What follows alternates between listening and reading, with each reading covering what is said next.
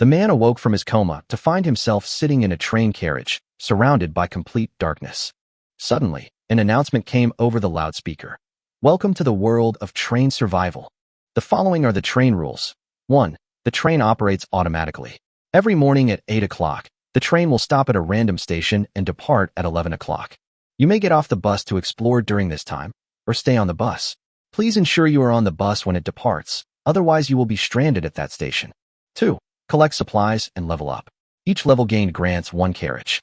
New features will also be unlocked at specific levels. 3. The first 12 days are the internship period. During the internship period, your carriage is absolutely safe, and no living creatures on the platform will enter your carriage. However, other train conductors are exempt. Please take care to protect your own carriage. The train will start moving. Please sit firmly and hold on. The train roared to life, and Chi Xiao hurriedly ran to the window. It was pitch black outside, and he couldn't see anything. Could it really be a survival game? He wondered in surprise. Then, he walked to the front of the car and saw the display screen read. Train conductor, Chi Xiao. Level, 1. Number of cars, 1. Initial car times 1, length 5 m, width 3 m, height 2.8 m. He turned off his personal information. The screen still displayed 2 modules, chat room and trading platform. Upon entering the chat room, I found that I had been assigned to Zone 2000, with 10,000 people online. What is this? A large-scale performance show. The announcement here says it's a train survival game. Is it the same for you? Is this in China? Family members, there's a newbie gift pack in the hood compartment. I opened it and found a bottle of mineral water. Bottled water? Chi Zhao's eyes lit up, and he quickly went to the front of the car, where he found a red card in the cabinet. This isn't water, he said, somewhat disappointed, but still returned to the carriage. Suddenly, a pop-up appeared in the lower left corner of the screen. Module card detected, activate. Yes/no. Chi Xiao decisively clicked, yes. The card disappeared, and the screen updated. Special module activated, station preview, station preview. This stop is at Sunshine Fitness Center, no danger. Special module? Is this a cheat? Chi Xiao wondered. The announcement came over the loudspeaker again. The train is about to arrive at the station. Please sit tight and hold on. The train slowed down and came to a stop. Chi Xiao pressed a button, the doors opened, and outside was a staircase. He walked down the stairs and found that there were no tracks outside the carriage. It was as if he had simply appeared in this place. Where did this train come from? He wondered, and decided to go to the gym to look for supplies first. The gym was equipped with various fitness equipment. Chi Xiao quickly walked through the machines and went to the restroom. The faucets were completely dry. Chi Xiao saw the red cabinet next to the front desk. It was a vending machine. Inside were various kinds of mineral water and soda water. He smashed the glass of the vending machine, took out a bottle of soda and drank it, then took the rest of the water back to the carriage. He brought all the water back to the carriage, feeling a sense of security. Next, he decided to explore the gym again to see if he could find any other useful supplies. In the changing room, Chi Xiao searched through both the men's and women's changing rooms and found 2 towels, a pink yoga mat, and a mechanical watch. He put the items into his bag, returned to his car, and adjusted his watch to synchronize with the screen. It's 9:50 now, and the train will depart in an hour. The gym has a lot of fitness equipment, which are exactly the supplies needed for the upgrade. Chi Xiao opened the upgrade interface and saw the required resources. Metal, 0, 300 kilograms. Plastic, 0, 150 kilograms. Wood, 0, 100 kilograms. He designated a feeding area, threw in empty plastic bottles, and the bottles disappeared, indicating a plastic collection progress of 0.02 kilograms. At 11 o'clock, the train departed on time. Chi Xiao leaned against the carriage, sitting on a yoga mat, panting. I'm really tired. The items he carried the furthest were metal dumbbells. After an hour of effort, he only managed to bring back some small dumbbells. Chi Xiao set up a feeding area, threw the dumbbells in, and the metal portion was already satisfied, with some even remaining. The current resource collection progress shows metal, 400, 300 kilograms, plastic, 5, 150 kilograms, wood, 0, 100 kilograms. The chat room was buzzing with discussion. Where did you guys start? I stopped on the grasslands, and there was nothing there. I stopped in the rented room and found the cookies and clothes. Don't throw anything in the food storage area. What you throw in might not disappear. Chi Xiao browsed through the chat room, secretly congratulating himself on his good fortune. He had obtained 38 bottles of water and collected a considerable amount of upgrade materials. Chi Xiao shook his head, opened the trading platform, listed the half bottle of mineral water, and chose instant noodles as the exchange item. A light flashed, the mineral water was sucked in, and a few minutes later, instant noodles appeared on the ground. The transaction was complete. The train is about to arrive at the station. Please sit tight and hold on. It's already the second day? Chi Xiao was woken up by the broadcast, pulled off his towel, and sat up. He had gone to bed early the night before because he was busy. He got up and checked the screen in the carriage, learning the information for the next stop. Stop at Shinetown, single-person stop. This station has a large cactus forest and is known to harbor vipers. Danger level, level 1. Viper, danger level 1. Chi Xiao was alarmed. Vipers are venomous. What if he got bitten? As the car door opened, a wave of heat rushed out. Chi Xiao stepped out of the car and saw a cactus forest in the distance, its tops covered with purplish-red fruits. Prickly pear fruit. Chi Xiao picked one, peeled off the skin, and took a bite. So sweet. He picked cactus fruit under the scorching sun, quickly filling his bag before returning to the carriage. It's 9:35, and there's still an hour and a half before departure. He thought he could go again, but the remaining fruit was too high. If only I had a knife. Chi Xiao opened the trading platform and searched for machetes. The light flashed, and he traded half a pound of cactus fruit for a wood-chopping knife. In the cactus forest, Chi Xiao wielded his machete, dodging fallen cacti, and continued picking fruit. He glanced at his watch. It was already 10:30. Carrying a half-full bag of fruit, he prepared to return to the carriage. As he approached the carriage, he suddenly stopped. At the carriage door, a snake with a triangular head was flicking its tongue at him. Chapter 3. Chi Xiao looked at the viper at the carriage door. It lingered and slithered around the door. It was almost 10:50, and Chi Xiao felt that if he waited any longer, he might miss the departure. Staying in this desert would be almost tantamount to suicide. He lunged forward and slashed fiercely at the snake's neck. The blade, however, failed to cleave the snake in two. The snake, in agony, quickly coiled up and slithered towards the car door. Chi Xiao seized the opportunity and quickly ran onto the vehicle. When he looked back, the snake had already turned and swam towards him, but stopped right at the entrance of the carriage. The train rules state that the temperature inside the carriages will be constant and absolutely safe during the probationary period, and no living organisms from the platform are allowed to enter the carriages. He dropped the machete, saw the snake outside and the half-sack of cactus fruit still outside, and thought, no, I have to find a way to kill it and get the fruit. Chi Xiao picked up a 10-kilogram dumbbell, walked to the entrance of the carriage, raised the dumbbell with both hands, aimed it at the viper, and threw it forcefully. Bang! The snake's head was smashed to pieces. Chi Xiao, holding the machete, confirmed several times that the snake was completely dead, then cleaned the blood off with sand. He picked up his bag, hesitated for a moment before closing the door, and then took the snake's carcass back.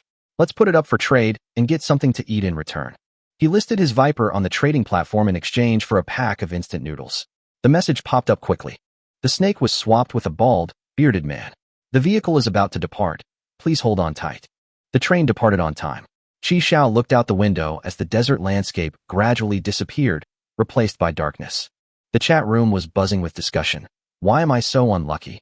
I haven't had anything to eat at the places I've stopped at for 2 days in a row. Me too, I ate all the gift packs.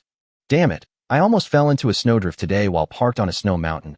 I almost lost my life. Chi Xiao noticed that the number of people online in the chat room had decreased by 300. It seemed that many had already died outside. He was able to avoid these disasters because he knew about the dangers at the next station by checking the station's information. He clicked on the next station's information. This stop is at Keijiakan, a multi-train station where 2 other trains stop. This station contains zombie chickens. Consuming them or being attacked will result in infection. Danger level, level 2. There is a level 1 treasure chest in the village chief's house in the center of the village. It can contain 3 train coins, a revolver, 20 oil-sealed bullets, and 1 rooster silver coin. Saijia Village, zombie chicken, treasure chest. Chi Xiao's eyes lit up. A revolver. He decided to go to the village chief's house to see if he could get that level 1 treasure chest. After the train came to a complete stop, Chi Xiao stepped out of the carriage. The village scenery outside felt unfamiliar to him.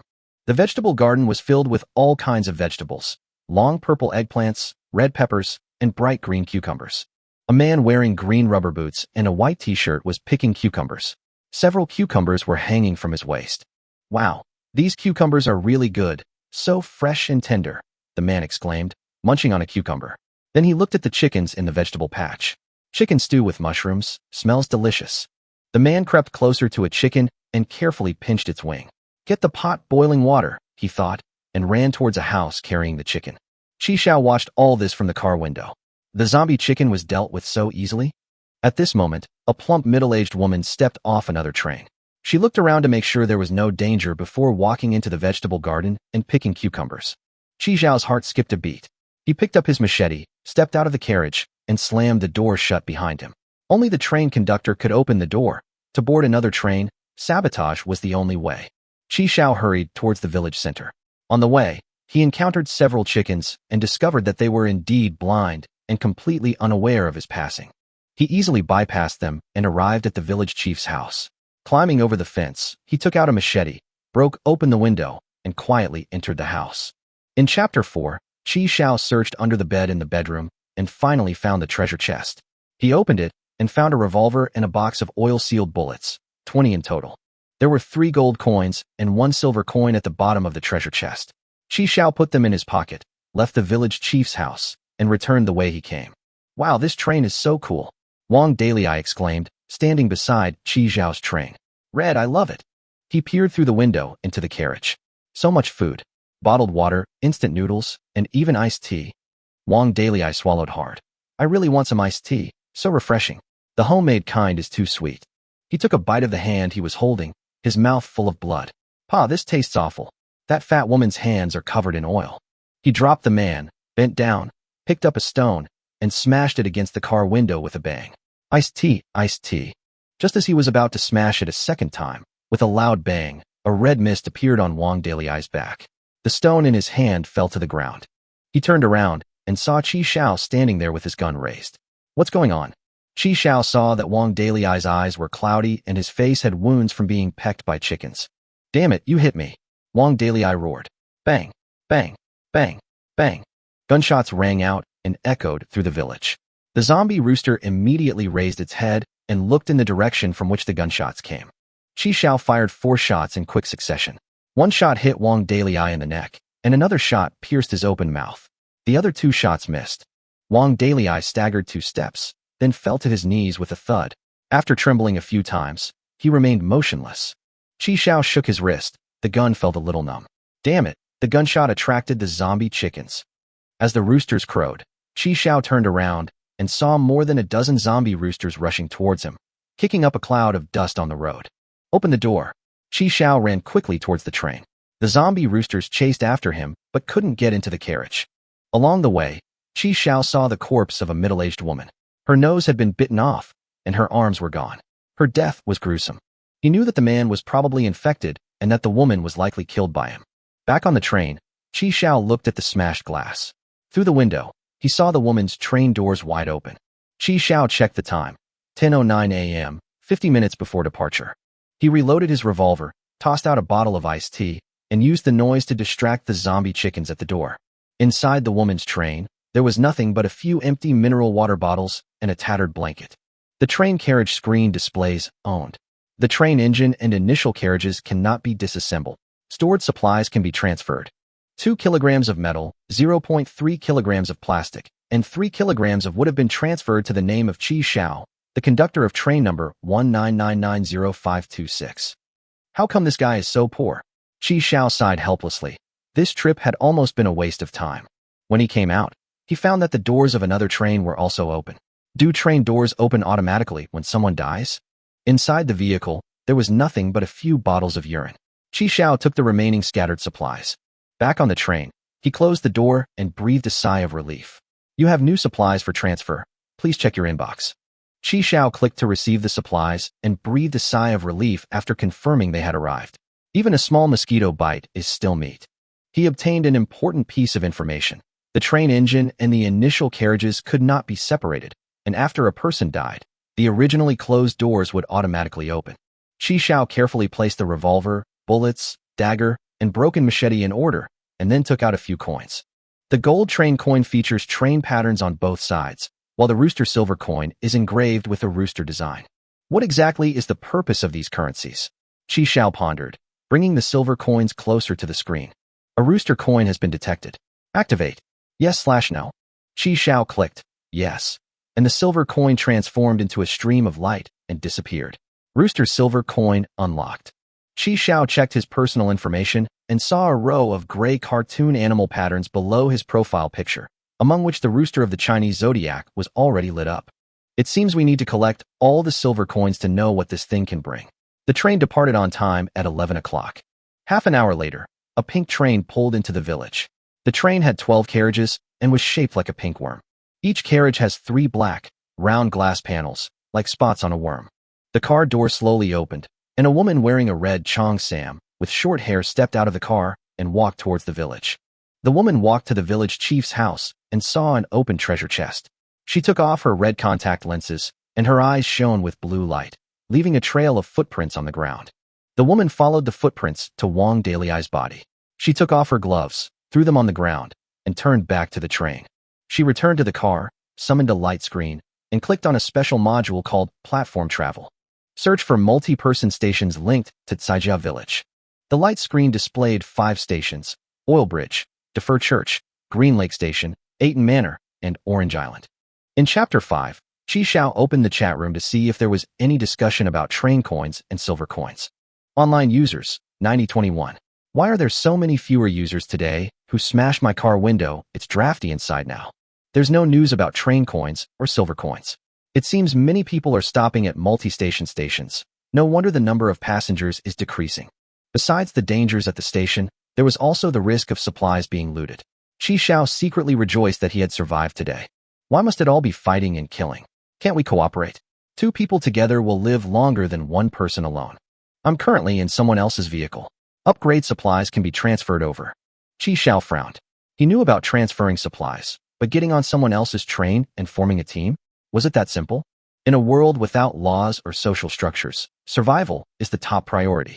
How could one possibly cooperate with strangers? He glanced at the chat room. Everyone's avatars had the number 1, meaning no one had reached level 2.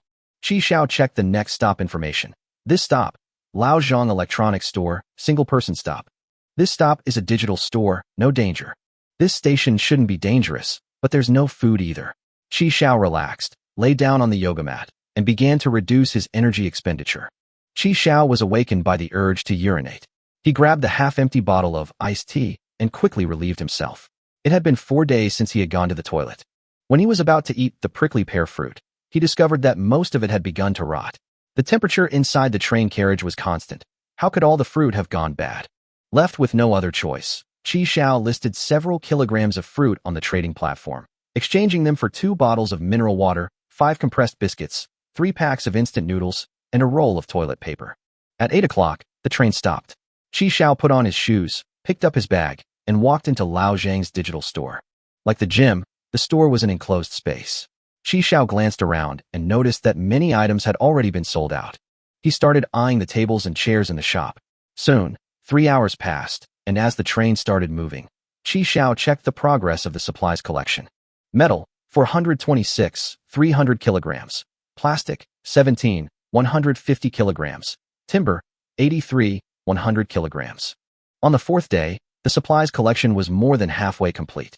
He unscrewed a bottle of electrolyte water, picked up some compressed biscuits, and hastily ate his lunch. Sitting in his chair, he checked the next stop's update. This stop, Great Snow Mountain, single-person station. This station is located at the summit of a snow-capped mountain. Danger level, level 1. Snow-capped mountains? Qi Xiao's heart sank. The next day, the train stopped, and Qi Xiao stepped out of the carriage, feeling the biting cold wind as soon as he stretched out his hand. Looking at the vast expanse of white outside, Qi Xiao finally understood the despair of the people who had parked in these places. After the train started moving, Qi Xiao stared at the screen again. Don't come to grasslands, snowfields, or small deserts. Give me a shopping mall, supermarket, or food street. Next stop update. This stop, Sanshan Station, single-person station. This station has a large supermarket and is not dangerous. Is it really here? Qi Xiao excitedly imagined the shelves full of snacks, drinks, and all kinds of kitchen utensils, clothes, and bedding. Just as Qi Xiao was getting excited, he suddenly felt a sharp pain in his stomach. After 5 days, he was finally able to relieve himself. Chapter 6. The train arrives at the station, the doors open, and Qi Xiao quickly throws the bag full of excrement out of the carriage. He had only 3 hours. He had to act quickly. Qi Xiao pushed a cart and sped towards the food section. He quickly walked to the food and fresh produce section, where the shelves were filled with water and various foods, almost all of them still full. However, there is a problem. This food area is the furthest from the train, at least 100 meters away. Fortunately, the area closest to the train is the kitchenware and daily necessities section, which contains the metal, plastic, and wood needed for the upgrade. Qi Xiao decided to follow last night's plan. First, collect materials and try to upgrade to level 2. Only after upgrading could he add more carriages. Qi Xiao spends an hour collecting materials. If the progress is not up to standard, he uses the remaining time to stockpile food and water. He quickly filled the shopping cart with bottled water and bread, then pulled it back into the truck bed. Next, he pushed an empty cart toward the kitchenware section. In the kitchenware area, he quickly grabbed the cutting boards, which were all made of wood and plastic. He pushed the truck full of cutting boards into the material collection area, and the wood collection progress immediately reached 100 kilograms. Okay, now all that's left is the plastic. I checked the time, it was 8:20. Luckily, the kitchenware area wasn't far from the carriage. Qi Xiao continued pushing the 2 shopping carts, this time filled with plastic cutting boards. Including these 2 carts, the collected plastic had reached 82 kilograms. It's almost 9 o'clock, and there are only 3 minutes left until the scheduled time, but the plastic work is still far from complete. Is it too late? Qi Xiao was extremely anxious and began to examine the other plastic products. Suddenly, he looked at the rows of shopping carts. All right, these also have plastic. Each shopping cart contains about 1 pound of plastic, so the remaining difference is only 68 kilograms. We can push another 140 shopping carts, and that will be enough. Qi Xiao quickly pushed the shopping carts in, one after another, but they were never filled. The collection of plastic began to increase rapidly. 85 kilograms, 126 kilograms, 147 kilograms. A message pops up on the screen. Upgrade materials have been collected. Upgrade now. Yes/no. Finally, that's enough. Qi Xiao clicked yes. Upgraded to level 2. Obtained 1 ordinary carriage. Maximum stop time extended by 1 hour. Departure at 11 a.m. still an option. Train modification module unlocked. The second carriage appeared out of thin air and connected to the original carriage. Qi Xiao opened the carriage door. There were no windows or doors. They even added an extra hour of stopover time. Qi Xiao breathed a sigh of relief. It's 9:15 now, 2 hours and 45 minutes until departure. Qi Xiao rolled up his sleeves, ready to get back to work. Qi Xiao, munching on a chocolate bar, dashed into the carriage, pulling his trolley along. At 11:58, he finished his shopping in the shortest possible time. Seeing the first carriage piled high with supplies, Qi Xiao sat on the floor and smiled. This is the fun of buying things for free in America, isn't it? The doors closed and the train started moving. If I didn't know that I would eventually run out of steam, I would really like to stay here forever. However, there were 60 cases of 596 milliliters mineral water, with 24 bottles in each case. There were also more than 300 bottles of various beverages. He had over a dozen bottles of strong liquor. He didn't like drinking it, but he brought them in case his wound needed disinfection. He only took the bagged instant noodles. He didn't consider the boxed ones as they took up too much space. 40 boxes, 24 packs per box. The fruits chosen were apples and oranges, which are easy to store, for baskets of each basket weighing 50 pounds. The carriage was also piled high with food and sauces. He also took some kitchen utensils, even though they required electricity, just in case they might come in handy in the future. Qi Xiao piled some men's clothes, underwear, shoes, etc. at the bottom of the shopping cart, and even a snow-down jacket. Who knows if the next stop will be an iceberg or a desert? It's always good to be prepared. He smiled. Finally, the shopping cart was also filled with wash basins, trash cans, toilet paper, sanitary napkins, pillows, wool blankets, and air conditioning quilts. The only weapon he couldn't get was a machete. The supermarket only had kitchen knives. He took several kitchen knives. After checking the supplies, Qi Xiao nodded in satisfaction. The slightly crowded carriage gave him a strong sense of security. A strong smell of sweat wafted into Qi Xiao's nose. He took off his clothes and used a bottle of mineral water to wet a towel to wipe himself. After cleaning, I changed into new clothes, picked up an apple, sat down in a chair, looked at the screen, and ate while studying it. Train conductor, Qi Xiao. Train class, level 2. Number of cars, 2. Initial car times 1, standard car times 1. In Chapter 7, Qi Xiao discovers that the amount of resources required to upgrade to level 3 is the same as when he was at level 2. Metal, 185, 300 kilograms. Plastic, 0.2, 150 kilograms. Wood, 1.8, 100 kilograms. After the upgrade, Most of the redundant materials are metal, with less plastic and wood remaining. Qi Xiao exited his personal information and viewed the new module unlocked at level 2, Train Modification. Remodeling can be unlocked using train coins. Remodeling options will refresh with each upgrade. So, train coins have this use. Qi Xiao browsed the 3 modification options. Get a proper toilet. Obtain a train-specific toilet, 1 train coin. A toilet for trains? Forget it. I'll just stick with trash cans and trash bags. Bulletproof glass. Upgrade the train carriage windows to bulletproof glass, 2 train coins. Qi Xiao was still a little scared after his window was smashed last time. 2 train tickets might be worth considering. Dynamic occlusion follows account the train can blend into its surroundings, becoming invisible or changing shape. 1 hour of free use per day. Additional time can be increased using train coins. 8 train coins. Invisibility or transformation. Wouldn't that mean you could become invisible and hide as the 6th person when you encounter crowded stations? It's a pity that you only get 1 hour of free time per day. You'll have to use train coins to extend your time if you want more. Follow the account. If the train is changed in the future, will this modification still be effective? Qi Xiao sent a message to the chat room. Does anyone have a gold coin with a train design? I'm willing to trade food and water. 1 596 milliliters bottle of mineral water can be exchanged for 1 train coin. This message instantly sparked a heated discussion in the chat room. Bottled water for train tokens? These train tokens must be more valuable than water. Level 2 expert. You've reached level 2 so quickly. Yeah, how did you rise so quickly? They must have teamed up with someone else, otherwise they couldn't have done it so quickly. Dad, the child is so thin from hunger. Please give him some food. Yuri shameless.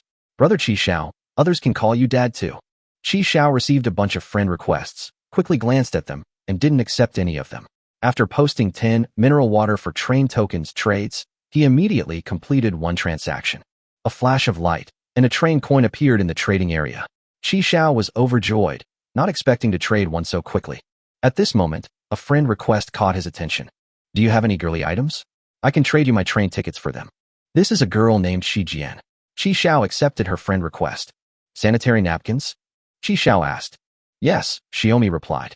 Qi Xiao pulled out a pack of pink sanitary napkins and tossed it into the light circle. 1 train coin was his. 5 train coins, just 3 more to unlock dynamic occlusion. After lunch, Qi Xiao began organizing the supplies he had purchased for the day. It wasn't until 8 p.m. that he finished tidying everything up. He placed the supplies in the second carriage, arranging them neatly on both sides, leaving an aisle in the middle. He completed another transaction and received a train coin.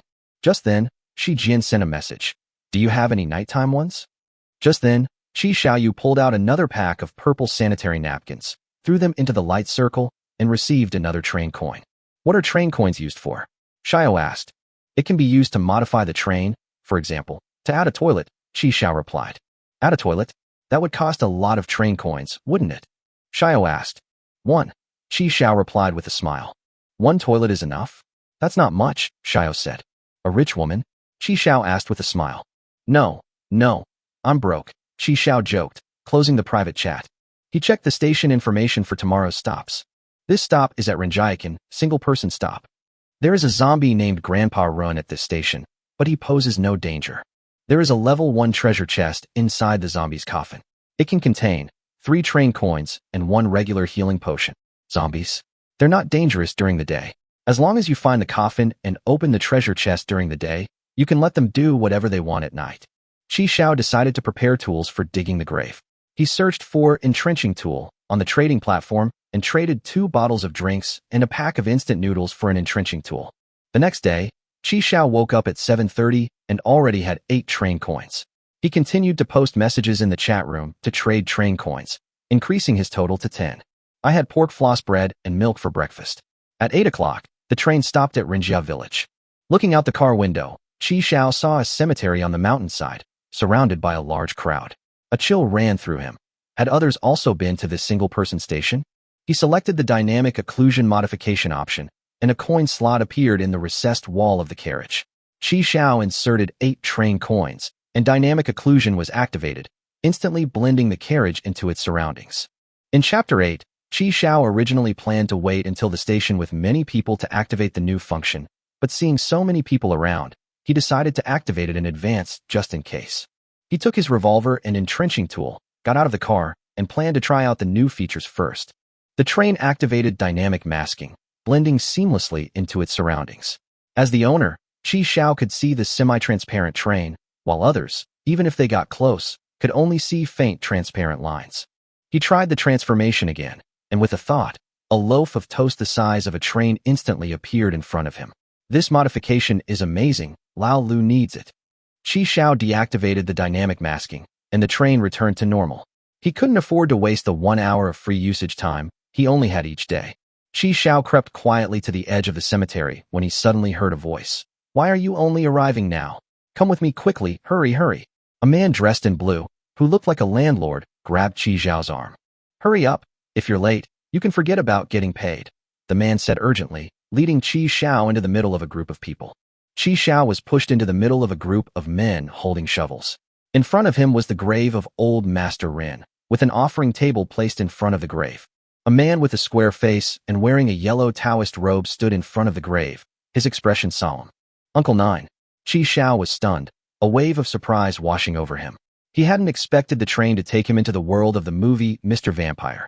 Can this train take me into a fictional world? Qi Xiao began to recall the stations that had stopped before. Starting from Caijia village, he could tell that something was wrong. Where would zombie chickens be in the real world? Just as Qi Xiao was in a state of confusion, he heard someone shout. The ceremony is over. Time to break ground. He was pushed and shoved along with several other laborers to begin digging up old Master Ren's grave. Within 10 minutes, the coffin was dug out and opened. A plume of black smoke billowed out. The head of the Ren family and everyone else knelt down with a thud, crying out, Father, your unfilial children. Qi Xiao took the opportunity to look inside and finally saw the treasure chest under old Master Ren. How can I open the treasure chest in front of everyone and get what's inside? Qi Xiao looked around. The area was full of people. TSK, this is difficult to do. He frowned, a thought flashing through his mind. Seeing the black smoke rising from the coffin, the head of the Rin family cautiously asked Uncle Gio, Can this acupoint still be used? Uncle Nine stood with his hands behind his back, about to speak, when he suddenly heard a laborer sigh. Dragonfly skimming the water, indeed a good acupoint. All eyes were on Qi Xiao. Qi Xiao patted the dirt off his hands and shook his head regretfully. This acupoint is ruined. The head of the Rin family was so angry that he pointed at Qi Xiao and said, Nonsense. What do you know? You're just a laborer. Don't talk nonsense. He then pointed at the foreman and said, Keep your men in line and stop them from talking nonsense. The foreman glanced at Qi Xiao and said innocently, Master Run, I don't even know him. Isn't this the laborer you called? The head of the Rin family looked at Qi Xiao, then suddenly remembered something. Are you the one I brought over? Qi Xiao gave him a what do you think look. Uncle Nine then spoke up. This young friend is right. Skimming the surface is indeed no longer an option. After Uncle Gio confirmed it, everyone's gaze towards Qi Xiao changed from disdain to disbelief. Then, what should we do? The Rin family head asked anxiously. Uncle Nine paused for a few seconds, then said seriously, I suggest we cremate them on the spot. No, my father is most afraid of fire. I can't do that. The head of the Rin family hurriedly waved his hand and rejected his ninth uncle's suggestion. Uncle Nine remained serious. Not cremating will cause trouble. No, anything is fine, but not cremation. Think of another way. Qi Xiao watched the conversation between Uncle Gio and the head of the Rin family, and a thought struck him. With his back to everyone, he pointed to the distant hillside and said, Find a new grave and rebury him. All eyes were once again focused on Qi Xiao. After hearing this, the head of the Rin family looked at Uncle Gio tentatively and asked, Is what he said true? Uncle Nine nodded helplessly.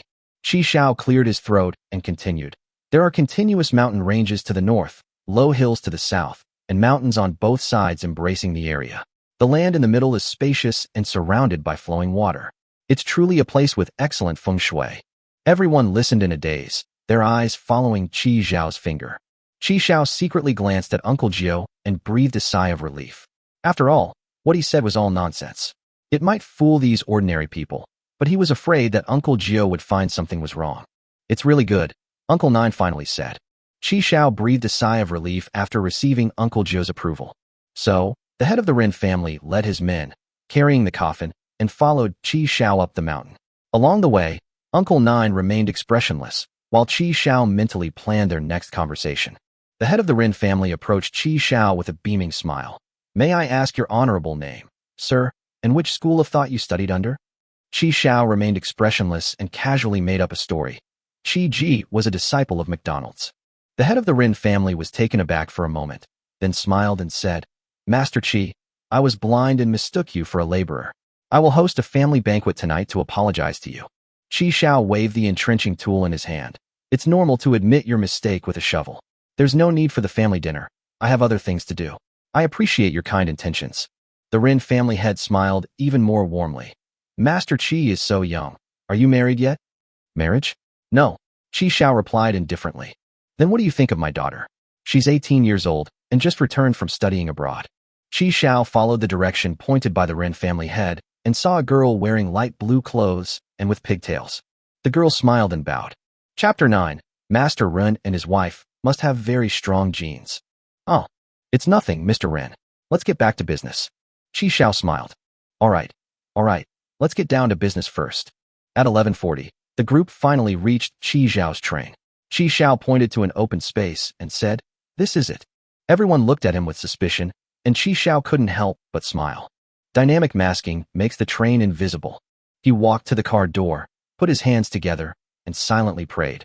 Heavenly spirits, earthly spirits, may the Supreme Lord Laozi appear quickly. Heaven is Qian, earth is Koan. Yin and Yang and the 5 elements determine heaven and earth. Open. With a flick of his right hand, the golden gate on the open ground slowly opened. This is the most heavenly gate that Qi Xiao could think of. All right, old Master Ren, you can go in now. The head of the Ren family stared wide-eyed, his mouth practically agape. Immortal Master has descended to earth. I, your humble servant, bow to you. After the head of the Ren family knelt down, Ren Tingting and her entourage also knelt down. Qi Xiao was a little confused. Holy crap, what's going on? Uncle Nine stood to the side, unperturbed. Thank you, Immortal Master, for bestowing such a blessed land upon my father. The Ren family will worship you for generations.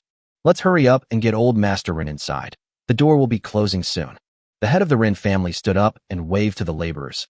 Quickly, see the old master off. He even personally helped push the coffin into the south heavenly gate with the laborers. After the coffin was brought inside, Qi Xiao also went in with an entrenching tool. See you all again someday. Wait a moment. Uncle Nine, who had been silent all along, suddenly spoke and walked up to Qi Xiao. Uncle Nine lowered his voice. Although I don't know what method you used, you can fool them, but you can't fool me. This old man Ren has become a great calamity and is very dangerous. I have a talisman that I can stick on his head to temporarily suppress him. Uncle Nine handed over a yellow talisman. Remember, cremate him as soon as possible, or there will be endless trouble. Qi Xiao accepted the talisman and bowed respectfully to Uncle Jiao. The gate closed, and Qi Xiao and the coffin disappeared, leaving behind only a shocked crowd. The head of the Ren family was still muttering to himself. Gods, the gods have taken my father away. Suddenly, he shouted, Immortal Master, what will happen to Tingting if you leave? Immortal Master, take Tingting with you. The captain's cousin, Uncle Jiao's 2 apprentices, and Ren Tingting all looked bewildered. Uncle Nine looked back one last time before turning and leaving. At 12 o'clock, the train started. Qi Xiao breathed a sigh of relief. He had originally thought that Uncle Nine would make a move against him. Grandpa Ren's coffin was placed horizontally at the entrance of the carriage, almost touching the carriages on both sides. Qi Xiao struggled to pry open the coffin nails and used all his strength to push open the coffin lid. TSK, onychomycosis, fungal nail infection. He stuck the talisman given to him by Uncle Nine on old Master Ren's head and took out the treasure chest. Then quickly cover the coffin to prevent viruses or mold from entering. Open the treasure chest. Inside are 3 train coins. The treatment is a bottle of green liquid, only 5 milliliters. It probably won't even heal a minor injury. The treasure chest has been opened. What should old Master Ren do now? Uncle Nine said he was going to burn him, but if he didn't burn me to death, he'd choke me to death first. Can we throw it into the feeding area? The large coffin weighs at least 200 kilograms of wood. Qi Xiao clicked on the train upgrade and planned a material feeding area, using old Master Ren and the coffin as upgrade materials for the train. Feeding failed. The reason for the failure is that the fed material contains a large amount of kitchen waste. Holy crap, you can detect it even with the lid on? Qi Xiao was furious. He had originally planned to find a loophole to solve the problem, but he failed. If old Master Ren were to jump out of his coffin at night, wouldn't he be doomed? We need to think of a solution. Qi Xiao opened the trading platform and searched for items to deal with zombies, such as Peachwood's sword, talisman paper, glutinous rice, and black dog blood. Unfortunately, none of them were useful. No, let's try cutting his head off with a saw. He looked at the broken saw that struggled even to cut tree branches and sighed. If the train doors hadn't been locked, he would have loved to throw the coffin out. It's easy to invite a god, but hard to send him away. Just as Qi Xiao was feeling troubled, a message popped up on the screen indicating a successful transaction. It was Xiao, who exchanged her train coin for a bottle of mineral water. Qi Xiao collected the train tickets and looked at the empty transaction window. Suddenly, a brilliant idea struck him. 3 minutes later, a trade appeared in Qi Xiao's trading column. 100 kilograms of timber and aged cured meat for 10,000 train coins. Looking at the transaction, Qi Xiao burst into laughter. Ha ha ha, I still managed to exploit a bug. Items in the trading section can be retrieved at any time, so Qi Xiao immediately listed them for 10,000 train coins to ensure no one could steal them. The problem has been perfectly solved. Maybe I'll get the tools to control zombies later, but for now, I'll just leave it hanging like this. Although one transaction slot was wasted. In Chapter 10, Qi Xiao checked the information for the next stop. This stop is at Black and White Station, Single-Person Station. There is one pet shop at this station. There is no danger. A pet store? Qi Xiao imagined that he might be able to find some cat litter, cat food, dog food, and even live cats and dogs. The train arrived at the station at 8 a.m. the following day. Cat and Dog Happy Nest. Qi Xiao looked at the shop name and felt that the name was a bit tacky. He threw the trash bag out and pushed the shopping cart into the pet store. The store didn't have the cats and dogs he expected. The cat cabinets and dog cages were empty, and the shelves were almost emptied, as if it had been robbed. Damn it, dismantle the shelves. Qi Xiao was a little annoyed and decided to follow the first principle of a fisherman. Never go home empty-handed.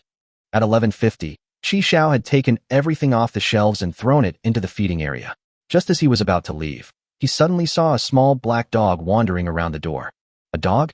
Where did it come from? Qi Xiao asked, stepping out of the carriage with a puzzled look. He grabbed the puppy by the neck and lifted it up. Suck, suck, suck. It was a male dog. Let's do an experiment and see if we can bring a living creature on the train. Qi Xiao recalled his experience at the last stop, where Grandpa Run took his daughter away, which made him hesitant to try it. However, the dog didn't seem threatening, so Qi Xiao carried it into the carriage. Sure enough, the dog was successfully brought into the car. After landing, the little black dog started trotting around and disappeared into Qi Xiao's food storehouse. Wow, it's short, but it runs pretty fast. Qi Xiao quickly tried to grab it, but just as the car door was about to close, he thought, I don't have time to raise you. I haven't even figured out how to raise myself yet. As he tried to throw the little black dog out, the car door closed automatically. The train is starting. Please sit tight and hold on. It was midnight. Qi Xiao looked at the dog in his arms, and the two stared at each other. You're really lucky, kid. The little black dog stuck out its tongue and panted, ha ha ha. Inside the carriage, the little black dog ran around, sniffing here and there, full of curiosity about its new environment. Qi Xiao, on the other hand, checked the progress of the supplies collection on the screen. This trip yielded 67 kilograms of metal, 27 kilograms of plastic, and 14 kilograms of wood. Current progress is metal, 252, 300 kilograms. Plastic, 27.2, 150 kilograms. Timber, 15.8, 100 kilograms. There is still a shortage of materials to upgrade to level 3. Qi Xiao opened a can of beef, paired it with a bottle of soda and a piece of bread, and ate while thinking. The little black dog sat beside him, panting and hanging out. Qi Xiao tore off a small piece of bread and tossed it to him. You're so dark-skinned. You look like the black bear spirit who stole the cassock in Journey to the West. Qi Xiao looked at the little black dog at his feet. I'll call you Black Wind Monster. Woof woof woof. Black Wind Monster. Woof woof woof. None of the transactions Qi Xiao posted were successful. He opened the chat room to take a look. It turns out that some people started sharing the benefits of train coins after reaching level 2. In the chat room, brothers, the docking time at the upgraded level 2 platform has been extended by 1 hour, giving us more time to collect supplies. However, if the parking spot isn't suitable, you can still choose to depart at 11 a.m.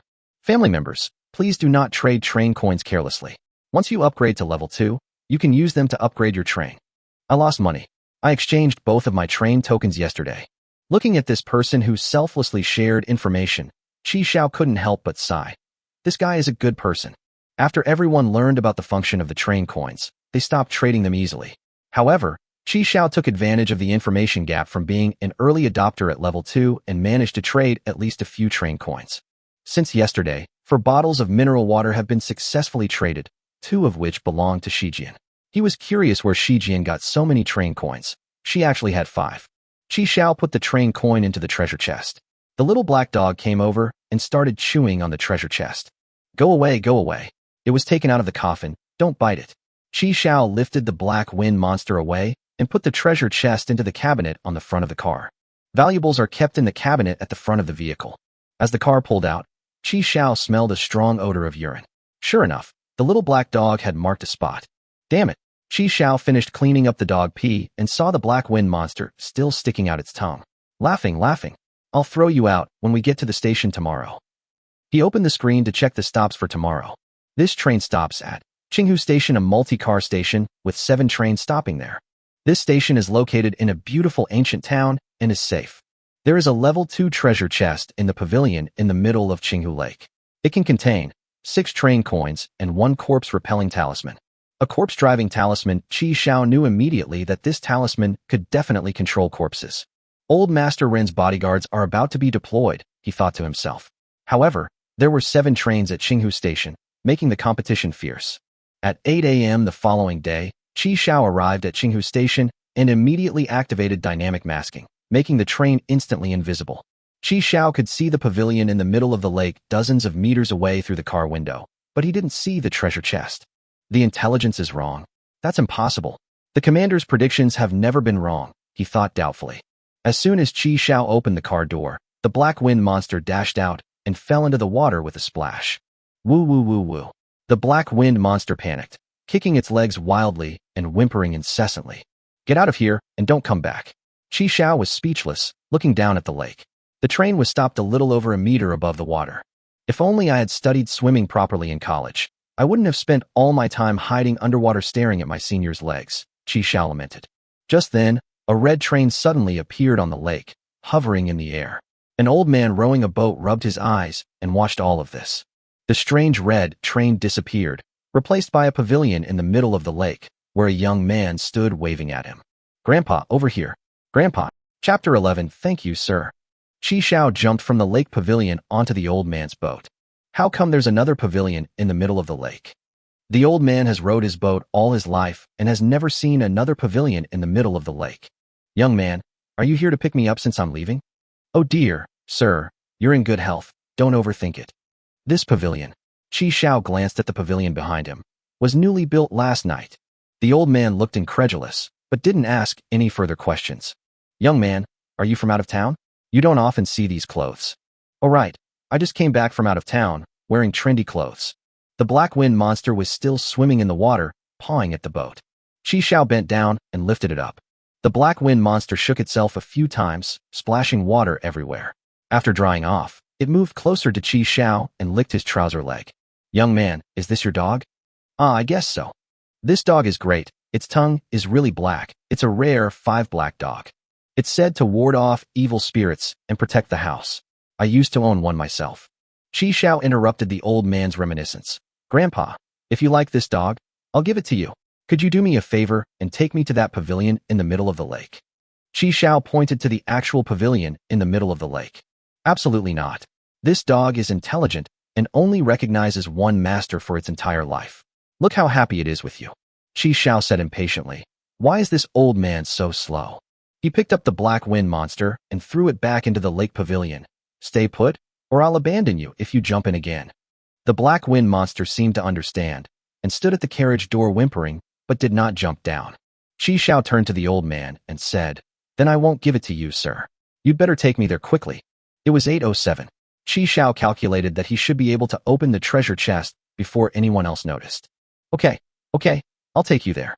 The old man deftly pulled the boat and headed towards the pavilion in the middle of the lake. Chi Xiao looked at the black wind monster, fearing it might jump down, so he used voice control to close the car door. When I was young, I used to row my grandson to school in a boat every day. I really miss those days. Grandpa, where's your grandson? He was conscripted for war, died last year, and we never even saw his body. Chi Xiao remained silent. Please accept my condolences. Separation by death is normal. The old man has long since come to terms with it. It's just a pity that I won't be able to see my grandson one last time. Grandpa, your grandson looks just like me. When I first saw you, I thought it was my grandson coming to pick me up, haha. The old man smiled to hide the tears in the corners of his eyes. Qi Xiao sensed the old man's emotions, even though it felt like a fragment of history. No matter what, life goes on. We've arrived. As the boat approached the pavilion in the middle of the lake, Qi Xiao jumped aboard. Level 2 treasure chest. Qi Xiao opened the treasure chest, stuffed 6 train coins and a corpse-repelling talisman into his pocket, and then closed the lid. Sir, please take me back to the original lakeside pavilion. Just then, a gunshot rang out from the shore. Bang! A bullet grazed Qi Xiao's left arm. Qi Xiao covered his wound and quickly hid behind a pillar in the pavilion. Gun. Modern weapons. The enemy is coming. Damn, how did they get here so fast? The old man's chest bled, the ore fell off, and he fell into the lake with a thud, the lake's surface gradually turning red. The bullet grazed Qi Xiao and hit the old man. Qi Xiao's eyes widened in anger. The old man had died just like that. Judging from your attire, you must be a train conductor. If you don't want to die, leave your things behind and jump into the lake voluntarily. A man's voice came from the shore. 3 seconds. 2. Bang. Another threatening bullet struck Qi Xiao's side. At this point, you can't give him the item, because giving it to him would mean certain death. I also had a gun, but he held me at gunpoint. In gunfights, the worst thing is to be caught off guard and lose the initiative. I am in the open now, while the enemy is in the shadows. Can you swim? Qi Xiao asked calmly. Don't change the subject. After the man saw the pillar, Qi Xiao reached out and took the wooden box. Treasure chest. A second later, the box was retracted, giving the man no chance to fire. Can you swim? What do you want to do? Qi Xiao suddenly flung the box away and threw it into the water. With a splash, the box fell into the water. You son of a bitch. The man was clearly drawn to the box, and Qi Xiao seized the opportunity to climb out from behind the pillar, holding a revolver and firing. Bang, bang, bang. The man instinctively bent down to avoid it. He lost the initiative, and now it was Qi Xiao's turn to hold the other side. Can you swim? Answer me. Damn it. You were still drinking milk when I was swimming. Qi Xiao quietly moved to a new position, fired another shot, this time aimed at the man's feet. Although he missed, it scared him so much that he pulled his foot back. If you say another word, I'll let you swim back slowly. While threatening him, Qi Xiao secretly reloaded the revolver. The box I just dropped was actually empty. The train tickets and talismans were already in my pocket. At this point, a crucial problem arises. The only way to get back to the train is by boat. I can't leave without killing him. Moreover, other train conductors likely also heard the gunshots and are on their way to the scene. The longer it drags on, the worse it will be for me. Just then, a sudden roar attracted everyone's attention. A pink train appeared out of thin air, with a whopping 12 carriages. Where did this car come from? The train pulled onto the lake, and a woman in a red cheongsam stood at the door, her right eye gleaming with a pale blue light. Footprint matching complete, overlap, 98%. Kong smiled and said, finally found it. She walked towards Qi Xiao step by step, a rope gun appearing out of thin air in her hand, which she then fired at the pavilion in the middle of the lake. With the sound of high heels, she stood in front of Qi Xiao. Silver. Qi Xiao looked bewildered. Silver coins. Kong coldly replied, Saijia Village, Rooster silver coins. Qi Xiao suddenly realized that it was the activated Zodiac silver coin. After confirming, Kong's expression changed. You've already activated it? Qi Xiao did not refute this at all, and replied, yes. Kong nodded again. Which train are you on? What are you doing? I want to see with my own eyes whether the Rooster silver coin has been activated. Qi Xiao felt a sense of unease, sensing that this woman was definitely not simple. In Chapter 12, Kong looked at the red dots moving on the man's body with indifference. It was the man she had scared away before. He had actually come back. Holding an automatic rifle equipped with a red dot sight, the man said menacingly, where the hell do you think you are? Even robberies have to be done in order. After escaping back to the train, the man grew increasingly angry. He emptied his savings and bought an automatic rifle with a red dot sight, which gave him a lot of confidence. The sudden silence made Kong somewhat too lazy to bother with this madman. Is this guy out of his mind? He's still thinking about robbery at a time like this. Despite the man pointing a gun at her, Kong Yu's expression remained unchanged, and her tone remained cold. That black train, is it yours? What? Want to come in and have some fun with me? The man said with a lewd grin. The red dot sight continued to scan Kong Yu's body, from his chest to his thighs, and then to his navel. I've modified a waterbed inside. So it was a black train, huh, no wonder. Kong shook his head with a cold laugh. I gave you a chance, but you didn't cherish it. Upon hearing the man's affirmative answer, Kong suddenly moved again, her red skirt fluttering as she swiftly drew the gun from the holster hidden inside her thigh. Snap! With a sharp crack, the man's head exploded like a watermelon, shattering into pieces, and his body fell to the ground. Qi Xiao stared in disbelief at the scene before him. One shot. Is this even a pistol? Qi Xiao was completely shocked.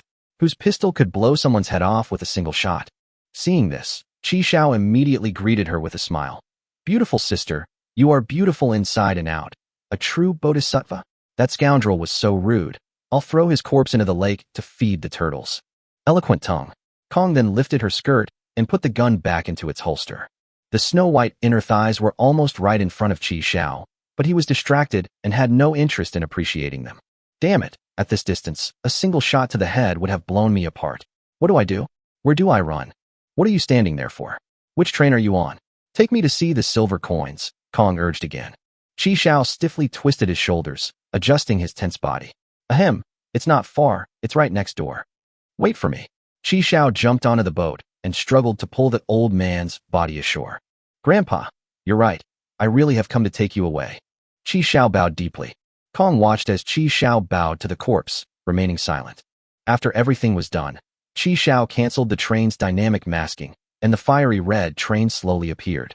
Kong stared at the train that had appeared, clearly taken aback. So it's dynamic masking? Interesting. A smile appeared on her lips. You've managed to get such a rare modification. The little guy is quite lucky. However, when the train was fully revealed, Kong's eyes widened and his body trembled slightly. Bang! Kong jumped onto the boat, grabbed Qi Xiao by the waist, fired a grappling hook, and carried him to the train. At the carriage door, Kong released his arm and put Qi Xiao down. Qi Xiao was completely bewildered and hadn't reacted yet. What are you standing there for? Open the door. Kong asked coldly when he saw that Qi Xiao did not react. I forgot my password. Let me think. Qi Xiao said in a panic. Seeing Kong raise his gun again, preparing to force his way through the door, Qi Xiao shouted, I remember now. Damn it. Even if I don't open the door, this woman will force her way in. What is meant to be will be, and what is meant to be will be. The car door finally opened, and the black wind monster excitedly pounced on Qi Xiao when he saw him return. Kong saw the black wind monster again and was so frightened that he retreated repeatedly, finally leaping onto the roof of the car. She's afraid of dogs? You keep a dog? Kong asked with a puzzled expression. Oh, well, I like raising dogs, and I have several. Qi Xiao boasted without batting an eye. There's a German Shepherd, a Husky, and a Tibetan Mastiff. This one is the smallest. Anyway, I just love dogs. There's no way around it. Kong took a deep breath to calm herself down, then took out her phone. Take a picture of your personal information. Qi Xiao took the phone, took the picture, and handed it to Kong Yu. 199905526, Qi Xiao. After confirming the photo, Kong sighed, put away his phone, jumped off the train, grabbed Qi Xiao by the waist, and used a grappling hook to bring him to the shore. No, what for? Qi Xiao asked, puzzled. You don't need to go somewhere else to kill me, do you? He said anxiously. Upon reaching the shore, Kong put Qi Xiao down again. What? Do I look like I love killing? Qi Xiao's eyes involuntarily glanced at the headless corpse by the lake. Kong smiled and said, by killing him, I will save many others from disaster in the future. The train is black, and so are the people. I think you've already experienced that, she said, then turned and walked toward the black train. With the train conductor's death, the previously closed train doors were flung open. Kong walked straight in. What the hell is this strange theory? Qi Xiao was somewhat confused. What does the color of a train have to do with whether people's hearts are black or not? But he also had to admit that the man was indeed not a good person. I almost died from his gun just now. After confirming that the woman meant him no harm, Qi Xiao breathed a sigh of relief. He strode over to the man's body, examined his equipment, and then pushed the body into the lake. Damn it, get down there and apologize to this old man. Bang! Water splashed everywhere. Qi Xiao carefully put away the equipment he had found, thought for a moment, and decided to also board the black train. Disassembling a standard carriage yields 210 kilograms of metal, 105 kilograms of plastic, and 70 kilograms of wood. As Qi Xiao watched Kong skillfully operate the screen, dismantling the carriages and transferring supplies, he couldn't help but think, damn, this murder and robbery happened so fast. He rummaged through the leftovers on the ground, trying to pick out something better. Thank goodness we didn't provoke her.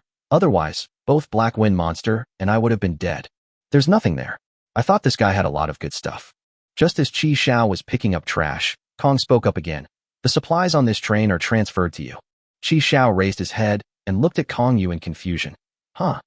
After a while, Chi Xiao saw Kong go out again and quickly followed. She pulled out a grappling hook and aimed it at her train. After glancing at Chi Xiao, Kong fired the grappling hook and returned to the pink train.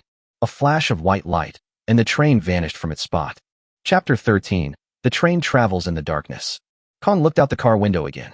Occasionally, starlight would appear, but it would quickly disappear, as if darkness was the eternal melody. She summoned the light screen, and a warning popped up on the screen. Damage to a new player detected, level reduced by 1. Killed a new player, level reduced by 5. Current level, 50. Kong didn't care at all, directly turned off the light screen, and opened the private chat interface. The Rooster Silver coins have been used up by this year's new recruits. Are they people of order? No. I understand. Thank you for your hard work. It's not hard work. I visited several more stations this time and used up a lot of train tickets. Please reimburse me. More? How much more? 300. 300. I'll reimburse you later. Young people spend money recklessly, sigh. Kong smiled and closed the chat interface, revealing 11 modules on the screen. Cancel the outfit change and switch to the default loungewear. Her clothes, shoes, and weapons disappeared, and she put on pink kitten pajamas and pink cat ear slippers.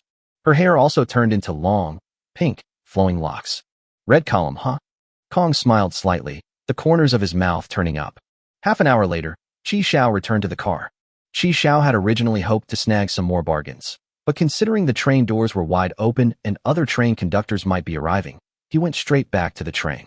At 8:55, in less than an hour, they experienced 2 life-or-death crises. This time, the Black Wind Monster behaved itself and didn't jump out of the car, even though the door was open. Upon seeing its master return, the Black Wind Monster pounced and hugged Chi Xiao's leg. Chi Xiao patted its head, put the things he had picked up aside, closed the car door, and breathed a sigh of relief. As soon as he relaxed, a sudden pain shot through his arm, and Chi Xiao fainted. Slurp slurp. A slippery tongue licked Chi Xiao's face, and Chi Xiao suddenly woke up. It hurts, it really hurts. Chi Xiao got up, his wound throbbing with pain. Throwing it into the lake to feed the fish is too good for it. It should be hung on a car to dry, and then fed to the dogs. Black Wind Monster. Chi Xiao glanced at his watch. It was 7 o'clock in the evening. I've been dizzy for so long. Chi Xiao walked into the carriage and pulled out a bottle of baijiu, Chinese liquor. He took off his t-shirt and poured liquor onto the wound to disinfect it. Hiss. Chi Xiao gritted his teeth in pain. Get out of the way, you can't lick this. The Black Wind Monster tried to lick the wine off the ground, but Chi Xiao shooed it away. After treating the wound briefly, Chi Xiao took out the medicine, unscrewed the cap, and drank it. The medicine tastes sweet and not bad. Before long, the wound stopped hurting, quickly scabbed over, leaving only a red mark, and completely healed. The therapeutic effect is truly amazing. If I had known it would be this effective, I wouldn't have needed to use baijiu. It hurt so much. Chi Xiao waved his arm to confirm that everything was all right, and then changed into a new black t-shirt. Seeing that Chi Xiao was all right, the Black Wind Monster pounced again. Chi Xiao lifted it up. Thank goodness you're here, Black Wind Monster. If that woman had gotten into my car, there would probably only be one carriage left by now. That guy, he disassembled and transferred everything in one go. He's obviously a repeat offender. Surviving on a train. Is it not just our class that's doing this? Then her 12-level train makes sense. Oh, right, supplies. She said she transferred the supplies to me. Chi Xiao put down the Black Wind Monster and tapped the screen. There is an unread message in the bottom right corner. You have new items for transfer. Please check your inbox. Chi Xiao clicked to check. Received 228.3 kilograms of metal, 191 kilograms of plastic, and 93 kilograms of wood. After confirming that the supplies had been received, Chi Xiao felt relieved. It's not much, but it's better than nothing. He began to sort through his gains. I picked up an automatic rifle with a red dot from the dead man, replaced the magazine, and loaded it with bullets. There were also 2 windproof lighters and a sharp dagger. In addition, there are 6 train coins and, most importantly, a corpse-repelling talisman. Chi Xiao took Old Master Rin out of the trading box, opened the coffin lid, removed the talisman, and immediately affixed a corpse-driving talisman. The corpse-repelling talisman disappears as soon as it's applied. So it was originally for single use? Chi Xiao established a mental connection with Old Master Rin and was able to issue commands. Bang! Grandpa Rin jumped out of the coffin, and Qi Xiao commanded it to move forward, backward, and turn around, making it quite easy to operate. He controlled old Master Rin to put his hands into the coffin lid, jump back into the coffin, and then close the lid. As long as he's not in the sun, Grandpa Rin can move around freely. Qi Xiao nodded in satisfaction, feeling like he had gained another henchman. Glug. My stomach is growling. Qi Xiao took out a can of beef and tossed a piece of beef to the black wind monster. Ding dong, ding dong, ding dong. Several messages came in a row. They must be from Shijian. In Chapter 14, Qi Xiao checked the latest stop information. This stop is at Black and White Station, single-person station. There is one pet shop at this station. There is no danger. A pet store. Qi Xiao thought to himself, maybe I can find cat litter, cat food, or even live cats and dogs. The train arrived at the station at 8 a.m. the following day. Cat and Dog Happy Nest. The store name was simple and straightforward. Qi Xiao pushed the shopping cart inside. Upon entering the store, he was immediately stunned. He didn't see any of the cats and dogs he had been expecting. The cat cabinets and dog cages were empty, and the shelves looked like they had been ransacked. Damn it, dismantle the shelves. Qi Xiao was a little annoyed, but quickly regained his composure.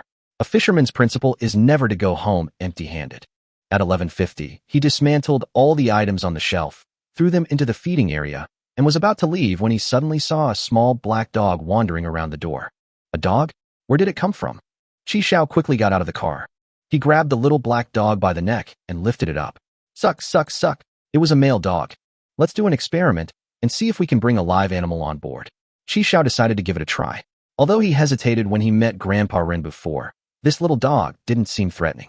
So he carried the little black dog into the carriage. Sure enough, the little black dog was successfully brought into the vehicle. After landing, the black wind monster began running around the carriage, extremely excited. Wow, damn, short legs, but runs pretty fast. Just as the car door was about to close, Qi Xiao quickly grabbed it, saying, I don't have time to raise you. I don't even understand myself. As he tried to throw the little black dog out, the car door closed automatically. The train is starting. Please sit tight and hold on. It was 12 o'clock. Qi Xiao looked at the little black dog in his hand and said, You're really lucky, kid.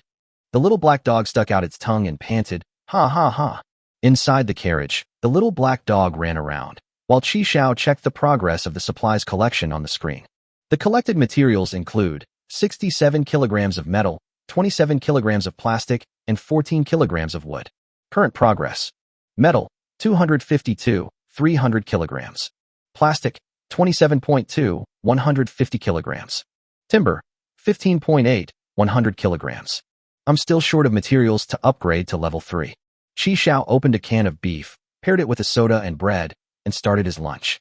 The little black dog sat beside him, its tongue lolling out, and Qi Xiao tore off a small piece of bread and threw it to it. You're so dark, you look like the black bear's spirit from Journey to the West. Qi Xiao looked at the little black dog at his feet. I'll call you Black Wind Monster. Woof woof woof. Black Wind Monster. Woof woof woof. When Qi Xiao checked the chat room, he discovered that he was being talked about in incredible terms. I saw that woman get into Qi Xiao's car and stay there for a long time before coming out. I saw it too. He was being held in the arms of the female tycoon, swaying back and forth on the lake, looking incredibly blissful. Everyone knows that he reached level 2 so quickly because he was clinging to that woman's coattails. Who wants a rich woman? I'm too tired to work anymore. Just introduce me to one. Damn, this is getting more and more outrageous, Qi Xiao muttered, continuing to browse the chat.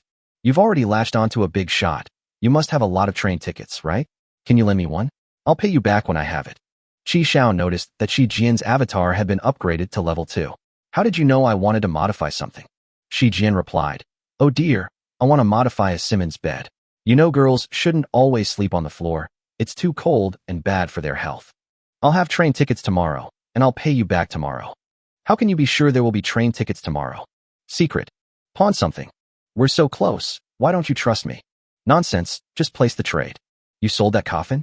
It's not in the transaction log anymore. It's no longer for sale. It will be a non-sale item from now on. With a flash of light, Qi Xiao received a hair tie. You're mortgaging this thing? Qi Xiao was speechless. Do you know how important hair ties are to women? And this is the only one I have, Xiaomi said. Qi Xiao felt like she had been tricked and casually tossed the hair tie aside. Metal, 480.3, 300 kilograms. Plastic, 218.2, 150 kilograms. Timber, 108.8, 100 kilograms. We have enough resources to upgrade to level 3. Qi Xiao decided to spend 2 train coins to upgrade the carriage windows to bulletproof glass. The upgrade was successful, and the white spot that had been smashed disappeared. As for toilet renovation, we'll leave that for later. Upgraded to level 3. 1 ordinary carriage has been obtained. Unlock train modification module. He walked through the second carriage, opened the new carriage door, and found that this carriage was exactly the same as the second one, like a container with lights on. The Tier 3 train upgrade only adds 1 carriage and doesn't unlock any new features. The amount of materials required to upgrade to Tier 4 also remains unchanged, indicating that the upgrade requirements are fixed. Qi Xiao clicked on the train renovation page and saw the new renovation projects. Power boost. 10 train coins. Trains can arrive at stations 10 minutes earlier. Arriving 10 minutes early? If this modification had been available earlier, I could have completed the treasure chest mission ahead of time today. Qi Xiao thought to himself, if there were multiple people on the platform, he could seize the opportunity in advance, and with the dynamic masking, wouldn't he be able to enter the venue earlier? Qi Xiao continued to inspect the remaining modifications. Sweet dreams. 1 train coin. Obtain a Simmons bed for train Yusta. He glanced at the yoga mat and wool blanket combination on the ground and decided not to waste his train coins, so he left it as is.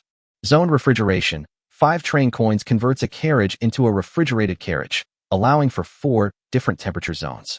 This modification is good, Qi Xiao thought to himself. The cactus fruit he picked in the desert last time spoiled due to the high temperature. If there were refrigerated compartments, food preservation would not be a problem. Qi Xiao lent Shi Jian 1 train coin, leaving 11 coins, and decided to first carry out the power upgrade.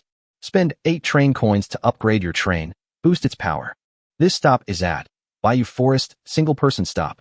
There is a stream at this station, but it is not dangerous.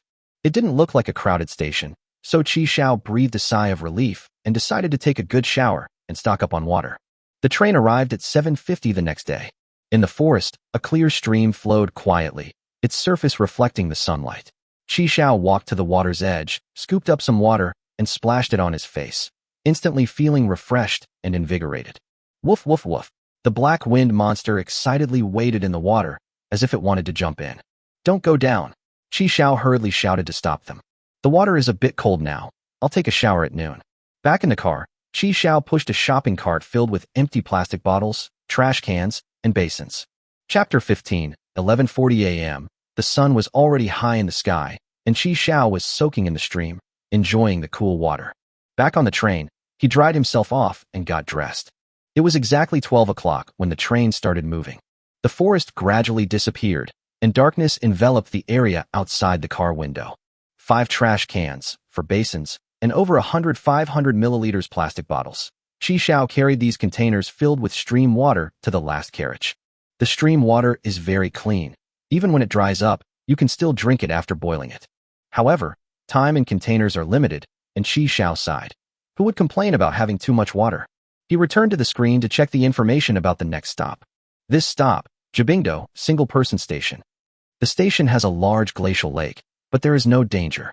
There is a level 3 treasure chest beneath the ice in the center of the lake. It can contain 12 train coins, 1 immaculate fruit, and 1 Queen is Death costume card. A level 3 treasure chest. Train coins, immaculate fruit, and Is Death costume card. This sounds amazing. Is Death an anime character? Could it be that she's entered the anime world? Can costume cards grant a character's abilities? Qi Xiao wondered to himself. As promised, Shio returned a train coin. Messages were popping up and down in the chat room.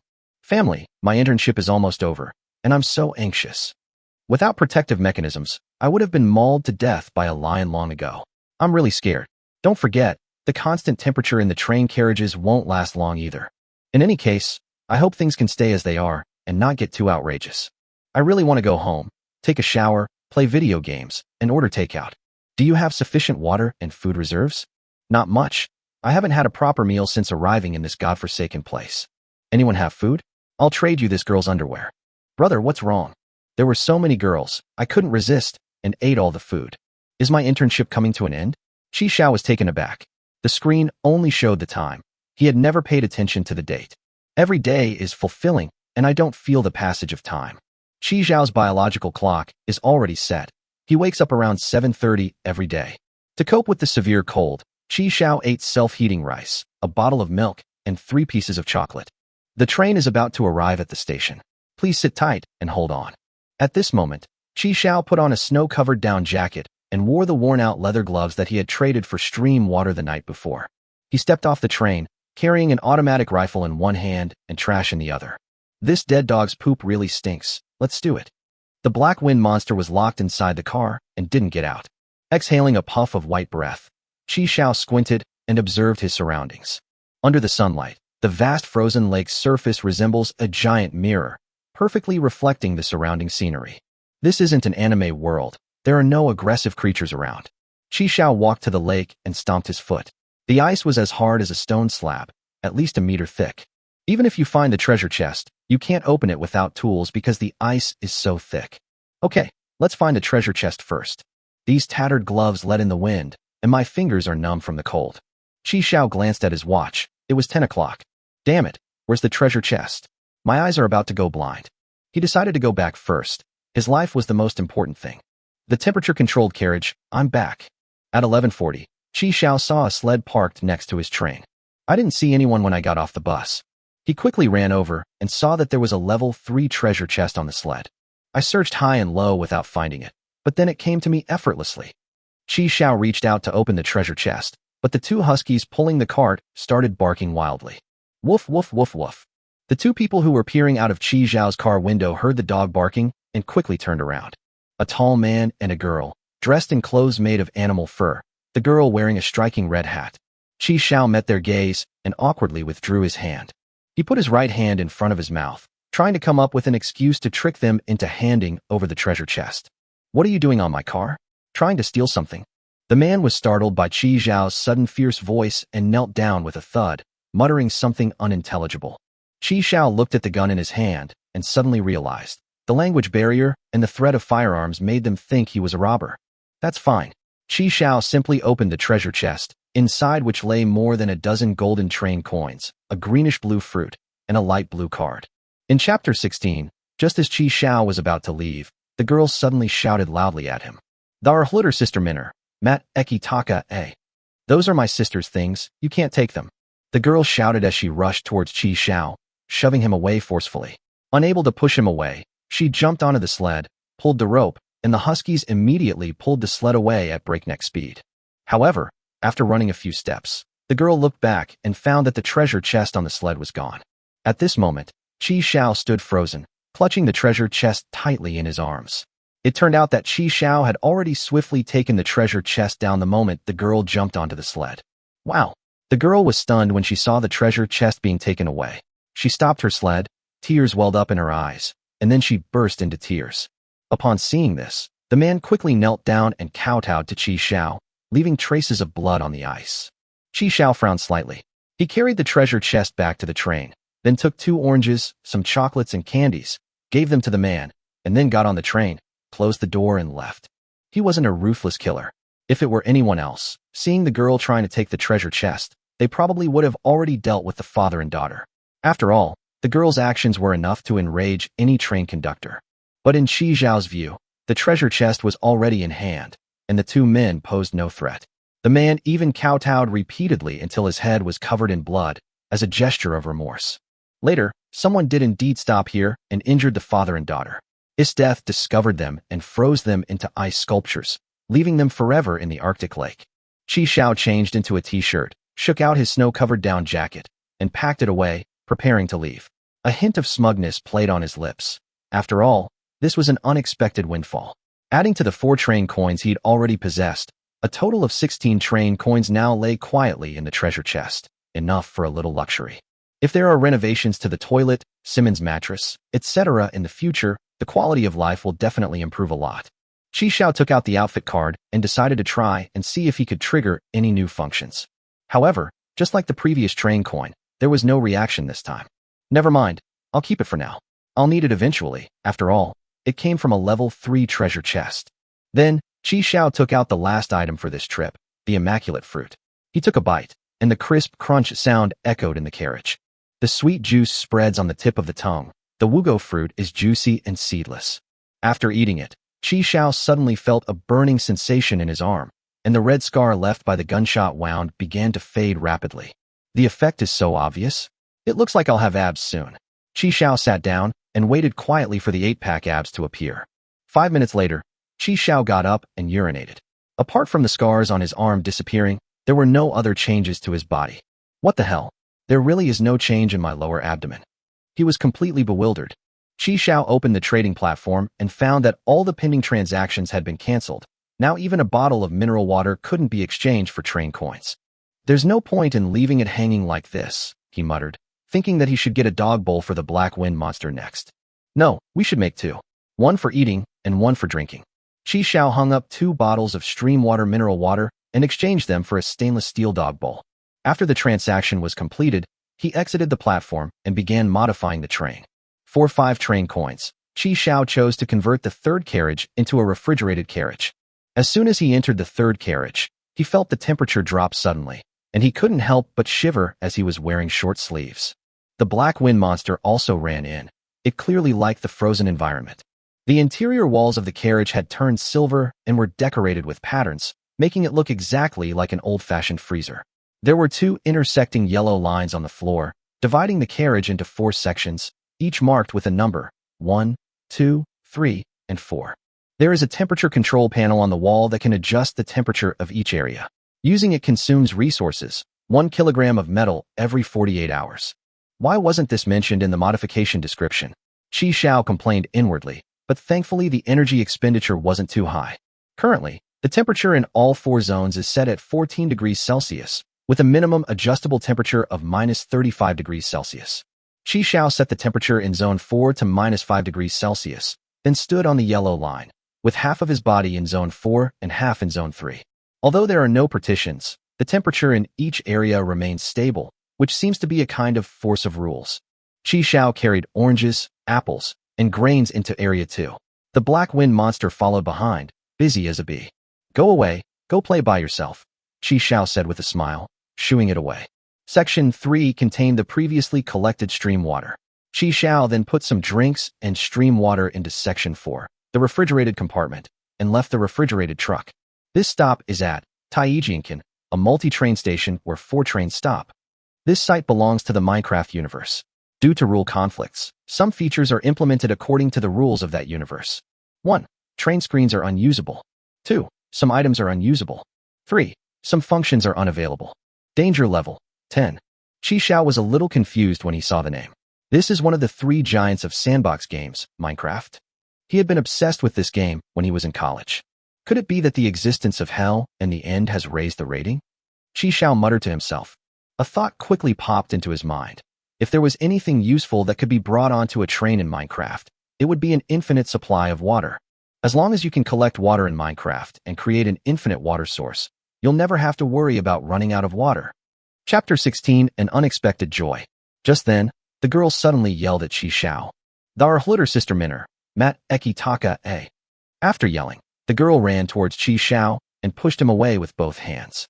Seeing that she couldn't push Chi Xiao, she jumped onto the sled, pulled the rope, and the 2 huskies pulled the sled and sped away. After running some distance, when she looked back, she found that the treasure chest on the sled was gone.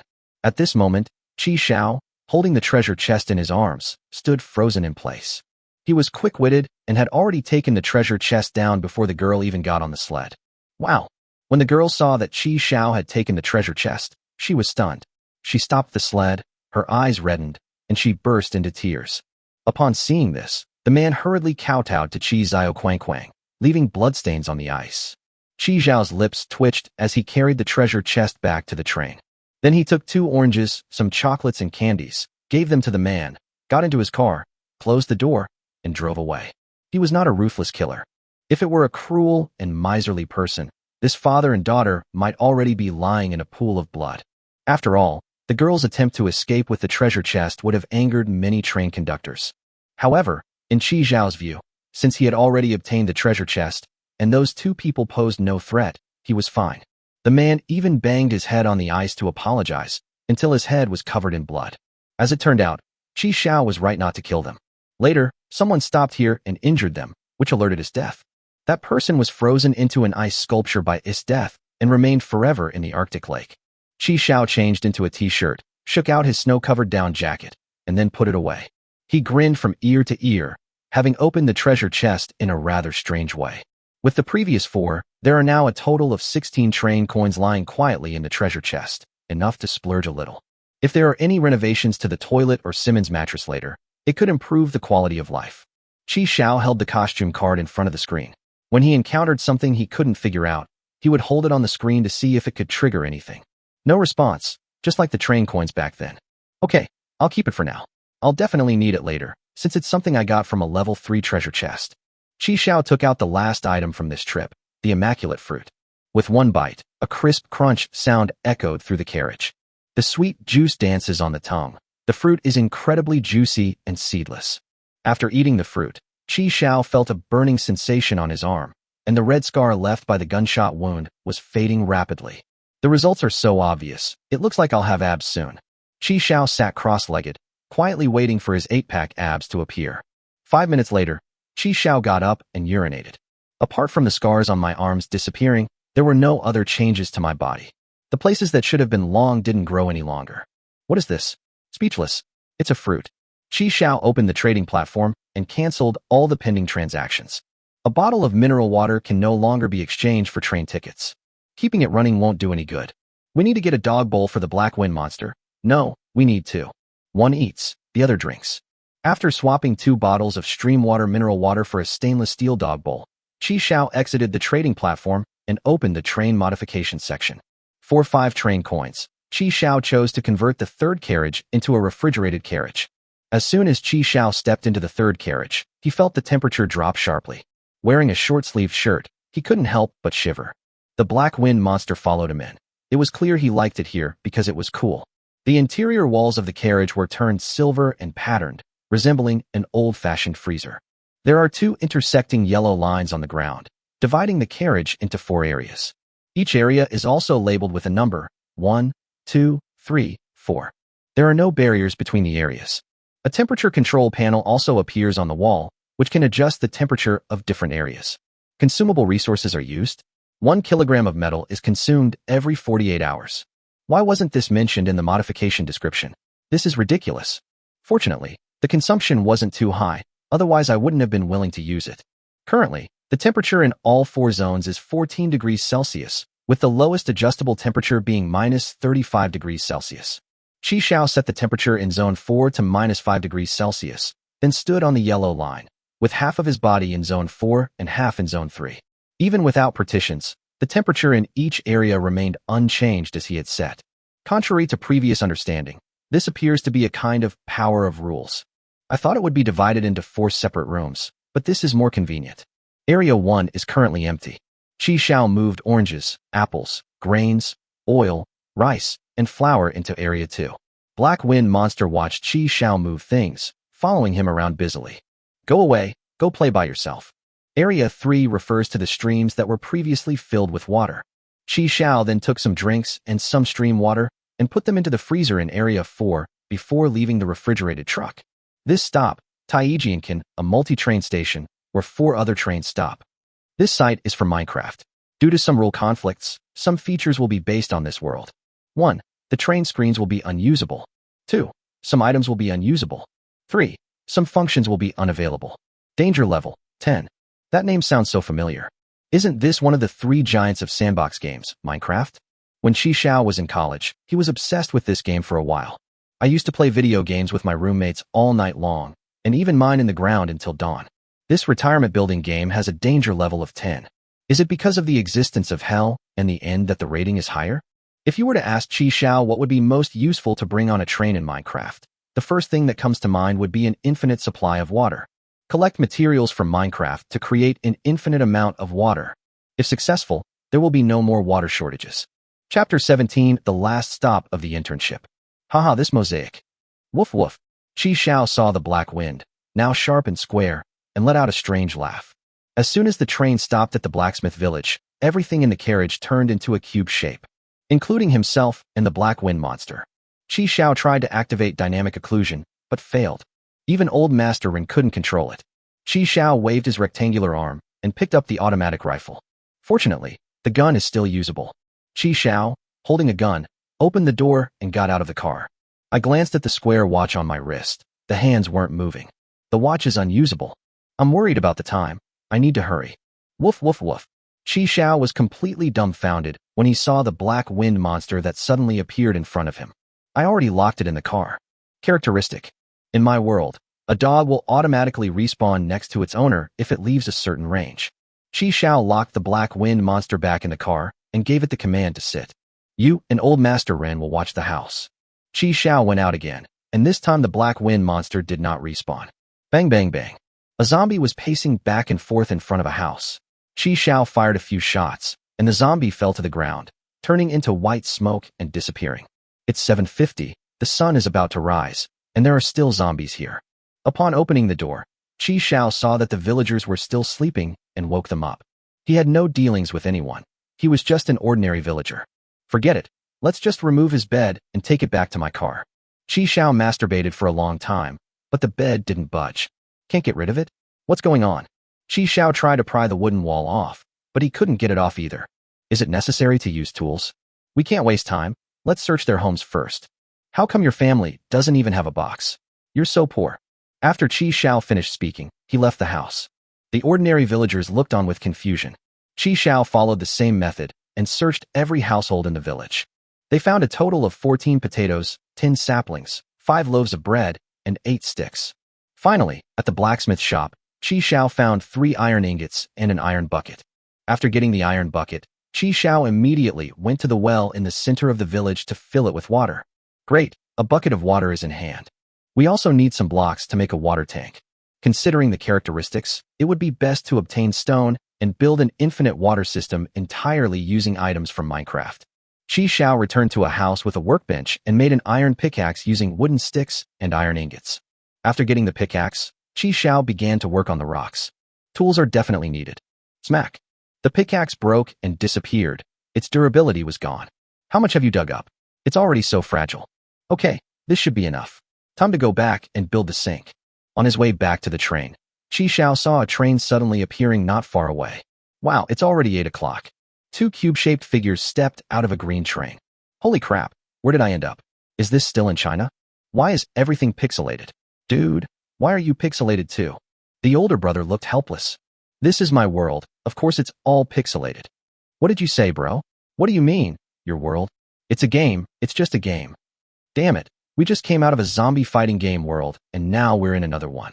This train is trying to kill us.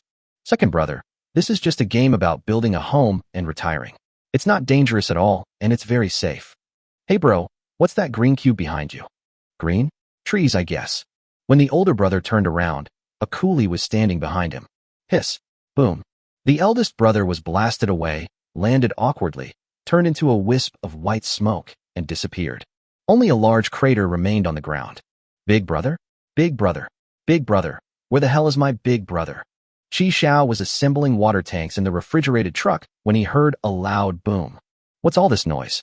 In a corner of Area 1, Chi Xiao built a water trough using stone blocks along the carriage. The classic 3-slot infinite water.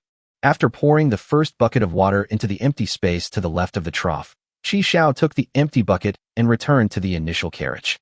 Chi Xiao leaned against the car window to check the situation outside. 3 trains, 1 first class and 2 second class. The trailer said there were 4 vehicles, but we haven't seen the other one. You should be thankful that if the screen hadn't gone black and become unusable, you would all be dead by now. A black cube-shaped figure wielding a rifle was driving 3 other cube-shaped figures forward. Hurry up, all of you. Damn it. If they hadn't ambushed me while I was reminiscing about my brother, my head would have been knocked out. Bang. A bullet hit the second son in the leg. Wrong. Wrong. You only have 1 bar of health left. Stop attacking. Stop attacking. Enough with the nonsense. Let's go move your things. The 3 blocky figures were thus held hostage. The guy with the gun clearly wasn't an indigenous person. Oh well, I'll sneak out and fill up another bucket of water once they're gone. As he watched them all board a Class 2 train, Chi Xiao left the train. All you need to do is fill another bucket with water, and you can create an infinite amount of water. Chi Xiao arrived at the well, took out an iron bucket, and was about to fill it with water when he heard gunshots. Then he saw a black cube-shaped figure come out of a villager's house, holding a gun in his hand. This is really haunted. Why are all the boxes in the villagers' houses empty? Just then, another villager passed by. The man in black squares raised his gun and opened fire, shooting the villager into a puff of white smoke before he vanished on the spot. At this moment, the black cube-shaped figure noticed Qi Xiao. Damn, I don't remember the villagers in this game fetching water. Chapter 18 I'm a pro player. He and Qi Xiao locked eyes. The version has been updated, bro.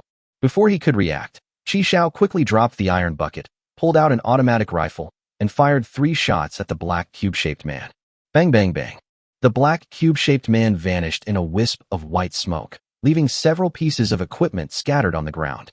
Qi Xiao stepped forward and picked them up. They were a rifle and a dagger. Aside from the one who's holding someone hostage, we don't know if he has any other teammates, so we can't act rashly. We must hold our ground and fight. Qi Xiao, carrying a rifle, crawled into the villager's house and observed the situation outside through the door. After a while, Qi Xiao saw a black-clad, boxy man walking towards them with a gun. Luzi, what's going on? Where are they? Bang bang bang bang bang. With the sound of gunfire, he too vanished into white smoke.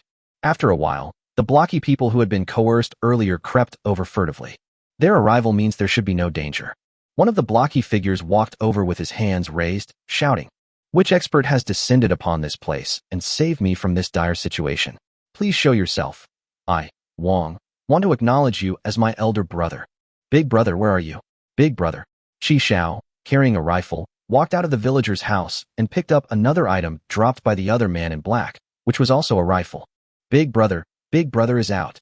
The guy who called himself Wang immediately knelt down and kowtowed twice. "Brother, you don't know. A lady tried to escape and was beaten to death. If it weren't for our eldest brother, we probably would be dead too. Brother, you are my benefactor, my living parents." The other blocky human model is smaller and looks like a child. He also bowed to Qi Xiao to express his gratitude. Seeing that there was no danger, Qi Xiao waved his hand and let them go. "I don't even know what time it is now. I still have things to do." Qi Xiao filled a bucket with water and rushed back to the train. Wang followed closely behind Qi Xiao. When Wang saw the Qi Xiao train, his mouth dropped open. "You are Qi Xiao?" "No, how did you know I'm Qi Xiao?" "You're the only level 3 in our area, Brother Xiao. I've finally met you in person today." Brother Xiao looks even more handsome in person than in photos. Qi Xiao had a square face, and his expression was unreadable. That's some serious sucking up. What would happen if it were a woman? Qi Xiao, you're the one who hooks up with rich women." A look of helplessness appeared on Qi Xiao's square face. "Why are even little kids so gossipy?" "Brother, you are my savior." "Brother, is there anything I can help you with?" Qi Xiao glanced at the noisy guy. "I do have a favor to do." "Brother, tell me, and I'll go through fire and water without hesitation." "You know where the car that guy with the gun is, right? Go and move all their stuff over here." "Big brother, can I bring my things too? I'll follow you from now on." "You're not in a hurry." Watching Wang's departing figure, Qi Xiao said to the little cube, "Why are you following me? I told you didn't need to thank me. Are you trying to make an unlimited supply of water? What's wrong? If we take things out of here, they may not retain their original characteristics. How will you know if you don't try?" The little cube seemed to be touched and stood there stunned, not saying a word for a long time. Qi Xiao returned to the car and poured the second bucket of water into the empty space on the right side of the sink. With the water from both sides merging, Qi Xiao tested it and confirmed that the infinite water had been successfully created. "I can't wait. If I can retain my characteristics after leaving this world, then we'll never run out of water again." Qi Xiao stepped off the train and saw a pile of things at the door, all of which had been brought over by Wang. "This guy doesn't seem very bright. He takes everything from here." Qi Xiao glanced at them casually, picked out 2 machetes, and considered the rest to be junk. "Brother, I'm rich. I found 4 train coins." Wang ran quickly and handed the 4 train tickets to Qi Xiao. "Do you have any train tickets?" Qi Xiao narrowed his eyes and asked with a smile. "Train coins? I don't have any. My older brother used to have some, but he doesn't anymore." Qi Xiao nodded thoughtfully. "Gone means it's all used up. How did you and your older brother team up? Just because the 2 of you ride in the same car doesn't mean you're teaming up." "Yeah, so what?" Qi Xiao was ashamed. It really was such a perfunctory response. "It's okay, you can continue moving." "Hey, wait a minute. What's wrong, brother? Just tell me what you need." "What color is their train?" "Black, a black train." "Is there a problem, bro? Are we looking to change cars?" "It's all right, you can continue moving." Qi Xiao sat down on the spot. Since the unlimited water was already prepared and the time was unknown, he couldn't wander off. "Don't go out, or you'll come back to find your car gone." "Black train." Qi Xiao recalled what the woman dressed as Ada Wang had said.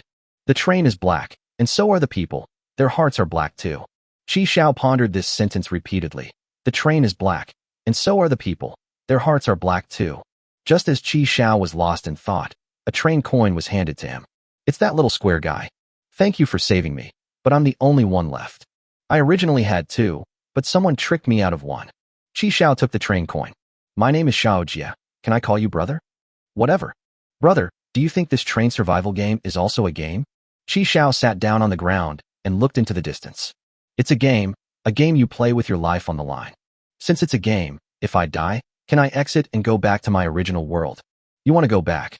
I don't want to. I'll die if I go back. I have cancer, and the doctor said I won't live past 10. Yesterday was my birthday, and I made a wish. I wish I could live in the game world forever and never die. And then this is where we stopped. Bro, you know what, I'm really good at Minecraft. Qi Xiao smiled and said, a speedrun pro. I'm alright. Bro, are you afraid of dying? I'm scared, I'd rather die. Brother, why don't you stay too? We're all pro players, we'll never die here. Never mind, I don't like mosaics. Why? You'll understand when you grow up. Men don't like mosaics. Although Xiao Jie was puzzled, he nodded nonetheless. He got up, went to a tree, and began to pluck at it, his hands trembling violently. Qi Xiao just watched him work, and it took him a long time to break off a single wooden block. Qi Xiao nodded. So it could be removed, it just takes a while. So you're really staying here? Yes, I like this game. And my train has already left, I can't go back. They've already left? Qi Xiao remembered that the first-class train only stopped for 3 hours. So where did all these empty trains go? Chapter 19. Internship ends. Although we can leave after 11 o'clock, the screen is currently unusable, so we can only wait until 12 o'clock. Xiao Jie was intently rubbing the tree, his face expressionless. Qi Xiao remained silent and stopped speaking. The train is about to depart. Please sit tight and hold on. Is it finally midnight? The familiar announcement came through, and Qi Xiao got up, dusted himself off, and returned to the carriage. Just as Qi Xiao was about to close the car door, Xiao Jie arrived. His little hand trembled slightly, and he tossed Qi Xiao a workbench, a furnace, and 2 golden apples. Brother, take it out and see if it works. Qi Xiao looked surprised. How did you manage to do that in such a short time? I told you I'm a pro gamer. Xiao Jie's face showed extreme pride. Brother, will you ever come back? Qi Xiao thought of that strange woman and nodded. There is an opportunity. The doors closed, and the train disappeared. Then I'll give you a surprise when you come back. Goodbye, brother. Xiao Jie waved his square hand, bidding farewell to the air. Mr. Wang ran over, looking completely bewildered. What are you doing, waving at the air? Where's my older brother? My brother is leaving, and I'm saying goodbye. He's gone? My older brother's gone. Why didn't he take me with him? Big brother, big brother. Qi Xiao placed the workbench in one corner of the carriage and the furnace on the other side. As soon as the train started moving, everything returned to its original state, no longer a pile of blocks. The screen lit up. Qi Xiao looked helpless. If the screen hadn't been unusable, this trip would have yielded even more. A pile of potatoes, saplings, and an iron bucket fell out of Qi Xiao's body. The potatoes look just like regular potatoes, and so do the saplings. The furnace is made of stone and has 2 layers. The bottom layer is for fuel, and the top layer is for things to be burned. Qi Xiao put the potatoes into the upper layer of the furnace and the saplings into the lower layer. Without lighting the fire, the furnace started working automatically. The golden apple had no effect. It was just an ordinary golden apple. The crafting table can't be used to craft anything. It's just a regular wooden table. Qi Xiaoxin's heart turned cold. He was a little worried about whether infinite water could still maintain its properties. In the refrigerated truck compartment, Qi Xiao transformed a stone trough built from stone blocks into a square stone water tank, 1 meter long and half a meter wide. Qi Xiao's face was reflected in the clear water of the water tank. Qi Xiao used an iron bucket to scoop a bucket of water from the water vat. Glug. Success or failure hinges on this moment, and Qi Xiao couldn't help but swallow hard. The water level rose slowly. Although it's slow, it is indeed rising. Qi Xiao watched the water level rise slowly, feeling as if he had discovered oil. Features awesome. Seeing that there was water in the bucket, the black wind monster stretched its neck and drank several mouthfuls. Seeing that the black wind monster was perfectly fine after drinking it, and even wanted to drink more, Qi Xiao felt relieved. Reaching the front of the train, Qi Xiao put the 5 train coins into the treasure chest. After deducting the 2 used for dynamic masking, there are now a total of 14 train coins left. Qi Xiao acquired 2 rifles. He couldn't identify the specific models, but at least he no longer only had a small pistol. The 2 machetes are pretty good. They're very sharp. On the trading platform, Black Wind Monster's dog bowl was also obtained. While the potatoes were roasting, Qi Xiao used the water in the iron bucket to wash the dog bowl clean and then placed it where the black wind monster ate. The roasted potatoes were ready, and Qi Xiao took them out of the oven. Peel the potatoes and throw them into the black wind monster dog's bowl. The potatoes are fragrant, soft, and delicious. Hot food tastes so good, Qi Xiao remarked. This furnace is quite convenient. Suddenly, the broadcast started. Good afternoon, train conductors. My internship is coming to an end, so here's a small gift for you all. Wishing everyone a happy life, and keep up the good work. As the broadcast ended, a flash of light appeared in the carriage, and Qi Xiao received a plate of sliced roast duck. The sizzling, amber-colored duck skin exudes the aroma of fruitwood charcoal roasting. Thin pancakes, shredded cucumber, scallions, and sweet bean sauce were arranged around the table, tantalizing Qi Xiao's taste buds. Woof woof woof. The aroma of roast duck filled the air, and the black wind monster excitedly wagged its tail. The potatoes in my hands suddenly didn't taste good anymore. Qi Xiao placed the plate on the workbench and moved the chair over as well. Then, I took out a bottle of sparkling water from the refrigerated compartment, paired it with a bite of a wrap, and my taste buds were greatly satisfied. The black wind monster was sticking its rear end out, gnawing on the duck meat that Qi Xiao had thrown to it. Ding dong ding dong ding dong. Qi Xiao rolled up another pancake and got up to check Xi Jian's messages. What's your little gift? Is it for eating? Is it tasty? Can we change it? Have you ever eaten a sheep's head? It's delicious. Want to try something different? I promise I haven't touched it. It's so delicious, why didn't you touch it? I am allergic to lamb. Hee hee, Qi Xiao laughed. He could even come up with such a lame excuse. I'm really fed up. I didn't get any good food from the newbie gift pack. This time it wasn't even good food. They gave me a sheep's head. I strongly suspect this is targeting me. After negotiations, Qi Xiao finally traded 2 roast duck rolls for a sheep's head. Qi Xiao was also dumbfounded when he received the sheep's head. He had only seen others eat this on the internet, and he really didn't know how to eat it himself. Forget it. Let's give the reward to the black wind monster. Qi Xiao threw the sheep's head into the black wind monster dog's bowl. Qi Xiao opened the chat room. Online users, 4001. 6 out of 10 people died during their internships. The number of interns will drop even faster after the internship period ends. Qi Xiao searched for Xiao Jie and got 3 results. One of them is a smiling little boy, but his profile picture is grayed out. People who die will be removed from the chat room, while gray avatars indicate that they are not on the train and are temporarily offline. People like Wang, who board other people's trains, also have grayed out profile pictures. Moreover, Xiao Jie had previously added him as a friend. The friend request message reads, "Hey bro, someone offered me 10 bottles of water and 10 loaves of bread in exchange for 1 train coin. Can I believe it?" Qi Xiao laughed. So that's how the train tickets were stolen. After the application was approved, Qi Xiao had a new friend with a gray profile picture added to his friend list. Qi Xiao sorted the people by level, and sure enough, he was the only one at level 3. The vast majority of people are at level 2, and only a very small number are still at level 1. Just then, another broadcast came on. The internship period is coming to an end, and rewards will be distributed tonight at midnight based on each train conductor's overall performance over the past 12 days. Overall performance includes, but is not limited to, commander level, time spent exploring stations, and number of treasure chests found. Please note that the train's anti-interference function and carriage temperature control function will soon be turned off. The initial season will now be randomly selected. The initial season is summer. As soon as the broadcast ended, Qi Xiao could clearly feel the temperature inside the car begin to rise, and the sparkling water he had just taken out was no longer very cold. Chapter 20 Rewards for the end of the internship. There was indeed a reward. How did that woman know there would be a reward? Had she experienced it before? Is this train survival struggle not limited to our class? That makes sense for her 12-level train. In the chat room. Family members, I didn't expect there to be a reward. I'm so excited. Will I get a little sister as a reward? My sister doesn't have one, but would you like the cup? It's only been used twice. You can trade it for food if you want it. Have you noticed it getting hotter? It's alright, I just ate some spicy hot pot, so it's a bit hot. Why not spring or autumn? Why start with the middle of summer? I have a thermometer. It's already 30 degrees Celsius. No, they give you a little something to sweeten things up first, then crush you with a big stick. It was too hot, and Qi Xiao was afraid that old Master Ren would smell bad in the coffin.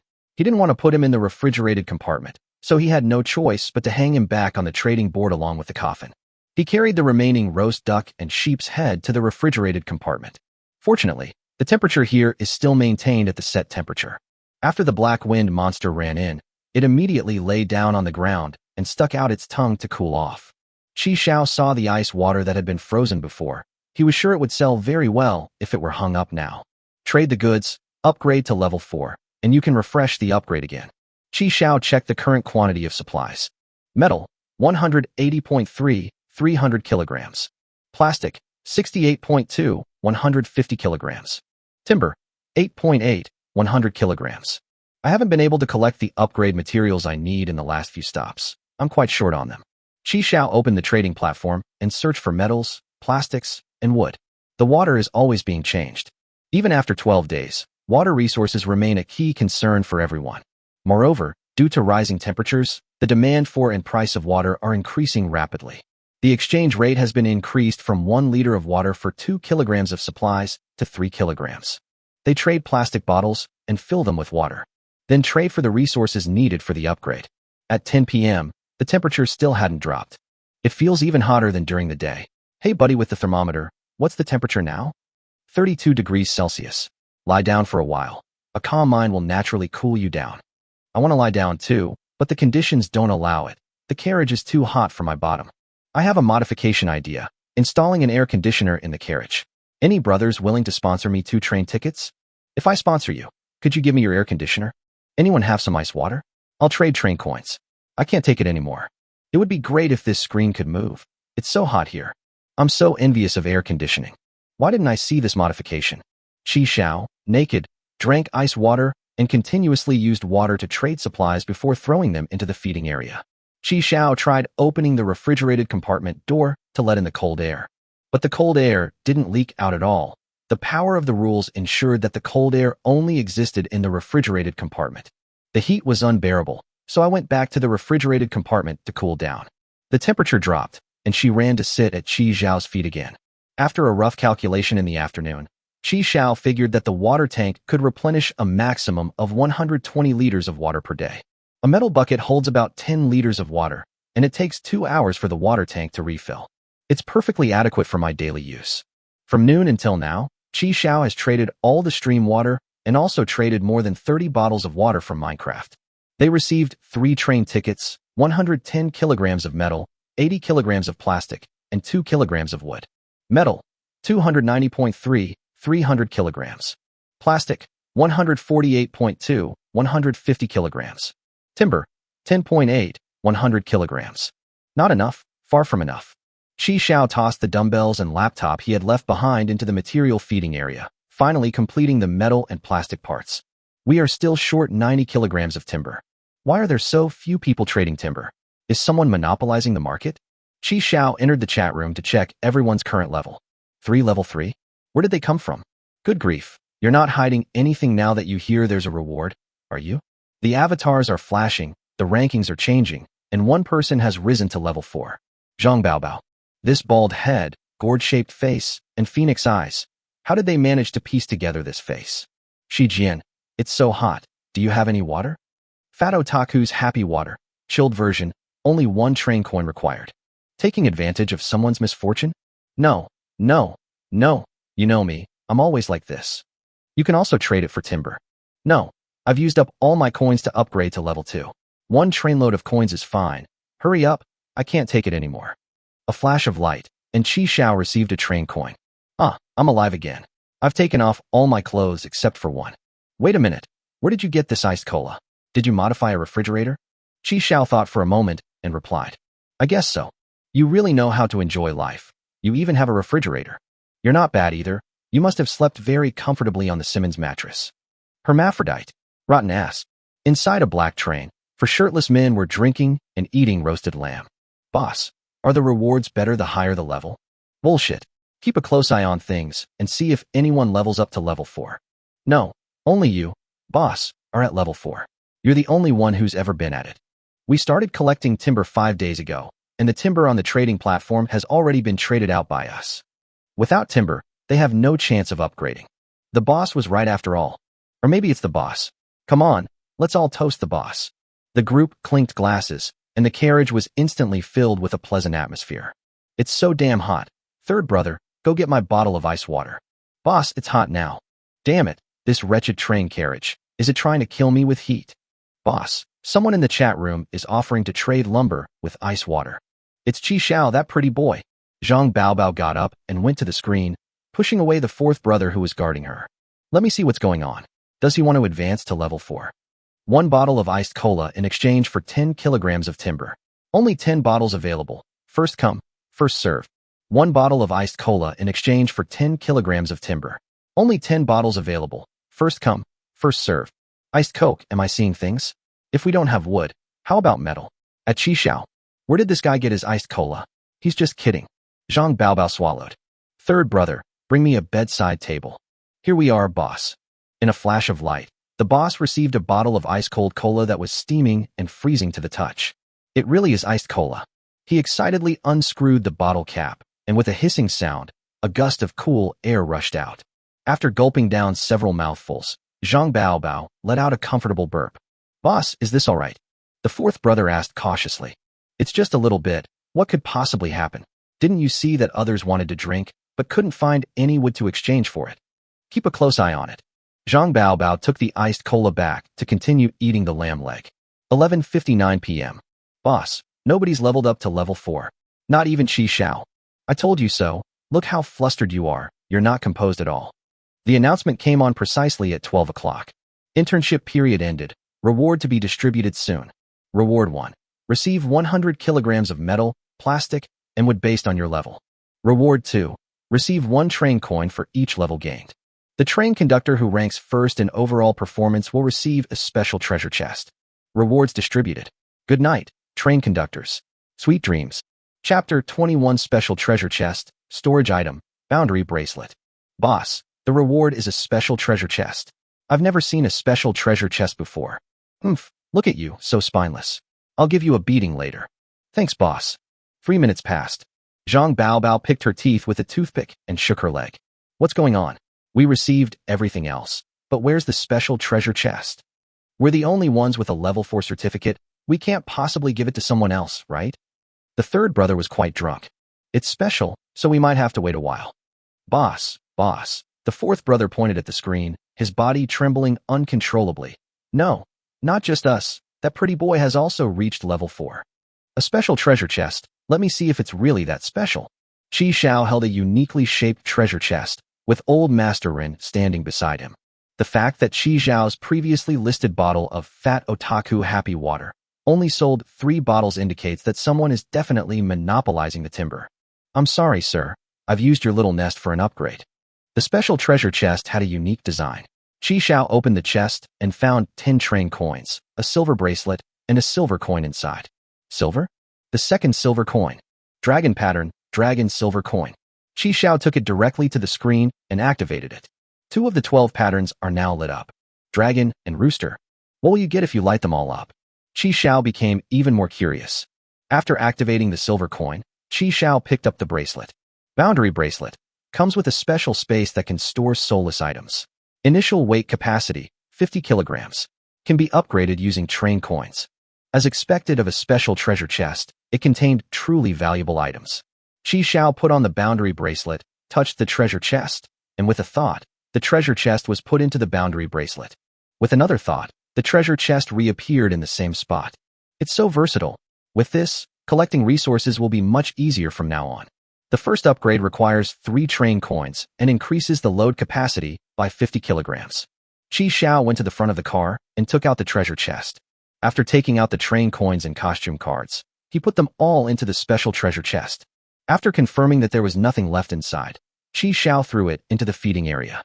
After all, things taken out of a coffin are considered somewhat unlucky. Qi Xiao counted the train coins. There were 33 in total.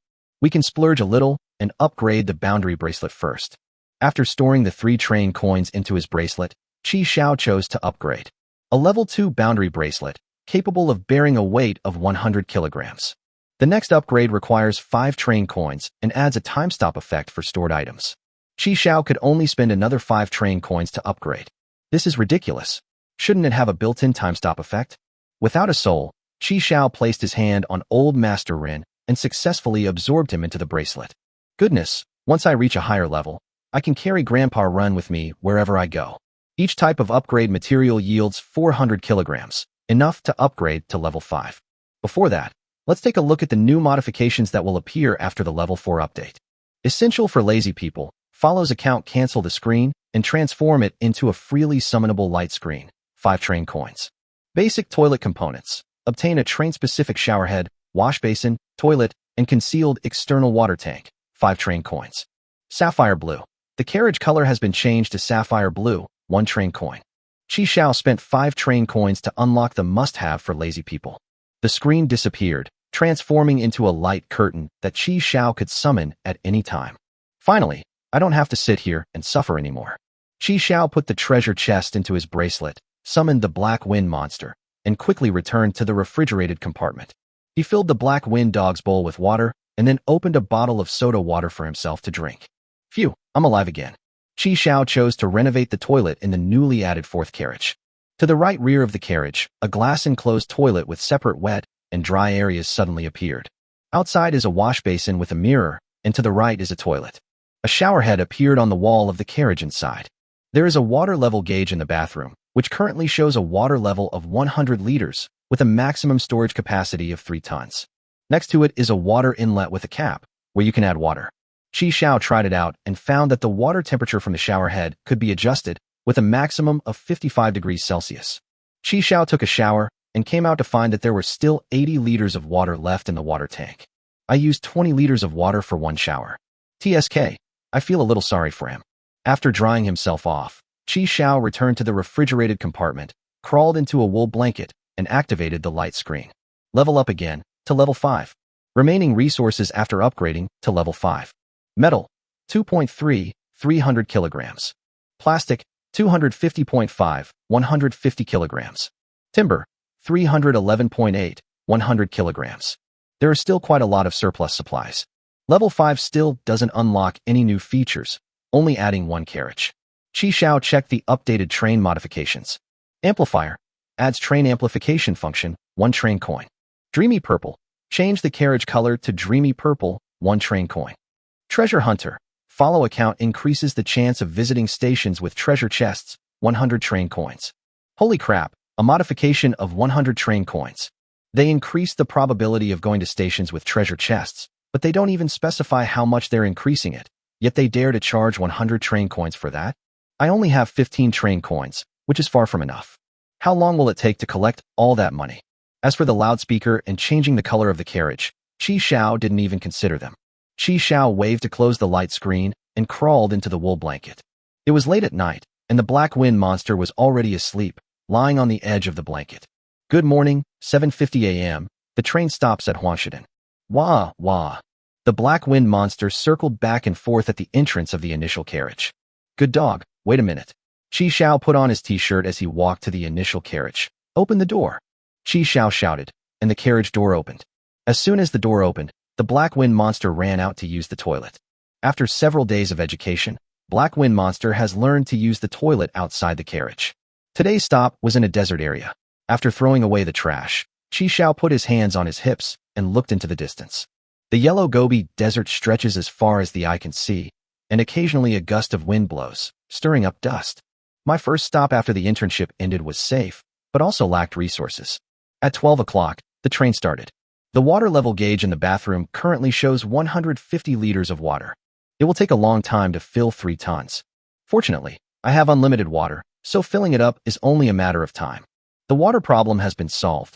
Drinking water and daily water needs are met. After solving the drinking problem, we still need to solve the food problem. Having eaten roast duck and roast potatoes yesterday, instant noodles and bread are no longer appealing to Qi Xiaofa. We need to find a way to cook. Hot food tastes better. Chapter 22 Mushroom Garden. Qi Xiao opened a bag of rice and filled an empty can with about half a can of rice. After rinsing them clean, spread a layer of sliced sausage on top. Fill it with water and place it on the top shelf of the furnace. The saplings we added earlier haven't all burned yet, and we don't know if they'll be enough to cook the rice. While the rice was steaming, Qi Xiao put Old Master Rin on the trading board and freed up the boundary bracelet. Qi Xiao used the boundary bracelet to move the items from the second carriage to the refrigerated carriage. Only 28 cases of bottled water were left behind. 19 cases of instant noodles were left untouched. These things can still withstand high temperatures. The refrigerated compartment was piled high with food, some of which spilled into his sleeping area, Section 3. Before the rice was even cooked, Qi Xiao summoned the light screen. In the chat room. Looking for ice water? We'll trade supplies for it. Price negotiable. Haha. I was so hot last night that I didn't even get to see the rewards. I heard some top players got the special treasure chest. Is that Zhang Baobao? He was the only one who passed the CET for yesterday. No. Last night at 11 hours 59 minutes and 55 seconds, Qi Xiao reached level 4 at the exact moment. I saw the ranking change with my own eyes. They both reached level 5 today, so whose special treasure chest is it? It should be Zhang Baobao, since he was the first to reach level 4. Not necessarily. The broadcast said it would consider overall performance. In the chat room, opinions varied about who would win the special treasure chest. At Qi Xiao, you leveled up at the last minute and stole my rewards. Give me back my special treasure chest. Family members, Zhang Baobao tagged Qi Xiao. It's confirmed. Qi Xiao got the special treasure chest. Why aren't you saying anything? Are you chickening out? Qi Xiao ignored Zhang Baobao and looked at the comments in the chat room, discovering a business opportunity. Everyone received train coin rewards last night, and now everyone is quite well off. With the weather so hot, it's a great opportunity to cash in on train coins. Qi Xiao stroked his chin and sent a message in the chat room. 1 bottle of iced cola can be exchanged for 1 train coin. Only 5 bottles available. First come, first served, so hurry. A big shot has spoken. Wait, is this big shot here to sell something? Iced Coke, am I seeing things? I want a bottle. Boss, link please. This guy is truly amazing. He even has iced cola, and it's only 1 train coin per bottle. I'm so touched. What's the difference between this and it being free? Guys, the link's up, I'm buying now. The chat room was instantly flooded with requests for ice water. The transactions that Qi Xiao posted were all completed instantly. 5 train coins easily obtained. You see, people are still willing to spend money when they have it. 1 bottle of iced tea can be exchanged for 1 train coin. Only 5 bottles are available. Wow, how come you guys are so fast? Sold out in seconds again. I'll offer 2. Ice water bro. Sell me a bottle. So, the top player opened a special treasure chest and got a bunch of chilled drinks? No way, that would be so annoying. Any more? You're late. Ice water bro, bring out another batch. Qi Xiao didn't reply. He couldn't bring too much at once. The temperature in the carriage was so high, and the price of ice water would definitely increase later. The special treasure chest is really yours? Congratulations. Can I get a discount on the iced water today? We've sold out of iced drinks for today. Only bottled water is left. Oh, then you have to give me 2 bottles. A flash of light, and Qi Xiao received a train coin, which he gave to Shi Jian a bottle of iced mineral water. The steamed sausage rice was ready. Qi Xiao took out a bottle of chili sauce and used the metal spoon that came with it to scoop out 2 spoonfuls of chili sauce and pour it over the rice. The rice was chewy and delicious. The sausage was savory and oily, and with chili sauce and ice water, it made for a great lunch.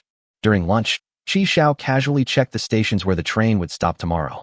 This stop is at Mushroom Garden, single-person stop. Some mushrooms in the Mushroom Garden are poisonous and should not be eaten. A red-haired worm lurks in the treasure chest, danger level 2. Beneath the large Ganoderma lucidum, there is a level 1 treasure chest. It can contain 3 train coins and 1 bottle of common antidote. The red-haired worm hidden in the treasure chest, danger level 2? I wonder which is more dangerous, my bullet or my bullet. In the afternoon, Qi Xiao did push-ups in the carriage while adding water to the storage tank. In return, you can trade ice water for a bottle of shower gel, a bottle of shampoo, a box of grapefruit-flavored toothpaste, and a brand new toothbrush. At 9 p.m., Qi Xiao finished a set of squats, took a quick shower to save water. The Mushroom Garden was indeed very dark, with no sun. Even if the black wind monster ran inside, you couldn't see it anywhere. After watching it go to the toilet, Qi Xiao turned around and locked it inside the train. To prevent it from eating random things, it would be troublesome if it ate a poisonous mushroom. Qi Xiao, carrying a rifle, led Old Master Ren into the Mushroom Garden. When he encountered a mushroom, Qi Xiao took out his entrenching tool from his bracelet and tried cutting it. With one shovelful, the injured area of the porcini mushroom turned indigo blue. Wow, this must be the sea hand blue, a type of herb. This yellow one looks like an enoki mushroom. Blue, green, pink. Forget it, the weirder the color, the faster you'll die. Qi Xiao only picked the gray mushrooms that didn't look too strange. The deeper you go, the more varieties of mushrooms you'll find. Some even glow. Under the glowing mushroom's reflection, Qi Xiao saw a familiar figure. The woman was still dressed like Ada Wong, except this time she was carrying a basket and bending over to pick mushrooms. Qi Xiao immediately squatted down. Holy crap, is this a ghost town? Isn't this a single-person station? What's she doing here? Looking at her graceful figure accentuated by the Cheongsam, Qi Xiao swallowed hard and gently stepped back. Is it pretty? The woman turned around and looked at Qi Xiao expressionlessly. Come and help. Oops, we've been found out after all. Qi Xiao stood up and scratched the back of his head. Haha, we've met again. What a coincidence. Have you eaten? The woman tossed the bamboo basket to Qi Xiao and instructed him to pick these kinds of vegetables. During a break from picking mushrooms, Qi Xiao spoke up. What's your name? I don't know your name yet. Again, the woman paused. Kong again. Kong glanced at Qi Xiao again. You still have that dog? Oh, she's raising them. They just had a litter of pups the day before yesterday. Kill him, then I'll sit in your car. No, a dog doesn't deserve to die. Then come and sit in my car. Qi Xiao paused for a moment, then quickly followed. I couldn't ask for that, Sister Yu. Kong Yu's pink train was parked right next to Qi Xiao's train. Kong Yu opened a door in the 8th carriage. Qi Xiao's mouth gaped open. Was this some kind of modification? Now he could open the door to any carriage and get in and out at will. What are you standing there for? Hurry up and come in to help. Qi Xiao stepped into the carriage and discovered that the floor was not made of iron plates, but of dirt. The roof is made of transparent glass. Your carriage is so cool. Mine was like a sauna. Kong then planted the mushrooms he had picked into the soft soil. Qi Xiao also joined in. Can this person survive? This is a modified vegetable growing truck, specifically for growing vegetables. No wonder. You don't grow any vegetables here, just mushrooms. I like to eat mushrooms. Is there a problem? No problem. No problem. I like mushrooms too. After planting the mushrooms, Qi Xiao got off the train and followed Kong to the 3rd carriage. The carriage was covered with a gray carpet, on which sat 2 pink armchairs, a round coffee table, a tea set, and a book. Chapter 23 Re-encounter with Kong Yu. Qi Xiao put down his teacup and let out a long sigh. Good tea. He picked up the teapot and poured himself another cup. Kong crossed his left leg over his right, holding the untitled book to cover his face. So, what good stuff did you get from the special treasure chest? Qi Xiao's hand holding the teapot trembled. How did she know I got the special treasure chest? Is she trying to trick me? Just some train coins, and this zombie bodyguard. Kong looked at old Master Rin at the door and nodded. Qi Xiao breathed a sigh of relief. He had gotten away with it. Saying you didn't receive it would be a lie. When you lie, you have to mix the truth with the falsehood. Didn't get any silver coins? Qi Xiao's heart skipped a beat. He looked up at Kong Yu and saw that she was still hiding her face with a book. It's been used up. Kong lowered his book again, his eyes fixed intently on Qi Xiao. Your hands are as quick as ever. Ha ha. Qi Xiao smiled awkwardly, poured Kong Yu another cup of tea, and then put down the teapot. Sister Yu, what exactly are those silver coins used for? If you're lucky enough, you'll know once you collect the whole set. Oh, I knew she wouldn't tell me easily. Qi Xiao's eyes darted around. By the way, Sister Yu, which region are you from? Kong lowered the book, revealing his eyes, and rolled his eyes at Qi Xiao. I'm not from the same region as you. I'm from the class above you. You guys are still in the newbie village. Once you leave the starting village and enter the new world, you'll meet people from previous generations. Qi Xiao's hand trembled as he picked up the teacup. Sure enough, his worst guess had been confirmed. Does that mean we newcomers are going to get ripped off by the previous batches? You're making us sound like bandits. Qi Xiao tried his best to control his facial expressions, but he couldn't help but grin. I only have one question. What do you newcomers have that's worth robbing? You're like newly spawned monsters in a game. There's absolutely no point in killing you, okay? You can't get any equipment from it. So what's the point of killing it? Are we very free? Upon hearing this, Qi Xiao curled his lip. Sister Yu is right. It really doesn't make any sense. Kong smiled again and continued. The new world is a mixed bag, with countless organizations. You'll understand when you get to the new world. The first thing you have to do is choose a side. Sister Yu, what are you saying?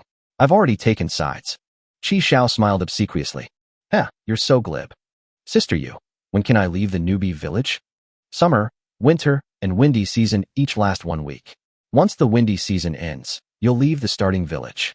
Qi Xiao blew on the tea and took a sip. 3 weeks. Summer and winter are easy to understand. They're just hot and cold. What the heck, the windy season? There's a strong wind blowing in the train carriage?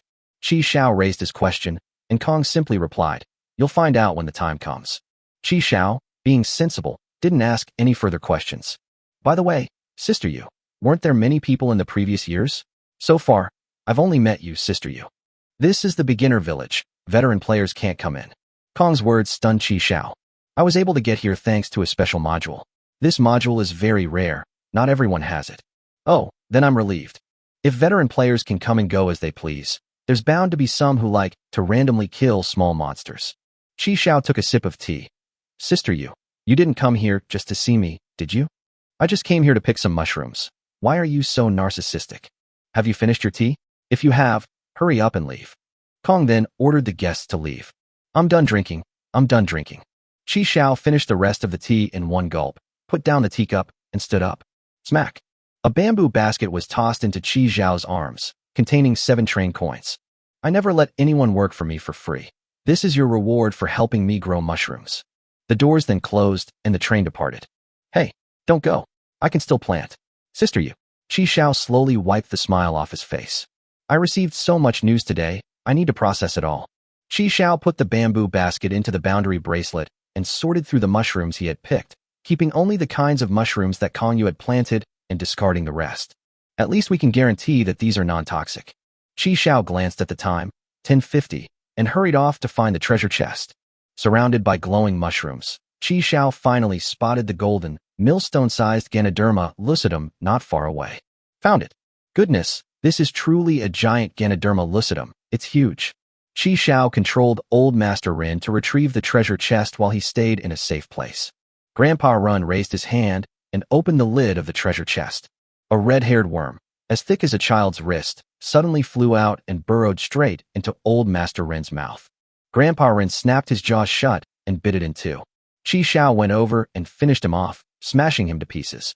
Then put all the treasure chests and Ganoderma lucidum into the bracelet. Just as Qi Xiao left, a blonde-haired man opened the door of the front carriage and came in. Haha, this kid is quite interesting. Wow, you got 2 silver coins while still in the newbie village. That's like a rocket. He sat down in the seat that Qi Xiao had been sitting in and poured himself a cup of tea. Do you think he would still dare to talk to you like that if he knew your true identity? Kong ignored him, put down the book, and summoned the light screen. You have a new message. Xia Yuan has gone to the inner realm with her target. Let's prepare to move in. No. After Kong finished replying, he closed the private chat. They're here. They're so slow. Huang Mao watched as Kong chose to stand on the platform again and sighed dramatically. Platform travel allows you to record the stations you've visited and then use train coins to travel there again. The blonde-haired man looked like he was reminiscing. I'm so envious.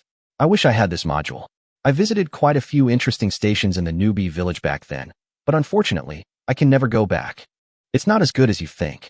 Right now, I can only go to multi-person stations and single-person stations that I used to stop at. And each trip consumes a lot of train coins. Also, you travelers who just come to hitch a ride are using up my travel privileges.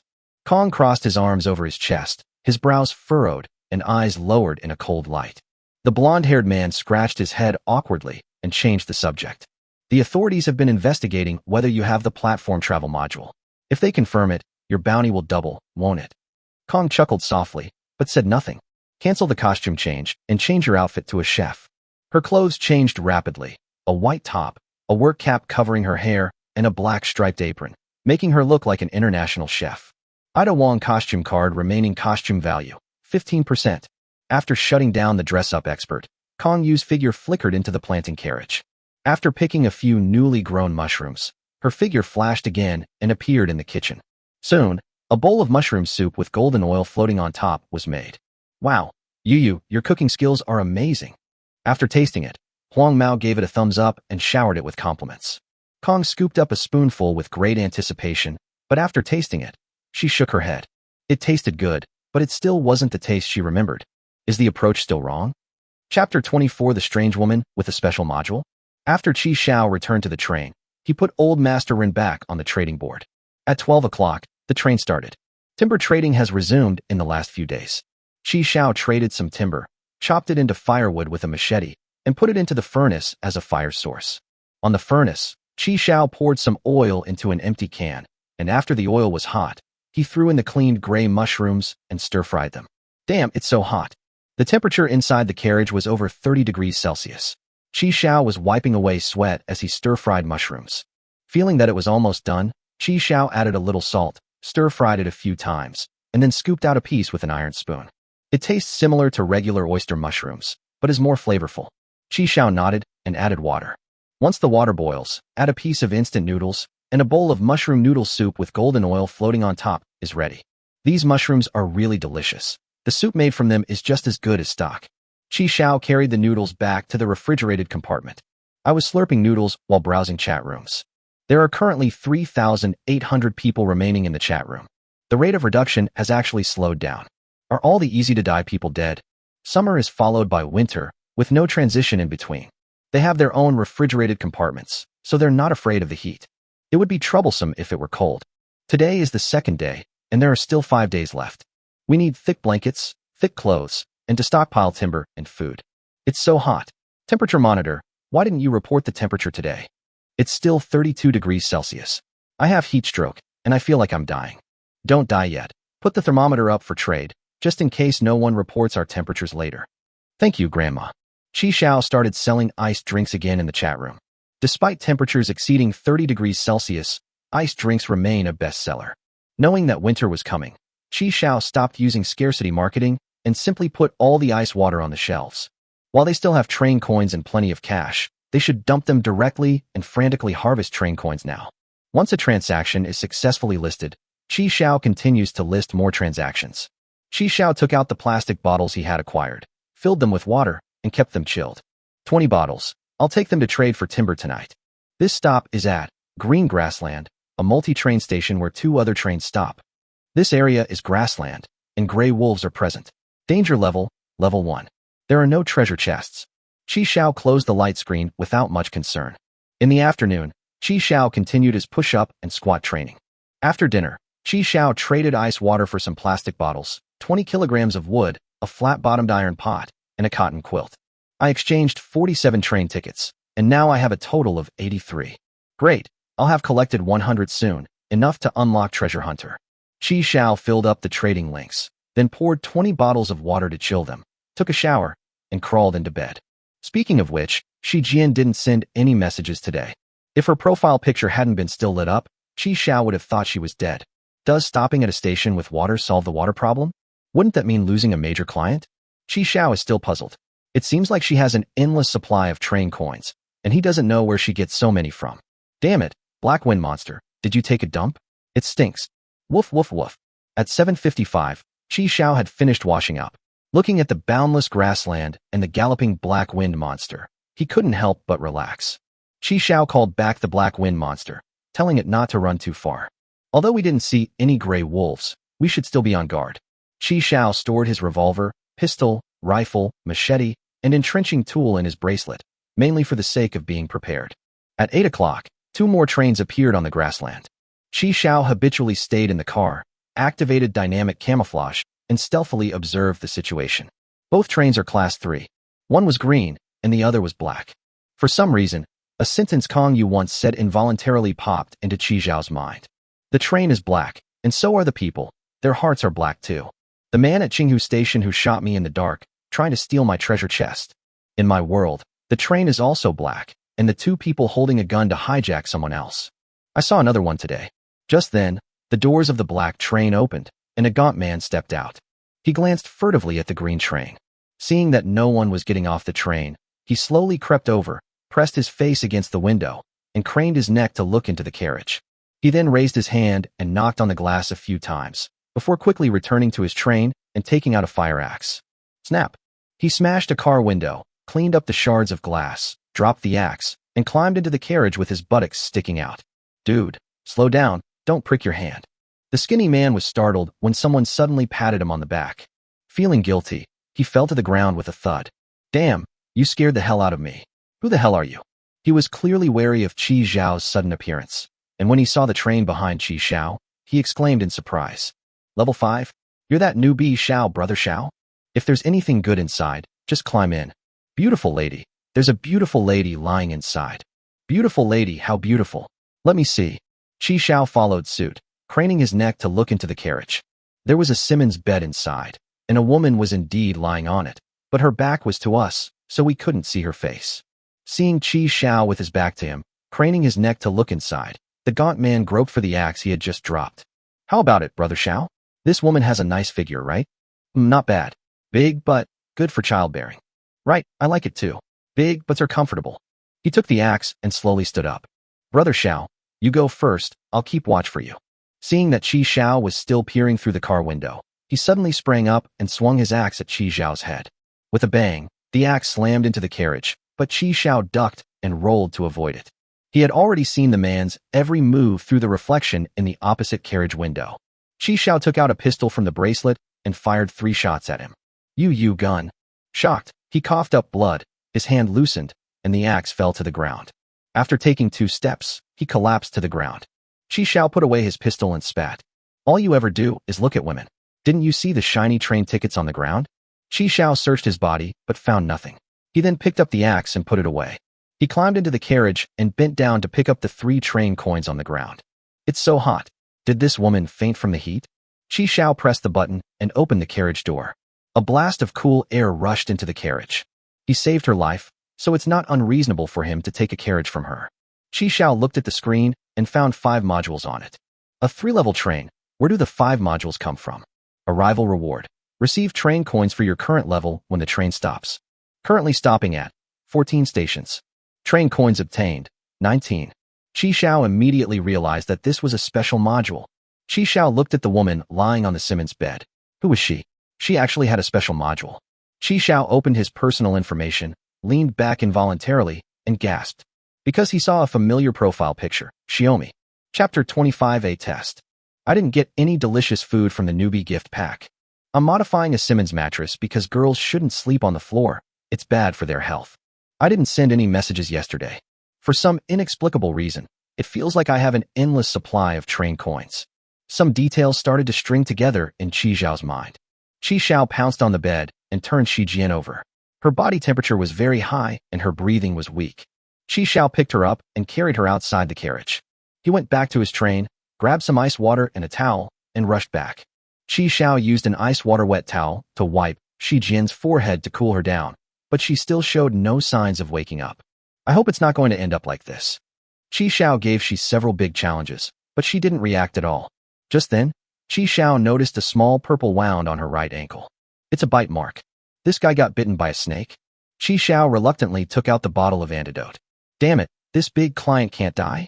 Qi Xiao unscrewed the bottle cap, supported Shi Jian's head, and fed her the antidote. Holy crap! Shi Jian suddenly opened her eyes and sat up abruptly. She rubbed her throbbing head, recalling the dream she had just had. She dreamt that the princess in the castle was kidnapped by the snake demon king, and she, as a hero, went alone to rescue the princess. After a fierce battle, they successfully killed the snake demon king and rescued the princess. As she shakily removed the princess's veil, preparing to kiss her, she was suddenly jolted awake. Because beneath the veil was none other than Qi Xiao's face. Shi Jian rubbed her disheveled hair with both hands. Her eyes glazed over. Damn, what bad luck. What a bizarre dream. Ouch, my face feels a little numb. As if realizing something, she touched her ankle where she had been bitten by a snake yesterday. It no longer hurt. She recognized the snake. It had a triangular head and was a highly venomous snake. I'm so fierce, I didn't even get knocked out. After confirming that everything was all right, Shi Jian jumped off the Simmons mattress. Those who survive a great calamity are sure to have good fortune in the future. No, where did these glass shards on the ground come from? Damn, how come a piece of my car window is broken? When did the carriage door open? Also, where are my daily train coins? Shi Jian looked at the messy carriage and shook her head. Am I still dreaming? She stepped off the train and saw an endless grassland. A small black dog suddenly ran over and circled around him. Xiao picked up the little black dog, looking puzzled. How could there be dogs on the grassland? You're awake, my young lady. Shi Jian turned around abruptly and saw Qi Xiao walking up behind her. Damn, it's you again? Looks like I really am dreaming. Shi Jian shook her head, picked up the little black dog, and carried it back to the carriage, then plopped down on the Simmons mattress. Don't bother me. It's not hot in my dream. I'm going to sleep a little longer. The black wind monster stepped onto the uniquely textured Simmons mattress for the first time, and after getting used to it, it began to circle around Shi Jian. Looking at Shi Jian lying on the bed like a dead dog, Qi Xiao suddenly felt that the bottle of antidote was a bit of a waste. He sat down next to Xiao, grabbed her right foot, and examined the wound. The purple color disappeared, meaning the poison had been neutralized. Shi Jian abruptly pulled her foot back, her face flushed red, and she sat up abruptly, raising her hand to slap Qi Xiao. The pain in her hand told her that she wasn't dreaming. Despite the bright red handprint on his face, Qi Xiao forced a smile. Is he really awake this time? That's roughly what happened. The way you thanked me, your savior, was by slapping me across the face. Shi Jian huddled in the corner of the bed, head down, fidgeting nervously with her small hands. Qi Xiao scolded him like a child who had made a mistake. Yes, I'm sorry. What did you say? I didn't hear you. Shi Jian pursed her lips tightly, and after a series of internal struggles, she shouted out loud. Sorry. All right, that's fine. Qi Xiao suddenly moved closer to Shi Jian and chuckled. Then do you know why I went to so much trouble to save you? Shi Jian was so frightened by Qi Xiao's lewd face that she took a step back, pressing her body tightly against the carriage. You want to sleep with me? The train fell into a deathly silence. Even the black wind monster stopped making noise. Everyone says big breasts mean no brains, but I don't think intelligence has anything to do with that stuff. Right, I am still very wise. 3 minutes later. Wait, let me sort this out. You mean, in 3 weeks, we'll be heading to the new world? There are people from previous years in the new world? The rich woman you're clinging to is from the previous year. That's right, that's exactly what I mean. Think about it. What would happen if they found out you had the arrival reward feature? What will happen? They will capture you, cut off your arms and legs, and turn you into a human pig. As Qi Xiao spoke, he made a gesture of swinging a knife. All we need to do is make sure you don't die. You'll be like a golden goose that they raise. A hen that can provide train coins indefinitely. Qi Xiao sighed. A common man is innocent, but possessing a treasure is a crime. But I'm different from them. You and I are from the same year. We're comrades in arms. We'll live and die together. We can entrust our backs to each other. Qi Xiao placed his hands on Shi Jian's shoulders and said with unwavering determination in his eyes, Shi Jian, you can completely trust me. Looking at Qi Xiao's incredibly determined eyes, Shi Jian swallowed hard. Okay, I believe you. Then tell me, when I passed out, did you take the train fare? Ahem, Qi Xiao coughed lightly. Otherwise, where did the antidote that saved you come from? I bought it with 10 train coins, and I even paid out of my own pocket for 7 of them. If you understand, then come with me. Qi Xiao got off the train, and Black Wind Monster immediately jumped off the Simmons mattress and followed him. Shi Jian was still in a daze. What are you standing there for? Hurry up. Qi Xiao appeared at the window without glass and urged again. Here I am. Shi Jian smoothed her slightly disheveled hair, got up, and followed. Qi Xiao had disposed of the emaciated man's body long before Shi Jian woke up. They even ransacked his train. Although there wasn't anything good, I didn't get a single train coin. Although there wasn't much left of the metal, plastic, and wood, Qi Xiao took it all with him. At this moment, inside the black Class 3 train, Qi Xiao was operating the screen. The train screen displays a state of being ownerless. Come here, log into your account. Log on my ship? Shi Jian walked over and logged into her account as instructed by Qi Xiao. Train conductor Xiaomi, number 1999999. Are you ready to board the new train? Weather. Once you've registered, this train is yours. He wanted to test whether the activated module card was linked to the account or the train. Just as Shi Jian was about to click yes, her finger stopped. Wait, what about my original train? Your car windows are all broken. It's a high-risk vehicle, so you can't keep it. What about my Simmons mattress? Why don't you just move in? I can't move it. I'll help you move it. Can you slim down your arms and legs? Looking down on greyhounds? Haven't you heard of the saying, looks thin when dressed, but muscular when undressed? Wait, there's one more thing. Stop talking nonsense. Qi Xiao came over and clicked yes in a flash. Chapter 26, Allied Contract. Train conductor Xiaomi, number 1999999, has logged in. Train conductor, Xiaomi. Level 3. Number of carriages, 3. Initial carriage, X1. Standard carriage, X2. Exiting your personal information screen displays 5 modules. Among them is the arrival of a train. Qi Xiao squinted. Just as I suspected, the module card is linked to the account after activation. Ugh, I really want this module. I don't know if there will be any way to get it over here in the future. Qi Xiao returned to the Shijin train, at which point the screen displayed an unclaimed status.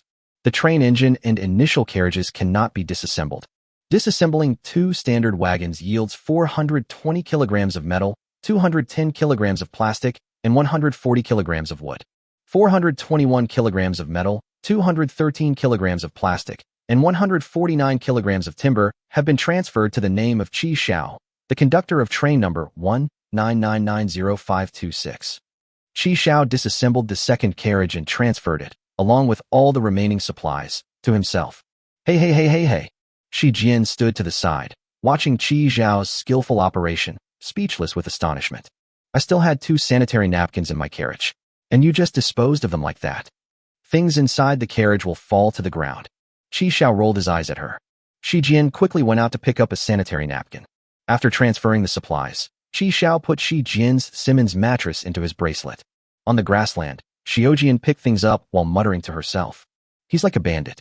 You can tell he's done this kind of thing a lot. I'd better stay away from him. Don't move. Oh. Shi Jian looked up and saw Qi Xiao holding a rifle, the muzzle pointed at her. Bang bang bang bang. Shi Jian instinctively closed her eyes tightly and shrank her neck. Ow. She opened her eyes again and turned her head away. A gray wolf lay in a pool of blood. Couldn't you have said something before you fired? After you finish speaking, you'll probably be finished too. Qi Xiao walked over, picked up the gray wolf, and put it into his bracelet. Where did you pull that gun from? No, where's the wolf? Qi Xiao changed the subject. In such a short time, I've saved you 3 times. Thank you, thank you. Shi Jian said through gritted teeth. It's all right. You'll have your chance to express your gratitude later. Qi Xiao glanced at his watch. It was 11:30. The bus will depart in half an hour. Hello. What? Shi Jian finished picking up the things, held them in her arms, and looked at Qi Xiao warily. Do you want to take a shower? So much water, so much instant noodles. Does your family own a supermarket? Why is this carriage so cool? There's even a big water tank here. There's so much food and drink. And why are there blankets and pillows? Is this where you sleep? How much did that rich woman give you exactly? Don't talk nonsense. This is all earned through my own hard work and struggle. Shi Jian looked at Qi Xiao with a hint of pity. I understand. Rich women aren't so easily satisfied. Comrade, you've worked hard. Enter the 4th carriage. Shower head, toilet, sink. There's not even enough water to drink outside, and you still manage to take a shower here. Qi Xiao rolled his eyes at her. Is there any necessary connection between the two? After speaking, Qi Xiao glanced at his watch. 10 minutes, hurry up and wash. I'll open the door right on time. After saying that, Qi Xiao closed the door, leaving only Shi Jian inside. Shi Jian glanced at it and saw that the shower gel, shampoo, toothpaste, and towels were all there. It's true what they say, comparisons are the thief of joy. The living conditions here are like heaven and earth, like living in a stinking ditch. Just as Shi Jian was about to take off her clothes, Qi Xiao suddenly opened the door. Hurry up and wash, don't dawdle. After saying that, Qi Xiao closed the door again. Xiaomi raised her small fist, gritting her teeth as she silently punched the air. She had just taken off her top. With a bang, Qi Xiao opened the door again. Just 10 minutes, 10 minutes. Xiaomi crossed her arms over her chest, covering her private parts. Okay, get out of here. Seeing Qi Xiao close the door, Shi Jian breathed a sigh of relief and began to take off her pants. With a bang, the door opened again. Also, don't use my toothbrush. If you open the door again, I'll use your toothbrush to clean the toilet. Qi Xiao walked straight in this time, startling Shi Jian so much that she covered her chest with one hand and pulled up her pants with the other. Her face turned as red as a mahjong butt. What are you going to do? Qi Xiao glanced at Shi Jian, walked over, took the toothbrush, and turned to leave. Not long after, the sound of rushing water came from inside. After taking a shower, Shi Jian returned to the train she had just changed to. It was exactly 12 o'clock when the train started moving. She leaned against the car window and shook her still slightly damp hair. Looking out at the deep, endless darkness, a hint of loneliness appeared in his eyes. She had been here for 14 days, and this was the first time she had stopped at a station with many passengers. I haven't seen anyone in so long, and the first person I saw was that heartless trafficker. He saved me out of nowhere. He was saved 3 times? Did they inexplicably switch trains? What kind of alliance agreement did they sign? From now on, I'll have to share half of my daily arrival bonus with him. I'm currently at level 3, and I get 3 train coins every time the train stops. It's enough for normal food and drink purchases. How do you divide the 3 coins in half? Never mind, I'll just give him 2. Consider it as my daily meal allowance. This guy has so much food and drink, he doesn't need to worry about starving to death. After her hair dried, Shio went to the 2nd carriage. Speaking of which, how did he manage to get my Simmons mattress over here? How did they manage to conjure a gun from thin air and make a wolf disappear? Is this guy even human? The thought of being seen naked made Shi Jian's cheeks flush instantly. She punched the Simmons mattress. This guy isn't human. Qi Xiao cleaned the bathroom where Shi Jian had just showered and picked up a bunch of hair. This thing used up 95 liters of my water in 10 minutes? How did she do it? It's hardened. Its fists have hardened. Qi Xiao invited her to take a bath, which was actually a way to show her the abundant supplies and reassure her to form an alliance. Today's iced drink transaction yielded another 14 train coins, bringing the total to 105. Transform, Treasure Hunter. Splash. After successfully activating the treasure hunter function by depositing a large amount of train coins, Qi Xiao checked the stations to be served tomorrow. This stop is at Xingfu Residential Area, single-person stop. This station is located in a dilapidated old residential area. There is something indescribable in room 401. There is no danger if the door is not opened. Danger level after opening the door, level 5. There is a level 1 treasure chest in room 601. It can contain 3 train coins and 1 snake silver coin. There's a treasure chest and silver coins too. As expected of a treasure hunter, he can get silver coins right after the upgrade. Qi Xiao closed the station announcement and began dealing with the Grey Wolf. Chapter 27 Level 6 Train, Basic Kitchen Components. Wolf meat has a very strong, fishy smell. Qi Xiao put them into the boundary bracelet. Then wash the stripped wolf skin slightly and let it air dry in a ventilated place. We can make a hat or something like that later. We need to prepare for the upcoming winter. Add some firewood to the furnace, and Qi Xiao pours oil into the frying pan he had traded earlier. Heat the oil and add the sliced cured pork. When the fatty parts of the cured pork become translucent, add the washed mushrooms. Qi Xiao picked up a piece of cured meat and tasted it. It was good, not bad. It's a pity there were no chili peppers or green garlic. Otherwise, it would have been unbeatable. I put 2 spoonfuls of stir-fried mushrooms and cured meat on top of the steamed rice, and added 1 spoonful. Adding a bottle of ice water, Qi Xiao opened his private chat with Shi Jian. My dear ally, lunch is ready. A flash of light, and Shi Jian received her lunch. You made this? Don't tell me you can cook. My dear ally, do not forget our agreement. Hee, I knew there's no such thing as a free lunch. My dear ally, return the can after you finish eating, or there won't be any bowls left. Okay. After lunch, Qi Xiao checked the current quantity of supplies collected. Metal, 620, 300 kilograms. Plastics, 467, 150 kilograms. Timber, 480, 100 kilograms. With the treasure hunter fully upgraded, you can confidently level up to level 6. 1 ordinary carriage has been obtained. The maximum stop time has been extended by 1 hour. You can still choose to depart at 11 a.m. Here it comes, but the stopover time has been extended again. 5 hours, plus an extra hour for collecting supplies. Aside from increasing the stop time, no other new features were unlocked. The renovation was also completely refreshed. Ghost Fire Train, added dazzling lights and sound effects. Su, 3 train coins. Qi Xiao was stunned for 3 seconds. Could someone really modify this thing? Leave early. Account follower, you can leave the station 10 minutes earlier. 8 train tokens. That's fine. Leaving early, even if the station you're stopping at is dangerous, can save your life if you leave 10 minutes early. Basic kitchen components. Obtain a train-specific stove, range hood, integrated sink, and concealed external water tank. 5 train coins. Stove range hood. While cooking in a furnace is convenient, the resulting fumes are unavoidable. This modification solves the problem perfectly. The key is that it has an external water storage tank. This results in 2 external water storage tanks. Qi Xiao decided on the location next to the toilet. A white platform connects to the carriage. On the left side of the countertop are 2 stoves, and above them hangs a black range hood. On the right is an integrated sink with a faucet. The 2 external water storage tanks have been combined, with a maximum water storage capacity of 6 tons. The current water storage capacity is 195 liters. After renovating the kitchen, Qi Xiao had no train coins left. The next day, at 7:50, the train stopped in the residential area. The surroundings were shrouded in thick fog, and all that could be seen was a single, dilapidated 6-story building. After the Black Wind monster finished using the toilet, Qi Xiao locked it in the train. He took Old Master Rin out of the trading board and put him into the bracelet. Having only traded 2 train coins since last night, Qi Xiao filled up the link to exchange iced drinks for train coins, gathered his equipment, and headed up the stairs. Prioritize opening treasure chests on the 6th floor. As soon as Qi Xiao reached the 4th floor, he smelled a fragrant aroma. It was coming from room 401. It smells so good, it looks so tempting. Qi Xiao covered his nose with his finger and quickly walked upstairs. What indescribable thing is inside that smells so good? If it weren't for the station announcement, I probably would have already opened the gates and gone inside to take a look. There is no danger as long as the door is not opened. Qi Xiao kept this in mind. Qi Xiao went up to the 6th floor. Since it was inside the building, there was no direct sunlight, so Old Master Rin could move around. Qi Xiao controlled Old Master Rin to break down the door of room 601 and enter the room. The treasure chest was in the living room. Qi Xiao opened the treasure chest.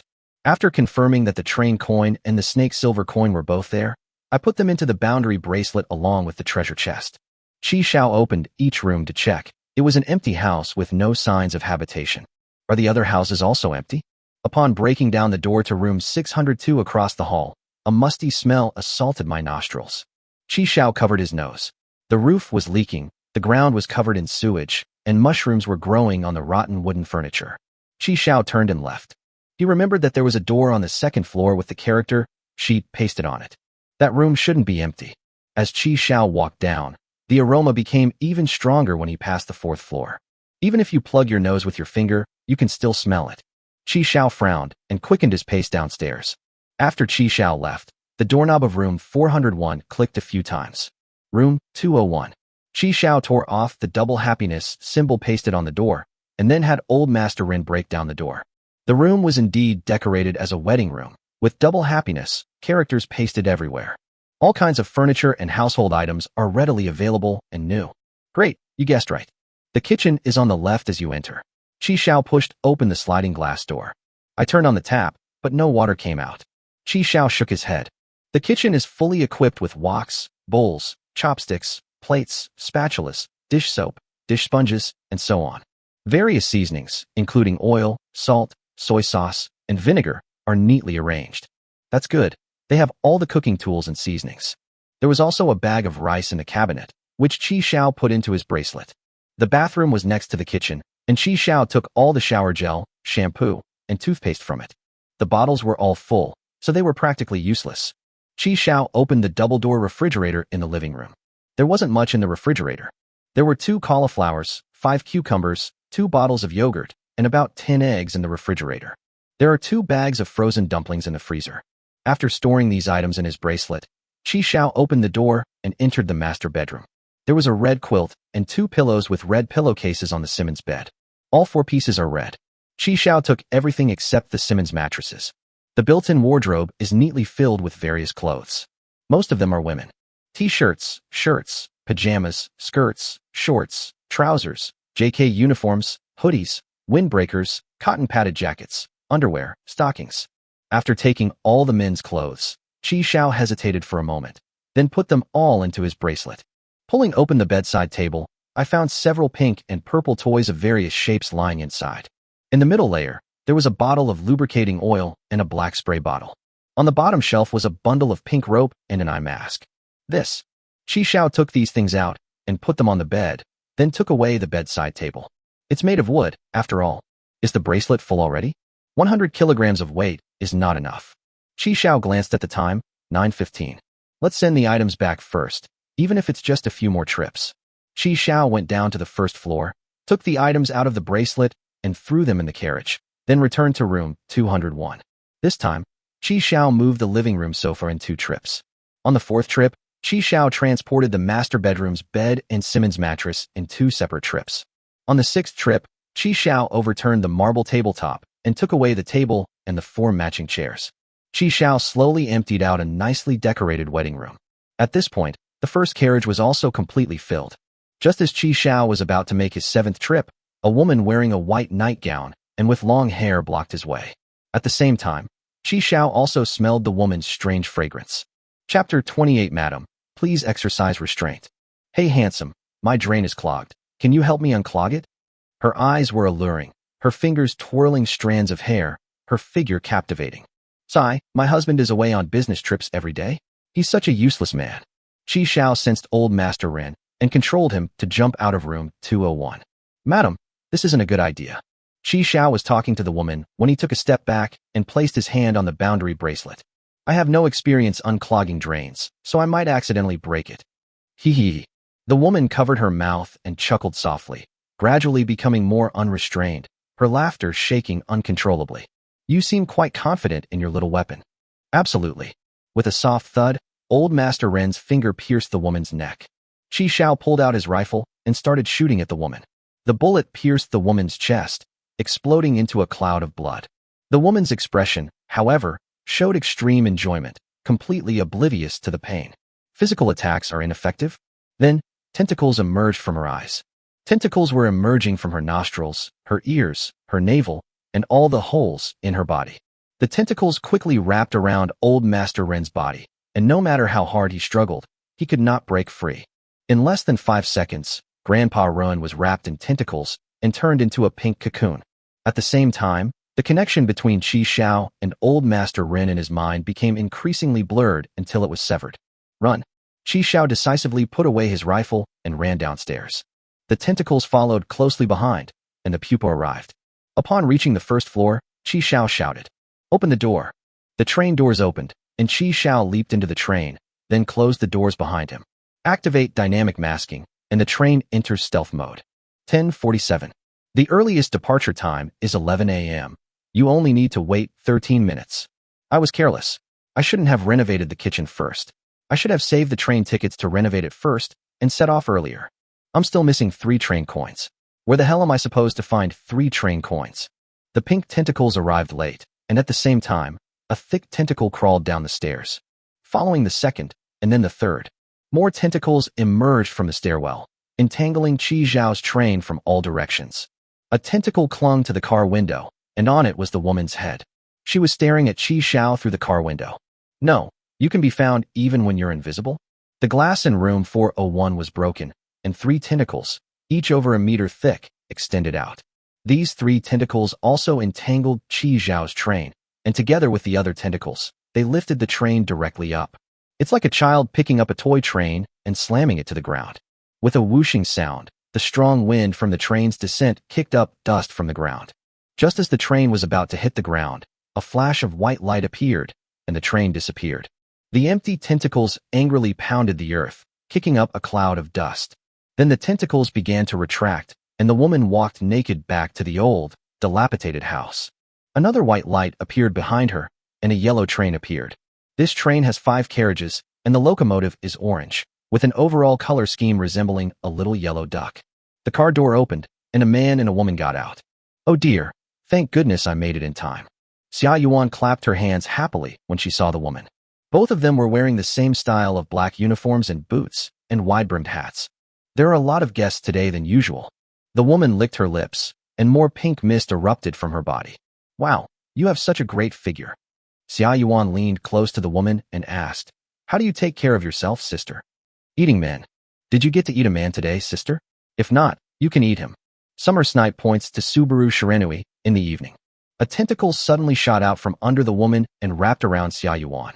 She glanced at the uniquely designed silver hat badge on Xia Yuan's wide-brimmed hat. The Kingdom of Order. Of all the people in the New World, the one I hate the most is the Kingdom of Order. Although the tentacles tightened their grip, Xia Yuan still wore a bright smile. "Sister, the one who sealed you here has passed away. You should have realized that by now. You've guarded the treasure chest for 3 sessions. Thank you for your hard work. So, you two think you can kill me?" Another tentacle shot out and lashed out at Subaru Shiranui.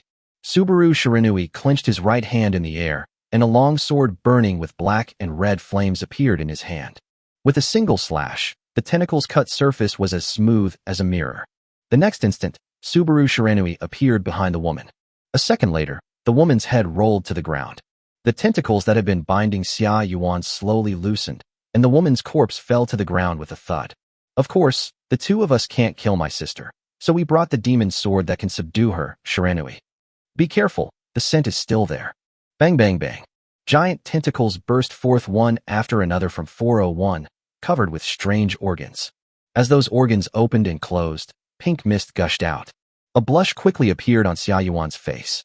Subaru Shiranui raised his long sword, his eyes turning completely black. "Shiranui, karma." A massive, dark red flame erupted from the blade, instantly dissipating the pink mist upon contact. After all the mist was burned away, the flames clung to the tentacles like maggots clinging to bones. The tentacles were terrified of the flames and severed themselves to prevent the flames from spreading to their true form. Subaru Shiranui, carrying his demon sword, hacked his way up to the 4th floor and arrived at room 401. After severing the main body with a single strike, all the tentacles turned to ashes and vanished with the wind. "Hey, the treasure chest is in room 601. Thanks for your help. I'm not going up." Xia Yuan put her hands to her mouth and called out to Shiranui Subaru. 3 minutes later, Subaru Shiranui walked out carrying a zombie. The silver coins are gone, and the entire treasure chest is gone. Oh, Xia Yuan seemed to have misheard something. Someone took the treasure chest before us. and this zombie must have been left behind by that person. Asked the magic mirror. Xia Yuan pulled out a mirror from somewhere and handed it to Shiranui Subaru. You ask? Subaru Shiranui frowned. Why me? Xia Yuan stood with her hands on her hips and her chin raised. Killing the guards and retrieving the silver coins is your task, not mine. I'm just here to recruit. Subaru Shiranui reluctantly took the mirror. As the two looked at it together, he took a deep breath and slowly said, the only, all-knowing, all-powerful, and unparalleled magic mirror in the world. Who is the master of this zombie puppet? The mirror like water rippled, and soon Qi Xiao's face and the name Qi Xiao appeared. Qi Xiao is quite good-looking, better looking than you, Xia Yuan said to Shiranui Subaru. Subaru Shiranui remained silent. 5 seconds later, the mirror surface began to ripple again. Subaru Shiranui unconsciously swallowed. A line of text appeared on the mirror. Have you ever used the woman next to you as a fantasy object to comfort yourself? With a final cry from Natsumi, Subaru Shiranui's heart, which had been hanging in suspense, finally died. Chapter 29. Without plants, how do we fight the zombies? Let's leave early. Having narrowly escaped death, Qi Xiao leaned against the carriage, panting heavily. He slammed his fist on the ground. Damn it. Old Master Rin is broken inside. I didn't even open the door to 401. Is she some kind of supernatural being who can open the door and come out by herself? Moreover, they can find trains that are invisible. Besides the adrenaline rush from escaping death, Qi Xiao also felt feverish and highly excited. His mind is now filled with that woman's body. Is it the scent that's affecting it? Qi Xiao went to the bathroom and took off his clothes. Finally, Qi Xiao calmed down after being rinsed with cold water and stopped thinking about those images. Wiping the water from his face, Qi Xiao summoned the light screen to check the message Shi Jian had sent that morning. 3 coins, how should we divide them? I'll take 2 and you take 1. Reply to my message, you two are on the same page now. Giving you everything is impossible. Don't even think about it. Where is everyone? Where is everyone? Where is everyone? Where is everyone? Where is everyone? Don't accuse me of drinking your beverage again. You were the one who wasn't here. 10 minutes earlier, just as the train was about to be slammed to the ground by the tentacles, Qi Xiao took out the 3 train coins that Shi Jian had used to trade for drinks. After collecting 8, he immediately modified the equipment and set off ahead of schedule. They managed to escape at the perfect moment. Qi Xiao dried himself off and changed into new clothes. Many things were scattered all over the train, and Qi Xiao shook his head helplessly. He moved the furnace to the kitchen and steamed 2 bowls of rice. After tidying up the scattered items, Qi Xiao put the frying pan on the stove, turned on the range hood, and started cooking. Stovetops consume wood, and range hoods consume metal. Fortunately, the consumption is not high, so it's affordable. With the seasonings and vegetables he had just scavenged, Qi Xiao made a stir-fried cauliflower with cured pork and a stir-fried cucumber with eggs. The vegetables were stir-fried, and the rice was steamed. Qi Xiao sent a message to Shi Jian. Lunch is ready. You finally replied. I've finished my drink, so don't ask me for another one. Today I stopped in the forest, and there were 2 bears outside with chainsaws. I was so scared that I didn't go out. Where did this plate come from? Are tin cans obsolete so quickly? The food is pretty good today. There's even yogurt to drink. The cooking is pretty good. The eggs are scrambled quite tenderly. You've praised it for nothing. The cured meat is too old. Seeing the barrage of messages from Shi Jian, Qi Xiao smiled, closed the light screen, and started eating. After lunch, Qi Xiao checked the remaining supplies. Metal, 320, 300 kilograms. Plastic, 317, 150 kilograms. Timber, 380, 100 kilograms. He pondered for a moment, then opened his private chat with Shi Jian. I'll transfer supplies to you and help you upgrade your train to level 4. A weasel offering New Year's greetings to a chicken is definitely up to no good. You give me 3 train coins every day. You can't let my good ally go without a single one, can you? Hey. I knew it. Don't talk nonsense. Who said I'd give you 3 every day? It's decided then, my good ally. 300 kilograms of metal, 150 kilograms of plastic, and 100 kilograms of timber have been transferred to the name of Xiaomi, the conductor of train number 1999999. Aren't you afraid I'll take the stuff, delete you from my contacts, and run away? How could that be? You're not the kind of person who would betray an ally. I won't betray my allies. I'm not going to go into a chat room and yell that you have a arrival reward module. Despicable. Insidious. Cunning villain. Qi Xiao watched as the number on Shi Jian's profile picture jumped from 3 to 4, and the corners of his mouth turned up. After today's incident, Qi Xiao has come to understand the importance of train tickets. Helping Shi Jian upgrade is definitely worth it. This hen that only knows how to cut coins must be raised well. He turned off the light screen and began to organize the supplies he had collected that day. In the fifth carriage, Chi Xiao set up a large bed and a Simmons mattress, laid out the quilt and pillows, and placed a bedside table next to it. A perfect replica of the master bedroom in room 201 with a festive red color scheme.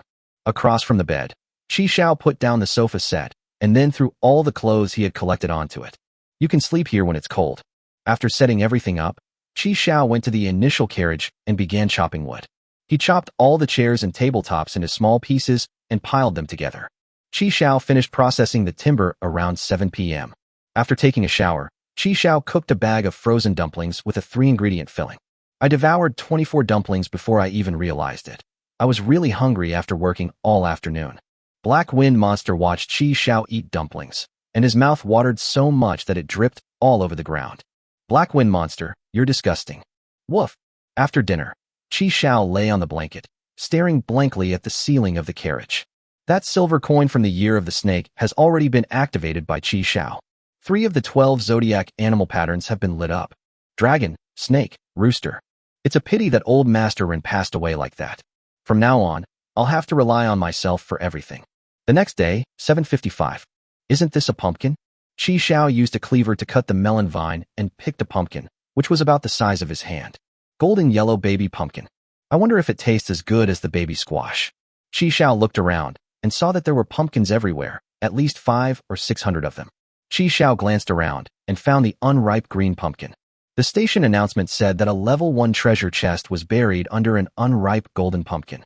He took out his entrenching tool, and after a few shovelfuls, a loud bang was heard as the wooden crate clattered. We found it. Chi Xiao opened the treasure chest. Miracle Multi-Purpose Fertilizer. Promotes plant growth and has a chance to directly accelerate ripening. 5 kilograms. Force ripening directly? That sounds impressive. Let's try it out when we can grow vegetables. Use vegetable gardening modification is pretty good. I'll make one myself next time I see it. Fortunately, the 6th carriage was still empty. Chi Xiao glanced at the time. It was 8 o'clock. He returned to the carriage and summoned the light screen. Shijian, Tenmu Station. I've never been there. All right. This is what Chi Xiao instructed Shijian to send him the station she stops at each time. If you've stopped there before, you can share the platform information with her.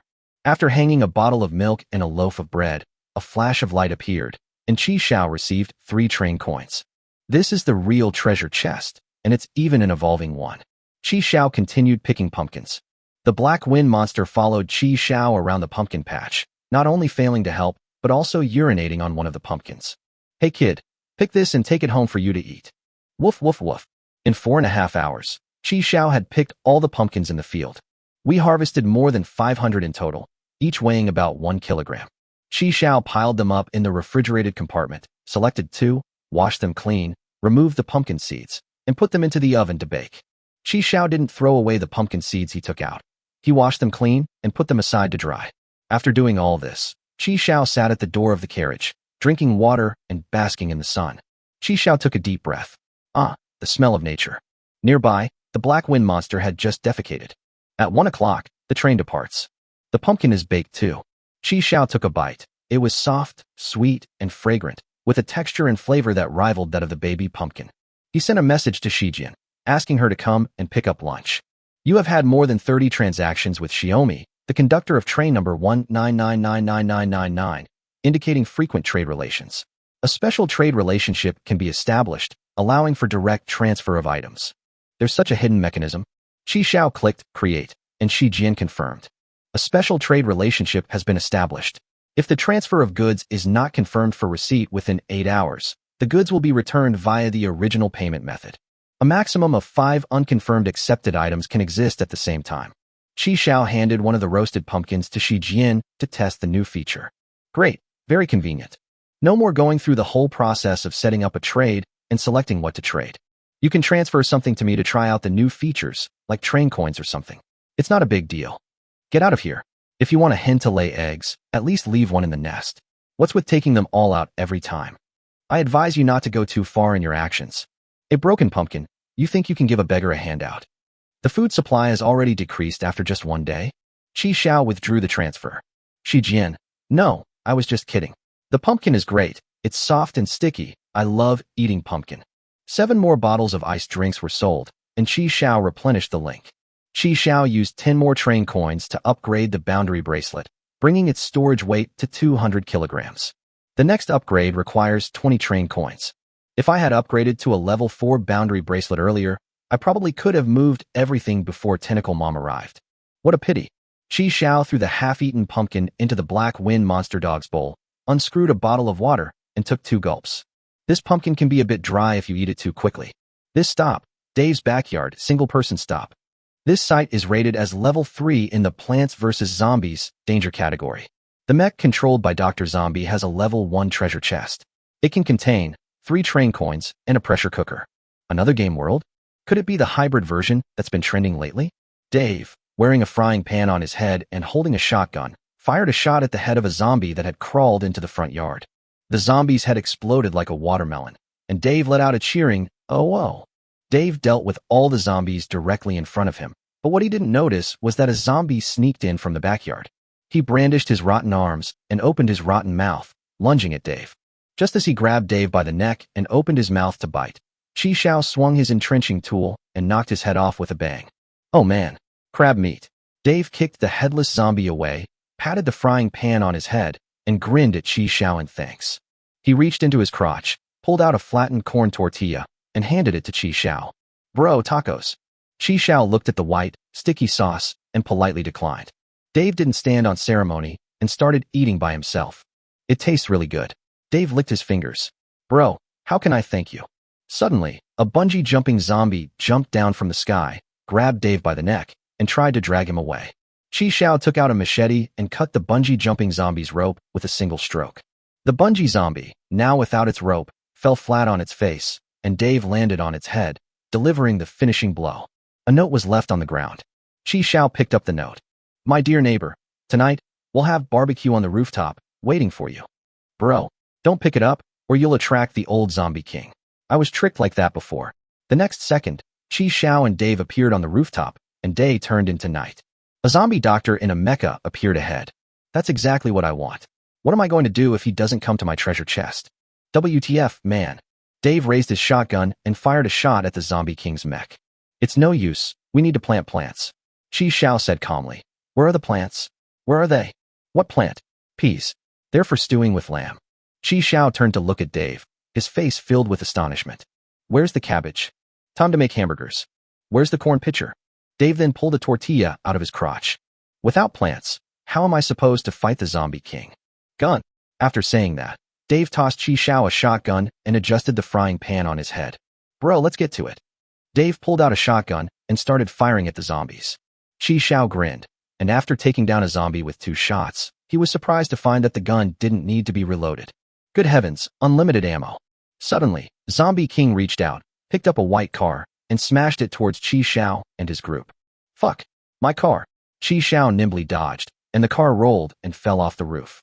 In a game world with unlimited ammo, no recoil, and guns that don't overheat, those zombies are no match for you. Chi Xiao got carried away in the end, even resorting to hand-to-hand combat with a machete. With their combined efforts, the Zombie King was quickly forced to surrender. Chi Xiao blew the Zombie King's swollen head off with a single shot and took the treasure chest out of the driver's seat. The next second, because the Zombie King was defeated, the two flashed back to the front yard. Dave was stunned as he watched Chi Xiao take the treasure chest away. Bro, you want this box? I have plenty in my car.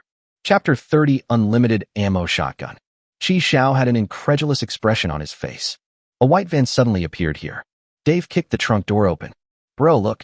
Chi Xiao pondered. Isn't this Dave's secret shop? He looked inside and saw 6 gift boxes that looked almost identical to the box. Bro, if you like them, you can have them all. Chi Xiao didn't stand on ceremony and put them all into the boundary bracelet. Dave was very happy to see Chi Xiao accept the gift. He then pulled a tortilla from his pocket and handed it to Chi Xiao.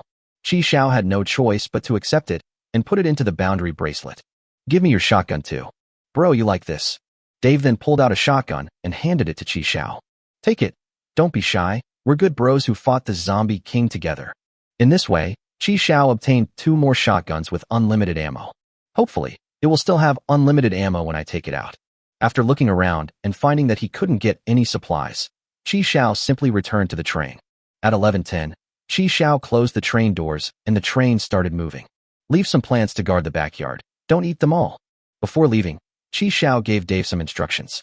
Shi Jian noticed that Qi Xiao hadn't been to the station where Shi Jian stopped today, but that didn't stop him from getting 3 train coins. I took out the gift box Dave had given me, and if I'm not mistaken, it should contain potted plants. The first gift box, when opened, contained a bowl of corn. Qi Xiao held the flower pot, which was about the size of a rice cooker, and looked at the corn inside, completely bewildered. The remaining 5 gift boxes contained a pot of cabbage, a pot of watermelon, and 3 pots of peas. This thing looks just like a plant in the real world. I wonder if it will suddenly open its eyes when it encounters a zombie. Qi Xiao then took out the 2 shotguns and fired them at the pile of wood to test them. Bang! Wood chips were blasted everywhere. The immense recoil jolted Qi Xiao backward. I didn't feel any recoil in the game world, and the continuous firing was very satisfying. That won't work in the real world. But it truly has unlimited ammo. There's no need to reload. As long as it doesn't overheat, it can keep firing. That's incredible. We should ask Dave for a few more. Qi Xiao swung his arm and put the shotgun back into his bracelet. After taking the train coins and pressure cooker out of the treasure chest, he threw the empty chest into the feeding area. The black wind monster circled around the potted plants, occasionally licking them with its tongue. Go play somewhere else. Qi Xiao kicked the black wind monster away and carried several potted plants into the refrigerated compartment. It's too hot outside. Don't get all wilted. Shi Jian sent a message. I'll contribute a few eggs today. Let's upgrade lunch. Where did you get this egg? It doesn't look like a chicken egg. Huh? I don't know. It was dug out of the sand. It looks like an alligator egg. You're pretty impressive. No way. I didn't see any crocodiles. Don't scare me. After filling the water tank, Qi Xiao started making lunch. He picked the cornstalk from the potted plant and removed the kernels. They didn't even leave any of the 3 bowls of peas untouched. They picked all the pods and shelled out the peas. Next, cut the 2 slices of luncheon meat into small pieces. Heat oil in a wok, crack in the 2 eggs that Xiaomi turned over, scramble them. Then add luncheon meat, blanched corn kernels, and peas. Take out the rice that was steamed last night, break it up, and add it to the pot. After seasoning with only the simplest salt, Qi Xiao took a bite, the only drawback being the lack of scallions. While eating lunch, Qi Xiao posted a message in the chat room, selling off his pile of frozen water and iced drinks. Summer has only 1 day left, so seize this last moment. What's going on with you? You traded an iced drink and a bottle of cold water for a train coin? Did you strike it rich? Xiao Fa. Let's see the V50's capabilities. Sure, I'll show you my skills once you give me 50 train coins. Pa. It's not Thursday. Qi Xiao returned to the chat room and continued selling iced drinks. The rest of the time, Qi Xiao exercised and added water to the water tank. An ordinary person's body cannot withstand the recoil of a few shotgun shells. With the bodyguard gone, I'll have to rely on myself from now on. By the time he went asleep, Qi Xiao had traded a total of 12 train coins. With the remaining 9, Qi Xiao upgraded the bracelet to the next level. Now there's only 1 train coin left, but the bracelet can carry a weight of 300 kilograms. Upgrading requires more and more train coins. The next level already requires 30 train coins. However, the added weight is still 100 kilograms.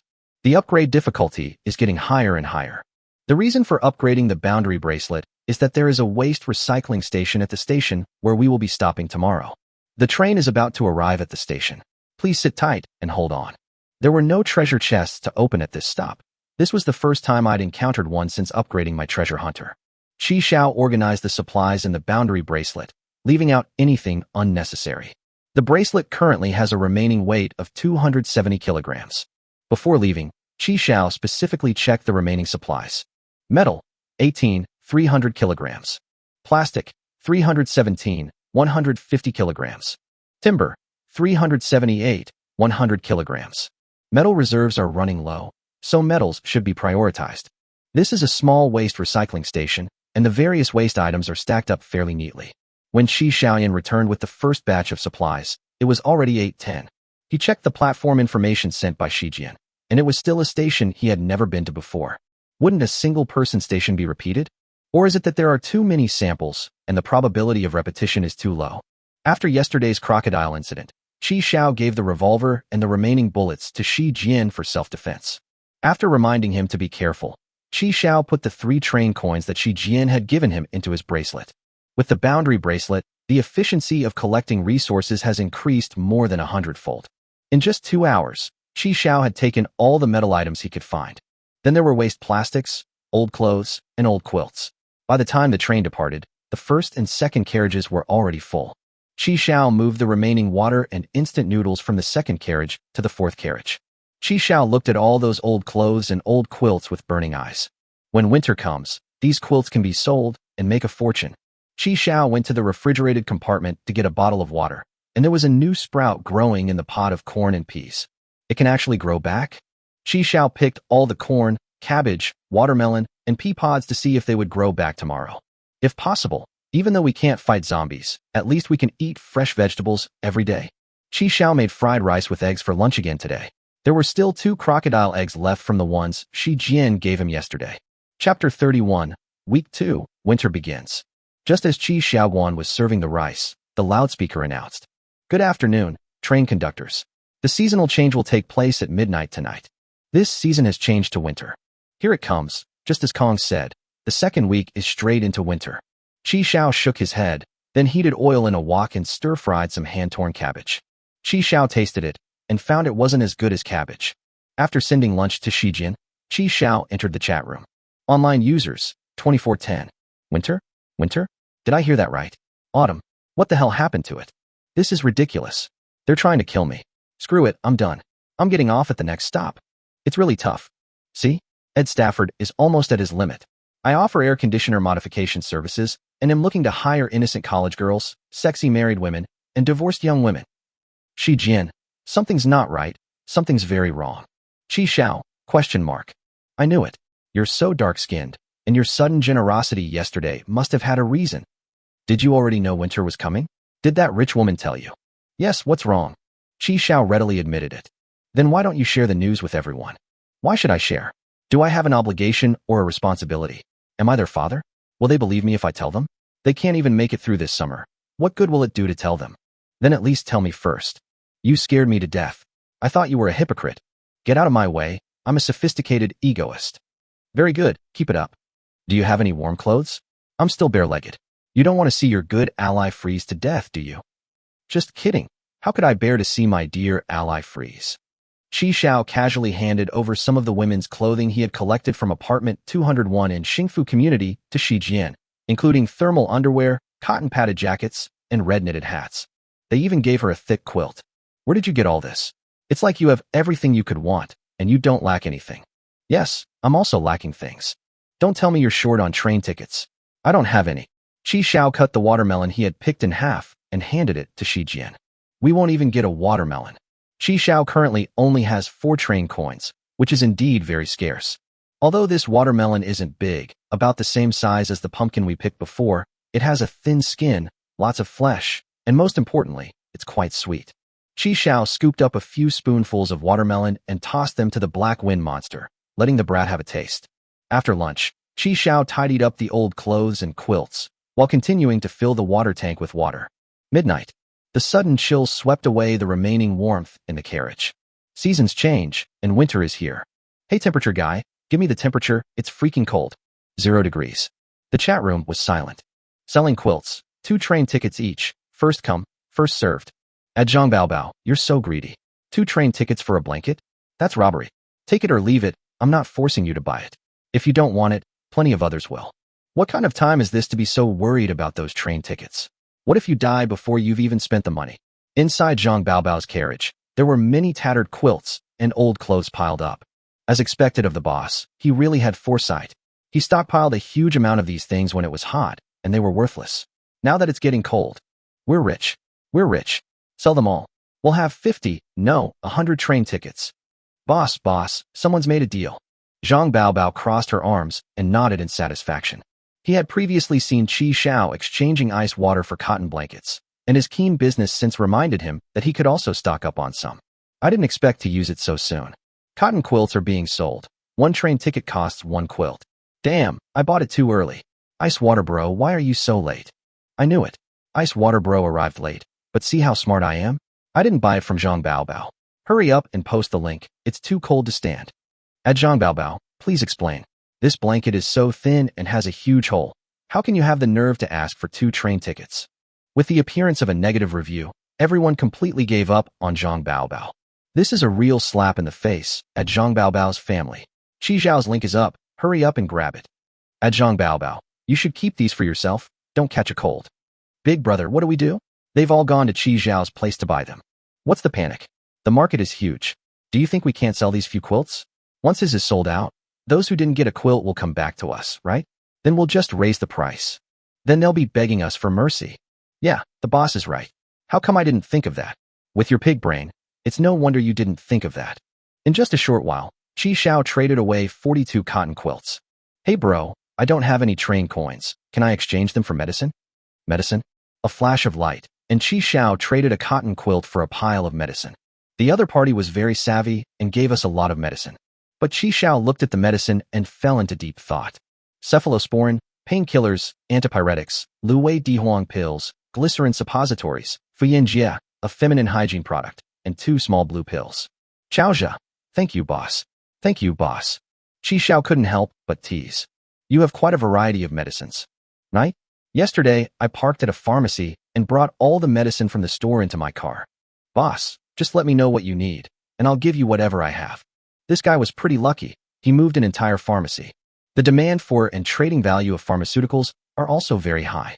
Qi Zhao, wearing thick pajamas, entered the refrigerated compartment. Seeing that the water in the tank hadn't frozen, Qi Zhao felt relieved and returned to his bedroom. The black wind monster huddled in the doghouse that Qi Zhao had prepared for it that afternoon. Adding some firewood to the furnace that had been brought in raised the temperature inside the carriage slightly. Qi Zhao crawled into bed and summoned the light screen. Shi Jian. So cold, so cold, so cold, so cold. I'm dead. It's all right, just generally cold. I can handle it. Qi Zhao hugged the plastic bottle filled with hot water, feeling that the bed was still a little warm. Qi Zhao had 10 of these thermos flasks in his bed. Qi Zhao pulled a thermos from under his feet and handed it to Shi Jian. Wow, it's so warm. But it smells a bit. The plastic smell from the hot water is normal. Go to sleep. The next day, at 7:30, Qi Zhao burrowed his head out of the warm blankets. There were no treasure chests at this stop, so he didn't plan to get out of bed. Online users, 1903. 500 people froze to death last night. Chapter 32 promoted 3 ranks in one go to save the child from suffering. The train stopped on the snow-capped mountain, and Qi Zhao opened the door to feel the temperature outside. It was even lower than inside the train carriage. Qi Zhao quickly closed the carriage door. After accepting the 3 train coins that Shi Jian had just transferred, Qi Zhao gave Shi Jian a serving of freshly baked pumpkin and hot milk. The station where Xiaomi stopped today was a beach, a place he had never been before. Do you have a bikini or something? I want to go out and sunbathe. Yes, we do have them, but they're too big. You can't wear them. Send it to me so I can see how big it is. Qi Zhao turned the few pieces of underwear around. It fits perfectly, even a little tight. Qi Zhao hugged the furnace and warmed himself by the fire, thinking to himself that he was really putting on a brave face, pretending to be the boss when he was only halfway there. The black wind monster was so frozen it shrank into a ball. Qi Zhao couldn't bear to see it, thinking that he couldn't let his child suffer. Upgrade. Let's see if we can find an air conditioner upgrade option. Qi Zhao checked the current supply of materials. Metal, 1258, 300 kilograms. Plastic, 595.5, 150 kilograms. Timber, 404, 100 kilograms. I made a fortune yesterday at a scrap metal recycling station. There are also 49 train coins. Upgraded to level 7. I love rice. Get a train-specific rice cooker, 1 train coin. Baking master. Receive a train-specific oven, 1 train coin. Girly pink. The carriage color will be changed to girly pink, 1 train coin. Having once spent 100 train coins to upgrade to a treasure hunter, Qi Zhao didn't even blink, directly spending 2 train coins to obtain a rice cooker and an oven. Upgrade again, to level 8. The renovation has been refreshed once again. Self-sufficiency. Convert a train carriage into a planting carriage, which can automatically adjust the internal temperature, humidity, brightness, and soil pH according to the different crops grown. 8 train coins. Planting carriages. Qi Zhao spent 8 train coins to transform the 6th carriage into a planting carriage. After the renovation was completed, Qi Zhao couldn't wait to come to the planting carriage, with its muddy ground and glass roof. Great, it's the same style as Kong Yu's. After Qi Zhao planted a few mushrooms in the soil, the temperature and humidity inside the carriage began to adjust automatically. It's so intelligent, but it consumes metal, wood, and water. This planting vehicle also comes with an external water tank, which has been combined with the previous water tank. The maximum water storage capacity reaches 9 tons. Qi Xiao took the potted plants out and put them on the ground. He put them into the bracelet last night because he was worried they would freeze in the cold winter. By the way, magic multi-fertilizer. Qi Xiao took out the bag of fertilizer, opened it, and sprinkled it evenly on the soil. Small mushrooms started sprouting around the mushrooms that had just been planted, and new cabbages immediately grew in the pot as well. This amazing multi-purpose fertilizer promotes plant growth and may even accelerate ripening. The temperature inside the carriage had risen, so Qi Xiao decided to stay inside and not go out. Don't run around. I just planted these mushrooms. Woof woof woof. Qi Xiao summoned the light screen and checked the remaining 2 modifications. A gentle breeze. Obtain 1 train-specific electric fan, 1 train coin. Get out of here. Next one. Personalized customization. Receive a customized lifelike doll and a set of uniforms, 3 train tokens. Qi Xiao clicked and found that there were quite a few things that could be customized. This includes, but is not limited to, face, body shape, hairstyle, and even sexual characteristics. The details can even be replicated one-to-one with the real thing. There are several uniforms to choose from, including nurse, flight attendant, teacher, secretary, maid. Half an hour later, through Qi Xiao's continuous improvements, a custom-made doll appeared in the carriage. She had a pretty face, wore pigtails, and was dressed in the pink nurse uniform and white stockings that Qi Xiao had chosen for her. Qi Xiao stood up, looked at the 1.85-meter-tall, well-developed chest muscles and bulging muscles of the fierce woman, and nodded in satisfaction. Qi Xiao threw a punch, and the puppet fell straight to the ground. Qi Xiao pulled his fist back and blew a few breaths into it. Ouch, ouch, ouch, ouch, ouch. Why are these pecs so hard? Damn, I should have lowered the softness setting. Oh well, if I'm tough, I might as well be tough. Maybe I'll be tougher than her when we encounter enemies in the future. Qi Xiao put the custom-made training doll into the boundary bracelet.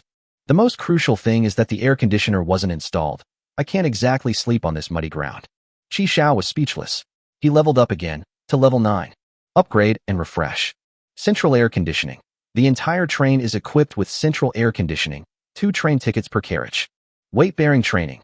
Convert a train car into a gravity-powered car, 10 train coins. This is art. Following account your train can now self-destruct, guaranteed to leave nothing behind, 10 train coins. It's here. It has air conditioning, and it's central air conditioning.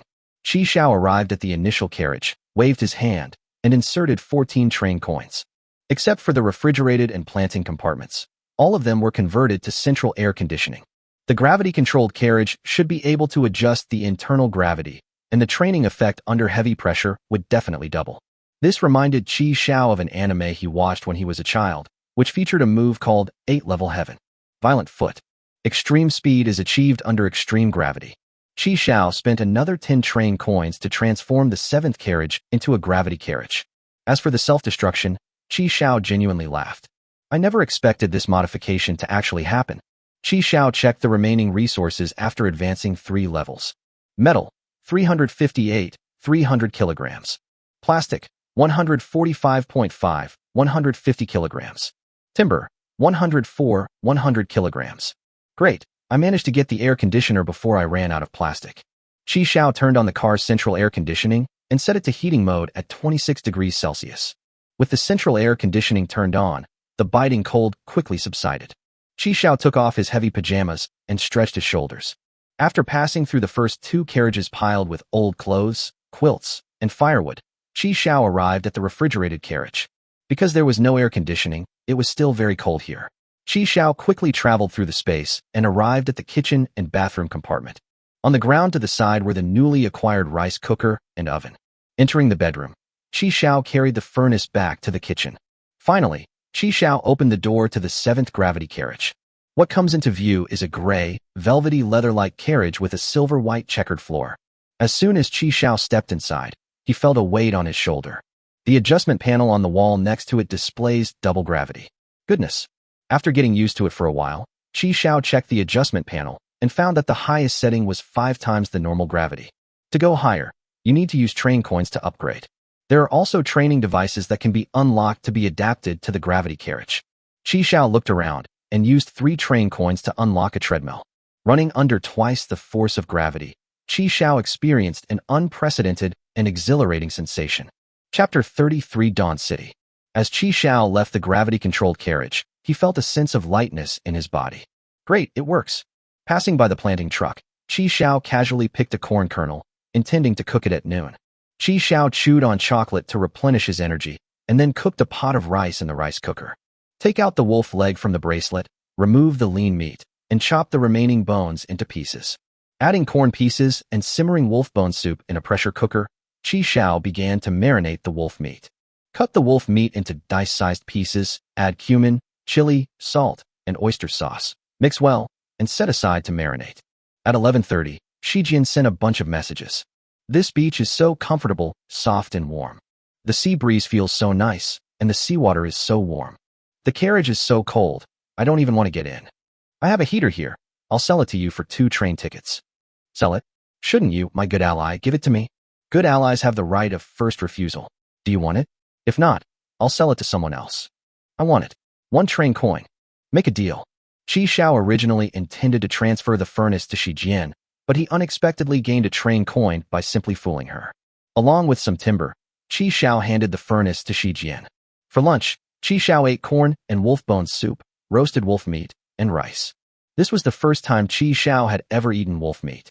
The taste was hard to describe. It wasn't bad, but it was quite chewy. Dog meat. You stewed the black wind monster? This is wolf meat. Wolf meat. Shijian suddenly realized that she remembered the wolf that Qi Xiao had shot and killed before. That scared me to death. Thank goodness. Qi Xiao. With his current physique, he's not even enough to fill a tooth gap for me. The black wind monster was drinking wolf meat soup, completely unaware of what was happening. After lunch, the train departed. Qi Xiao opened the chat room, thinking about how to get rid of the remaining quilts. In the chat room, a bunch of people tagged Qi Xiao, and the nickname changed from Ice Water Bro to Blanket Bro. At Qi Xiao Bedding Brother, do you still have any blankets? Please. Did they sell out last night? At Qi Xiao. At Qi Xiao Cotton Quilt Brother, please restock. I'd rather freeze to death than buy from Zhang Baobao. At Zhang Xioli, you old hag, buy it or don't. You poor bastard, I bet you can't afford it. At Qi Xiao, speak up. You're messing up the market. I'll kill you the next time we meet. You son of a bitch. Qi Xiao. At Zhang Baobao, did you decide on the market? Family members, Blanket Bro is here. Get your coins ready. Zhang Baobao retracted a message. Zhang Baobao punched the 4th brother on the head. Are you blind? Didn't you see he's already at level 9? Boss, I. What do you mean you? Don't tag him if there's nothing wrong with it. But you were the one who provoked him. The 4th brother swallowed the words that were on the tip of his tongue. Zhang Baobao swallowed hard. This guy was only level 6 yesterday. How did he suddenly level up to level 9 today? At this point, it would be unwise to antagonize them further. Qi Xiao's link was immediately snapped up. Indeed, building a good reputation is still very important. By 3 p.m., Qi Xiao had sold all the old clothes and quilts. A total of 31 train coins, 170 kilograms of metal, and 130 kilograms of plastic were obtained. The second carriage was successfully emptied. Inside the gravity-controlled carriage, Qi Xiao took the custom-made doll out of the bracelet and placed it in the corner. After warming up, I sparred with her. Qi Xiao helped the fallen doll up and wiped the sweat from his forehead. I'm exhausted and in pain. Qi Xiao looked at his bright red fist and thought, why don't I get some boxing gloves? During dinner, Qi Xiao checked the updated next stop. Stop at Shuguangqing, a multi-train station with 5 other trains stopping there. This station is infested with zombies. Attacking will result in infection. When the train arrives, you will be teleported to the initial safe house. After surviving for 3 hours, you will be teleported back to the train while still in the safe house. Rewards will be given based on your performance. Danger level 4. Defeating the zombie king will reward you with a level 3 treasure chest. It may contain 12 train coins and 1 Ada Wong costume card. It's a multi-person station, hasn't it stopped there in a long time. You can only get a treasure chest by defeating the zombie king. Ada Wong costume card, another costume card. I still haven't figured out how to use the Is Death costume card I got before. Then again, Kong has always been dressed like Ada Wong. Could it be a costume card? Qi Xiao frowned and began to inspect the weapons. 2 shotguns with unlimited ammo, 2 rifles, and 20 bullets remaining. 1 pistol and 26 bullets. 2 large machetes, cold weapons, an entrenching tool, barely counts, and a fire axe. Upon entering the trading platform, Qi Xiao searched for bullets. Qi Xiao had previously searched for bullets and found that there were very few people trading them, and most of the transactions were with train coins. In the end, Chi Xiao traded 10 packs of instant noodles for 50 pistol bullets and 30 rifle bullets. After filling all the magazines, Chi Xiao was still not satisfied, so he went to the planting carriage again. The train arrived at the station at 7:50. Chi Xiao, who arrived earlier, was not teleported to the initial safe house. The train hovered above Dawn City, and Chi Xiao looked down from inside the train, able to clearly see the entire layout of Dawn City. This includes the locations of various safe houses, the distribution of zombies in the streets and alleys, and the enormous zombie king next to the fountain in the city center. In 10 minutes, Chi Xiao had roughly memorized the map. At 8 a.m. sharp, Chi Xiao was teleported to the initial safe house, along with 8 other people. People reacted differently to his sudden appearance here. Some were terrified, while others were taken aback. Some people were dismissive, while others were delighted. Some people had no expression. Chi Xiao observed them. 5 cars, 8 people, and 3 old black men. A man suddenly pointed at Chi Xiao and shouted, "Holy crap, ice water bro. I'm not seeing things, am I? It really is ice water bro. Wow, no wonder rich women like him. He's much better looking in person than in photos." The man in the suit corrected him. Wrong, it's blanket bro now. Brother Chi Xiao, if it weren't for your quilt, I would have frozen to death. A girl wearing a JK skirt moved closer to Chi Xiao. Last night, I slept so soundly under the blanket that smelled of you, and I dreamed about you all the time. Chapter 34, Leaving the Safe House. At this moment, the black leader revealed a disdainful expression. I don't understand why everyone likes these pretty boys. Seeing the black man walking towards her, Moo cleverly ran behind Chi Xiao. Brother Chi Xiao, he bullied me. The black man stared at Chi Xiao with a stern face. 2 other black men also pressed forward. Seeing the tense atmosphere, the well-dressed man quickly stepped in to smooth things over. Hey friend, I didn't expect you to be so good at Chinese. You must have been studying it for a long time. Fuck you. I'm a Chinese from the Dragon Kingdom. Oh right, black dragons are dragons too. We're all family. Seeing that Chi Xiao was looking at him expressionlessly and showed no intention of backing down, the black man snorted coldly, curled his lip, and turned to walk towards another woman. At this moment, the thin, bespectacled man who had been sitting in the corner without saying a word stepped forward and blocked his way. Please show some respect for women. The black man glanced at him and said, 4 eyes, believe me or not, I'll smash your glasses and get your hands off me. The 2 henchmen who were still confronting Chi Xiao rushed over and kicked the bespectacled man to the ground. Just then, the broadcast came on. The zombie horde will arrive in half an hour. Please proceed to the next safe house. Basic supplies distributed. 1 AK rifle, 1 replacement magazine, 2 grenades, 1 first aid kit, and 1 long knife. The same equipment appeared on everyone. Chi Xiao checked the first aid kit, which contained 1 vial each of zombie serum and adrenaline, both identical in appearance. A zombie horde? What zombie horde? Everyone was taken aback. It was only then that they realized the dense swarms of people on the street weren't pedestrians at all, but zombies. Fuck, are you serious? This is more than the number of college students fighting for food in the cafeteria during military training. Who can use this many bullets? The black man got the gun, and his arrogance returned. He raised his gun and gestured with his chin towards Moo behind Chi Xiao. That pretty boy probably can't even use a gun. You 2 come with me. I won't let you off for nothing. I'll protect you. After saying that, he showed off his biceps. With a thud, the black man's right arm was severed, and the gun fell to the ground. Blood splattered all over the woman's face. Fuck. He crouched down in agony and wailed. Behind him, the bespectacled man held a knife, his eyes cold, as if he had become a different person. The 2 henchmen pointed their guns at the bespectacled man, about to fire, when they suddenly lost their balance and fell to the ground with a thud. Chi Xiao wielded his sword and slashed horizontally, severing their heels in 1 stroke. With a swift stroke, the bespectacled man slit both men's throats. When the black boss saw his 2 underlings lying motionless on the ground, his eyes widened in horror and turned bloodshot. He just couldn't understand it. Before, the 3 brothers could bully and mess with whomever they wanted, taking advantage of their numbers and size, and no one had ever resisted. We unexpectedly capsized in the gutter today. Both Chi Xiao and the bespectacled man were looking at him. Their gazes were contrasted, one playful, the other cold. He swallowed hard, about to beg for mercy, when in the next second, he too was slit in the throat. The bespectacled man sheathed his knife and smiled at the woman. It's all right now. But instead of thanking him, the woman looked at him with disgust. You're crazy. Mind your own business. The bespectacled man was taken aback upon hearing this. What are you looking at? You self-righteous man. The woman wiped the blood from her face and spat at the man with glasses. What is this thing? The bespectacled man paused for a moment, a bitter smile appearing on his lips. He stood up, bowed to Qi Xiao, said nothing, turned, and opened the door to leave. Qi Xiao remained calm and immediately began picking up equipment. Qi Xiao removed the magazine and took the grenade and first aid kit. Brother Qi Xiao, let me help you.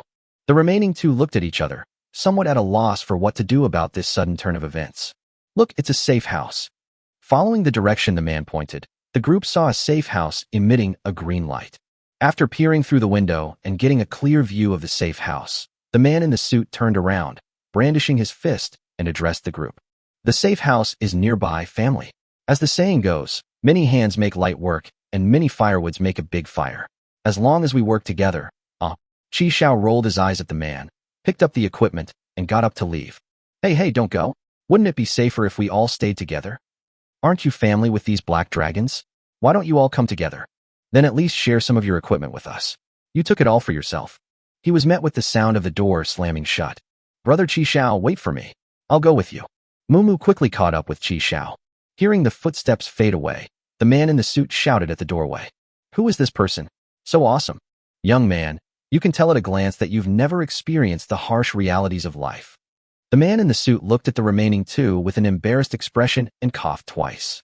Then, shall we go together? Leaving the safe house, Qi Xiao went down the stairs and followed his memory, wandering through the alleyways. Mumu followed Qi Xiao closely, as if afraid of losing him. She wore classic black, kidney-shaped shoes and white velvet stockings. She wore a short, beige cotton-padded jacket paired with a JK uniform, had her hair in pigtails, and had a typical loli-like face. If you're going to follow me, fine, but can you please stop pulling down my pants? Oh. Mumu let go of his hand, looking completely innocent, and quickened her pace slightly. Brother Qi Xiao, thank you. She hugged AK tightly and stayed close to Qi Xiao. If it weren't for you, I would definitely have been bullied by them. Qi Xiao glanced at her. It was that bespectacled man who killed the black man. Why are you thanking me? No, I know. It's because you were in front of me that he didn't dare to do anything to me. Qi Xiao didn't speak. He was simply planning his actions in his mind. Brother Qi Xiao, isn't the safe house to the west? Why are we heading east? We're going the wrong way. If you're scared, then don't come along. Mumu panicked immediately upon hearing this. Brother, slow down. Mumu had to jog to barely keep up with Qi Xiao's pace. Chapter 35. Who taught you to stick out your tongue for CPR? Bang, bang, bang, bang.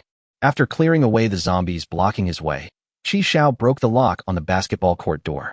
The safe house is indeed to the west, but if you go straight there, a large group of zombies will block your way. Even after picking up the equipment of those three people, they still didn't have enough ammunition. Knowing the terrain, Qi Xiao chose a safe route to go around it, even though it would be a bit longer. There were also about a dozen zombies lurking in the basketball court, and one of them was even dribbling a basketball. Qi Xiao raised his gun and fired a burst, which blew up the basketball. Seeing that Qi Xiao had run out of bullets, Mumu quickly handed him her gun. Qi Xiao then tossed her an empty gun. Reload. Bang, bang, bang, bang, bang. What? Reload? How do I do that? I don't know how. Mumu raised her voice and yelled at Qi Xiao. Depend on. The bullets were all used up, and only the basketball zombie remained, hopping around in place. Qi Xiao quickly switched magazines and took care of it. Before the zombie fell, it made a chicken sound. After teaching Mumu how to reload, the two continued on their way. Occasionally, explosions and flashes of light could be heard from other places during the period. Finally, just as the two were about to run out of ammunition, they successfully entered the safe house. Qi Xiao received supplies, 120 rounds of ammunition and 2 hand grenades. Mumu is the same. Such meager supplies. As Qi Xiao loaded the magazine, he pondered his next course of action. After packing up his equipment, Qi Xiao left the safe house, and Mumu, who had been lying on the chair, quickly got up and followed him. Are you leaving already? Won't you rest a little longer? Are you tired? I'm not tired. I'm worried that my brother will get tired. Brother, take a break. Mumu sat down on the spot, having already taken off her cotton-padded coat and was holding it in her hand. How many more floors are there? I really can't climb any further. Qi Xiao turned around, grabbed her slender arm, and gave her an injection. Brother, what is this? Qi Xiao casually tossed the syringe aside and smiled. Adrenaline, getting you pumped up? Mumutang stood up, getting excited. And so, energized, Mumu continued her journey with Qi Xiao. The only reason Qi Xiao brought her along was that in case of danger, he could run faster than her. When you encounter danger, all you need to do is run faster than your teammates. As the saying goes, better to die a friend than a poor monk. With a single shot, Chi Xiao blasted open the door to the rooftop and led Mu Mu to the top floor. After taking only a few steps, Chi Xiao saw a corpse. His stomach was ripped open, his internal organs were gone, and his intestines spilled out onto the ground. Vomit. Upon seeing this, Mu Mu couldn't help but lie on the ground and gag. It's that man in the suit. Chi Xiao gripped his gun tightly. The presence of the man in the suit's corpse here was definitely not unusual. Phew. A piercing cry came from high in the sky. Then came the rapid whooshing sound of wind being cut, as a giant zombie eagle swooped down, heading straight for Mu Mu. Before the giant eagle could even grab her, Mu Mu's eyes rolled back, and she fainted on the spot from fright. This caused the giant eagle to miss its target. It changed direction in midair, and this time headed straight for Chi Xiao. Really? Chi Xiao raised his gun and began to fire. However, the giant eagle flew at an extremely high speed, and most of the bullets just grazed its body without hitting it. A burst of bullets swept through the area, with only a few hitting it. This made it somewhat unsteady. A gust of wind blew into Chi Xiao's face. He dodged and rolled to the right, avoiding the claw attack. While it was circling and adjusting its angle, Chi Xiao rushed towards the stairwell leading downstairs. The giant eagle was indeed not very intelligent. It rushed in as well, getting stuck in the narrow stairwell. Chi Xiao pulled out a shotgun and started spraying bullets with unlimited ammo. After blasting its half-rotten head with the last shot, Chi Xiao confirmed it was dead and put away the shotgun. Ouch, I'm still injured. Chi Xiao touched his right arm. There was a scratch there. A burning sensation came from the scratch. The wound was healing. Is it the immaculate fruit? This fruit can repair the human body. It only repaired some scars before. Is the remaining efficacy still accumulating in my body? It only shows up when I'm injured? Chi Xiao was still worried, so he took out a vial of zombie serum from the first aid kit, bit off his hat with his teeth, and injected himself with it. As soon as the injection was administered, Chi Xiao's eyes glazed over, and he fainted. A peculiar sensation came from my lips, moist and soft. Chi Xiao opened his eyes instantly, meeting a pair of bright, sparkling eyes. Mu Mu quickly got up and withdrew her hands from holding Chi Xiao's cheeks. What are you doing? Human, artificial respiration. Who taught you to stick your tongue into someone's mouth to give them CPR? Brother, you're finally awake. I thought you'd never wake up again, sob sob sob. Mu Mu changed the subject, looking at herself with teary eyes. It was clear that she was very excited to have woken up. Chi Xiao leaned against the wall to get up, but the corpse of the giant zombie eagle was still blocking the doorway. Brother is so amazing. He even managed to kill that monster. Following him was definitely the right decision. Chi Xiao didn't say anything, but glanced at his watch and realized he had been dizzy for 40 minutes. He rotated his arm. His previously injured arm had fully recovered. Pushing aside the giant eagle, they returned to the rooftop. Chi Xiao glanced at Mu Mu, who still had that innocent and naive expression. What's wrong, brother? It's all right, let's go. Downstairs, the horde of zombies has arrived. Fortunately, I chose the rooftop, thus avoiding the dense hordes of zombies below. A single grenade thrown down there could kill a whole bunch of people. Chi Xiao threw the body of the man in the suit downstairs, an action that immediately attracted more zombies. Grenade. Mu Mu quickly handed all the grenades to Chi Xiao. As the 4 grenades exploded, they ignited a tanker truck, and flames shot up into the sky below. Chi Xiao nodded. The score should improve considerably now. Many of the high-rise buildings here are interconnected, which is why Chi Xiao chose to come upstairs. The most crucial point is that there is a safe house on the roof. When they encountered a taller building, they had to climb it. Chi Xiao grabbed the handrail and started climbing first. When he was halfway up, Mu Mu below suddenly screamed. Ah! A zombie grabbed Mu Mu's foot. More zombies swarmed in from behind. They've already climbed upstairs. Help! Chi Xiao grabbed the stairs with one hand and fired a shot with the other, hitting the zombie. With Mu Mu's kicking and stomping, she finally escaped from the zombies, but one of her pig kidney shoes was torn off. Chi Xiao threw a grenade, temporarily stopping them. Quick, the safe house is just ahead. Chi Xiao fired and retreated, quickly emptying his magazine. After throwing the last grenade, they successfully stormed into the safe house. They received another supply, 120 rounds of ammunition and 2 grenades. Mu Mu's white silk stockings had turned black on the soles of her feet. She held her little feet, her face full of heartache. My feet, wah. Chi Xiao leaned against the window. The fountain was not far away, but he couldn't see the Corpse King. You can get a level 3 treasure chest as long as you kill the Corpse King.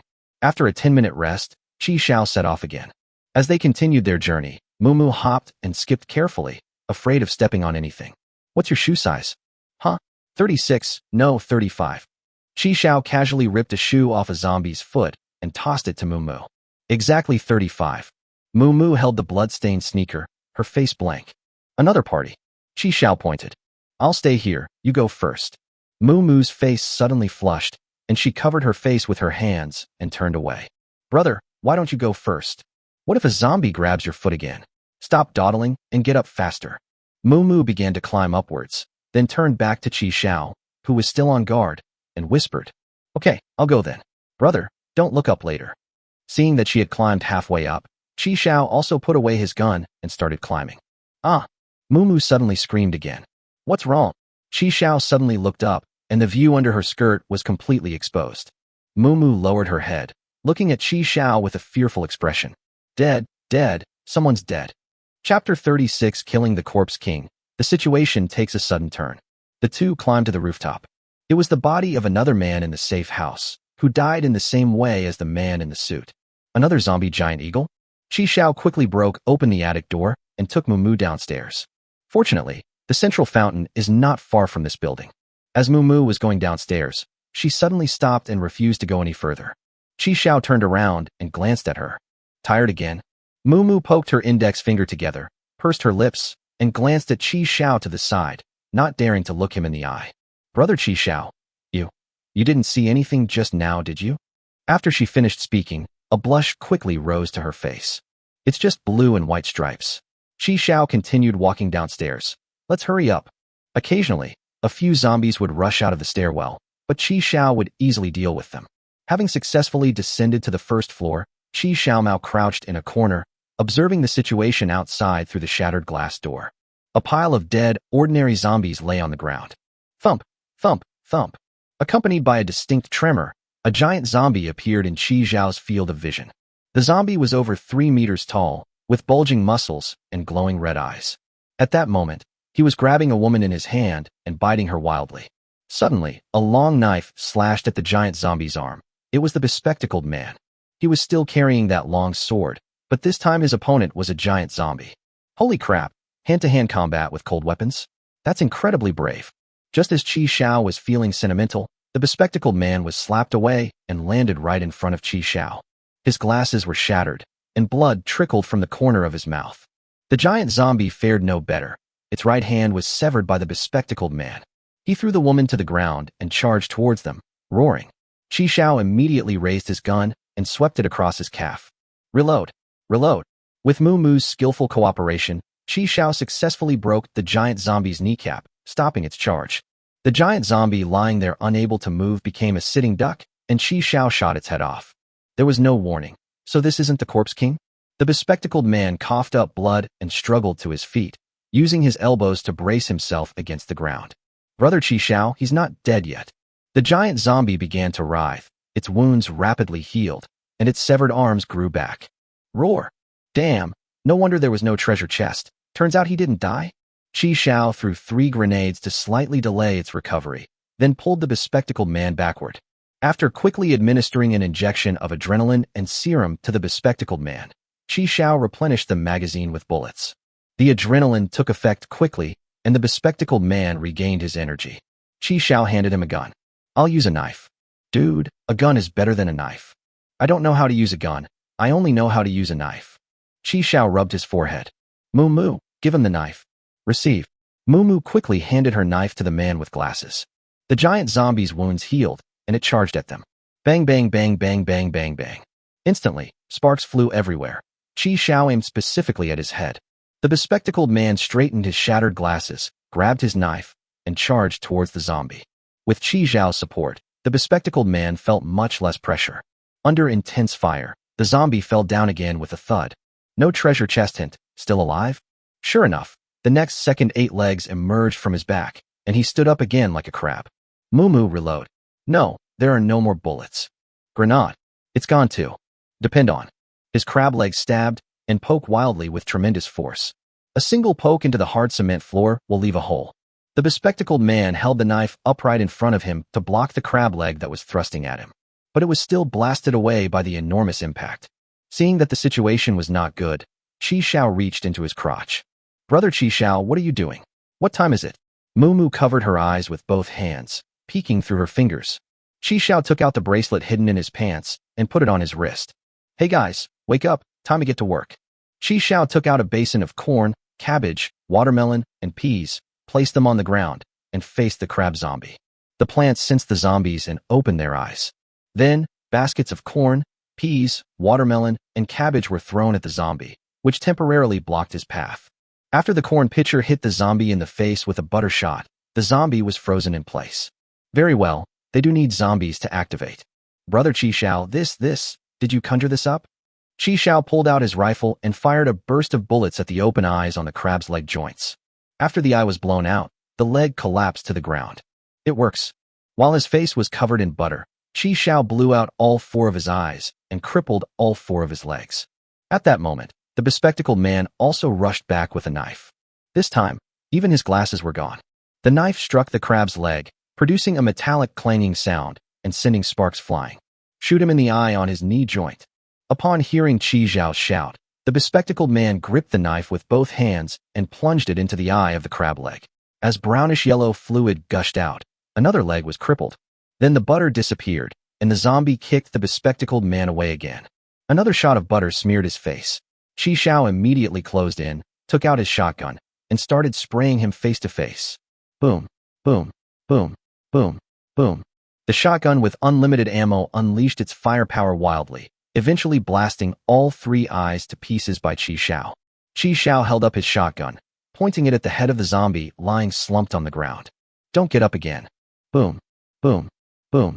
Successfully defeated the Corpse King and obtained a level 3 treasure chest. Chi Xiao let out a long breath and finally died. He put the treasure chest directly into his bracelet, stepped on the zombie corpse, picked up his shotgun, and looked down at Mumu. The zombies died, and the plants stopped attacking. The surroundings suddenly became very quiet. Brother Chi Xiao is so handsome. Mumu clapped and cheered. What's wrong, Brother Chi Xiao? Why aren't you saying anything? Mumu lowered her hand, frowning slightly. You're staring at me like that. It's kind of scary. Chi Xiao breathed a sigh of relief. Tell me, what's your purpose in following me for so long? Mumu looked puzzled. Brother Chi Xiao, what are you saying? I only followed you because I like you. We were on the rooftop, and the door was blocked by the giant eagle's corpse. How did you get in? I crawled in from under it. Brother Chi Xiao, are you tired? Why don't we take a rest? The station announcement indicated that 5 other trains were stopping, carrying a total of 8 people. Apart from the group of black people, the remaining 5 people clearly did not know each other. At that time, Chi Xiao deduced that there was a mole who did not belong to this year's cohort. Those who were able to come here like Kong Yu were from the previous years. Then let me rephrase the question. What do you do? College students, they just started college and somehow ended up here. Still pretending to be an innocent college girl. What innocent college girl has such good stamina? Chi Xiao sneered. What I gave you wasn't adrenaline at all. It was zombie serum. Mumu immediately put on a wronged expression. I found the adrenaline quite effective, so I got an injection myself later. Yeah. Just as Mumu was hurriedly explaining, the cold muzzle of a gun was pressed against the back of her head.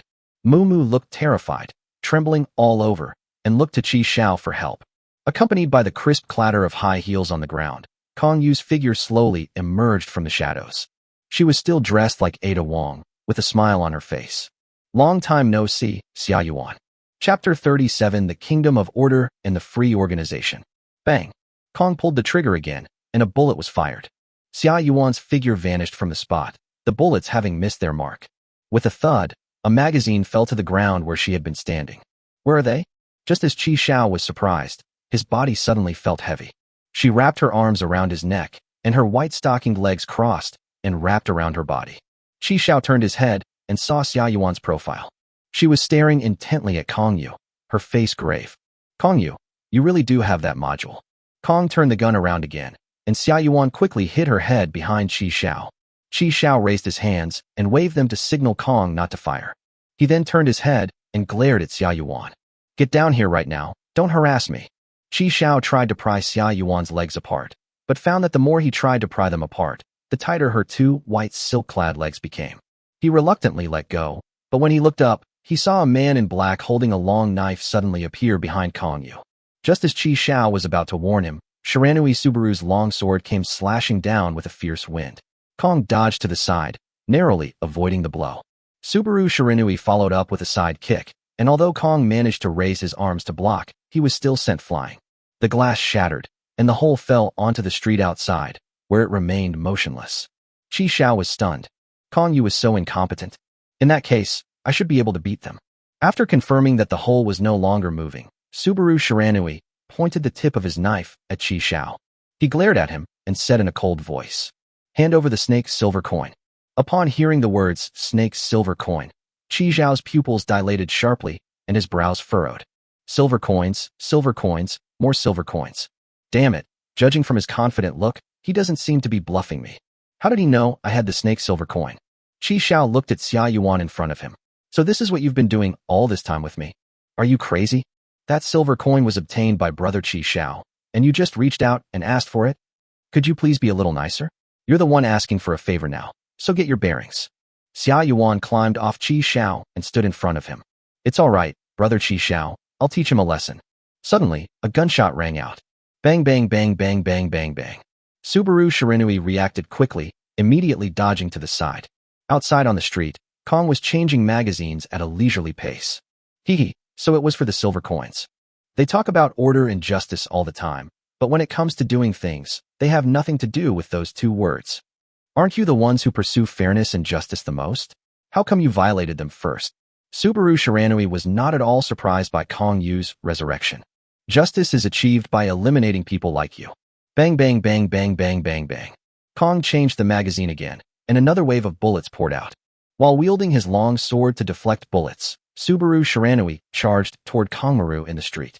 After Kong ran out of bullets, he threw away his pistol, pulled out a dagger from his waist, and held it horizontally in front of him to block the long sword that Shiranui Subaru was slashing at him. As the two fought, their figures flickered, constantly changing positions. The sounds of their fighting attracted a group of zombies, but within a 1-meter radius of the two of them, there was a living meat grinder. All zombies that entered this area were instantly cut down and shredded. The naked eye couldn't keep up with their movements at all. All it could see were the afterimages of their swords swinging. Chi Xiao swallowed hard. Damn it, Kong Yu had been pretending to be dead and eavesdropping the whole time. Thankfully, I didn't say anything bad about her. What the hell was that man? He stopped a bullet with just a knife? Is this guy even human? Kong was even more cunning. She was even wearing stiletto heels. How could she fight that man to a standstill, going back and forth? As the two were locked in a fierce fight, Xia Yuan turned around. Brother Chi Xiao, are you alright? Do I look like I'm alright? Chi Xiao glanced back at Xia Yuan. Also, your name isn't Mu. Even your name is fake. Xia Yuan immediately put on a pitiful expression. Mu is her nickname. She's a wanted criminal in the new world. Brother Chi Xiao, don't be fooled by her. Besides, her current appearance is all created using costume cards, so no one knows what she actually looks like. She might even be a man. A man? Wouldn't that be even better? Xia Yuan was stunned for a moment. Brother Chi Xiao, you're a pervert. Chi Xiao looked at the meat grinder outside, quietly climbed down the giant zombie corpse, and stealthily crawled in the opposite direction of the battlefield. Brother Chi Xiao, where are you going? Chi Xiao said irritably. Going home. I miss my mom. I'll go with you. Miss, Sister Xia, can I call you Sister Xia? Please stop bothering me. I don't want to die yet. Whatever grudges or grievances you have, don't drag me into it. I'm just another person on the same side. Just ignore me. On the street, Subaru Shiranui stood amidst the fragments of zombies scattered on the ground. He held the broken longsword and wiped the blood from his mouth. Ada Wong's costume card alone couldn't be this powerful. No wonder you're a level 1 wanted criminal.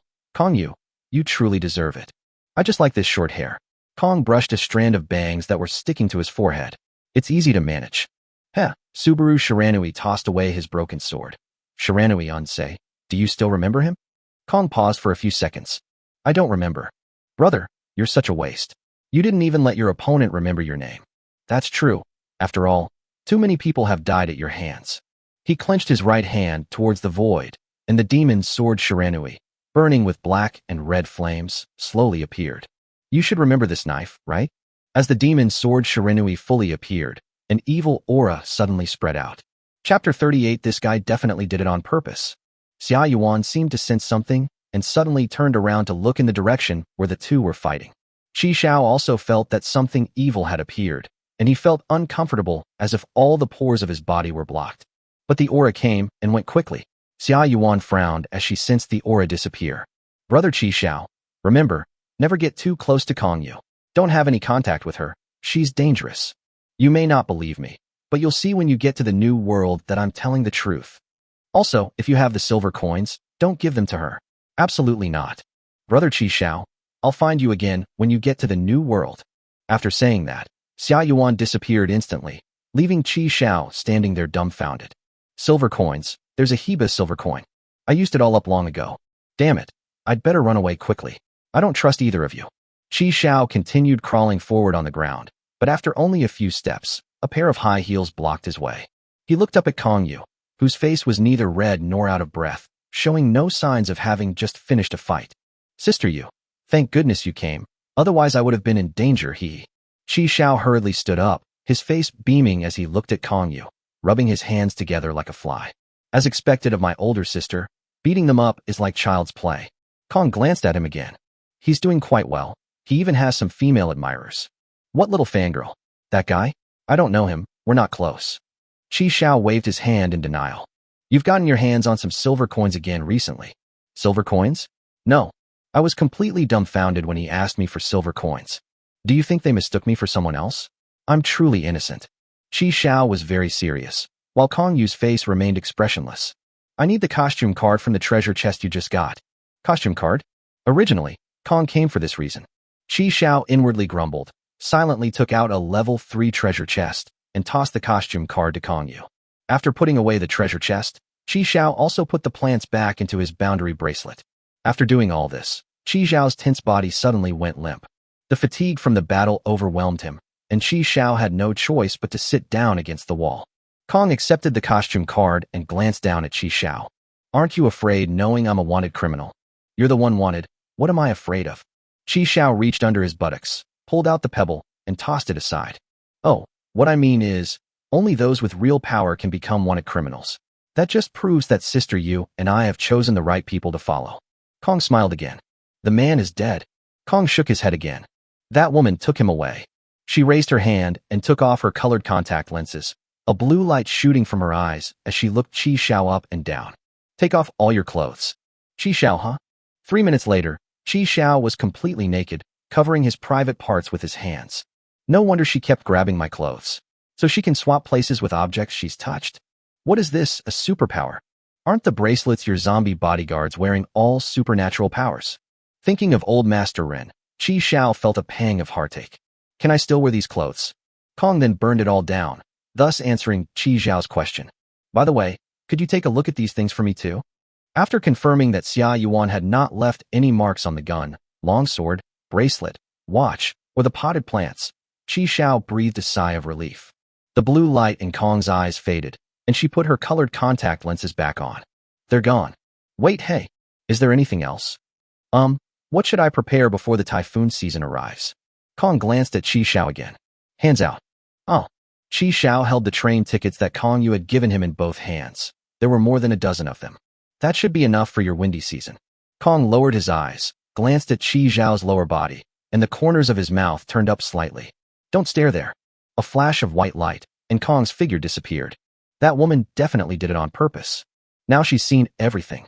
It seems I'll need to keep a few clothes in my bracelet for emergencies in the future. She was able to pull out so many train coins empty-handed, so it seems she also has storage items on her. After storing the 16 train tickets in his bracelet, Qi Xiao staggered past the rubble and glass shards on the ground and arrived at the man with glasses.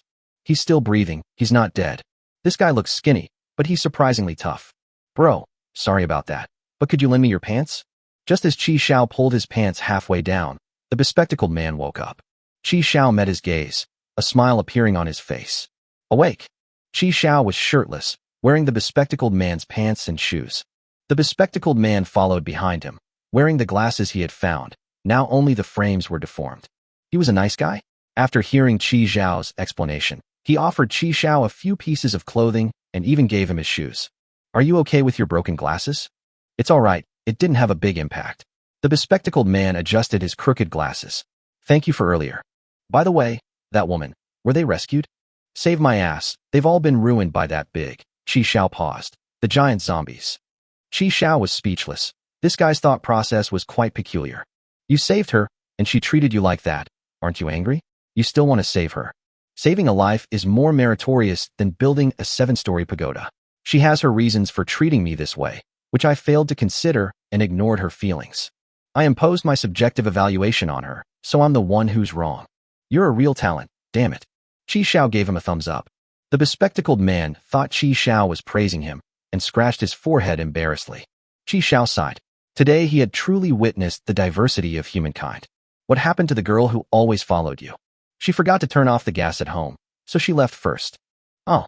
Qi Xiao blasted the head off a zombie blocking his way and entered the safe house.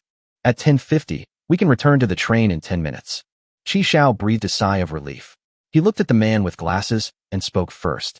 Give me your supplies. Qi Xiao took the bullets and grenades from the bespectacled man, opened the door, and went out. What are you going to do? Can't you tell? We're killing zombies. Qi Xiao held a shotgun, firing one shot at a time, the zombies' heads exploding like watermelons. In the last 10 minutes, he killed dozens more zombies. Back at the safe house, the man with glasses was gone.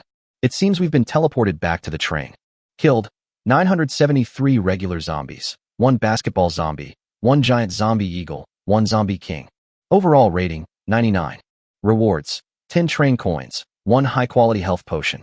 By breaking the record of 93 for the highest score on the first entry into this world, an additional module card has been obtained. Rewards distributed, returning to the train shortly. A flash of light, and Qi Xiao's figure disappeared. Chapter 39 New Special Module, Anchor Point Backtracking. 20 minutes ago, Xia Yuan sensed that Shiranui Subaru had fainted, so she quickly exchanged a few words with Qi Xiao, switched places, and came to Shiranui Subaru's side. Hey little Wan, long time no see. Xia Yuan looked at the man in front of her, clearly taken aback. Brother Yinsheng? What happened to you? You've turned into a blonde guy. Shiranui Unsei grinned and said, How about it? Handsome, right? So ugly. You look better with black hair. You don't know how to appreciate it. Well, you're still young, I don't blame you. Xia Yuan pointed to the unconscious Subaru Shiranui on the ground and asked, You hit him? No, Kong hit him. Shiranui Yunsheng raised his hands. I swear I didn't lay a hand on him. Brother Yunsheng, you? Shiranui Yunsheng interrupted Xia Yuan, flicked his bangs, and turned to leave. Tell my foolish brother that I need to borrow the knife for 2 days. Watching Shiranui Yunsheng's departing figure, Xia Yuan opened her mouth, but ultimately didn't ask the question. Summer snipe on the train at dusk. Subaru Shiranui lay on the ground, his eyes glazed over, repeatedly muttering. Impossible, impossible, impossible. After Xia Yuan changed back into her uniform, she returned to find him still repeating impossible, so she slapped him hard across the face. After that slap, her mouth shut, but tears started flowing instead. A slap in the face shouldn't be enough to make you cry. My brother isn't dead? He even joined the Freedom Organization. Impossible, impossible. That blonde-haired bastard isn't my brother. No. My brother sacrificed himself 6 months ago while chasing Kongyu. Who is he? Why is he impersonating my brother? Who is he? Xia Yuan curled her lip. No one said your brother is dead. There was only that demon's sword at the scene, and no body was found. The Shiranui tradition has been passed down through generations. The sword must never leave the man, and the man must never leave the sword. If only the sword remains, it means he is dead. Xia Yuan rolled her eyes. Now that you've lost your knife, are you dead or alive? Her eyes suddenly lit up, and she clapped her hands. Oh, I see. You're in a superposition of being dead and immortal. Seeing that Subaru Shiranui didn't react to her lame joke, Xia Yuan sighed helplessly. Even though he dyed his hair blonde, he really is Brother Yunsheng. Don't fool yourself. That sword can only be wielded by your Shiranui lineage. Your brother said he'll borrow it for a few days and return it to you when he's done. Furthermore, he said you were incredibly stupid. To directly ask someone for silver coins was a disgrace to him. Subaru Shiranui turned his face away, expressionless. You made up that last sentence yourself, didn't you? How could that be? It really is what your brother said, word for word. Subaru Shiranui stood up from the ground, took a deep breath, and bowed 90 degrees to Natsumi. Please don't include my brother's appearance in the report, please. I will investigate his matter thoroughly, but please keep it a secret until then. Xia Yuan squinted, her expression not very good. What's wrong? The one-time mark I left on him has all disappeared. It must have been Kongyu gone. It's all your fault. You asked them for silver coins directly. Kongyu must have found out. No, I have to go and see him. I've been following him all this way, and I quite like him. No, that's too dangerous. What if Kong is still alive? If she's still here, I'll just run away. Don't worry, she can't catch me. Oh right, give me that zombie. Is my hairstyle ugly? Shiranui Unsei looked in the mirror and fiddled with his permed and dyed yellow hair. In the corner of the mirror, Kong Yu's slender back is visible. Yu, thank you for sparing my stupid little brother's life. You're welcome. As Shiranui Komoo lowered the mirror, it reflected Kong Yu's perfectly pert buttocks. What a mess. I just came to get a costume card, and I never expected to run into them here. And then I witnessed such a good show. That kid's something else. He managed to take the silver coins without being distracted by the guards. That's incredible. That guard was pitiful to look at. Kong said coldly. I feel sorry for any woman you are. Stop. I'm not that kind of person. Shiranui Yunsheng continued to move down with the mirror, looking for an angle to admire Kong Yu's long, slender legs and sexy stiletto heels. So he got at least 3 silver coins. I wonder if there were any duplicates. Speaking of which, you seem to care quite a bit about that kid. Why don't you just take him with you? You can't tell that Xia Yuan wants to recruit him into the Kingdom of Order, can you? In that world, people could only be teleported back to their own train. I see, Sug. Seeing Kong turn around again, Shiranui Yunsheng hurriedly put away the mirror. Go and get the dog coins right away. After saying that, Kong's figure flickered and he left the carriage. We haven't even arrived at our destination yet, so we can't get any work done. The train traveled through endless darkness. Chi Xiao took a cold shower. Xia Yuan, a big-faced man with a sword, the Kingdom of Order. Kong Yu, a wanted criminal, a member of a free organization. Kong had previously said that the number of people who could come to the newbie village in previous years could be counted on one hand. We've encountered 2 groups already. Moreover, they were clearly old enemies. They didn't exchange a single word and went straight into a fight. Did the people from previous years come here for the silver coins? What are these silver coins actually used for? Is it only in the starting village that you can get silver coins? Also, how did Xia Yuan and the others know that I took the snake silver coin and managed to find me so accurately? These veteran players are really annoying. Chi Xiao wiped the water off his face and turned off the shower. He dried himself off and changed into a new set of clothes. The trip yielded a total of 38 train coins and 1 high-quality life potion. They also brought back 2 AKs, over 200 rounds of ammunition, for grenades, 3 doses of adrenaline, 1 dose of zombie serum, and a long knife. Chi Xiao ultimately used a shotgun to kill the zombies, and then collected all the supplies. There was also a module card, which was a complete surprise. Unexpectedly, the reward for breaking the new score record was a module card. This module card is black and has no text, images, or other content on it. Module card detected. Activate. Weather. Chi Xiao clicked yes. Activate special module. Anchor point backtracking. Anchor point retracing. Set an anchor point on the train. Regardless of your current location, you can return directly to the anchor point, ignoring all rules. Once per day, Chi Xiao carefully read through the functions of the new special module. It was a life-saving skill. With this, you can freely go out and explore, and if you encounter danger, you can simply teleport away. Most importantly, it can ignore any rules and force its way out. After thinking for a moment, Chi Xiao finally decided to set the anchor point at the front of the car. Chapter 40. Chi Xiao's tricks are really perverted. Kong Yu's appearance and abilities all come from the costume card? Is this costume card really that powerful?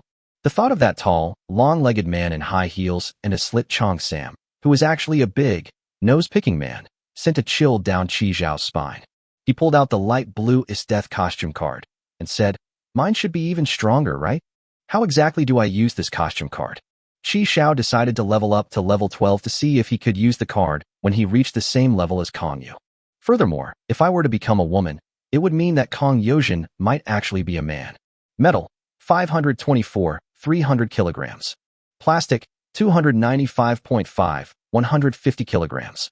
Timber, 101, 100 kilograms. The train's central air conditioning was running at full blast, which consumed quite a bit of metal. On that single day, including the refrigerated compartment, more than 3 kilograms of metal were consumed. However, there are still enough materials to upgrade to the next level. Before the upgrade, Chi Xiao also spent 10 train coins to modify the train's self-destruct mechanism. This time it's a real self-destruction. Upgrade to level 10. 1 ordinary carriage has been obtained. The maximum stop time has been extended by 1 hour. You can still choose to depart at 10:50 a.m. Activate the free up/down module. Free boarding and alighting. Each carriage has 1 door that can be opened, but only the train conductor can control the opening and closing. The stop time for the level 10 train has been extended by another hour, and it can now depart no later than 2 p.m. The new module can be moved up and down freely, and the original hole could be opened anywhere. Isn't that a modification? Sure, then we won't have to run to the front of the bus to get on and off anymore. What surprised Qi Xiao the most was that the upgrade materials had changed. Metal, 224, 600 kilograms. Plastic, 145.5, 300 kilograms. Timber, 1, 200 kilograms. Train coins, 0, 10 coins. Not only have the quantities of the 3 types of supplies doubled, but 10 train coins are also required. The difficulty of leveling up increases dramatically after level 10. Qi Xiao rubbed his temples. The train currency was fine, but the supplies were far from enough. The blankets and old clothes have all been sold out. The only things that can be sold in winter are food. Qi Xiao clicked into the trading platform. Sure enough, due to the low temperatures, the prices of food and timber began to rise. Qi Xiao went to the refrigerated compartment, took some pumpkins, and went to the kitchen. After cleaning, scoop out the pulp and put it in the oven. They used roasted pumpkins to trade for goods. After all, there are more than 500 pumpkins. We simply can't finish them all. While waiting, Qi Xiao checked the updated modifications. Cold or hot at your own preference. Receive 1 train-specific cabinet air conditioner, 3 train coins. Food waste recycling. Obtain an automatic compost bin, which can convert food waste into fertilizer, 5 train coins. Apple green. The carriage color will be changed to apple green, 1 train coin. A cabinet air conditioner? Can I turn on all the central air conditioning, bro? Qi Xiao thought for a moment. I don't need it, but I can sell it to someone else. Moreover, it was just the right thing to use to solve that hidden danger. Upon arriving at the planting compartment, Qi Xiao began to examine the newly modified automatic compost bins. This compost bin is about the same size as a typical large black trash can, and it has a screen on the lid. The screen shows 3 types of fertilizer that can be made. Ordinary fertilizer, multi-purpose fertilizer, and amazing multi-purpose fertilizer.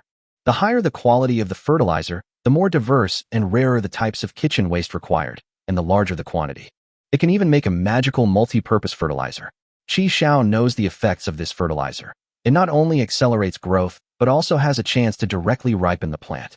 This bin truly turns kitchen waste into a magical multi-purpose fertilizer for growing vegetables. It's a real treasure trove of waste. Qi Xiao poured all the pumpkin pulp he had scooped out while roasting the pumpkin into the bucket, selected the multi-purpose fertilizer, and then put the lid on. The compost bins are now in operation. Qi Xiao took the potted plants out and placed them on the ground. After picking the mature mushrooms, he left the planting vehicle. Shi Jian saw that the station she was stopping at today was called Qianshizhuang. After accepting the 3 train tickets and a pile of rotten tea leaves that he had transferred, Qi Xiao sent her a message. I got a special cabinet air conditioner for trains. I'll give you a discount, 5 train coins. 5. Taken from the youngest. Ah, the allied price. This is a cabinet-style one. The effect is absolutely amazing. I have no money.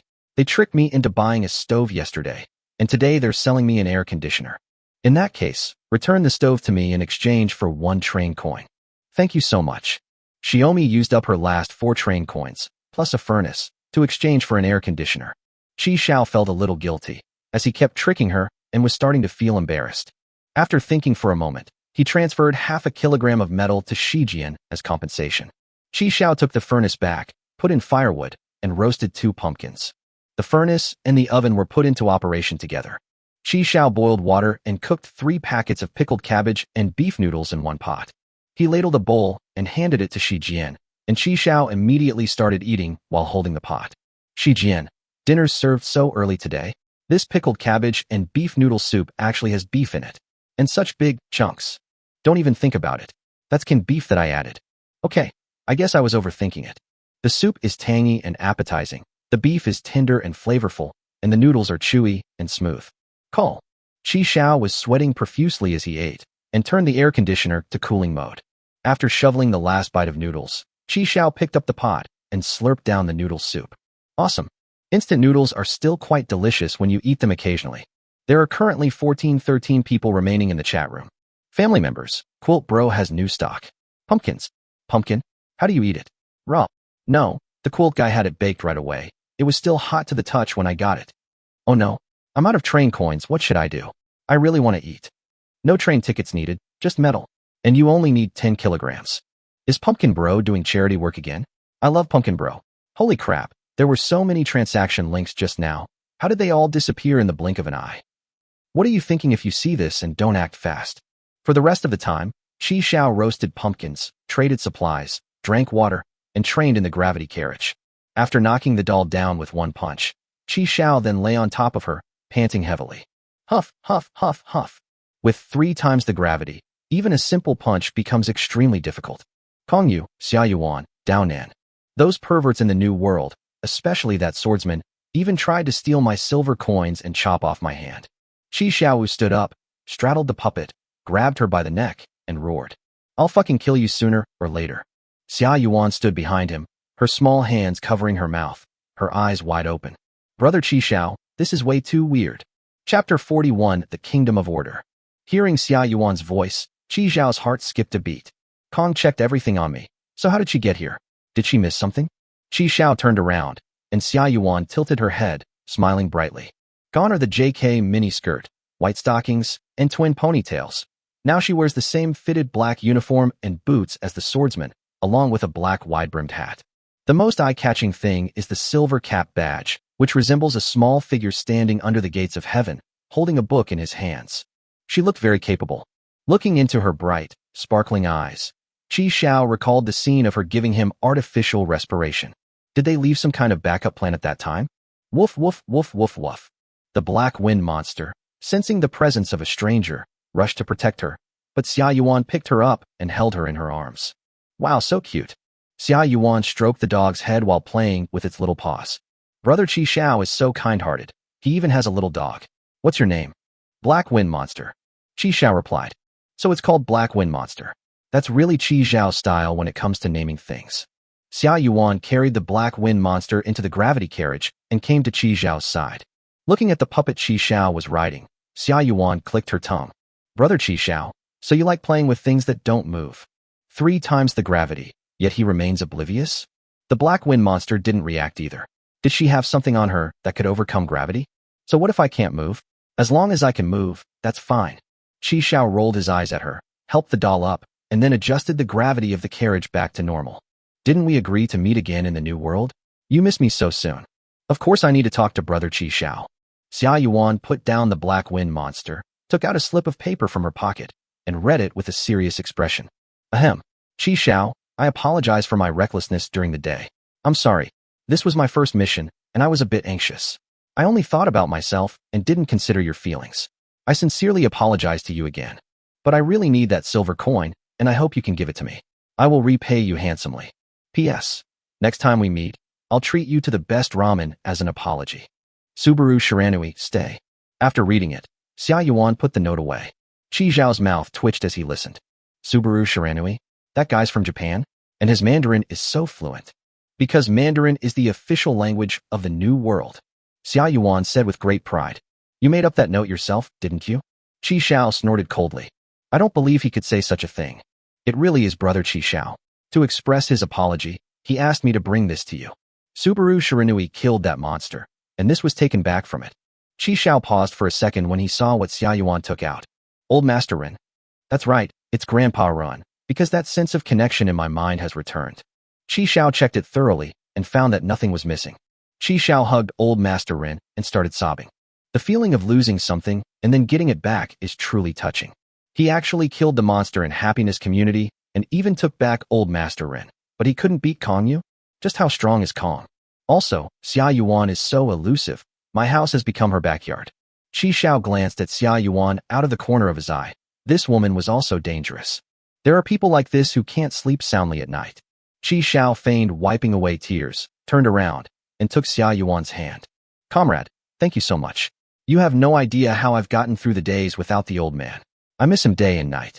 But that silver coin. You used it? Yeah, I was browsing chat rooms and playing games when a pop-up appeared asking if I wanted to activate it, so I clicked it. Once I activated it, the silver coin disappeared. Now that he wants it, there's nothing I can do. After listening, Xia Yuan smiled brightly. It's alright. Anyway, Brother Qi Xiao got those silver coins through his own abilities, so they belong to you in the first place. Just use it. What's the use of that thing? I still haven't figured out what it does after activating it. To be honest, I don't know either. Qi Xiao. By the way, she didn't do anything to you after I left, did she? Stop talking. You guys ran away, and I'm suffering terribly. She pinned me to the ground and interrogated me about where I had put the silver coins.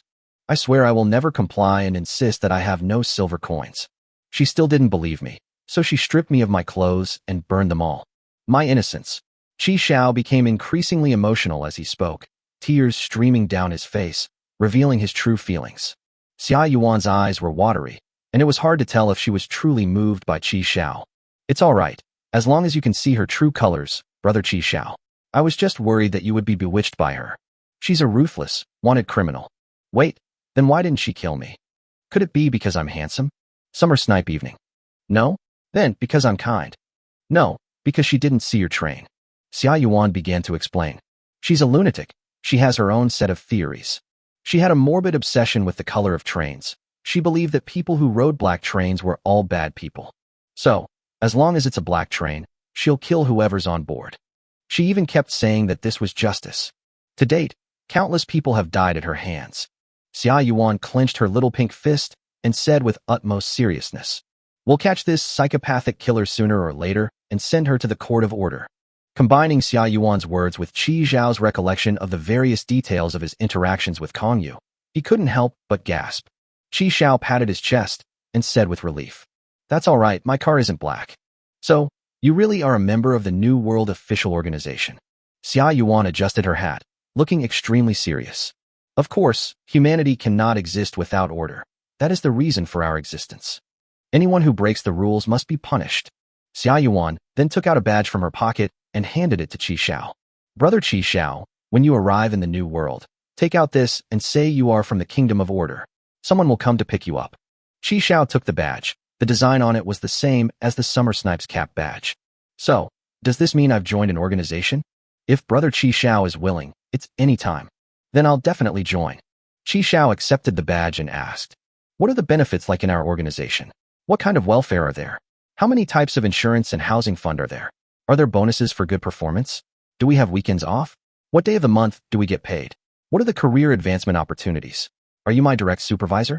Are there many girls in the organization? Is it easy to find a partner?" Forehead. Xia Yuan looked completely bewildered when asked the question. "It's getting late. I'll head back now. Brother Qi Xiao, see you in the New World." Xia Yuan winked playfully at Qi Xiao before disappearing from sight. Nothing landed this time. Chapter 42: Xiaomi's Journey to the Frozen Lake. The train is about to arrive at the station. Please sit tight and hold on. Shi Jian was woken up by the broadcast and reluctantly poked her head out of the covers. She sleepily threw back the covers, shook her disheveled hair, and got up to go to the initial carriage. Air conditioning is truly one of the greatest inventions of mankind. Xiaomi left the door open, and the first two carriages were quite warm. Through the car window, she saw a vast frozen lake outside. Wow, a frozen lake.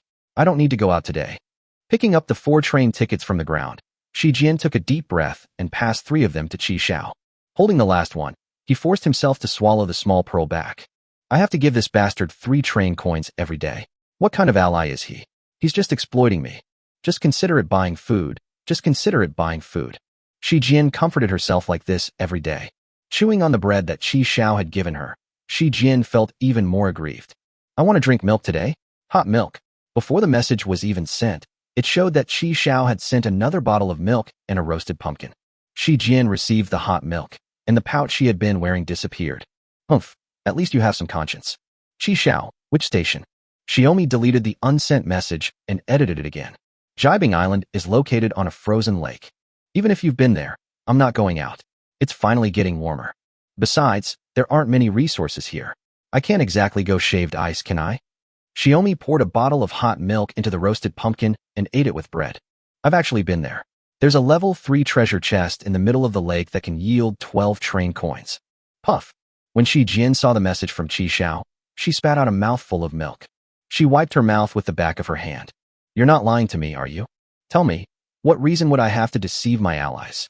You can stay in the car. Someone might bring the treasure chest directly to you in a little while. Do you think I'm a fool? How could such a good thing happen to me?" Shi Jian pouted, quickly finished her breakfast, changed into the thick clothes Qi Xiao had given her, picked up her revolver, and stepped off the train. 12 train tickets. That's a lot. And you don't even have to share with this big black guy. You have 12 train coins all to yourself. Whoosh, take off. Ouch, it's so cold. Shi Jian hugged her arms tightly. The center of the lake? Where's the center of the lake? Shi Jian hadn't taken 2 steps when she saw a box-like object under the ice beneath her feet. She bent down to examine it, and it truly was a treasure chest. I'm truly a woman of destiny. This treasure chest is right next to my train. Shi Jian tapped the ice surface and immediately deflated. This ice is thicker than my life. Shi Jian immediately returned to the train and told Qi Xiao that she had found the treasure chest, but the ice was too thick and she didn't know if there was any way to solve the problem. Qi Xiao handed her a shotgun. Unlimited ammo, but the recoil is a bit strong. You can try it out first. Unlimited bullets? Where did he get them? Is that even a thing in reality? Ah! Suddenly, a girl screamed outside, and Xiao quickly took out her shotgun and went outside. A little girl is being chased by a polar bear. Seeing that the polar bear was getting closer and closer to the girl, Shi Jian pulled out her revolver and fired a shot. The girl was so frightened that she fell down, while the polar bear turned around and rushed towards Qiao Shijian. Awoo! Xiaomi raised her shotgun and fired a shot. The recoil made her fall backward and land hard on her bottom. The polar bear fared no better. It took a bullet to the front, and its fur was stained red with blood.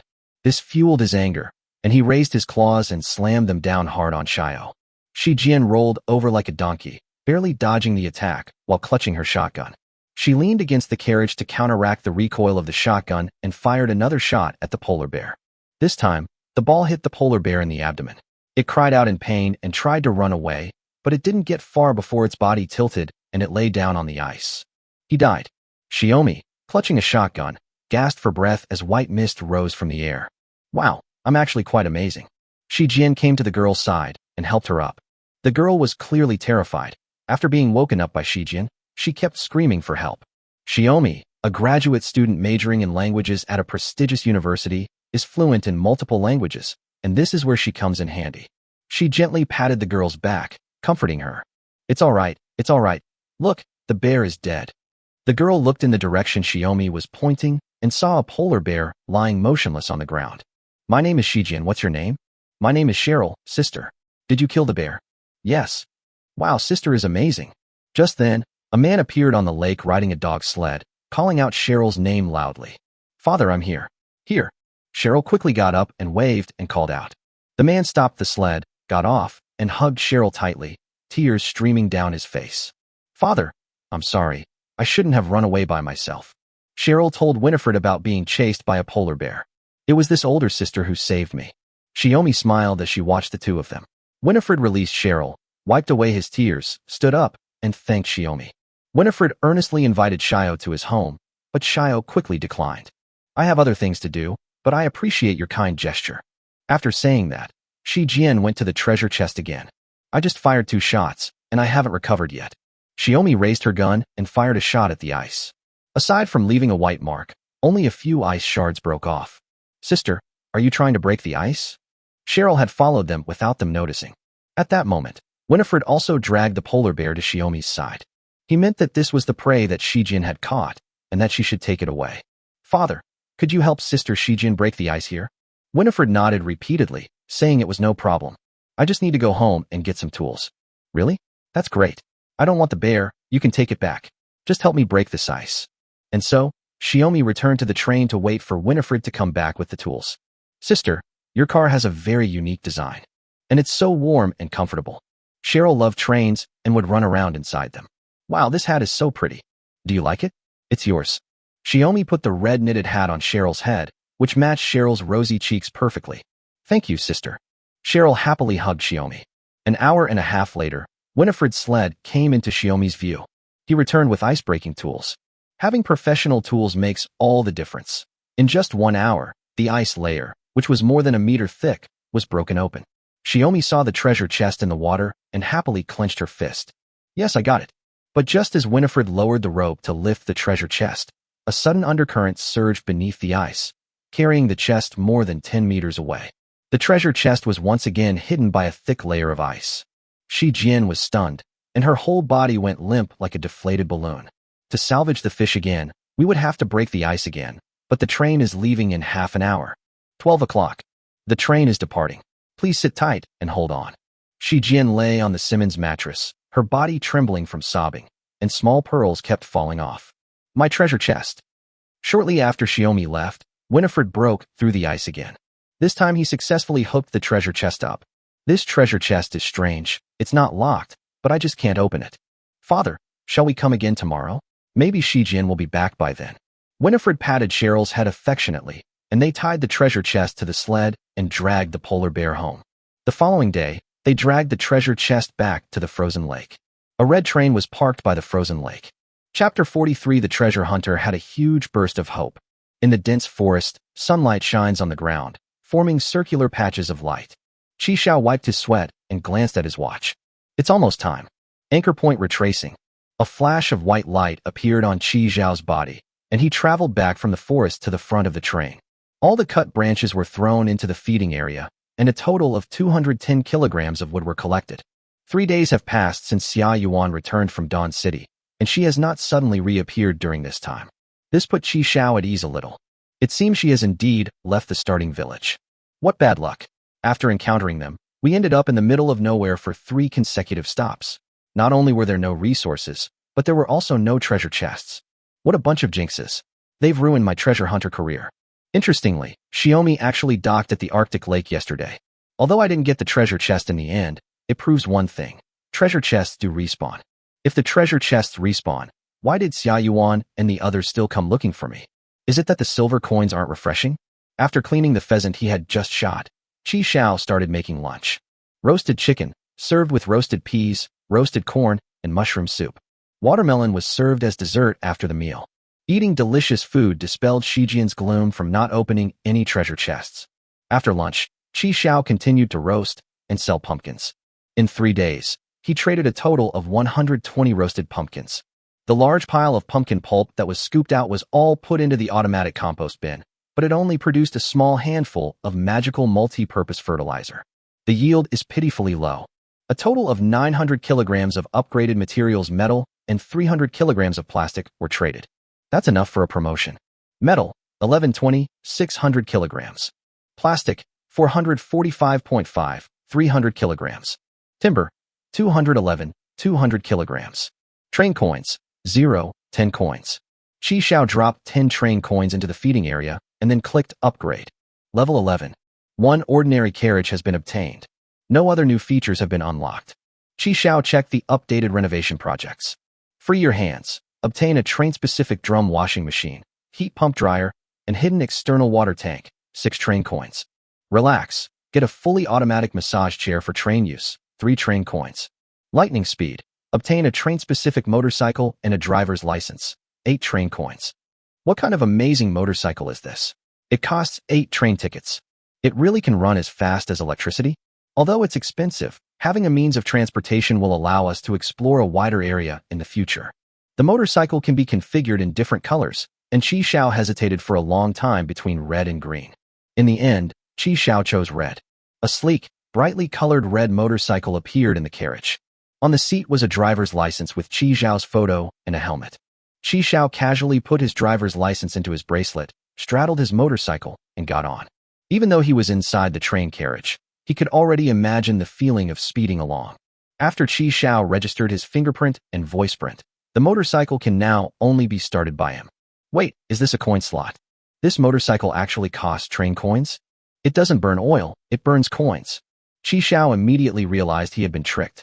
Ideally, 1 train coin should last you a year. A washing machine, a dryer, and an external water tank. This modification sounds great. We have to give the external water storage tank some face. There are also fully automatic massage chairs, which are perfect except for being a bit expensive. Every time I finished running and playing with Ruhua in the gravity carriage, my back ached, my legs cramped. A massage chair is a must. Money is no object. Qi Xiao waved his hand and inserted 9 more train coins. After moving the water and instant noodles out of the 4th carriage, Qi Xiao moved the washing machine to the opposite side of the toilet. With the addition of a 4th external water tank, the maximum water storage capacity has reached 12 tons. The massage chair was placed in the bedroom. Qi Xiao sat down in the massage chair and selected the highest-end live mode. A tingling, numb sensation, like countless soft little hands caressing, kneading, and pounding Qi Xiao's body. The fatigue from the training and logging during the day was quickly swept away. Qi Xiao twisted his neck and shoulders. This real-life mode was indeed comfortable. Qi Xiao summoned the light screen and checked the stations where the train would stop the next day. This stop is at Wuxingshan Station. Sun Wukong is imprisoned under the Five Elements Mountain, but there is no danger. Note: only Tang Sanzang can remove the seal suppressing Sun Wukong. Sun Wukong has not had a drop of water for hundreds of years. Giving him food will greatly increase his favorability. There is an 8-level treasure chest beneath Sun Wukong. It can contain 80 train coins, 3 life-saving hairs, and 1 module card. Holy crap, Monkey King! Level 8 treasure chest. Oh my god. Treasure hunter, you've been resting for 3 days, huh? You've been holding back a huge amount of stuff. Let me think. I need to prepare something. Qi Shao opened the chat room and sent a few messages. Great sage, great sage. My goodness, the great sage equal to heaven. At the foot of the Five Elements Mountain, Qi Shao shouted Sun Wukong's name loudly. Damn it, where exactly is Monkey King being suppressed? Qi Xiao's voice was almost hoarse from shouting. He had no choice but to use that trick. Sun Wukong had no idea how long he had been trapped there. Didn't the Bodhisattva say that someone would come and let me out? Where's that person? I'll have to wait until I fall asleep. In a daze, Sun Wukong heard someone calling out the 3 words he hated most. He bared his teeth and raised his head. I am the great sage equal to heaven, Sun Wukong. Who dares to call me Bima One, Bima One, the keeper of the heavenly horses? Who is it? Before long, a figure pounced in front of him. My goodness, great sage, I've finally found you. Influenced by the movies and TV shows he watched as a child, Qi Shao started by searching at the foot of the mountain. Unexpectedly, Monkey King was trapped under a small mound of earth that resembled a grave. A seal was affixed to the mound. The monkey's head is sticking out in front, and its buttocks are sticking out behind, which looks extremely indecent. Was it you who just called me by Mawan? Who dares to be so disrespectful to me? The great sage equaling heaven, Sun Wukong, the handsome Monkey King of the Water Curtain Cave. I'll be the first to not let him get away with this. Oh, you recognize me. Great sage, your fame is known to all. Monkey King nodded, quite pleased with the compliments. Unfortunately, you are not the person the Bodhisattva spoke of who could let me out. Great sage, I can give it a try. Qi Shao reached out, preparing to remove the seal on the earthen slope. Can't pull it. He gritted his teeth, braced his feet on the earthen slope, and pulled down with all his might. His face turned bright red, but the letter remained unmoved. It was just a small seal, and it looked like it could be easily blown away by a gust of wind.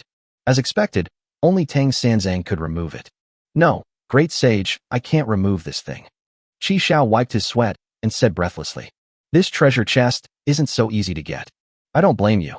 Once I, old son, get out of here, I'll smash that tumor on Buddha's head to pieces. Glug glug. Great sage, what's that sound? Your stomach is growling. I haven't eaten anything since I was trapped here. Great sage, look. Qi Shao had already made preparations. He had brought a lot of food with him in his bracelet. What is this? It's ice cold and delicious.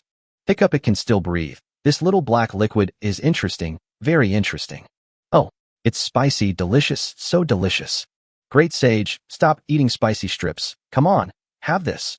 Qi Shao pulled out a fried chicken, still steaming hot. Chapter 44, The Great Sage.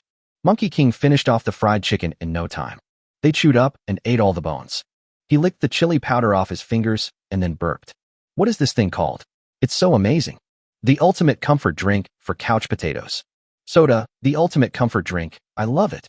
Great sage, this is called a mini hamburger. It has a meat patty, lettuce, tomato, cheese slices, pickles. Try it. This is a self-heating hot pot. It heats up automatically when you add water. This is chocolate.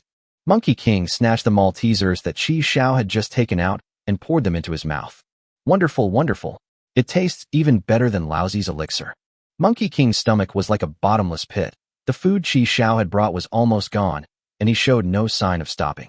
After a whirlwind of activity, Monkey King suddenly frowned, tilted his head, and seemed somewhat uncomfortable. What's wrong, great sage? Quick, get out of there. Get away. Although Qi Shao was puzzled, he still obediently stepped back. After moving about 10 meters away from the earthen slope where Monkey King was, a series of loud farting sounds rang out. A plume of yellow smoke billowed out, and the surrounding ground trembled. The farting stopped, followed by a torrent of diarrhea. Monkey King immediately looked very pleased. The apple that Qi Shao had just taken out fell to the ground with a thud. Modern human food actually made the Monkey King's body turn into diarrhea? Great sage, are you alright? Great sage. Monkey King slowly raised his head, looking completely absorbed in the moment. That feels so good. I always felt like there was something fussing in my stomach before, but now I finally feel better. Chi Xiao grinned. Luckily, Monkey King was all right. Otherwise he would have been in deep trouble. Hey, master. Master. I'm here. Suddenly, Monkey King shouted excitedly, waving one hand wildly. The white dragon horse, wearing a red cassock, that's it. Master, this way? We've gone the wrong way. Master. Chi Xiao followed Monkey's gaze, but saw nothing. Great sage, where's your master? I can't see him at all. 100 li. 100 li to the east. Chi Xiao turned his head and exclaimed, Holy crap, Monkey King's clairvoyance can still be used? Chi Xiao glanced at the time. It was 10:30. The train will depart in 3.5 hours. Even if the white dragon horse ran its legs off, it wouldn't be able to get here even if it ran 100 li. Thankfully, I upgraded the bracelet with 30 train coins yesterday, increasing its load capacity to 400 kilograms, which allowed me to bring the motorcycle out. Chi Xiao took out the motorcycle, lifted his leg, and rode on. After unlocking, Chi Xiao inserted a train coin, which showed that the energy value had reached 20%. Beast mode can be activated when energy level exceeds 50%, doubling performance. Chi Xiao reluctantly inserted 2 more train coins. He put on the helmet, turned to Monkey King, and said, Great sage, wait here, I'll bring your master over right away. Chi Xiao turned the handlebars, and the motorcycle roared as it sped off in the direction Monkey Brother pointed. Although the terrain here is relatively flat, it is still a mountain road. Chi Xiao gripped the motorcycle tightly to prevent himself from falling off. Finally, an hour later, we saw the white horse and Tang Sanzang. Chi Xiao stopped his motorcycle, knelt down in front of Tang Sanzang with a thud, and hugged his legs tightly. Master, help me. Saving a life creates a 7-story pagoda, and that person is your future disciple. No time to explain, get in the car. Chi Xiaoyan pulled and dragged Tang Sung onto the motorcycle. I'm driving really fast, so hold on tight. The motorcycle roared and shot off, kicking up clouds of dust. Chi Xiao gripped the brakes tightly, and with a beautiful dragon-like drift, he came to a stop in front of the earthen slope. Tang Sing got off the motorcycle, spun around in place, and felt completely dizzy. Master, master, I'm here, master. Tang Sanzang staggered toward the earthen mound. A gentle breeze seemed to come from nowhere, and the seal on the earthen slope fluttered away. Chi Xiao was stunned. No, so Tang Sanzang doesn't even need to do anything himself. All he needs to do is arrive? Quick, take my master away. I need to get out. Chi Xiao glanced at the small mound of dirt on Monkey King's body and held back his laughter. He pulled Tang Sanzang back a short distance. With a bang, the earthen slope exploded, and Monkey King leaped into the sky with a whoosh, his figure disappearing into the clouds. Then the person disappeared. Holy crap! Chi Xiao's heart suddenly tightened. Could Monkey King really be going to fight Buddha? That's not how it was in the original story. After about 10 seconds, Monkey King returned on his somersault cloud, leading Tang Sanzang's white horse. Chi Xiao breathed a sigh of relief. Fortunately, he had been overthinking things. While Monkey King was recognizing his master, Chi Xiao put away his motorcycle and went to open the level 8 treasure chest that Monkey King had previously pressed down on him. The level 8 treasure chest is exquisitely designed, and its material resembles some kind of jade, feeling warm and smooth to the touch. Requires a level 8 treasure chest key to unlock. You need a key to open it? Damn, how could this happen? At this moment, Monkey King poked his head out. Oh, there's something like this under me. Chi Xiao turned around, his eyes lighting up. Great sage, there's something I need in this box. Can you open it for me? No problem. Monkey King pulled his golden cudgel out of his ear, enlarged it, and slammed it down. Not only was it not smashed, but there wasn't even a white mark left on the treasure chest. That's interesting. Da-da-da-da-da-da. The Monkey King swung his staff so fast it left afterimages, but the treasure chest remained completely unharmed. Damn, even Monkey King's golden cudgel can't open it. Do we really need a key? Where can I get this broken key? What's that? Chi Xiao covered his nose. After Monkey King sprayed, a sapling actually sprouted from the ground. The saplings shimmered with a faint light. Chi Xiao took out his entrenching tool, dug up the sapling, and presented it to Monkey King. Great sage, what is this? Monkey King was still smashing treasure chests in the frame when he glanced at them sideways. Oh, a peach tree. Monkey King suddenly realized something. So this is what's causing trouble in my stomach. It seems that he ate the peaches too quickly in the peach orchard and accidentally swallowed the pit. A peach tree? This is the tree that bears peaches. Great sage this. It takes a long time for it to grow into a tree, and who knows when it will bear fruit again. Do you want some peaches? I'll go up and pick some for you. Chi Xiao quickly stopped Monkey King. Don't change the original story's direction because of your own actions. Seeing that it was getting late, Qi Xiao put the level 8 treasure chest into his bracelet. Great sage, you have truly saved many people and many industries. Especially the gaming industry. We finally have our own AAA masterpiece. Industry? 3. What's that? Monkey scratched his head, indicating that he didn't understand. For some reason, Qi Xiao's eyes suddenly welled up with tears. Goodbye, great sage. Anchor point retracing. A flash of white light, and Qi Xiao returned to the train. The train starts moving. Chapter 45 Planting Peach Trees. Qi Xiao quickly went to the planting compartment and carefully planted the peach saplings.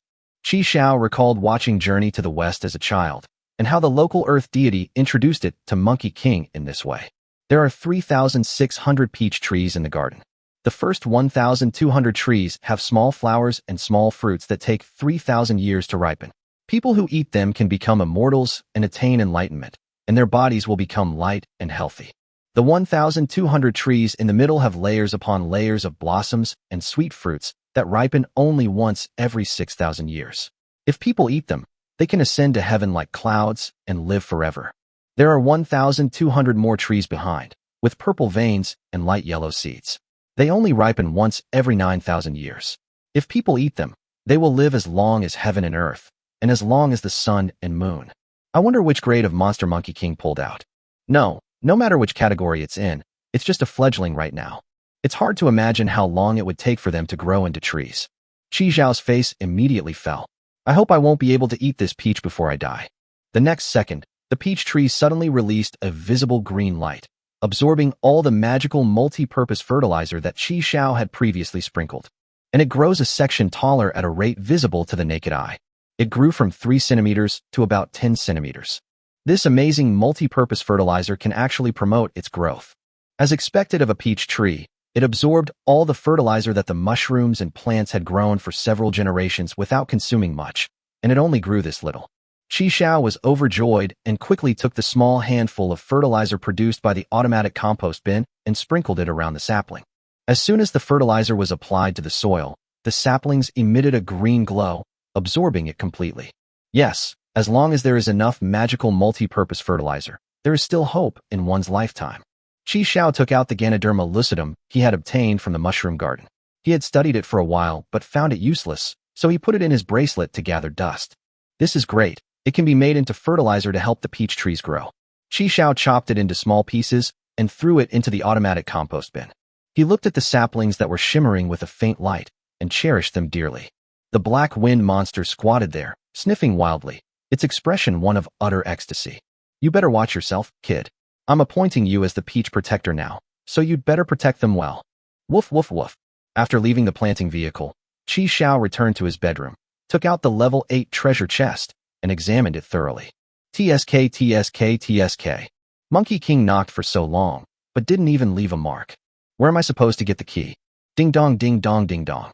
No, it's already 1 o'clock. Why isn't dinner served yet? People are starving to death, starving to death, starving to death. If you don't serve the food soon, I'm going to take back my train tickets. I'm really withdrawing my decision. Never mind, I still have half a loaf of bread left from this morning. I'll just have this to tide me over. Here we come. Here we come. You'll cry and wail if you miss a meal. Qi Xiao collected the money from the train and went to make lunch. He turned on the tap, but no water came out. Looking up at the water meter again, it showed that the water level was 0. No, what about my 600 plus liters of water? My external water tank is leaking. No way. Qi Xiao went to the refrigerated compartment, filled a bucket with water from the water tank, and poured it around the peach saplings. In an instant, all the water was absorbed. The sapling's leaves are even greener now. Hiss, just as I thought. The planting compartment can automatically regulate humidity because it is connected to an external water storage tank. Dude, are you a bottomless pit? That's 600 liters of water. Although the sapling absorbs nutrients and water, it does not absorb them in an endless way like it takes away other life. This can be seen from the fact that the mushrooms and potted plants in the carriage are still growing normally. It seems to be able to automatically identify the excess moisture and nutrients in the environment and only absorb those. Qi Xiao held his forehead, feeling a bit overwhelmed. How many resources would it take to grow this peach tree? I had instant noodles for lunch. In the afternoon, Qi Xiao continued to roast and sell pumpkins. Tomorrow is the last day of winter, so take advantage of the current high prices to sell some items. We haven't gathered enough resources to upgrade to level 12 yet. I'll take a look at the stations we'll be stopping at tomorrow. This stop is at Yamakawa City, single-person station. A small number of infected dogs have been spotted at this site. Attacking them will result in infection. Danger level, level 2. There is a level 2 treasure chest in the office on the 3rd floor of the Sanbu police station, which can contain 6 train coins and a pair of running shoes. GAA. GAA. GAA. Chi Xiao, fully armed, stepped off the train. It was very quiet. Only the cawing of crows could be heard. On the street, cars with broken windows were scattered everywhere, like toys carelessly discarded by naughty children. Various guardrails and utility poles were also lying all over the ground. There was only a desolate, rusty smell in the wind. The shops on both sides of the street were also looted, leaving only broken glass on the ground. Chi Xiao casually walked into a shop, and sure enough, there was no water or electricity. First, go to the police station and open the treasure chest. 10 minutes later, Chi Xiao successfully found the police station. Chi Xiao got off the motorcycle and put it away. The gate was locked with an iron chain. Chi Xiao placed his hand on it, and with a thought, the entire chain was stored in the boundary bracelet. He pushed the door open and entered. A dark figure suddenly darted out and pounced straight at Chi Xiao. Chi Xiao dodged to the side, pulled out a shotgun, and fired a shot into the dark figure's forehead. This is an infected dog that only has half a face left. One more shot, and the infected dog kicked its legs and died. Chi Xiao frowned as he looked at the black, sticky liquid flowing from its body.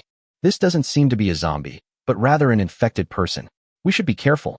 Seemingly hearing the gunshots, 2 more infected dogs rushed out, but Chi Xiao easily dealt with them as well. Sure, the hardship in the gravity carriage wasn't for nothing. I'm much faster than before now. I don't know if I can run 100 meters in under 10 seconds. I'll test it when I have time. Upon arriving on the 3rd floor, Chi Xiao found the office and opened the treasure chest. Running shoes? Chi Xiao took out the pair of pink sneakers. Running shoes. Increases movement speed by 10%. Automatically adapts to foot size, comfortable, breathable, and odor-free. It increases movement speed by 10%, so I'm sure I can run 100 meters in under 10 seconds if I wear it. Chi Xiao couldn't wait to put them on, and they did indeed fit his feet perfectly, making them very comfortable to wear. Apart from the slightly pinkish color, there's nothing else wrong with it. Is this what it feels like to increase movement speed? My body feels much lighter, and I feel much more agile. Climbing stairs is super fast. After a quick search and finding nothing of use, Chi Xiao hurried back the way he came. On his way here, Chi Xiao saw a water truck. Hurry back to the water truck. Chi Xiao pulled open the water pipe and turned on the sluice gate to release the water. The water is clear, it must be tap water. There is a transparent water level pipe in front of the water tank of the sprinkler truck, which shows that there are still 8 tons of water left. Chi Xiao opened the driver's side door. The car key was still in the ignition. Very good. Chi Xiao, who only had a C1 driver's license, spent a long time figuring out how to get the water truck moving. This was Chi Xiao's first time driving a large truck. Accompanied by the familiar music of a sprinkler truck, Chi Xiao drove the car back with a flourish. A door opened in the 4th carriage, and Chi Xiao pulled in the water hose from the sprinkler truck and inserted it into the water inlet. It's so convenient to move up and down freely, otherwise the water pipe wouldn't be long enough. Chi Xiao opened the sluice gate and released the water. So it's a peach tree, huh? I don't believe 8 tons of water won't satiate you. Watching the water meter numbers gradually rise, Chi Xiao put his hands on his hips and nodded. After emptying the useless items from the bracelet, he went to the street to collect car wreckage. Unfortunately, the bracelet only has a load-bearing capacity of 400 kilograms, which is not enough to carry an entire car. Otherwise, all those broken-down cars on the street could be transported back and dumped into the material handling area. Just thinking about it would be awesome. These are all upgrade materials. Chi Xiao had been busy for half a day, and his back was about to break. When he came back and looked at the water meter, he felt like the sky had fallen. Chapter 46 Common Thinking Traps. The water meter shows a water storage level of 1 liter. The 8 tons of water in the sprinkler truck were completely used up. Good, as long as it's not a bottomless pit. At least we saw hope. Chi Xiao comforted himself with this thought. The peach sapling absorbed 8 tons of water, and its leaves grew wider and larger. 2 new green leaves also sprouted, so tender they seemed to be dripping with moisture. Chi Xiao arrived at the initial carriage and threw all the car wreckage he had acquired into the feeding area. Metal, 1290, 600 kilograms. Plastic, 370, 300 kilograms. Timber, 9, 200 kilograms. Train coins, 0, 10 coins. Yes, metal and plastic are enough. I can't wait any longer. I'm leveling up to level 12 right now. Qi Xiao designated the entire initial carriage as a feeding area, and all the stockpiled timber disappeared instantly. A total of 198 kilograms. With 10 train coins inserted, Qi Xiao took a deep breath and clicked to upgrade. Level 12. Finally, I've reached the same level as Kongyu. One ordinary carriage has been obtained. It simply adds a carriage. No new features are unlocked. No way. Qi Xiao suddenly remembered something, so he quickly opened his profile. Train conductor. Qi Xiao. Level 12. Number of carriages 12. Initial car X1, refrigerated car X1, planting car X1, gravity car X1, standard car X8. Transformation, dynamic camouflage, power boost, a must-have for lazy people, treasure hunter, early start, this is art. Clicking on the details of each carriage will show that the carriage can be disassembled. Qi Xiao took a deep breath. Sure enough, the number of carriages never represented class. He believed that no one would dismantle the carriages they had worked so hard to upgrade. Because only upgrades can increase the number of carriages, he subconsciously believed that the more carriages the better, thus falling into a cognitive bias. What exactly was Kongyu's rank? What is the maximum level? After painstakingly leveling up to level 12, even more problems have arisen. Looking at it this way, compared to the people in previous years, I am still too weak. Qi Xiaoxin doesn't trust either Kongyu or Xia Yuan. Mountains may crumble, rivers may flow away. The only one you can truly rely on is yourself. You have to be strong yourself to succeed. Only when you are strong enough can you avoid being manipulated by these people. There's no hope of using costume cards. I don't know what the purpose of the dragon coin is. There's no key to open the level 8 treasure chest. The peach saplings have no idea when they will grow up. Qi Xiao let out a long sigh. Train coins. We need more train coins to boost our power. The bracelet needs to be upgraded with train coins. Upgrading the gravity carriage and unlocking exclusive equipment also requires train coins. Motorcycle and train modifications both require train coins. Qi Xiao opened the private chat and sent a message to Shi Jian. Want more train coins? What are you planning to do now? Qi Xiao told Shi Jian about his new discovery. Your arrival reward is based on your level, so having so many empty carriages is pointless. After level 10, the resources required for upgrading not only double, but also require 10 train coins. So the earlier you upgrade, the more train coins you'll get. If you level up 10 times today, you can get 5 train coins tomorrow. Think about it, my good ally. After brainwashing Shi Jian, Qi Xiao checked the new modifications refreshed at level 12. Basic toilet components. Obtain a train-specific showerhead, wash basin, toilet, and concealed external water tank. 5 train coins. Cures all ailments. Obtain a train-specific kettle, 1 train coin. Highlight pack. Follow account. Your messages in the chat room will be pinned to the top, and your message count will increase by 10 times, 5 train coins. More bathroom fixtures? So the modifications can be repeated. Qi Xiao always thought that the modifications wouldn't be repeated. There are only 19 train coins left, and winter will end tonight. The 16 train tickets that Kong gave us cannot be used for the time being. They are meant to be a safety net during the typhoon season. We'll hold off on the renovations for now. Qi Xiao waved his hand to close the light screen. So that's how it is. After reading the message sent by Qi Xiao, Shi Jian opened her personal profile. It really can be broken down. Shi Jian understood what Qi Xiao meant, and she decisively clicked decompose. Anyway, all my belongings were in the first 2 carriages, and the last 2 carriages were empty. Cannot be disassembled while the train is in motion. Upon seeing Shi Jian's message, Qi Xiao slapped his forehead, realizing he'd forgotten that the guy was a level 4 student and had already left at midnight. He unplugged the water hose from the sprinkler truck and closed the door. After handing Shi Jian 2 packets of instant noodles, Qi Xiao continued dismantling cars on the street to collect the supplies needed for the upgrade. At 2 o'clock, the train started. Qi Xiao heated the bagged roast chicken in the oven and ate some with lemon water and canned food. After taking out the traded plastic and throwing it into the feeding area, the long-absent broadcast sounded. Good afternoon, train conductors. The seasonal change will take place at midnight tonight. This seasonal change is the windy season. During the windy season, train departures require train coins. The number of train coins required varies depending on the station. The windy season is here. Oh, I see. You need to use train coins to start the train. If you encounter a world with no resources or that is extremely dangerous, and you don't have train coins to start the train, you can only stay there and wait to die. The number of train coins required to depart varies from world to world. TSK. I wonder if the 16 train coins Kong gave me will be enough. Tomorrow I need to help Shijin level up to level 10 as soon as possible so that we can get 5 train coins every day. In the chat room. Online users, 793. Although there were few people, the chat room was still lively. What's going on? Is it another seasonal change? Will the temperature rise again? My feet are frostbitten. You need train coins to depart? Damn, I used the last one to buy food. I'm done for. I'll be your dog if anyone gives me train tickets. Looking for an owner online. Chi Xiao closed the chat room and checked his first stop of the windy season. This stop, Honghuangwohuo Hot Pot Restaurant, single-person stop. Departure from this station requires 3 train coins. This site is a world of strange and uncanny rules with hidden rules.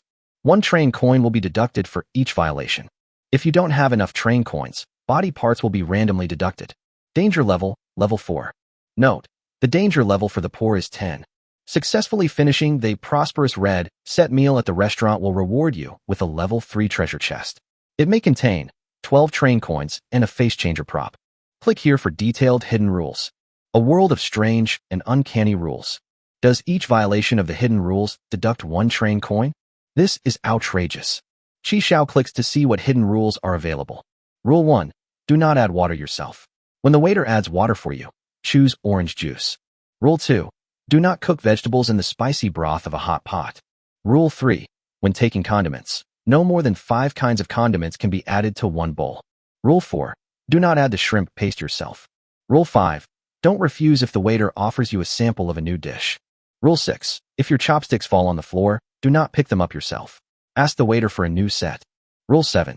If a server wearing a red apron refills your water, choose plum juice. Rule 8. Do not use the leftmost toilet stall in the bathroom. Rule 9. Do not get into conflicts with others in the store. Rule 10. Please make sure to pay before leaving. There were 10 in total, and Chi Xiao became increasingly alarmed as he read them. This place is a total ripoff. Every rule here is easy to break. They practically have robbery written all over their faces. If it weren't for the station's advance notice, even 10 pairs of underwear wouldn't have been enough to cover the loss. Chi Xiang's portrait is back to before the graduation exam, but this time, the difference is that he got the exam answers in advance. Chapter 47, A Thriving Hot Pot Restaurant. The cramped and dark room contained only 2 bunk beds and a table. The sounds of snoring, teeth grinding, and even sleep talking created a lively atmosphere despite there being only 4 people.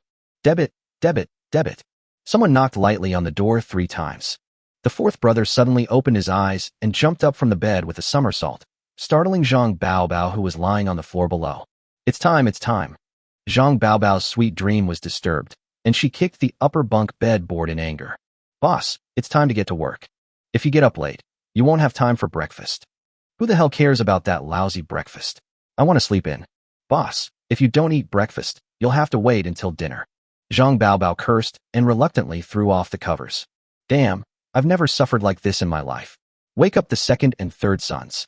Yes, boss. The 4 of them got dressed, went to the staff canteen, and lined up to get breakfast.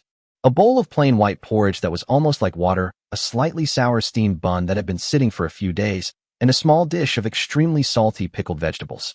They stopped at this station 3 days ago. The 4 of them saw it was a hot pot restaurant and went in to eat and drink to their heart's content. By the end of the meal, they owed dozens of train tickets. Just as they were about to have their organs removed, the shop manager appeared. He offered Zhang Baobao and the others another option, to sign a contract to sell themselves into servitude, stay at the store to work, and pay off their debts. Boss, with this setup every day, we'll starve to death before we even make any money. Yeah, boss, how about we run away? The 3rd and 4th brothers sang in unison. Escape? Where to escape to? Our indenture is still in their hands. Have you forgotten? We're selling our souls. Our life or death is up to them. They shuddered when they remembered that the shopkeeper wasn't human. The 2nd child was big and had a stutter, so he didn't talk much and had already quietly finished his breakfast. In just 3 days, the 2nd child has already lost some weight due to hunger. Zhang Baobao tossed the steamed bun to the 2nd brother. You eat it, but I don't like it. Thank you, boss. The 3rd brother quickly reached out and tried to break off half of it. After being glared at by Zhang Baobao, he withdrew his hand. At that moment, the supervisor walked in and pointed to the 2nd son. We're short-staffed for food preparation, so you'll be transferred to the kitchen to do that. The supervisor then looked at Zhang Baobao. We have guests in the private rooms on the 2nd floor today. You're in charge of entertaining them. All right, hurry up and finish eating so we can get back to work. After saying that, the supervisor left. Old boss. The second son seemed a little nervous about being transferred to a different location. Zhang Baobao patted his shoulder. Go ahead, it's okay. I trust you to go, but I wouldn't trust Lao San to go. The third brother nodded. Yesterday, a woman in the kitchen was stealing food while preparing it, and she suffered a terrible fate. It could be made into mapo tofu. Third and fourth brothers, keep an eye on things in the lobby. Let's work hard, scam as many people as possible, and get his mother's indenture back as soon as possible. This hellhole is no place for humans. Yes, boss. The private room on the second floor is called Tinjiuxuan. Hello, sorry to bother you all. The lubricating oil and engine oil hot pot is here. Zhang Baobao placed the bottom of the pot and turned on the heating switch. This is a cold dish, a screw and nut combo, a spiced button battery, and a cold dish display screen. The hot pot ingredients will be here shortly. After pouring 98-octane gasoline into their cups, Zhang Baobao wiped her sweat, smiled, and left the private room. Holy crap, the diners are getting weirder and weirder. Just the day before yesterday, a group of octopus-headed people came, and today there are robots. With gasoline, engine oil, and batteries involved, won't this explode? Damn it, this manager is trying to kill me. Old boss. The fourth brother scrambled to Zhang Baobao's side. What's wrong? Why are you so flustered? I've told you so many times to stay calm and composed. Qi Xiao. Qi Xiao is here. Holy crap, it's that kid. Zhang Baobao arrived at the stairwell and looked in the direction Lao Si was pointing. It was indeed Qi Xiao. What should we do, boss? What do you mean, what do we do? This kid sold iced water and blankets before. He must have a lot of train tickets on him. Let's extort a lot of them from him. Whether we can redeem our indentures depends entirely on him. You and Lao Sin be quick-witted and take turns dealing with him. I can't get away from here, so I'll have to rely on you too. Don't worry, boss. We'll make sure he's left with nothing but his underwear. At 7:50, the train stopped. Qi Xiao opened the door, and it was pitch black all around, so dark that he couldn't see his own hand in front of his face. Only the hot pot restaurant in front of us had its lights on.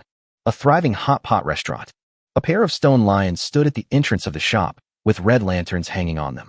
A waitress wearing a black apron stood at the entrance, a professional smile on her face. Qi Xiao took a step out and arrived at the store entrance. The waitress bowed. Hello, welcome to Hong Hot Pot Restaurant. Hello, beautiful lady. Would you like a meal, sir? Qi Xiao smiled and said, certainly. He followed the waiter into the store. The shop features wooden tables and chairs, with lanterns hanging from the wooden beams, giving it a classic decor. Qi Xiao casually found a spot against the wall and sat down. What's included in your red hot and prosperous package, and how much does it cost? Hello, sir. This set meal includes complimentary condiments, a half and half hot pot base, 12 kinds of meat dishes such as beef rolls, lamb rolls, tripe, beef aorta, and shrimp paste, and 12 kinds of vegetarian dishes such as frozen tofu, crispy fried tofu skin rolls, enoki mushrooms, spinach, and glass noodles. Sir, you are a new customer of our store. You can enjoy a 50% discount on your first order. It only costs 1 train coin. Wow, this package covers all the potential pitfalls. It's amazing. Qi Xiao nodded. This one will do. Yes, sir. Please wait a moment. Your food will be served shortly. While the dishes were being served, Qi Xiao got up and went to the condiment area to get some seasonings. It must be said that the condiment section has a very complete selection of ingredients. There were even some I'd never seen before. Rule 3. When taking condiments, no more than 5 kinds of condiments can be added to one bowl. Qi Xiao made a bowl of beef broth and added some chopped parsley. Oh, young man, you look unfamiliar. Is this your first time here? You must try our honey-glazed sauce. A man wearing a mask and carrying a wooden bucket approached Qi Xiao. A vibrant and unique flavor. You can't find this anywhere else. Qi Xiao glanced at the seasonings in the bucket. There are more than 5 kinds of condiments just by glancing at them. Bird's eye chili, cilantro, celery, minced garlic, dried shrimp, balsamic vinegar, and beef broth. Here, come, let me scoop you a spoonful. The fourth brother's eyes gleamed, and he scooped up a spoonful of seasoning, about to pour it into Qi Xiao's bowl. Chapter 48 Store Manager. Just as the seasoning was about to be poured into Qi Xiao's bowl, Qi Xiao flicked his middle finger upwards, sending the bowl flying. The fourth brother was dumbfounded. A spoonful of seasoning was spilled all over the ground. Sorry, my hands were shaking a little. The supervisor heard the noise and rushed over. He quickly apologized to Qi Xiao and then ordered Lao Si to clean it up. This place is a total rip-off. They're always trying to get customers to break the rules. Qi Xiao glanced at the fourth brother, who was lying on the ground cleaning up and then made a new batch of seasonings. Back at my seat, the hot pot broth had already been served. One red and one white, a hot pot with 2 separate compartments. Rule 2. Do not cook vegetables in the spicy broth of a hot pot. Various hot pot ingredients were served in turn. Qi Xiao glanced at it and thought, thankfully, he could finish this amount. If there are too many, then we'll have to consider using boundary bracelets. The station announcement says you can only get a level 3 treasure chest after finishing the set meal, so it's best not to take the risk. Since there's no time limit, I can eat slowly. Hello, sir. What would you like to drink? Rule 1. Do not add water yourself. When the waiter adds water for you, choose orange juice. Orange juice? Thank you, beautiful. You're welcome. Just call me anytime if you need anything. There were still quite a few people dining in the store, and Qi Xiao didn't know whether they were real people or NPCs. Qi Xiao picked up a plate of mutton rolls and poured them all into the pot. Hey, second brother, what are the dishes for today's tasting? Pull. Never mind, I'll go see for myself. The third brother went to the kitchen and saw a plate of something that looked like sea cucumber, covered with a layer of thick, yellow sauce. After getting closer, holy crap, wire-drawn rebar? The Minister of Justice has invented another new dish. The third brother recalled that on the day they arrived, the waiter brought them a plate of pork intestine sashimi, saying it was a new dish, and offered it to them. They naturally refused, and just like that, their 4 train tickets were gone. This wire-drawn rebar is pretty ruthless. Xiaoyu, hurry, the new product is out today. Help your brother take it to table number 10 first. Tomorrow, your brother will share half of his steamed bun with you. Really? You're not kidding me. I'd be a son of a bitch if I were lying to you. The third brother patted his chest and assured him. Xiaoyu happily picked up the plate and walked towards table number 10. The third brother and the fourth brother hid in a corner, craning their necks to spy on Qi Xiao. The 5th hidden rule in the store: if a waiter offers you a sample of a new product, don't refuse.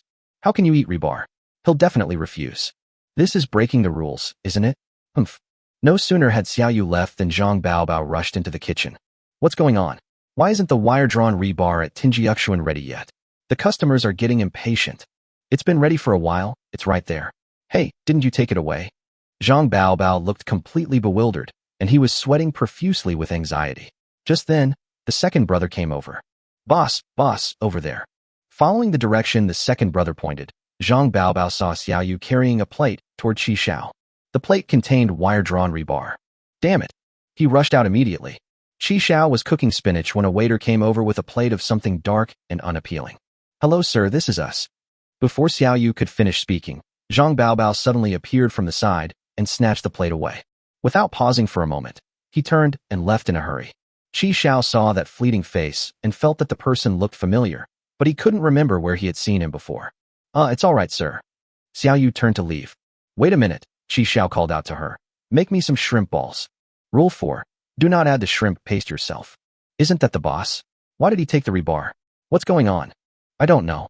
The third and fourth brothers stared at each other. What's going on? Why is Xiaoyu helping him cook shrimp balls?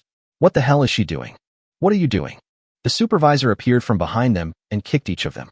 Everyone else is busy, and you two are just slacking off. Get back to work. You go clean the toilets. A guest threw up in the toilet. Damn it. This idiot manager only knows how to be ruthless towards us. Hey, what are you doing? It's full, and you're still pouring it out.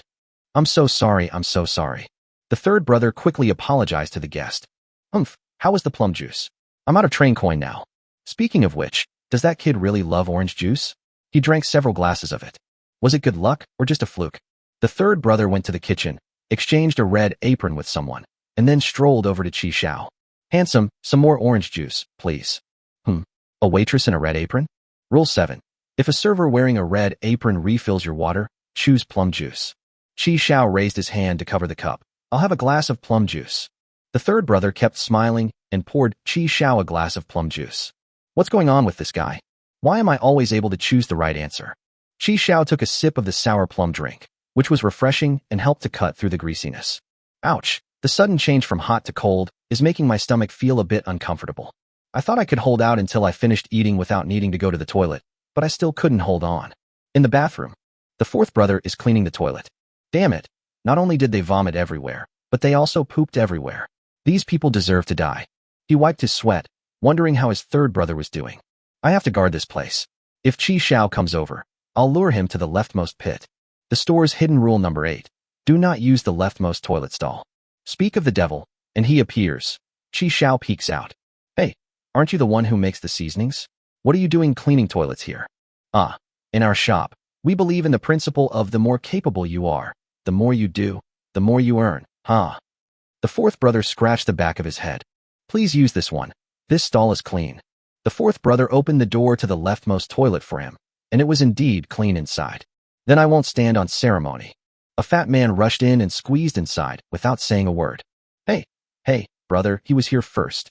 Get out of here, you stinking laborer. The fat man shoved the fourth brother aside, and Chi Xiao immediately stepped aside to let him pass. Rule 8. Do not use the leftmost toilet stall in the bathroom. Rule 9. Do not get into conflicts with others in the store. The fat man snorted coldly, went into the toilet, and locked the door behind him.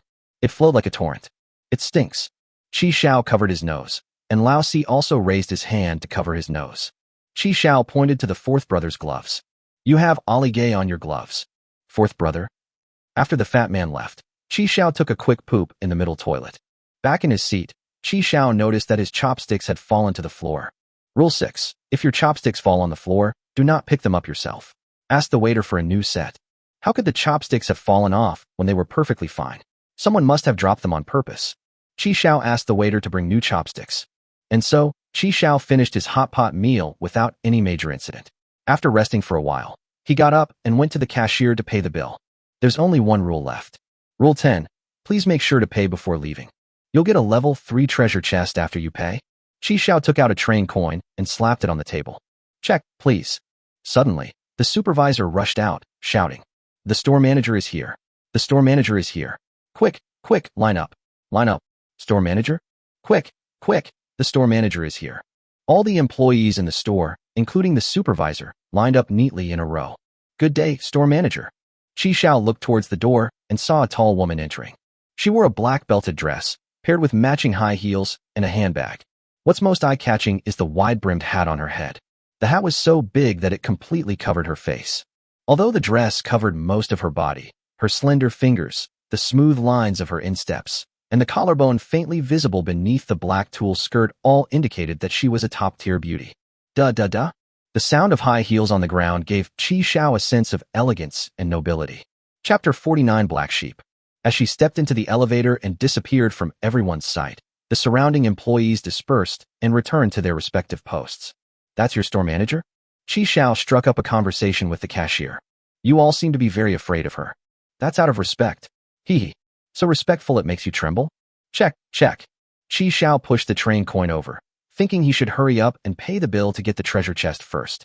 Just as the cashier was about to take the train tickets, a hand stopped her. It's that supervisor. He pushed the train coin back. Sir, this meal is on me. Consider it making friends. Making friends is one thing. Chi Xiao pushed the train ticket back, but this order, we still have to buy it. Chi Xiao smiled and said, I can treat you next time, but it's really impolite not to pay the bill the first time. Just kidding. Trying to stop me from paying it this time is obviously an attempt to make me break the rules. Unable to refuse, Chi Xiao successfully paid the bill. The supervisor immediately put on a smiling face. Congratulations. You have successfully finished the prosperous and joyful meal without breaking any rules and have received a level 3 treasure chest. The shop assistants immediately gathered around, clapping and applauding in congratulations. Others were holding banners with 4 large characters written on them. You're awesome. Chi Xiao feigned a look of great surprise. Wow, really? There really is a treasure chest. Wow, I'm so awesome. Of course, you need to pick up the treasure chest from the shop manager's office. This way, please. I knew it wouldn't be anything good. Chi Xiao had no choice but to follow him into the elevator for the sake of the treasure chest. The other diners seemed oblivious to what was happening and continued eating as if nothing was amiss. What's going on? The store manager was here just now too. Couldn't they see it? Upon arriving on the 3rd floor, the elevator doors opened, revealing a luxuriously decorated office. The store manager sat on a rose-red king's chair, with his back to them. The manager respectfully left the room, and the elevator descended. Seeing that the other party remained silent, Chi Xiao spoke first. Hello, store manager. I'm here to collect the treasure chest. After all these years, has a train conductor finally appeared who doesn't break the rules? Oops, why does the store manager's voice sound so strained? It's a standard clipped sound. No, even more clipped than those of Little Milk Soft or Cat Sauce. Her voice and demeanor don't quite match her appearance. The The store manager turned around and took off his large hat. She let go, and the hat floated automatically onto the solid wood coat rack. Qi Xiao gasped. Beneath the hat was a black ram's head, with a pair of golden vertical pupils staring at him, turning eerily. What, are you scared? Qi Xiao shook his head. It was quite unexpected. The store manager lifted her leg, and the straps of her high heels automatically loosened, floating onto the shoe rack. Although it was somewhat impolite, Qi Xiao was still drawn to it. Those were a pair of fair human feet, with black toenails and a distinct arch. What? Do I only have 3 toes? No, it's purely a personal preference. Why are there so many foot fetishists among you men? It is in our nature to appreciate beautiful things. The store manager chuckled lightly, then changed the subject. No one can finish a hot pot meal without breaking a single rule. Of course, you're not the first one. There was a train conductor before who, just like you, finished his hot pot without breaking the rules. The store manager stood up, and the zipper at the back of her black belted long dress automatically unzipped. He said it all relied on modules. What modules again? It's been so long, I can't quite remember. I think it was called something like station announcement. The shop manager's long dress came off, revealing a body as white as a lamb. Did you also rely on this module? Welcome back, everyone. Hey, this way, watch out for the stairs. Zhang Baobao wiped away his sweat, finally managing to get rid of those robot grandpas. Don't come again, it's too dangerous to serve you. If the wire-drawn threaded steel hadn't been brought back in time, these guys probably would have gone berserk. Zhang Baobao returned to the private room and began cleaning. What kind of teeth does that have? It can eat rebar like it's a banana. Train coins. A train coin was placed in the seat of each robot. Zhang Baobao's eyes lit up when she saw it. It's a tip. Seeing that no one was outside, he quickly closed the door. We can't let that damned supervisor see this, or it'll all be confiscated again. Wow, these guys are really generous. If they come often, they'll have a contract of servitude secured. That said, I wonder how the 3rd and 4th brothers are doing. With a bang, the door was pushed open. Zhang Baobao was collecting the train tickets when he was so startled that he dropped them on the ground. Boss, we messed up. We messed everything up. Seeing that it was the 4th brother, Zhang Baobao breathed a sigh of relief. I've told you so many times to be steady, steady, steady. Why can't you learn it? He crouched under the table and reached in to pick up the train tickets. That kid Qi Xiao didn't break a single rule and cleared the level without taking any damage. What? He also got a level 3 treasure chest. He just went to the shopkeeper's office, and I reckon the shopkeeper is giving him the treasure chest right now. Holy crap. Zhang Baobao excitedly looked up and bumped into the table. In the office, Qi Xiao sat in the store manager's king chair. The store manager, dressed only in black underwear, sat on Qi Xiao's lap, nestled in his arms, and sobbed incessantly. Tears soaked Qi Xiao's clothes. They said they'd go to the new world to find a way to rescue me from here, that they'd come back and take me with them. Liar, liar. You men are all liars. Qi Xiao was held captive by her and unable to move. After listening for a while, he finally understood that it was just a cliched love story about a man breaking a woman's heart. In the previous year, there was a man who had the same station forecast module as him. He finished eating hot pot without breaking the rules and also won the heart of the restaurant manager. Later, the man left and never came back. At this moment, he was facing nothing more than a heartbroken woman.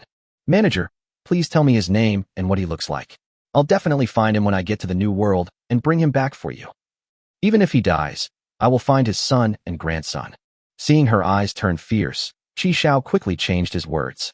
Pa, no one will have a child with a man like that. That way, even if he turns to ashes, I'll bring that handful of ashes back and paste it on the wall for you to vent your anger. I don't need it. The store manager put on a pair of black lace gloves and gently brushed them across Qi Xiao's cheek. You're just as good looking as him. Stay here. Stay and keep me company. I can give you anything you want. Qi Xiao remained silent for a long time. So, did you get what you wanted? The store manager's golden vertical pupils turned cold, and he grabbed Qi Xiao's neck with his other hand. Qi Xiao's face turned bright red.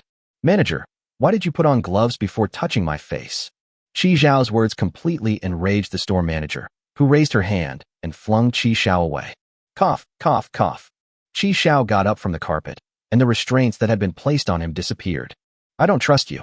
The shop manager knelt down in front of Qi Xiao, and with a flick of her right index finger, a piece of parchment glowing green floated over from the table.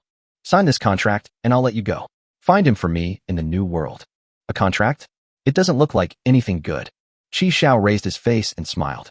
I bet he didn't sign that contract with you either. The store manager took a deep breath.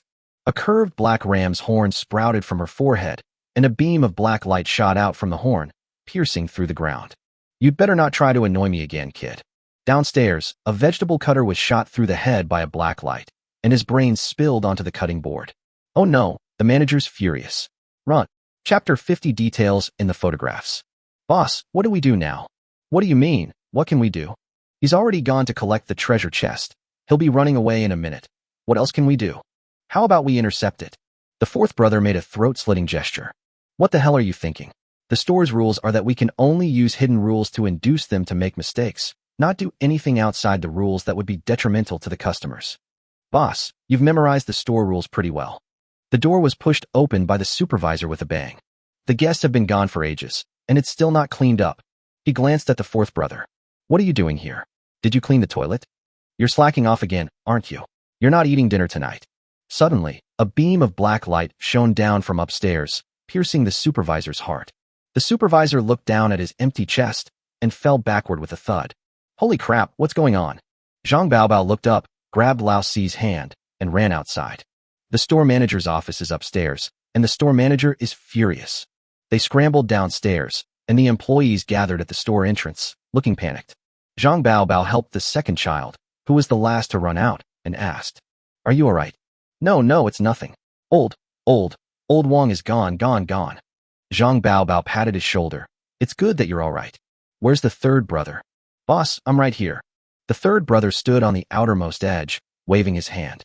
That kid, when something happens, he runs away faster than anyone else. Boss, what's going on? Chi Xiao wasn't killed, was he? What's this kid doing? Wasn't he going to collect a treasure chest? Why is he making such a commotion? You're asking me? Oh, are you kidding me? Can't you use your brain? Should I go up and ask the manager for you?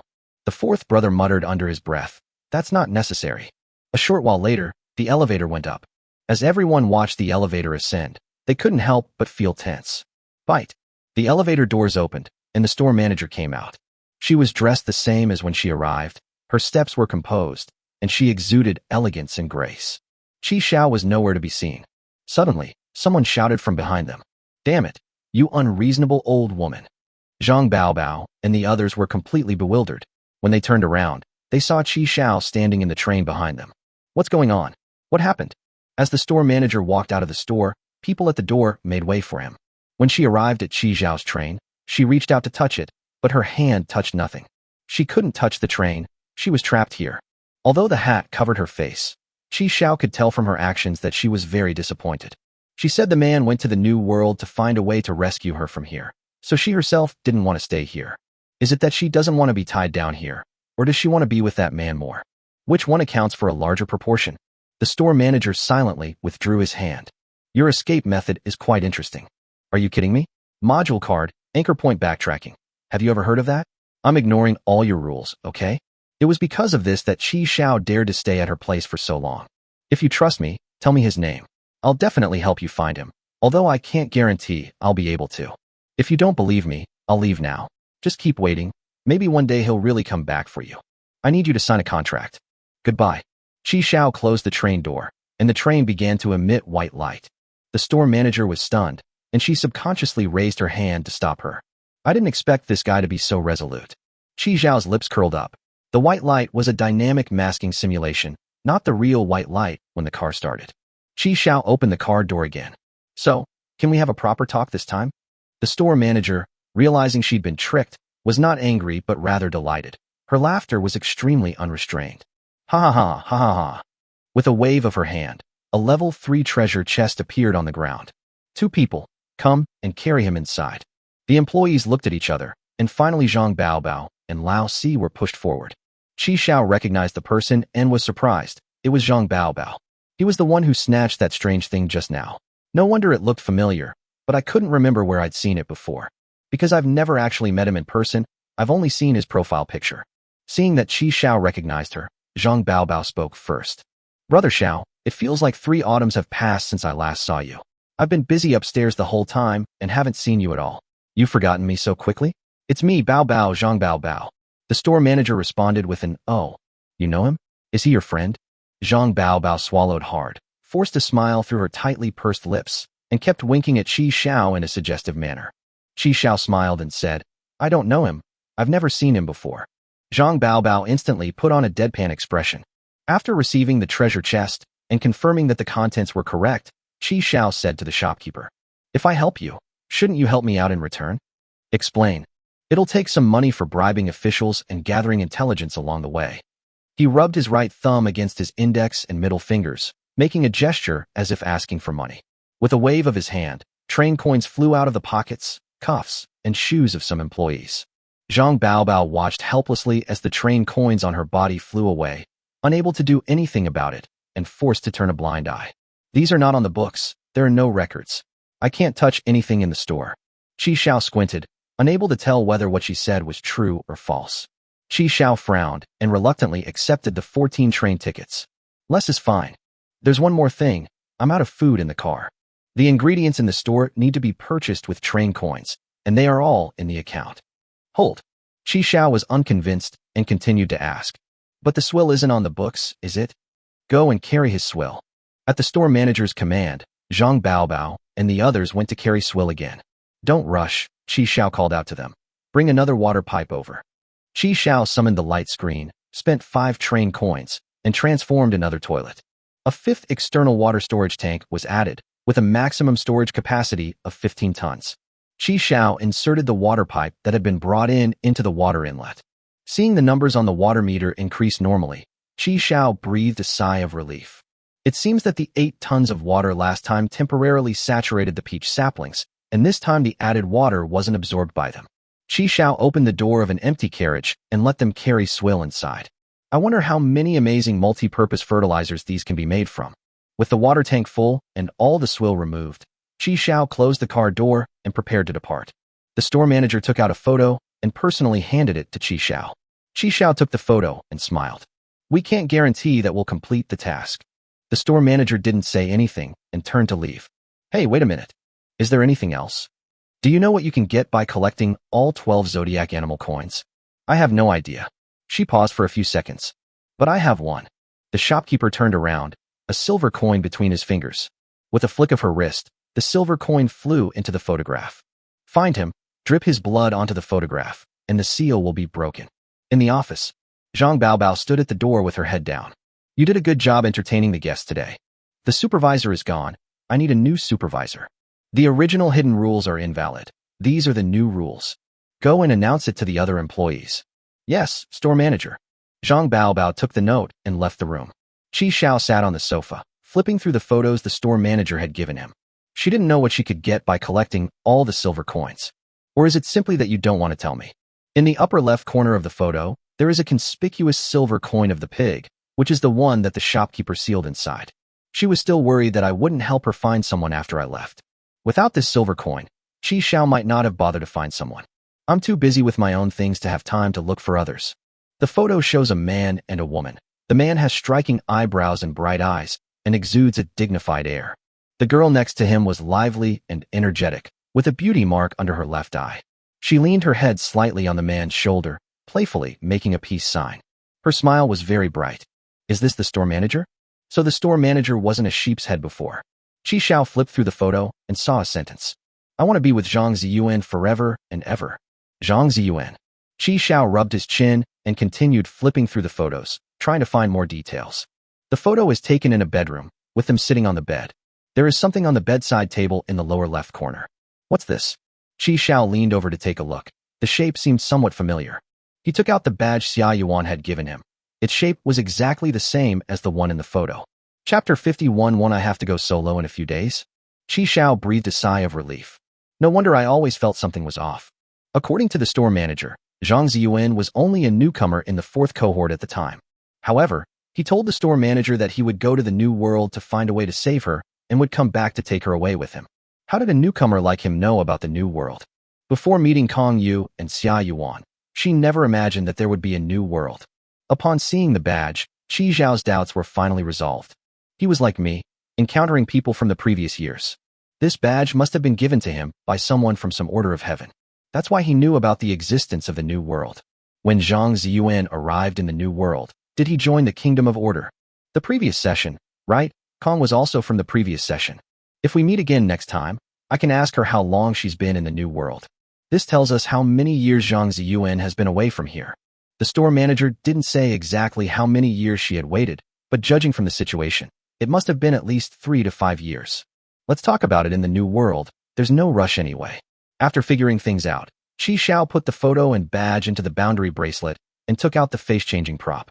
Thousand-faced human skin face. Wear it on your face and adjust your facial features as you like. The skin feels light, comfortable, and smooth to the touch, just like a young girl's skin. Qi Xiao put it on his face. It fit perfectly and felt very cool. He went to the water vat and looked at his reflection in the water.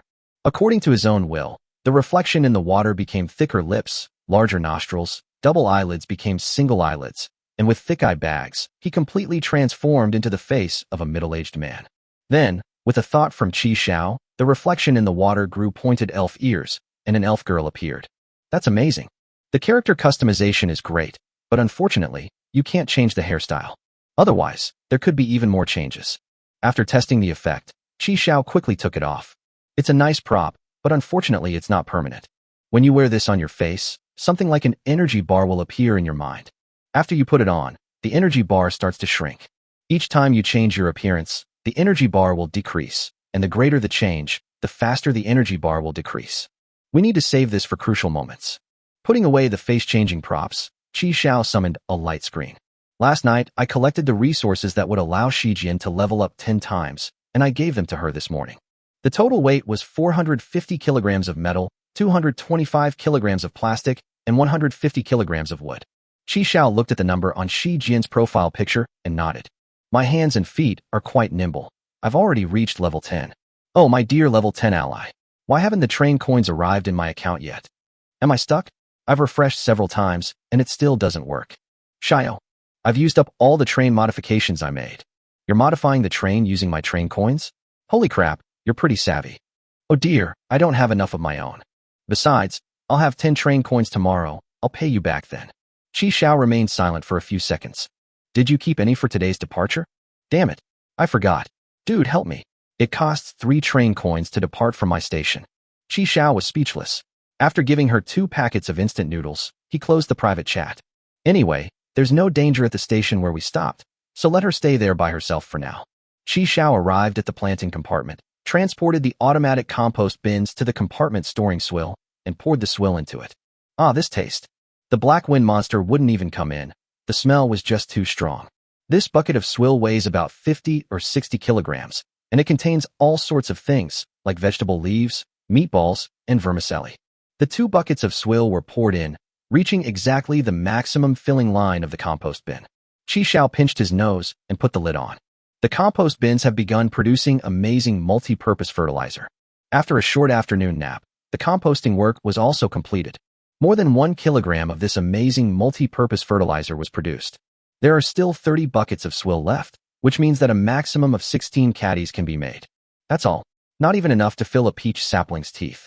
Qi Xiao opened the trading platform and searched for Miracle Multi-Purpose Fertilizer.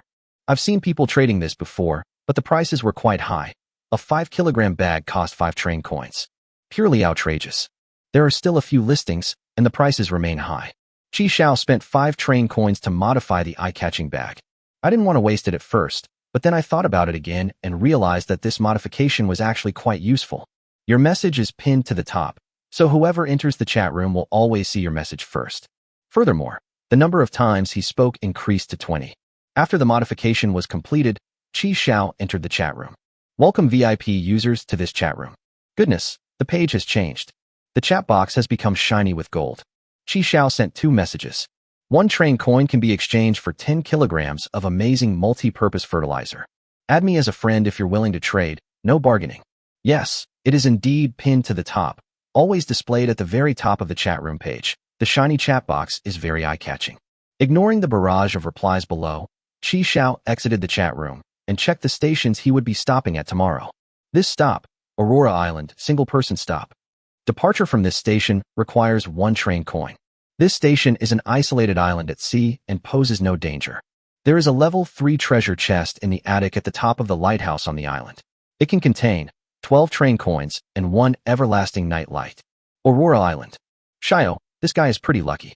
Today it actually stopped at Sanshan Station, which is the same large supermarket where Qi Xiao previously did a 0 yuan purchase. Supermarket? Hee hee, big supermarket. Don't act like a pervert. How dare you talk to your sister Shi like that? Wow, that's impressive. If he keeps this up, he'll probably be going solo in a few days. Qi Xiao closed the light curtain and stepped off the train. A road wends its way up to the highest point on the island. The lighthouse is at the end of this road. Qi Xiao got on the motorcycle. His energy level was still 52%. It's fairly durable. Along the way, the scenery kept receding. This deserted mountain road truly allowed Qi Xiao to indulge his passion for motorcycles. The previous times, it was either a wild, rocky path that hurt my butt. Either there are abandoned cars and roadblocks everywhere, making it difficult to pick up speed. In less than 10 minutes, Qi Xiao arrived at the lighthouse. Without a motorcycle, it would take at least 2 hours to climb up on foot. After parking his motorcycle, Qi Xiao took off his helmet. Qi Xiao stepped onto the spiral staircase and climbed to the top of the tower. Inside the attic, Qi Xiao opened the treasure chest. Everlasting night lights, accelerating plant growth. Perhaps because it was daytime, the light wasn't very bright. Rather than calling it a lamp, it's more accurate to describe it as a ball of light the size of a fist. I thought it was just a light that could stay on forever just by hearing the name, but I never expected it could actually accelerate plant growth. Peach trees are plants, so they should be effective too. Go back to the train and try again. Just then, a series of chattering sounds came from under the lighthouse. Wow, bro, what's that? It's so cool. I've never seen it before. It looks a lot like the bicycle my grandpa used to make. Look, it's two-wheeled. This looks much better than grandpa's old bicycle. Take it back and show it to grandpa. Qi Xiao peeked out and saw 2 children groping his motorcycle. Hey, what are you doing? Qi Xiao roared, startling the 2 children. Ah, it's the train conductor. Run. The 2 children took off running. One of them turned around halfway, grabbed the motorcycle with both hands, lifted it above his head, and then sped away. Qi Xiao's mouth was wide open. What the hell? Chapter 52, A House with Bare Walls. Isn't this an isolated island? Where the hell did this kid come from? That motorcycle weighs over 350 kilograms.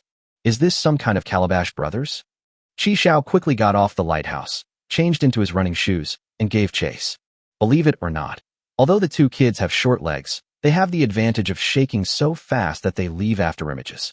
But Qi Xiao's training under triple gravity wasn't in vain. With the added boost of his running shoes, he quickly caught up with them. Stop. Stop right there. You little brat, don't run away. 4th brother, 5th brother, stop him.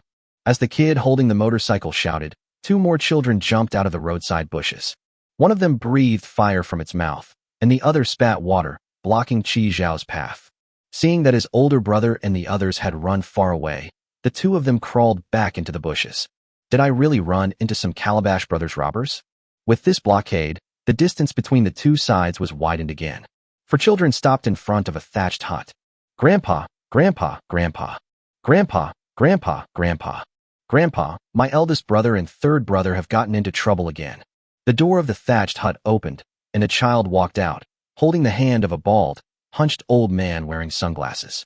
Grandpa, Grandpa, Grandpa. Grandpa, Grandpa, Grandpa. The children immediately jumped up and down excitedly, rushing towards the old man. Qi Xiao's motorcycle was casually thrown to the ground. Qi Xiao happened to arrive at that moment and saw his motorcycle trace a beautiful parabola before crashing to the ground. Holy shit. Qi Xiao was furious. The old man affectionately stroked their heads and said to Qi Xiao, I'm sorry, conductor.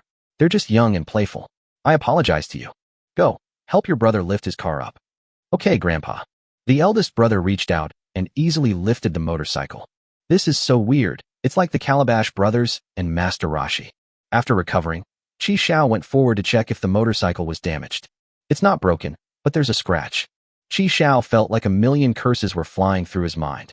The second son noticed where Qi Xiao's hand was touching, turned to the old man, and said, Grandpa, my older brother scratched someone's car. The eldest brother was immediately indignant and was about to speak when the old man stopped him. Go and bring that box from the inner room. The eldest brother pouted and obediently brought over a wooden box. I'm really sorry. We're penniless and have nothing to offer you. The box was opened, and inside lay a dozen or so train tickets. Please accept this. Holy crap, where did this old man get those train tickets? They're still living in poverty, yet they seem to know Versailles. Qi Xiao clenched his fist, put it to his mouth, and coughed twice. Look at you old, weak, sick and disabled people. Let's leave it at that.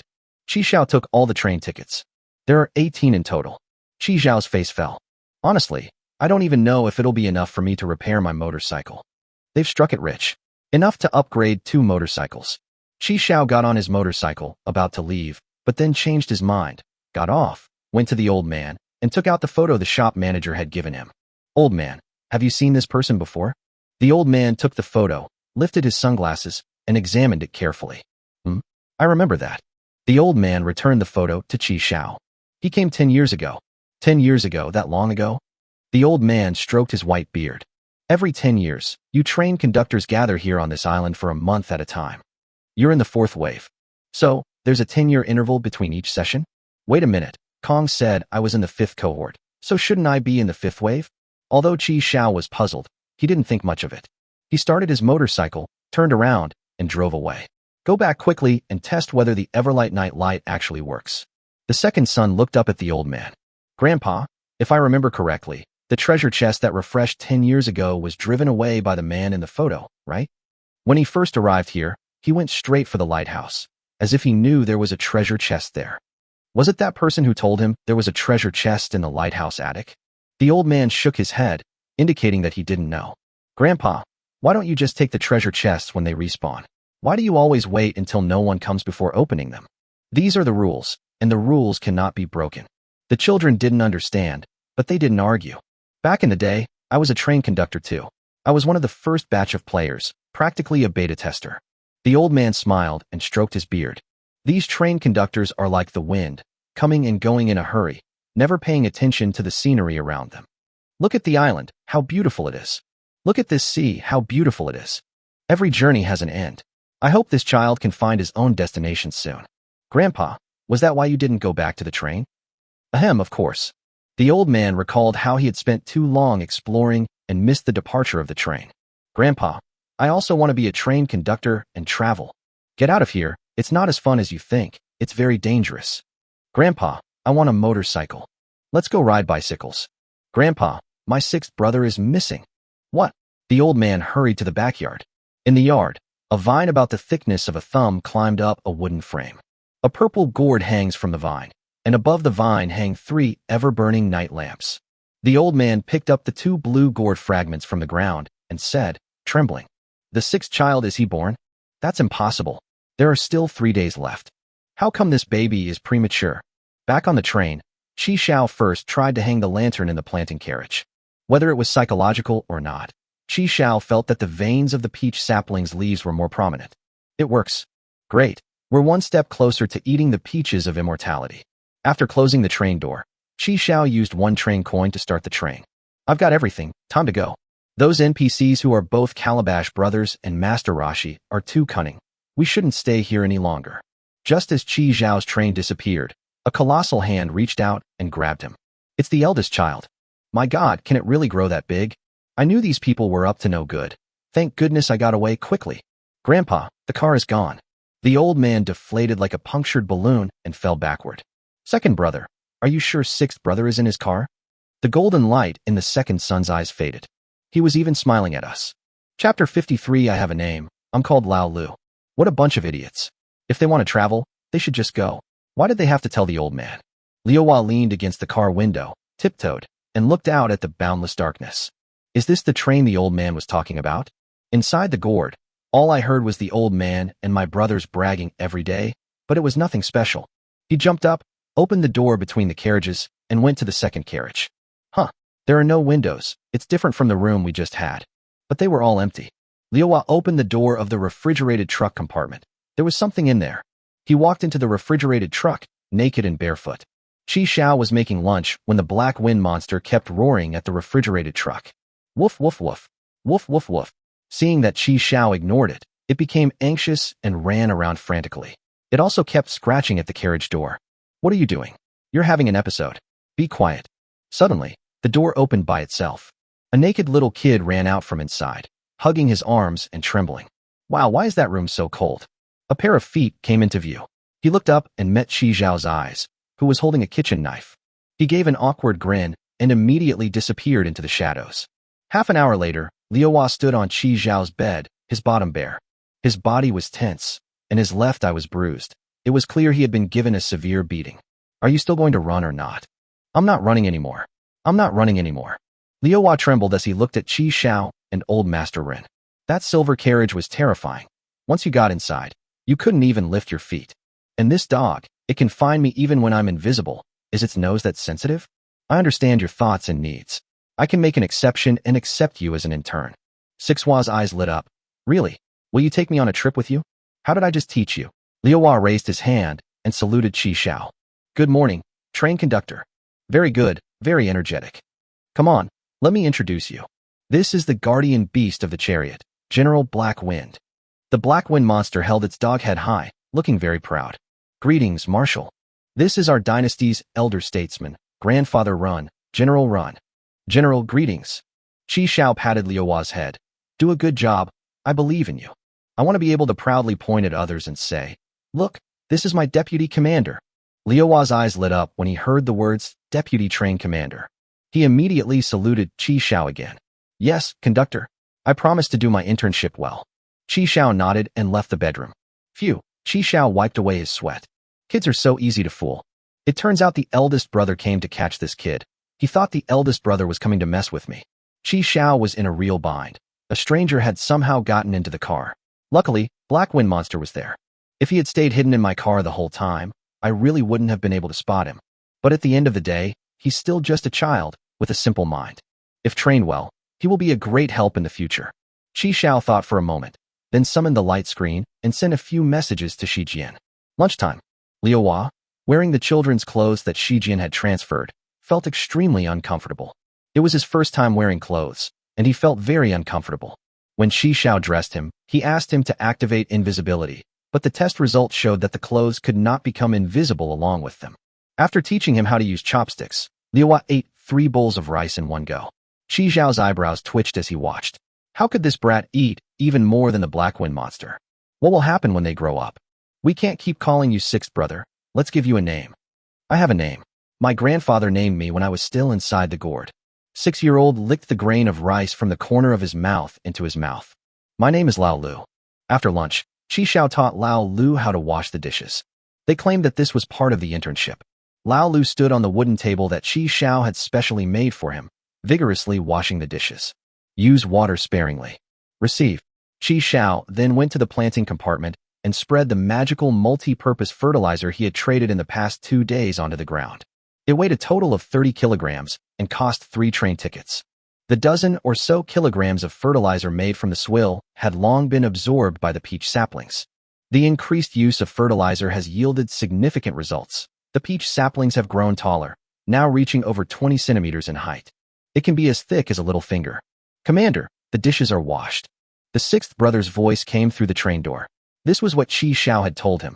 During his internship, he could only move around in the first 5 carriages. At the same time, Qi Xiao was distracted by having old Master Rin guard the door. The peach saplings are extremely important. Absolutely no accidents can happen. So fast.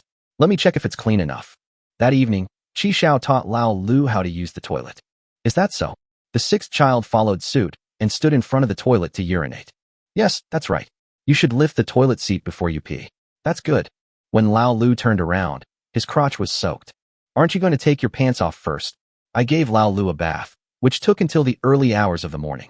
Finally, Lao Lu fell asleep on the sofa where Qi Xiao had made up a blanket for him. The Black Wind Monster stood guard beside him.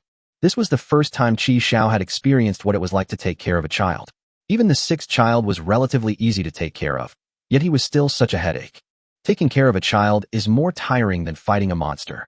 Qi Xiao breathed a sigh of relief, summoned the light screen, and checked the next stop. So you can stop at the same station you've been to before. Qi Xiao's lips curled up. Someone was going to cry tomorrow.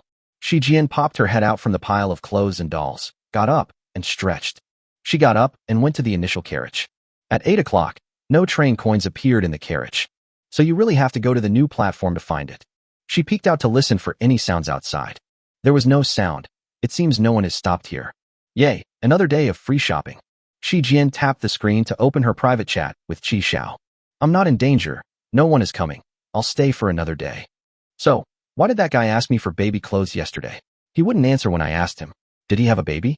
Shi Jian hummed a little tune as she went back to get dressed. After washing up in the bathroom she had renovated yesterday, The self-heating hot pot she had just made was ready. Take a sip of your favorite soda. Ah, this is so refreshing to have for breakfast. After finishing breakfast, Shi Jian took out the upgrade supplies she had obtained through food trading and threw them into the feeding area. Let's get to work. Even though there are only 3 carriages, we must try our best to fill them up. It's a shame that such a huge supermarket doesn't have shopping carts. I, a beautiful woman, have to carry these things here myself. They're incredibly heavy. Xiaomi took a deep breath, raised her hands high, and shouted, "Let's get to work." Shi Jian hummed a song as she walked to the snack section, intending to stock up on some more snacks, only to witness an unbelievable scene. A child carrying 2 pillows ran past her at high speed. Child. Hey, isn't the clothing he's wearing the one I gave to Qi Xiao yesterday? Shi Jian rubbed her eyes to make sure she wasn't seeing things, and quickly followed. Hey, wait a minute. After turning a corner, she saw Qi Xiao take the pillow from the child's arms and throw it into the carriage. Qi Xiao pretended to wipe away sweat. Just started work? I've been working for half a day already. Chapter 54. You've taken a big step towards the position of Deputy Train Commander. Shi Jian's lips curled into a smile, but seeing the child, she swallowed back the curse that was about to come out. This is my ally. I call her Sister Shi. The 6th brother turned around and saluted Shi Jian. Hello, Sister Shi. My name is Lao Lu. Shi Jian smiled awkwardly and replied politely. All right, get back to work. The 6th brother set off to continue moving things. So you asked me for children's clothes yesterday because of him? Is this your son? Qi Xiao shook his index finger. My newly recruited intern team member. Where did you come from? How old is he? You're using child labor, which is illegal. Are you jealous that someone else is doing my work? Idiot. Shi Jian rolled her eyes at Qi Xiao and turned to leave. I remember you have a shopping cart in your car. Can I borrow it? After getting the shopping cart, Xiao went straight to the snack section. When the train arrived at the station at 7:50 this morning, Qi Xiao had already done a general tour. Less than a third of the food remained on the shelves. Compared to before we left, the biggest shortages were of food and water. Other items are less numerous. After Shi Jian left, Qi Xiao opened all 7 empty carriages behind. Thanks to the boundary bracelet, the efficiency of collecting resources this time was much faster than the first time. Qi Xiao first selected some suitable shelves and placed them in the carriage. This way you can store things more effectively. After Qi Xiao set up the shelves, Lao Lu ran over. Commander, there are no clothes left over there. We've brought them all over. Well done. 6th brother, your first task during your internship is here. The 6th man carried a bag of rice into the carriage. Qi Xiao nodded approvingly. This child is teachable. They already knew to carry it into the car without being told. Commander, you speak. Qi Xiao waved his hand. Empty this supermarket in 2 days. Qi Xiao arrived at the fruit section, where there was practically nothing left. He picked up a peach from the ground. Only the part that had fallen was rotten. I've been gone for over 20 days. How come the fruit hasn't gone bad? Qi Xiao casually put it into the boundary bracelet. Take it back and use it as fertilizer. Although trains require train coins to depart during the typhoon season, some advantages also emerge. If you find a good station, you can stay for a few more days without a train departing. But one problem is that other trains might stop there. This is a gamble, betting that you'll be lucky enough that no one comes here. Or perhaps they are confident in their own strength and can hold on to this place, unafraid of others trying to take it over. Actually, Shi Jian felt flustered when she saw someone. But when she saw Qi Xiao, especially his cheeky face, she felt incredibly at ease for a moment. Shi Jian pushed the shopping cart and haphazardly threw snacks into it. That slut is like a bandit. I need to take more things. I'm going to fill the car to the brim. The time spent shopping for free flew by, and that evening, they had dinner together in Qi Xiao's carriage. Shi Jian insisted on showing off her skills and made cola chicken wings that were even blacker than the black wind monster, becoming the only leftover dish on the table. After they had eaten and drunk their fill, Qi Xiao told Lao Lu to go to sleep first. The 6th brother opened the bedroom door, and Shi Jian glanced to the side and saw old Master Rin standing at the door. Ah, you? That's General Run. The 6th brother said earnestly. A veteran of our dynasty. Shi Jian looked completely bewildered. After Qi Xiao explained that it was Qi Xiao's puppet, Shi Jian felt relieved. I'm not staying here tonight, goodbye. Watching Shi Jian's departing figure, Lao Lu looked puzzled. Train conductor, you asked her to stay in our room? Qi Xiao spread his hands. No. What no one noticed was that a wisp of pink mist, barely perceptible to the naked eye, had just drifted from Shi Jian toward old Master Rin. Thump, thump, thump. At 7:30 in the morning, Grandpa Rin jumped from one end of the supermarket to the other. Shi Jian got up very early today so that she could move more things. Yesterday, Qi Xiao basically took everything from the other areas. Just like last time, things he touched would mysteriously disappear. Today, his culprits are going to reach into the snack section. To avoid being discovered by Qi Xiao, she moved very quietly and didn't even use the shopping cart. Seeing that Qi Xiao hadn't started working yet, Shi Jian was secretly delighted. Sleep, sleep, sleep a little longer, preferably sleep until you're completely asleep. She was carrying several bags of potato chips when she bumped into Grandpa Run at the corner on her way back to the train. Forehead. Shi Jian closed her eyes and fainted. The potato chips I was holding fell all over the floor. A wisp of pink mist appeared on Shi Jian's body and slowly drifted toward Old Master Ren's left ear. There was a gray pupa the size of a peanut deep inside his ear. After absorbing the mist, the gray pupa gradually turned pink until it was completely pink. Then, accompanied by an almost inaudible cracking sound, the pupa split open. A pink worm crawled out of the pupa. It crawled out of the ear canal and landed on Old Master Ren's shoulder. It continued to lay its pupa forward, then fell to the ground with a thud. It seemed to have hurt itself from the fall, as it was writhing wildly. After calming down, the insects crawled towards Xiaomi, who was lying on the ground. It's so good to be young. You can fall asleep as soon as your head hits the pillow. While washing up, Qi Xiao was controlling Old Master Ren's patrol when she saw herself bumping into him and fainted from fright. Ignoring her, Qi Xiao controlled Old Master Ren to continue his patrol. At 8 o'clock, after confirming that no other trains were stopping, Grandpa Ren jumped back into the carriage to continue being the goalkeeper. During the day, they continued to busily load supplies into the trucks. They also list some less needed items on trading platforms in exchange for upgrade materials. 9 o'clock in the evening. Qi Xiao's 2-day stop here created a miracle. He really emptied out his supermarket. The last 6 carriages were piled high with food. The 7th carriage contained various daily necessities. Shelves have also been added to the refrigerated compartment, filled with beverages, which improves the vertical utilization of space. The 2nd carriage was piled high with clothes, blankets, and pillows, and hadn't been tidied up yet. The extra shelves were all thrown into the material feeding area by Qi Xiao and turned into upgrade materials. Qi Xiao and Lao Lu stood with their hands on their hips, looking at the almost empty supermarket with pride on their faces. She looked ashen-faced, and for some reason, she had a strange feeling that her home had been ransacked. Commander, how did I do? The 6th brother has indeed been working very hard these past 2 days. He truly lives up to his nickname, Calabash Brother, full of energy. If Qi Xiao hadn't stopped him, he wouldn't have wanted to sleep last night and was preparing to work late into the night. Great job. You've taken a big step toward becoming the deputy commander. The 6th brother was all smiles. The old man was lying. Traveling isn't dangerous at all, and it's actually a lot of fun. Qi Xiao looked at Shi Jian. I'm leaving. Are you coming or not? Shi Jian rolled her eyes at Qi Xiao. You've already emptied this place out. What's the point of me keeping it? That means you can return my train tickets tomorrow. Go to hell. Qi Xiao helped Lao Lu into the car, closed the door, and then said to Shi Jian, by the way, don't resell that cabinet air conditioner. What's the meaning? It means you should put it away carefully. A problem. After Qi Xiao left, Shi Jian waved her fist at the air. She sighed and returned to her train. A flash of white light, and she set off. Chapter 55 Maybach on the elevated road. Train conductor, why is our train so long, while Shi Jian's is so short? Because men need to be long, women don't. Oh, the 6th brother nodded, seemingly understanding, but not quite. Go wash up and go to bed. You know how to use a toothbrush now, right? Okay, I understand. Brush it clean, or you'll get cavities. After washing up, Lao Lu crawled into bed. Qi Xiao summoned the light screen. In the chat room.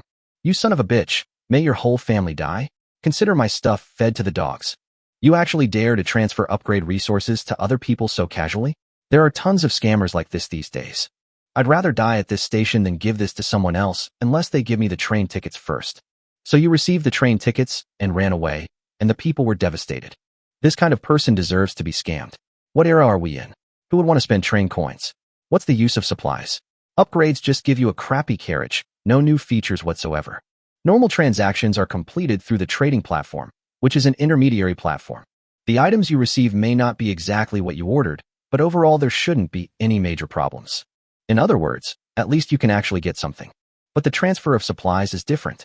Since upgrade materials dropped into the feeding area cannot be retrieved, they are limited to use for upgrading the user's own account or being transferred directly to other accounts. There is no intermediary platform between the two parties, so there is no guarantee. It's possible that after you transfer the supplies, the recipient might ignore you, delete you as a friend, or run away. So before this, everyone assumed that they would use a trading platform, because they don't trust each other. It seems that quite a few stations that people stop at are not very good. These people had no choice but to do this for the sake of train tickets. Chi Xiao exited the chat room to check the stations he would be stopping at tomorrow. This stop is at Elevated Road number 26, single-person stop. Departure from this station requires 10 train coins. This site is Nibelungen, created by Odin. Danger level, 7. There is a level 5 treasure chest in the trunk of Chu Tianjiao's Maybach. It can contain 36 train coins and one of the 7 deadly sins, lust. Grass. Dragons are fine, but of all things, they had to drag this part into it. They sent me straight to Nibelungen. In this world where you can survive anywhere, you might even be able to gather some supplies. Will we encounter Deadpool? Will we encounter Odin? Now that's a problem. I wonder if this train can withstand Odin's eternal spear. That's it, we're done for. A level 5 treasure chest. Will you even survive to get it? Chi Xiao searched for books about the Dragon Clan on the trading platform and found some. They've already written about the Dragon Raja reboot. After the transaction was completed, Chi Xiao studied late into the night. Train commander, why aren't you asleep yet? I'll catch up on the anime. The Maybach sped along the empty elevated road, cutting through the white curtain of rain. The car was playing music, Daily Growing, by the Irish band Alton. The man turned off the stereo. The conversation hadn't been very pleasant. In fact, every conversation between the father and son ended in silence. The car fell silent for a moment, so quiet that only the sound of each other's breathing could be heard. Chu Zihong leaned his head against the car window, gazing out the window, lost in thought. It was already quite dark when the streetlights came on. A white light ripped through the night sky, and tree-shaped lightning bolts fell. Chu Zihong was stunned for a second. A train? A red train? A roar of thunder resounded, then vanished as the lightning disappeared, swallowed by the rain. Am I seeing things? Chu Tianjiao was the first to break the silence. How's your mom doing lately? Same as before. I get up in the morning to take care of the cat, go out shopping in the afternoon, and go to bars and drink with some aunties in the evening.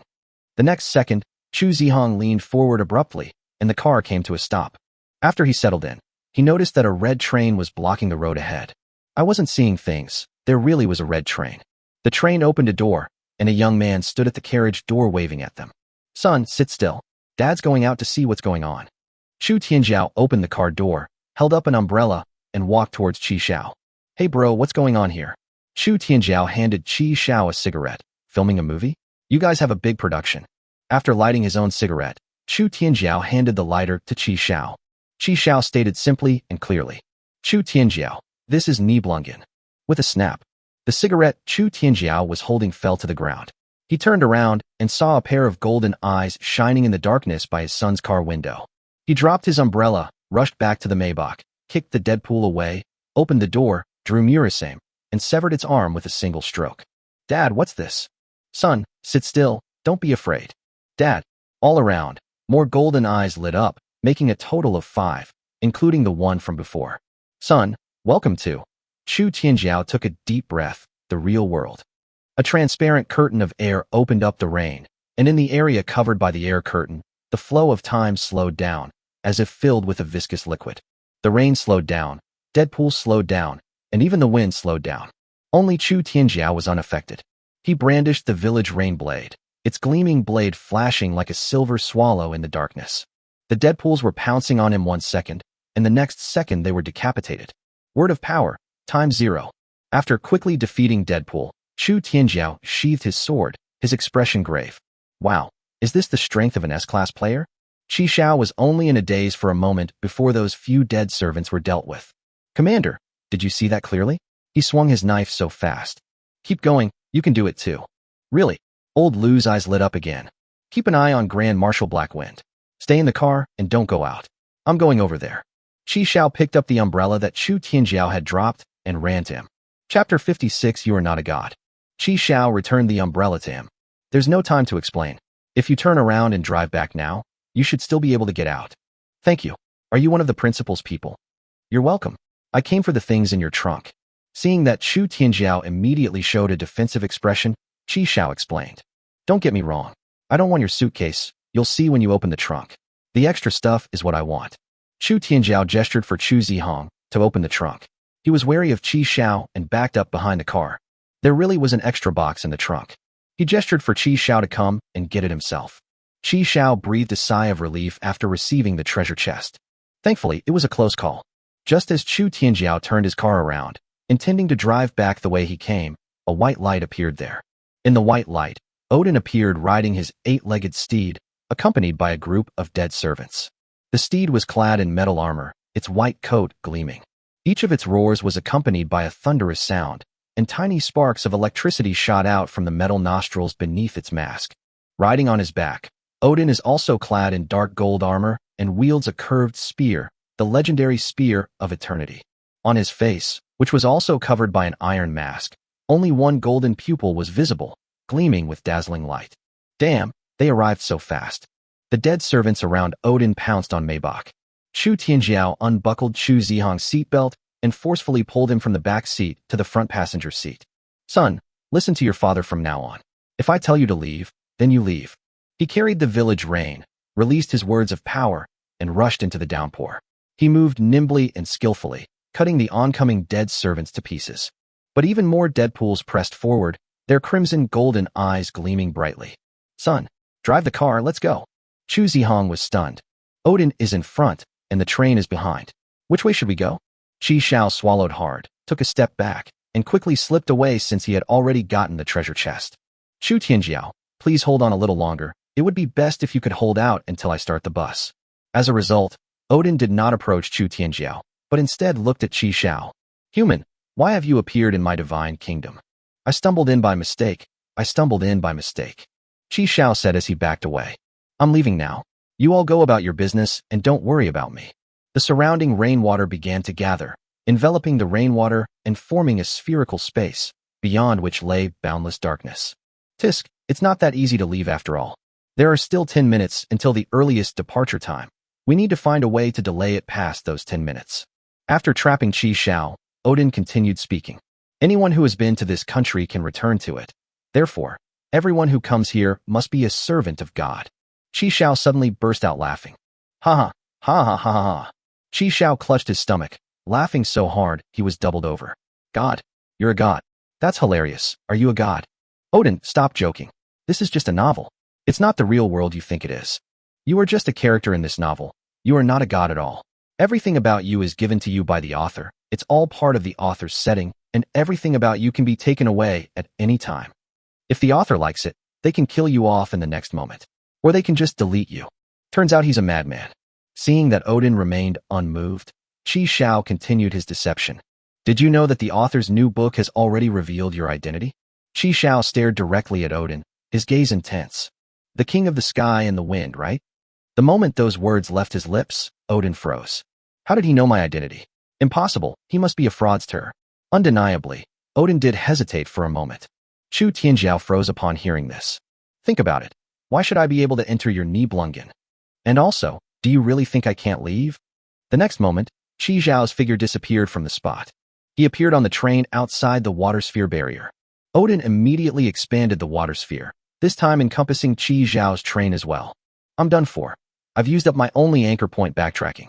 While convincing Odin, Qi Xiao glanced at his watch. It's 10:45, there are still 5 minutes before departure. We need to stall for these 5 minutes. Odin was truly stunned. The barrier he had constructed had been breached so easily by this person. Who is he? He is not one of their kind. He has no dragon aura. Odin began to waver. What? Do you still think you're a god? Isn't God omnipotent? Isn't your spear supposed to be able to pierce through everything? Here, try this. Qi Xiao took out the level 8 treasure chest he got from Brother Monkey from the boundary bracelet and put it on the ground. Come on. Seeing that Odin remained unmoved, Qi Xiao continued to press. You hesitated. You wavered. Provocation doesn't work on me. Odin raised the eternal spear and aimed it at Qi Xiao. Damn, this old bastard isn't buying it. Think of something else that could provoke him. Think of something. However, I can show you why it is called the eternal spear. Odin confidently swung the eternal spear, a spear said to always hit its target and pierce through everything. With a meteor-like brilliance, it drew a beautiful yet deadly arc as it shot towards the level 8 treasure chest. Odin was full of confidence. This shot will shatter the false lies he has fabricated. The moment the spear tip touched the treasure chest, Only a slight collision sound was heard. The usually impassive face beneath Odin's mask finally showed a slight change. Great, you won the bet. Damn it, Monkey King's golden cudgel left after images, but not a mark. I don't believe this stupid bird's broken gun can break through it.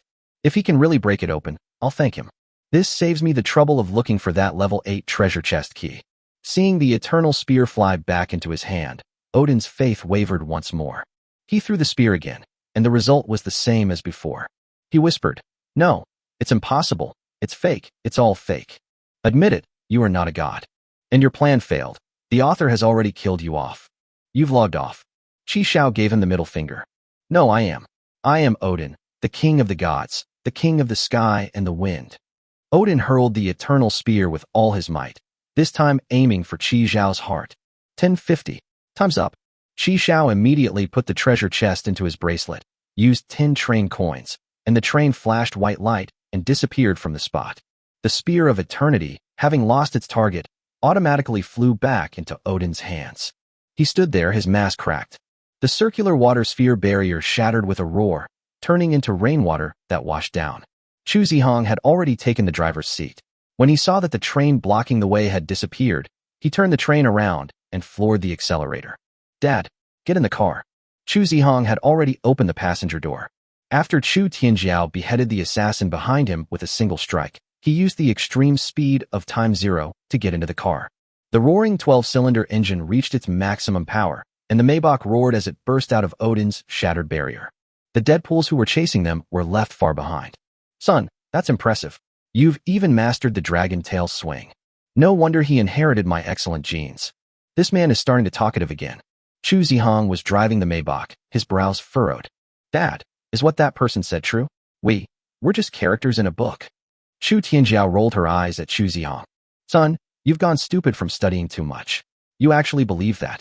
Chu Tianjiao turned on the stereo, and the song, Daily Growing, which was halfway through playing, started playing. The rain finally subsided, and a toll booth with bright white lights appeared ahead. The Maybach drove off the elevated road and merged into the main traffic flow.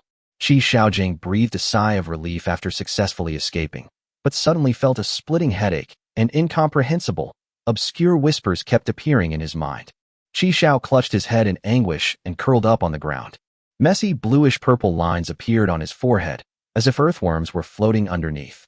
Various bizarre, nightmare-like images flashed before Qi Xiao's eyes, one after another. "Commander! Commander! What's wrong, Commander? Woof woof woof! Woof woof woof!"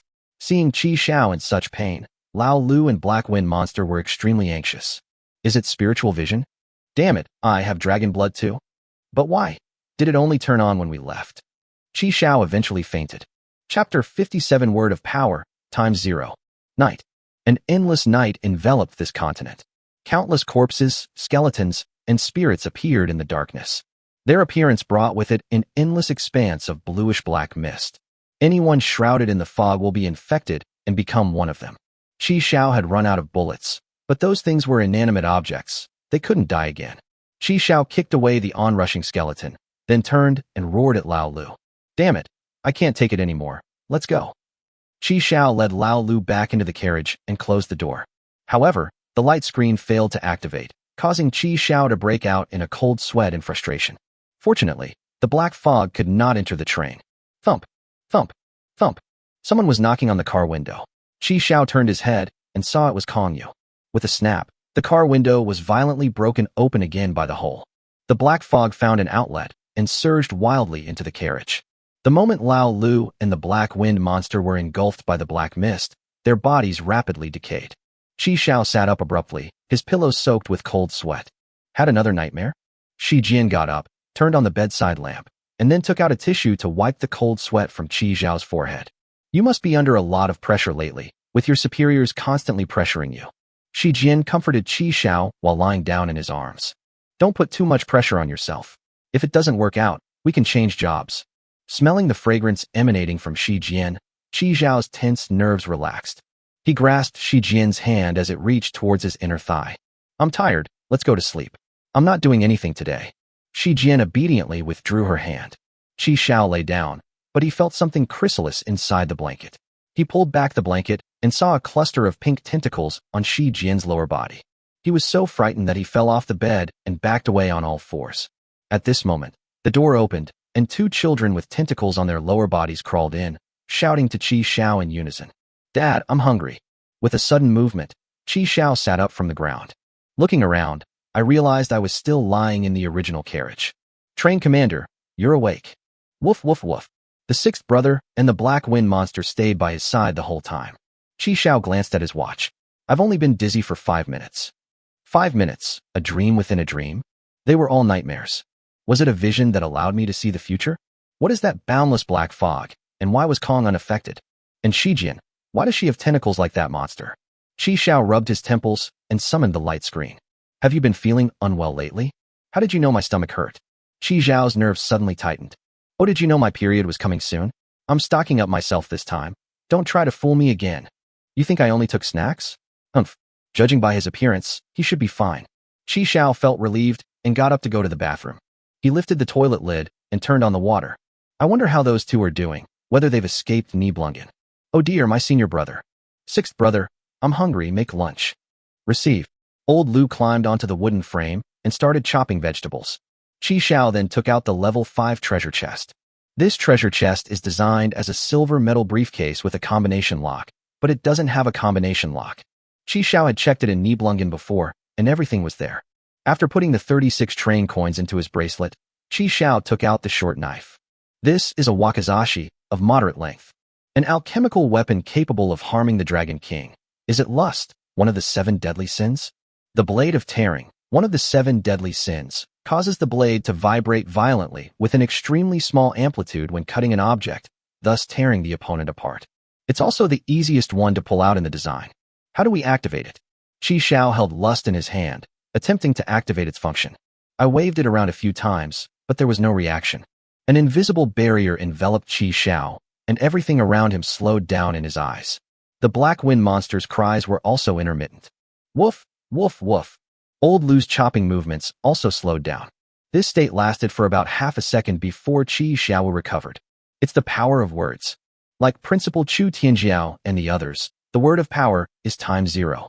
The releaser constructs a domain centered on himself, slowing down the flow of time within the domain. The releaser himself can still move at a normal speed, so to outsiders, his speed appears to be several times or even dozens of times faster.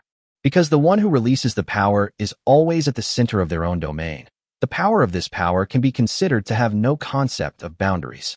It puts a tremendous strain on the body of the one who releases it, usually lasting only a few seconds, but those few seconds are enough for an assassin to kill his opponent. Those who wield this power are usually top-tier assassins. With the aid of physical training, their movement speed can be more than 100 times that of ordinary people, and their movement is even like teleportation. I really have the power of words.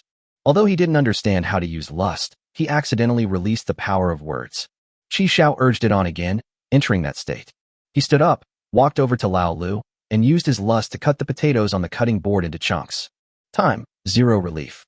Huff, huff, huff, huff, huff. Qi Xiao, holding onto the carriage, sat down on the ground.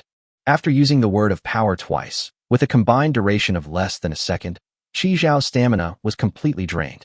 It felt like I ran 10 kilometers in one go under 3 times the gravity. The load is indeed very heavy. One needs to be in very good physical condition to withstand it. After Chu Tianjiao used it, he was completely unharmed, and his speed boost far exceeded mine. In Lao Lu's eyes, it was only a blink of an eye before Qi Xiao appeared beside him as if by teleportation. The potatoes on the cutting board took 2 seconds to break apart into chunks. "Commander, do you also know that move where you suddenly become very fast? Want to learn?" The sixth brother nodded frantically. "Work hard, and I'll teach you when you become the deputy train conductor." Receive. The sixth brother raised his hand and saluted Qi Xiao. "You cook, I'll sleep a little longer." Qi Xiao climbed back into bed, pulled the covers over himself, and fell asleep again. 1 hour later, they were eating lunch. Lao Lu cooked 2 dishes that Qi Xiao had taught him yesterday, scrambled eggs with tomatoes and stewed beef with potatoes. "Commander, that 8-legged horse looks so cool today. Get out of the way. Can't you see he's here to mess with us?" "What I mean is, Captain, you must look really cool riding that horse." "If the commander had that horse, could I ride the motorcycle?" "Hee hee hee. You've got a clever plan, huh? But if I let you ride it, would you even be able to hold on to the handlebars?" Qi Xiao summoned the light screen to check the information for the next stop. This stop is at Gaojiakan, single-person stop. 2 train coins are required to depart from this station. There is a water ghost in the river west of the village. Danger level, level 3. There is a level 3 treasure chest underwater under the bridge. It can contain 12 train coins and 1 toad potion. Sixth brother, can you swim? Huh? I think I can. Alright, it's your turn to shine again tomorrow. Chapter 58. The Calabash brothers can't recognize the monster. Help! Help! Help! In the small river west of Gaojia village, a long-haired woman struggles in the water. The bridge was crowded with villagers, chattering away. Who can swim? Hurry up and save them. Hey, aren't you good at swimming? Hurry up and go. I can only swim by myself. I can't rescue people. You go if you want. How can you be like this? You have no sense of responsibility as a man at all. Fuck you. Isn't your man a fisherman? Why don't you let him go?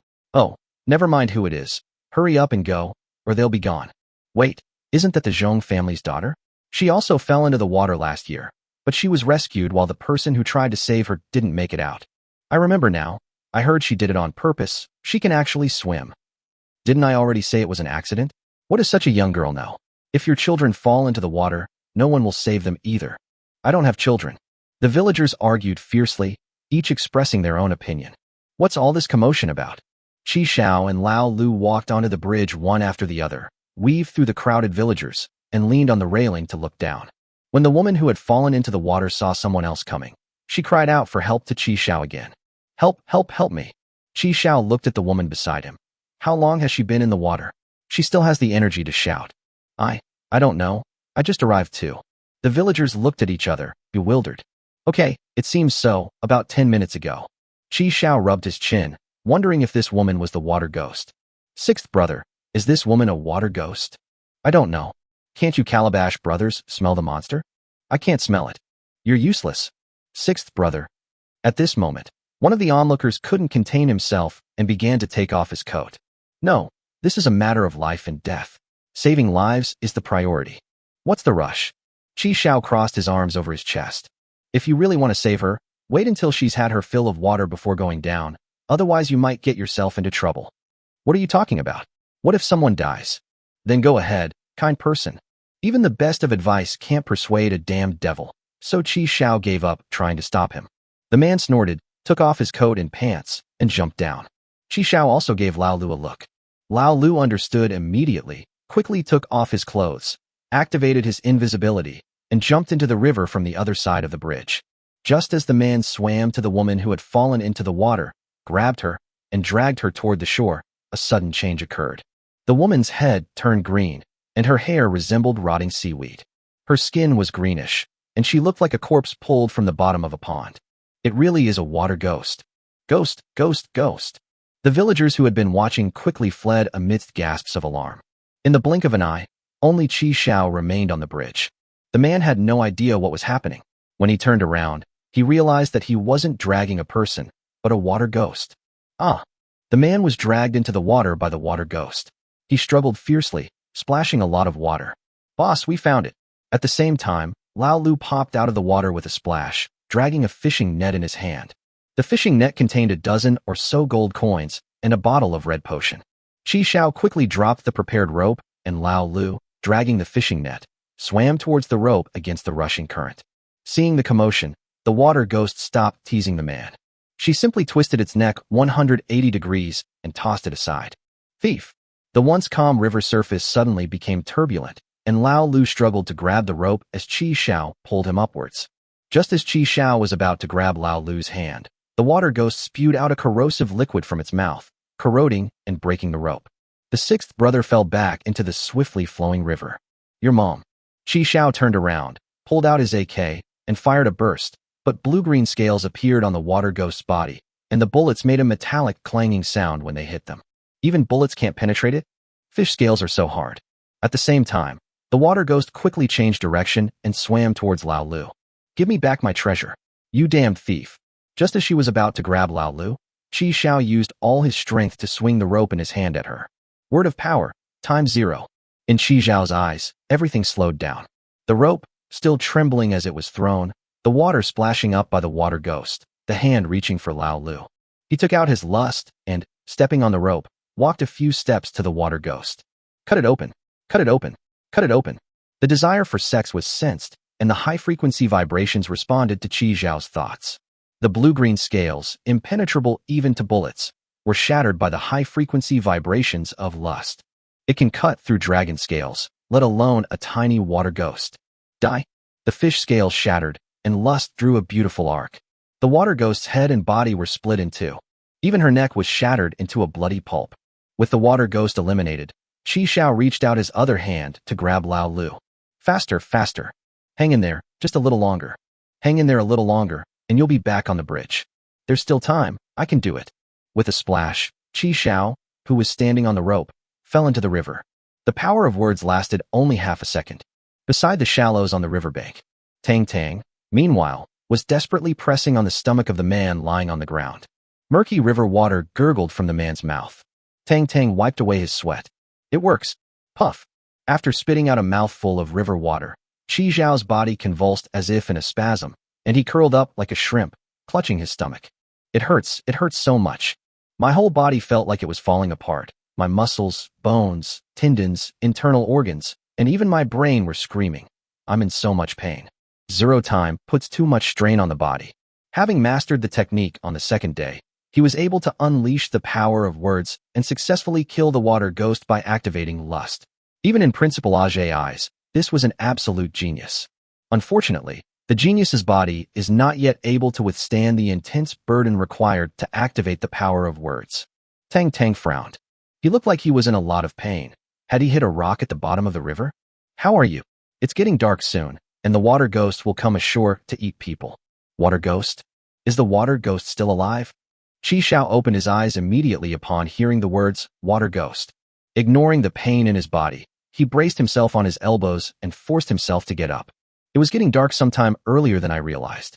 Where's my knife? Qi Zhao crawled around in circles, but couldn't find any trace of the knife. Have I lost my lust? The sixth brother is gone too. Depend on.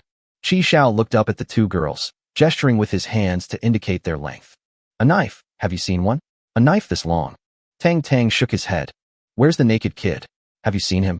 Tang Tang shook his head again. Chapter 59 Tang Tang. The girl looks to be about 10 years old. She had a mushroom haircut, wore a gray t-shirt and shorts, and had a slingshot at her waist, looking like a tomboy. Tang Tang asked, "Are you from out of town?" Seeing Qi Zhao's puzzled expression, Tang Tang explained. Exactly. Did you arrive here by train? Qi Zhao thought for a moment, and then said, I came from the river in Gaojia village. Isn't this Gaojia village? Gaojia village? Never heard of it. This is Jingyi village. Not Gaojia village.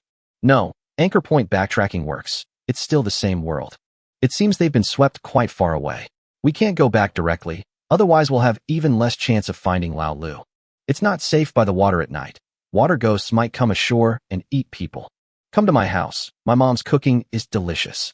Are there water ghosts here too? The water was calm, and because it was dark, the depth of the water was indiscernible. Qi Zhao took a deep breath and stood up. Regardless of whether there are water ghosts or not, you need to find a safe place to recover your strength. Given his current physical condition, he probably couldn't withstand the recoil from firing a single shot. Tang Tang then helped Qi Zhao walk towards the village. At the village entrance, several children who had just finished eating were playing marbles under a tree. Upon seeing Tang Tang appear at the village entrance, a child jeered. The outsider's bastard child is back. But when they saw Qi Zhao behind Tang Tang, especially his tightly furrowed brows and somewhat fierce-looking face, the chubby boy trembled and said, Yes, there really are outsiders. She brought outsiders into the village. Run! The children scattered in a swarm. Qi Zhao looked at Tang Tang, who was bending down to pick up marbles. You seem to be very hostile towards outsiders. Is it because all outsiders are bad? Tang Tang took out the slingshot tucked into his waistband, attached a marble, and shot it with a thud onto the butt of the chubby little boy running at the very back. He fell flat on his face in pain. Tang Tang put away his slingshot and said calmly, My mom said that not all outsiders are bad people, just like not all villagers are good people. Jingyi village is divided into East Village and West Village. The village on higher ground is East Village, and the village on lower ground is West Village. Tang Tang's home was in Shitsuan, not far along the river, practically on the edge of the village. It has the lowest elevation. Every year when there is a major flood, their family is always the first to suffer. Grandmother. Tang Tang greeted a white-haired old lady sitting by the roadside warmly. Oh my, Tang Tang is back. Grandma, here, a gardenia I picked on the way. The old lady reached out her hand and tremblingly accepted the gardenia. Thank you, Tang Tang. You're such a good girl. Tang Tang's house was right next to the old lady's. It's more accurate to describe it as a dilapidated mud-walled, thatched hut than a house. Mom, I'm home. Perfect timing. Time to wash your hands and eat. Wow, it smells so good. What delicious food did Mom make today? Tang Chuntao was busy at the stove. But when she saw Qi Xiao, this stranger, a hint of wariness flashed between her brows. At the dinner table, Tang Chuntao brought over a bowl of wild vegetable soup, a plate of shredded potatoes, and a few steamed buns. There was also a dish specially prepared for Qi Xiaojia, stir-fried eggs with chili peppers. The dishes were simple, but the taste was excellent. During the meal, Tang Tang explained the whole story to Tang Chuntao. I see. As long as your brother Qi Xiao doesn't mind our family, that's fine. Then brother Qi Xiao, you can sleep in my bed tonight. I'll sleep with Mom. Tang Tang rushed into his mother's arms. It's been so long since I slept with my mom. Tang Chuntao gently stroked Tang Tang's head. How old are you? You still want to sleep with your mother? She brought her nose close to Tang Tang's hair and smelled it. It stinks. Did they go to hunt ducks to exchange for money again today? Yes, it's Mom's birthday soon, and I want to buy you a new pair of shoes. Once I've saved enough money, I'll bring back the ducks I hunted, and my mom will make braised duck for me. Good, good, good. Tang Tang is so good. Go take a shower, change your clothes, and I'll wash them. It stinks. Tang Chuntao feigned disdain. I'm going right now. After Tang Tang left, Tang Chuntao looked at Qi Xiao, smiled, and nodded slightly. Although she is a mother, she still looks very young. You would never guess that she is the mother of a 10-year-old child. Qi Xiao smiled and returned the greeting. Sorry to bother you. After dinner, Qi Xiao took a bucket of hot water to take a bath. The bathing area was just a small shed built in the backyard, which was very rudimentary. After cleaning himself up, Qi Xiao took out a new set of clothes from the boundary bracelet and put them away, leaving the dirty clothes behind. Tang Tang's bed was a bit small, and Qi Xiao couldn't even stretch his legs out. He could only curl up slightly. The thin quilt was very worn out, patched and mended, clearly indicating that it had been used for a long time. There was only a small bed and a low table in the room, with a vase on the table. The vase contained gardenias that Tang Tang had just replaced. Smelling the fragrance of flowers, Qi Xiao's tense mind gradually relaxed. The side effects of the word of power, ×0, surged up. Overwhelmed by extreme fatigue, Qi Xiao felt dizzy and fell asleep. Commander, where are you? Old Lu, dragging a fishing net in one hand and clutching lust in the other, searched naked along the riverbank for Qi Xiao's whereabouts. His shouts startled a flock of birds in the reeds. Recalling the scene of Qi Xiao beheading the water ghost with a single stroke during the day, Lao Lu sighed. The commander's cool demeanor never lasts more than 3 seconds. No, it never lasts more than 1 second. The sixth brother shouted at the top of his lungs. Commander, where are you? Commander. Hey, there's light. Old Six's eyes immediately lit up. It looks like a village.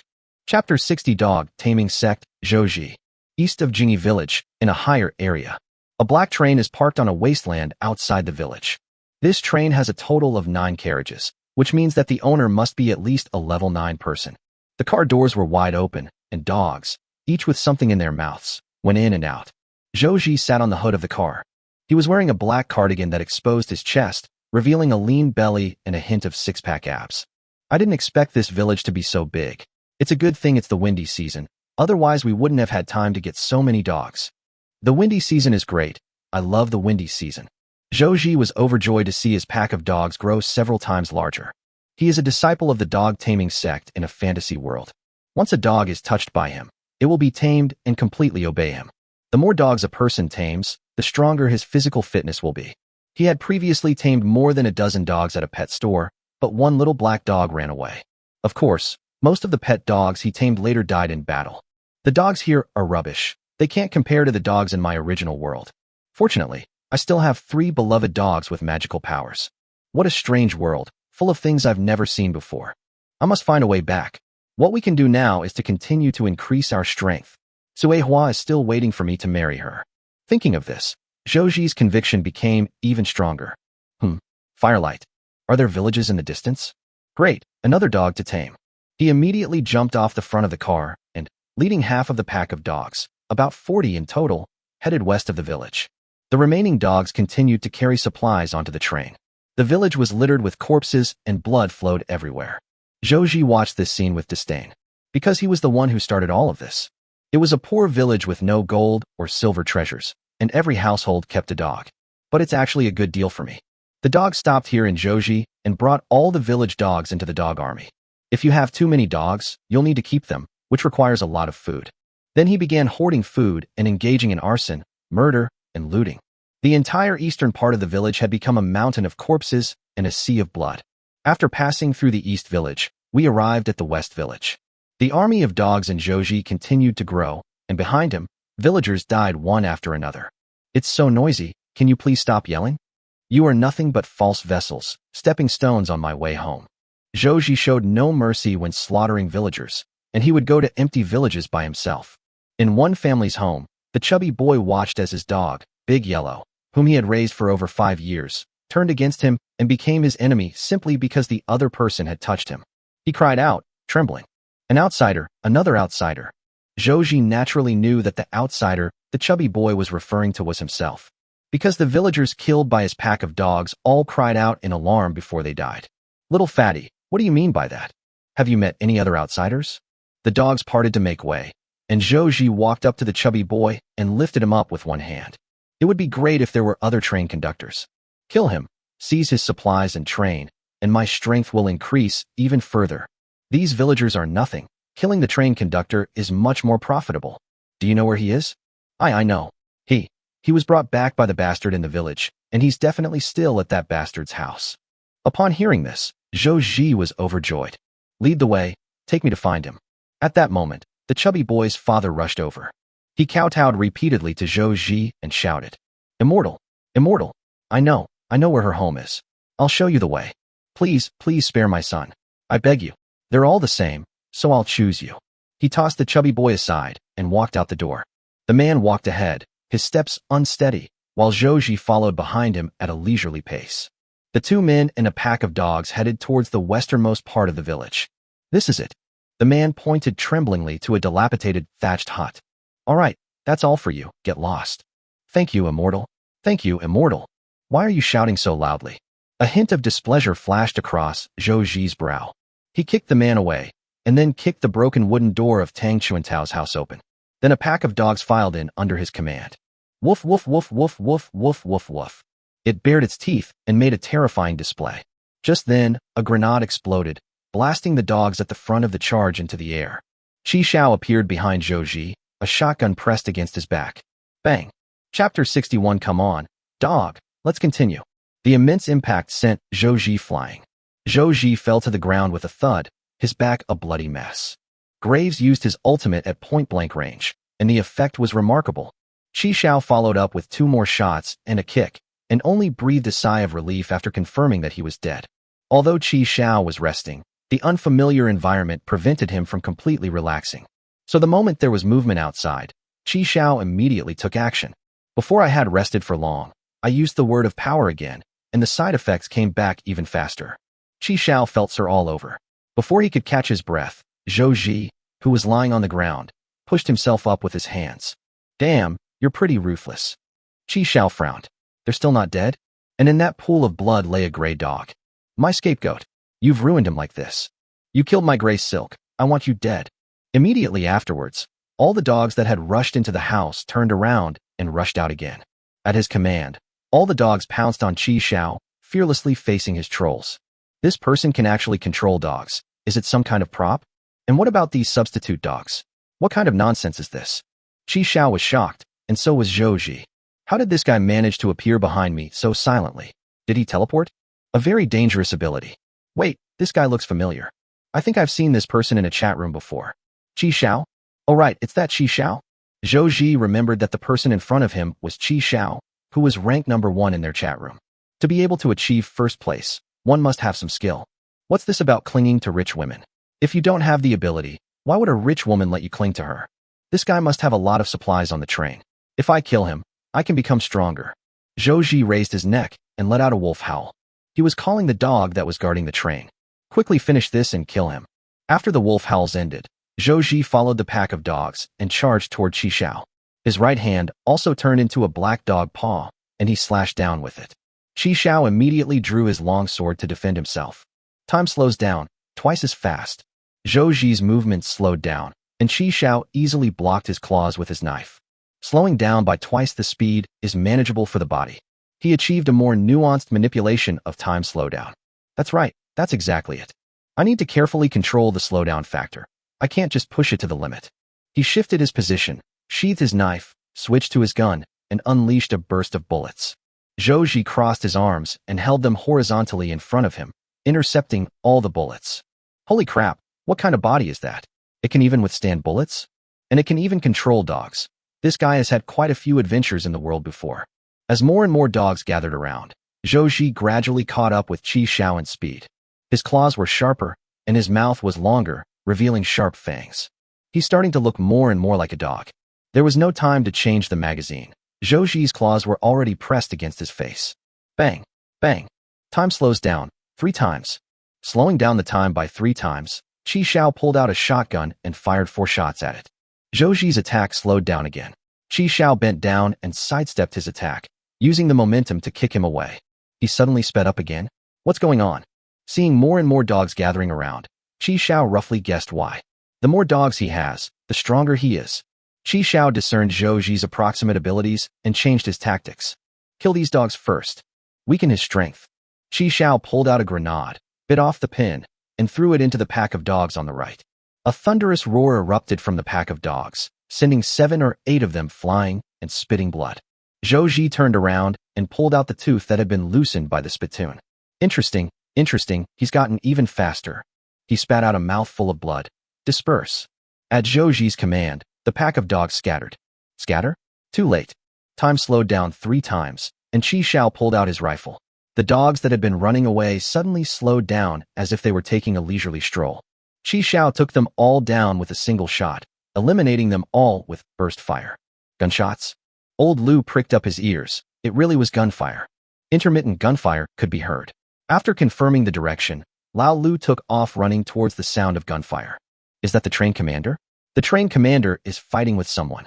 Train commander, wait for me. I'm coming. As Lao Lu ran wildly, the coins in the fishing net clattered loudly.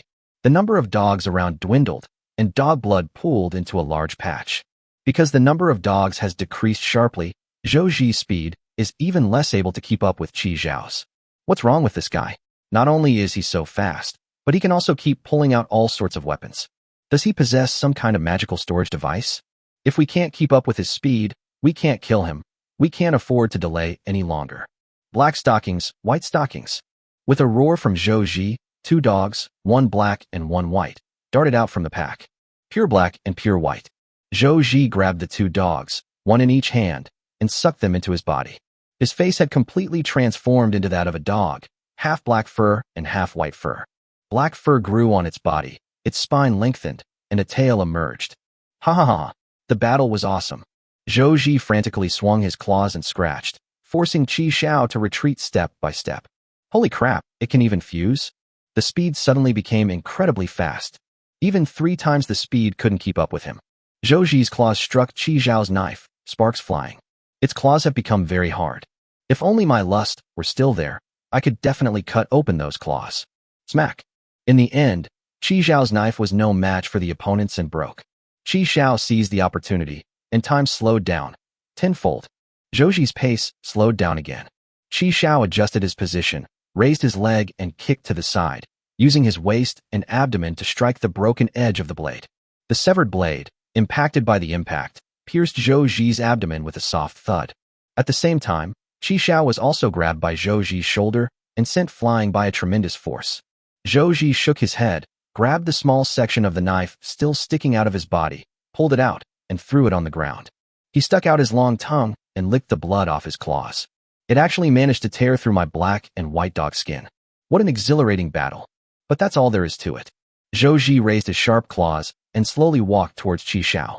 The next blow will shatter his heart. Hey, you bad guy. Stay away from brother Qi Xiao. Just then, a pebble struck Zhou Zi on the back of the head. It was Tang Tang's slingshot. Although it doesn't hurt, it's extremely humiliating. Zhou Zi turned his head, his hideous black and white dog face looking at Tang Tang. Tang Chuntao held Tang Tang in her arms inside the house, listening to the gunshots, thunder, and barking of dogs outside. Even she couldn't help but tremble slightly, especially when Zhouji kicked open his door and a pack of dogs rushed into the yard. She was prepared to die, but the dogs left quickly, and then the sounds of a fierce fight broke out outside. "Mother, don't be afraid. Don't be afraid. Tang Tang is not afraid." Tang Chuntao gently patted Tang Tang's back to comfort him. "I'm sorry, brother Qi Xiao. Mom knows he's from out of town, so Mom won't blame you." The outside quickly became quiet. It was so quiet, as if everything that had just happened was an illusion. "No, Mom, I want to go out and see." Tang Tang squeezed out of Tang Chuntao's arms, grabbed his little slingshot, and rushed out of the house. Tang Chuntao quickly followed. Dog carcasses were everywhere outside, and blood was everywhere. The mother and daughter carefully avoided the dead dogs and followed them all the way. It wasn't until Tang Tang saw Qi Xiao being knocked away that she immediately set up her slingshot and fired a shot at Zhou Ji. However, Zhou Ji was very rational. He licked his lips, turned around, and continued walking towards Qi Xiao. "Kill him, then kill the other two. Die, Qi Xiao." Zhou Ji's sharp claws ripped down towards Qi Xiao's heart. Qi Xiao, who had been lying motionless, suddenly crawled forward on all fours like a cockroach, dodging the attack. He stood up, took out an adrenaline syringe, bit off the cap, and gave himself an injection. Qi Xiao was in high spirits, and it was only thanks to the power of the immaculate fruit that he did not completely faint. The key was that the few seconds Tang Tang bought gave Qi Xiao time to use the high-quality life potion he obtained in Dawn City. As expected of a high-quality life-saving potion, one sip and my injuries were rapidly healed. With the adrenaline in addition, he felt like he had inexhaustible energy. "Come on, dog. Keep going." Chapter 62, You Can't See the New World. Time slows down 5 times. Qi Xiao was able to keep up with Zhou Ji's speed, but he still couldn't break through his hard dog claws. Another knife broke, preventing him from creating distance. Even if he did manage to create distance, bullets wouldn't be able to penetrate his defenses. If this continues, we'll eventually be worn down and killed. Qi Xiao's last resort is to escape by retracing his steps from the anchor point. He should only use it as a last resort. "Come on, let me see how long our little puppy can last." After exchanging a blow, the two stepped back to recover their strength. "Commander! Commander!" "Sixth brother?" Old Six came running from a distance, completely naked, dragging a fishing net in one hand and clutching a knife in the other. "I've finally found you, my commander. Word of power, time 0. Qi Xiao quickly went to Lao Lu's side and took the wakizashi. "Lust." It turns out that the sixth brother found it. "Sixth brother, go protect them." Qi Xiao pointed to Tang Chuntao and Tang Tang in the distance. "I'm going to kill a dog." After his lust was activated once, Qi Xiao could now control it at will. "One slash. This time I'll chop off your dog's head with one stroke." At this moment, Zhou Ji's heart was pounding, his tongue was hanging out, and he was panting heavily. "No, this body is fast and durable, but its heat dissipation is terrible. It all depends on the tongue. Wait, where did this chubby kid come from? Why did his eyes suddenly become so confident after he got that dagger? My heart and lungs are overloaded. We must act quickly. One claw to end the battle. Kill him and seize his train." As if they had just finished a halftime break, the two rushed towards each other in perfect unison. Zhou Ji strengthened his claws to their hardest state and tried to withstand Qi Xiao's attack. The intense vibrations of lust severed his claws at the waist, the cut shattering into fragments. Zhou Ji winced in pain and abruptly pulled his arm back. The knife was indeed suspicious. 2 fingers were gone after just one touch. What a powerful knife. Qi Xiao's attacks rained down like raindrops, and Zhou Ji hurriedly responded. Each time it took the brunt of the blade, its claws would go numb from the impact. Qi Xiao fought with increasing ferocity, his expression gradually becoming frenzied. All attention was focused on cutting off Zhou Ji's claws. The opportunity has arrived. Zhou Ji grabbed Qi Xiao's knife, and his tail suddenly extended, stabbing towards Qi Xiao's heart like lightning. "You didn't expect that, did you? That was my real backup plan." Zhou Ji looked confidently at Qi Xiao, wanting to see his face distorted by fear. But at the critical moment, he was smiling. Bang! A jade treasure chest suddenly appeared, blocking Zhou Ji's final, hidden killing move. Not good. The next moment, his right claw, which was holding the knife, was completely severed. Qi Xiao kicked the level 8 treasure chest, knocking Zhou Ji to the ground as well. He struck again, and Zhou Ji's left claw flew out as well. Ah! Zhou Ji gritted his teeth so hard he broke several, but quickly returned to his original appearance. 2 dogs, one black and one white, were ripped from his body and lay in a pool of blood. Seeing Qi Xiao, carrying a short knife, slowly approaching him, Fear finally appeared in Zhou Ji's eyes. His cards were exposed. His opponent had more cards up his sleeve. No, I still have a trump card, my last trump card. Stop. Stop. You can't kill me. I am a citizen of the Kingdom of Order. Zhou Ji used his severed hand to pull a badge from his crotch, exactly the same as the one Xia Yuan had given him. Qi Xiao, I know you. I know you've met the players from the previous rounds. You must know about the new world. This is just the starting area. We'll all eventually go to the new world. The Kingdom of Order is the largest organization in the new world, and I'm a new recruit they specially recruited this year. You can't kill me. Kill me, and you will be going against the entire Kingdom of Order. Qi Xiao put the treasure chest back into his bracelet, slowly walked up to him, and squatted down. Zhou Ji instinctively shrank back. Is this what you're talking about? Qi Xiao also took out a medal from the Kingdom of Order. He reached out and took Zhou Ji's badge, compared the two, then looked up and smiled at Zhou Ji. Oh dear, we've been fighting all along, but it turns out we're all one family. Qi Xiao reached out and helped Zhou Ji up from the ground. Brother Zhou, why didn't you say so sooner? Zhou Ji looked bewildered, his expression a mixture of emotions. There was shock, a sense of relief at escaping unscathed, and a touch of envy. You're also a specially recruited newcomer? Qi Xiao gave him a knowing look. He was helped to his feet by Qi Xiao. The two stood together, chatting and laughing. Anyone who didn't know them would really think they were good brothers. Haha, that's what they say, no fight, no friendship. Brother Xiao, even in the new world you'll still be my brother Xiao. We can look out for each other in the Kingdom of Order. Brother Zhou, you've misunderstood something. Qi Xiao whispered in Zhou Ji's ear. You won't see the new world. Zhou Ji was stunned for a moment, and the next second, he spat out a mouthful of blood. He lowered his head helplessly and saw the fist-sized hole in his chest. 3 seconds ago, Qi Xiao released a word of power, increasing speed by 20 times. He fueled his lust and shredded Zhou Ji's heart piece by piece. It was so fast that he didn't even have time to react. Death comes before suffering. You got off easy. Haha, that's just how Order Heaven is. It accepts all sorts of people. Qi Xiao breathed a sigh of relief after confirming that Zhou Ji had not gotten up again. It seems he really only had one scapegoat. Zhou Ji died, and the remaining dogs, having lost their owner, regained their senses and dispersed. I'm so tired. Sure enough, slowing down the time by a small factor did not have a significant impact on the body's workload. Furthermore, arousing lust is extremely physically demanding. Using the word of power, time zero and lust simultaneously is indeed powerful, but the body can't handle it. I can't rest yet. The adrenaline is still kicking in, and there's still work to be done. Sixth brother. Commander. Upon hearing Qi Xiao's call, Lao Lu immediately ran over. Qi Xiao took out a t-shirt and put it on Lao Lu. Are you just going to stay naked like this all the time? Old Six scratched his head. I become invisible when I meet people. The t-shirt was draped over Lao Lu's body, covering his buttocks perfectly. Old Six scratched his buttocks and pulled out the clothes that were stuck between his buttocks. By the way, Commander, this. Qi Xiao put the fishing net treasure chest that Lao Lu had dragged into his boundary bracelet. Let's go loot the bag. Looting the bag. What does looting the bag mean? After Qi Xiao's explanation, Lao Lu excitedly ran towards the surrounding dogs. I like looting. These dogs can be taken back and used as fertilizer. Especially those 3 special ones, with gray, black, and white silk.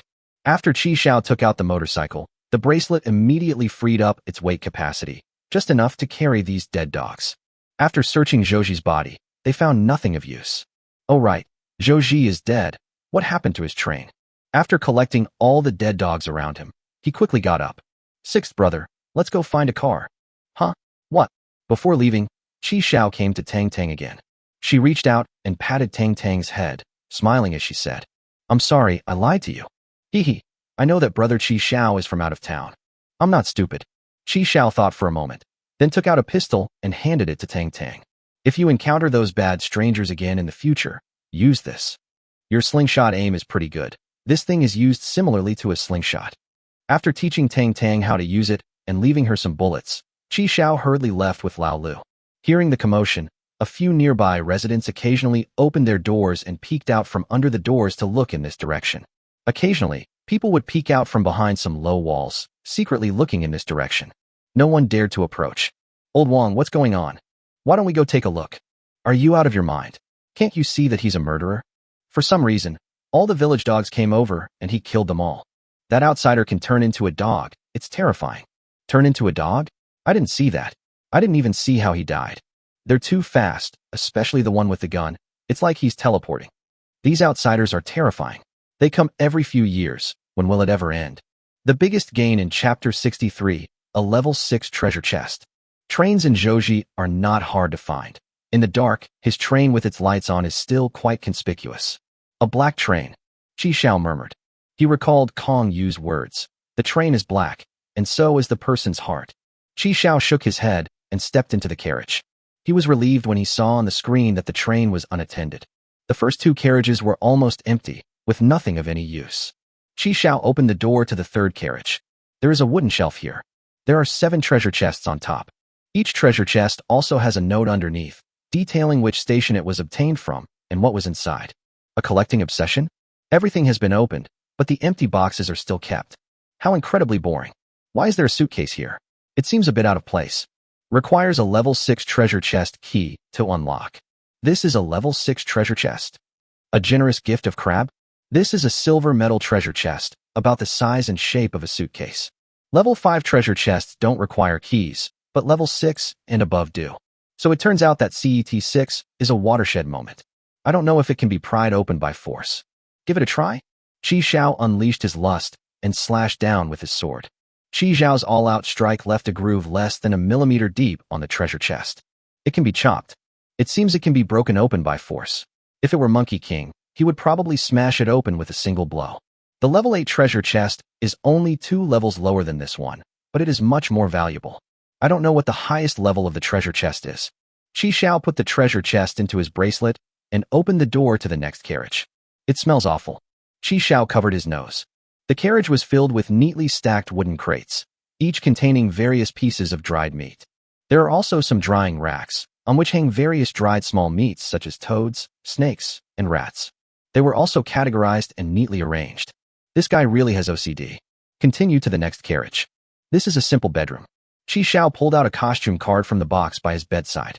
This was a gray outfit card, which Chi Xiao casually put into his bracelet.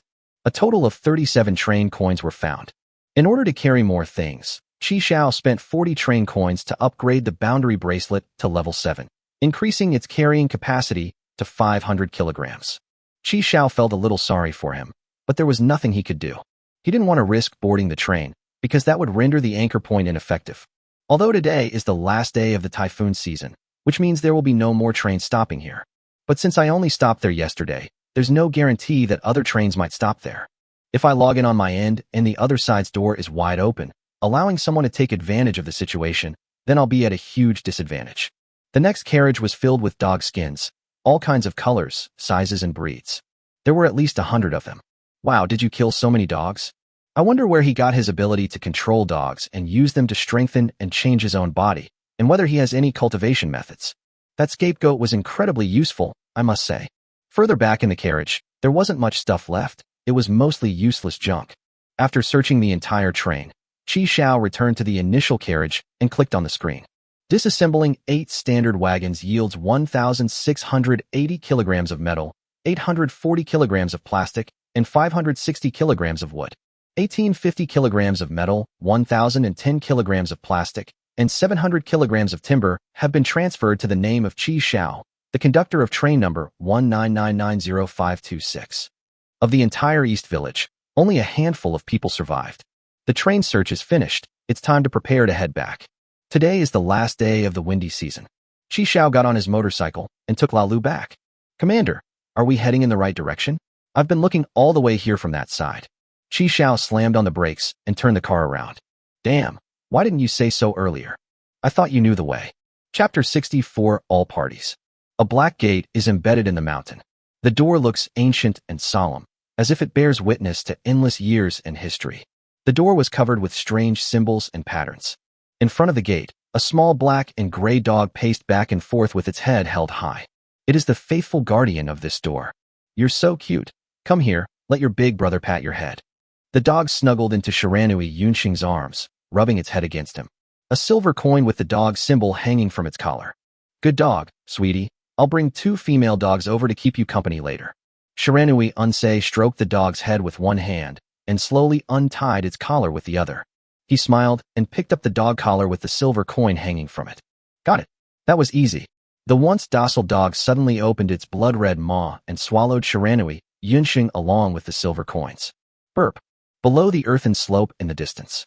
The doll in Shiranui Unsei's hand burst into flames, and he casually tossed it to the ground. Cerberus, the three-headed dog of hell, in ancient Greek mythology.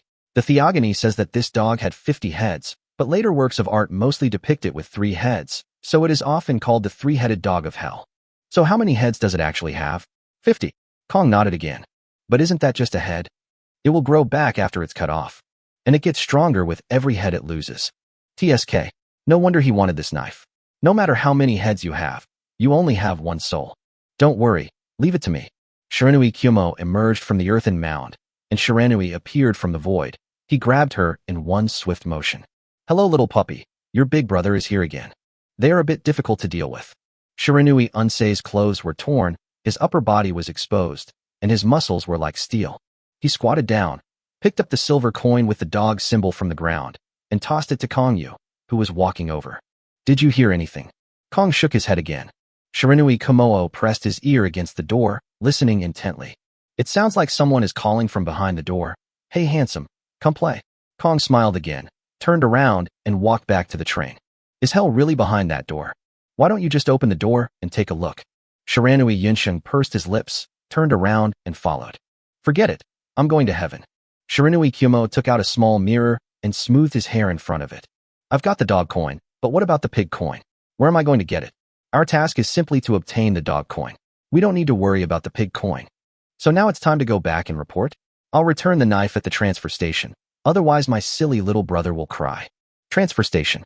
Following the scent of the demon sword Shiranui, Subaru Shiranui arrived at a forest. Shiranui was impaled on a tree, with a wagashi, Japanese sweet, hanging from its hilt, along with a note. Give this to little Juan, not to your stupid little brother. Summer Snipe takes down wagashi, Japanese sweets, in the evening. Wow, how did brother Yunxing know that this is my favorite flavor? Subaru Shiranui, with a long face, said, Be careful, it might be poisonous. Xia Yuan opened the box, picked up a cherry blossom flavored one, took a bite, and her face was full of happiness. After chewing a few bites, her expression suddenly changed. He grabbed his own neck with one hand and made strange oh sounds. The fruit is indeed poisonous. I'm poisoned. I'm going to die. She reached out and grabbed at Subaru Shiranui. Kill brother Yunxing, avenge me. Boring. Subaru Shiranui sheathed his sword and turned to leave. Xia Yuan picked up another matcha-flavored one and popped it into her mouth, her cheeks bulging out. TCH, what a silly brother-obsessed idiot. On the train, Xia Yuan flipped through a stack of documents, which were the candidate lists she had prepared for recruiting new members for the Order of Heaven this year. She'll be arriving in the new world tomorrow, and she'll review it one last time before submitting it. Qi Xiao, the highest-ranked person in the 2000 area. He ranked first at the end of his internship. His performance in Dawn City was also good. He is intelligent, courageous, and tactful, but he has his own bottom line. He really fits our recruitment criteria. Subaru Shiranui did push-ups while chatting with Natsumi Wan. In the end, it's all because he used silver coins and thus gained qualification. Those who are qualified must be recruited into our kingdom of order. Xia Yuan retorted defiantly. Don't look at others with prejudice just because you didn't complete your own task. Qi Xiao is also very outstanding, and I quite like him. Even if he is not qualified, I will still recruit him. Subaru Shiranui snorted coldly and stood up. Kong was able to come to the inner city, which means she does indeed have the platform travel module. Should we report this? Xia Yuan came over and touched Shiranui Subaru's forehead, asking in confusion. It's not hot at all. Why are you acting like an idiot? If you report this matter, wouldn't that be tantamount to admitting that you encountered Kong Yu in the inner realm? You mean, the matter of encountering Kong Yu can't be included in the report. Of course, what else do you think it'll be alright if you just write about meeting Kong Yu and not about your brother? Besides, it's not your business to investigate the free organization. We just need to do our own jobs well. Subaru Shiranui remained expressionless, lost in thought.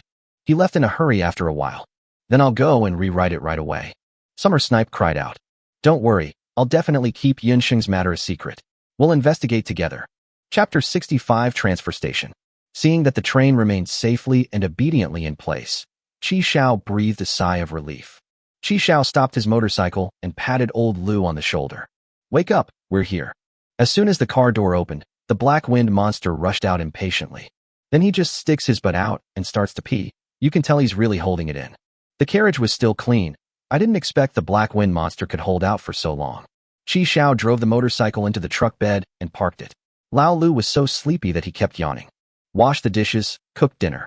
When Lao Lu heard about dinner, his eyes lit up and he immediately got excited. Receive.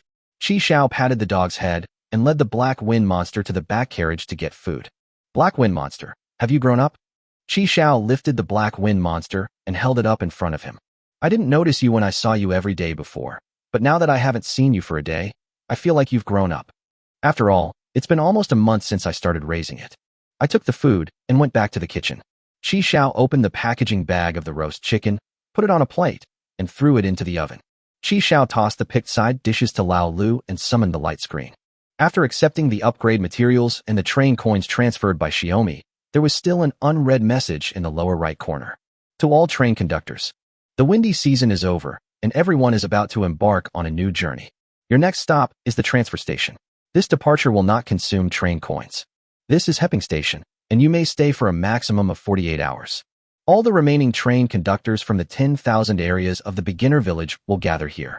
Departing from the transfer station, you will enter a new world. A transfer station? So there is a transfer point between the starting village and the new world. There were originally 10,000 people in the area. If you multiply 10,000 by 10,000, that's 100 million people. Qi Xiao entered the chat room and found that there were only about 30 people online. Oh, so this is just the starting area. I'll go explore first, everyone. See you in the new world. It's great that you don't need train tokens to get to the transfer station. They know I don't have any. In our area, out of 10,000 people, only about 90 are left. You all did a great job. Grandpa, I'm 1 in 100 too.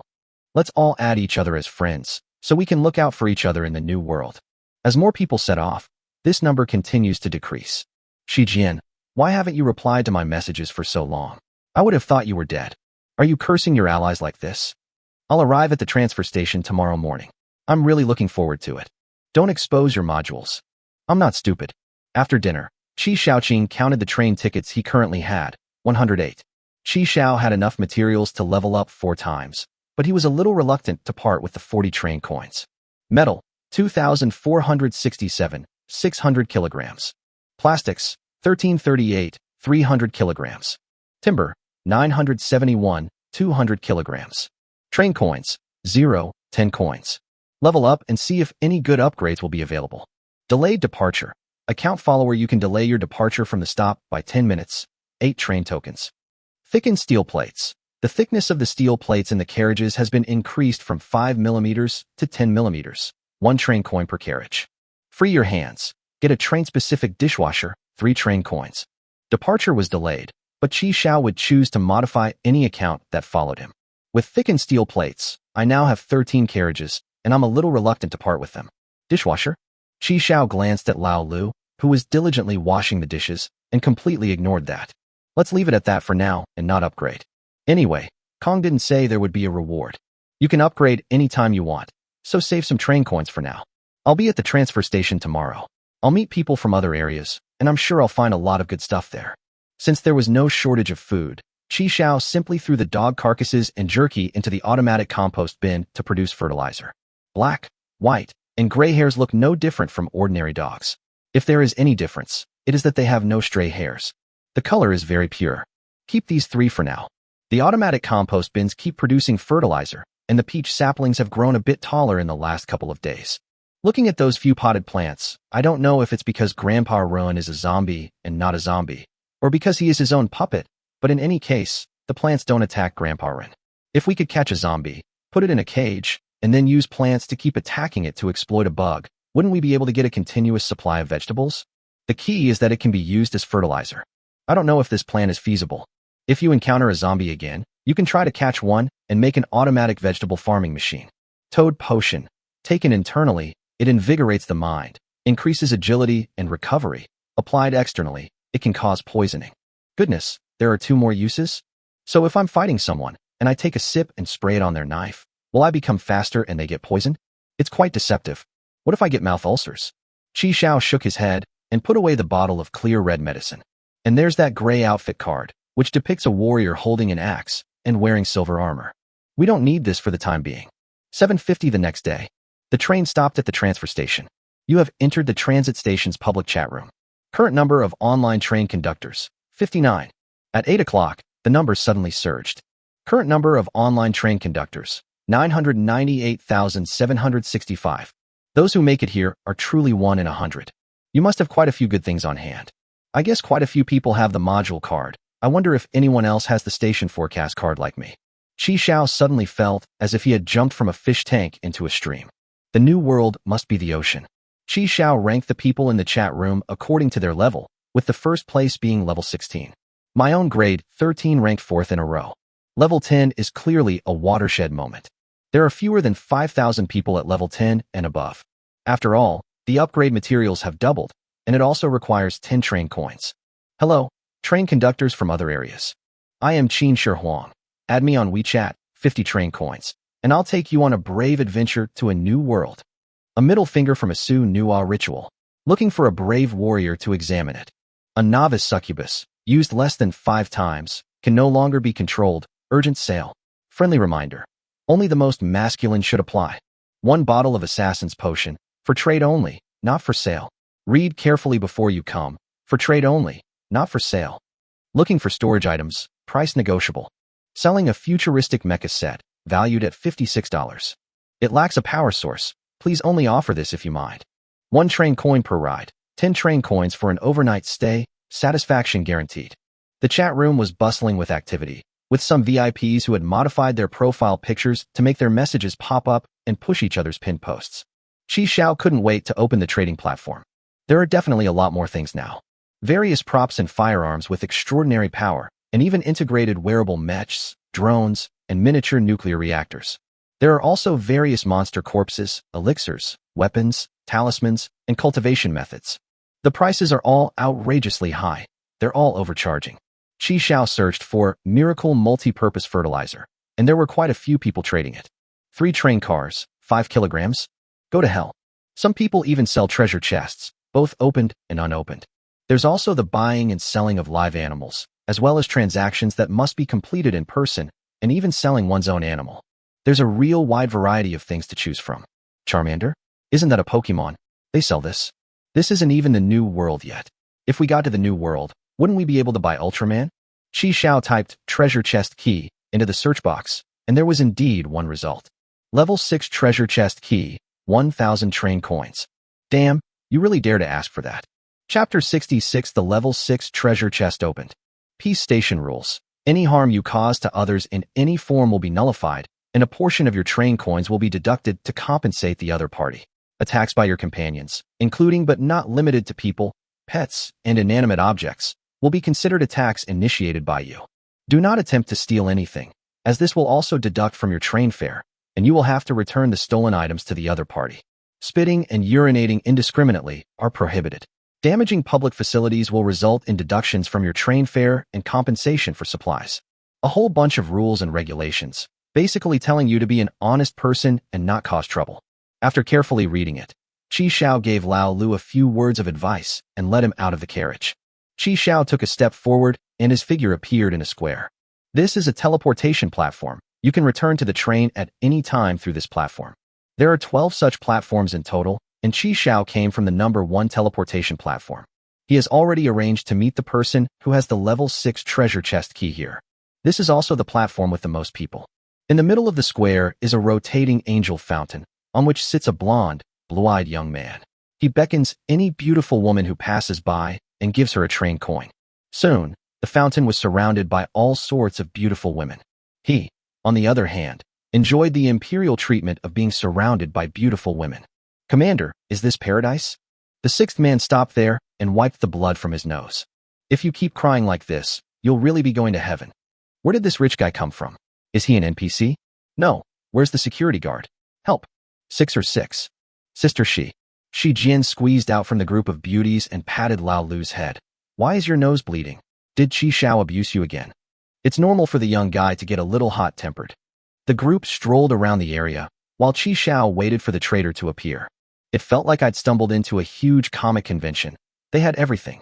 Qi Xiao spotted the little fire dragon at a glance. It is about the size of a small Shiba Inu, with an orange body, a buttery yellow underside, and a tail tip with a signature flame. Its blue eyes sparkle, and it has 4 small teeth on each of its upper and lower jaws. Its limbs are short, with only 4 fingers and 4 toes, making it quite adorable. It really is a little fire dragon, alive and well. So cute. It's a real little fire dragon. She saw that she was about to hug the person and then grabbed the person's head and gave it a good rub. Can your little fire dragon breathe fire? The boss, with a smug look on his face, gave the order. Little fire, go, give him a fire. The little fire dragon stood up, its feet on the ground, its cheeks puffed out, and unleashed a fire breath at a passing goblin. A golden barrier emanated from the goblin, blocking the flames. He turned around, bared his teeth, and glared at the little dragon, scaring it so much that it turned and ran away. But it was still breathing fire, which landed on Qi Xiao and Lao Lu. Qi Xiao received 2 train coins as compensation. The boss quickly pressed his hands against the little dragon's mouth to shut it up. Holy crap! Whose ugly goblin is running around like that without looking where it's supposed to be? It made me lose 3 coins. Screw you. I'm the train conductor. The goblin gave him the middle finger and then left. Your little dragon's gall is quite small. How many train tickets would you pay? The boss was holding the little dragon and held up 1 finger. 10,000 train tickets, no bargaining. Qi Xiao patted the 6th brother next to him. Let's go, this boss doesn't seem very bright. Qi Xiao turned to leave and bumped into a girl. It's the person who has the level 6 treasure chest key. Li Huizi was wearing a Kansai-style JK uniform with neatly trimmed Heim-style hair and a bow in her hair that matched the color of her blue and white short skirt. She was wearing white knee-high socks and uniform shoes, and carrying a long knife with a white scabbard, about 1 meter long. From this distance, you can smell the faint scent of cherry blossoms on her. Holy crap, Sakura! Because the chat had a built-in translation function, and considering her name, Qi Xiao never expected that she was from Japan. Xiaomi, who was still playing with the little fire dragon, saw this scene and walked up to Li Huizi. What's the matter? Qi Xiao was surprised and looked at Qi Jian. You know the language of cherry blossoms? Xiaomi put her hands on her hips and said, I speak more than a dozen languages. What's a little bit of Sakura language? Qi Xiao told her about the treasure chest and the key. Then translate this for me. Tell her to round down 2 zeros. Xiaomi, she said, at most 1. In that case, we'll say the treasure chest has been opened and the contents will be divided in half. Do you have any? Why are you included? Did I translate for free? You translate first, and we'll talk about it after the deal is done. Qi Jian rolled her eyes at Qi Xiao. She said yes, the train tickets would be split equally, but she would have to choose what came out first. If only 1 item came out, she would have priority. No problem, ladies first. Qi Xiao smiled. Seeing that the matter was settled, Qi Xiao claimed that he would go back to retrieve the treasure chest now. Qi Xiao pretended to return to the train, actually not wanting to reveal that he possessed the boundary bracelet. As the group walked away, the boss shouted, Hey, do you still want this little fire dragon? I'll round it down by 2 zeros for you. Hey, a relatively secluded corner. Li Huizi was holding a yellow and white toad in her hand. She said she wanted to inspect the goods first. Perfect timing. I need to inspect the goods too. Qi Xiao carried the treasure chest in one hand, and the two touched the objects in each other's hands. The toad was cold and slippery, and its 2 legs kept kicking. The lewd Toadkuin's tongue kiss can remove certain restrictions. It can open a level 6 treasure chest. Qi Xiao. After confirming that it was a level 6 treasure chest, Li Huizi nodded.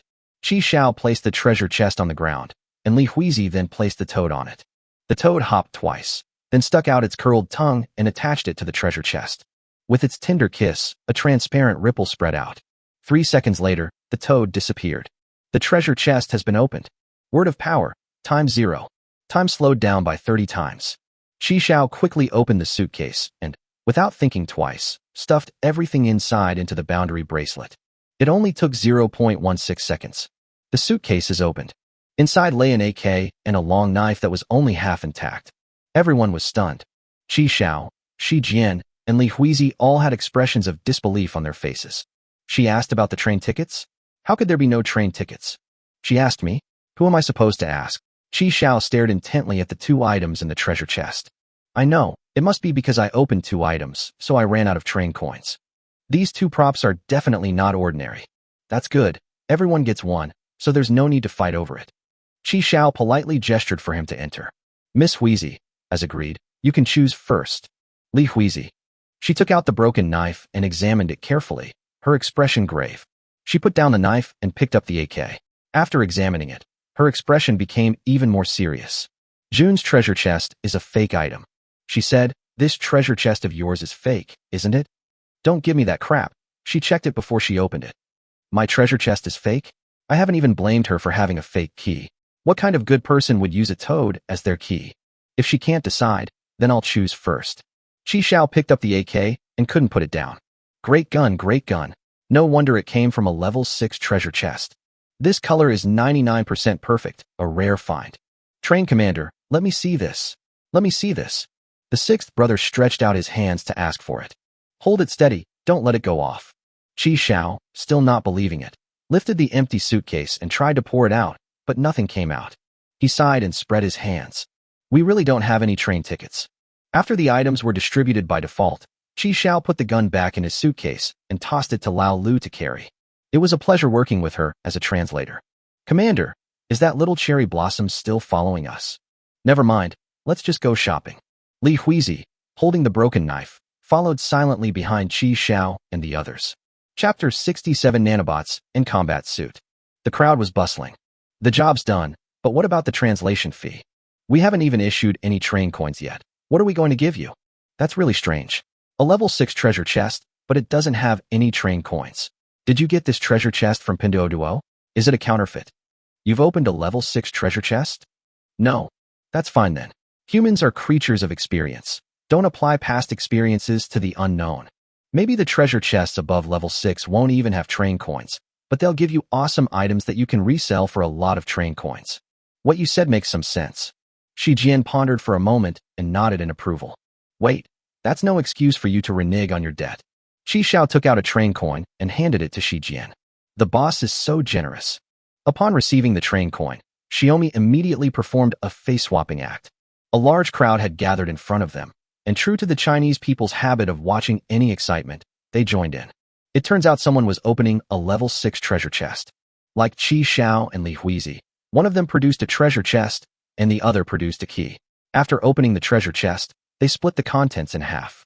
As the box was opened amidst the crowd's attention, a large pile of train coins immediately came into view. At a glance, there are at least 50 or so. As expected of a level 6 treasure chest, it has so many train coins. Not just the train tickets, look, there are props underneath too. I'm so envious. After seeing this scene from a distance, Li Huizi's face darkened even more. Before she could react, Chi Xiao excitedly turned around and rushed to Li Huizi. Translate this for me. Why do other people get so many train coins from their level 6 treasure chests? Is there something wrong with her toad key? It made all my train tickets disappear. After Shi Jian finished translating, Li Huizi stared intently at Chi Xiao and slowly said, "Lucky guy." After saying that, she turned and left with a cold expression. "Don't go. You little Sakura, are you fleeing from justice?" Chi Xiao looked at Shi Jian. What did she just say?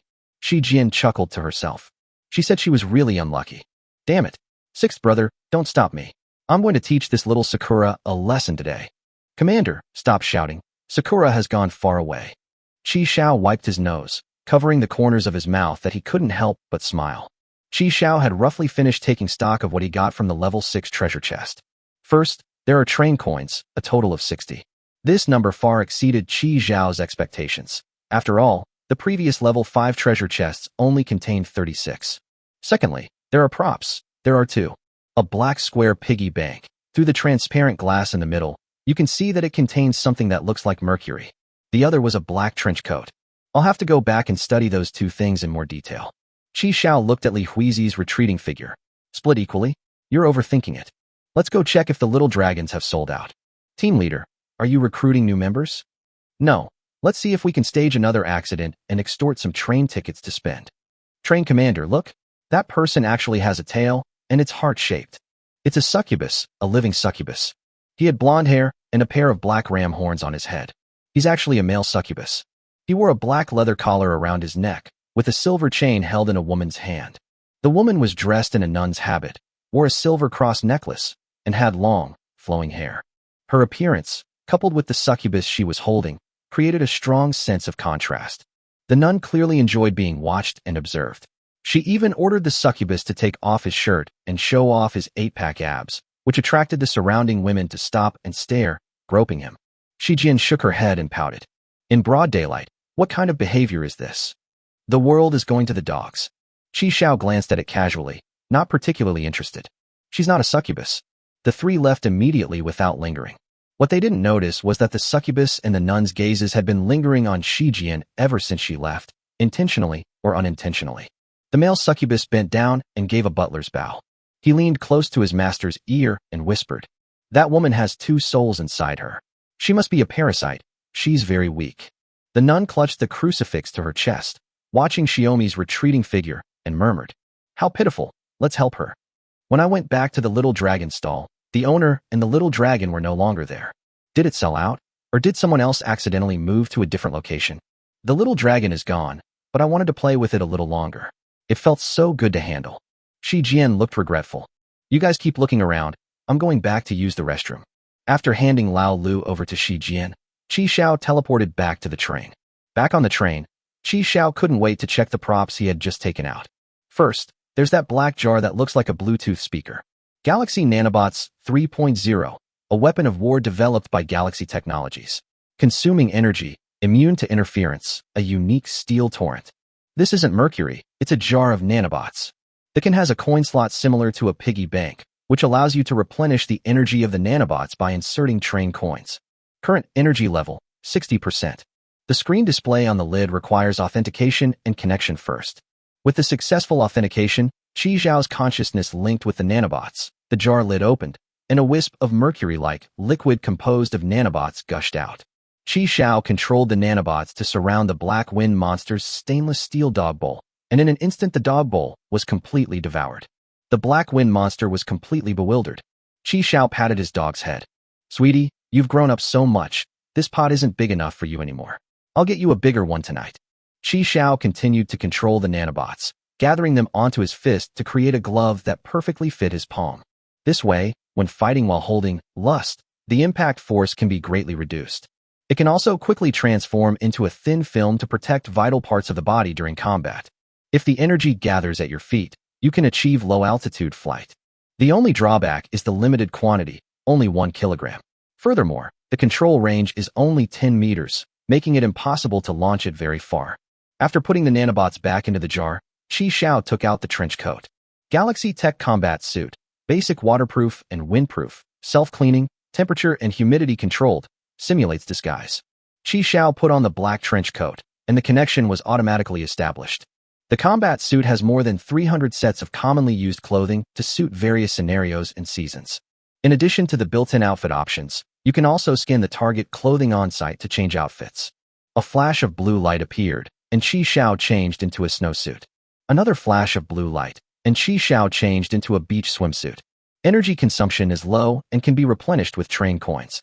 With the ability to transform into 1,000 different human skin faces, Qi Xiao can even become other people. As expected of a level 6 treasure chest, it's a qualitative leap compared to a level 5 treasure chest. Although lust is also good, it requires dragon blood to activate, which limits many people.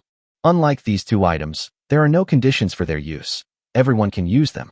Thinking about this, Qi Xiao was still very confused. Wasn't dragon blood a setting?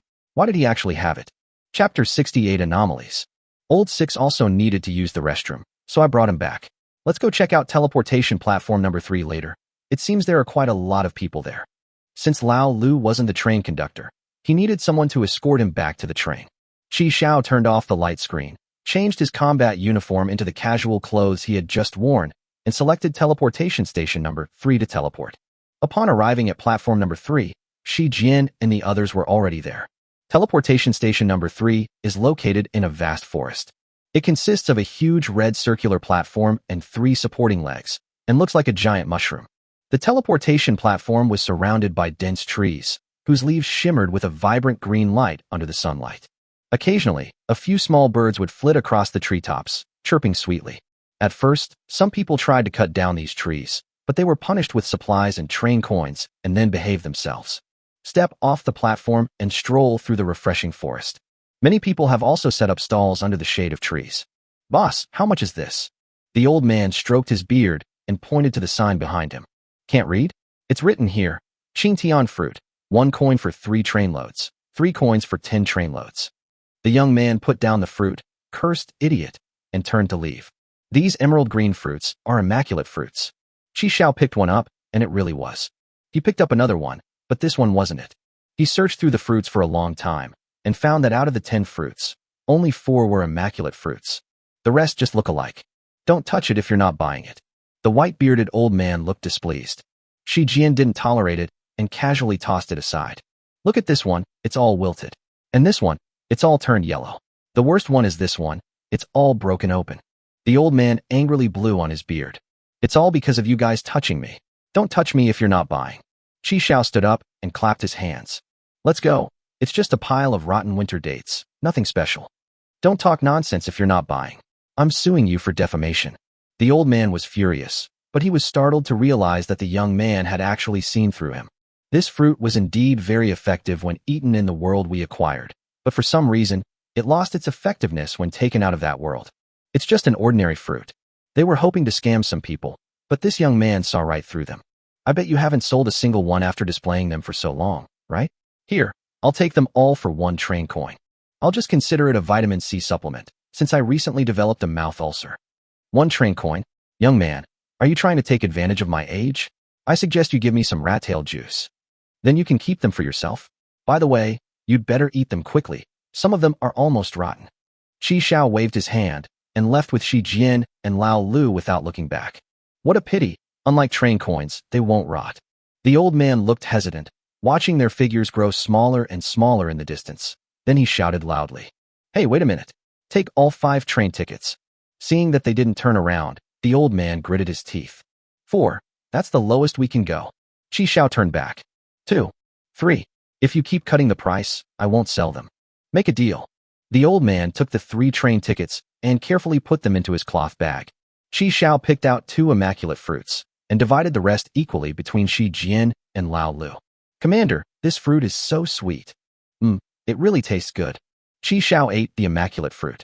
With one bite, a crisp crunch sound rings out, and the sweet juice dances on the tip of the tongue. Shi Jian looked at Qi Xiao and asked in confusion. You eat fruit without spitting out the pit. My throat is thick, so I ate it all. 6. After eating 2 immaculate fruits, Qi Xiao felt all the fatigue that had accumulated in his body disappear. His eyes became clear, and he felt invigorated. The energy of the immaculate fruit accumulates in the body, ready to be used at crucial moments.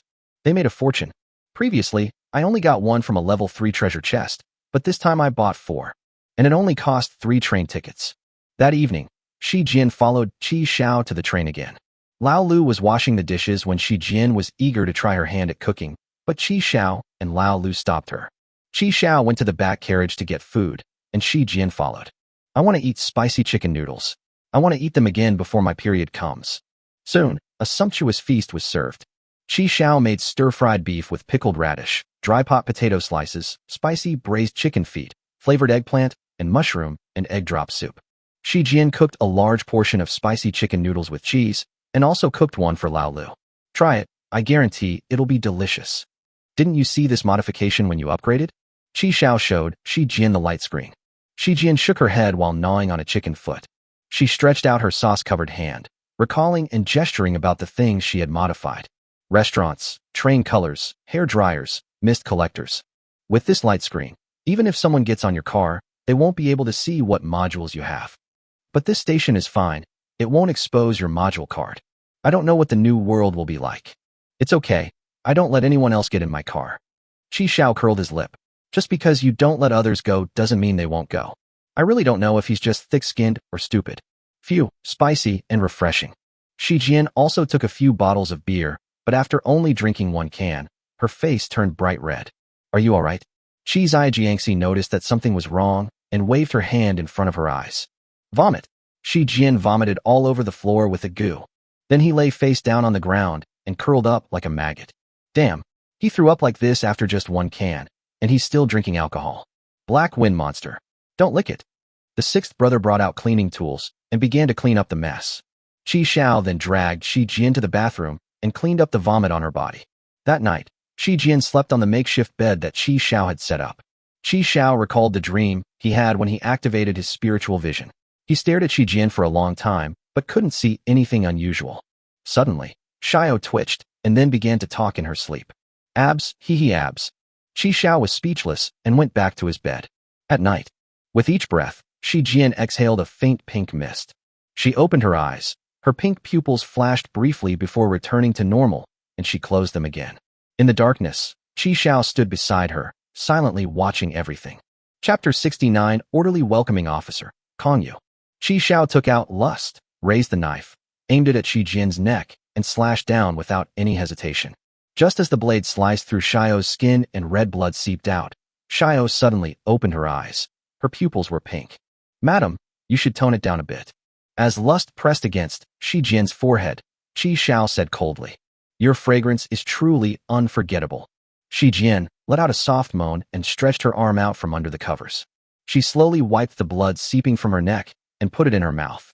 Shi Jin lightly licked her index finger, her eyes filled with seductive allure as she said, "Why aren't you sleeping at night? You're just standing here guarding someone." In the darkness, her pink eyes were exceptionally striking, and the skin that Qi Xiao had just scratched had already healed. "I'm really touched." As she spoke, she reached out to touch Qi Xiao's leg. "Don't move." Qi Xiao's blade moved an inch closer, and Shi Jian let out a soft snort, reluctantly withdrawing her hand. "I need an explanation." When Xia Yuan returned to Old Master Ren, she clearly said that she had been killed, so why did she appear on Shi Jian? Xia Yuan is lying. She didn't actually die? However, Shi Jian followed my instructions and reported the station she stopped at, but she never stopped at Xingfu Community. When did this tentacle monster possess Xiaomi? Qi Xiao's first thought was of Old Master Ren, whom Xia Yuan had sent back. She escaped through Old Master Ren? So it possessed Xiaomi's body during the last supermarket visit? Shi Jian smiled and said softly, "There is an organization in the New World called Order of Heaven. You should have already met their people. They sealed me there to guard the silver coins. When the person who sealed me died, they sent someone to silence him. I separated a part of my soul, bound it into a cocoon, and feigned death to sleep. I set several conditions, and I will awaken when the conditions are met. I never expected that the one who meets all these conditions would be your girlfriend. Isn't this fate? Just thinking about using her body with you makes me incredibly excited." After saying that, Shi Jian poked her fair thigh out from under the covers and crossed it up. Qi Xiao's eyes were icy cold as the tip of his knife sliced through Shi Jian's forehead. So clueless about romance." Shi Jian pulled her leg back. Qi Xiao retracted the tip of his knife slightly, and the wound on Shi Jian's forehead visibly healed. "Get away from her. I can't do it. You're still trying to cling to me, aren't you?" Qi Xiao's tone became a bit harsher. Just then, Lao Lu rubbed his eyes, got up from the sofa bed, put on his slippers, and went to the bathroom to relieve himself. After relieving himself of the water, he returned to the sofa bed, glanced at Qi Xiao and Shi Jian with his head tilted, said nothing, covered himself with the blanket, and fell asleep again. Qi Xiao. "Xiaomi." Shi Jian said softly, "Don't worry, I won't hurt her. I just want to seek revenge on the people of Order. Not only did I not harm her, I also protected her several times. Otherwise, how do you think such an ordinary girl could have persevered to get here? Several people bullied her yesterday. If it weren't for me, you wouldn't even be able to see her. How long do you think an ordinary little girl like her could survive in the New World? Don't worry, I will leave once I've recovered enough. After all, the human body's limits are still too low. And before that, I can protect your little girlfriend for you. Don't worry, I'm usually asleep.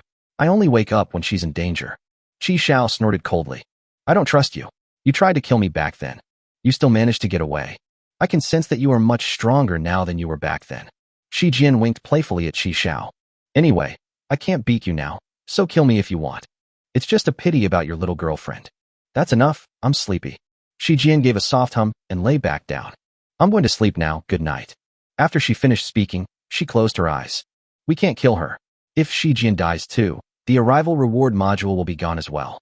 Qi Xiao frowned, brainstorming. The goal is to find a way to kill her without harming Xiaomi. Qi Xiao was silent for a moment before speaking. "What are silver coins used for?" Shi Jian suddenly opened her eyes, a smile playing at the corners of her eyes. "What? You're not going to kill me. It's better to have more friends than more enemies, but I won't forget that you tried to kill me before. You really hold a grudge. I'm just sealed there to guard it. As for my purpose, I don't know. I'm telling the truth. That's all. I really need to sleep." After saying that, Shi Jian closed her eyes and did not reply this time. In the darkness, Qi Xiao stood guard beside Shi Jian, knife in hand, his mind filled with a myriad of thoughts. Ding dong. Huh. Someone tagged me. Qi Xiao summoned the light screen and entered the chat room. Kongyu at everyone. "Good evening, everyone. I am the welcoming officer for the Kingdom of Order. All those who have obtained a badge, please please proceed to Teleportation Platform 1 to collect your membership reward. Remember to bring your badge when claiming your reward. Both your identity and badge are required for verification. Train coins and team uniforms are available. There are 50 train tokens available. Qi Xiao looked at that familiar name, and a smile involuntarily crept onto his lips. Kong Yu? The profile picture is of a girl with long black hair. Judging from her facial features, it's not a case of sharing the same name. It is indeed Kong Yu. But this way of speaking is a bit unlike her. Qi Xiao was ranked according to his rank, and Kong Yoduan sat in the first place. Level 52. Wow, it's much higher than I expected. If it weren't for the person on Shi Jin's body, Qi Xiao would really like to go and see what Kong was up to again. However, given the current situation, he was not comfortable leaving this guy alone on his train. Wait a minute. Usually when she arrives, the order group is probably not far behind. I really don't want to get involved in their affairs. There's nothing good about it. High-level VIP? Level 52? Holy crap. Order of Heaven. What is that? We weren't among the first players.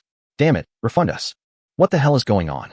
I was planning to be the first to venture into this new world, and now you're telling me it's already been taken. Uninstalled, goodbye. Garbage server, gotta go. 50 coins.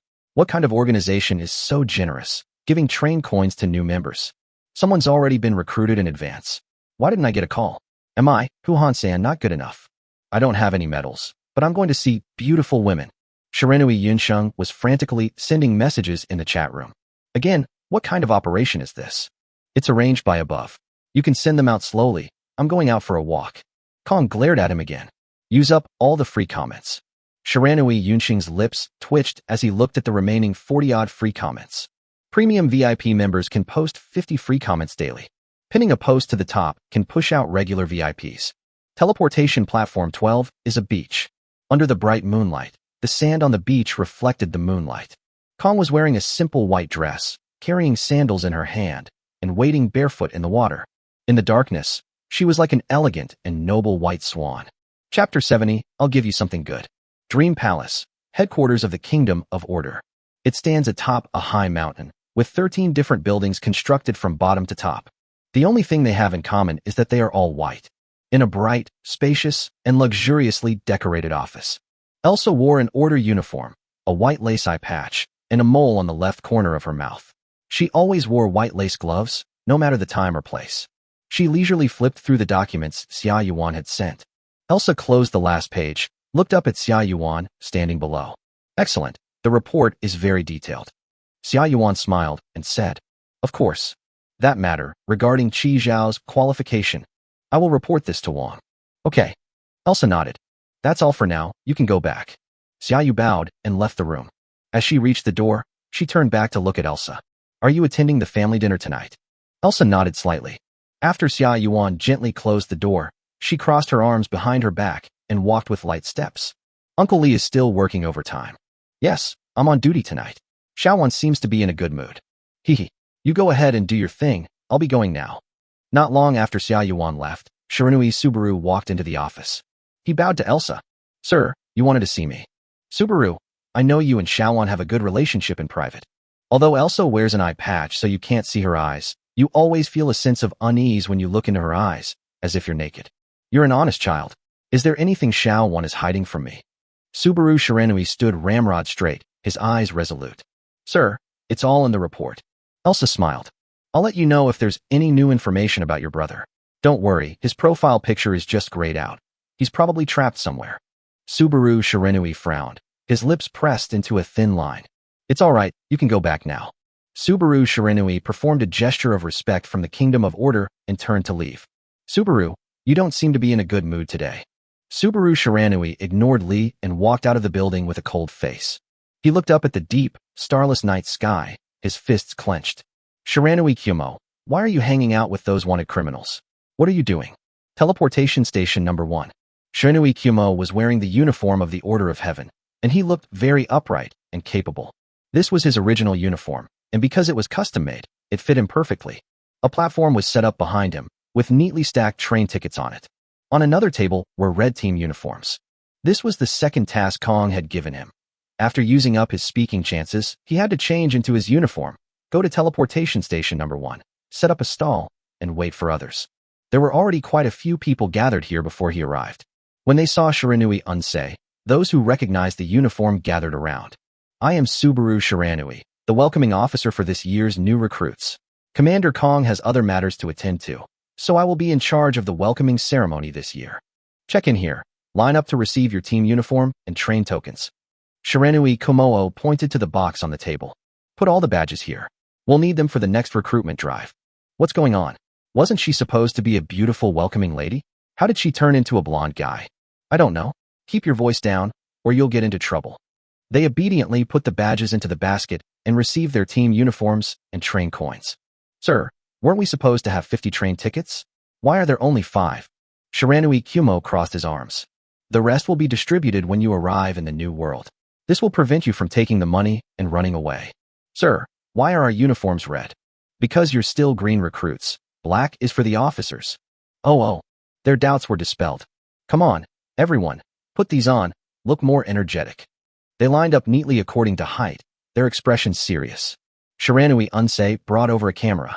Move over a bit, everyone. Come on, 1, 2, 3, cheese. All right, everyone. Remember to wear this outfit when you get to the new world. It's a symbol of status. A chubby boy raised his hand and said, Sir, my pants are a bit tight. Keep it tight. Stay focused, little fatty. Ding dong. You have received a new friend request.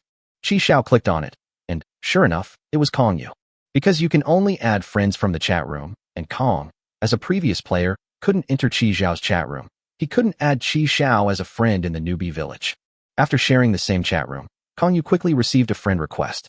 The nickname for adding a friend is, No need to agree. Come to teleportation platform 12, there's something good for you. After much hesitation, Chi Xiao decided to have old Master Ren assigned to guard Shi Jin's bedside, while he himself went to the number 12 teleportation platform. We'll find out what kind of trouble it is when we get there. Anyway, this is Hepping Station, so I'm not afraid of her causing trouble. Because it was the middle of the night, there weren't many people around. Chi Xiao looked around but didn't see Kong Yu. They arrived quite quickly. Kong Yu's figure appeared behind Chi Xiao before she teleported over. Today, Kong is not dressed like Ada Wong. She is wearing a simple white dress and open-toed sandals, with her long, flowing hair. Her facial features also look softer. What's wrong? Not used to it. No, it's just that the contrast is quite big. Kong chuckled softly and walked towards the beach. Chi Xiao followed behind her. Kong lifted her leg again, untied the straps of her sandals, took them off, and tossed them to Chi Xiao without looking back.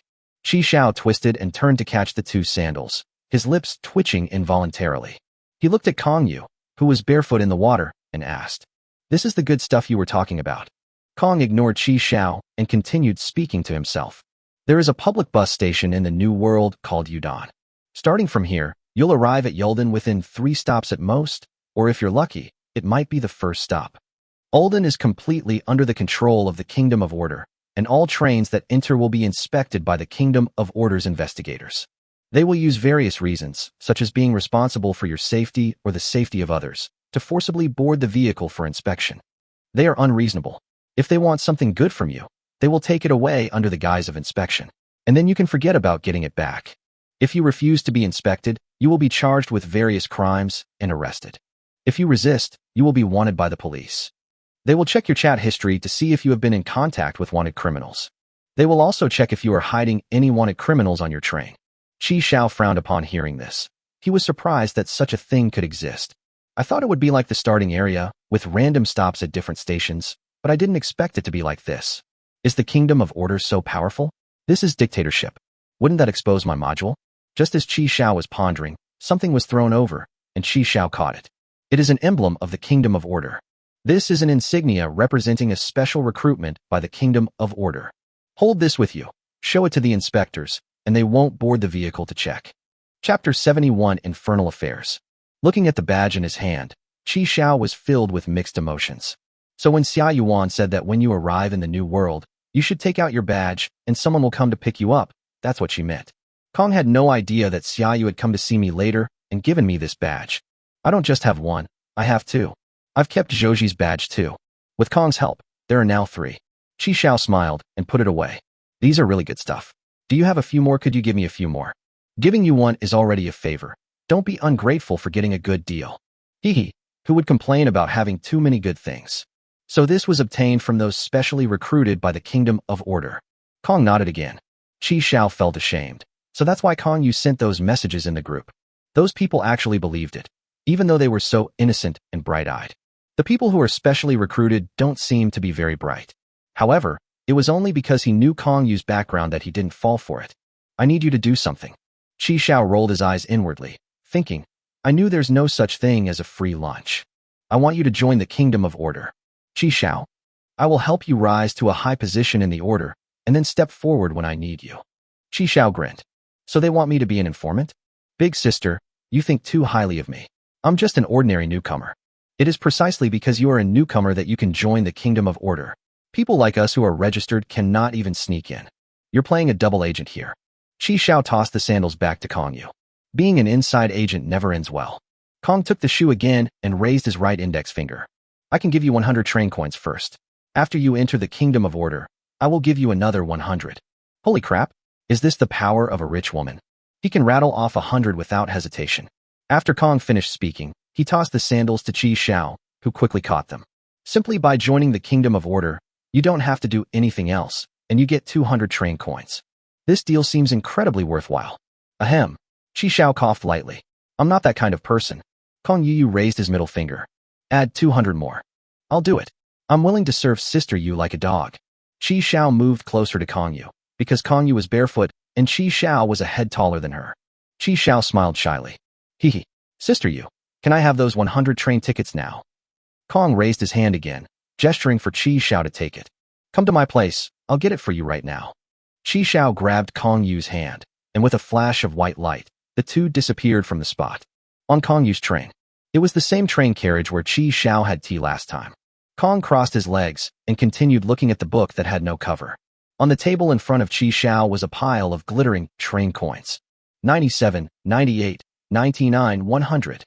After confirming the quantity was correct, Qi Xiao put the box into the boundary bracelet. Holy crap, that's awesome. 100 coins. Your assets will double instantly. Seeing that Kong was still reading and didn't react, Qi Xiao spoke first. I have a few questions I'd like to ask you, Sister Yu. Explain. Qi Xiao took out the gray knight outfit card. I got another one of these costume cards. How do you use it? Qi Xiao didn't ask before, because he felt that given their relationship at that time, Kong might not necessarily tell him. I should ask her quickly, since she needs my help now. After all, we don't know what dangers await us in the new world, so we can't let go of any opportunity to improve our combat power. Qi Xiao chose to take out the knight card instead of the Is-Death costume card because he was afraid that Kong would take a liking to him and try to leave. Kong put down his book, patted the seat next to him, and gestured for him to sit down. Qi Xiao sat down to Kong Yu's right, and Kong Yu raised his hand to summon a light screen. 11 modules in total. Besides the personal information Qi Xiao knew, the conductor's chat room, the trading platform, the train modifications, and the ability to hop on and off at will, the other 6 things he hadn't seen before were platform travel, rest and recuperation, dress-up expert, assembly game, automatic repair, flashing inside the car. Qi Xiao noticed that the platform tour was listed 4th, just like the one advertised at his station. Kong took the costume card from Qi Xiao's hand and approached the light screen. Costume card detected, Silver Knight, activate. Kong then pointed to the Costume Master module and said, this module unlocks at level 20. Use costume cards to change outfits and obtain the new character's equipment and abilities. She returned the costume card to Qi Xiao. Most of the costume cards are for everyday professions, such as chef, electrician, gardener, driver. Some can gain special powers, like yours. Each costume card has a costume value, and changing the costume only consumes very few costume values. But if you want to use its items and skills, for example, Kong changed her white dress into a red cheongsam, and her long hair became short. She dressed up as the familiar Ada Wong and magically produced a rocket launcher from her bare hands. If this rocket is launched, it will consume a lot of appearance points. The rocket launcher in Kong's hand disappeared. For items like these that are not used, only a small portion of the outfit value will be deducted. If your appearance value is cleared, the activated appearance card will become invalid. Qi Xiao nodded. I see. Of course, not everyone at level 20 can activate this module. Kong then changed the subject. To activate this module, a hidden prerequisite must be met. Sister Yu, you're just teasing people. Kong chuckled softly again. When you reach level 20, you will have at least 10 follower accounts that have been modified. If not, only the repair function will be activated. This module will not be activated again in the future. It's actually a hidden module? There are also hidden prerequisite quests to complete, making it seem like an Easter egg. How many follower accounts do I have now? Qi Xiao silently made a decision in his mind. Dynamic occlusion, power boost, must have for lazy people, treasure hunter, early departure. This is art, eye-catching bag, delayed departure. There are 8 in total. I'm level 13 now. I should be able to get 2 account following upgrades before I reach level 20. Great, I'm definitely going to activate the dress-up master mode. Not even Jesus can stop me. By the way, Sister Yu, were all these modules unlocked in later upgrades? Kong gave Qi Xiao a simple yet efficient introduction to each module. Level 20 unlocks the repair feature, allowing you to travel to saved public stations and stop for extended periods. The Easter egg module is for dress-up experts. The assembly game unlocks at level 30, where you can rearrange and combine the carriages. Automatic repair is unlocked at level 40. It consumes upgrade materials and train coins to repair damaged trains and can also restore dismantled carriages. The maximum number of carriages cannot exceed the level. At level 50, the train interior flashes, allowing the train conductor to freely move between different carriages. After listening to the unlock levels and functions of each module, Qi Xiao asked about the module he was most interested in, platform travel. This is a module card I got from the newbie gift pack when I was still a newbie. Kong then gave Qi Xiao a brief introduction to the functions of platform travel. Currently, this is the only way to enter the starting village from the new world. Every new member has the opportunity to obtain a module card. These special module cards are said to come in 12 types, are rare, and each has a very special function. Those who possess these modules will become targets of public criticism. If you have it, never let anyone know. Chapter 72, there are so many good things. Qi Xiao joked, if there really was something this good, we would definitely keep it hidden. How could we let others know? Although Qi Xiao really wanted to know if there was any way to transfer the modules that came with the account after activation, he refrained from asking. We mustn't show too much curiosity, or Kong will become suspicious again. My station preview module must not be exposed. We absolutely cannot expose ourselves now. Qi Xiao changed the subject without changing his expression. By the way, Sister Yu, how many levels are there in total for the treasure chests? Level 10. Chests of level 5 and above require a key to open. Kong Yu's answer was simple and straightforward. Is the highest level only 10? Then my level 8 treasure chest is incredibly precious. Qi Xiao originally wanted to ask about the silver coins, but considering their attitude towards their role, he figured Kong wouldn't tell him now. There's no need to make a fool of yourself. Will the new world also have this kind of seasonal change? Yes, but the seasons don't change as quickly as in the starting village. However, there are 2 more types of seasons compared to the starting village. Kong then held up 2 fingers and said, during the rainy season, food spoils very quickly. During the thunderstorm season, train departure times become irregular, sometimes longer and sometimes shorter. It might depart an hour after stopping, or it might stop for several days. Of course, you can still choose to leave early if the shortest departure time is reached. However, the season of thunder is also the season that most easily reveals the strength of each person. After all, the longer you stay and the longer you explore, the greater the probability of obtaining good things. So what season is it in the new world now?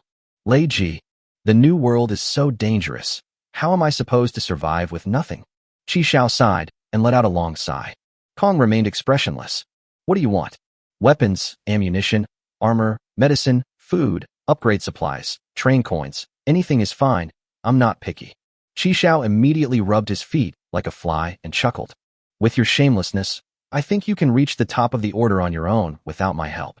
Even if I become the leader of the order, I'm still Sister Yu's person. I can't transfer the upgrade materials to you. There will be a transfer record. There are some things you don't need. You can choose them yourself.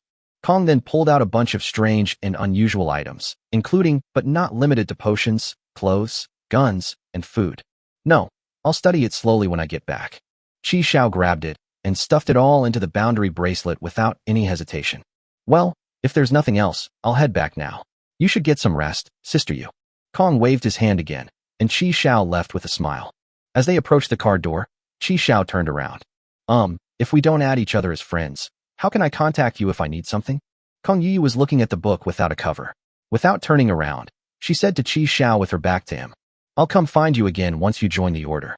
Qi Xiao returned to his train and breathed a sigh of relief. He went to the gravity carriage and put away the level 8 treasure chest, the dragon coin, and the train coin. Although this was Hepping Station, Qi Xiao still put all his valuables in the car.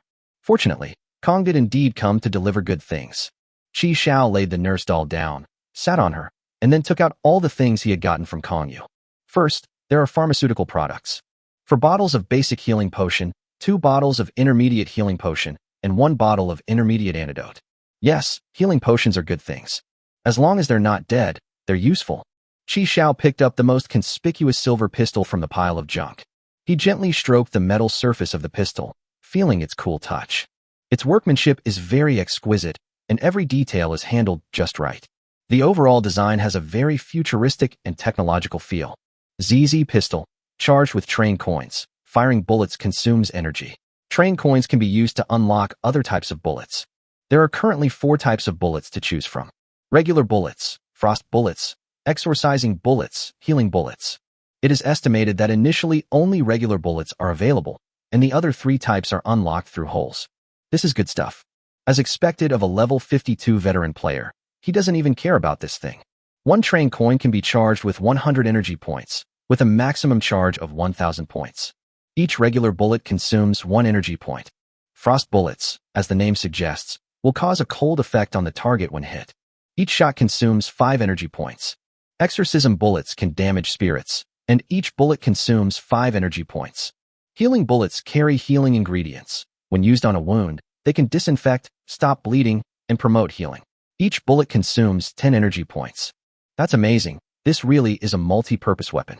It can attack, control, fight monsters, and heal teammates. Qi Xiao was captivated by the uniquely shaped silver pistol. The key was that it still had over 700 energy points remaining, making him feel like he had gotten 7 train coins for free. Scout gloves. Improve the wearer's shooting stability, reduce weapon recoil, and are sweat-wicking, breathable, and abrasion-resistant.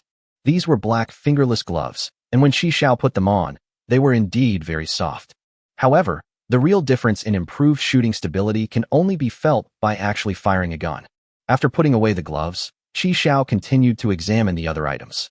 Radiant stockings. Prevents varicose veins, but has a low defensive effect. Increases movement speed by 1%. Qi Xiao. This is a purple waistband, and judging from the color holes, it probably wasn't even worn. The main issue is that it only increases movement speed by 1%, which feels somewhat underwhelming. If it could increase movement speed by 5%, Qi Xiao would definitely pass through without hesitation. The key is that it's only 1%. Keep it. If it doesn't work out, you can resell it later. Nourishing Essence Fasting Oil Pills. 1 pill will keep you full for 7 days. Qi Xiao picked up the half bag of black pills, opened the packaging, and took out one. Goodness, it feels like a rock, incredibly hard. Can you even chew this thing? Do you swallow it whole? Qi Xiao shook his head and casually put it away. I have enough to eat and drink. There's no need for me to suffer like this. The rest were just ordinary items, a short knife, a bulletproof vest, flashbangs, expired spicy snacks. There was still half a bag of the magical multi-purpose fertilizer left. Qi Xiao sprinkled it directly next to the peach tree. It really has everything. Even the little things that the big shots wouldn't care about. Qi Xiao would be happy for days after getting them. After checking all the props, Qi Xiao arrived at the starting carriage with satisfaction. You need to reach level 20 to unlock the dress-up master skill, and then you need to level up 7 more times. Qi Xiao checked the remaining upgrade resources. Metal, 1865, 600 kilograms. Plastics, 1038, 300 kilograms. Timber, 768, 200 kilograms. Train coins, 0, 10 coins. While thickening the steel plates might not be very useful against a big shot like Kongyu, it's still effective against the dangers inside the platform. I have enough train coins now, I can upgrade them. After modifying and thickening the steel plate, Qi Xiao threw 30 train coins into the feeding area. Upgraded to level 14. 1 ordinary carriage has been obtained. The maximum stopover time has been extended by 1 hour. The latest departure time is currently 3 p.m. You can still choose to depart at 10:50 a.m. The stopover time has increased again. Level 2, Level 6, Level 10, Level 14. It seems the maximum docking time increases by an hour for every 4 levels. Qi Xiao nodded. So far, this pattern seems to be correct. The next and most important step is modification and refresh. Entertainment first. Get a PS5 for train use, plus a random game cartridge, 3 train tokens. Relaxation time. Receive a train-specific heated bathtub, 2 train coins. Rose purple. The carriage color will be changed to rose purple, 1 train coin. Damn, there's no follow account. After modifying the PS5, Qi Xiao upgraded it again. Chapter 73 Setting Sail, A New World. The next day, at breakfast time, Shi Jian picked up a slice of toast, spread a spoonful of blueberry jam on it, and then, feeling it wasn't enough, scooped out another spoonful and spread it on top. She covered it with a slice of toast, then spread a thick layer of chocolate sauce on top. Cover with another slice of toast, and your double-flavor toast is ready. The sixth brother brought the fried eggs and grilled sausages to the table. Thanks to emptying out a supermarket, Qi Xiao now has no shortage of food and drink in his car. After receiving the double-flavor toast that Xiaojian made for him, Lao Lu happily thanked Xiaojian. He loves sweets, and he's happy that Xijian remembered. The sixth brother tore off a small piece of toast without chocolate sauce and tossed it to the black wind monster under the table, who ate it with great relish. He kept in mind the knowledge that Qi Xiao had taught him. Dogs cannot eat chocolate, grapes, onions, and many other things. Commander, you look a bit listless. The sixth brother chewed on his toast and looked at Qi Xiao. Xiaomi ate the chili sauce, egg, and sausage toast she had made for herself and complained. Who knows? Maybe he went out to do something shady last night. Qi Xiao was drinking milk, his face dark. He picked up a piece of plain meat sausage and casually replied, "You were right. I went out to cheat on you last night." Qi Xiao was promoted 3 levels and underwent 9 transformations last night, none of which followed the account. If we don't count the level 20 upgrade, there are 9 more opportunities to refresh and upgrade at levels 17, 18, and 19. 9 times, surely 2 will come out eventually. I was originally going to ask her if there was a guaranteed way to get the account modification feature, but not long after I came back, Kong was no longer in the chat room, which means she had left. They walked quite fast. Cheating? Is it that rich woman who's keeping you as a mistress?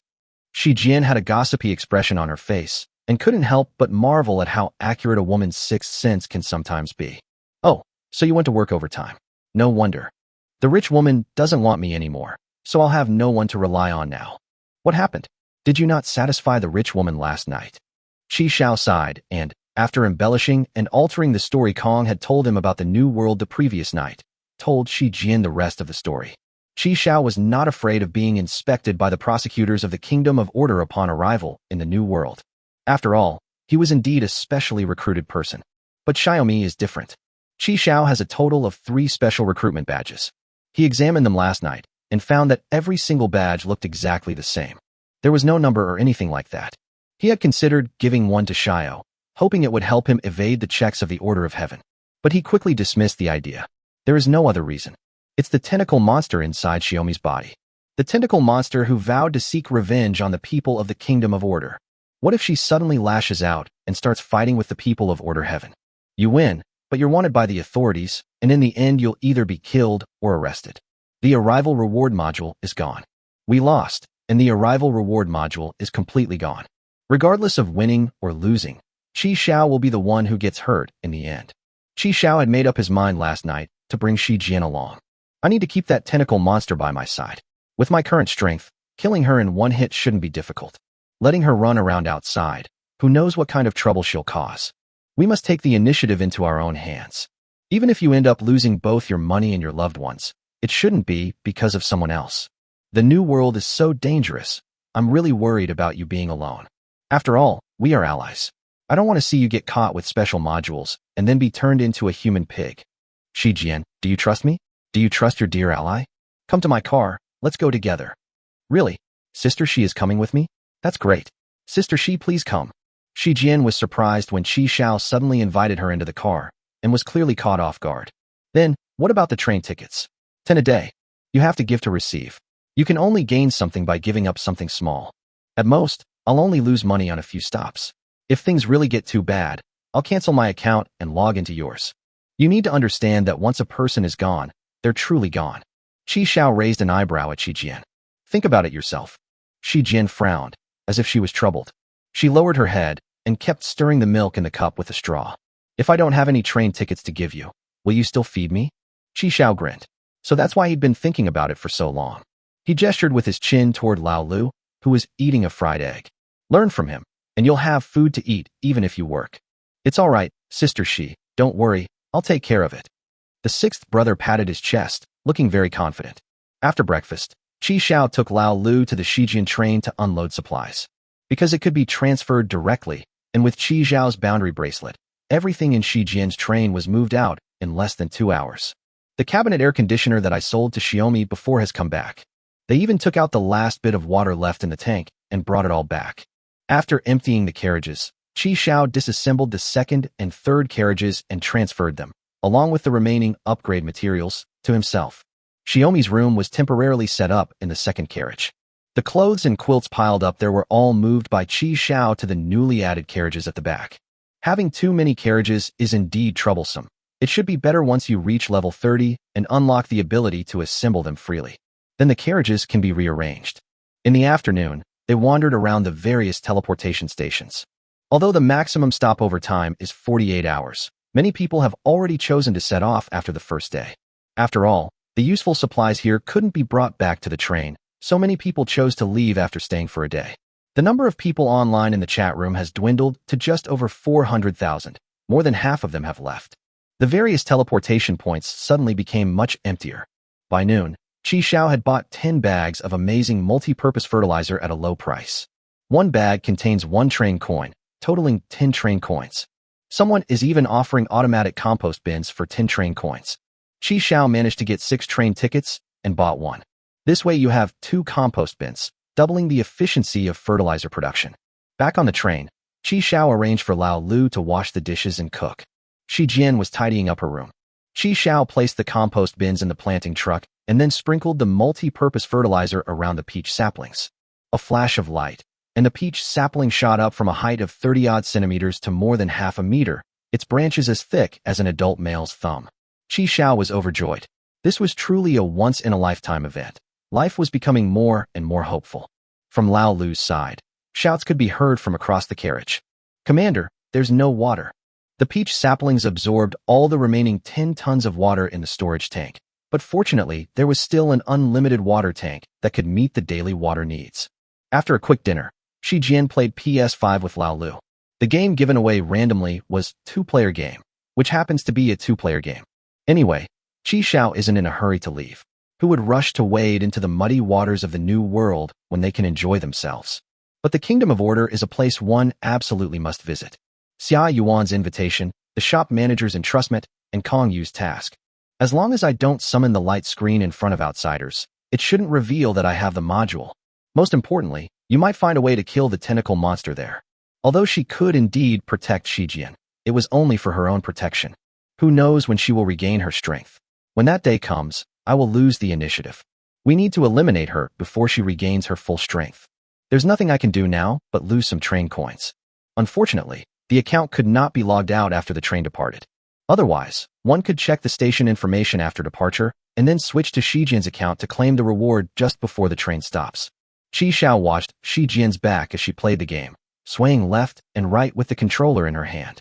Seeing that the two of them were stuck for a long time, Qi Xiao couldn't help but speak up. "Hey Lao Lu, you're so bad at this. Get out of the way and let me show you how to do it." Qi Xiao took the handle from Lao Lu's hand. "Stand at the back, watch carefully, and learn well." After dinner, Qi Xiao went to the gravity train car for training. Those two were still playing games and got stuck on another level. After punching the nurse doll, Qi Xiao released the triple gravity and gasped for breath. During his break, he summoned the light screen. "Do you confirm departure? This bus departs from this station and is bound for Shinsekai. During the rainy season, train departures will become irregular and the latest departure time will be invalid. I wonder if my station announcement can be predicted." Qi Xiao clicked to confirm departure.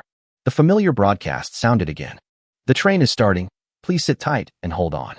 My first stop in the new world. Here I come." As the train departs, the station announcements are updated with information about the stations it will stop at. This stop, Hotel Number 6, single-person stop. The latest departure time from this station is 91 hours after the stop. Go up 12 steps and down 13 steps. If you don't have enough steps, turn back and go back to make up the number. If you have too many steps, stay on that step and wait 10 seconds. Otherwise, you will never be able to leave that floor. Various eerie things are lurking in the hotel. Please keep yourself surrounded by light and never let yourself be in the dark. Danger level 6. Room 666 of the hotel contains a level 5 treasure chest. It can contain 36 train coins and 3 crimson dice. The two who were stuck looked up when they heard the broadcast. "Sister Shi, we're starting. We're heading to the new world. Hurry, let's get through this tonight. Otherwise I won't be able to sleep." The sixth brother was a little uneasy because he had been stuck on a level for a long time. I'll go call the train conductor. He's capable. He'll definitely be able to get through. Don't call him. Believe in yourself. You can do it. Encouraged, Lao Lu regained his spirits, picked up the handle, and looked unstoppable. 2.5 hours later, Shi Jian slumped to the ground, flicked the handle, and wiped away her sweat. I finally passed the test. Chapter 74, Hotel Number 6. Li Huizi couldn't read Chinese, but she could read the Arabic numeral 6. She gently pushed open the hotel door with the scabbard, and after confirming there was no danger, she led the little dragon inside. The hotel lobby is carpeted in red, and a luxurious, giant crystal chandelier hangs overhead. The hotel lobby was unusually quiet, with no staff present. Seeing that there were no supplies to collect, Li Huizi walked towards the elevator, preparing to go upstairs. The hotel has 6 floors, but because the elevator was out of service, Li Huizi had to take the stairs. Thump! Just then, the hotel doors closed automatically. Wah! The little dragon stared nervously at the closed door, making uneasy whimpering noises. Li Huizi squatted down and patted his head. Don't be afraid. Hua Hua, your sister is here. Feeling comforted, the little dragon quickly calmed down. She went up to the 2nd floor and looked out. The long corridor was at least 100 meters long. The corridor was brightly lit by the incandescent bulbs. The rooms closest to the stairs are all odd-numbered, 201, 203, 205. Opposite are the even-numbered rooms, 202, 204, and 206. Li Huizi casually pushed open a door. The room doors here don't seem to be locked. It's a standard room with 2 single beds inside. There is no water in the bathroom, and the light switch doesn't work. The pillows and blankets looked fairly clean. Li Huizi picked up 2 pillows and went down the stairs she had come up from. As she descended the last step, she discovered that she had not returned to the lobby on the 1st floor, but instead had returned to the 2nd floor. The room number in front of us confirms this. Are you kidding me? She continued walking down and ended up on the 2nd floor again. Li Huizi frowned, left a pillow behind, and continued walking downstairs. She breathed a sigh of relief when she saw there were no pillows at the bottom of the stairs. But as soon as she stepped down, the pillow appeared. She went back to the 2nd floor. Unwilling to believe in bad luck, she chose to climb up the last step. When she reached the top, she was utterly desperate because she saw the pillow again. Whether she goes up or down, she will always return to the starting point. Jump out the window. Li Huizi's eyes were resolute as she immediately searched for a way to leave. She opened the window of room 201, only to find that there was another bedroom right across the window. Li Huizi climbed over the window, entered the bedroom, opened the bedroom door, and walked out from room 202 across the street. The little dragon tilted its head, looking puzzled, as its master came out of the room behind it. Li Huizi walked into 203 with a cold face. Like 201, there was a bedroom behind the window.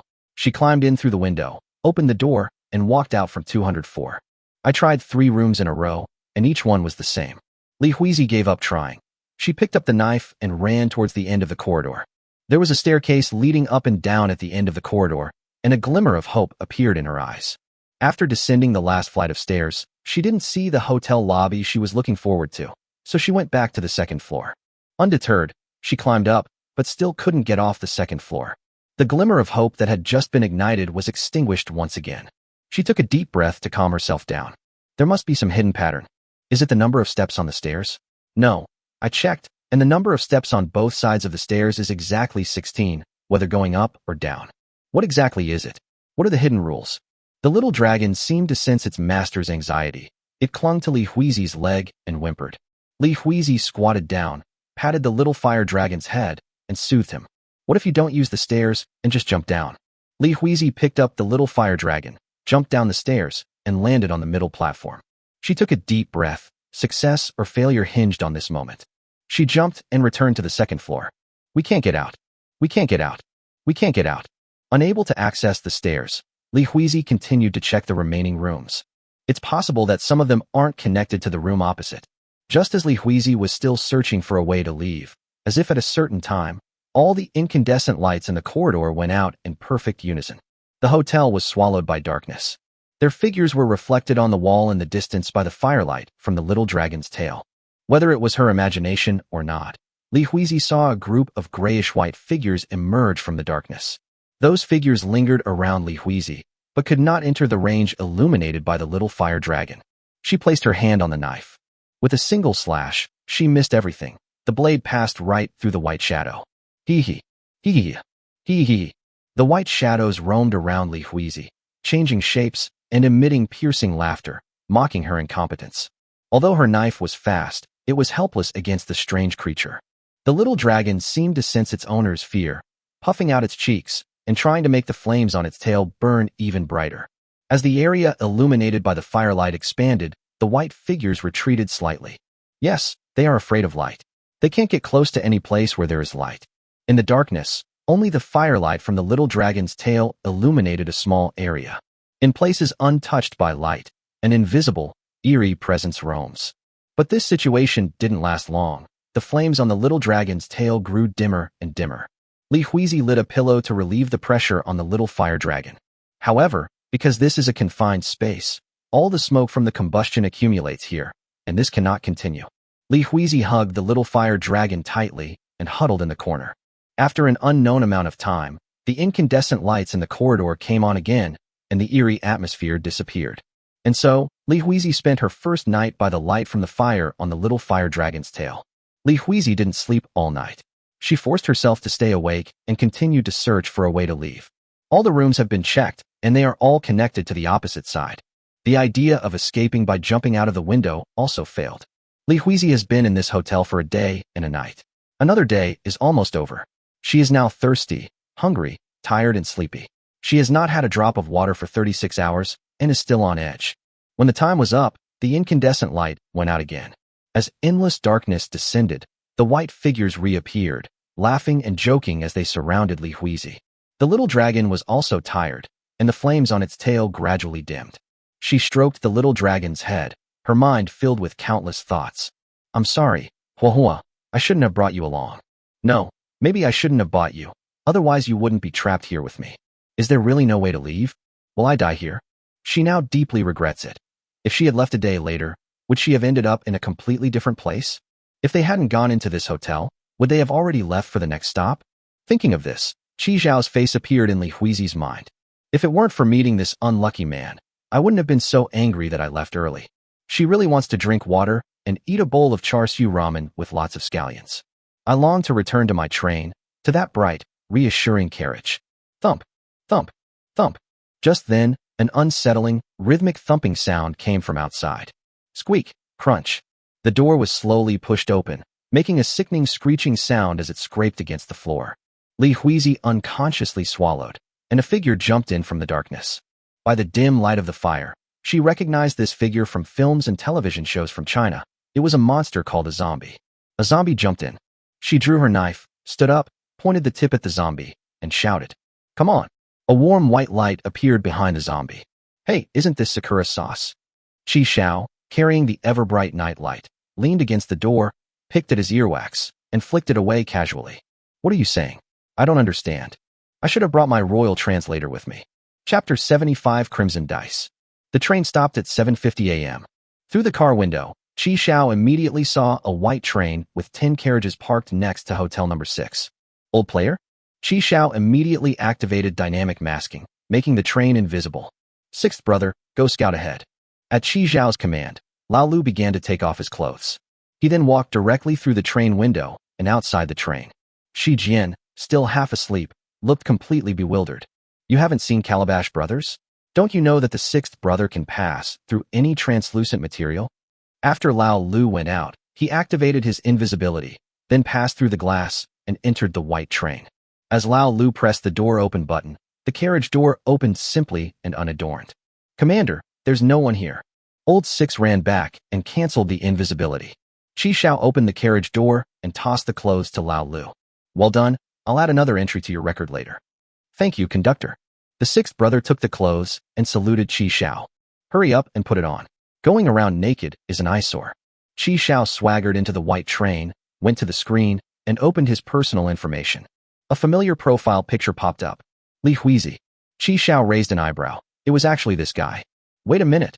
I'm motivated to improve, and I arrived at 7:50. Because the panel was written in cherry blossom language, Qi Zhao couldn't understand it, and had to rely on Shi Jian to translate it. There was no motivation to improve her follower account. Was she here before I arrived? It seems she left from the transfer station earlier. Take a step, disassemble the entire carriage, and transfer the supplies away. That's ruthless. Qi Zhao rolled his eyes at her. Is she having another episode? Acting all saintly again? What I mean is, shouldn't we move our things first? Qi Xiao explained to her that during the Lei Ji season, train departure times would become irregular. Who knows when her train will depart? I don't want to be searching and suddenly find myself at the last departure point, and then she just leaves. Anyway, once the carriages are dismantled, everything inside will fall onto the open ground, and we can clean it up later. Shi Jian suddenly realized what was going on, and then proceeded to click around. Hee, so this is what it feels like to dismantle someone else's train. The 9 carriages disappeared, and their contents were left on the open ground. Qi Xiao returned to his train and clicked Receive. Received 1990 kilograms of metal, 998 kilograms of plastic, and 720 kilograms of wood. After receiving the supplies, Qi Xiao opened the doors of the empty carriages at the back, glanced casually at the items on the ground outside, and then gave the order. You guys move the stuff into the car, I'll go get some other things. Qi Xiao arrived at the entrance of Hotel Number 6. If he wasn't mistaken, Li Huizi was probably trapped on one of the floors of this hotel. Qi Xiao pushed open the door and walked into the hotel. Knowing the rules for going up and down the stairs, Qi Xiao successfully reached the 6th floor and found room 666. He put away the treasure chest and train coins and took out the 3 crimson dice. The dice have a red face and black dots and feel smooth to the touch. Crimson dice. Roll the dice to summon a crimson beast under your control. The higher the sum of the rolls, the stronger the summoned crimson beast. There is a 24-hour interval between rolls. If 3 6s are rolled, the Crimson Lord will be summoned. Crimson Beast? Qi Xiao casually tossed the 3 dice, which landed with a clattering sound. After the spin, the 3 dice are facing up with 1, 3, and 3 respectively. A total of 7 points. The 3 dice floated up and coalesced into a red, crimson beast. It is about 2 meters tall, with a hunched body, arms like a praying mantis, and 7 eyes on its square face. Qi Xiao controlled it to break open the wooden door of the room, and the scythe-wielding hand easily hooked it through. Qi Xiao suddenly felt a little tired. Is this crimson beast consuming my stamina? It's about 1/10 of what I did myself, which is acceptable. Its physical strength and power are slightly stronger than those of old Master Ren. Is this the power of 7 crimson beast? How strong must the Crimson Lord be? The probability of rolling 3 6s with 3 dice is 6 cubed, 1/216. The low probability of summoning also indicates that the Crimson Lord's strength is definitely not low. After obtaining the treasure chest, Qi Xiao began collecting supplies. He controlled Old Master Rin and the Crimson Beast, and forcibly dismantled all the wooden doors of these rooms. He followed behind, collecting all the wooden doors, beds, bedside tables, and small desks in the room into the boundary bracelet and transporting them into the train. The current bracelet is level 7 and can bear a weight of 500 kilograms. The last time Qi Xiao upgraded his bracelet was when he was searching the Zhouji train. In order to transport more supplies in one trip, Qi Xiao gritted his teeth and spent 110 train coins to upgrade 2 levels. The level 9 boundary bracelet now weighs 700 kilograms. The hotel has 6 floors. Apart from the lobby on the first floor, the top 5 floors are all rooms.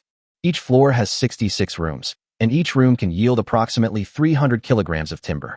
If we could get rid of this all-powerful company, we'd make a fortune. After the bracelet was full, Qi Xiao returned to the train, took it out, and threw it into the feeding area. After that, Qi Xiao traveled between the train and the 6th floor of the hotel, transporting supplies. However, he did not see Li Huizi. Strange, isn't he in the hotel? Later, Qi Xiao returned to the train again, and when he emptied the wood from the bracelet, Li Huizi's train was gone. Sure enough, everyone's latest departure point was different. I haven't seen Li Huizi all day. Do I have to deliberately go to the wrong floor once in order to get into that floor I can't get out of? It doesn't matter. I have anchor point backtracking. I can give it a try. So when Qi Xiao went upstairs this time, he deliberately went the wrong way and ended up on the 2nd floor, but it was dark there. Really? Qi Xiao took out the ever-bright night light and had Old Master Ren lead the way. Then I met Li Huizi in this room that was slightly lit. Qi Xiao looked toward the source of the light. That's a little fire dragon. So she bought it. Judging from the looks of it, she has quite a lot of train tickets. She also has a level 6 treasure chest key, so she's quite wealthy. Looking at the strange white figures hovering around Li Huizi, Qi Xiao pulled out his ZZ pistol. No wonder I didn't see anything strange along the way. They're all gathered here. Let's try out the exorcism bullets. Bullet selection, exorcism bullets. Qi Xiao raised his gun, aimed at the eerie figure behind Li Huizi, and pulled the trigger, a beam of white light shooting out. The strange head was struck in the forehead, and it seemed to burn before quickly dissipating into smoke. Li Huizi thought Qi Xiao was attacking her, so she quickly drew her sword to defend herself. But when she saw that Qi Xiao's gun was shooting out white light and that it was aimed at those eerie figures, she breathed a sigh of relief. When she saw that strange creature being shot dead, her pupils dilated. Was it really that easy to kill? What kind of gun is that can actually damage something strange? As the eerie creature completely dissipated, a train coin clattered to the ground. Qi Xiao's eyes lit up immediately. Wow, so you guys can also generate gold coins. Qi Xiao got really excited. So many strange things. How many train coins would this generate? White beams of light shot out continuously, making the room bright as day. Chapter 76 looks smart, turns out to be a fool. Li Huizi raised her hand to shield her eyes. It was too bright. As the clinking of train coins stopped, the room finally quieted down. After all the strange creatures were gone from the room, Qi Xiao took out the nanobots and controlled them to pick up the train coins on the ground. One by one, the train tickets seemed to fly into Qi Xiao's palm automatically, leaving Li Huizi stunned. 9, 10, 11. Hey, lift your foot, you're stepping on my train coin. Qi Xiao glared at the little fire dragon, which scared it so much that it lunged at Li Huizi, hugging her leg which was clad in white over-the-knee socks. Li Huizi sheathed her knife and knelt down to comfort the little fire dragon. The little fire dragon kept trying to burrow its head under Li Huizi's skirt. This isn't a little fire dragon, it's a little lecherous dragon. Including the one that was stepped on by the little dragon, Qi Xiao obtained a total of 13, which exceeded the number of treasures that could be obtained from opening a level 3 treasure chest. There are 4 more floors above. I've struck gold. After calming the little fire dragon down, Li Huizi stood up, faced Qi Xiao, bowed 90 degrees, and said. Qi Xiao understood what she meant. She was saying thank you. Guh. Just then, Li Huizi's stomach growled at an inopportune moment. Because of Qi Xiao's appearance and the fact that he had killed all the strange creatures, Li Huizi's tense mind relaxed, and her stomach started growling. An embarrassed expression immediately appeared on her face, and her cheeks visibly turned red. Qi Xiao glanced at Li Huizi and took out a large oil pill for nourishing vital energy and fasting. Upon seeing the little fire dragon, Qi Xiao took out another one. Eat one, and it's enough for 8 meals. After placing the 2 oil pills in Li Huizi's hand, Qi Xiao turned around and led old Master Rin out of the house, heading straight for the stairwell. After all, I tricked her once before, and I even dismantled her train this morning. Saving her life is a fair exchange. Li Huizi couldn't understand what Qi Xiao was saying, but seeing him leave, she quickly picked up the little fire dragon and followed. But when she chased after him, she only saw Qi Xiao's back as he turned and went upstairs. When I got to the stairs, Qi Xiao was already gone. He's gone? He didn't come back here? He made it out successfully? So the correct exit is to go up? Li Huizi gritted her teeth and followed him upstairs, but ended up back on the 2nd floor. Why did I come back here? That man really left here. How did he do that? Li Huizi sat down by the stairwell, holding the little dragon. She rested her chin on the dragon's head and stared at the staircase that seemed impossible to leave. What did he mean by what he just said? Did he mean for me to follow him? What if he doesn't come back? Hua, I'm sorry, I should have run faster, but I'm so hungry, so sleepy, and so tired. Li Huizi opened her palm, looked at the 2 chocolate-like balls, and swallowed hard. She gently picked one up, brought it close to her nose to smell it, and then opened her mouth and ate it. Sure enough, as long as you step on the correct number of steps, you can go up and down the stairs normally and return to your normal floor. If you take the wrong number of steps, you'll find yourself unable to get out. Therefore, you need to step on the correct number of steps to reach the normal 2nd floor. Then, by deliberately stepping on the wrong step when going up or down the stairs, you can reach the 3rd floor of the loop. Sure enough, Qi Xiao returned to the 3rd floor, but just like the 2nd floor where Li Huizi was, it was completely dark. How eerie. There seemed to be even more eerie things here than on the 2nd floor. After discovering Qi Xiao, the eerie creatures let out sharp laughter and rushed towards him, forming a circle around him. Qi Xiao ran down the corridor, shouting as he went. I'm so scared. Help. More and more eerie creatures followed Qi Xiao until he rushed into a room at the end of the corridor, attracting all the eerie creatures on the 3rd floor. Qi Xiao's lips curled up. Are you all here? Old Master Rin, close the door and get to work. As soon as the door closed, the room became as bright as day again. Not only are there more strange creatures on this floor than on the 2nd floor, but they are also much more resilient. However, I also got more train coins than on the 2nd floor, a total of 17. Qi Xiao used 4 train coins to instantly charge the ZZ pistol's energy to 1,000 points. Following the same steps, Qi Xiao first went to the normal fourth floor, and then deliberately took the wrong number of steps to reach the fourth floor, which was in a loop. Unlike the second and third floors, the eeriness on the fourth floor was noticeably more solid. It takes 4 to 5 exorcism bullets for a train coin to explode. Their aggression was also significantly stronger. Without Qi Xiao even needing to lure them, they all swarmed to their deaths, drawn by the scent.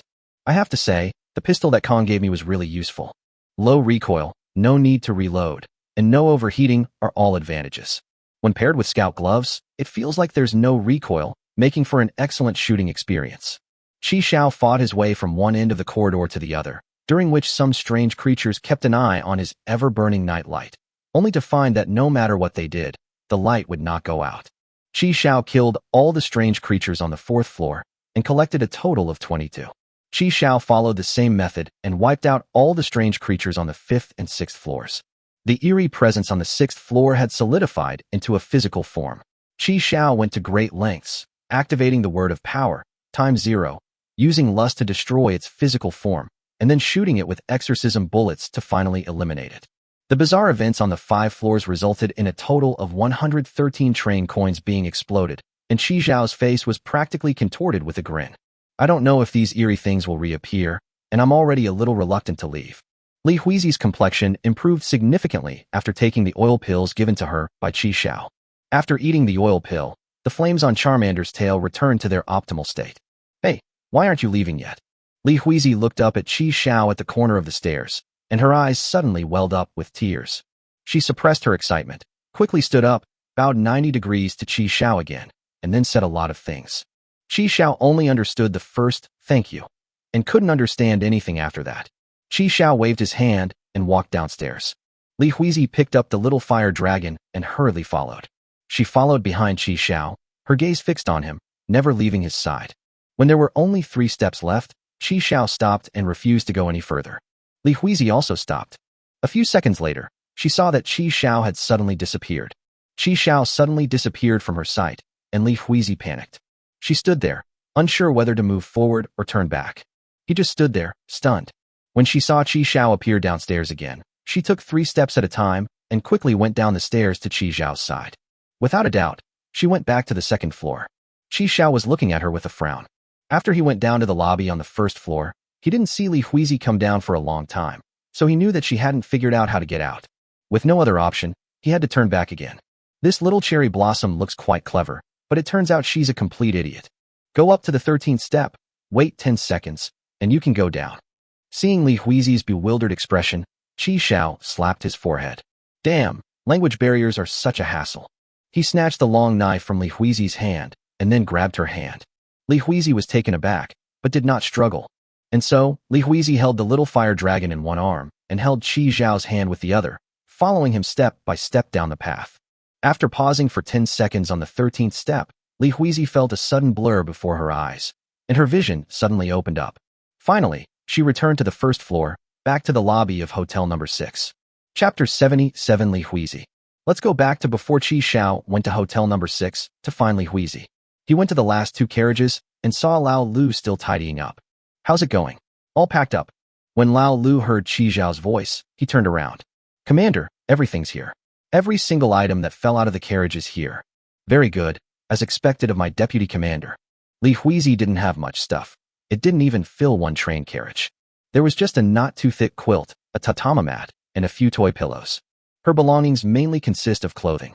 Various JK uniform skirts, spring-summer styles, autumn/winter styles, long socks, short socks, lace socks, over-the-knee socks, waistbands, thick white stockings are neatly stacked in the clothing storage basket. Qi Xiao glanced through it, but didn't find anything of value. Wow, you even brought back their blue and white bowl. You're something else. Blue and white bowl? Lao Lu looked around, but didn't see the blue and white bowl that Qi Xiao had mentioned. He did have a little yellow duck plastic bowl, though. Qi Xiao didn't see Shi Jian, so he asked, "Where's your sister Shi? Why are you the only one doing the work?" Sister Shi came for her period and her stomach wasn't feeling well, so I told her to go home and rest.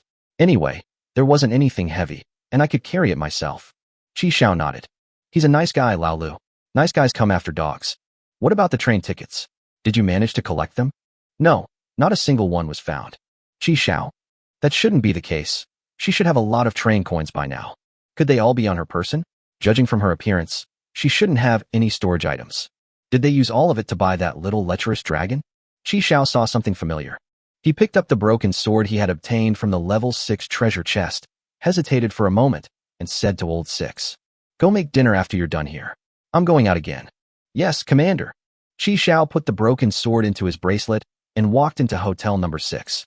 Back in the hotel lobby on the first floor, Li Huizi placed her hand on her chest and let out a long sigh. "Great, it's finally out." Qi Xiao tossed the knife to him, and Li Huizi caught it, bowing deeply to Qi Xiao to express her gratitude. The two walked out of hotel number 6 one after the other. When they saw that their train had disappeared, Li Huizi's body still instinctively flinched, even though she had prepared herself mentally. So he's really gone. The train itself doesn't matter. It's just a pity that all the uniforms and Huahua's toys are gone. Li Huizi didn't dwell on this for long. She quickly adjusted her mood and thought, "I'm still alive. That's good enough. There will be more opportunities to collect more beautiful JK uniforms in the future, and also to buy new toys for Huahua." Li Huizi smiled and turned to look at Qi Xiao. Speaking of which, she had to thank this man. Qi Xiao had been observing Li Huizi's changing expressions the whole time. When Li Huizi turned to look at him, Qi Xiao grinned, revealing an innocent-looking smile. The two smiled at each other, and Li Huizi bowed deeply to express her gratitude to Qi Xiao once again. Just then, a small black dog ran over, followed closely by Lao Lu. Was it him? Li Huizi's expression clearly froze when she saw Lao Lu. So they were traveling together? So this is his son? But he looks so young. He should be about my age. You became a father so early? The black wind monster first ran to Qi Xiao's side and licked his trouser leg. Then its gaze was drawn to the little fire dragon in Li Huizi's arms. The sixth brother then approached Qi Xiao and reported, "Commander, the meal is ready and we can eat at any time." Qi Xiao patted Lao Lu on the head and praised him, saying he had done a good job. "I'm really hungry. Let's hurry back and eat." "Where's your sister, Shi? Is she still lying there like a corpse?" The sixth brother scratched the back of his head and said awkwardly, "Sister, she has already started eating." Qi Xiao, "Damn, this is a rebellion. We need to get back quickly."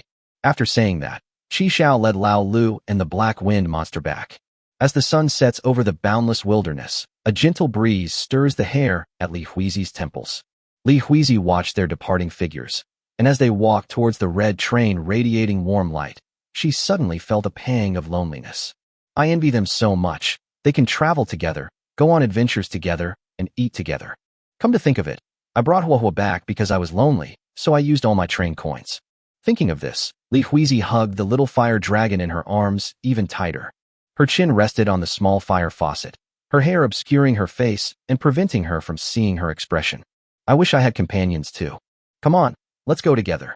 Upon hearing Qi Xiao's voice, Li Huizi silently raised her head.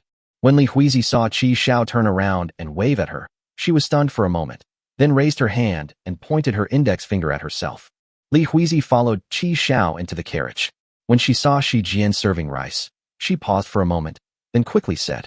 Shi Jian turned around, and when she saw the little fire dragon again, her eyes lit up. She put down her rice spoon, rushed to Li Huizi, and reached straight for the small fire faucet. "This little dragon is so cute." "Oh, so you bought it?" Qi Xiao looked at him with disdain, showing no respect whatsoever. The two were speaking in the language of cherry blossoms, which Qi Xiao couldn't understand. A short while later, Shi Jian took the little fire dragon from Li Huizi and held it in her arms. "Sixth brother, bring me another bowl of rice." Lao Lu cooked the dishes that Qi Xiao had taught him: scrambled eggs with tomatoes, stewed beef brisket with potatoes, and hand-torn cabbage. Li Huizi wasn't actually very hungry because she had eaten the oil pills Qi Xiao had given her, but she still politely ate a few bites. Seeing that the time was right, Qi Xiao said to Shi Jian, who was holding the little fire dragon, "Translate this for me. Just say that someone was dismantling her car, and it was me who, after a fierce battle, managed to protect her car." But seeing that she had not returned for a long time, and with the train indicating that it was about to depart, we had no choice but to resort to this desperate measure and dismantle her carriage. But all the things have been brought back to her. She can go and check them herself later. Shi Jian looked at him with disdain. "You're really shameless." "Nonsense. Translate properly, and it would be best to tell more about how I repelled the enemy and bravely defended her train." "Just translating isn't enough. I have to make it up myself, right?" Shi Jian rolled her eyes at Qi Xiao, then began to translate Qi Xiao's words to Li Huizi. Li Huizi nodded repeatedly, and her gaze toward Qi Xiao became even more respectful. After hearing Shi Jian's words, she immediately put down her bowl and chopsticks, stood up, and bowed 90 degrees to Qi Xiao to express her gratitude. She said she was so grateful to you that she didn't know how to repay such a great kindness. Chapter 78. You smell good. Wait a minute, there's something you need to make clear. You can return the items to her, but not the upgrade materials. Just say I've used them all up. Shi Jian rolled her eyes at Qi Xiao and continued translating. She said it was okay, as long as the things were still there, that was good enough. Qi Xiao nodded. It seems that Xiaomi's translation is quite good, without any personal bias. The main reason is that the resource transfer records, including those on the trading platform, cannot be deleted. No wonder Kong said he couldn't transfer upgrade resources to himself.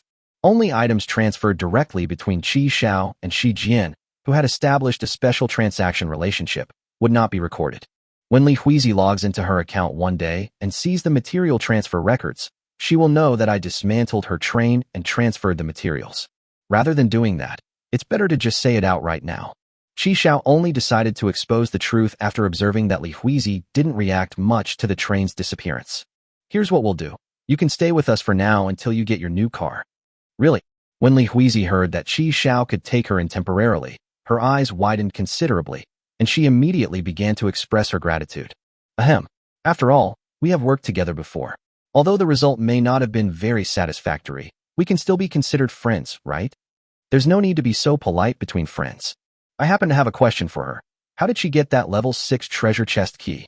Qi Xiao wasn't sure if he had never encountered this before, or if the station simply didn't give prior notice. It seems more likely that we haven't encountered this before. Qi Xiao was quite confident about the functionality of the station preview module. In worlds like those with strange and fantastical rules, the rules are displayed directly. During thunderstorms, the latest departure time will be displayed directly. She said she got it in an old castle.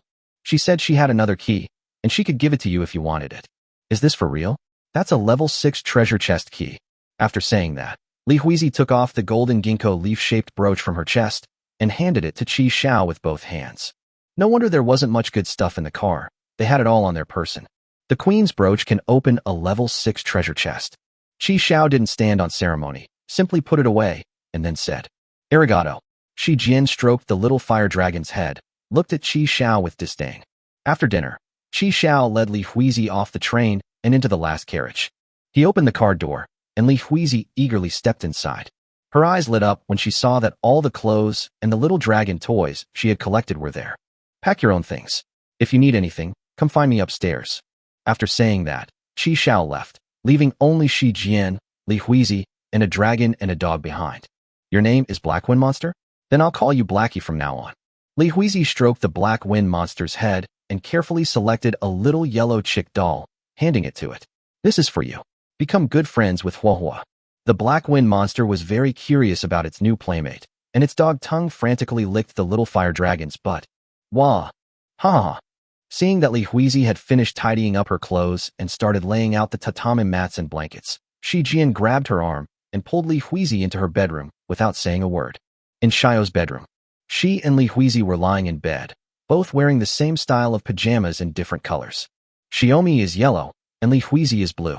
The Black Wind Monster and the little fire dragon lay at the foot of the bed, licking each other's bodies. How about it? Isn't my Simmons mattress big and soft? Wee, you smell so good. Shi Jian held Li Huizi's hand and buried her head in her hair, sniffing it intensely. What shampoo do you usually use? It has a faint cherry blossom scent. Wee, your hands are so small and soft. Hee. Li Huizi swallowed hard, feeling as if she had boarded a pirate ship. In the middle of the night, Shi Jian got up to change her sanitary napkin. She was still half asleep when she noticed that Li Huizi was not asleep yet. Wee, why aren't you asleep yet? Li Huizi placed her hands on her lower abdomen and kept her legs together, appearing very reserved. I've always slept on tatami mats since I was a child. This is the first time I've slept on a bed like this. It's so soft, and I'm not used to it. I see. So I wasn't used to it at first either, but I got used to it after sleeping on it for a while. As she spoke, Shi Jian lay back down, her arm resting on Li Huizi's chest. Li Huizi sighed, closed her eyes, adjusted her breathing, and began to sleep. Inside the gravity-controlled carriage, Qi Xiao turned off the treadmill, let out a long breath, and began to do post-run stretches. Initially, under 3 times the gravity, it took Qi Xiao 2 hours to run 5 kilometers. Now, under 3 times the gravity, Qi Xiao can run 5 kilometers in just 1 hour and 5 minutes. It can be said that the progress has been rapid. Inside the gravity-controlled carriage, Qi Xiao's endurance, speed, and strength were greatly improved through training. The enhancement of his physical abilities allowed him to slow down time many times over and extend the duration of his word of power, time 0. Qi Xiao had a premonition that once he could run 5 kilometers in under 3 times the gravity in less than half an hour, killing someone with Zhou Ji's strength would be a piece of cake. During his break, Qi Xiao searched for level 6 treasure chests on the trading platform. The price of a level 6 treasure chest is generally around 160 train coins, with a fluctuation of no more than 10 train coins. That's really expensive. A level 6 treasure chest can yield 60 train coins, breaking even at 60, which is equivalent to spending 100 train coins to open blind box items. Although Qi Xiao currently has 237 train coins, he ultimately couldn't bring himself to buy them. I just opened a level 6 treasure chest and got some crimson dice today. I have enough items for now. Now that the hen that lays golden eggs is gone, we can't be so extravagant. However, the multi-purpose fertilizer was cheaper than Qi Xiao had imagined. The market price was 5 kilograms per train ticket, and that's what everyone was paying for. Qi Xiao spent 20 train tickets to buy 100 kilograms of peaches, which he then scattered around the peach saplings. Looking at the peach saplings gleaming with green light, Qi Xiao silently prayed, "Grow up quickly, grow up quickly." The next day, once Qi Xiao confirmed that no new trains were stopping at 8 o'clock, he went back into hotel number 6 to collect supplies.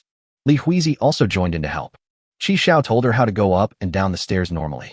When Li Huizi asked him how he knew, Qi Xiao put his hands on his hips and said with extreme confidence, "Of course, I figured it out by personally experimenting and testing it time and time again." Her knife was very sharp, and her knife skills were quite good. Cutting through wooden doors and beds was no problem for her. This changed Qi Xiao's opinion of her quite a bit. Previously, Qi Xiao had always thought she was just all show and that the knife she was holding was just for show. And so, Li Huizi chopped up the wooden doors and threw them out the window.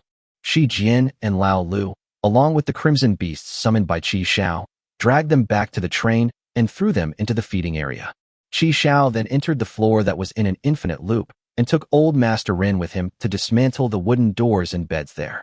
Double the harvest. The only downside is that the weirdness didn't refresh. They were indeed all killed by Qi Xiao. In the evening, Qi Xiao cooked stir-fried pork with chili peppers, hand-shredded cabbage, sweet and sour pork, hot and sour shredded potatoes, baked pumpkin with cheese, and watermelon for dessert. After chopping wood all day, Li Huizi's mouth watered at the sight of the sumptuous dinner. After eating Qi Xiao's cooking, she had a new impression of him. I never expected him to cook so well. It's true that guys who can cook are a big plus. Li Huizi didn't know why she was thinking about these things, and her face involuntarily turned red. After dinner, Li Huizi volunteered to wash the dishes with Lao Lu. Just then, Shi Jian returned with a bath towel and chased Qi Xiao and Lao Lu out. "Don't come in." Shi Jian glared at Qi Xiao and then took Li Huizi into the bathroom. The door opened again, and Shi Jian handed over a toothbrush cup. "Your toothbrush." Before long, the sounds of rushing water and 2 people playfully fighting could be heard from inside. The little dragon bathing with them would occasionally let out joyful cries. "Train Commander, who is she talking about?" "I'm talking about you, not me." "Commander, let's shower together later. I'll even scrub your back." "Forget it. I reckon by the time they finish washing, the water will be gone."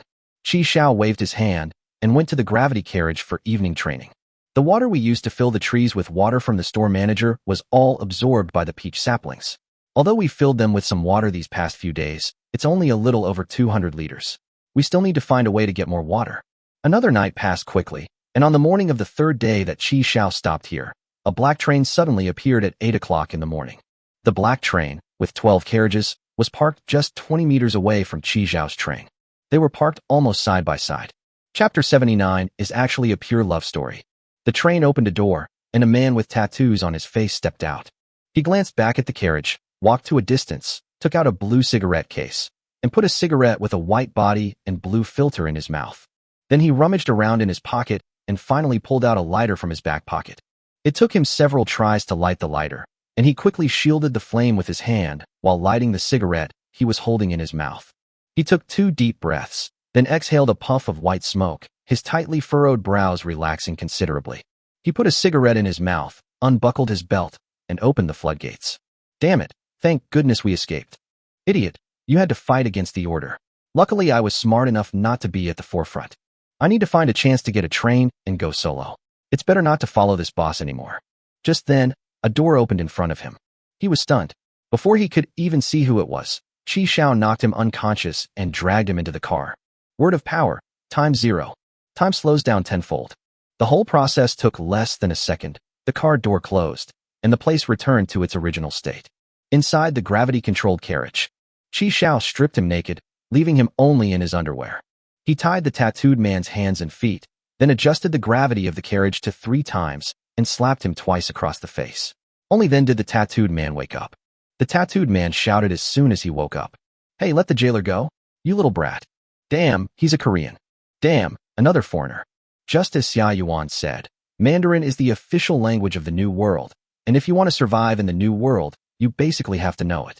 Although this Korean's Mandarin isn't very standard, it's enough for everyday communication. Urinating or defecating anywhere is not a good habit. Chi Xiao looked at him with displeasure, especially since they pointed their guns at my carriage. "You son of a bitch, let go of your dad, or I'll mess with you."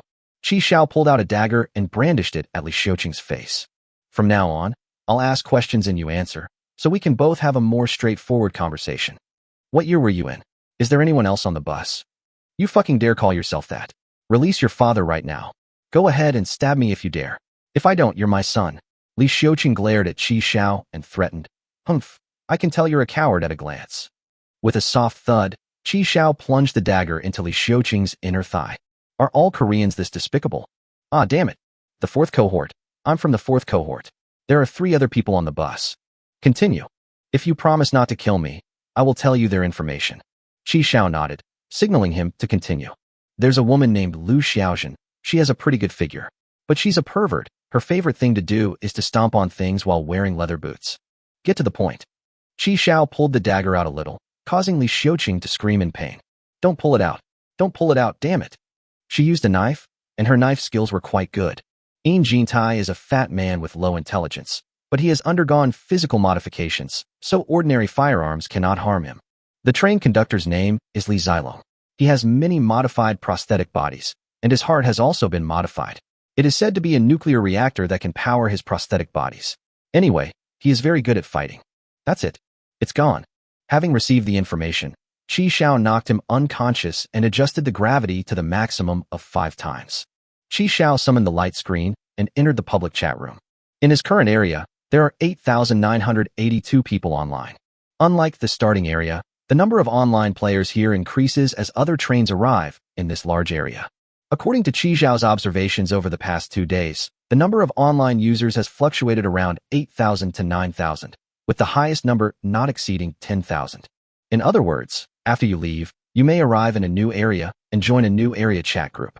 This is the biggest difference from the starting village. In the newbie village, everyone stayed in one area chat group, and that group was never changed until the very end. Chi Xiao searched for Li Zilong, and one appeared on the screen, level 32. Yes, Li Xiuqing is telling the truth. Li Jieyong is indeed a real person. Li Jieyong's ranking in the chat room is not low, at number 97. Chi Xiao was in the 16th grade, ranking over 8,300th.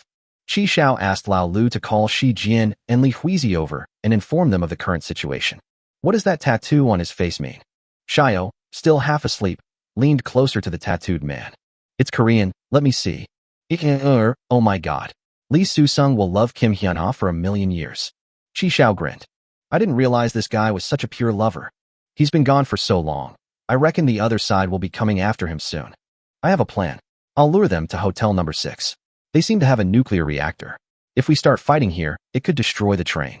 Chi Xiao put on the 1,000 transformations human skin mask and began to sculpt his face. He quickly sculpted a face of Li Susung, perfectly recreating it, including the tattoos. After changing into the Galaxy combat suit, the two are indistinguishable unless you look closely. Wow. Commander, you can change your expression? Xiaomi gave a thumbs up in affirmation. Li Huizi's already large eyes widened even more. Chi Xiao began to explain the battle plan. Li Huizi and I will be responsible for bringing the people into the hotel. Lao Lu, you sneak into their car and check. If there's no one there, do as I say. 6th brother, you're crucial. I need you to deliver messages to us. Can you complete the mission? Old 6 stood ramrod straight, his expression serious. Mission accomplished. Li Huizi held the black silk stockings, at a loss for what to do. Because Qi Xiao told her to put this on her head. You'll be playing a robber in a bit, and robbers all have to wear stockings over their heads, Qi Xiao said confidently. Most importantly, don't let the enemies see your face. Hearing Qi Xiao's explanation, Li Huizi nodded and put the black stockings on her head. Qi Xiao stroked his chin and nodded affirmatively. The effect is good. Very good, let's begin. Wait, what about me? Seeing that everyone else had tasks, Shi Jin pointed to herself and asked, What about me? What am I supposed to do? Qi Xiao glanced at Shi Jin and said, Go wash the breakfast dishes. Yu Hyoyoung had long, flowing hair. She was dressed in all black, with black patent leather high heels, and looked at Li Jiryong. Is no one selling information about hotel number 6? Yes, but it's not an information lock for order, so its authenticity can't be guaranteed. Li Jiryong's limbs are all mechanical, including his right eye. He was half bald, and the other half sported a red, spiky hairstyle. He was also wearing a set of mechanical armor, which firmly protected his body except for his head. Let's take a break. We won't explore this stop. Li Jiryong shut down the light screen. Where's Susum? Why isn't he back yet? Smoking for so long. Lu Xiaojun scoffed dismissively. He ran away, that coward. Go and check on it, just in case anything goes wrong. Just then, Yin Jintai rushed in. Boss, no, this is terrible. I saw Xiaoqing get knocked unconscious by a woman wearing a JK skirt and stockings over her head, and dragged into a hotel outside. Wait, are you sure it's Xiaoqing? You're not seeing things. It's him. Who else but him would get that tattooed on their face? Li Jiryong immediately gave the order. Hyoyoung, you stay here and guard the car. Kim Tae, let's go check it out. Wait, why should I guard the car? Let Kim Tae stay. Yu Hyoyoung picked up her knife. The hotel is cramped, and his size won't allow him to fight effectively. Li Jiryong hesitated for a moment, then nodded in agreement. The two got off the train and entered hotel number 6 one after the other. The lobby was completely empty. It was so quiet you could hear a pin drop. Damn it, the thermal imaging and infrared sensors were destroyed by those order guys, otherwise they wouldn't have been able to hide. Just then, Lu Xiaojun walked up the stairs, bent down, and picked up a blue cigarette box. That's right, it's Li Xiaoqing's. He only smokes this kind. Li Jiryong glanced at the stairs. Let's go upstairs. Chapter 83 against 1. The advantage is mine. Hotel number 6, 5th floor, standard. Just in case, Qi Xiao and his group went up 2 more floors. The wooden doors and beds on this floor were still intact. Qi Xiao leaned against the window of room 505, observing the black train below. He looked for a long time and saw only a fat man sitting at the entrance of the carriage. Qi Xiao simply laid down on the bed, pulled the blanket over himself, and closed his eyes to rest and recharge. We can't see anything, so let's just wait patiently for Lao Lu. Li Huizi removed her black stockings from the bathroom, folded them up, and then tidied her messy hair in front of the mirror. After confirming that her appearance was fine, Li Huizi walked out of the bathroom and saw Qi Xiao lying on the bed with his eyes closed, already asleep. Because of the language barrier, Li Huizi could only sit silently at the foot of the bed. Just then, there was a knock on the door. Commander, may I come in? Qi Xiaoting sprang up from the bed. Enter. Old Six walked in, naked, and reported the situation to Qi Xiao. Commander, a man in strange armor and a woman in black have come in. There's only a very tall and fat man left in the vehicle.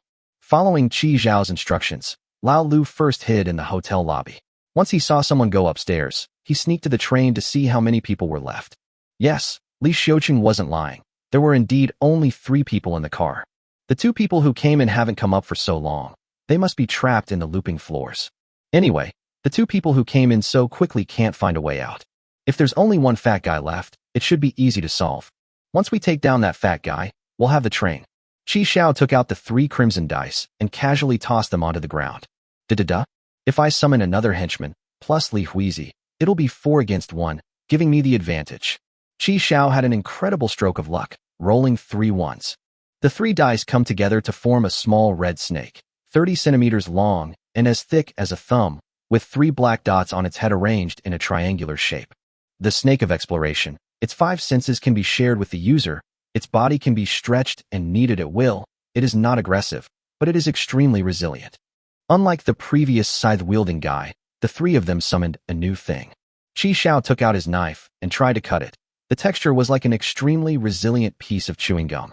At the same time, its perspective and perception were also conveyed to Qi Xiao. Qi Xiao adapted quickly. It's good for scouting, but not so helpful for fighting. Qi Xiao shook his head.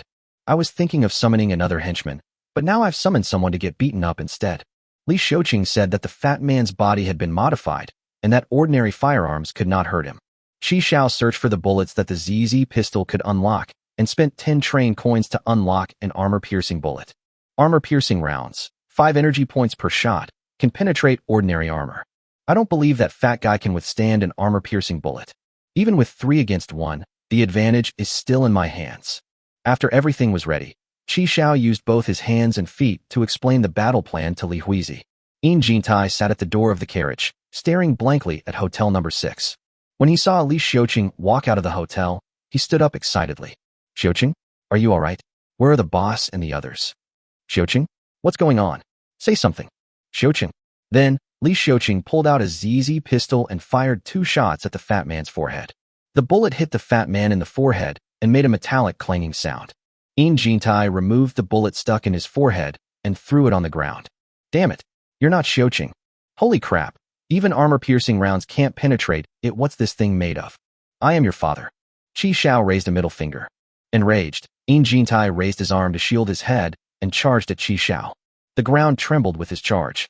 Yin Jintai was like a dump truck, and Qi Xiao immediately switched to frost bullets, aiming at his legs as he retreated. Although it couldn't hurt him, the frost bullets did slow down his charge.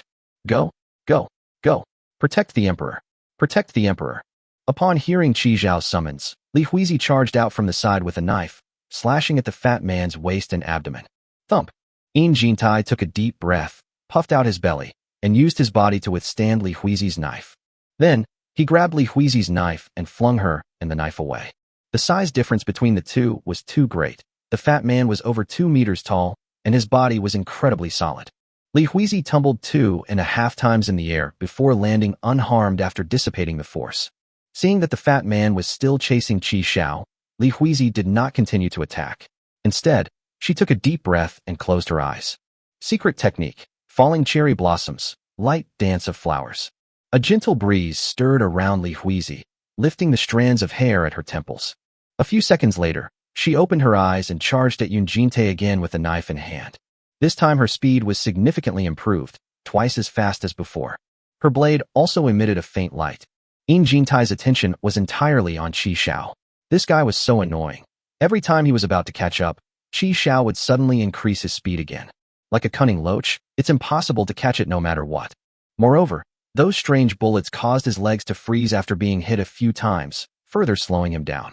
Yin Jintai sensed a blade coming from behind him, and once again chose to take the hit head-on.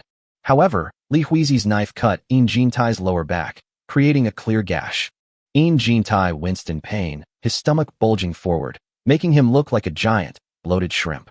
Damn it! He stopped chasing the annoying fly and turned his attention to Li Huizi, who had injured her. Flies may be annoying, but they can't hurt you. This woman is different. She actually managed to cut through my modified pig skin. We need to deal with her first. Seeing Yin Jintai turn around and start fighting with Li Huizi, Qi Xiao nodded in satisfaction. That's right. Give the marksman a safe environment to deal damage. Although he didn't know what Li Huizi had done, Qi Xiao could tell that her speed had increased significantly. Yin Jintai's heavy body couldn't touch Li Huizi at all, and he was being beaten unilaterally. Qi Xiao, meanwhile, provided follow-up fire from a distance, using frost bullets to restrict Yin Jintai's movements. However, although Yin Jintai had many cuts made by Li Haijia, none of them were fatal. This guy is incredibly resilient. It'll take forever to beat him up. Qi Xiao took out Lust, and then took out the bottle of Toad Potion to enchant it. Toad Potion, taken internally, invigorates the spirit and increases agility and recovery. However, external use can lead to poisoning. I'll give it a try and see how it works. Word of power, times 0. Time slows down tenfold. In Qi Xiao's eyes, the two people seemed to be frozen in place. Qi Xiao suddenly rushed behind Yin Jintai and plunged a knife into his neck. Half a second later, Qi Xiao returned to his original spot. Qi Xiao suppressed his lust. The fat man's body was indeed much harder than the average person's. It feels like aged cured pork skin, both hard and tough. It's the feel that lust dislikes. Qi Xiao pulled out his ZZ pistol and continued to provide remote support. Yin Jintai was startled, feeling as if he had just been stung by something. But before he could think any further, Li Huizi's knife attacked him from the side again, and he could only struggle to defend himself. It's all right, it can cut through my pig skin, but that's about it. I could feel her speed slowing down. If I could just hold on until she couldn't hold on any longer, I would win. Yoon Jin-tae was very confident that these two couldn't kill him. Suddenly, Yoon Jin-tae felt an itch on his neck. The wound on his neck quickly turned red, and his skin began to break out in a fine, toad-like rash. It itches. It's so itchy. As the red bumps continued to spread, more and more areas became itchy. Compared to the knife wounds on his body, this strange itching sensation was clearly more unbearable. It was so itchy that Yoon Jin-tae wanted to peel off that layer of skin himself. What's going on? This woman's knife is poisoned. Yoon Jin-tae was horrified. He backed away in terror, frantically clutching his neck. That's where the bumps are the most numerous and the itchiest. Chapter 81 Safe Distance. Yoon Jin-tae looked at the blood in his hand after grabbing the neck. That's impossible. This woman didn't cut my neck. When did I get injured on my neck? It was getting itchier and itchier. Yoon Jin-tae scratched the red bumps until they broke open and started to ooze white fluid. Something's wrong, run. Back to the train. There's an antidote on board. Yoon Jin-tae retreated repeatedly, rushing towards the train. My hand seems to have lost all feeling. Numbness, suddenly so numbness. The numbness made my hand feel like it didn't belong to me, completely out of my control. It was white fluid oozing from the bumps, and the areas touched by the fluid started to feel numb. If he doesn't scratch, it itches. If he scratches it raw and gets a white liquid on it, it goes numb. Yoon Jin-tae is going crazy. Ah, damn it. Li Huizi also noticed that something was wrong with him and pressed her advantage.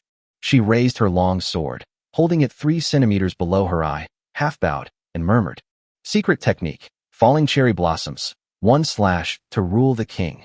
Suddenly, Li Huizi vanished from her spot, her figure moving with the grace of a falling cherry blossom. The next second, her knife traced a beautiful arc around Yoon Jin-tae's neck. Yoon Jin-tae collapsed to the ground with a thud, his massive body kicking up a cloud of dust. He eventually collapsed at the train carriage door.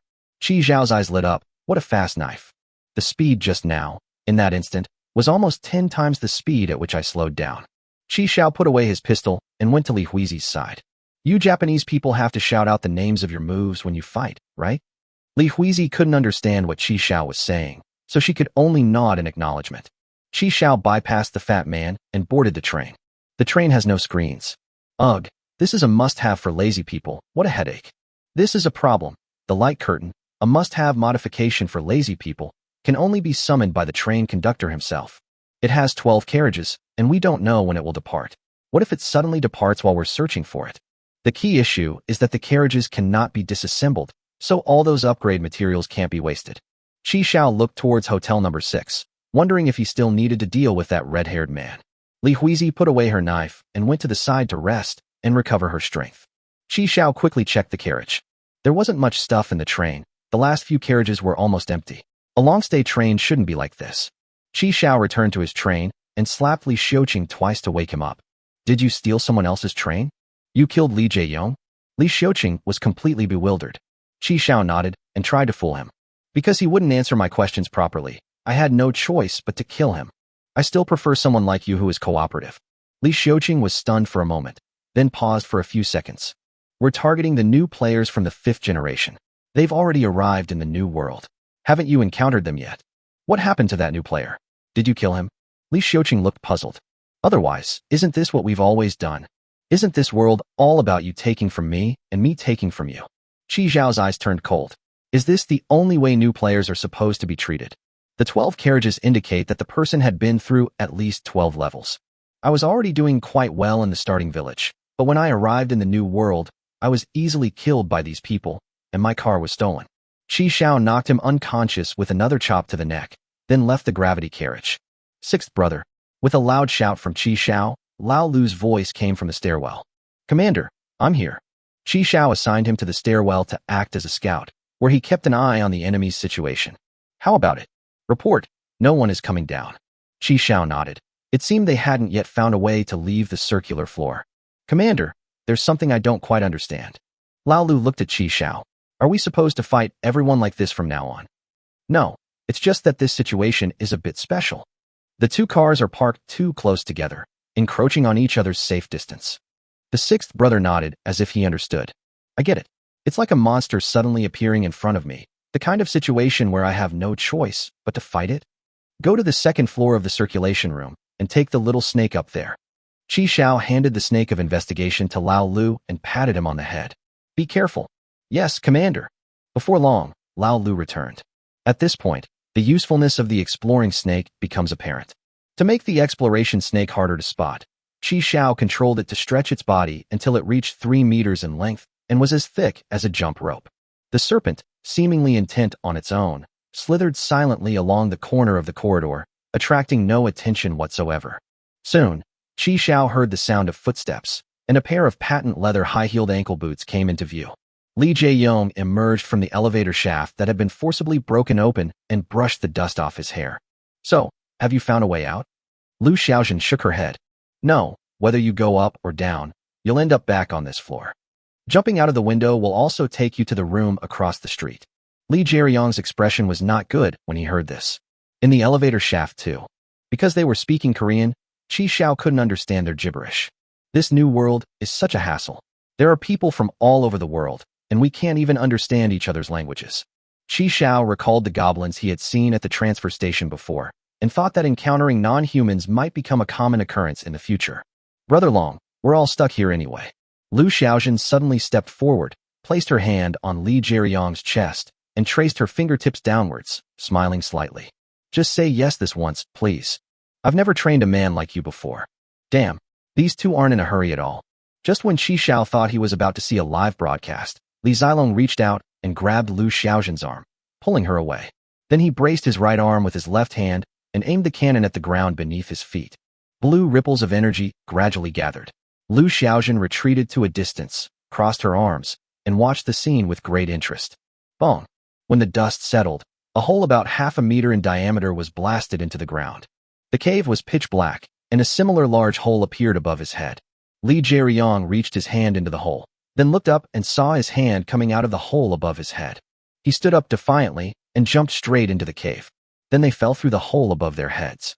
After trying it, Li Jae-sung's expression turned serious. Qi Xiao saw this scene through the shared vision of the probing serpent, and he suddenly opened his eyes. My goodness, his gear is pretty awesome. That suit of armor didn't look like it was worn. It looked more like it had been modified.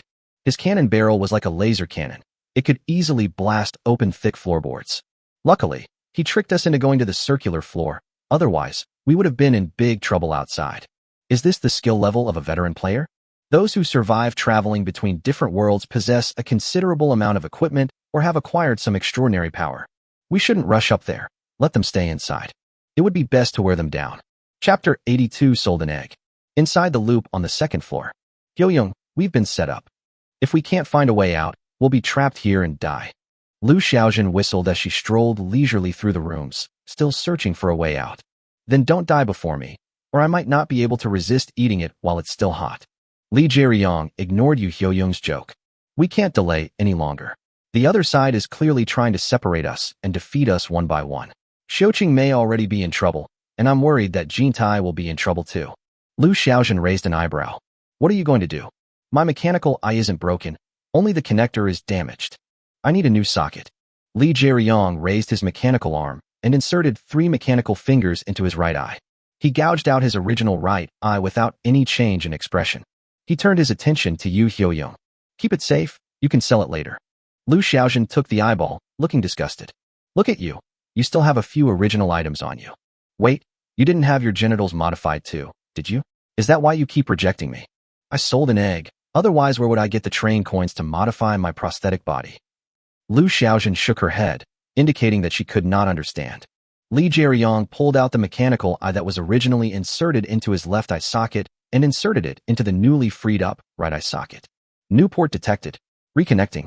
Overriding previous program. Fault. Initiating self-repair. Repair complete. Loading driver. Driver loaded. Activated. Li Jae-yong's mechanical eye emitted a red beam, scanning the footprints on the ground that were invisible to the naked eye, and began analyzing the data.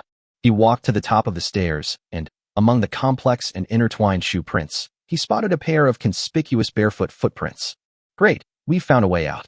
Just then, he scanned a corner and found something that shouldn't be there. It was a long, rope-like thing, tucked away under the baseboard in the corner of the corridor. He extended a laser blade from his right arm and slashed at it.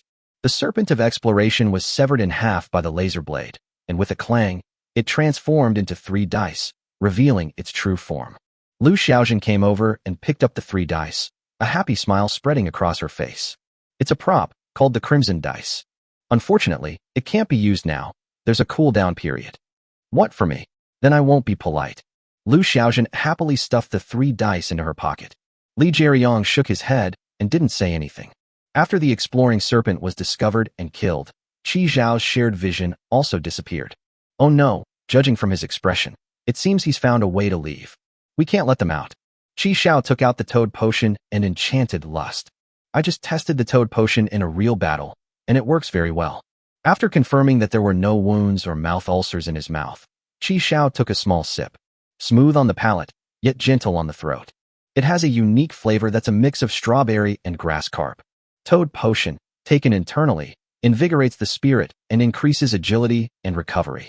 After disguising himself as Li Xiaoqing once again using the 1,000-faced human skin face and the galaxy combat suit, Qi Zhao stepped onto the stairs. One strike, and it's a sure kill. Stepping onto the last step, Qi Zhao arrived at the 2nd floor of the circular building. At the same time, he also saw Li Jieyong and Yu Hyoyong. This time, it wasn't about sharing a perspective, but about actually standing in front of the other party. Lu Xiaojun was clearly taken aback when she saw that the person who came was Li Xiaoqing. The next second, a line of blood spurted from her neck, splattering all over Li Jieyong's face. Qi Zhao had already disappeared from their sight. At this moment, Qi Zhao was hiding in room 201 next door. He disguised himself as Li Xiaoqing just to make them pause for a second. In battle, even a moment's hesitation can lead to unpredictable consequences. Before coming up, Qi Zhao had already decided to kill that woman first. She doesn't seem to have any special power. Killing her will reduce the enemy's numbers first. The moment they saw each other, Qi Zhao activated the word of power, ×0. Time slows down tenfold. 1 slash, throat cut. Disguise, approach, assassination, all done in one smooth motion. When Qi Zhao heard a thump outside, he knew he had succeeded. Damn it! Li Jieyong extended a laser blade from his right arm and sliced open the door to room 201. There was no one in the room. The next second, he was shot several times in the back, but his armor blocked the bullets. Qi Zhao stood in room 202, holding a gun, and clicked his tongue. This crappy armor-piercing round, how come it can't penetrate anything? Before Li Zilong rushed into 201, Qi Zhao had already climbed through the window and arrived at 202 on the opposite side. Switch to frost bullets. Bang bang bang bang bang. Each frost bullet struck Li Jieyong's armor joints with pinpoint accuracy. The armor that was originally protecting him has now become a cage trapping him because all the joints are frozen. Great, it works. After temporarily immobilizing Li Zilong, Qi Zhao continued to fire from a safe location. The armor on Li Jieyong's body began to heat up, and the frost at his joints gradually melted. At the same time, he put away his laser blade, switched to a cannon, aimed it at Qi Zhao, and blue ripple energy began to gather. Holy crap, that's the move. That energy cannon can blast through the floor. Qi Zhao rolled away and disappeared from Li Zilong's sight. At the same time, the cannon shot blasted a large hole in the spot where Qi Zhao had been standing. Because the frost bullets weren't replenished in time, Li Jieyong's frozen joints were freed by the armor heating up, and he was able to move again. He then switched to the laser blade and used the scanning function of the mechanical eye to search for Qi Zhao's whereabouts. So fast, it's beyond the reach of the naked eye. When Li Jieyong saw Yu Hyoying lying in a pile of blood on the ground, a fierce rage ignited in his eyes. He closed Lu Xiaojun's eyes, took his own eyes back from her hand, and put them in his mouth. One bite, and your mouth is bursting with flavor. Li Jieyong swallowed what was in his mouth and stood up. Hyoyong, I will avenge you. Just as he was searching for Qi Zhao's whereabouts, he felt a violent tremor in his neck. Qi Zhao was right behind him, and lust was aimed at his neck. Qi Zhao took the initiative to approach him. The vibration, a high-frequency vibration, was transmitted through the armor to Li Jieyong's entire body. He felt as if he were inside a vibrating screen, and that he was a piece of pork being constantly vibrated and screened. Finally, the high-frequency vibration of lust forcefully broke through the armor on Li Jieyong's neck, and with a crisp cracking sound, the armor on his neck disintegrated. The nature of lust means that it is more likely to cause damage to hard objects. On the contrary, the kind that is soft and resilient is not so easy to deal with. The knife tip grazed Li Jieyong's neck, leaving a thin, long bloody mark. Chapter 83: The Sneaky Playstyle. Li Jieyong turned and delivered a powerful side kick, sending Qi Zhao flying. He wiped his neck, looked at the blood on his hand, and his expression was extremely ugly. What kind of knife is that? It looks like just an ordinary short blade, yet it managed to cut through my armor? No, that's not right. It wasn't cut open, it was more like it was violently shattered, like her mother's vibrator. Although lust was a weapon forged by the Dragon King Norton, in the hands of an ordinary person, it is just an ordinary wakizashi made of special materials. In other words, Qi Xiao has dragon blood, which is why he can activate his special ability of vibration. After rolling around a few times to dissipate the impact, Qi Xiao pushed himself up from the floor. Glug! A mouthful of blood rushed to his throat, and a metallic taste filled his mouth. He wiped the corner of his mouth with the back of his hand, resisting the urge to spit out the blood, and swallowed it down forcefully. A refreshing sensation surged from his limbs and bones as the immaculate fruit began to repair his injured body. Great, it's on his neck. All we need to do now is stall him and wait for the poison to take effect. Without giving Li Zilong a moment to catch his breath, Qi Xiao pulled out his ZZ pistol and unleashed a torrent of frost bullets as if they were free. Suddenly, light blue arcs of electricity appeared around Li Zilong's body. These arcs seemed to form an invisible barrier, blocking the frost bullets. Li Jieyong suddenly felt an itch on his neck, and red rashes began to grow on the wound that Qi Xiao had cut. Something's wrong. That knife is poisoned. He raised his right hand, flicked out a laser blade, and sliced off the injured skin on his neck. Qi Xiao clicked his tongue when he saw Li Zilong's throbbing trachea. So ruthless. Judging from this, the toxins probably haven't had time to spread yet. Li Jieyong dropped the skin in his hand, stomped his foot, and charged towards Qi Xiao despite the frost bullets. As Li Zilong advanced, the filaments of the overhead tungsten lamps all broke. As Li Jieyong drew closer, Qi Xiao felt his hair and body hair stand on end. Li Jieyong slashed diagonally with his laser blade, but missed, only managing to cut a gash in the wall. Qi Xiao disappeared on the spot. Just as he turned around to look for Qi Xiao's whereabouts, Qi Xiao appeared behind him, puffed out his cheeks, and suddenly spat out a mouthful of toad medicine into his wound.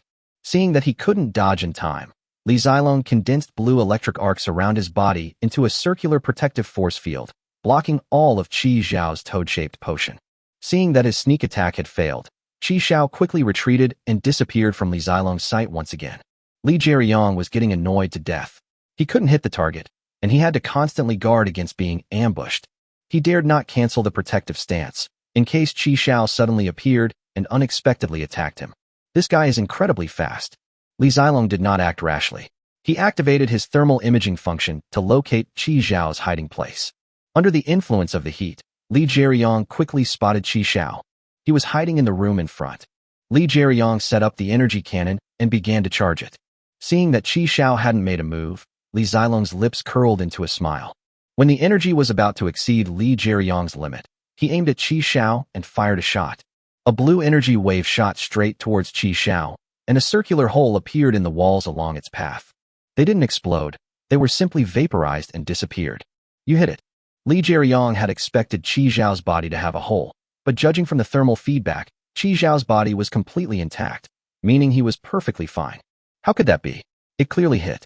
At this moment, Qi Xiao was holding the level 8 treasure chest in front of his chest. The blue energy wave, capable of melting reinforced concrete, struck the level 8 treasure chest, but had no effect whatsoever.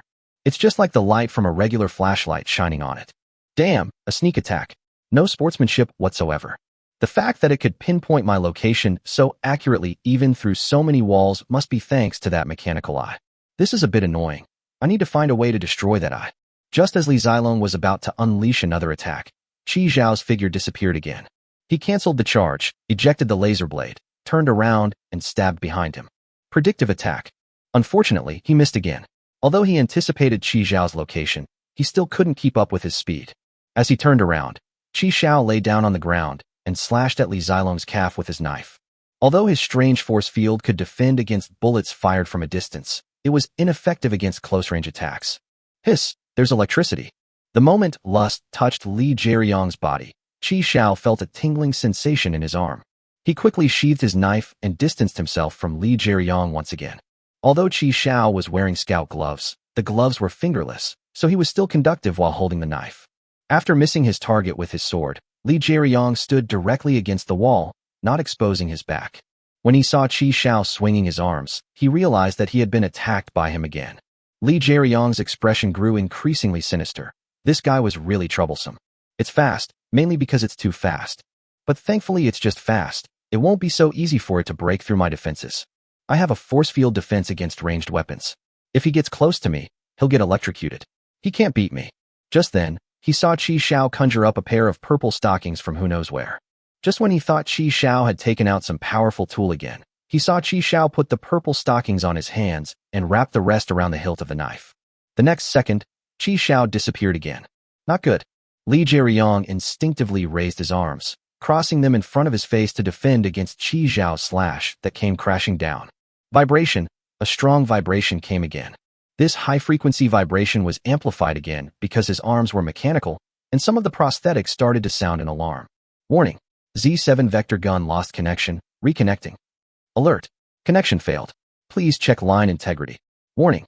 Loose Z5 prosthetic eye socket detected, resetting. Warning. The prosthetic body is overheating. Please do not keep the electrostatic field on, or turn off the heating function. With the protective stockings providing insulation, Qi Xiao wasn't electrocuted this time, and he successfully damaged the opponent's left arm. Damn it, I'm going to kill you. Seeing that his left arm was about to be severed by Qi Xiao, Li Zilong abandoned his defense. He tilted his head back, opened his mouth, and shot out a pure energy wave.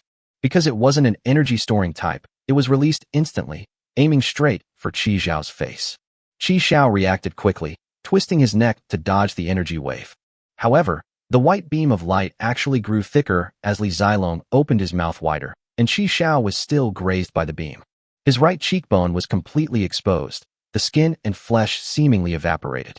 By the time he closed his mouth, Qi Xiao had already disappeared. That son of a bitch, he's like a ghost. He'll hit you once and run away. Li Jieyong had never seen such a despicable fighting style before. He couldn't stand it anymore, so he activated the jetpack on his foot and quickly rushed towards the stairwell. Chapter 84. The sudden appearance of Li Huizi. He rushed to Lu Xiaozhen's side, turned off the static field, and picked her up. Li Jieyong activated the infrared scanner and followed the barefoot footprints downstairs. The footprint didn't appear on the last 3 steps, which must be the secret to getting out of here. 10, 11, 12. Just as Li Jieyong stepped onto the 13th step, a girl wearing a JK skirt suddenly appeared. Her beautiful face was full of indifference, and she held a long white knife in her hand. Her eyes were filled with murderous intent as she looked at me.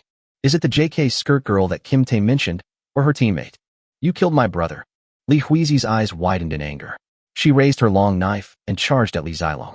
Although Li Jieyong looked completely bewildered, he immediately extended a laser blade from his right arm and easily caught Li Haijia's knife. Compared to Qi Xiao, this girl in front of him is far too slow. Li Jieyong's laser blade easily cut Li Haijia's knife in half, or rather, melted it. At the same time, he raised his leg and kicked Li Huizi away. Li Huizi's arm was cut by a laser knife, and blood dripped onto her white silk stockings, like blooming cherry blossoms. She struggled to her feet, holding the broken knife, blood trickling from the corner of her mouth. Secret technique, falling cherry blossoms, the sound of flowers weeping. A gentle breeze swirled around Li Huizi, and the broken knife in her hand was shrouded in a faint glow. Qi Xiao was hiding in the next room, having just finished drinking a bottle of the basic healing potion that Kong Yu had given him. Although the attack failed to destroy the opponent's prosthetic eye, it still yielded some results. With the help of the immaculate fruit, the flesh and blood on Qi Xiao's face were growing rapidly. Damn, it hurts so much. You still can't be greedy with your kills. However, the objective has been achieved. When Qi Xiao retreated, he left some good things for Li Zilong. Just then, he suddenly heard Li Huizi shouting. What's going on? How did this guy get in? Unable to wait for his injuries to fully heal, Qi Xiao quickly left the room and went to the stairwell.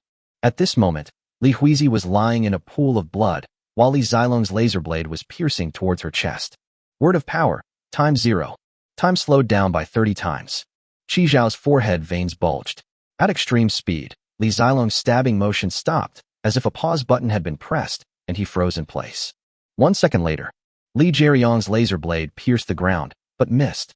Qi Xiao held Li Huizi and stood a few meters away from him. Seeing Qi Xiao reappear in front of him, Li Zilong stood up. At this time, he only had his right arm left. His left arm was gone, and the gap revealed a jumble of wires inside. He suddenly opened his mouth, and another energy wave shot out. But this time he missed. Having learned his lesson before, Qi Xiao was prepared and had already disappeared from the spot. Li Jieyong's prosthetic eye quickly switched to thermal imaging mode to search for Qi Zhao's whereabouts. You can't escape. Just then, another alarm sounded. Alert! Z5 prosthetic eye under attack. Alert! Z5 prosthetic eye under attack. What is it? Li Jieyong wiped his prosthetic eye. There was some silvery liquid on his hand. Nanobugs. Where did these nanobots come from? He quickly flicked his hand, shaking off the silver liquid. The silver nanobots, like locusts, were gnawing at Li Jieyong's prosthetic eye. Activate jamming function. Li Jieyong quickly activated the interference function, but the nanobots ignored it and were completely unaffected. Which version of nanobots is this? How could it withstand my interference? The nanobots, like maggots clinging to bones, continued to gnaw at Li Jieyong's prosthetic eye. It belongs to that man. I didn't see any prosthetic modifications on him, so the control range of this nanobot must be very short. Run. Just get away from him. Li Jieyong quickly returned to the 13th step, but Yu Hyoyoung was already gone. Hyojong, where is Hyojong? Just then, Qi Xiao appeared at the top of the stairs, carrying Lu Xiaozhen's body. He looked at Li Jieyong coldly. Hyojong. Li Jieyong roared hysterically, his right arm flashing out a laser blade as he charged at Qi Xiao once more. Warning. Z5 prosthetic eye lost connection, reconnecting. Alert. Connection failed. Please check slot integrity. Alert. Connection failed. Please check slot integrity. After the nanobots ate up Li Jieyong's prosthetic eye, he became completely blind. Having lost his most important sense, Li Jieyong slipped and fell to the ground with a thud. The nanobots continued to gnaw at other prosthetics inside his eye socket. As various alarms sounded, Li Jieyong knew he had lost. He reluctantly raised his head, opened his mouth wide, and tried to fire one last shot. But he only made ah-ah sounds and failed to shoot out a white beam of light. The energy cannon's path has been disrupted by the nanobots. Li Jieyong reluctantly shut his mouth. He staggered to his feet, used his one arm to support himself against the wall, and climbed up step by step. The nuclear reactor inside his body began to initiate its self-destruct program. He looked up, his eyes were empty, and he couldn't see Lu Xiaozhen. Hyoyoung, actually I sold both of my eggs. If you knew, you would definitely laugh at me. Hyoyoung, not good. Word of power, time 0. Time slows down 50 times. The bluish-purple veins on Qi Zhao's face were surging wildly, looking as if they might burst at any moment.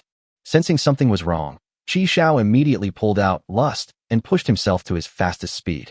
At extreme speed, the Lust strike seemed to cut a gap in this space.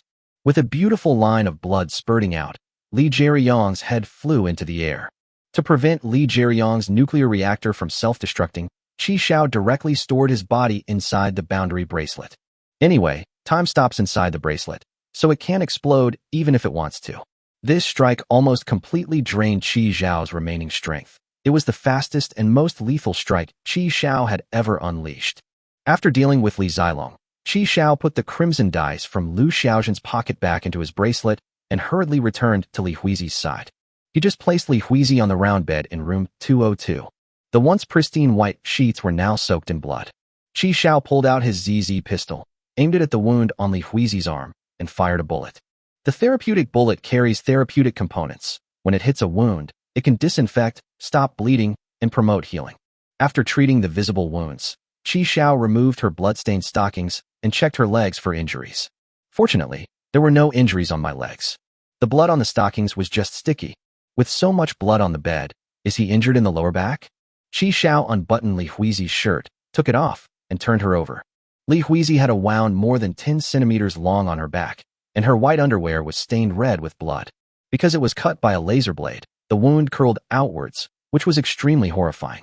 Qi Xiao didn't care about anything else. He unhooked his bra and started firing bullets at the wound like they were free. The bleeding finally stopped, but the wound was too big and too deep, and because it was turned outwards, it was slow to heal. Having no other choice, Qi Xiao took out a bottle of intermediate-level healing potion given to him by Kong Yu and fed it to Li Huizi. Chapter 85 Is the Man with Glasses Your Brother? The intermediate-level treatment was remarkably effective. Li Huizi's everted skin and flesh began to heal visibly, and her complexion became rosy again. Why did she suddenly come in? She almost disrupted my battle plan. It looks like she cut off Li Jieyong's left arm. This girl's got some skills. 3 minutes later, the horrifying wound had healed, leaving only a red scar. After confirming that Li Huizi was out of danger, Qi Xiao fastened the buttons on her bra, put on a shirt and stockings, and then carried her out of hotel number 6. At this moment, at the stairwell of the hotel lobby, Shi Jian paced back and forth, anxiously pulling at her hair. No, I still have to go up and take a look. After saying that, Shi Jian was about to go upstairs. The sixth brother spread his arms wide, blocking the stairs. Sister Shi, the conductor told me to stay here and not let you go up. It's dangerous up there. Then why didn't you stop Hui Hui? The sixth brother nodded obsequiously. I tried to stop them, but I couldn't. I couldn't understand what she was saying, but I could tell she was in a hurry, so she grabbed a knife and rushed at me. I'm in a real hurry. I have to go up there. What if something happens to them? Sister Shi, is there anything you can do to help if you go up there? The sixth brother's question stumped Shi Jian, and he sighed. How about this? I'll go invisible and take a look. Sister Shi, please don't make things too difficult for me. Just as Lao Lu turned to go upstairs, Qi Xiao suddenly appeared at the bottom of the stairs, carrying Li Huizi. Commander. Qi Xiao nodded to the excited Lao Lu, indicating that everything was all right. Hui Hui. When Shi Jian saw Li Huizi covered in blood, she rushed forward. She wanted to touch Li Huizi's face, but dared not make a move, so her hands remained frozen there. He's not dead. What's all the excitement about? You don't care about your allies, but you care about Sakura, whom you've only known for 2 days, right? Qi Xiao rolled his eyes at Shi Jian. What? Have you developed feelings for me after sleeping with me for 2 nights? Get out of my way. You're perfectly healthy and energetic. Why should I care about you? Shi Jian breathed a sigh of relief when she heard that Li Huizi was all right. She gently stroked Li Huizi's cheek and called her name in the language of cherry blossoms. All right, let's go back first.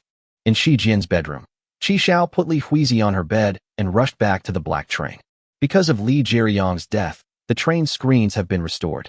Qi Xiao breathed a sigh of relief after dismantling the entire carriage and transferring the supplies to himself.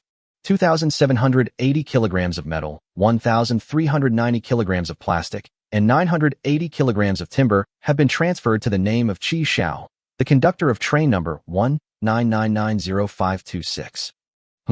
That's all. So the train coins used for upgrading aren't refunded. Qi Xiao shook his head, returned to his train, and after confirming that the supplies had arrived, came to Shi Jian's place.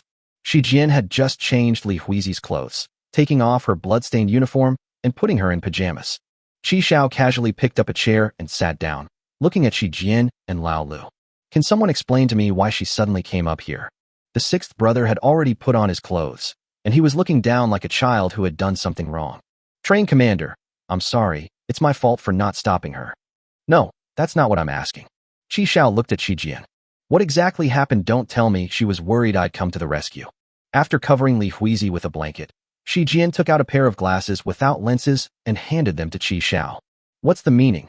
You asked me to rummage through things on that train, right? Hui Hui helped me rummage through things back then. After I finished searching the first carriage, I wondered if there was anything in the engine room, so I went inside. I was thinking there might be something good hidden inside, but all I found was a pair of glasses frames in the cabinet under the control panel. I wondered if it was necessary to keep a pair of broken glasses frames here separately. Maybe they were props or something. Then I showed them to Hui Hui, wondering if she could figure out what was going on. Who knew that her expression would change when she saw the glasses? And then she inexplicably called out, "Brother." And then she picked up a knife and rushed out. Brother? What do you mean? These glasses belong to his brother. Qi Xiao listened in a disjointed manner and was somewhat speechless. He glanced at Li Huizi, who was still unconscious. Never mind. We'll know when she wakes up.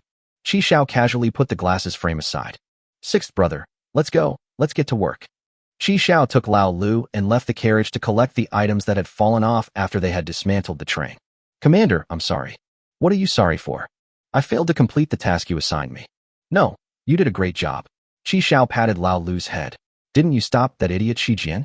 The sixth man scratched his head, unsure of what to say. Qi Xiao picked up a long knife from the ground. Isn't this the knife given to him in Dawn City? They've been to Dawn City too. Qi Xiao suddenly jolted awake, feeling as if a bolt of lightning had struck his mind. Holy crap, no way. Sixth brother, you continue moving. I'm going back for a bit. Qi Xiao returned to Shi Jian's room and picked up the broken glasses frame to examine it repeatedly. The crooked temples of the glasses, devoid of lenses, stirred up Qi Xiao's memories. That skinny guy, who only knew how to use a knife and had a rather peculiar way of thinking, gradually became clearer in my memory. No way. You said that after she saw these glasses, she called out brother? Yeah, why? Come on, I'll take you to interrogate the criminals. Qi Xiao led Shi Jian to the gravity carriage and frowned when he saw Li Xiuqing lying there with a knife stuck in his leg. Sleeping so much, still not awake. He woke up once, but I knocked him unconscious again. Qi Xiao looked at the large bump on Li Xiuqing's head and said with embarrassment, "It's confirmed that she's fainted, not dead." Shi Jian pointed to the knife stuck in his leg. Could this be the reason? Qi Xiao was speechless. He pulled the knife off the man's leg, and the man's eyes widened. He screamed and woke up. Qi Xiao took out his ZZ pistol and fired a medical bullet into the wound, stopping the bleeding. Qi Xiao canceled the five-fold gravity, pointed the gun at Li Xiuqing's head, and said coldly, "Tell me what the new recruit you killed looked like." "Male, wearing glasses, doesn't look very bright. He's skinny, like he's malnourished." Seeing that Qi Xiao didn't react, Li Xiuqing continued, "That kid's swordsmanship is pretty good. He even killed 2 of us."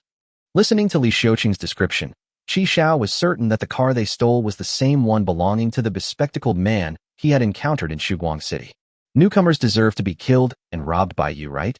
Qi Xiao chuckled and shook his head. "Yes, is there a problem? Then you deserve to be killed by the newbies."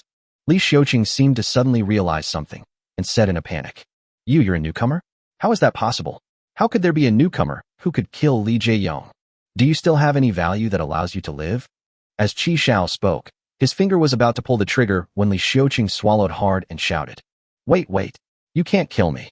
You promised me, and I've already given you all the information."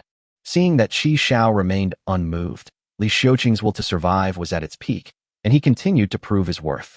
"Do you know that there's an organization in the New World called Order of Heaven?" Qi Xiao nodded, signaling him to continue. Just as Qi Xiao thought he was about to say something about being from the Kingdom of Order to scare him, the guy raised his head and said confidently, "I'm a wanted criminal. We're all wanted criminals of the Kingdom of Order. If you kill me, I'm worthless. If you hand me over alive to the Kingdom of Order, you can receive a bounty several times greater than if you killed me." Qi Xiao remained silent, glancing at Li Xiuqing with disdain. "Those few are all right, but someone like you doesn't even deserve to be wanted. How much are you worth?" Chapter 86. Do you know why I don't kill you? Li Xiuqing raised his head proudly and said, "It used to be 15 train coins, but we just had a big fight with those bastards from Order yesterday and killed a lot of them. Now it should be at least 20. Qi Xiao's lips twitched as he looked at his proud demeanor.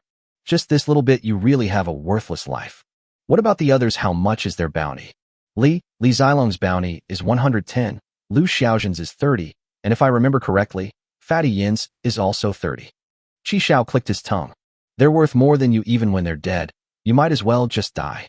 Seeing that Qi Xiao was about to make another move, Li Xiuqing quickly shouted, No.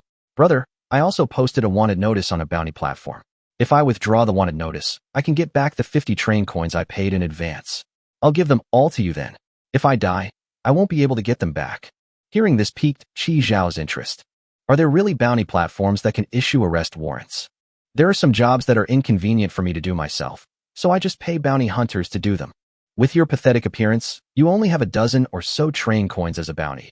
How can you be willing to spend 50 to hunt someone else? Who are you hunting? Someone from the Order Bureau?" Li Xiuqing seemed to recall some unpleasant memories and said through gritted teeth, "She's a bitch. This bitch tricked me into getting her name tattooed on my face, and then she agreed to be my girlfriend. After I got the tattoo, I found out he had more than a dozen boyfriends like that. There were even goblins among them. She also frequently organized group fights among them. But the crucial point is that I never participated even once." Qi Xiao. "Xiaomi." Just then, the door connecting the carriages was opened, and Li Huizi entered. She was still a little weak and walked unsteadily. She leaned against the wall, her eyes red as she looked at Li Xiuqing, her body trembling slightly with anger.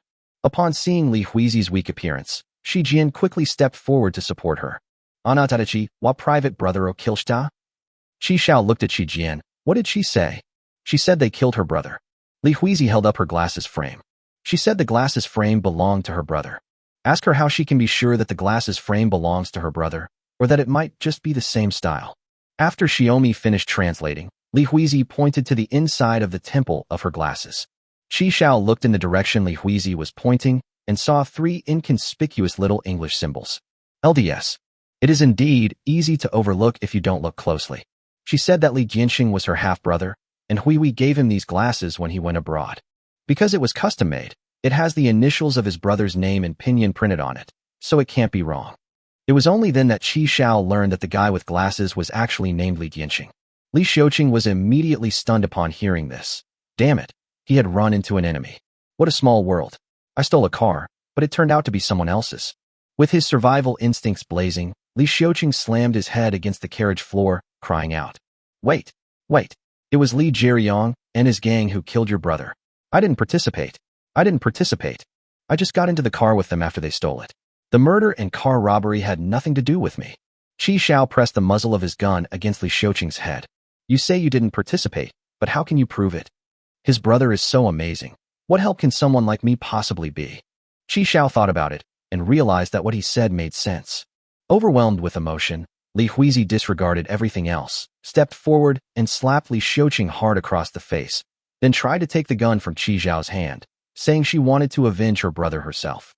Seeing her like this, Qi Xiao sighed, put the gun away, and said, You can kill him anytime you want, but the most important thing right now is to confirm whether your brother is dead or not.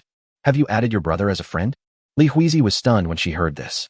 The group arrived at the black train, which now only had the original carriages remaining, and Li Xiuqing was also dragged over by Qi Xiao. Everyone watched as Li Huizi logged into her account.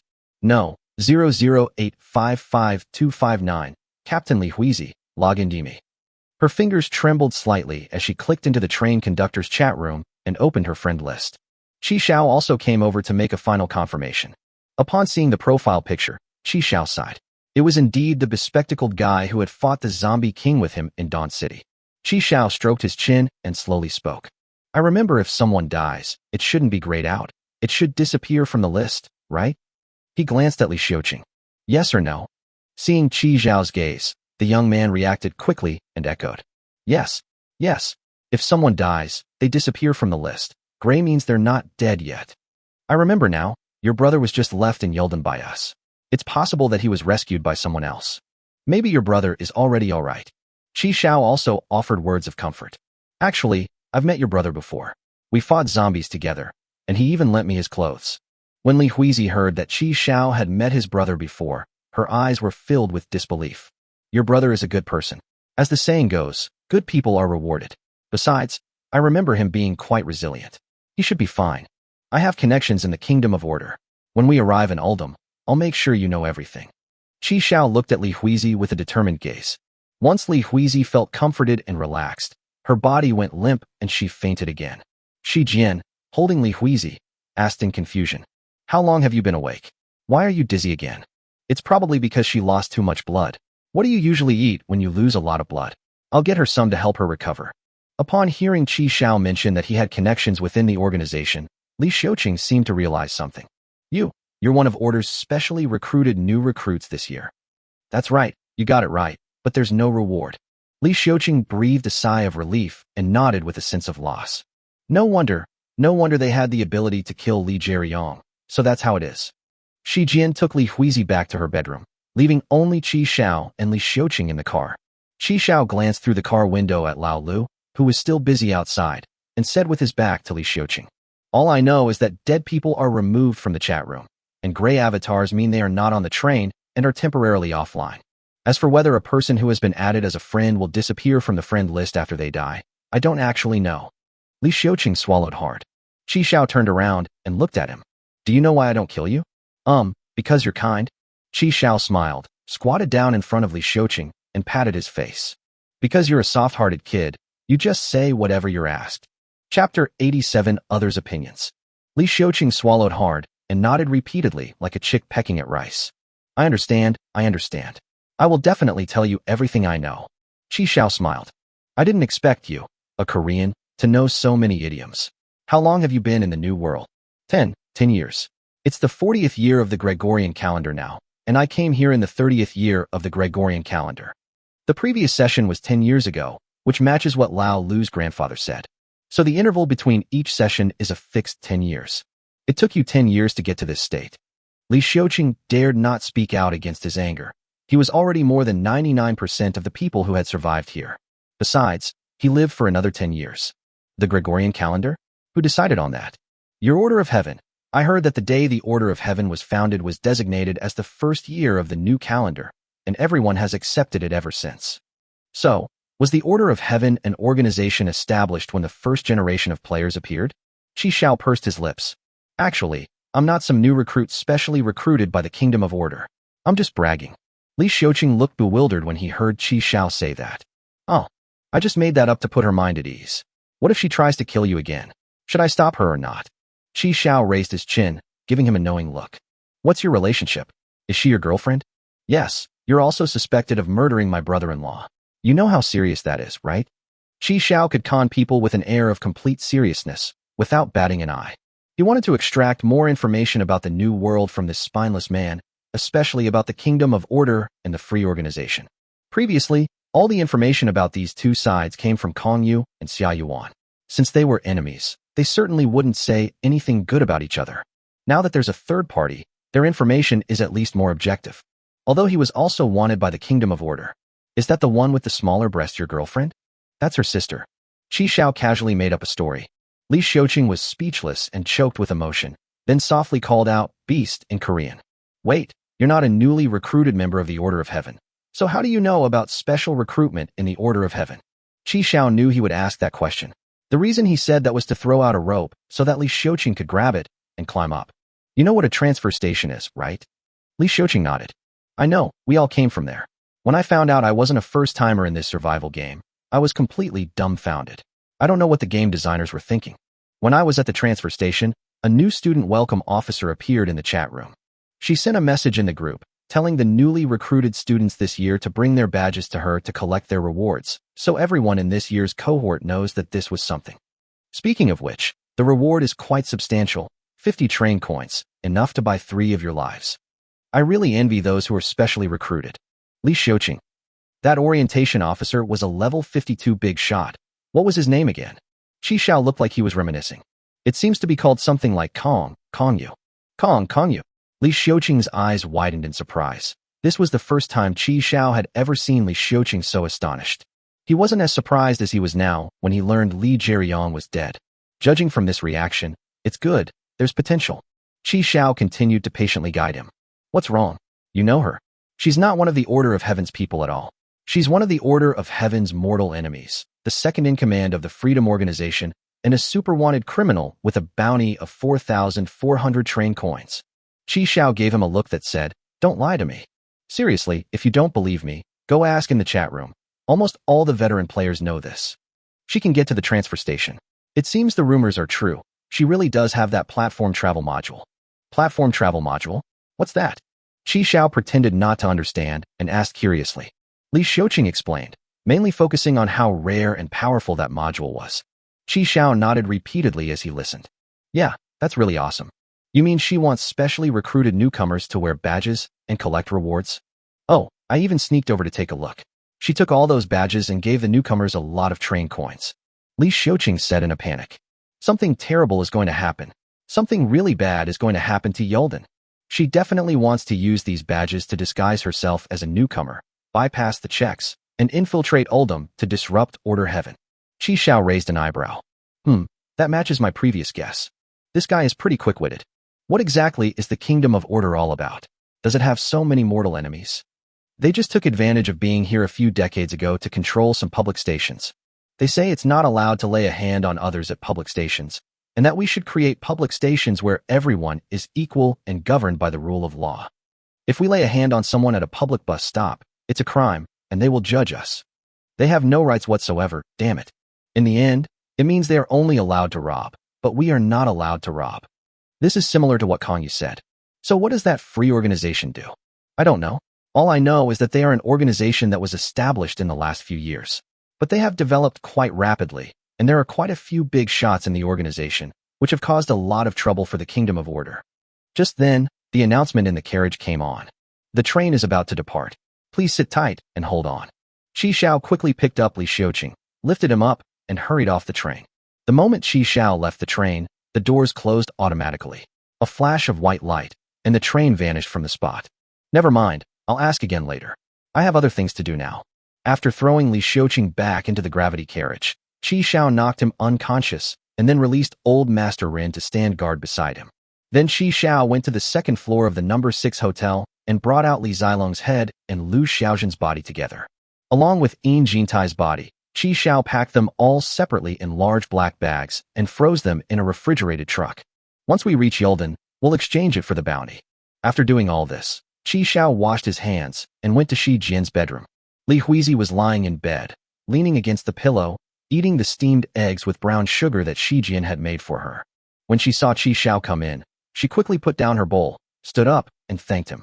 Qi Xiao waved his hand, indicating that she should finish her food first before talking. He looked at Xiao. You made this? Can this stuff even taste good? What, you want some too? I'll have Hui Hui save some for you. Forget it, I don't like sweet steamed eggs. After saying that, Qi Xiao took out the knife that Li Huizi had cut with Li Zilong's laser blade from the bracelet and placed it on the edge of the bed. I picked it up for you, but it looks like it's no use now. After saying that, Qi Xiao took out a black knife, which belonged to Lu Xiaozhen. In that battle, she didn't even have time to draw her sword before Qi Xiao slit her throat and sent her packing. Chapter 88. After all the twists and turns, you're back again. This is a jet black longsword, about 1 meter long. Because it is double-edged, it might be more appropriate to describe it as a sword. Qi Xiao had examined the knife. Although it looked quite good, it was just an ordinary longsword with no special effects. The knife Li Huizi had before was also a long knife, which was just the right size for her. This is for you. It's too long for me to use. Qi Xiao's fighting style is to attack from a distance in a sneaky manner, the kind of person who avoids close combat if possible.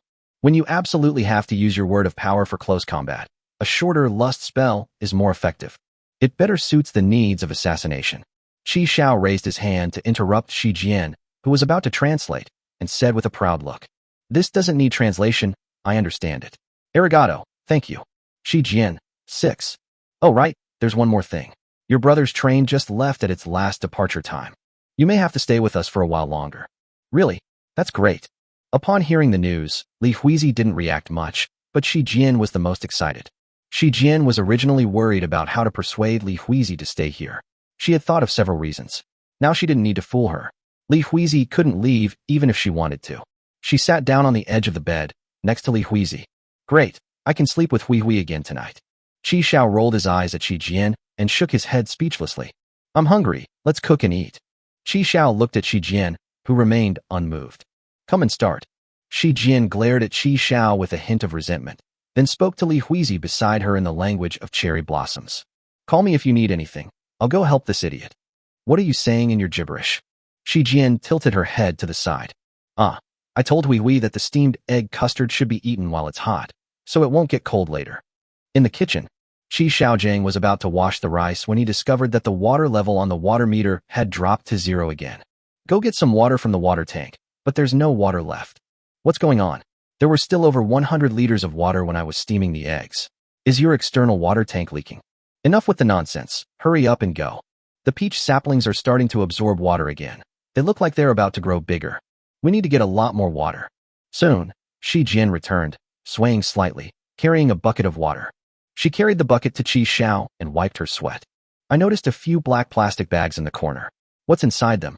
Meat. Oh. Shi Jian didn't pay much attention and went to fetch water again with a different empty bucket. Qi Xiao arrived at the initial carriage, where the little fire dragon and the black wind monster were chasing each other, neither of them knowing what had happened that morning. Look at you all. You don't have to worry about anything. It's so great. Woof woof woof. Wah. Where is that burnt smell coming from? Qi Xiao sniffed and found the source of the burnt smell. Damn it, black wind monster, stop licking its butt. They have fire on their tails, but look at you. The fur on your head is all roasted and curled up. Permed hair dog, pretending to be a teddy bear. Qi Xiao now feels a sense of helplessness, thinking that after a hard day's get off work, he comes home to find his child only causing him trouble. He opened the carriage door and let the two guys go out for some fresh air. This morning, because Li Jiryong and his group parked here, they haven't been allowed to go out to relieve themselves yet. As soon as the door opened, the black wind monster rushed out reflexively and found an open space to unleash its power. In the distance, Lao Lu was still diligently packing his things. Sixth brother, lunch is ready. Hearing Qi Xiao call his name, Lao Lu wiped his sweat and ran over in a flash. Making lunch? I'll go right away. No need, it's cooked. Did sister she cook this? The sixth brother immediately looked troubled. I burned it. Ah, that's good. The sixth brother breathed a sigh of relief. With Shi Jian's help, Qi Xiao made braised beef brisket with tomatoes, stir-fried water spinach with pork cracklings, stir-fried eggs with chili peppers, pickled mustard greens, and shredded pork soup, roast chicken, and roast sausage for lunch. Qi Xiao and Lao Lu returned to the kitchen, where Shi Jian and Li Huizi had already served the rice. When Li Huizi saw Qi Xiao return, she took out a broken knife and handed it to him with both hands. Xiao began translating. She said, "I thought I was going to die. Qi Xiao, thank you. You saved me again. There's nothing I can do to repay this. This is the sword I got from the level 6 treasure chest back then. I still don't understand what's so special about it. If you, Qi Xiao, were to use it, it might unleash some amazing functions. After all, it was something I got from a level 6 treasure chest." Qi Xiao grinned and reached out to take the broken knife. He flipped the blade over, nodding occasionally. A fine knife indeed. Then I won't be polite. I'll definitely study it carefully when I have time. After saying that, Qi Xiao put it away. After going around in circles, the broken knife actually came back into his hands. "Don't just stand there, sit down and eat." Li Huizi obediently sat down. With Qi Xiao accepting the precious sword, the pressure on Li Huizi was somewhat relieved. Because this is the most precious thing she has. She knew very well how badly she had been injured. It was a death sentence. The fact that I can still sit here and eat now shows that Qi Xiao must have sacrificed a lot to save me. There is no way to repay this kindness. I can only repay it slowly in the future. Commander, this water spinach is so delicious. And this stir-fried eggs with chili peppers, the eggs are so tender. Qi Xiao, when you're hungry, anything tastes good. Shi Jian looked on with a sigh. "Sixth brother, you're so good at flattery at such a young age. Who taught you that? Don't try to make veiled accusations or insults. I didn't say anything about you. Why are you so anxious? Come on, Lao Lu, try the grilled sausage that Sister Shi made." Shi Jian picked up a grilled sausage and put it into Lao Lu's bowl. "How was it? It didn't burn this time, did it?" "Thank you, Sister Shi." Shi Jian looked at Lao Lu with anticipation, but Lao Lu took a bite, and his expression changed instantly. "What's wrong?" "No, it's not cooked." "Xiaomi." After lunch, Qi Xiao entered hotel number 6 again. He wanted to try to remove Li Jiryong's body from the bracelet to see if it would explode. Upon arriving at the second floor of the loop, Qi Xiao pulled out Li Zilong's corpse and activated his word of power to retreat quickly. 3 minutes later, seeing no reaction, Qi Xiao felt relieved. "I can't figure this out yet. I'll see if I can find someone knowledgeable to help me with it later." Qi Xiao vividly remembered his energy cannon, the energy storage cannon that could melt walls, and the white beam of light that shot out instantly when he opened his mouth. If these could be transferred to Old Master Ren, wouldn't that be incredibly powerful? Let's also get Old Master Ren a full set of armor. Then he won't be afraid even under the sun. The fact that Grandpa Ren can't see the sun is really quite useless now. Although his physical strength is enough to fight ordinary people, it's still not enough against well-equipped opponents like Li Jiryong. That laser blade could definitely slice the old man's head off in one stroke. Therefore, Qi Xiao did not release the old man in the previous battles. After the test, Qi Xiao left the circular floor and went to the regular floor to continue collecting wood. Because you can jump out of windows and then step on nanobots to fly back to the ground, it's faster to collect wood on ordinary floors. Chapter 89. Next stop, Yulden. At this moment, Shi Jian, Li Huizi, and Lao Lu are sorting through Li Dianxing's belongings left behind on the train. With the help of 2 more people, they moved all their belongings back to the original carriage before dinner. Qi Xiao had already looked at it. There was nothing of value in it. The most valuable part is the upgrade materials obtained after the train was dismantled. Apart from some things left behind by Li Huizi, everything else that was useless was thrown into the feeding area. After dinner, Qi Xiao went to the back of the carriage and got a bucket of spicy cabbage and beef instant noodles. Li Huizi is washing dishes with Lao Lu. Seeing this, Xiaomi, who was wiping the table, asked in confusion. "What's going on? Not full. You want instant noodles after a meal? Do you want it?" "Thank you, I'm on a diet." Shi Jian pinched her belly. "I don't know if it's just my imagination, but I feel like my belly has gotten bigger lately." The food was so good. Qi Xiao glanced at Shi Jian. "Get some exercise when you have time. Go outside and run a couple of laps around the car later." Shi Jian glared fiercely at Qi Xiao. "Screw you. Girls shouldn't do strenuous exercise when they're on their period." "Then let's jog." Shi Jian gave him the middle finger. The water boiled, and Qi Xiao prepared the noodles and brought them to the gravity carriage. Li Xiuqing had already woken up. He was naked and leaning against the carriage, cornered by the old man, looking like a dog that had lost its home. Just after Qi Xiao brought in the instant noodles, Li Xiuqing's stomach rumbled because of the aroma. Having skipped breakfast and lunch, the aroma of instant noodles intensified, penetrating his nostrils and reaching his head. Qi Xiao handed over the instant noodles, gesturing with his chin for him to take them. Li Xiuqing raised his bound arm, looking troubled. The next second, the rope on Li Xiuqing's arm disappeared, as if by magic. He didn't have time to be surprised at how Qi Xiao did it, nor did he want to think about it anymore. After all, he had already killed Li Zilong, so it wasn't surprising that he could do something like this. He quickly took the instant noodles from Qi Xiao's hand, removed the fork, opened the lid, and took a deep sniff. It smells so good. The best part is that it's kimchi and beef flavored, just like the taste of mom's cooking. Seeing Li Xiuqing with tears welling up in his eyes, Qi Xiao took out the nurse doll he had previously stored in his bracelet and placed it on the ground to serve as a seat.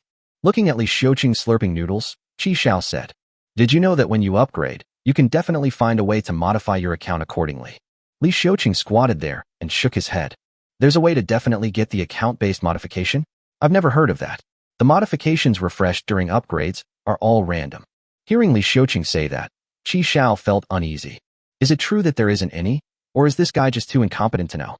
Li Xiuqing suddenly changed the subject. "But I heard there's a module that allows you to spend train coins to refresh train upgrades. Like the platform travel, it's not something you can get by leveling up. You can refresh and upgrade just by spending train coins? That's amazing. If you have enough train coins, you can upgrade anything, right?" "Yes. Each of those modules is amazing. Any one of them is incredible. I've heard there are even modules that can predict which platform the next stop will be at. Think about it. If you could know where the next stop is, what dangers it will have, and what treasures it will bring, wouldn't that be like having X-ray vision in a video game? Invincible." "That sounds really good." Qi Xiao crossed his arms and nodded in approval. "These modules are so powerful and rare, everyone wants them. If anyone finds out that they have these modules, it's like falling into the sea bleeding. Those sharks will come smelling the blood. There's an organization called Pingjing Jiudao that specializes in hunting these special modules. I heard they recently got their hands on another one." "Oh, so this module can be taken away by someone?" "Yes. It's said that level 8 and above treasure chests can yield module duplication cards and module extraction cards, but the probability is extremely low. Moreover, level 8 treasure chests and keys are very rare, and only large organizations can obtain them. So there's such a thing, a module copy card and extraction?" Qi Xiao summoned the light screen and clicked into the trading platform. "No module copy card found. No module extraction card found. No one is trading." The next day, at 8 o'clock in the morning, after confirming that no trains were stopping there, Qi Xiao felt relieved and returned to the car. Li Huizi, wearing a red apron, is making breakfast. Crack it open and howl. Although the pronunciation wasn't perfect, you could vaguely make out that they were saying, "Good morning." "Morning," Qi Xiao responded. Then he looked at Xiaomi, who was washing up. "You taught him?" After spitting out the water in her mouth, Xiao replied, "Ah, Huiwi insisted on learning Mandarin, so I started teaching her from everyday life." At that moment, the sixth brother, who was eating breakfast, exclaimed in surprise, "Sister Huizi's omelet rice is so delicious." "Really? Let me try it." Qi Xiao took the spoon, tasted it, and found it to be quite good. The eggs were tender and flavorful, the sauce was rich in taste, and the rice was cooked just right. I never expected Sakura to have this trick up her sleeve. After breakfast, Li Huizi took the initiative to clear away the bowls and wash them. Qi Xiao looked at Shi Jian and said, "You should learn from others and wash the dishes you've used. Why aren't you washing? I have Lao Lu to wash for me. Old Six will wash me too." After breakfast, it was time to collect timber at Hotel Number 6. Night fell quickly, and Qi Xiao looked at the starless night sky before returning to his car. He summoned the light screen to check the amount of upgrade materials he had collected. Metal, 4,800, 600 kilograms. Plastics, 3,426, 300 kilograms. Timber, 9,940, 200 kilograms. Having disassembled Li Huizi's 8 carriages and Li Jianxing's 11 carriages, and with the wooden doors and beds collected over the past 4 days, Qi Xiao now possesses an unprecedented amount of upgrade materials. The timber, in particular, weighs nearly 10,000 kilograms. It can't be upgraded. If it still doesn't follow the account's modifications, it'll be useless. Don't rush to upgrade until you find a way to definitely get the follow account modifier. Can I use train coins to refresh the train modification modules? We can't rely solely on Li Xiuqing's words. We should inquire further when the time comes. Let's start the bus. It will automatically depart later tonight anyway. Departing a little earlier allows us to see where the next stop will be and make some preparations in advance. On the 4th day of Qi Zhao's stay at Hotel Number 6, the train departed as the announcement came on. After the train starts moving, the the platform for the next stop will also be updated. This stop is at Yulden, a public station with 295,800 other trains stopping there. This is a public bus stop. The stop will be automatically recorded after the bus stops. The latest departure time from this station is 11 hours after the stop. Chapter 90 Dream Palace Meeting. Public Transport Station Ulden, Order of Heaven Headquarters, Dream Palace. Inside the conference room, 12 chairs were arranged around a large circular conference table. Viewed from above, it looks like a giant clock face. In the center of the round conference table, there is a holographic projection displaying the content of the meeting. The free organization Kong disguised himself as Order Heaven and tricked the newly recruited members at the transit station into giving him badges. He then bypassed the prosecutors and organized a large number of wanted individuals to infiltrate the new world, which led to the attack on Dream Palace. There are 3 people sitting here right now. At the 3 o'clock position sat the only male present, Chief Prosecutor of Order, Jiang Nan. He looked to be under 40, wearing a hat and a crisp uniform, with single eyelids, sharp eyes, and thin lips. At this moment, he was arguing with someone, the person being Elsa, the Chief of Staff in charge of personnel management. Elsa sat at the 9 o'clock position, opposite Jiang Nan. She also wore a uniform of order, and always wore a white lace-eye mask and gloves. At the 6 o'clock position, between the two of them sat a woman wearing a black cheongsam, and with her hair in a fishtail braid. The cheongsam was embroidered with a golden dragon, and the slit was cut to its limit, revealing glimpses of her fair thighs. At this moment, she crossed her arms, closed her eyes slightly, and showed no interest in the argument between the two. Idiots. They're all idiots. They're all useless. This is supposed to be a special recruitment for new recruits? They were so easily fooled. I think this year's special recruitment team is all useless. They're not worth using. Each graduating class is worse than the last. I really don't know what kind of eyes the person in charge of recruitment has. They've picked a bunch of idiots. Jiang Nan slammed his hand on the table. They were all wearing those silly red uniforms of freedom. If it weren't for the frontline inspectors following the rules, they would have all been killed. How many of the wanted criminals released were on the wanted list for years? I can recognize personnel officers, but I didn't recognize a frontline prosecutor. That's as ridiculous as a cook not being able to tell the difference between salt and sugar. Isn't it true that newly recruited people can be exempted from inspection just because they have badges? It's wrong to think that people with badges can be exempted from inspection. Those who need to be inspected still need to be inspected. The specially recruited newcomers are all trained for management and elite positions. There are so many grassroots prosecutors. If the identities of these specially recruited newcomers are leaked and other organizations assassinate them before they grow up, who can take responsibility? So you're saying everyone's following the rules, so no one's wrong? Then who's wrong? I know, it's the rules that's wrong, the rules set by the older generation that's wrong. Then what's the point of having a meeting? Let's call it a day. Are you following the rules? Elsa seemed to have heard the biggest joke ever. Do you really want me to tell you what your men have done? Do you know how many complaints we have to deal with every day about you? We're doing this for Ulden's safety. Our inspections are all compliant and legal. We're doing them according to regulations. Otherwise, where would the Ministry of Finance get so much money? Your train tickets just fell from the sky. I'm doing this all for the sake of the kingdom of heaven. Elsa gave a cold laugh. You didn't mention the words heaven at all, Commander Jiang. Order resides within me. I need not merely speak of it. Elsa smiled dismissively, a beautiful curve forming at the corners of her lips. That's why I say we should focus on nurturing our indigenous people and our own descendants. There's no need to recruit outsiders. Elsa smiled when she heard Jiang Nan say that. They were able to stand out in the beginner village, so they must have had their own unique strengths. Even if luck played a part, it was still part of their ability.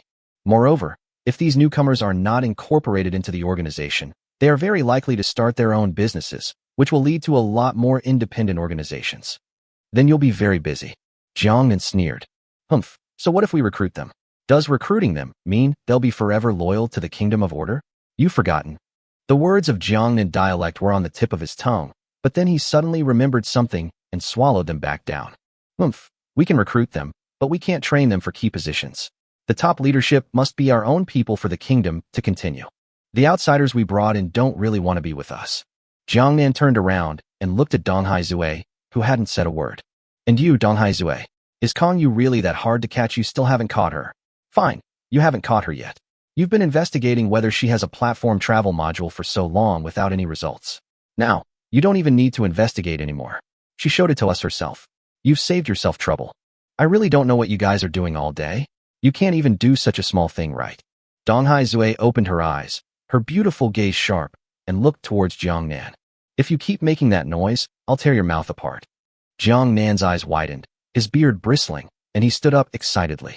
He pointed at Dong Haizue, about to speak, when the tightly closed conference room door was slowly pushed open, and a blonde, blue-eyed loli walked in.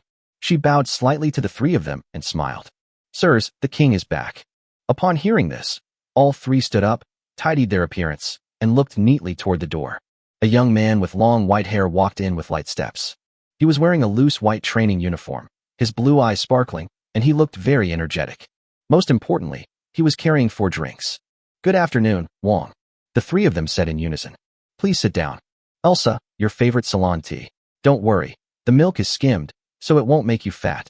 And I also brought ice cream and black tea for Xiaowan. Elsa took the milk tea and smiled. Thank you, Wang. You are as thoughtful as ever. Wang nodded and looked at Dong Haizue. Big bucket of duck manure smells good. Lots of ice, 3 parts sugar. Dong Haizue didn't stand on ceremony. He took the Yishur Xiang, a type of liquor, opened the lid without a straw, and drank a few mouthfuls. Jiang Nan, your coffee. Look at your dark circles. You must have stayed up late again last night. Jiang Nan took the coffee from Wang's hands and sighed. I've been so busy these past few days. So many things have happened. Wang, why don't you fire me? I don't want to do this anymore. Okay. Wang smiled as he looked at Jiang Nan. Jiang Nan was taken aback. Wang patted Jiang Nan on the shoulder. Just kidding. The Kingdom of Order can do without me, but it can't do without you. Jiang Nan stood there, forcing a smile onto his face. Your Majesty, you are joking. Jiang Nan quieted down, took his coffee, and sat down, no longer speaking. Wang sat down in the main seat at the 12 o'clock position, and the blonde loli handed him a thermos cup containing ordinary boiled water. Wang blew on the rim of his cup, took a small sip, and said, How did the discussion go? What were the results? The group remained silent. It seems that no conclusion was reached during the discussion. Wang looked at Elsa. Issue this year's special recruitment list to all frontline prosecutors. All special recruits who are not on the list but have badges should be arrested immediately. Those who resist arrest may be shot on the spot. This batch of specially recruited new talents will continue to be trained, but the observation period will be extended. Since Kong has a platform travel module, she must have come into contact with this batch of newcomers. Who knows, there might be an undercover agent she recruited among them. Before Elsa could speak, Wang turned to look at Jiang Nan. Now that you've got the list, there shouldn't be any more problems, right? With the list, there's no problem, Wang. Not only the newly arrived trains, but also the people who infiltrated before, and whether there are any still hiding in Yulden, we must find them all. Jiang Nan immediately looked troubled. Your Majesty, as you know, the new recruits have been arriving in Yulden over the past few days, and we are already short-handed. It seems that Wang knew Jiang Nan would say that all along. Then bring the people from the amusement park back. There's no need to keep so many people there. Let's finish dealing with things here first. Jiang Nan took a deep breath and slowly exhaled. I see. Then, Wang looked at Dong Haizue sitting opposite him. How much is Kong Yu's bounty now? If you capture him alive, it's 4,400 train tickets. If you kill him, it's 2,500. The bounties in Order of Heaven are divided into 5 levels. Level 4, less than 200 train coins. Level 3, 202,000. Level 2, 2,000 5,000. Level 1, 5,000 10,000. Special grade, 10,000 and above, with no upper limit.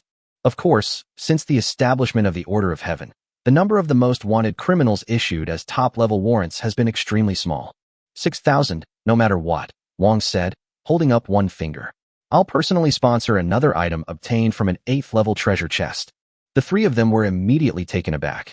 6,000 pieces, that's enough to qualify as a level 1 wanted criminal. Kong was already very close to being a level 1 wanted criminal, and Wang's move directly designated him as a level 1 wanted criminal. The key point is that there are also item rewards from the level 8 treasure chests, which cannot be bought with train coins. The entire Kingdom of Order possesses less than 3 digits. 3 of the beautiful Dream Palace buildings have been demolished. Wang sighed. The bounty for anyone in a free organization, whether dead or alive, will increase by 10%. Wang looked at the blonde loli beside him. Daisy, go find the God of Wealth and ask him for funds to repair the Dream Palace. Daisy nodded, got up and left.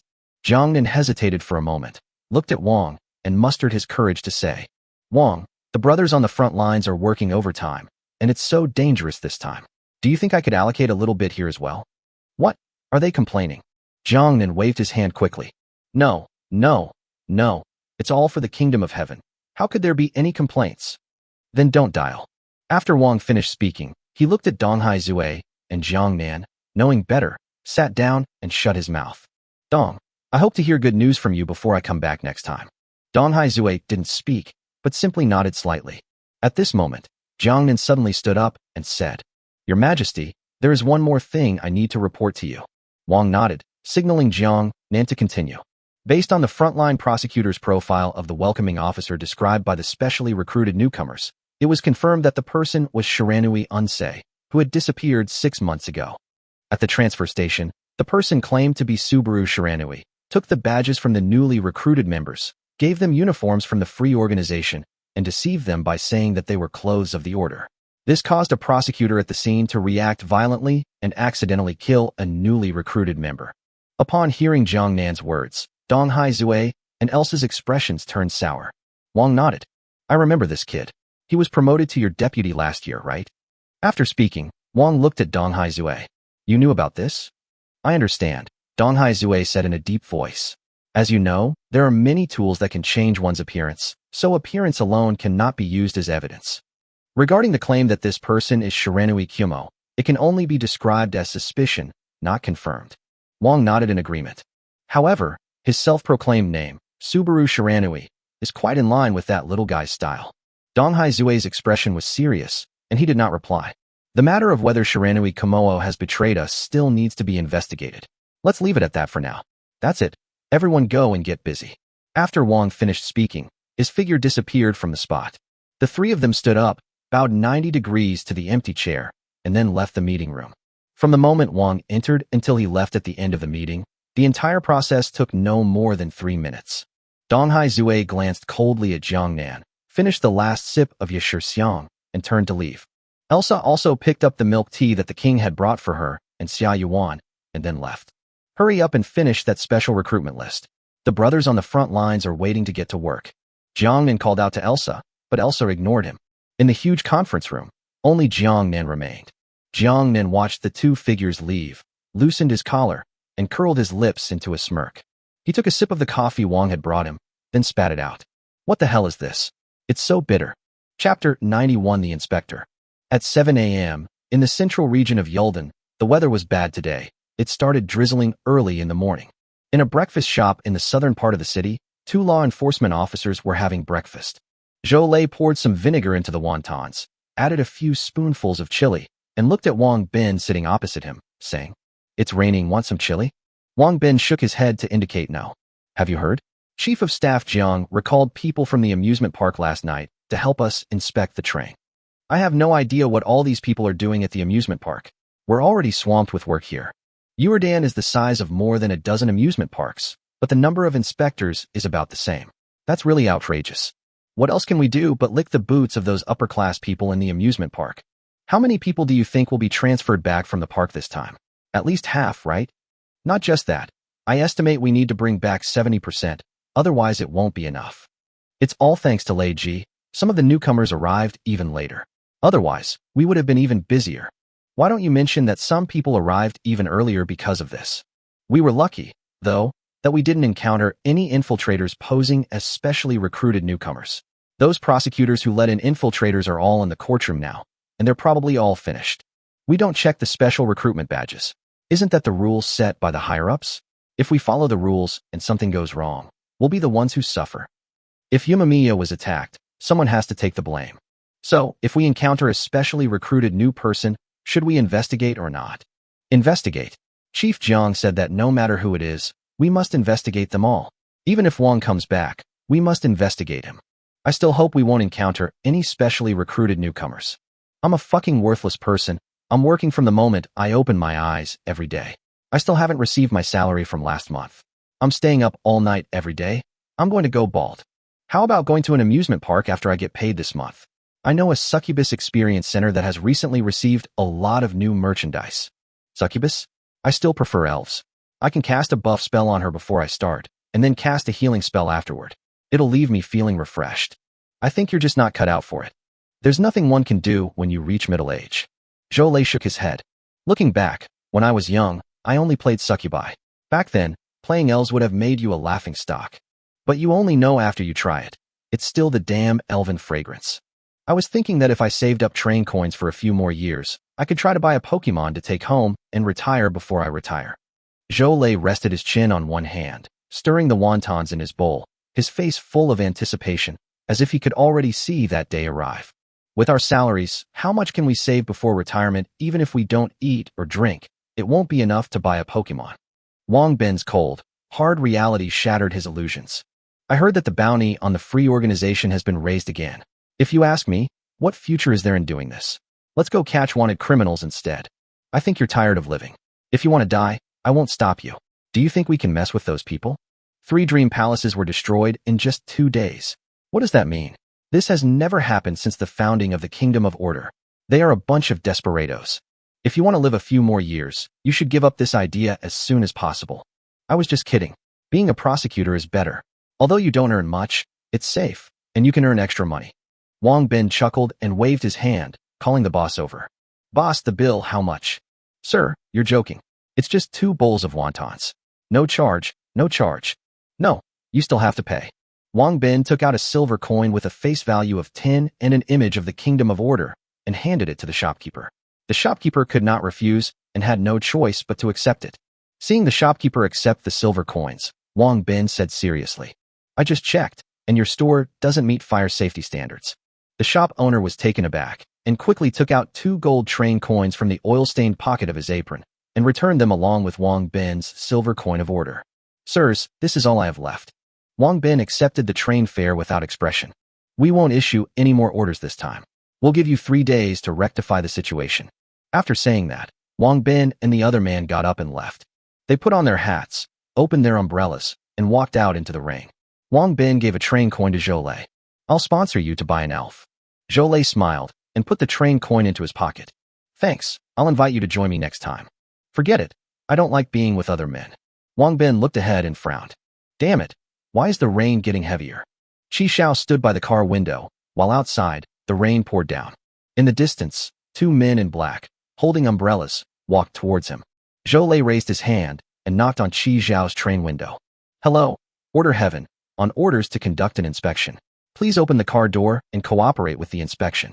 Qi Xiao opened the car door, and Zhou Lei and Wang Bin walked in, showing their inspection certificates at the same time. Seeing that there was no screen, Zhou Lei said, Please bring out your light screen and cooperate with the inspection. Qi Xiao took the badge out of his pocket and held it up. I'm a newly recruited employee this year, so I don't need to be checked. Their expressions changed, and they unconsciously took a step back. Qi Xiao took a step forward, and they took a step back. Look at this. You, throw the badge over here. Zhou Lei took the badge. It was indeed a special recruitment badge for newcomers. He adjusted his hat and coughed lightly. Recently, a wanted criminal has infiltrated Ulden disguised as a specially recruited newcomer. Now, even specially recruited newcomers must cooperate with inspections. Immediately summon your light screen and display your identity information. Seeing that Qi Xiao remained unmoved, Zhou Lei's expression turned somewhat displeased. Do I have to repeat myself? Or are you actually a wanted criminal in disguise? After saying that, the 2 of them drew their sidearms and aimed at Qi Xiao. Summon the light screen and display the information. We have the right to shoot any who disobey. Notify the captain. We have spotted a newly recruited individual who appears to be a wanted criminal in disguise. Requesting backup. Wang Bin took out his communicator and requested backup. The reply came that backup would be sent immediately.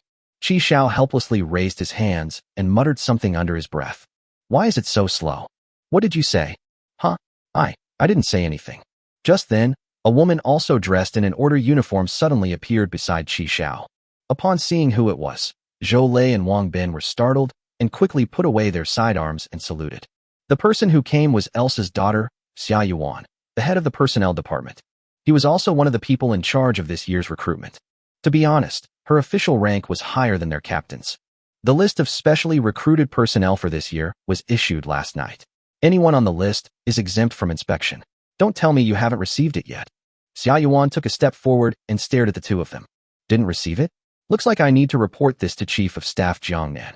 Zhou Lei and Wang Bin quickly shook their heads and said in unison, No, I received it. Received it? Oh, so you didn't check it? Otherwise, why would you need to check the specially recruited newcomers? Is this the work attitude of frontline staff? Chapter 92 is clearly a great talent. If I had arrived a moment later, would our specially recruited newcomers have been killed by you? Didn't you receive the verdict from the court of order yesterday regarding the prosecutor who manslaughtered a newly recruited officer? It was far worse than those cases where wanted criminals were let in. Zhou Lei and Wang Bin were trembling and dared not speak. Just then, 3 more people braved the heavy rain to arrive. The leader shouted aggressively before even entering the room. Which one is the specially recruited newcomer? Come out and see me. It's their captain, Zhang Lin. Xia Yuan took another step forward and blocked the doorway. Zhang Lin recognized the person who had come in and adjusted his glasses. Oh, isn't this Sister Wan? When did you arrive in Nanqing? Tell Xiaolin, and I'll come pick you up. Just arrived, picking someone up. Seeing this, the shrewd Zhang Lin quickly guessed what had happened. He saw Qi Xiao standing to the side, his face full of amused expression, and sincerely praised him. So this is the new guy Sister Wan recruited. He's quite good, a real talent. She didn't get her badge stolen by bad guys. As expected of Sister Wan, she has such good taste. After showering Xia Yuan with compliments, Zhang Lin looked at Zhou Lei and the others. The list was sent to the private group last night. Aren't you guys going to look at it? What the hell are you all doing? You don't even check the group messages after get off work. Huh? Do I have to personally invite you guys to check them? Don't we know what kind of work we do? We are prosecutors who serve the people. We must be on call 24/7. You even threatened to shoot at the specially recruited newcomers? You've caused me so much trouble, I can't protect you anymore. Let's go to court. Both of you. Xia Yuan looked at Zhang Lin, who was playing the good cop, and spoke up at the opportune moment. Captain Zhang, it's not that bad. After all, the courtroom is quite busy. Zhang Lin gave Xia Yuan a fawning smile, then turned his head and looked angrily at Zhou Lei and Wang Bin behind Xia Yuan. Your bonuses for this month are gone, I'm telling you. If you have any complaints, go find Chief of Staff Jiang Nan. Zhou Lei and Wang Bin were scolded so badly that they didn't dare to lift their heads, looking like 2 wilted chickens with their heads tucked in. What are you all standing there for? Get to work. Zhou Lei jogged a few steps, bent down and handed the badge back to Qi Xiao with both hands, then fled the carriage with Wang Bin as if they were escaping a disaster. Zhou Lei was kicked as he passed by Zhang Lin. He's always causing me trouble. After assigning the 2 people he brought with him to work, Zhang Lin looked at Xia Yuan with a smile. Sister Wan, it's been over a year since I applied to transfer to the amusement park, and there's still no result. Xia Yuan looked at Zhang Lin, who had a hopeful expression on his face, and said, Submit the materials again before the end of the month, and write them more clearly this time. Zhang Lin understood immediately and nodded repeatedly like a chick pecking at rice. In the Kingdom of Order, all job changes, promotions, and personnel appointments are ultimately determined through evaluation and assessment by Chief Elsa and her team. In particular, promotions. Sister Wana, well, I'm off to work too. I'll treat you to milk tea later. Zhang Lin looked at Xia Yuan and chuckled. Xia Yuan raised her chin, signaling him to go ahead. Then she reached out and pressed the button to close the car door. Zhang Lin didn't even get into the car from beginning to end. Qi Xiaojing docked at Ulden and joined the chat room there, then searched for and added Xia Yuan as a friend. And from her, I learned about the major events that had happened to Yuridan in the past few days. As he expected, Kong disguised himself as a welcoming officer of the Kingdom of Order and tricked recruits into giving him badges at the transit station. He then used this loophole, that recruits with badges could bypass inspections, to organize a large number of wanted criminals to infiltrate Yulden and attack the Kingdom of Order's headquarters, Dream Palace. This also led to the immediate arrest of anyone who possessed the badge. Kong is trying to screw me over again, damn it. Wait, what's the point of her ripping me off like this? That doesn't make sense. She won't gain anything from it. Unless she knows that I was a specially recruited newcomer? Qi Xiao gasped. Once the thought takes hold, it cannot be dispelled. Qi Xiao became increasingly certain that Kong Yu knew he had been specially recruited by the Kingdom of Order, and that giving him the badge was just a test. Actually, Qi Xiao had initially considered giving Shi Jin a badge so she could bypass the checks, but now it seems he was glad he didn't. If we really do that, and Shi Jin gets caught, not only will the arrival reward module be exposed, but she might also implicate us, and then things will get really messed up. Qi Xiao put the badge away and looked at Xia Yuan. I didn't expect this guy to have left some kind of mark on me. He even teleported here directly. Xia Yuan took off her hat, loosened her hair, shook her head, and then yawned. When she looked at Qi Xiao again, her expression returned to the same one she had in Dawn City. Brother Qi Xiao, you're finally here. I thought something had happened to you. I was so worried about you. Something happened. We almost didn't make it here. I encountered a group of wanted criminals at the previous stop. Wanted criminal. Brother Qishao, are you alright? Are you hurt? I got a minor injury, but they're all dead. By the way, I heard you can get a bounty for killing a wanted criminal. How do you claim that bounty? I brought the bodies with me. They're frozen in the cold storage. Xia Yuan, huh? She immediately pressed the button, and the carriage door opened again. At that moment, Zhang Lin and his team were inspecting another train that had just pulled up nearby.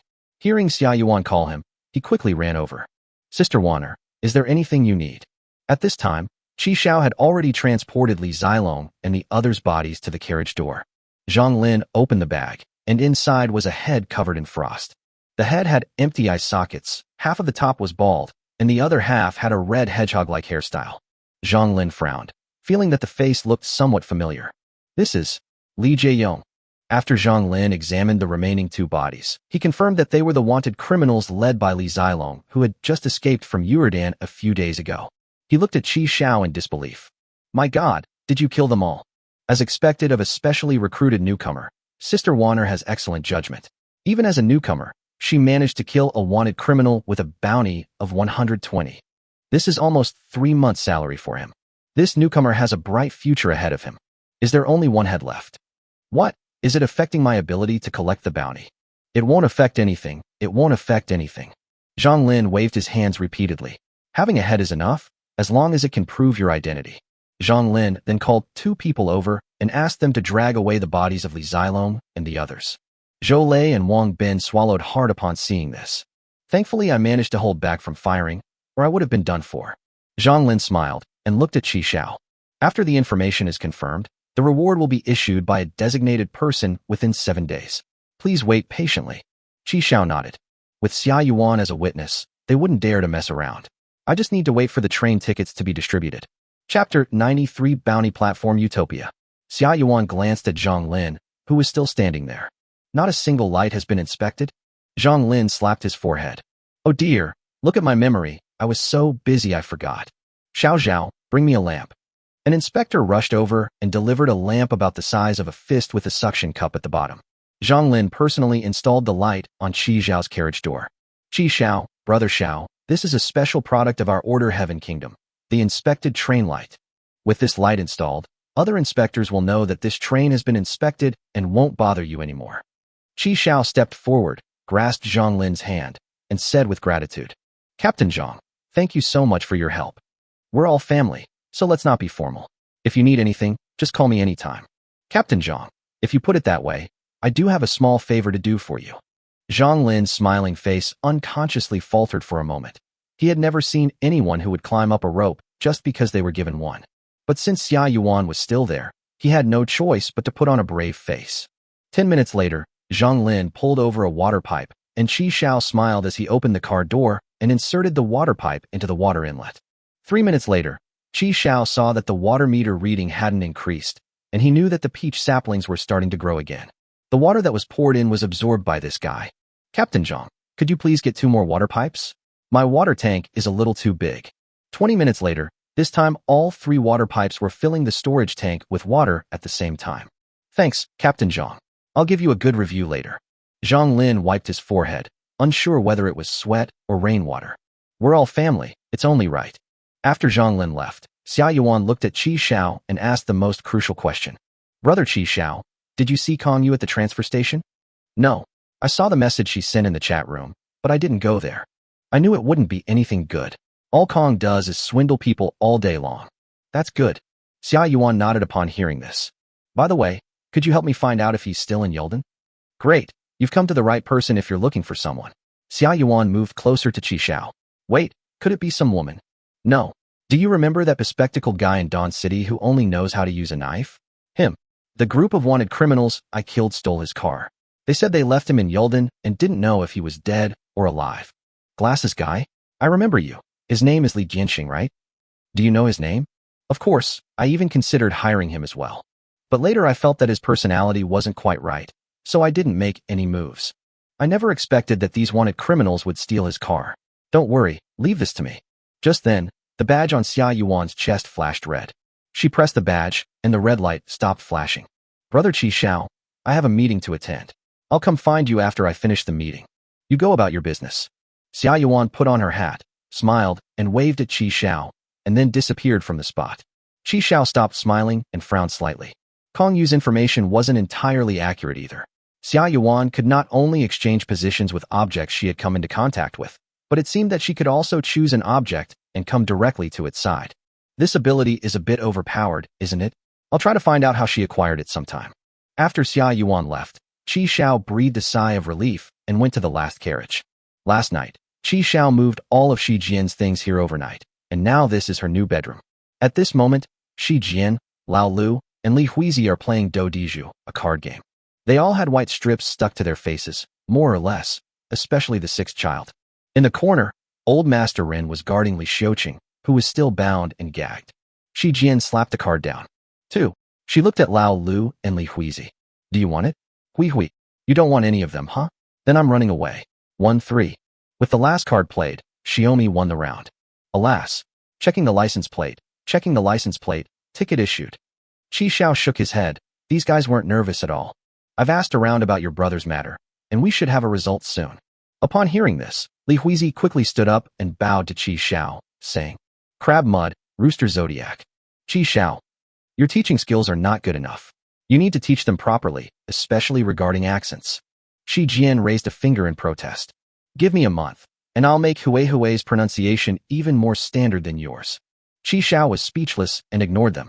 He went to Li Xiuqing's side, pulled the sock out of his mouth, and asked, Tell me, how do you want the warrant to be lifted and the train tickets retrieved?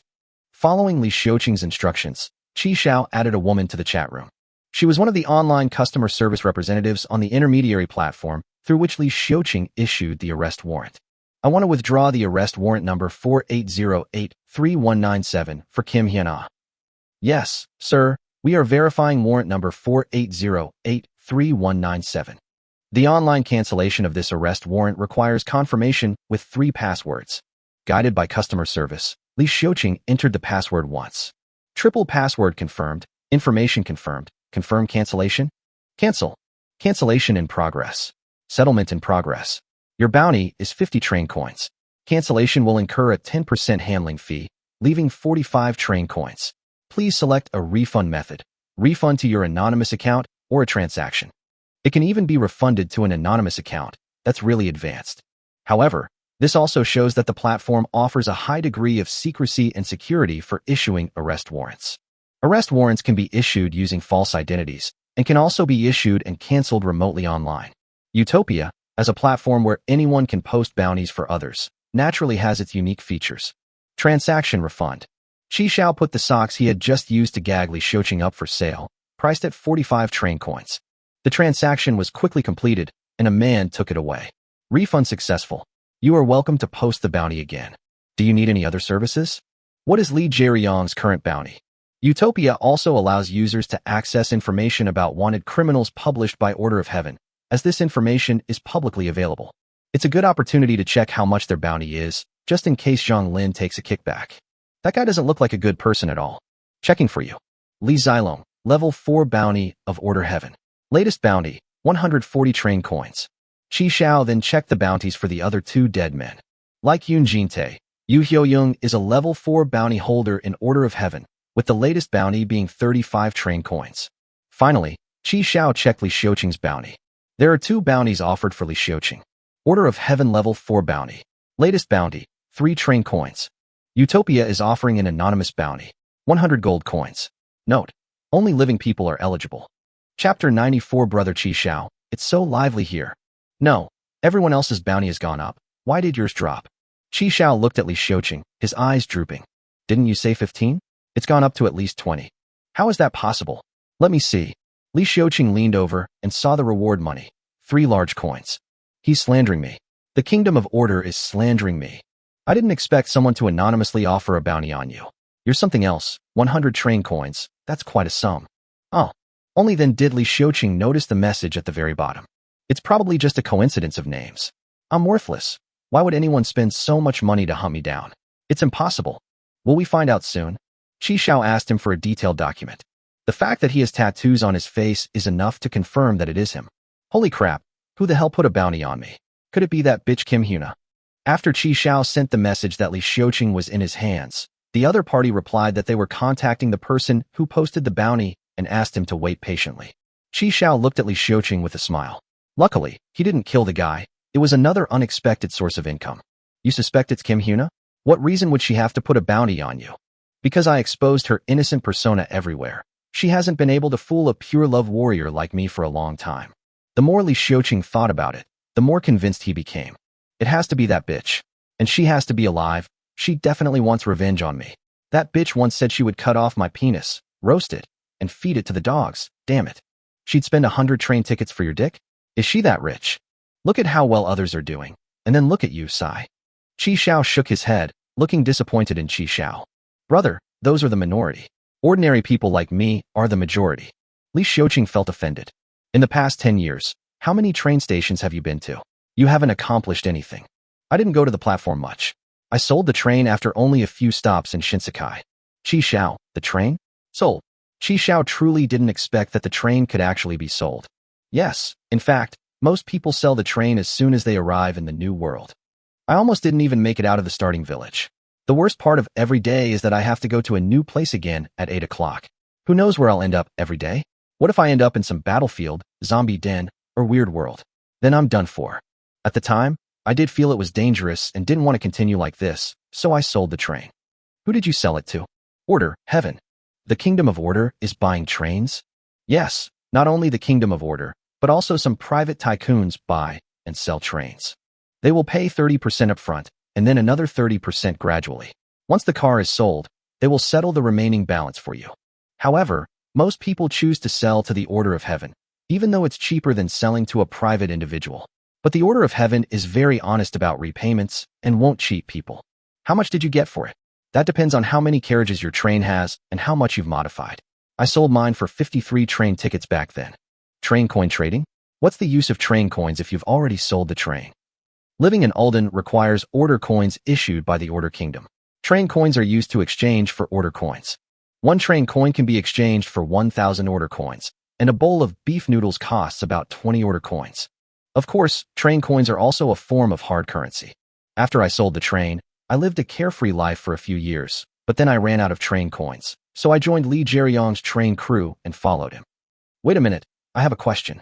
When it's time to depart, doesn't the train just leave? Oh, what level are you now? Not level 20 yet, right? You'll find out when you reach level 20. At that time, a maintenance module will be unlocked, allowing the train to stop at public stations for as long as it wants. Is Yulden very big? Big, very big. It's hundreds of times the size of South Korea. Actually, it's pretty good in Yurden if you don't cause any trouble. You can work and have entertainment in the city, which is no different from being on Earth. Just then, Utopia's customer service called back. The bounty poster replied that the transaction would take place in the smog city of Zon. Zon, the smog city? What a piece of crap. Zon is also a public station, but the environment is terrible, full of miasma. It's full of garbage, swamps, and mutated creatures. It's not suitable for human habitation, so it's not under the jurisdiction of Order Heaven. I see. Qi Xiao nodded and patted Li Xiuqing on the shoulder. Don't worry, we won't be using you to exchange for the bounty for now. Before Li Xiuqing could even breathe a sigh of relief, Qi Xiao continued. I'm waiting for the investigation results. If my brother-in-law is gone, you'll be gone too. If my brother-in-law were still alive. Li Xiuqing said with a hopeful expression. You're going to let me go? Dream on. Of course, I'll use you to make money. The premise is that you didn't lay a hand on my brother-in-law. Anyway, the other party only wants a living person. Losing an arm or a leg shouldn't matter. Just leave him hanging. I truly did not lay a hand on him. Heaven and earth bear witness to my innocence. All right, then you can pray that my brother-in-law is all right. Then, Qi Xiao contacted an old acquaintance. There are 139 bounties on Kongyu. Holy crap, that's an outrageous number. Order of Heaven level 1 bounty. Latest bounty, 6,000 train coins, plus an item from a level 8 treasure chest. Note, dead or alive. Utopia 5648 Yellow Peach Anonymous Bounty. 10 gold coins reward for Kongyu's worn high heels. Utopia 0297 Anonymous Bounty. 10 gold coins for a pair of stockings worn by Kongyu. Utopia 9112 Pink Pimple Anonymous Bounty. 100 gold coins offered for a candlelight dinner with Kongyu. In Utopia, the bounties are all bizarre and even unreliable, while in Order Heaven, there are only genuine, wanted bounties. 6,000 train tickets. That's an incredible amount. You could smash someone to death with that kind of money, and you could never spend it all in a lifetime. There are also items that can be obtained from level 8 treasure chests. The level 8 treasure chest that Qi Xiao has not yet opened contains 3 of Monkey King's life-saving hairs. Items of the same level are absolutely incredibly powerful. What exactly did Kong do to the Kingdom of Order that warrants such a large-scale manhunt for her? Just then, a voice suddenly rang out. Wow, Brother Qi Xiao, this is so lively. Shi Jian, Lao Lu, Li Huizi, He Fengguai, and Xiao Huolong all turned to look at Xia Yuan, who had suddenly appeared next to Qi Xiao. Chapter 95 Cousin, stop going crazy. Woof woof woof. When the black wind monster saw Xia Yuan, it immediately pounced at her feet and licked her boots until they were covered in saliva. Xia Yuan squatted down and stroked the head of the black wind monster dog. Black wind monster, you've grown so much. Black wind monster, hissing, hissing. Black wind, smelling the familiar scent on Xia Yuan, nuzzled its head against her chest. Xia Yuan picked up the black wind monster and sighed. You've really grown up. You're much heavier than last time. The cowardly little fire dragon pounced behind Li Huizi, but its curiosity still compelled it to stick out its head. Her big eyes blinked as she sized up the woman who had suddenly appeared. Qi Xiao, who had anticipated this situation, had already prepared them and taught them how to respond. Qi Xiao gave Shi Jian a look, mainly to Shi Jian. The key point was, don't reveal your identity as the train conductor. Brother Qi Xiao, are these all? Shi Jian quickly ripped the white strip off her face, stood up, and smiled at Xia Yuan. Hello, my name is Shi Jian. The sixth brother also ripped off the white stripe on his face and obediently stood next to Shi Jian. This is my son. Qi Xiao leaned close to Xia Yuan's ear and whispered. I found her in a strange world. She was quite pitiful, so I brought her back. She usually takes care of my laundry and cooking. Xia Yuan glanced at Qi Xiao with a suspicious look on her face. What a young mom. She looks about my age. Shi Jian said shyly. Thank you for the compliment. Oh, right, this one. Qi Xiao introduced Li Huizi to Xia Yuan. Her name is Li Huizi, and she is the half-sister of the guy with glasses. I met her at the previous stop. Her train had already left, and she missed it. I gave her a ride along with me. Li Huizi also stood up and greeted them politely. Summer Snipe nodded in the evening. Li Jianqing's sister? Really? What a coincidence. It's true. I do have some kind of connection with those siblings. Li Xiuqing realized that Qi Xiao had been deceiving him all along. They said he wasn't a specially recruited newcomer from the Kingdom of Order, and they only saw that in the group chat. Now it's clear that's it. He was just trying to lower his guard and get information out of me. The fact that this woman, who suddenly appeared, was wearing the uniform of Order of Heaven proves this point. Thinking of this, Li Xiuqing, whose hands and feet were bound, shouted at Xia Yuan. I'm a wanted criminal. They're holding me captive. Please get me out of here. Qi Xiao looked at Shi Jian with a face full of disgust. Hurry up, your brother's gone crazy again. Shi Jian quickly went to Li Xiuqing's side and comforted him. Hey, brother, this isn't your sister-in-law. Stop acting crazy.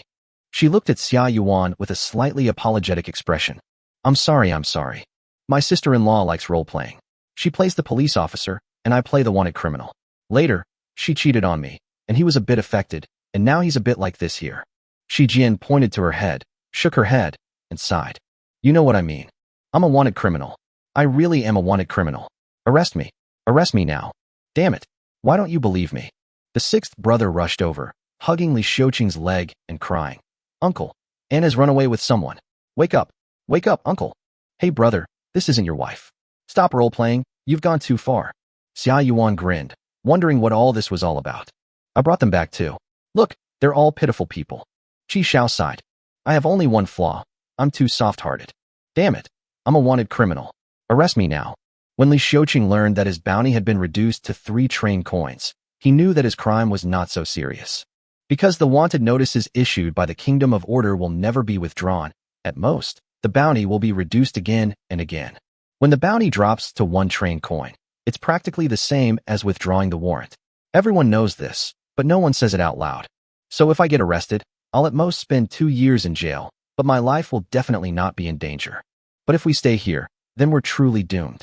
Cousin, stop playing. They took us in, so don't cause them any more trouble.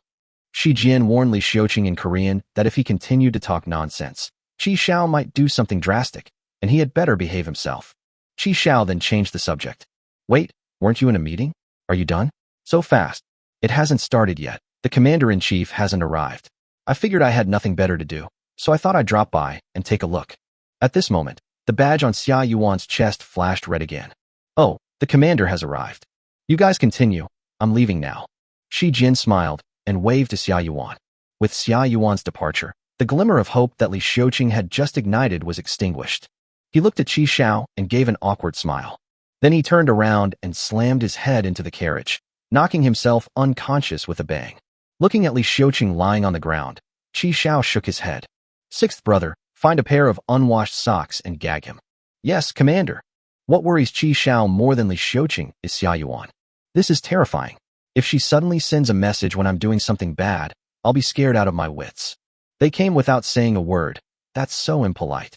Qi Xiao returned to the bathroom alone, watching the water being poured in while searching for information on chat rooms and the Utopia online platform about a method to definitely obtain a follower account modification.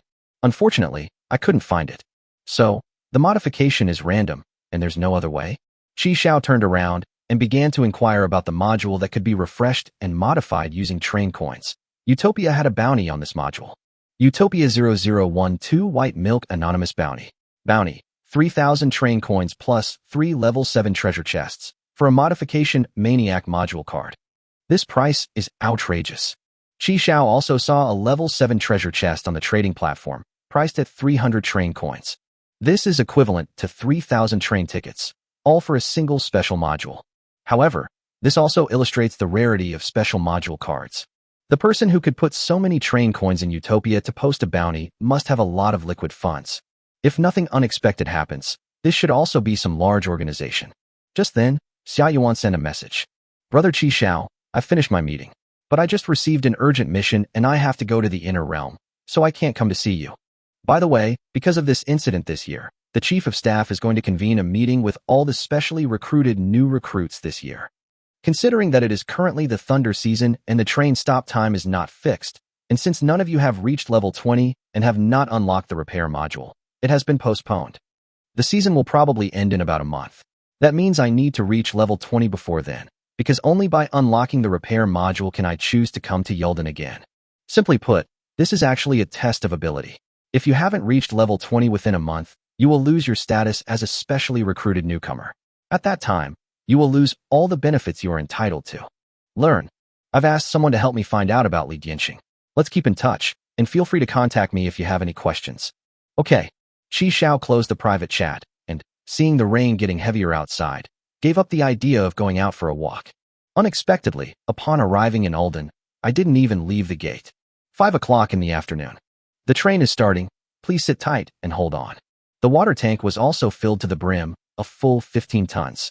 In addition, the peach saplings also had a good drink for the time being. As the train started moving, Qi Xiao checked the platform where it would stop next. This stop is at Raccoon City, single-person stop. The latest departure time from this station is 36 hours after the stop. This station is infested with zombies. Attacking them will result in infection. Danger level 4. There is a level 3 treasure chest in the armory on the first basement floor of the Raccoon City Police Department, which can contain 12 train coins and 1 body enhancement potion. Chapter 96. Come on, repeat after me. Chi. Raccoon City Police Department. Resident Evil 2. Qi Xiao turned off the light screen, returned to his bedroom, turned on his PS5, and spent a train coin to unlock Resident Evil 2 Remake. Let's review the map of the Raccoon City Police Department to prepare for collecting the treasure chest tomorrow. The muscle strengthening serum greatly improved my abilities. The improvement in physical fitness also improves the word of power, times 0. Qi Xiao selected a character and entered the game. Lao Lu sat down next to Qi Xiao, staring intently at the new game. Is this a monster, Captain? It looks like a human, but it's not quite human either. This is called a zombie. You can think of it as a monster that has turned into a human. Oh. After Qi Xiao completed the test once, he handed the handle to Lao Lu, whose eyes were shining. Give it a try? After dinner, with Li Huizi's help, Lao Lu washed the dishes and tidied the table before eagerly returning to his bedroom. When Xiao passed by, she saw that Lao Lu had already turned on his PS5. Lu, come to my place to play cards. We're one short. Sister Shi, you guys fight. I want to go fight the zombies. We're short-handed. Black Wind Monster and Little Fire Dragon don't know how to play cards. Oh well. Reluctantly, Lao Lu put down the controller and went to play cards with Shi Jian and the others. At this moment, Qi Xiao was exercising in the gravity-powered carriage, while Li Xiuqing was in the corner. The kid woke up once in the middle, but after seeing Qi Xiao, he chose to continue pretending to be dead. Qi Xiao ignored him and let him go hungry for a whole day. Midnight. Qi Xiao had just finished training in the gravity chamber, taken a shower, and was about to rest when he returned to his bedroom and saw Lao Lu rubbing a controller. Hey, Commander, fighting zombies is so much fun. Much better than that jumping game. Like fighting zombies? Are the Calabash brothers just naturally inclined to fight monsters? I don't know. It just feels so good to kill zombies. It's just that I never seem to have enough bullets.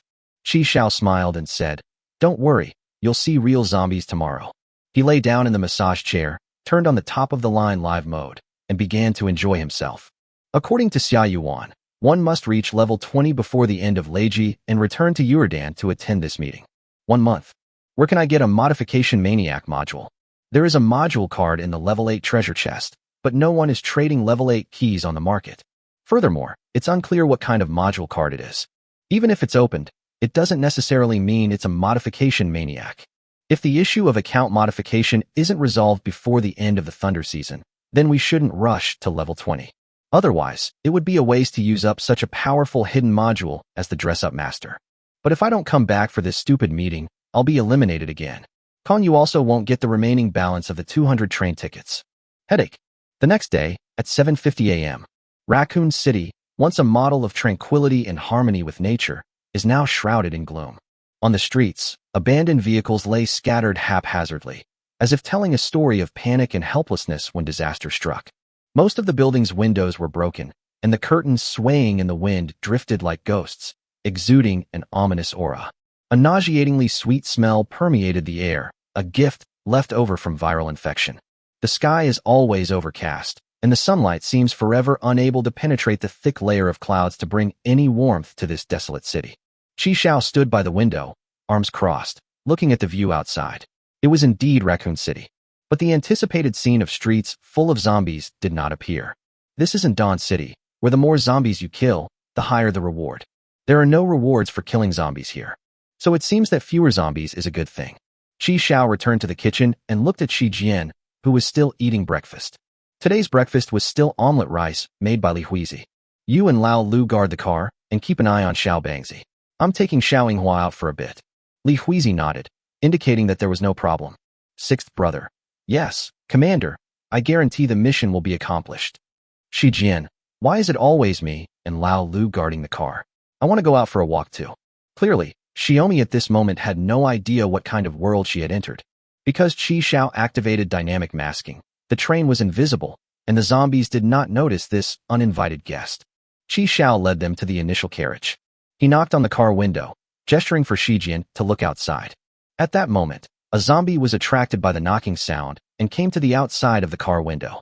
Her eyes rolled back, her hair was disheveled as if it hadn't been combed in a long time, and a few strands of hair fell on her pale forehead. His skin was as pale as paper, with an eerie bluish-gray hue, as if his blood had completely stopped flowing. Her eyes were sunken and bloodshot, her pupils were cloudy, her lips were a dark purple, her cheeks were sunken, her muscles were atrophied, and the outline of her entire face looked distorted and terrifying.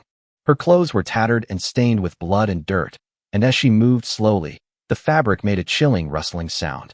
Shi Jian instinctively stepped back and exclaimed in horror. Zombies. Want to continue shopping? I just remembered I haven't washed my clothes yet. All white. Is this a zombie? It looks exactly like the ones in the game. So cool. The sixth brother was breathing rapidly, his eyes shining. You little brat, behave yourself. You'll end up like this if they hurt you. After telling them not to wander off, Qi Xiao led Li Huizi off the train. As soon as she stepped off the train, Li Huizi swiftly severed the head of the zombie that was still clinging to the window, her skirt billowing as she did so. Qi Xiao recalled the scene in Dawn City where Li Dianxing severed the arm of the zombie king with just an ordinary longsword. Li Haijia also cut off one of Li Jiryong's mechanical arms at the time. Both of them were very skilled with their swords.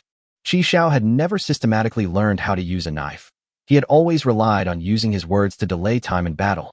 He kills people by simply slashing with a knife, without any special techniques, relying entirely on the power of words. However, this kind of battle is very physically demanding, and the downtime after a burst of power is also very long, so it is not suitable for prolonged battles. It is only suitable for assassination. With its own anchor point backtracking module, even if the assassination fails, it can escape unscathed without any worries. However, if I could learn how to use a knife systematically, just like those two siblings, I could definitely improve my skills to a higher level. I'd like to ask Sakura for advice sometime and learn a couple of tricks from her. At this moment, Li Huizi turned around, looked at the knife in her hand, then looked at Qi Xiao and smiled. Chicken Zodiac, crab mud. These 8 cuts are for use. Qi Xiao nodded. This little cherry blossom learns Chinese quite quickly, but her accent is still a bit strange. Wait, could it be that Xiaomi did this on purpose? Thinking of this, Qi Xiao decided to personally teach Li Huizi how to pronounce his name. Come on, repeat after me, 71, Qi Xiao. Qi Xiao spoke slowly, trying his best to pronounce each word clearly. Li Huizi nodded and said, chicken, rooster zodiac. Qi Xiao. After she finished speaking, she looked at Qi Xiao with an expectant expression. Qi Xiao waved his hand, indicating that it was all right and they should leave it at that for now. He identified the direction and then led Li Huizi towards the police station. Li Huizi dealt with all the zombies they encountered on the road. Qi Xiao brought her along just for this purpose. He didn't want to get close to the zombies for hand-to-hand combat, but he was afraid that firing a gun would attract the zombies hiding nearby. This is where Li Huizi came in. If there are people, we should use them. There's no harm in not using them. Those zombies were stupid and not agile. He seemed like a fool in front of Li Huizi, who chopped him up as easily as cutting vegetables. The two quickly arrived at the police station. After killing the zombie police officers blocking their way, Qi Xiao put away all their service pistols. After successfully descending to the first floor, Qi Xiao found the armory and easily broke the lock using the high-frequency vibration characteristics of lust. The Raccoon City Police Department's armory contains a variety of firearms, including pistols, shotguns, rifles, and assault rifles. There's quite a lot. May you get rich. May you get rich. Qi Xiao put all the firearms, ammunition, bulletproof vests, and other items into the boundary bracelet. On the shelf, a black box with an umbrella pattern still lay quietly. It's a level 3 treasure chest. Chapter 97, Catching Zombies, Making Automatic Vegetable Washing Machines. Qi Xiao opened the box. Inside, lining it with black velvet satin, 12 train coins held up a silver metal syringe containing 10 milliliters of pale red medicine. Muscle strengthening agents. Qi Xiao looked at the protective umbrella pattern on the syringe and couldn't help but grin. It made him a little hesitant to fight. We'll talk about it when we get back. Qi Xiao closed the lid, put everything away, and then saw Li Huizi staring intently at him with her big eyes. What's wrong? Li Huizi shook her head, indicating that she was fine. Looking at Qi Xiao's retreating figure, Li Huizi had a lot of questions in her mind. How did those things disappear as soon as he touched them? It's amazing. Furthermore, it was as if he knew there was a treasure chest here. He was very purposeful and headed straight here.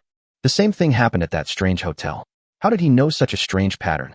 The treasure chest has been successfully obtained, but there's still one thing to do. Capture a zombie and turn it into an automatic vegetable cooking machine. As soon as Qi Xiao left the armory, he heard the cries of zombies. He followed the sound and found a blonde female zombie wandering around in a nearby cell. The female zombie had blonde hair and was dressed neatly. Her face only had a few purplish-red veins, which showed that she had only recently undergone the transformation. She was curvaceous, with a prominent bust and buttocks, and even fair skin and a pretty face. The key point is that she was wearing sky-high heels that were over 10 centimeters high, with bright red nail polish, and she walked with a swaying gait, giving people the feeling that she might fall down at any moment. What attracted Qi Xiao the most was her terrifying size, which felt as big as Lao Lu's head. Is this really a size that a human could have? Upon seeing Qi Xiao and Li Huizi, the zombie rushed over, reaching out its hand to scratch frantically at the railing. Seeing Li Huizi about to draw her knife, Qi Xiao raised his hand to stop her. Seeing Qi Xiao shake his head, Li Huizi removed her hand from the hilt of the knife. Qi Xiao pulled out a bowl of pea shooters from his empty hand and placed it on the ground. Sensing the presence of zombies nearby, the pea shooter opened its eyes, turned its gun around, and fired a pea, hitting the female zombie in the thigh. Great, this activates the plant's battle mode. After firing the first shot, the pea shooter went silent, just swaying its head back and forth. No, just one shot, buddy. 1 minute later, another pea was fired. Your reload time is way too long. It wasn't like this last time in Dawn City. What? Only playing high-level games. Qi Xiao was speechless. He took out the remaining 5 potted plants and confirmed that they would all enter battle mode. The only problem is that the launch intervals are exceptionally long. The pea shooters attack every minute, firing a pea the size of a thumb. The corn pitcher attacks every 5 minutes and throws out a corn cob. The cabbage pitcher and the watermelon pitcher attack once every 10 minutes, throwing a cabbage and a watermelon respectively. The attack frequency is incomparable to that in Dawn City. It's okay, it's better than nothing. After figuring out the plant's attack frequency, Chi Xiao put them away, then reached into the railing and slapped the female zombie's thigh. Come in. 3 seconds later, the blonde female zombie tilted her head and looked at Chi Xiao, indicating her confusion. Damn, it has a soul? How could a zombie have a soul? Could it be that this thing weighs more than 70 kilograms? Chi Xiaojia's bracelet still had a 70-kilogram weight to bear, which he thought would be more than enough. Seeing the zombie pull back its arm and reach out to grab him with both hands, Chi Xiao immediately chose to use the 70 train coins in his bracelet to upgrade it to level 10. The load was increased by another 100 kilograms, reaching 800 kilograms. He slapped the female zombie on the butt and roared, "Get the hell in here." With a whoosh, the blonde female zombie disappeared from the spot this time, successfully collected into the boundary bracelet by Chi Xiao. I knew it. Even old Master Rin didn't have a soul, so how could you, a lower-level zombie, possibly have one? Li Huizi, who was standing to the side, was stunned when she saw this scene. Back on the train, Chi Xiao released the zombie. Chi Xiao took out a black, perforated gag that he had prepared beforehand, induced the zombie to open its mouth, stuffed it in, and then secured it. Looking at the zombie with a gag in its mouth, Chi Xiao rubbed his chin. No, he had to minimize all the risks. The main ways zombies are infected are through bites and scratches. Half a minute later, Chi Xiao wiped his sweat and dropped the pliers in his hand. The zombie had now transformed into a grandmother zombie, and Chi Xiao had pulled out all of its white teeth. Because the word of power, time zero, was activated, the speed was very fast. The bite problem is solved. Now it's time to deal with the scratches. After the tooth was extracted, Chi Xiao began to trim her nails. Cutting it would be too much trouble, so Chi Xiao decided to just pull it out. Not just fingers, but toes too. All of them were plucked off, and then thick gloves and shoes were put on. Then they put a blindfold and a collar on her, and secured her firmly to the corner of the carriage with an iron chain as thick as a girl's wrist. Chi Xiao took out potted plants, and they began to work, launching a fierce attack on the female zombie. Go easy on them. Don't hit them too hard, or you'll kill them. Chi Xiao quickly set up the transparent acrylic sheet that he had prepared in advance to block the plant's attack. He constantly adjusted the placement and angle of the automatic compost bins to ensure that the plant's feed would fall accurately into the bins. The automatic vegetable washing machine has been successfully made. 3 bowls of pea shooters, 1 bowl of cabbage pitchers, 1 bowl of watermelon pitchers, and 1 bowl of corn pitchers can produce 180 peas, 12 ears of corn, 6 cabbages, and 6 watermelons per hour. That's about 15 kilograms in total, which adds up to 360 kilograms of vegetables a day. We can't finish it all. We can't possibly finish it all. We'll sell the surplus, and if we can't sell it, we'll make amazing multi-purpose fertilizer. Working tirelessly, 24/7. Now they only hope to leave this world so that they can still retain their characteristics. At this moment, Shi Jian and the others also came over to visit the automatic vegetable washing machine made by Chi Xiao. No, out of so many zombies, you just had to pick the worst one. Shi Jian didn't even know how to describe it. The best. Shi Jian raised her hand and gestured in the air to indicate the female zombie's chest, then looked at her own, completely speechless. Is this real? Could it be that it's infected with a zombie and swollen up to be this big? You chose this zombie because you had ulterior motives. Doesn't this look more comfortable? Chi Xiao glanced at Shi Jian. Look at those with mouths full of blood, broken arms and legs, intestines hanging down to their butts. Can that be acceptable? Wouldn't bringing them in lower the overall appearance of our train? Old Lu's eyes lit up as he looked at the zombie. I think this zombie is pretty good. It doesn't look as dangerous as the others. Chi Xiao patted the 6th brother's head and gestured with his chin toward Shi Jian. See, Lao Lu understands me best. He truly deserves to be my deputy commander. Shi Jian was speechless. Lulu, I beg you, please stop licking. Chapter 98 also increases movement speed. No, I really think this zombie is pretty good. It's huge. Shi Jian realized that it was all because of that thing. Even a child as young as Lulu likes delay. Is this just a man's nature? Just then, Xia Yuan sent a private message. We found Li Dianxing. He is indeed in Yuerdan. He was badly injured when our patrol found him, but he is no longer in danger. Chi Xiao breathed a sigh of relief upon seeing the news. As expected of Glasses Guy, he's really resilient. He told Li Huizi the news, and upon hearing it, Li Huizi excitedly hugged Chi Xiao, tears of joy welling up uncontrollably in her eyes. Qi Xiao awkwardly patted Li Huizi on the back to indicate that everything was all right. Li Huizi then realized that she had been too excited, so she quickly let go of Qi Xiao's arms. Thank you, Rooster. Thank you. Oh, that accent. Qi Xiao shook his head and replied to Xia Yuan's message. Thanks. I'll treat you to dinner later. Hee okay. But brother Qi Xiao, you're hiding something from me, and I'm really troubled. Upon seeing this message, Qi Xiao's heart skipped a beat. I went back and checked the information. I didn't expect that the man with the tattoo on his face was actually a wanted criminal. Li Xiuqing, the fourth train conductor, is one of Li Zilong's subordinates. However, because he has little combat ability, his bounty is only 3 train coins. By the way, why did brother Qi Xiao keep this from me? I knew this clumsy acting wouldn't fool Xia Yuan. She was just going along with it and giving him a way out. Qi Xiao didn't lie and directly explained that someone on the Utopia platform was offering a reward of more train coins for him, and he wanted to exchange them for more train coins. Oh, I see. No wonder. You were afraid I'd just take him away. Brother Qi Xiao, you misunderstood. That's how the new world works. The side that offers the highest price gets the prize. Besides, I'm not in charge of wanted criminals. I won't get involved. 100 pieces, so many? No wonder brother Qi Xiao was reluctant to part with them. But the smog city of Zon is very dangerous. It is full of vicious wanted criminals. It would be very dangerous for brother Qi Xiao to meet them in person. Let me know when you go, and I'll go with you. This guy is really fast at gathering information. Did you find it in such a short time? Sure. I'll have enough money for food when I exchange it for train tickets. Qi Xiao replied. Xia Yuan, hee. Since Li Xiuqing's identity had already been revealed, Qi Xiao took the opportunity to ask about that matter directly. By the way, I didn't add Glasses Guy as a friend. Could you ask him for me if Li Xiuqing attacked him back then? A while later. No, Li Dianxing said that only Li Zilong attacked him. Okay, thank you. Li Xiuqing wasn't lying about this. Do you need upgrade materials? I can transfer some to you, though not much. No need, I'll upgrade by collecting materials myself. Reaching level 20 in a month will be a piece of cake. Brother Qi Xiao is awesome. Keep it up, I'm busy now. After closing the private chat, Qi Xiao breathed a sigh of relief. Since she didn't press for Shi Jian and Lao Lu's true identities, Qi Xiao pretended not to know and didn't need to explain.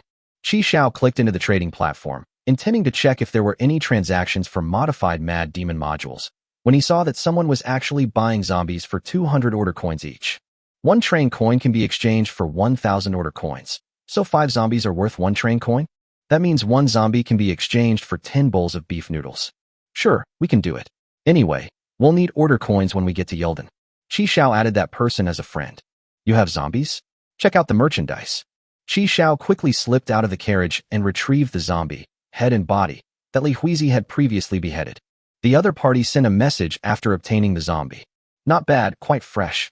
How many do you have? How much do you want? I'll take as many as you have. 200 each, I only need bulk orders. Qi Xiao suddenly had a thought and asked, where are they alive? Half a minute later, the other party replied, are you sick in the head? The other party initially requested 100 zombies, but demanded that they be cut up.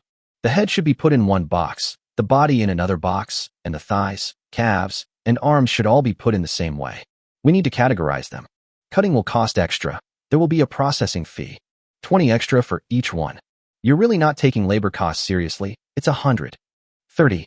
100. 50. That's the most I can go. If it's too much, I'll just cut it myself. Make a deal. If you can make money, why not take it? The other party gave Qi Xiao 100 blue storage boxes of different sizes, and also thoughtfully provided him with a set of protective clothing. The box also had the words Lao Ba Cooked Food Products Company, Limited printed on it. Qi Xiao couldn't help but grin. Commander, the noodles are ready. The 6th brother ran over, carrying a bowl of instant noodles. Qi Xiao took the bucket of kimchi-flavored instant noodles, went to the gravity carriage, and kicked Li Xiuqing, who was still pretending to be dead, awake. He tremblingly took the instant noodles, saying in fear, Big brother, is this your last meal before you're executed? Li Xiuqing felt he was doomed because he knew he had angered Qi Xiao with his previous actions. What are you thinking about? Hurry up and eat, then get back to work. Li Xiuqing raised his head, looking completely bewildered. Get to work? After finishing his meal, Li Xiuqing took the protective suit handed to him by Qi Xiao and hurriedly put it on. Now that it has been confirmed that Li Dianxing is not dead and Li Xiuqing did not attack him, there is no need to tie him up. Before going to Zon, they directly served as laborers. It's the same principle. If someone's available, Might as well use them. He clapped his hands and looked at the crowd. Family members, there's work to be done. Qi Xiao assigned tasks to the group. The tentative battle plan is as follows. Li Huizi will be responsible for killing zombies. Qi Xiao will transport them back and cut them up, and Li Xiuqing will be responsible for packing them into boxes. Commander, what about me? What am I supposed to do? Cooking. You and Sister Shi will cook dinner together. Although a hint of disappointment flashed across Lao Lu's face, he still obediently listened to Qi Xiao and went to prepare the ingredients for dinner. Just kidding. What if you get infected doing such a dangerous job? Although I have the zombie serum I brought from Dawn City and the antidote Kong gave me, what if it doesn't work? Packing is something Li Xiuqing can handle. The carriage door opened, and Qi Xiao, Li Huizi, and Li Xiuqing stepped out of the carriage. Qi Xiao took out the crimson dice. The combination he rolled today was 224, and he summoned the mantis bro with 8 dots on its face. Looking at the red humanoid monster, over 2 meters tall, wielding a scythe-like arm, and in this zombie-infested world, Li Xiuqing finally gave up the idea of running away. Qi Xiao looked at Li Huizi, who was poised to act, and instructed her. Be careful, don't get hurt. Still worried, Qi Xiao pulled out a pair of pink running shoes. Wearing this will increase your movement speed. You should try it. Li Huizi hesitated for a moment, but still took the running shoes that Qi Xiao handed her. Oh right, and this one too, it also increases movement speed. Qi Xiao then took out a pair of purple, luminous stockings and handed them to Li Huizi. Chapter 99 Night Falls, Zombie Horde Attacks. Li Huizi blushed when she saw the stockings. Although she wears various styles of stockings year after year, the colors are only black, white, and flesh-colored. She has never worn purple once, because she felt it was too strange and couldn't accept it. Qi Xiao waved the stockings in his hand again, gesturing for her to take them. Li Huizi pursed her lips and reached out to take it. She lifted her leg, took off her uniform shoes, rolled the white silk she had taken off into a ball, carefully put it into her shoes, and then put on the bright purple waistband. Then put on the running shoes. This is the first time these 2 speed-boosting items have been used together on a mission. Li Huizi moved twice, and it was much faster. I feel so much lighter. These shoes can even transform, actively conforming to the shape of the foot and perfectly wrapping it up. Those stockings were amazing too. They had a great fit, were very elastic, and were just incredible. Qi Xiao has so many amazing gadgets. Feeling the movement speed boost from the 2 pieces of equipment, Li Huizi couldn't help but draw her knife and charge towards the nearest zombie. As it turns out, Qi Xiao's worries were completely unnecessary. Li Huizi killed these lone, stupid zombies with absolute ease. Without the aid of props, it seemed that the zombies couldn't catch up with her. With a single slash, Li Huizi severed the zombie's head from its body. That knife was indeed very sharp, but unfortunately, it wasn't a prop. Otherwise, Qi Xiao wouldn't have been willing to give it to Li Huizi. Qi Xiao put away Li Huizi's uniform shoes and white stockings, followed behind her, and put the killed zombies into the boundary bracelet. To work more efficiently, Qi Xiao used another 80 train coins to upgrade the boundary bracelet to level 11. At this point, the weight of the bracelet reached 900 kilograms. After the bracelet was full, Qi Xiao stepped on the nanobots and flew directly back to the train. After taking the zombie out, he immediately set off to return to Li Huizi's place. Qi Xiao's mantis then began to perform the cutting process. Mantis Bro cuts through these zombies with his scythe as easily as slicing a watermelon. In no time at all, it was divided up. Li Xiuqing was responsible for sorting and packing the cut-up zombie pieces into boxes. This guy has a strong mentality.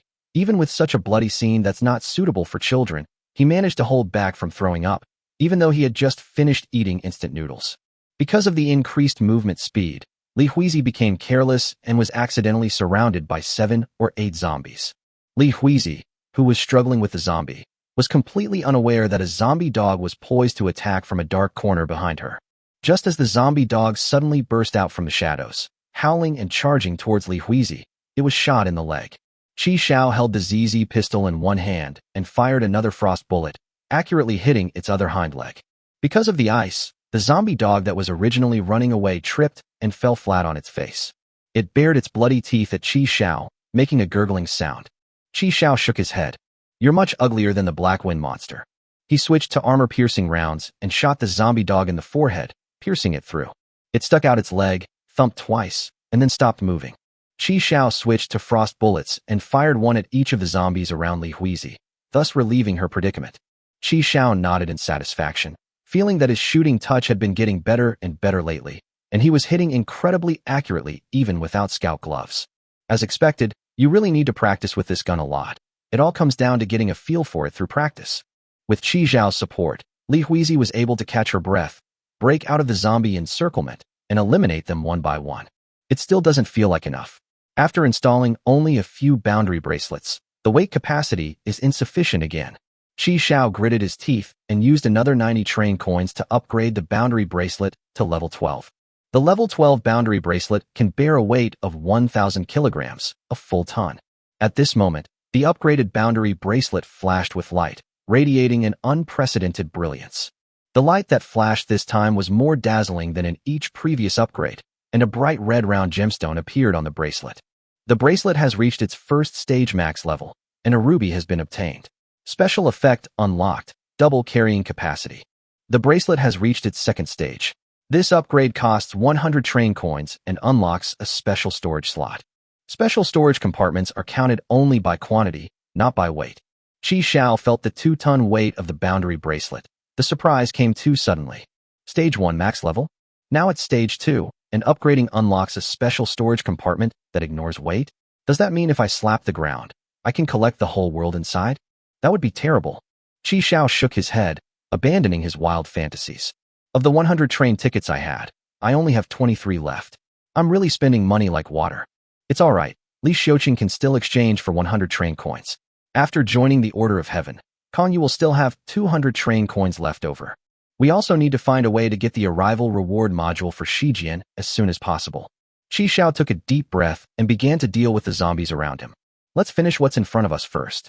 Li Xiuqing had just finished sorting and packing Qi Zhao's body parts from the previous batch, and before he could even rest, Qi Zhao returned. This time, Qi Zhao conjured twice as many zombies as last time, leaving Li Xiuqing dumbfounded. Hurry up and finish, or we won't have anything to eat. After giving a brief instruction, Qi Zhao hurriedly left again. Watching Qi Zhao fly away again, and the mantis brother tirelessly cutting through zombies, Li Xiuqing was completely numb. Finally, before dinner, 100 zombies were successfully delivered through a well-established assembly line operation. Qi Zhao also gave the other party a few more zombie dogs, which satisfied the other party, who paid Qi Zhao an extra 1,000 order coins. Including the processing fee, Qi Zhao successfully received a total of 26,000 order coins. These order coins are all in denominations of 1,000, and there are 26 of them in total.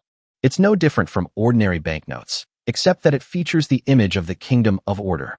That's only 26 train tickets. Making money is really hard, Qi Zhao sighed. Exhausted to the point where he could barely straighten his back, Li Xiuqing slumped to the ground, opened his protective mask, and greedily inhaled a breath of air. His face was etched with 2 words. Despair. Please sit down. You must be tired this afternoon. After cleaning himself up, Li Xiuqing was clearly a little uneasy.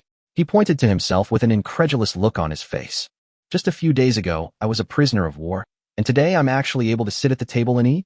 Qi Zhao looked at his expression and explained. My brother-in-law has been found, and you really didn't lay a hand on him. Don't worry, you're safe. Upon hearing the news, Li Xiuqing was so moved that he cried. He ate 2 bowls of instant noodles in 4 days, and after working hard all afternoon, he was really hungry, so he picked up the bowl and shoveled down several mouthfuls of rice. Tears, which I couldn't control, streamed down my face. No rush, eat slowly. Qi Zhao placed a chicken wing in Li Xiuqing's bowl and smiled. Xiuqing, work hard, and I'll make sure you have enough to eat every day from now on. Big brother, you're a good man. I beg you, please don't hand me over to that bitch, big brother. I'll do anything for you, big brother. Ugh, why bring this up during dinner? It's such a downer. I don't even know when I'll get to Zon. If your bounty is lifted before then, I'll give you your freedom. You can go wherever you want then, or even come with me. It's all up to you. Really, brother? You're my benefactor. Across from her, Shijian looked at him with disdain. She leaned close to Lao Lu's ear and whispered, Lu, do you know what this is called? Sister Shi. I know, this is called making empty promises. That's right. You need to learn to distinguish between truth and falsehood in the future, and stop trying to take advantage of him. The 6th brother looked puzzled and asked, but the conductor never made any empty promises to me. Shijian sat back down and slowly shook her head. Lu, you're hopeless. After dinner, it was dark outside. Qi Zhao arrived at the gravity carriage as usual, but this time he didn't train. He took out the level 3 treasure chest and retrieved the muscle-enhancing potion inside. Looking at the pale red liquid inside, Qi Zhao rolled up his sleeves and gave the injection. As the medicine was slowly injected into his body, Qi Xiao felt a slight warmth in his lower abdomen. He closed his eyes, feeling the medicine spreading through his body. His muscles began to tense, and his heart rate increased.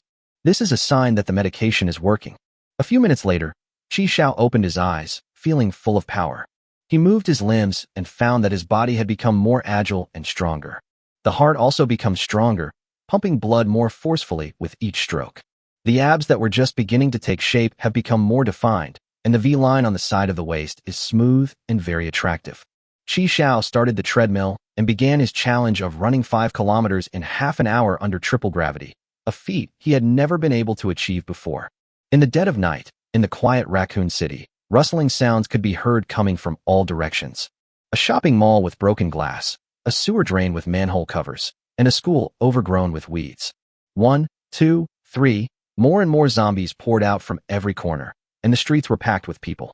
They all noticed Qi Xiao's brightly lit train, which was flowing towards them in an orderly fashion like a tide. Some zombies pushed open the manhole cover, but before they could crawl out, their fingers were crushed by the zombie horde, and they fell back into the sewer. Night falls, and the zombie horde arrives.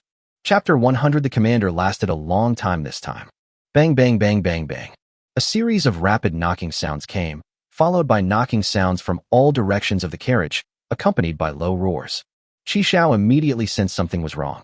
He jumped off the treadmill, traversed through the many carriages, and rushed to the initial carriage.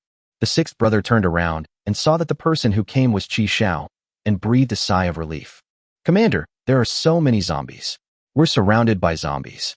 The outside was indeed completely surrounded by zombies, who waved their hands and kept banging on Qi Xiao's train, trying to break through this barrier. Where did all these zombies come from? Li Xiuqing was so frightened that he lay down in the middle of the train, covering his head with his hands, trying to get as far away from the windows on both sides as possible. He was trembling and kept muttering that he was doomed and was going to die. Qi Xiao immediately turned off the lights in the initial carriage and activated dynamic occlusion. No, even though the train is invisible, it's useless against the zombies that are already pounding on it. Although they can't see it, they can still touch it. We need to lure them away. Seeing Shi Jian and Li Huizi arriving one after another, Qi Xiao made the arrangements. I'll go and lure them away. Li Huizi, you stay in the car and protect Shi Jian and Lao Lu. Also, keep an eye on this guy. Qi Xiao pointed to Li Xiuqing, who was lying on the ground, then took out an unlimited shotgun and equipped it to Old Master Ren. Commander, I'll go with you. Seeing the expectant look in Lao Lu's eyes, Qi Xiao sighed. You little brat, you want to fight zombies, huh? The sixth brother chuckled. Hey kid, don't drag me down. Qi Xiao patted Lao Lu on the head, then took out another unlimited shotgun and gave it to Lao Lu. No need to reload, just be careful not to overheat. Then, with lightning speed, he rushed out of the carriage, pulled out a grenade, and threw it into the horde of zombies. Bang! A flash of lightning. The loud explosion and the sudden appearance of a living person attracted the zombies' attention, and they all turned around and rushed towards Qi Xiao. Qi Xiao pulled out a shotgun he had seized from the police station's armory during the day and blasted the head off a zombie that lunged at him from the left with a single shot, then retreated while firing. Holy crap, so there were tons of zombies here. Do you all work the night shift? This number already surpasses that of Dawn City. Qi Xiao had lured away most of the zombies around the train. Lao Lu and Grandpa Run, each carrying a shotgun, hopped out of the train and began clearing out the remaining zombies nearby. Qi Xiao overlooked one thing. The sixth child was not an ordinary kid. He was a Calabash brother. His physical condition is exceptional, far beyond what ordinary people can compare to. At this moment, Lao Lu was holding the unlimited shotgun that Qi Xiao had given him, taking down zombies with every shot, and he was extremely excited. He ran fast, and the zombies couldn't catch him at all. Since Old Master Rin was a zombie himself, he was not afraid of attacks, and the two of them unleashed their firepower wildly. Before long, the remaining zombies in the vicinity were cleared away. Old Six seemed unsatisfied and chased after Qi Xiao in the direction he had left. Another grenade exploded, flashing and roaring, sending a bunch of zombies flying. Qi Xiao maintained a somewhat ambiguous distance from the zombies behind him, giving them the illusion that they could catch up if they tried hard enough. Seeing that most of the zombies had been drawn to him and the danger at the train had been eliminated, Qi Xiao smiled, put away his gun, and pulled out a long knife. He recalled a question he had asked Li Huizi that afternoon, why she could decapitate a zombie with a single stroke and do so with such ease. According to Li Huizi's explanation at the time, which involved both speaking and gesturing. The key point was holding the knife. Whether the blade is adjusted to match the trajectory of the swing force is the key to determining the power of the strike. Laymen might think that simply wielding a bladed weapon constitutes slashing. However, if left uncontrolled, the angle formed by the blade and the trajectory of force when wielding the weapon can lead to a significant loss of power. That swing was more of a strike than a slash. It only has an empty show of power. A true chop is one where the trajectory of the blade and the force of the swing are infinitely close to being the same. All that is visible is the glint of light as the blade cuts through the air. This is true slaying. Therefore, with each swing of the sword, one must seek that fleeting glint of light. During their training, they would use a knife to cut through a slit that was only 2 millimeters thicker than the blade itself. If there is any tilting angle, the blade will cut into the walls on both sides, making it impossible to cut perfectly through the gap.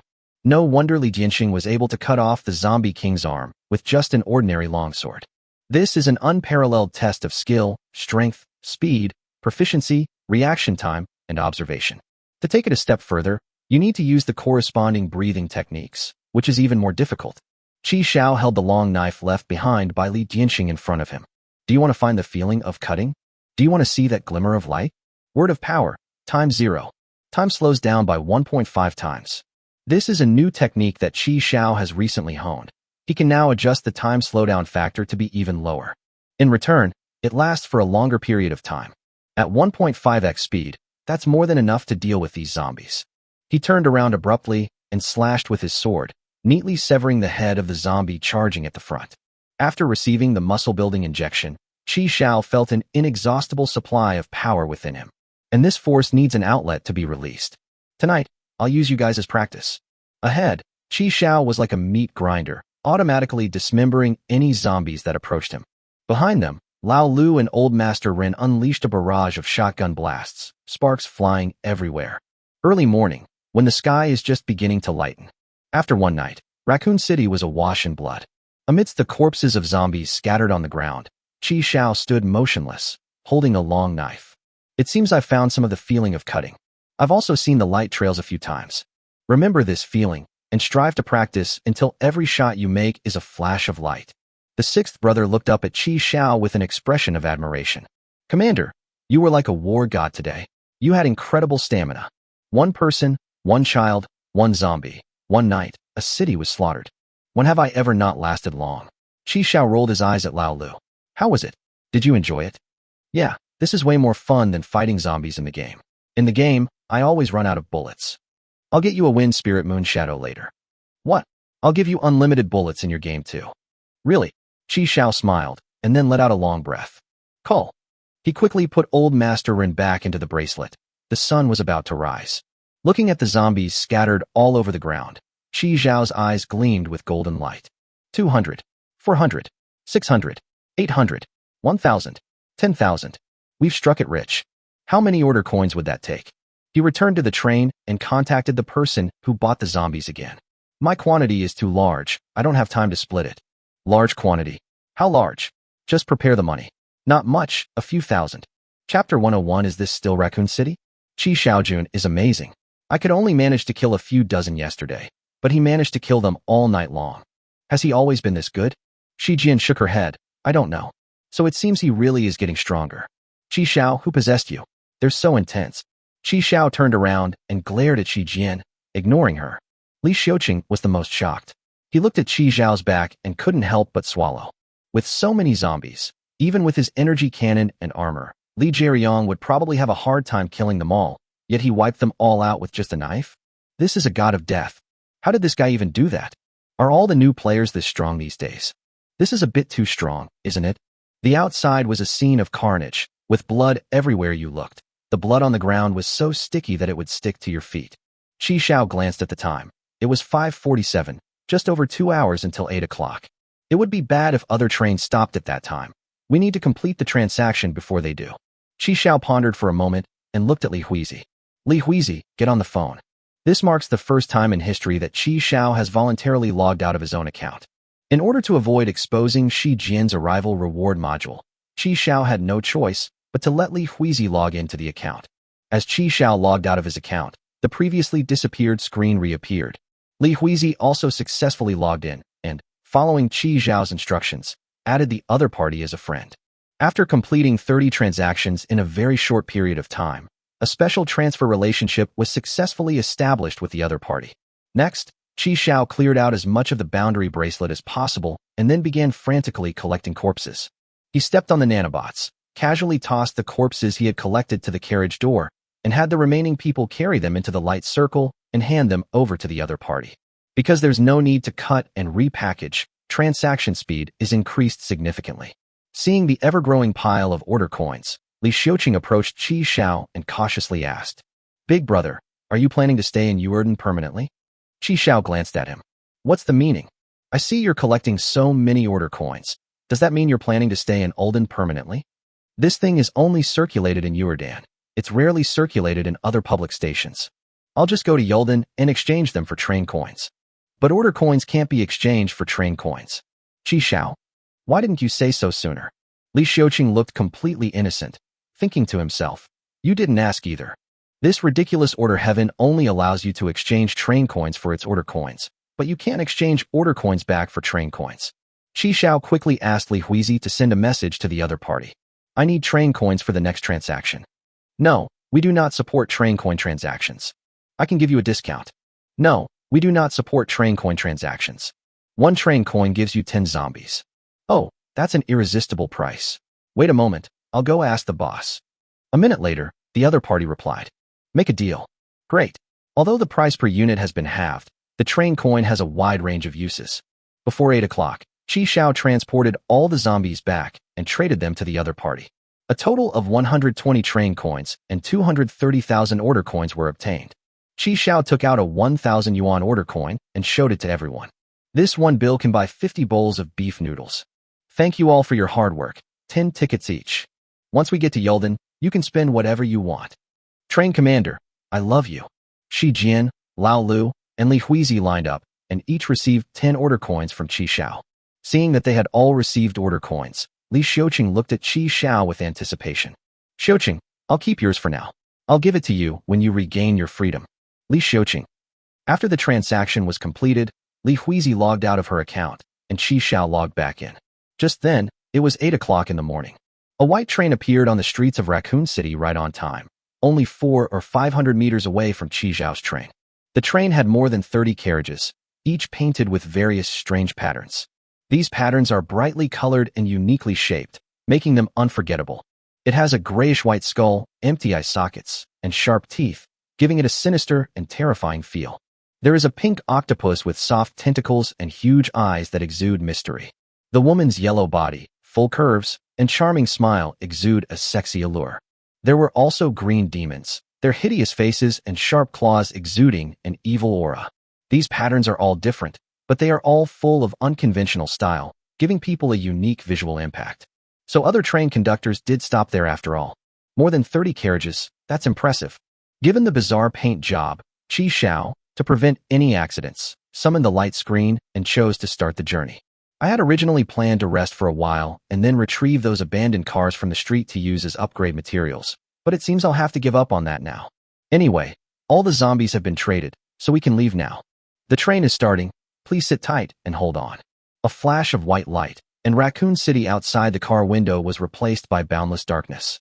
Qi Zhao breathed a sigh of relief. He then checked the next stop. This stop, Zuin, public station, with another 95,800 trains stopping here. This is a public bus stop. The stop will be automatically recorded after the bus stops. The latest departure time from this station is 47 hours after the stop. Zon, what a coincidence. You were able to exchange Li Xiuqing for train coins so quickly. Not bad, not bad. Raccoon City, what a great place. I'm going to make a quick buck again. A burly man said excitedly, his eyes gleaming with greed. Contact Lao Ba and tell him to prepare the money. The goods have arrived. Brothers, we've got a job. Get your gear ready. The man at the head shouted, and the group immediately began checking their weapons and equipment. Fully armed, they stepped off the train with great confidence. However, the moment they stepped out of the carriage, a strong smell of blood and stench hit them, causing them to frown. They stared at the blood-stained street before them, only to find it empty of corpses, and a wave of doubt washed over them. Just then, a zombie slowly lifted the manhole cover and crawled out. Last night, it was trampled by the horde of zombies and accidentally fell into the sewer, missing the fierce battle. It looked around blankly and saw only a well-equipped squad. The next second, it was riddled with bullets and killed. No, just one. Is this still Raccoon City? Where have all the Heba zombies gone? Chapter 102 Moonlight Alley. The man in the lead returned to his car, went to the screen, and opened a private chat. Brother Goe, what's going on so early in the morning? Old 8, has anyone been selling you a lot of zombies lately? What a coincidence, we just received a batch this morning, several thousand of them. Where is this source of the goods? Judging by their clothes, they should be from Raccoon City. Damn, someone beat us to it. Old Kwai. No. That idiot egg tart. No, not exactly. Who else could it be? There are only a few people in this line of work. Let me ask. Half a minute later. It's someone named Chi Xiao, who seems to be a newcomer this year. Are you sure? A newcomer can practically empty Raccoon City. I don't know about that, but every year there are always a few exceptional newcomers. Okay, I understand. After the train started moving, Chi Xiao arrived at the automatic food washing machine. Seeing that the plants were still working diligently, Chi Xiao nodded in satisfaction. Great, the Raccoon City traits remain even after leaving Raccoon City. Now the automatic vegetable washing machine is truly complete. Chi Xiao had Shi Jian move the bucket of vegetables that was washed yesterday to the cold storage room. And now the bucket is almost full again. Let's use this bucket as fertilizer, since we'll have more vegetables than we can eat later anyway. There are just fewer varieties. Chi Xiao brought an empty bucket to replace the automatic compost bin for collecting vegetables, then dragged the automatic compost bin aside, closed the lid, and started producing fertilizer. After taking a shower, he went to the kitchen to prepare something to eat. Li Huizi was frying bacon when she saw Chi Xiao and smiled and nodded. Chi Xiao nodded in response. He saw a prepared sandwich on the cutting board, so he picked it up and took a big bite. The sandwich contains a perfectly fried egg, crisp lettuce, thinly sliced tomatoes, cucumber, and ham. The tomatoes and cucumbers were even peeled meticulously. Yes, it tastes good. Commander, milk. Lao Lu poured Chi Xiao a glass of hot milk, which Chi Xiao readily accepted. Where's your sister Shi? What's wrong? You miss me already after just a short time apart. Shi Jian pushed open the door and entered, holding a few eggs in her hand. Hui, the eggs are here. After handing the eggs to Li Huizi, she looked at the empty cutting board. No, where's my sandwich? Chi Xiao had just swallowed the last bite of his sandwich. He licked the salad dressing off his fingers, shook his head, and indicated that he didn't know. You bastard, that was made especially for me by Hui. Just ask her to make you another one. We're like family. Chi Xiao quickly finished his milk, returned to his bedroom, crawled into bed, and started to catch up on sleep. After hacking down zombies all night, his physical strength had reached its limit. Li Huizi patted Shi Jin on the back and showed her the heart-shaped fried egg she had just made. Hui is still the best. Chi Xiao is a bastard. Zon, Piltover, Moonlight Alley. The famous snack street in Zwanpiching. The stall owners here come from all over the country, and all sorts of people and non-people gather here, making it a mixed bag. Especially at night, when the colorful light strips and signs light up, they complement each other, making people dazzled. Kong Yu and Shiranui Yunxing walked through the bustling alley, where the cries of vendors filled the air. Dream tea. One sip, and you'll have all your wishes fulfilled in a dream world, forgetting all your troubles, and becoming the master of your dreams. Grilled dragon ribs. Selected hind leg meat from adult gray dragons, firm and elastic. Fresh and delicious lamb kidneys. One skewer will bring you back to your peak manhood, and your wife will be begging for mercy tonight. Kong was wearing a well-tailored black suit that accentuated his waistline. She wore matching dress pants with smooth lines that flattered her leg shape, paired with a pair of black boots, making her look extremely capable. An exaggerated yet not obtrusive pair of sunglasses covered half of Kong Yoshiao's face. Shiranui Unsei's attire was rather casual. He wore a yellow SpongeBob SquarePants t-shirt, paired with pink Patrick Star pattern beach shorts, and a white baseball cap to cover his blonde hair. We just raided the Dream Palace. What happened to the promised rest? And now we have another mission. They're busier than I am in the public security department, but their wages aren't even as high. Son, if you want a raise, talk to your boss. It won't do you any good if you talk to me. Kong said coldly. So what exactly are we doing in Zon? Looking for the keys? Boss, you've lost your car keys. We've received intelligence that someone here can create a key to open a level 8 treasure chest. Holy crap, the keys to opening treasure chests can be crafted? If they could be mass-produced, wouldn't we be rich? Shiranui Unsei's eyes immediately lit up with golden light. The key to an 8th level treasure chest? Those are priceless items. At this moment, Kong stopped in front of a stall. The stall sign prominently displayed the words, Must eat in Piltover, squid fish cakes. The portly boss was seen stirring the squid in front of him with a spatula in both hands, occasionally squeezing in some of his secret sauce. Shiranui Unsei's stomach rumbled after seeing this. Boss, give me a signature squid fish cake, extra spicy. All right, 50 order coins per share. As the portly boss spoke, he picked up the white towel hanging around his neck and hurriedly wiped the sweat from his forehead. Shiranui Unsei looked at Kong Yu behind him. You, how about I treat you? A glass of ice water. Kong looked at the chubby boss who was making squid fish cakes. The ice must be ice cold. Shiranui Unsei was taken aback. Jinbing? That magical ice that's said to never melt? I never expected Piltover to have something like this. Upon hearing this, the boss looked up at Kong Yu. Jinbing? Beautiful lady, that stuff has been banned for a long time. You're from the security team, right? Don't try to test me, I don't have any. Kong raised his hand and took off his exaggerated black aviator sunglasses and said again, a glass of ice water, the ice must be ice cold. Oh, beautiful lady, I really don't have it. Didn't you just check yesterday? I run this business with a clear conscience, and I only earn hard-earned money. I won't do anything illegal or disorderly. Kong put his sunglasses back on and said calmly, the weather is nice today, perfect for walking the dog. Upon hearing this, the shop owner's heart skipped a beat. He tentatively asked, how many dogs do you have? 6. 5 males and 1 female. 3 big and 3 small. 2 black and 4 white. Upon hearing this, the chubby boss quickly peeked out, looked around to make sure there was no danger, and then turned around and opened the freezer behind him. He took out a glass of ice water that seemed to have been prepared in advance and handed it to Kong Yu. Thanks. The two walked away from the snack street, and when they reached a secluded spot, Kong pulled out the photo hidden in the cup sleeve. The photo shows a blonde woman with fair skin, a high nose bridge, and unusual sapphire blue eyes, making her appear to be of mixed race. Shiranui Unsei raised his hand and wiped the sauce from the corner of his mouth. Damn, so you're here to collect intelligence. Kong flipped the photo over again, and an address was written on the back of the photo. Building 23, Xiaogong District, Haze City. Chapter 103, How to Make an 8th Level Key. The Haze City is located in a low-lying pit in Zon, and it gets its name from being shrouded in smog and toxic miasma year-round. This place is inhabited by the most impoverished people. Filth, dilapidation, disorder, and decay are its defining characteristics. Therefore, this is the place most popular among fugitives wanted by the Kingdom of Order.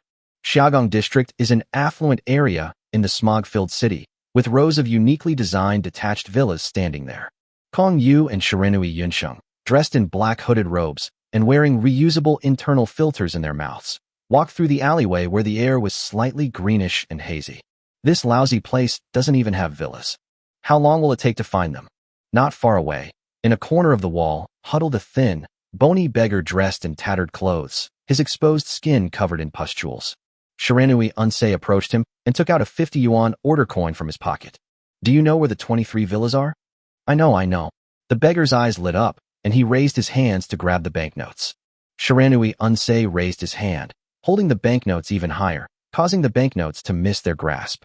Hey, lead the way. In front of a dark green villa, the beggar stopped. He took the money from Shiranui Yunsheng, went to the nearest bakery, bought 5 slices of the cheapest black bread, and started eating them on the spot. It's quite hard to find. Shiranui Yunsheng raised his hand and knocked on the door. A man who looked like a butler opened the small window on the side and looked at the person who came in. You? Before he could even utter the word good, the butler closed his eyes and fell straight backward. Just then, Shiranui Unsei appeared behind him and helped her up. After dragging the butler to a corner and hiding him, the two walked through a long corridor lined with purple irises and arrived at the hall. Who are you? How did you get in here? The 2 guards who were stationed there saw strangers break in, but before they could even sound the alarm, they were knocked unconscious by Shiranui Unsei. The 2 removed the inner filter and threw it on the ground. Because the villa is equipped with air filters and oxygen generators, along with an excellent ventilation system, people can breathe normally without wearing a reusable internal filter. This villa, this renovation, they must have made a fortune. Shiranui Unsei picked up a croissant from the table, ate it, and praised it. At this moment, Kong had already stepped onto the spiral staircase and arrived at the 2nd floor. They found Kim Hyuna fast asleep in the bedroom. Kong Yu's gun pressed against her forehead, and he whispered, My question is very simple. How to make the key? Kim Hyuna's body trembled uncontrollably as Shiranui Yunsheng gently draped a nightgown over her shoulders. Don't lie. We found you. You should know what that means. Shiranui Yunxing looked at Kim Hyuna with a grin. Just because I don't kill women doesn't mean she won't. Oh right, I forgot to introduce her. Her name is Kong Yu. Kong Yu. Kim Hyuna suddenly looked up. It was Kong Yu from the Free Organization. The mastermind behind the destruction of the Order of Heaven headquarters, Dream Palace, just 2 days ago, is a Class A wanted criminal with a bounty of 6,000 train coins. No wonder the security downstairs didn't work. Kim Hyuna recognized the situation before her and took a deep breath. On one condition, you must release me after you know how it is made. Beautiful lady, don't worry, we don't like killing people. As long as you cooperate, everything is fine. Hyuna calmed herself down, put on her pajamas, got up and got off the waterbed, put on her slippers, and pulled back the curtains behind the bed. Behind the red gauze curtain, accompanied by the clattering sound of gears turning, a secret door slowly opened. Wow, there's even a secret room. Kong conjured a silver chain out of thin air and fastened it around Kim Hyuna's neck. Be honest, this is an extraordinary artifact. With just a thought, your head will appear somewhere else. Hyuna felt the coldness on her neck, but dared not speak out in anger. And so, the three of them went inside together, and the door closed again. Behind the door was a pool, and in the center of the pool stood an imposing altar. On the altar was a silver chalice, inlaid with various exquisite gemstones. This is the Grail of Greed. Give 4 different hearts and you'll get the key to open the treasure chest. That's simple. Shiranui Unsei poked his head out and looked at the Grail of Greed. The Grail of Greed was more than half full of blood, and the face of Shiranui Kyumo was reflected in the blood. Hyuna gave a disdainful look and continued. These 4 hearts are the heart of love, the heart of hate, the heart of love and hate, and the most difficult heart of love and hate. Shiranui Yunxing turned around and looked at Kim Hyuna. What does that mean? It sounds so abstract. Feeding the Holy Grail with its blood will bind it to the Grail and form a contract with it. The heart of love is the heart of the person who truly loves me, and so are the hearts of others. Is that love and hate the feeling of both loving and hating you? It's love first, then hate. Kim Hyuna corrected.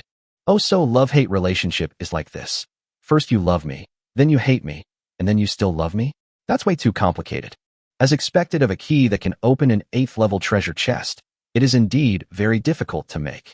As Kim Hyuna explained how the key was made, Kong couldn't help but frown. She tightened the chains in her hands, dragged Kim Hyuna to her front, and stared at her with her beautiful eyes. How can you prove what you're saying? Hyuna's face turned red from being strangled. Cough, cough, cough. How do you want me to prove it?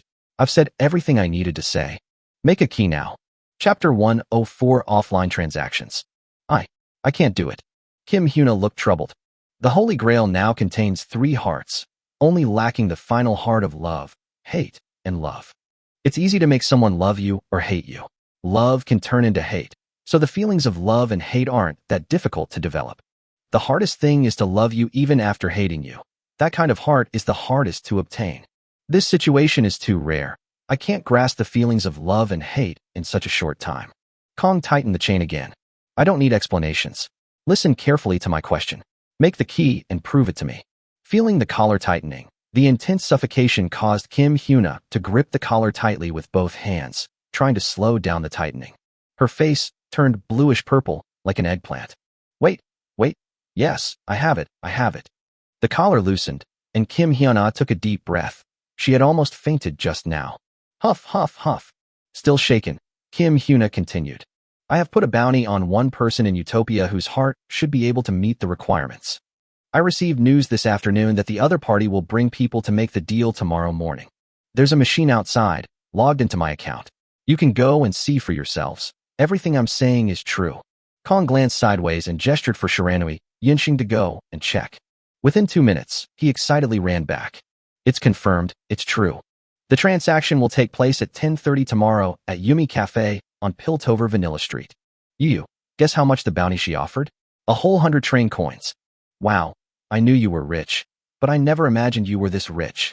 He moved closer to Kim Hyuna, rubbing his hands together, and said in a fawning tone, Good sister, I'm a little short on cash lately. Do you have any train tickets left? Could you lend me some? No, that's all. I haven't made any keys in a long time. I've spent all the money I earned before. Don't lie to me. It's exhausting to search such a big villa. Kim Hyuna helplessly pointed to the chains binding her. I've already told you about the Holy Grail and how to make the key, so why would I lie about those train coins? It's really gone. You women spend money so extravagantly, ugh. Shirinui Kumo looked regretful, then suddenly clapped his hands as if he had thought of something, and said happily, "Got it. Here's what we'll do. I'll go with you during the transaction. Once I snatch the person, you can say you didn't receive the goods, then withdraw the bounty and take the reward money back to me. Good sister, how about it? We shouldn't let the good stuff go to outsiders. When posting a bounty on Utopia, you need to deposit the bounty amount into the platform first.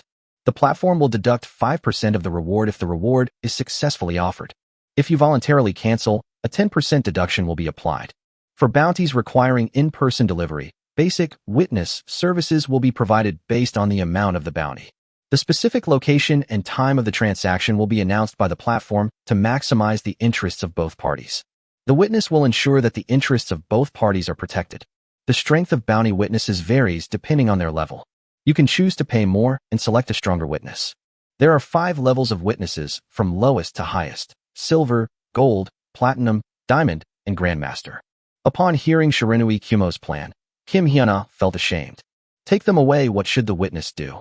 Shiranui Kumo picked his nose and said disdainfully, "For every 100 train coins, the platform will at most assign 2 gold witness officers, who will have them easily. I'm not bragging to you, but I've also been certified as a witness in Utopia. Guess what level my brother is?"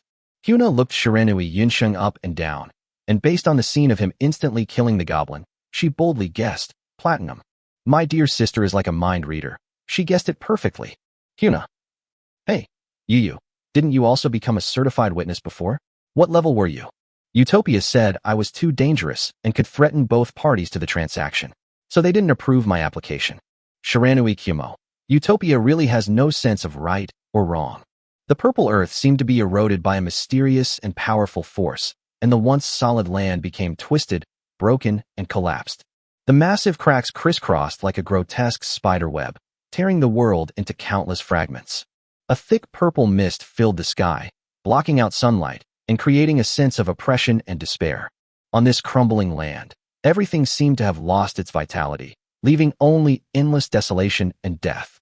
A woman stood with a bizarre and terrifying humanoid corpse beneath her feet, looked at the man who had rushed over, and said, "What's the matter that you're in such a panic?" "Minister, we've received word that Kong has reappeared in Zuen." The woman frowned the moment she heard the name. She must have logged out of the account immediately after docking. Although she only appeared in the group chat for less than a second, our monitoring personnel still managed to capture it. "Minister, could this be a trap? After all, these are special times." She looked up at the dim sky, filled with purple mist, and whispered, "Whether it is or not, we'll find out when we go and see for ourselves." The next day, early in the morning, Piltover, Vanilla Street. In a corner of a bustling street, a coffee shop sits. A wooden sign with the words Yumi Cafe in large characters, written in a retro font, hangs on the door. Pushing open the heavy wooden door, you are greeted by a warm aroma that blends the scents of roasted coffee beans and fresh bread. The interior design blends modern minimalism with retro style, with abstract art paintings hanging on the walls and soft jazz music gently echoing in the air. The wooden tables and chairs are neatly arranged, with a small vase of fresh flowers and a uniquely shaped lamp on each table, creating a warm and private atmosphere. The bar is located in the center of the cafe, where several baristas in black aprons are busy making drinks for customers. A waitress dressed in a pink and white maid outfit and wearing cat ear hair accessories walked up to Shirinui Unsei's table with the menu in her hand. "Hello, sir. What would you like to order?" "This is the sweet cat latte." "Okay, you can choose a cat to make it for you." "What's your name?" "My name is AI." "Then it's you, my little AI." Shiranui Kumashiro flicked the waiter's tail and said with a smile. After the order was placed and the waiter left, another group of people walked into the store. The leader was a tall boy, followed by a girl with a high ponytail and a man wearing a hood whose face was covered. Holy crap, no way. Upon recognizing the person who had arrived, Shiranui Unsei forced a smile. Chapter 105. I was forced. Shi Jin munched on a cheese bread, while Chi Xiao ate a Piltover-style crepe as they strolled along Vanilla Street. "Hey, I have to say, it's actually pretty delicious. This sauce is truly unique." Shi Jin looked at him with disdain. The rolled pancake contained braised pig's head, okra, and fried frog legs, which didn't sound appetizing. "There's no smog or miasma here. Look at these streets, they're even cleaner than in Uerdan. This is Piltover, located on Mount Phoenix, the highest point in Zon. Only here is it like this. The rest of the city is shrouded in miasma." Upon hearing Li Xiuqing's explanation, Qi Xiao nodded, understanding now. Fortunately, his train randomly stopped in Piltover. Xiuqing, why are you shaking like that? Qi Xiao patted Li Xiuqing on the shoulder. Are you nervous because you're about to meet your first love? You try having bombs strapped to your body and see what happens. Li Susung unbuttoned his trench coat, revealing a ring of silver bombs around his waist. This is to prevent you from running away. Don't worry, as long as you cooperate obediently, I promise you won't hear a sound. Damn it, you beast. Li Xiuqing knew there was no way to resist, so he could only vent his anger by hurling a few curses. He sighed, not expecting to arrive in Zuan so soon. Is this what the people of the Dragon Kingdom call fate? In fact, Qi Xiao was right. The reason he was nervous was not because he was strapped with a bomb, but because of the woman he was about to meet. The woman he hadn't seen for many years. His first love. After a long separation, I never expected the scene to turn out like this. Qi Xiao tossed the burrito bag into the trash can next to Yumi Cafe, wiped his mouth, clapped his hands, and looked at Shi Jian. We've arrived. Wipe your mouth, translator. You need to be more alert. Shi Jian, bullshit. I knew you wouldn't get anything good by dragging me into this. As they entered the store, they immediately spotted Kim Hyuna sitting in a prominent position. Kim Hyuna wore a clean and elegant white dress, paired with white sneakers and cloud-patterned socks. My hair was dyed black last night and tied into a ponytail with a simple black hair tie. She has the whole look of a pure and innocent college girl. Her overall demeanor has become pure and simple, a stark contrast to the blonde, busted girl on the waterbed last night. In Kim Hyuna's words, this was her look when she first met Li Susung, so that it could better evoke his memories. Sitting opposite her were two gold-level witnesses sent by the Utopia platform, both of whom were men. A glass of ice water was placed in front of each of them. A black ghost head. Qi Xiao stepped forward and asked tentatively, I brought the goods. Qi Xiao removed the hood that was covering most of Li Xiuqing's face and showed it to him. Healthy, sound living. Upon confirming Li Susung's identity, Kim Hyuna coughed a few times and sent a signal to Shiranui Unsei, who was sitting in the corner. This is what Shiranui Unsei told her yesterday. Once he has identified his target, he coughs 3 times and then kidnaps the person. After sending the signal, seeing that he didn't move, Kim Hyuna glanced at him out of the corner of her eye and found that the place was empty. Shiranui Unsei, who was originally sitting there, had long since disappeared. What the heck? What's wrong with this guy? Hyuna was stunned. At the same time, she heard Shiranui Kumo's voice. The plan has been cancelled. The transaction will proceed as normal. Neuropathy. Kim Hyuna cursed inwardly. Although Kong Yu wasn't there, the collar around her neck continued to slowly tighten. If she doesn't return with her heart by the designated time, her neck will be strangled. She couldn't escape. She had no choice but to continue. She composed herself, adjusted her facial expressions, and greeted Li Xiuqing with a smile. Xiuqing, it's been a long time. Li Susung slowly raised his head and met Kim Hyuna's gaze. All the memories erupted at this moment. When Li Xiuqing first came here, he was only 18 years old. He was an innocent young man who had never even held a girl's hand. She was dressed like this when he first met Kim Hyuna. It immediately struck a chord with Li Susung. Dead memories began to attack him. No, she's faking it. She's a public bus, a filthy bitch who likes group sex. Thinking of this, Li Xiuqing couldn't help but shout in Korean. What are you pretending to be innocent for? I'm not the naive kid I used to be. Kill me or torture me. It's up to you, but don't disgust me like this. Qi Xiao, with a gossipy expression, looked at Shi Jian and said, What do you mean? Translate it. So Shi Jian leaned close to Qi Xiao's ear and translated simultaneously. Kim Hyuna seemed to have suffered a tremendous injustice, and large tears began to flow uncontrollably. Xiuqing, I know you think I'm dirty, but I was forced by them, Xiuqing. That wasn't my choice, you have to believe me. You know what? When they were forcing me, all I could think about was you. Even if I call out, I'll call out your name. Qi Xiao. Xiaomi. The two witnesses, we don't understand. Li Xiuqing shook his head violently. No, don't try to lie to me again. Then why are you still offering a bounty on me in Utopia, and even offering 100 train coins? Because you're a wanted criminal. If I don't offer an even bigger reward for you, and you get caught and handed over to the Kingdom of Order, how am I supposed to save you then? That's why I specifically stated that you must be alive. I need to save your life. Li Xiuqing was stunned, faced with the soft, fragrant woman who had thrown herself into his arms and was sobbing uncontrollably. He couldn't bring himself to hate her. So that's how it is, Hyuna. Have I been misunderstanding you all along? He hugged Kim Hyuna tightly and burst into tears. Do you still love me? I love you. I love you. I will only love you for the rest of my life. Then are you still willing to give me your heart? Here you go, it's all yours. My heart, my liver, my intestines, everything I have is yours. Kim Hyuna extended her index finger and placed it on Lee Soo-sung's lips. I don't need that much, your heart is enough. Then she stood on tiptoe and covered Lee Xiuqing's mouth with her tongue. After their tongues entangled for a while, Kim Hyuna blushed and took a step back. She wiped away her tears with the back of her hand and smiled happily. Shiranui Unsei, who was observing the situation from the shadows, clicked his tongue. This woman, I must say, has really good acting skills. At least she can cry on cue. She's absolutely professional. You'd better hurry, we have to rush to the next event. One of the witnesses, seeing this scene, spoke with a cold face.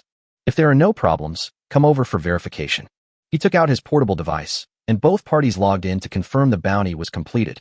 You have completed the anonymous bounty for Utopia 1465 Black Ghost Head. The bounty is 100 gold coins. After deducting a 5% handling fee, the settlement amount is 95 train coins. It has been deposited into your anonymous account. After confirming the transaction was complete, Qi Xiao removed the bomb from Li Xiuqing's body and offered his blessings. Xiuqing, congratulations. You found a rich woman. May you have a son soon. May you have a son soon. Shi Jian joined in offering her congratulations. Good, it went even more smoothly than expected. Qi Xiao couldn't wait to collect the bounty. He asked the witness, and they said there was a Utopia exchange on the next street, Lilac Street, where you could collect your bounty offline. The two witnesses also got up and left together. Half an hour later, Qi Xiao found Utopia's offline exchange and walked into the exchange with its doors wide open. Hello, sir. What service do you need? Claim the reward. Yes, sir. This way, please. Following the instructions of the staff, Qi Xiao successfully retrieved the 95 train tickets from Li Xiuqing's anonymous account. Qi Xiao also changed the login password, so now the anonymous account was completely his. After leaving the exchange, Qi Xiao boarded a shuttle in the city and rushed to the next stop, Pioneer Technology City. According to Li Soo-sung, Li Jieyong's equipment was modified there.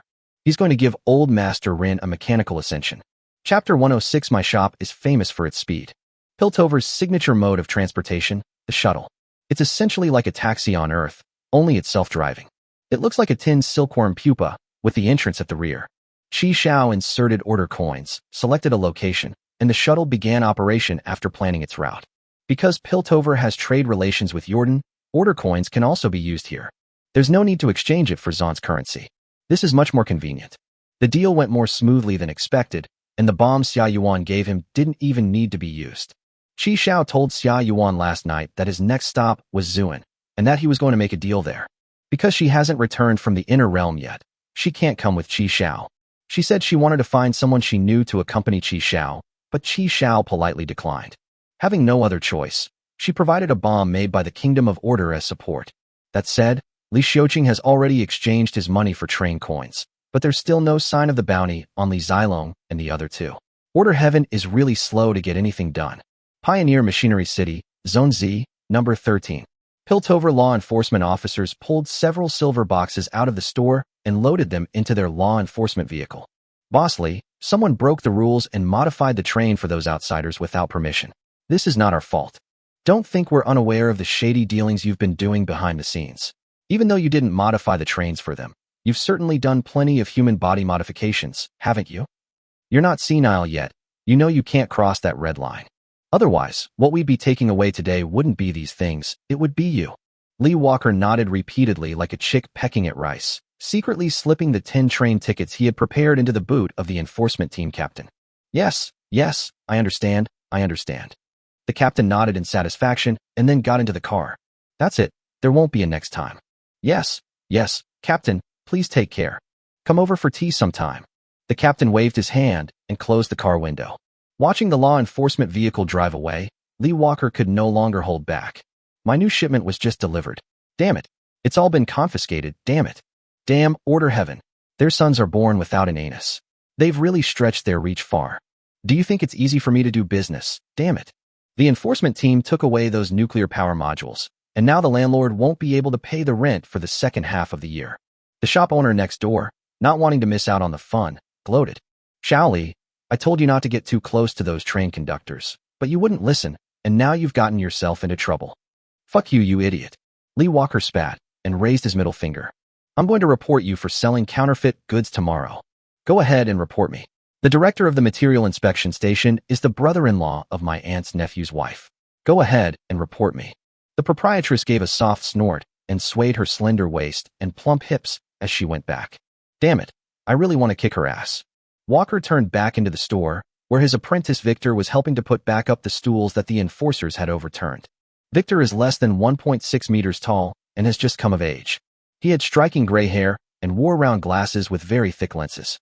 Master, didn't you also go and make changes for someone last time?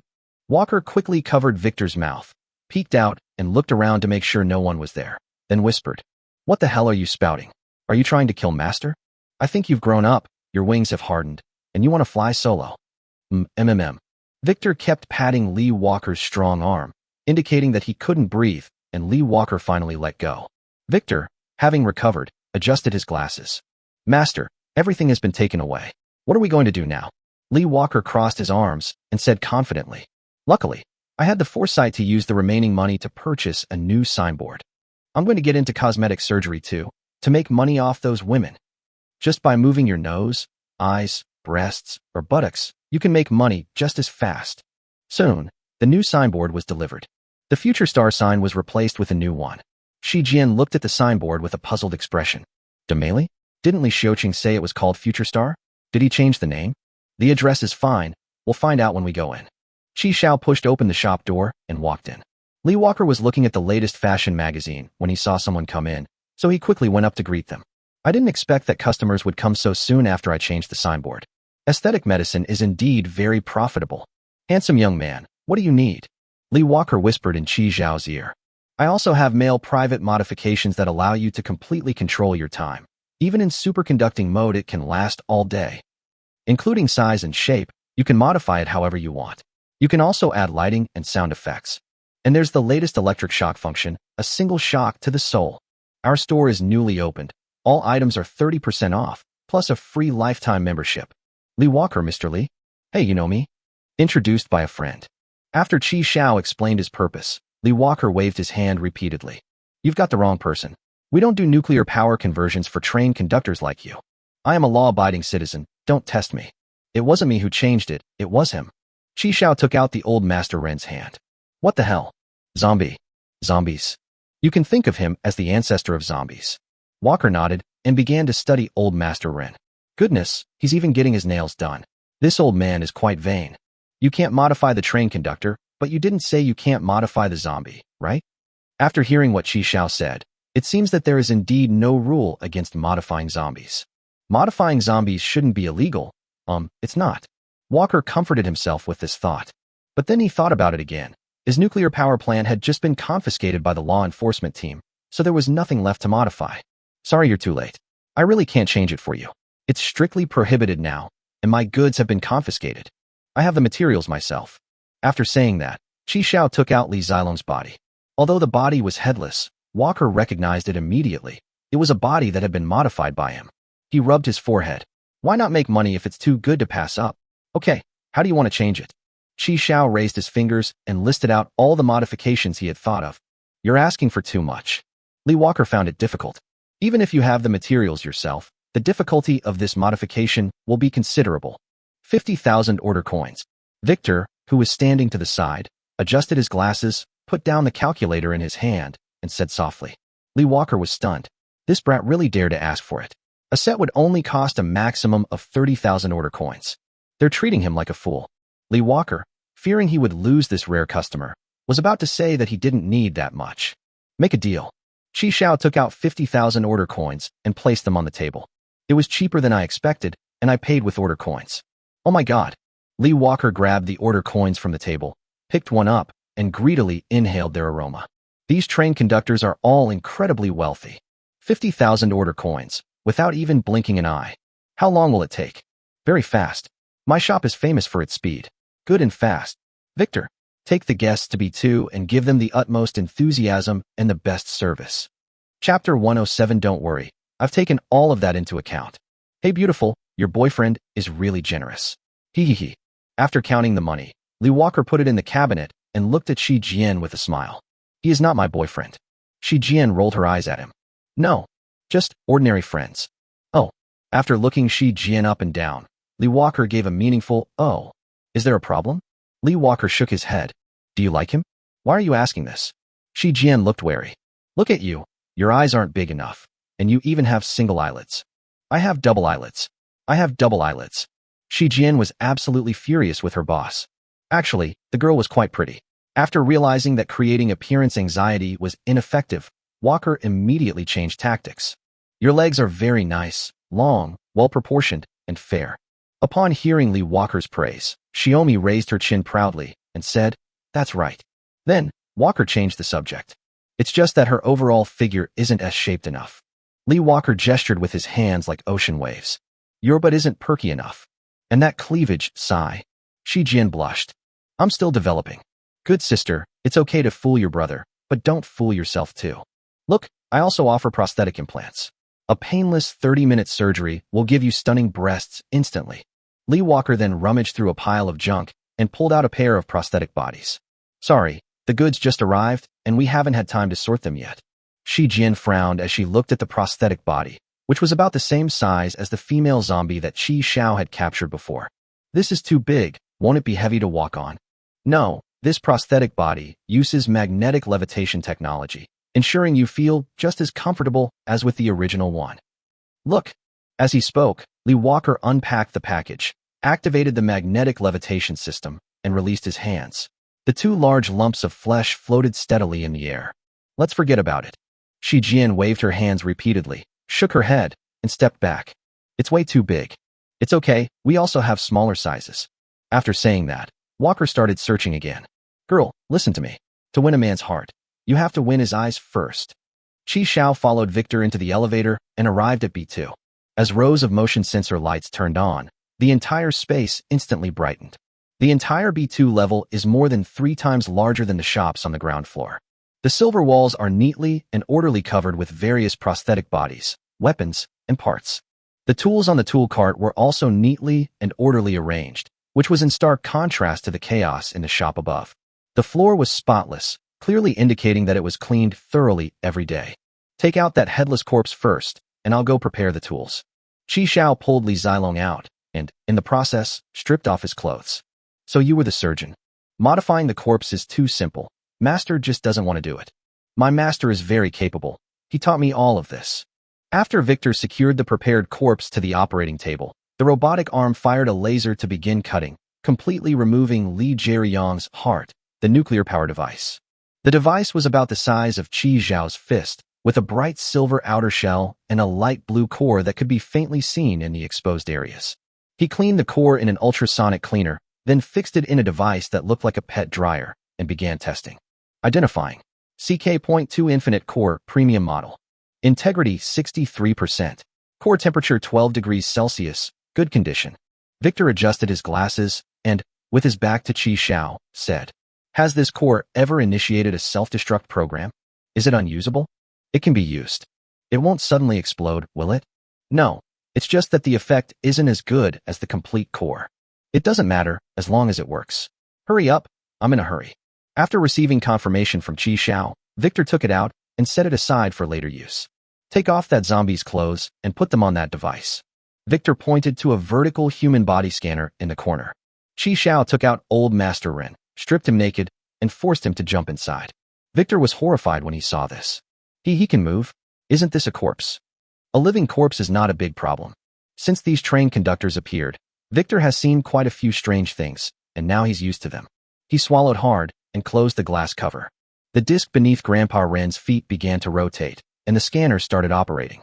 After the 3D scan is completed, the system automatically performs calculations and begins modeling. After receiving the data, the metal 3D printer next door started working, printing a custom-made metal armor for Grandpa Ren.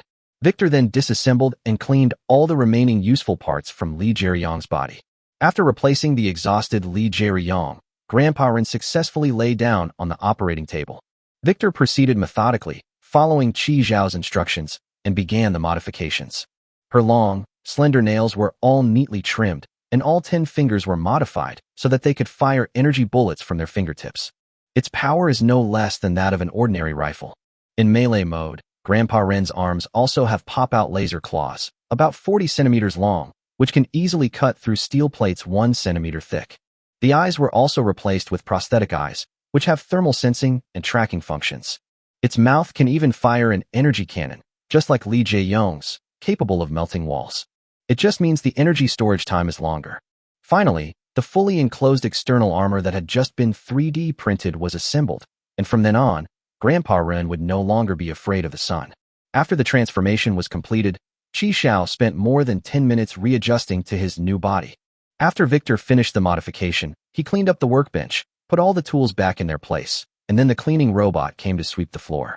Everything was proceeding in an orderly manner. During the experiment, Chi Xiao discovered a new problem. He looked at Victor. No, I can't receive the thermal and scanning signals from the prosthetic eye. Let's see if we can change it to another function. Come again next time. Chi Xiao, my good brother. Lee Walker warmly saw Chi Xiao off, and before leaving, he gave him a permanent membership card. The card claims to offer a lifetime 5% discount, as well as free repairs for modified prosthetic bodies within 1 year and other benefits. Unfortunately, they still couldn't convince the girl to undergo the makeover. Otherwise, we would have earned even more this time. Down to B2, Lee Walker contentedly put the 50,000 order coins into the safe.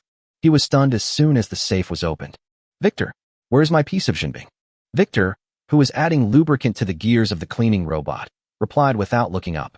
It's been used up. Used up? When was it used up, and where was it used? That modified zombie from earlier. Walker rushed over and grabbed Victor's shoulders, shaking him violently. What? Say it again. Where did you use it? That was a zombie, covered in a whole layer of armor. To prevent it from rotting, I used Jinbing as the core to make a whole cooling system for it. Jinbing's superconducting, highly efficient heat dissipation, never overloaded. You motherfucker. Lee Walker looked at the confident Victor and felt like his back teeth were about to grind to dust. I'll build it. Do you know that a small piece of true ice costs 15,000 order coins to buy? Including the armor and prosthetic eye, the material cost alone is at least 40,000 order coins. I know, master. Don't worry, I had all of that planned in from the beginning. I overcharged by 5,000 for renovation fees.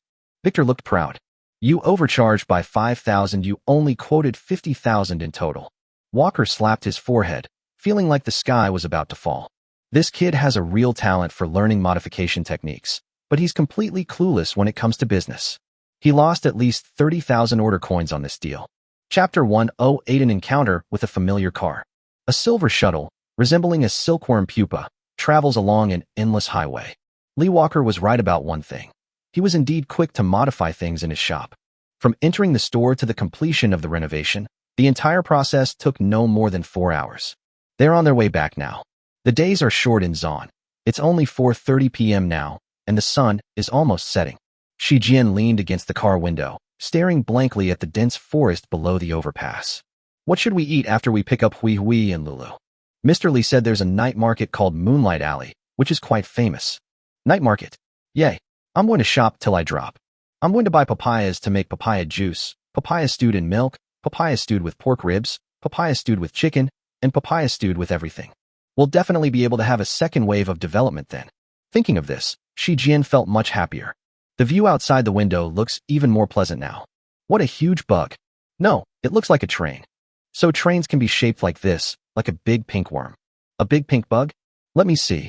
Shi Jian moved aside, and Chi Xiao squeezed in, leaning against the car window. This train has 12 carriages, and its overall shape resembles a pink worm. Each carriage has 3 round black glass panels on each of its left and right sides, resembling spots on a worm. This car looks so familiar. Holy crap, isn't that Kong Yu's train? I didn't see her in the group chat. This morning when I docked, the person ranked first in the group chat was an old man at level 48. That strange look. Yes, it's her. You go back first. I have something to do. Not going to the night market anymore. Go, wait for me to come back. Chi Xiao stopped the car, opened the back door, and jumped out. Anyway, he has an anchor point for backtracking, so he can teleport directly back to the train. As the shuttle drove away, Chi Xiao put on the 1,000-faced human skin mask and changed his appearance. With the addition of the Galaxy combat suit to change his attire, Chi Xiao completely transformed in less than 3 seconds. Hopefully it's Kong Yu. Because he had not been able to find out a way to definitely obtain the account modification method, Chi Xiao hesitated to upgrade. If it were Kong Yu, he might be able to find out some information. Another thing is their act of disguising themselves as special recruits to launch a sneak attack on Order Heaven. In this situation, if she still gives me a special recruitment badge, either she knows my status as a special recruit, or she wants to kill me. This matter must be clarified. Qi Xiao stepped on the nanobots and flew straight towards the train. From midair, Qi Xiao looked down and saw two men guarding the train. Holy crap, there are guards here.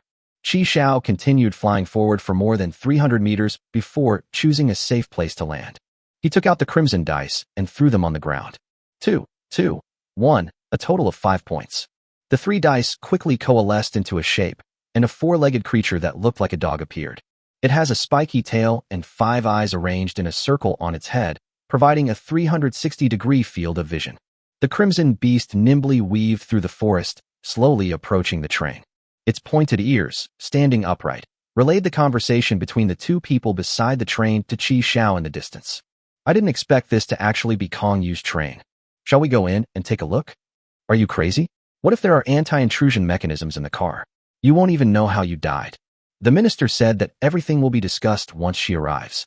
All we need to do is guard this place and prevent outsiders from getting close. Whispering sound. It's been so long. Where's the minister? Why hasn't he come yet? It seems that Kong Yu's whereabouts have been discovered in the smog city. The minister has gone there first. Oh. One of them took a deep drag from a portable e-cigarette, then smiled and handed it to the other person. Newly arrived egg flavor. Want to try it? Forget it. Smoke less of that stuff, you deadbeat. I don't even have a girlfriend. What am I afraid of? After saying that, he took a few more deep breaths. This forest is really gloomy. The sun hasn't even completely set yet, and it's already pitch black. This area is no longer within Piltover's borders. It's practically wilderness, and there are probably quite a few mutated creatures here. Minister, come quickly. The sun is about to set. TSK, they're actually from the Kingdom of Order. This is troublesome. It really was Kong Yu's car. They said something about a minister. Well, I'll just wait here. I don't even know who I'll be waiting for. Is there any way to get Kong Yu's train away? She might have a lot of good stuff in her car. Qi Xiao gritted his teeth and used up 100 train coins from the boundary bracelet to upgrade it to Tier 2, Level 1. Unlock 1 special slot. Currently, this slot can store one of each of the same item. Qi Xiao placed his hand on a towering tree beside him, and with a thought, stored it in his bracelet. The tree was more than half a meter thick, and after about 4 seconds, it suddenly disappeared. It's not instant, it takes some time. Qi Xiao released the tree and picked up a small stone from the ground.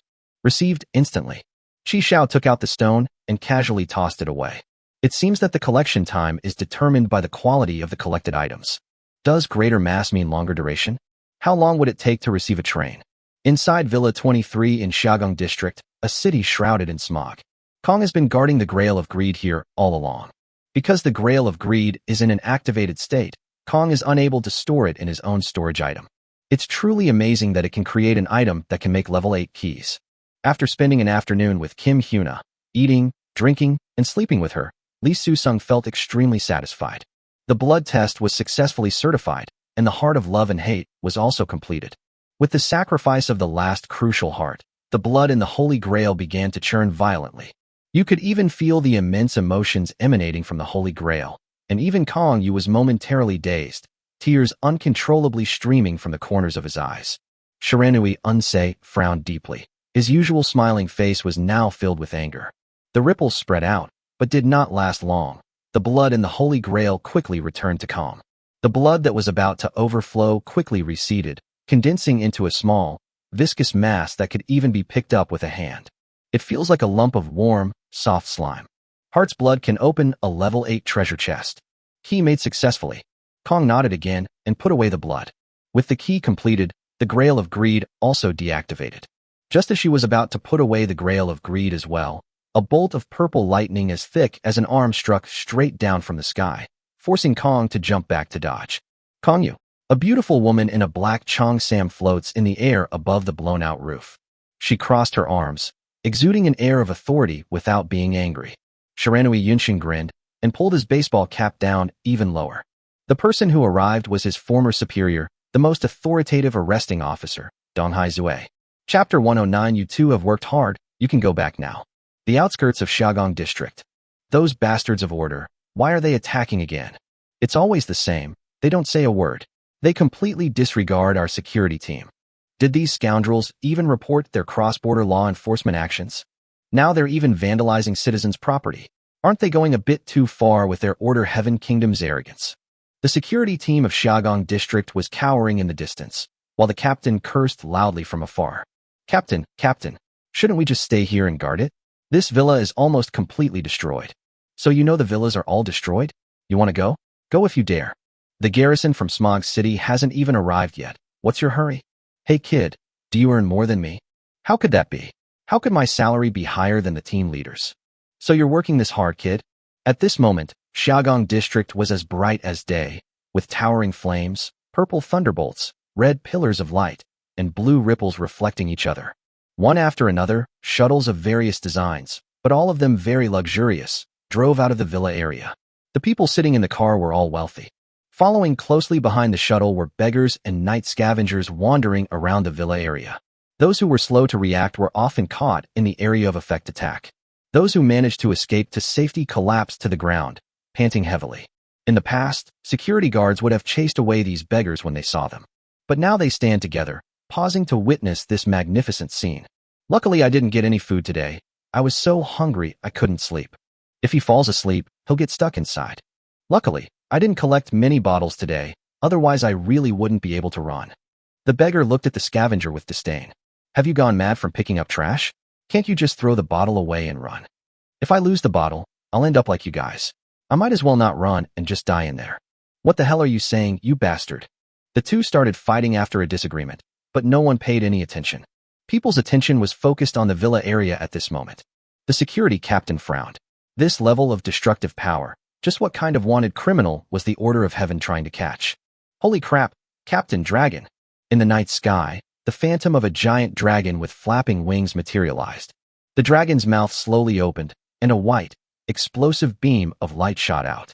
The beam of light, like a blade of light, illuminated the entire Xiaogong District in the darkness, even cutting a gash in the ground wherever it passed. As the beam of light drew closer, the security captain turned to look at the terrified crowd. Damn it! What the hell are you standing there for? Run! Dong Hai, drunk, squinted and cold-eyed, looked at Kong Yu, who stood on the opposite bank of the ravine. The hole is as nimble as a flea on an elephant. You can't hit it, and you can't catch it. She just kept jumping around there, and there was nothing you could do about it. Kong Yu, hiding and dodging isn't your style. Kong smiled, the corners of his mouth turning up. We're already so familiar with each other. Do you think you can use reverse psychology on me? But you, why didn't you keep bombing? Are you tired already? Donghai Zue, you're getting old. Do you want to take a break? Tired? Ha ha ha. My heart rate hasn't even picked up yet. Come on, let's continue. Just then, the ring on her wrist flashed, and a message arrived. This was a tool she used exclusively to communicate with Wang. Wang rarely messages her unless something major has happened. Donghai Zue checked the messages. Only 8 characters. The amusement park has been attacked. Immediately return to defend it. After she read it, her fists clenched so tightly they cracked. You attacked the park. Kong didn't speak, but looked at Donghai Zue with a slight smile. Really? Because of the previous incident where fake recruits attacked the Dream Palace in Yuldan, a large number of personnel were transferred back from the park, resulting in a serious air defense crisis at the park. Kong deliberately leaked his whereabouts. She kept bothering me, actually trying to stall me.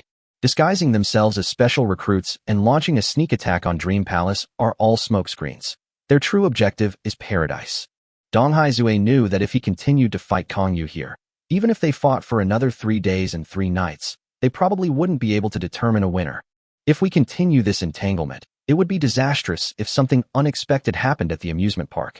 After all, it was an order issued by the king, and she had to carry it out unconditionally. Donghai Zue's body floated into the air again. She looked at the villa area in a mess, took a deep breath, and her voice resounded in midair.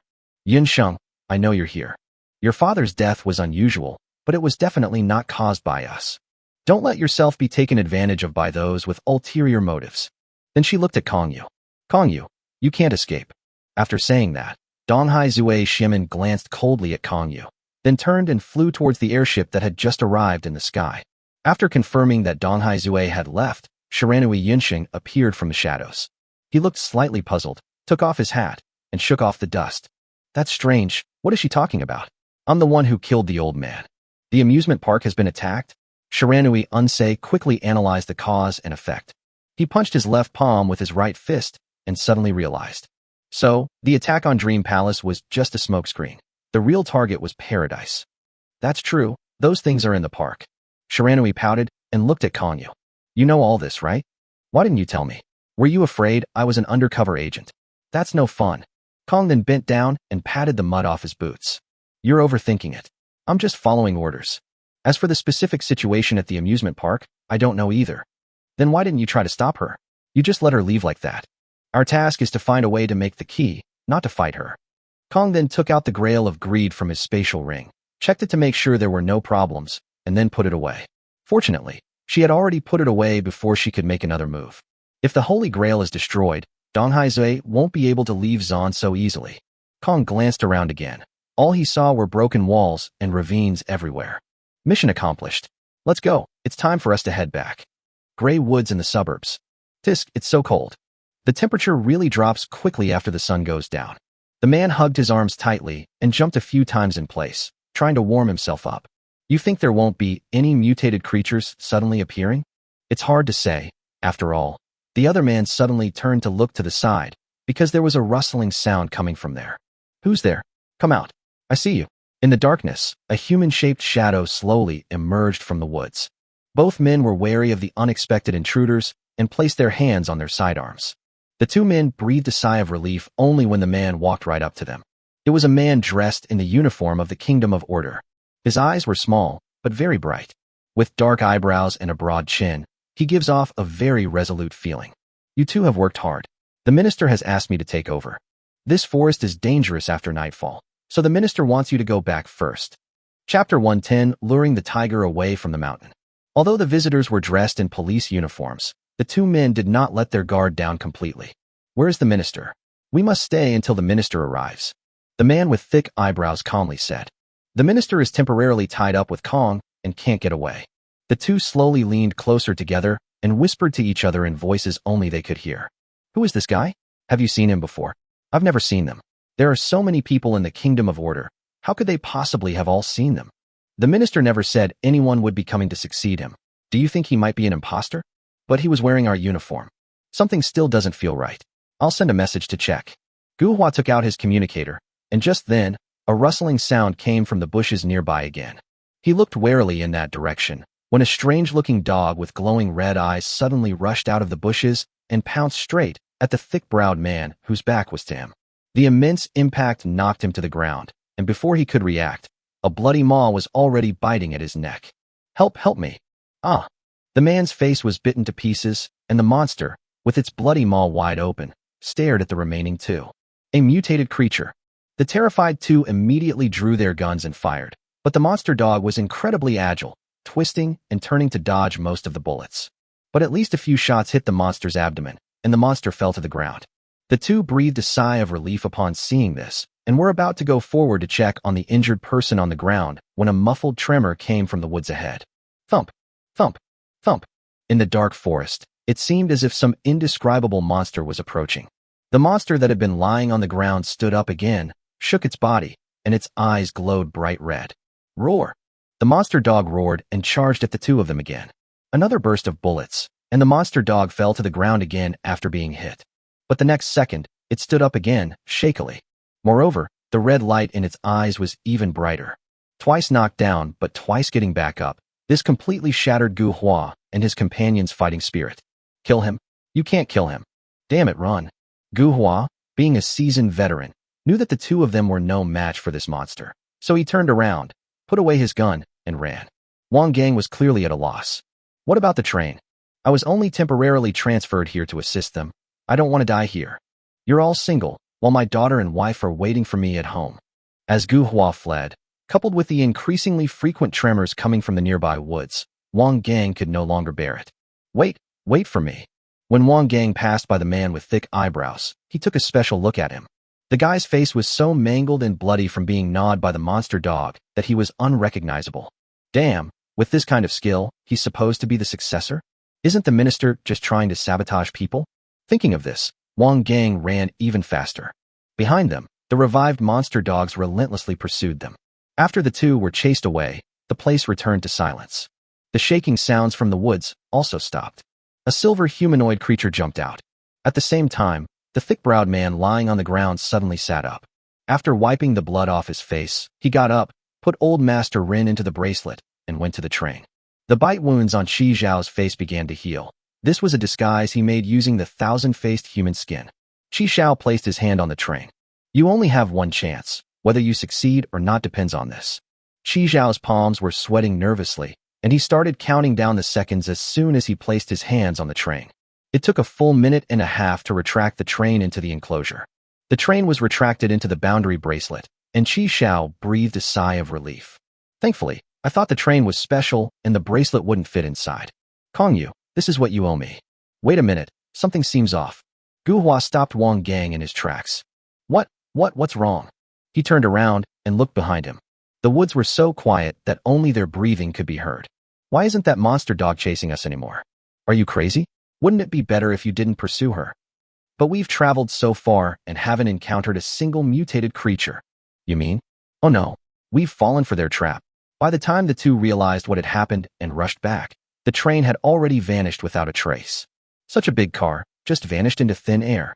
Damn, the body of that guy who was just killed by the monster dog is gone too. Gu Hua pursed his lips and forced a smile. I knew that person was a fake. He looked at Wang Gang. Quick, radar tracker. Oh right, a tracker. They have installed special trackers on the trains, which can pinpoint the location at any time within the zone area. Wang Gang took out the radar tracker, but the radar did not show any target. No signal? No, that's impossible. As long as they're still in zone, they can be tracked. Unless this car is no longer in zone. We're doomed. We're doomed if the minister finds out. Wang Gang held the radar, his body trembling uncontrollably. Gu Hua pressed his hand down and said in a deep voice, what does the minister know? Let's all stick to the same story and just say that the train suddenly disappeared. You and me. Gu Hua pointed to Wang Gang, then to himself, and then to the ground. The two of us have stayed here the whole time and haven't gone anywhere else. I haven't left the house even for a moment. Wang Gang suddenly realized. Yes. We've been watching here the whole time. The train just suddenly disappeared on its own. After calming Wang Gang down, Gu Hua took out his communicator. I'll report the train's sudden disappearance right away. You should quickly gather up all the spent cartridge cases and other debris. A few minutes later, an airship stopped above them, and Dong Hai Zei jumped down directly. But there was no train here, only two members of the Kingdom of Order. After listening to the two reports with a cold face, Dong Hai Zei wasted no time, turned around, and flew back to the airship and left. Wang Gang and Gu Hua also left one after another. 500 meters away, Qi Zhao, hiding in the shadows, watched all of this through the Crimson Beast. Airships, what a grand spectacle. So this woman must be the head of the Order of Heaven's Wanted Department. She looks quite young. Qi Zhao breathed a sigh of relief as he watched the airship disappear into the night. Unexpectedly, they had also installed a tracker on the train. Fortunately, the tracker became ineffective after being absorbed by the boundary bracelet. It seems we can't just take the train out easily. It would be bad if they received the signal and turned back. Another 10 minutes or so passed, and Qi Zhao heard rustling sounds coming from afar. Another person has arrived. Kong and Shirinui Yunsheng arrived at the scene, only to find that their train had already disappeared. A rare look of anger flashed across her face. If the car is gone, we can just get a new one. Why are you so angry?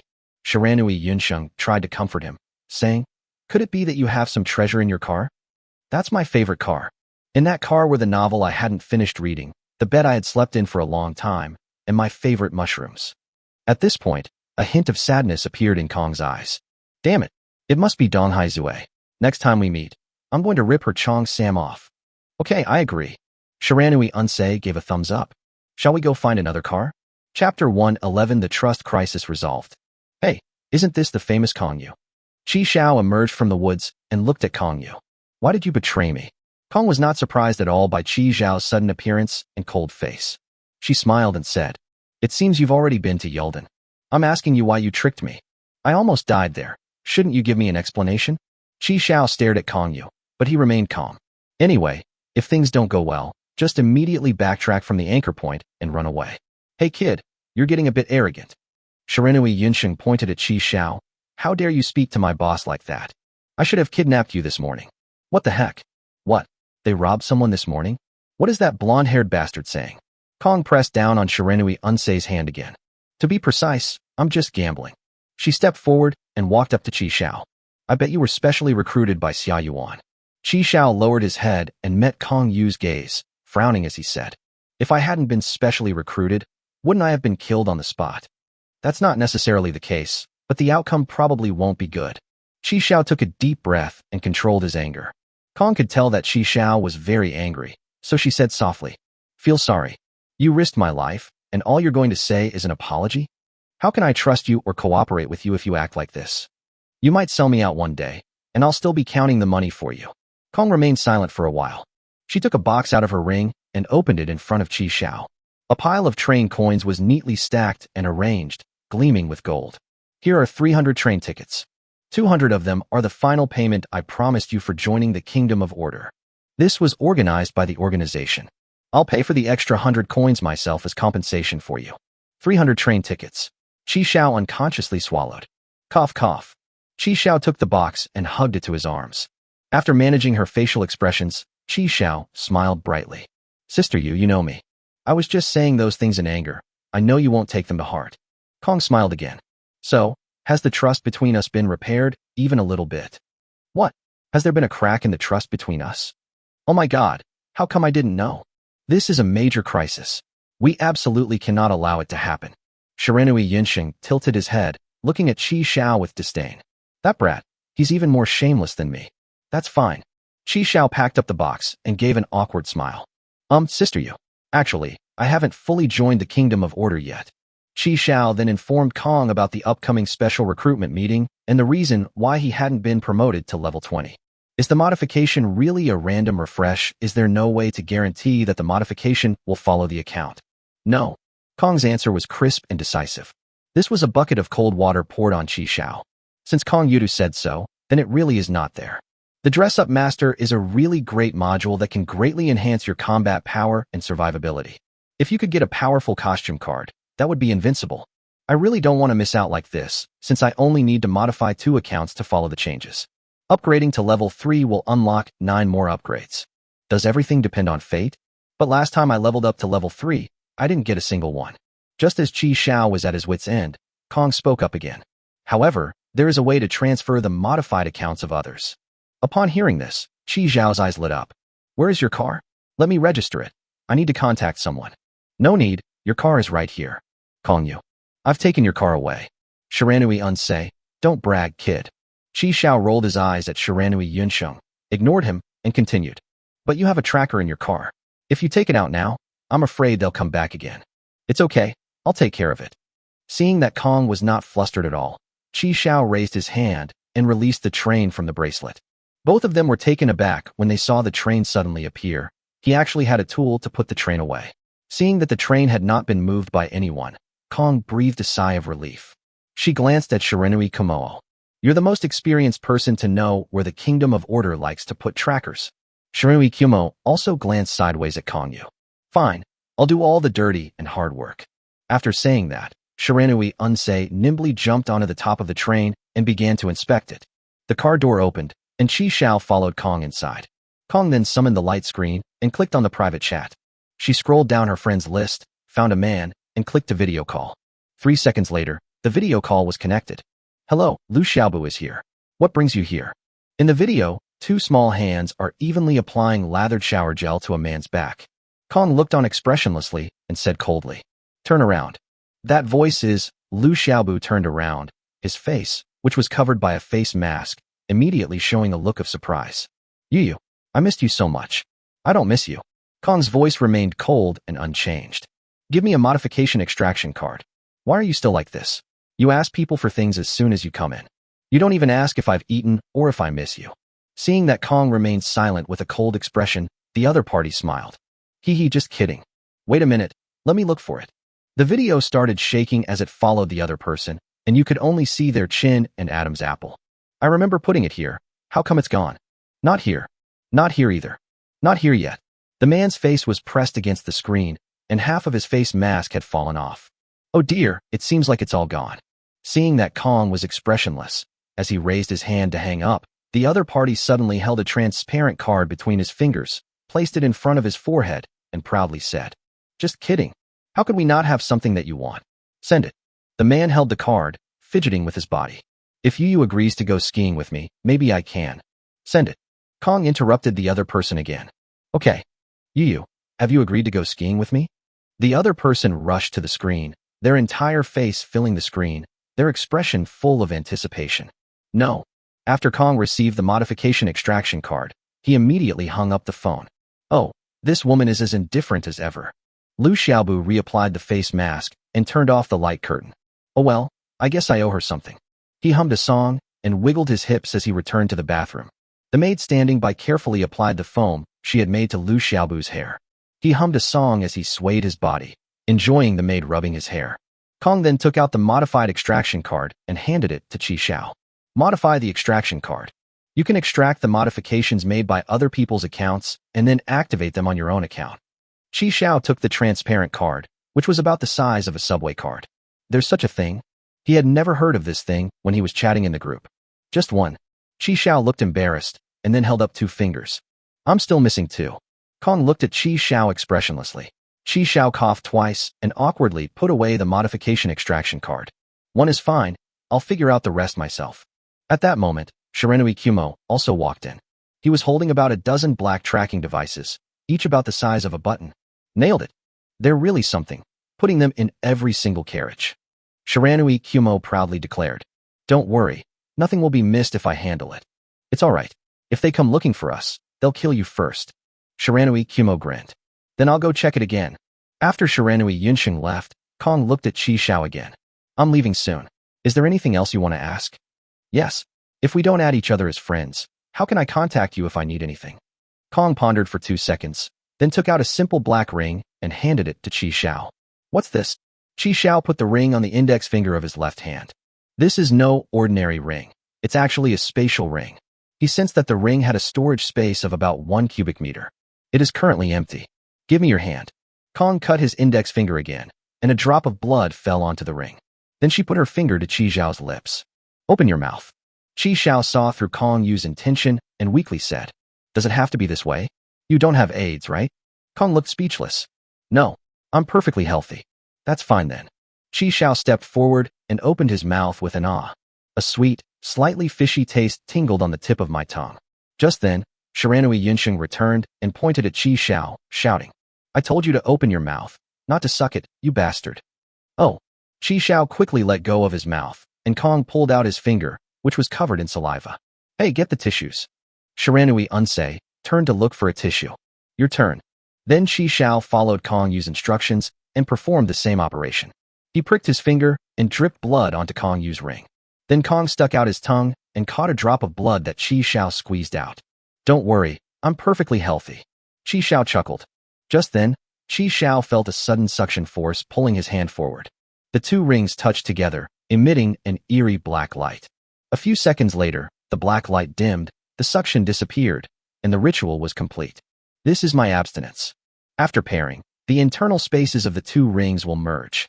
Qi Xiao sensed it and found that the ring's storage space had indeed doubled in size. After saying that, Kong put another train coin into my ring. Qi Xiao sensed that an extra train coin had appeared inside the ring. He took it out in surprise. So, you can also take out what I put in the ring.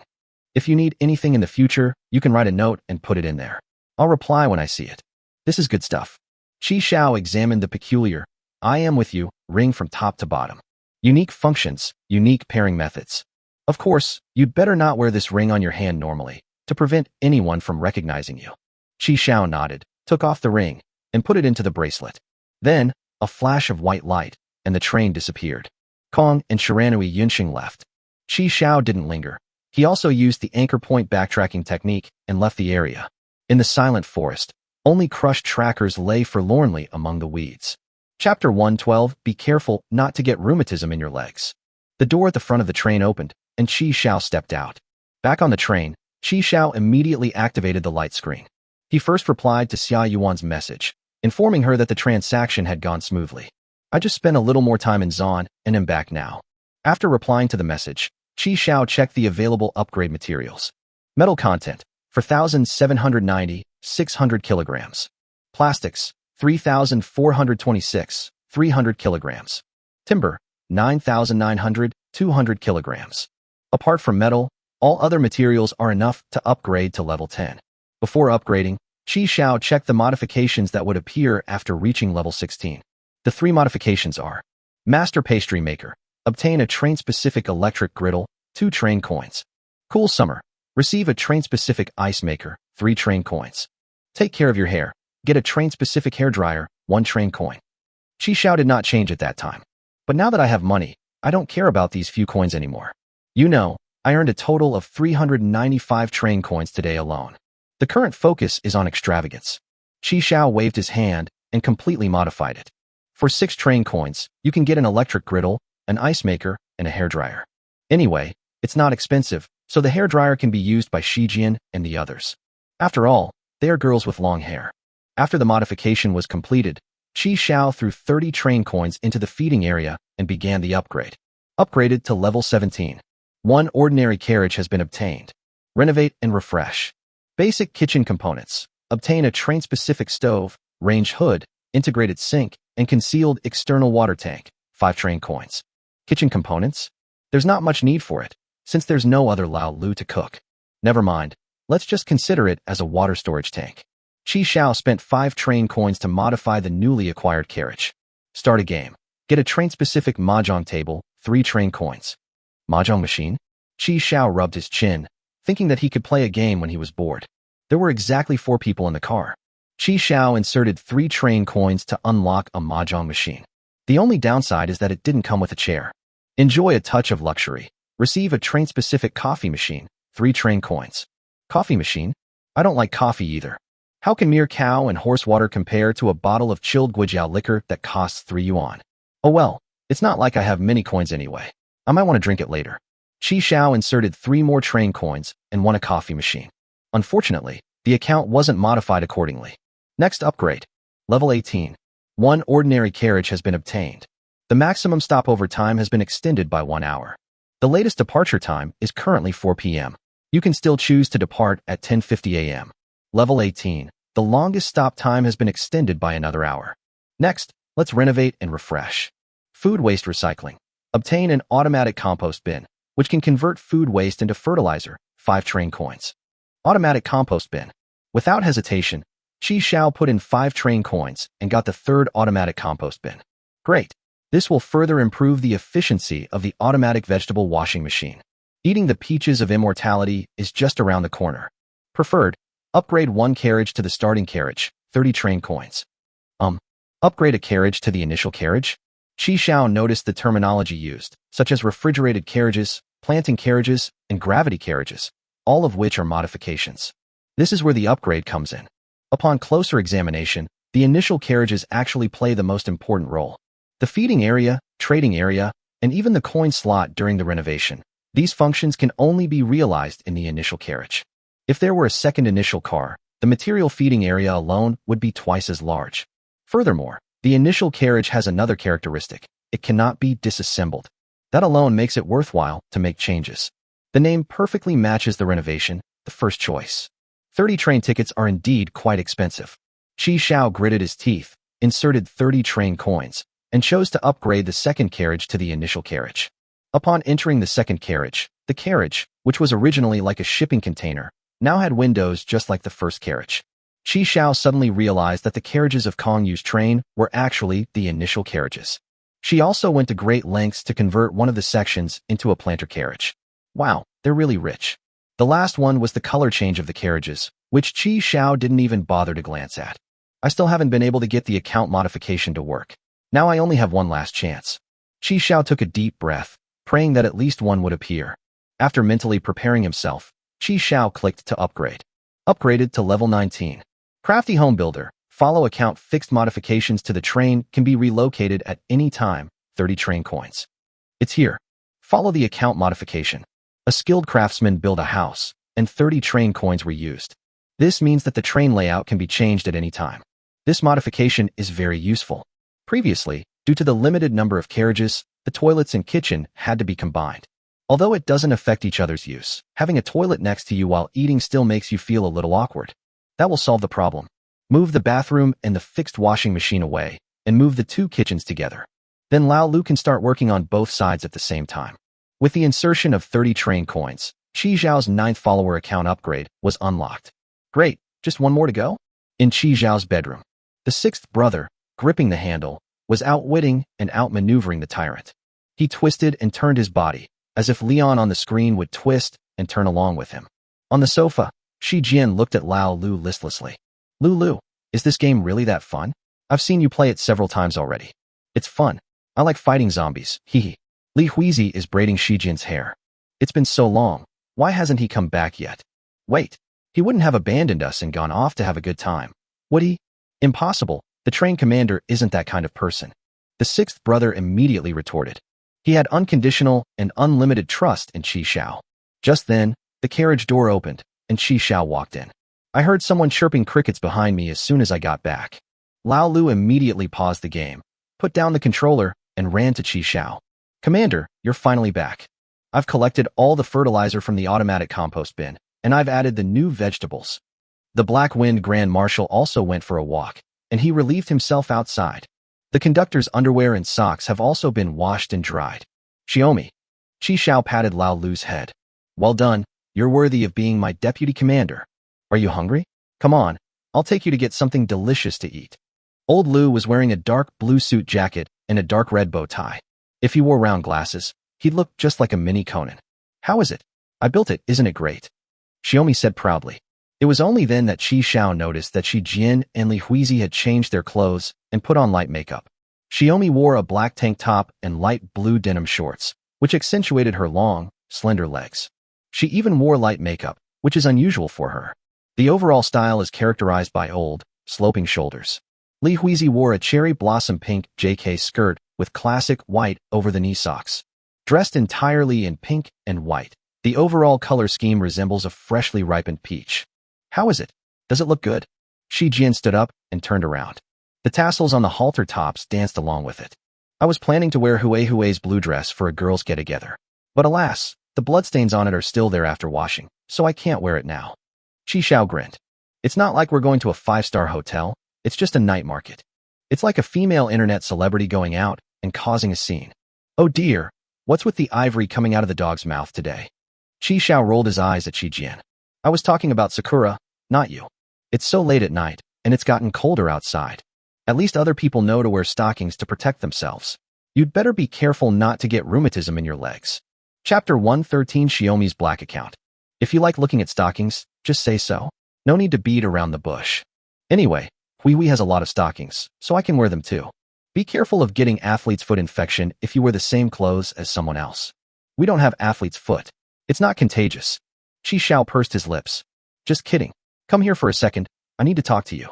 Inside the initial carriage, Qi Xiao pointed at the screen and said, log in. What are you doing? Shi Jian looked confused, but she still did as Qi Xiao said. Train conductor Xiaomi, number 1999999, has logged in. All right, you can go back to your work. Aren't we going to the night market? I'll leave right away. Qi Xiao waved his hand and saw Shi Jian off. By the way, go tell Lao Lu to put the Black Wind Monster's dog collar on him. Are you taking Xiaohei with you? Aren't you leaving it to watch the car? You think a dog can guard a car? Shi Jian thought for a moment. That's true. After Shi Jian left, Qi Xiao clicked to view her detailed information. The missing component will be addressed by modifying her account. Train conductor, Xiaomi. Level, 10. Number of carriages, 19. Initial car X2, refrigerated car X1, planting car X1, gravity car X1, ordinary car X14. This guy didn't even make any modifications to follow the account. Qi Xiao grinned. That's amazing. Forget it, I'll upgrade her account. Anyway, the extra carriages are mine. Qi Xiao checked the remaining upgrade materials after leveling up 3 times.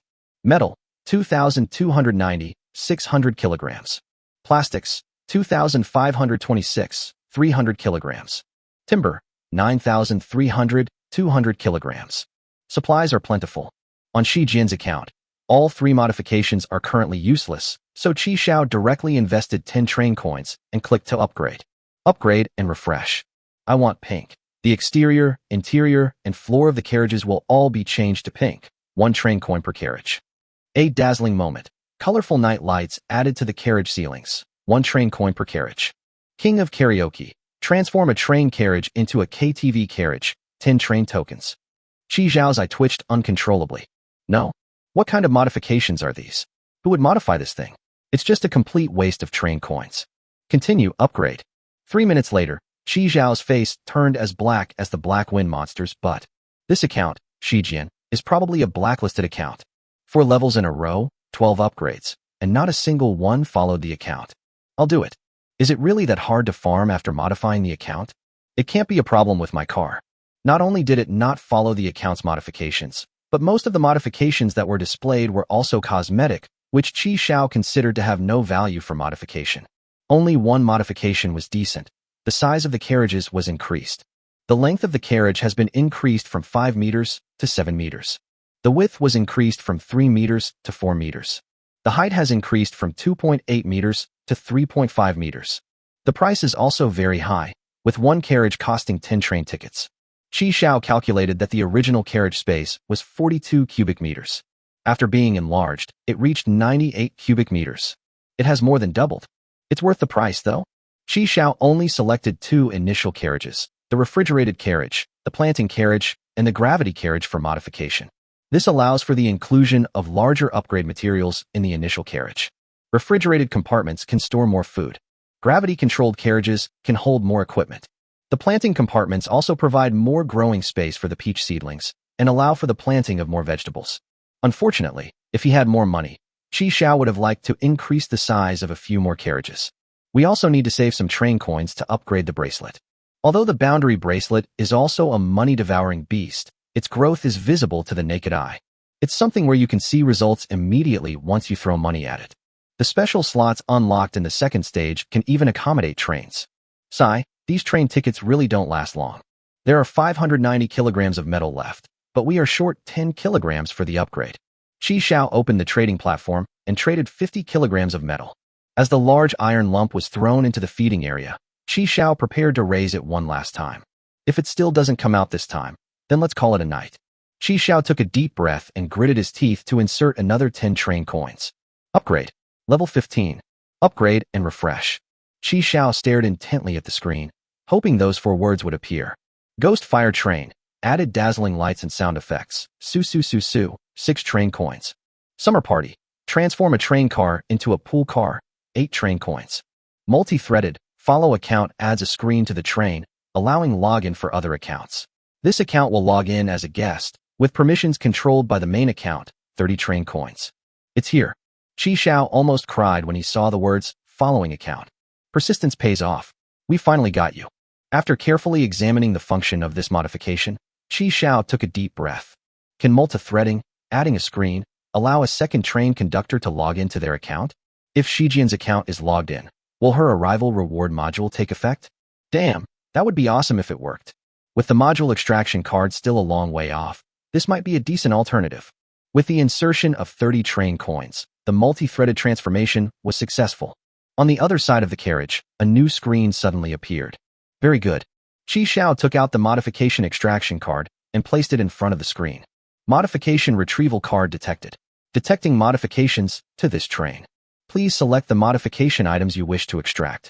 Not only can you withdraw funds from account modifications, but you can also withdraw funds from modification projects that modify the train itself. This includes, but is not limited to, bulletproof glass, thickened steel plates, bathroom components, kitchen components, central air conditioning, zone refrigeration, and planter compartments. Even items that can be taken off the train, train-specific items, can be retrieved. A long list of modification projects that can be extracted is displayed on the screen, including cabinet air conditioners, ice makers, PS5s, and more. This modified extraction card is pretty amazing. Selected modification project, multi-threading. Confirm withdrawal. Weather. As Qi Xiao clicked, yes, the screen displayed, extraction successful. At the same time, the screen that had appeared on the other side of the carriage also disappeared. The words, multi-threaded, also appeared on the originally transparent modification extraction card. Very good. Qi Xiao logged out of Shi Jian's account, logged into his own account, and brought the modification card close to the light screen. Modification card detected. Activate modification. Weather. After Qi Xiao clicked, yes, the modification card in his hand disappeared. At the same time, the light screen displayed that multi-threading was activated. On the other side of the carriage, the screen that had just disappeared reappeared. Train conductor. Qi Xiao. Level, 19. Number of carriages, 24. Initial car X2, refrigerated car X1, planting car X1, gravity car X1, ordinary car X19. Transformation, dynamic masking, power boost, lazy person's must-have, treasure hunter, early departure. This is art, eye-catching pack, delayed departure, home building master, multi-threading. 1, 2, 3, 4, 5, 6, 7, 8, 9, 10. The hidden condition for activating the Dress Up Master module is to have 10 follower accounts modified before reaching level 20. This has been completed. Now, once you reach level 20, you can activate the Dress Up Master feature. Just as Qi Zhao's body trembled slightly with excitement, Shi Jian pushed open the door and entered. What are you doing? It's been so long. Are you coming or not? Old Six led the Black Wind monster, with Li Huizi carrying the little fire dragon close behind. My stomach is so empty. Chapter 114, Let Your Old Man Touch Your Black Stocking Dog Legs. It's strange, these carriages seem to have gotten bigger. Is it just my imagination? Sister Shi, I also feel that the car has gotten bigger. It's gotten bigger starting from the refrigerator compartment. Wow, it really has gotten so much bigger. Absolutely, it was just renovated. Qi Xiao turned off the light screen and looked at the group. You must be hungry, Elbow. Let's go. He snapped his fingers, and the carriage door opened. Qi Xiaoxing stepped off the train in high spirits. Shi Jian looked at Lao Lu and Li Huizi beside her. What's wrong with him? Why is he so excited? Li Huizi and Lao Lu both shook their heads. In the distance, Xiaomi had already led Li Huizi into the shuttle. What's wrong with this guy? He's so slow and indecisive. Why is it so troublesome to just go out? Shi Jian looked at Qi Xiao, who was sitting on the train with his hand on it, chatting and laughing with Lao Lu. She was so hungry that she was about to die of anger. Are you coming or not? Immediately, Old Six led the Black Wind monster from the front of the train to the back. The train has 24 carriages, each 5 meters long. Including the front, the total length is nearly 125 meters. 2 of them look like swollen fat people. Commander, our train has become so long. Just you wait, it'll get even longer from here on out. Handsome. Woof woof woof. It took Qi Xiao nearly 5 minutes to retract the train into the boundary bracelet. Hey, where's the car? Old Six and Black Wind monster, who were running with great enthusiasm, were stunned when the huge vehicle suddenly disappeared. Qi Xiao shook the boundary bracelet on his wrist. I've put it away, let's go. Wow, the train commander is awesome. Qi Xiao smiled, patted Lao Lu on the head, and led him toward the shuttle. As soon as Qi Xiao climbed into the shuttle, he saw Shi Jian's groping hands wandering over Li Huizi's white stocking thighs. TSK, what a pervert. Envious, aren't you? After being called a pervert by Qi Xiao, Shi Jian's groping hands became even more vigorous. The seats in the shuttle are circular, and 4 people can still squeeze in. The Black Wind monster and the little fire dragon lay on the empty space in the middle. Qi Xiao sat down next to Shi Jian, set the destination, and the shuttle set off. Oh, you're wearing stockings. It was only then that Qi Xiao noticed that Shi Jian was wearing a very thin pair of flesh-colored stockings. Want to touch it? Thanks, I like black stockings. Xiao scoffed and looked at the Black Wind monster that was licking the little fire dragon's butt. Little Black, let old Ding touch your black stocking dog legs. Piltover, Moonlight Alley. If viewed from above, this street looks like a giant fish skeleton. Numerous alleys are symmetrically distributed on both sides of the main street, and each alley is lined with snack shops. The group arrived at Moonlight Lane at 9:30 p.m., which was the liveliest time of day there. The crowds were bustling and coming in an endless stream. This is even bigger than the pedestrian street next to my university. Shi Jian took a deep sniff of the food smell in the air and couldn't help but let out an ah. It smells so good. I'm starving. I feel like I could eat a whole pig right now. Li Huizi promptly grabbed Shi Jian's arm, signaling her to be more reserved. Qi Xiao glanced at Shi Jian meaningfully, but said nothing. During this time, he also noticed that Xiao's appetite had visibly increased. It's definitely related to the tentacle monster inside her body. It seems I'll have to call her out for another talk sometime. Grilled dragon ribs. Selected hind leg meat from adult gray dragons, firm and elastic. There's also ice dragon sashimi. The meat is springy, tender, and refreshing without sticking to your teeth. Holy crap, dragon meat. I have to try this. Qi Xiao ordered a platter of gray dragon and fire dragon meat, a plate of ice dragon sashimi, a plate of crispy fried dragon fillet, and a special dragon thorn fruit dipping sauce. A total of 650 order coins. After ordering, Lao Lu waited in the store with Black Wind Monster, while Qi Xiao went out to buy drinks. Sweet dream tea, making you the master of your dreams. Handsome guy, in the world of dreams, you will be the one and only supreme king. You will be the god who controls everything and rule the entire dream. Neither the vast sky nor the unfathomable earth can stop your free-roaming steps. You can roam freely between heaven and earth and enjoy the unrestrained pleasure. Whether they are peerless beauties who could topple kingdoms or goddesses who are high above and sacred and inviolable, they will all fall at your feet and willingly become the 3,000 beauties in your harem. Your charm is irresistible. Your power is unshakable. You are the absolute overlord of the dream world. In dreams, aren't they all fake? Wouldn't it feel empty when you wake up? Simple. Let's have another drink and go back to our dreams. Nothingness, nothingness. Qi Xiao shook his head, his face full of disdain, and turned to leave. Hey, handsome, don't go. Here, take this sample. Try it, and if you like it, come back. Qi Xiao took the simple tea bag and casually put it into his bracelet. Oh well, it's free, might as well take it. Instead of buying the dream tea, Qi Xiao bought 2 cups of hand-whipped lemon tea from next door, one for himself and one for Lao Lu. 30 coins for a cup isn't expensive. Back at the specialty dragon meat snack shop, all the dishes had already been served. The 6th brother was obediently waiting for Qi Xiao to return, without touching his chopsticks. Eat up, you've been waiting for me. Yes, we'll eat together with the train conductor. Just as the 2 people and the dog were enjoying their meal, Shi Jian and Li Huizi returned. They were carrying a lot of bags of various sizes, so it was clear they had bought quite a lot. Qi Xiao chewed on the dragon meat and looked at the 2 people opposite him. We can't just eat at roadside stalls. Let's find a restaurant later, it's on me. Then why are you still eating pork chops here? Just go to a restaurant. You can't just put something in first, can you? Qi Xiao cut a piece of gray dragon meat and put it in his mouth. You guys should try this sashimi, it's quite delicious. Shi Jian glanced at it and shook her head. Never mind, I don't like raw meat. Shi Jian turned around, grabbed a crispy fried dragon meat stick, and popped it into her mouth. This is delicious. It's chewy. Li Huizi picked up a piece of iced dragon sashimi and put it in her mouth. The iced dragon sashimi is icy cold to the touch, with a crisp, bouncy texture, much like eating chilled jellyfish. Unlike jellyfish, it tastes incredibly delicious, surpassing all delicacies. Li Huizi's eyes lit up instantly, and a happy expression appeared on her face. She inserted another piece and then dipped it in the orange-yellow dragon thornberry sauce. The iced dragon meat dipped in dragon thorn jam has a sweet and sour taste upon first bite, followed by a slightly spicy aftertaste, making its flavor profile even richer. She couldn't help but exclaim in admiration. Eat it. Qi Xiao smiled and reached out to the boss. Boss, 10 more servings of iced dragon sashimi and fried dragon fillet to go. Anyway, the bracelet has a stop function, so it won't break if you put it in and take it with you. Long Lu wants plum powder. Xiao quickly added. Okay. The boss turned around and replied. 6th brother, whichever one you like, pack a few portions to take back with you.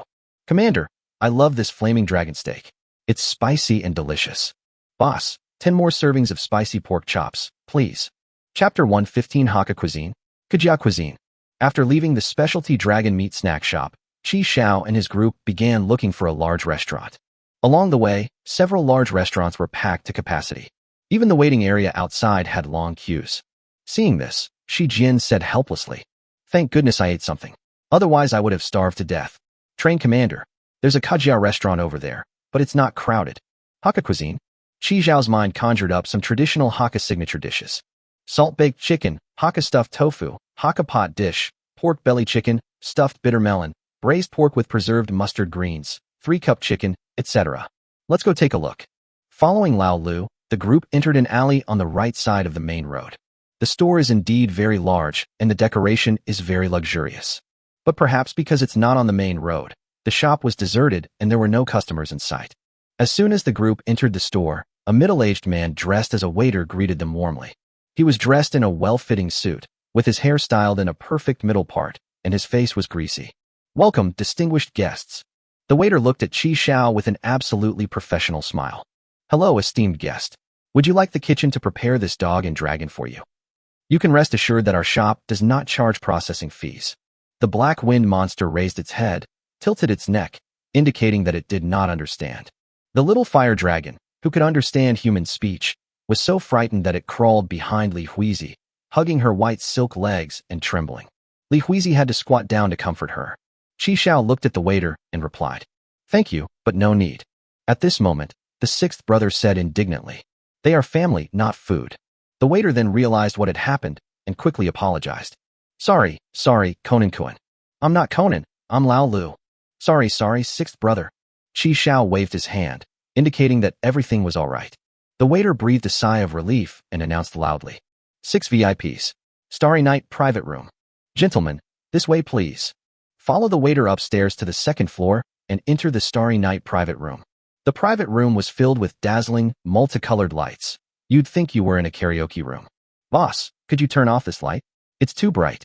No problem, no problem. We will do our best to meet the needs of our VIPs. The dizzying lights were turned off, and a waiter handed Qi Xiao a menu. Qi Xiao didn't open it, but handed it to Shi Jian and the others instead. You guys order, I'm not picky. Then I'll order a whole table of food, and take any leftovers home for a late-night snack. Shi Jian, along with Li Huizi and Lao Lu, began to look through the menu. After flipping through just a few pages, the expressions on their faces started to look strange. Their brows were furrowed, and their expressions were solemn. Shi Jian even covered her mouth and gagged. No, what is all this about? What's wrong? She slammed the menu at Qi Xiao. See for yourself, ugh. Qi Xiao calmly took the menu and began to read it. Starry Sky Fish Pie, Cthulhu Egg, Stir-Fried Mycelium Reptile, Brain in the Tank. The bizarre dish names, paired with the nauseating pictures, made Qi Xiao feel a little nauseous for a moment. He closed the menu and looked at the expectant waiter beside him. Don't you have any Hakka dishes that are even slightly Chinese in style? You want Chinese food? Yes, we do. We also have Chinese Kajia cuisine at our restaurant. Sheep's eyeball dumplings. Each dumpling contains a plump sheep's eyeball. Takoyaki chicken. A whole devil octopus is stuffed into the chicken's rear end. It's then topped with a secret sauce and simmered for 8 hours until it's bursting with juice. The nine-turn worm is also a specialty of our restaurant. It has a richer flavor than large intestine and a chewier texture. And there's Cthulhu seafood porridge, made with. Shio, looking like she was about to die, interrupted the waiter. Stop talking.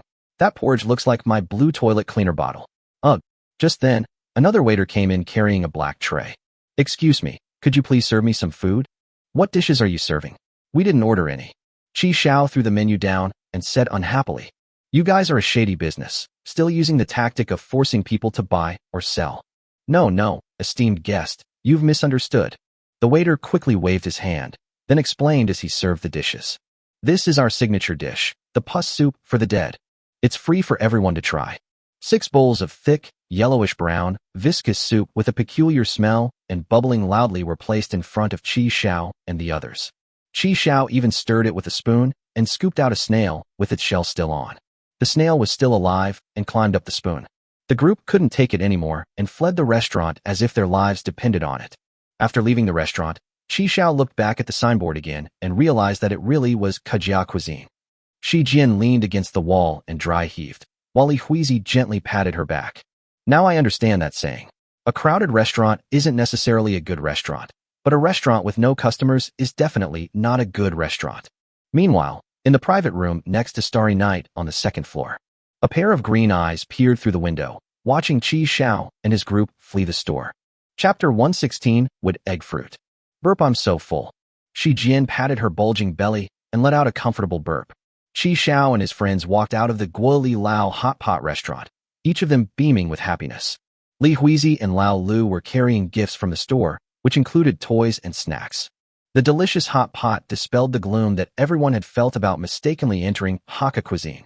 The hot pot broth at this restaurant is really good. No wonder the line is so long. 30 plates of mutton rolls. Shi Jian, didn't you say you were allergic to mutton?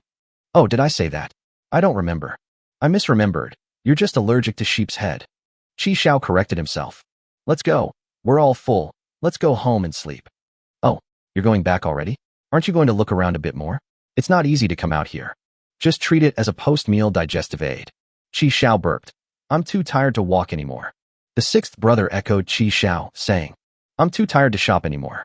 Sister Shi, let's go back. It's already 1 o'clock. Even the Black Wind Grand Marshal is sleepy. Okay, I'd like to go buy some fruit. Hui, would you like to go? Li Huizi nodded, and Shi Jian happily took Li Huizi's arm, tossing the gift from Li Huizi's hand to Qi Xiao. Then you guys rest here for a while. We'll be back after we buy the fruit. Shi Jian and Li Huizi found a large fruit shop. Papaya. Shio searched for her target among the dazzling array of fruits. After finding the papaya, Shio took the largest bag and started filling it with the fruit. Just then, a woman wearing an apron, resembling a saleswoman, approached Shio. She was holding a red fruit the size of an egg. Good sister, This is more effective than papaya. She leaned close to Shi Jian's ear and whispered, "This is called wood egg fruit, a specialty of other worlds. Take it tonight, and you'll see results tomorrow morning. Look at me. I grew this big because I ate this." After saying that, she turned around and showed Shi Jian her impressive curves. "We're out of stock recently, so if you miss it, you'll have to wait at least a month." Shi Jian took the wooden egg fruit from the woman's hand with some skepticism and examined it. "Is it really that effective?"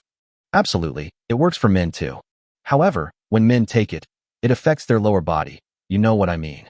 "This is amazing. It can even treat the symptoms. We're sisters, I would never cheat you.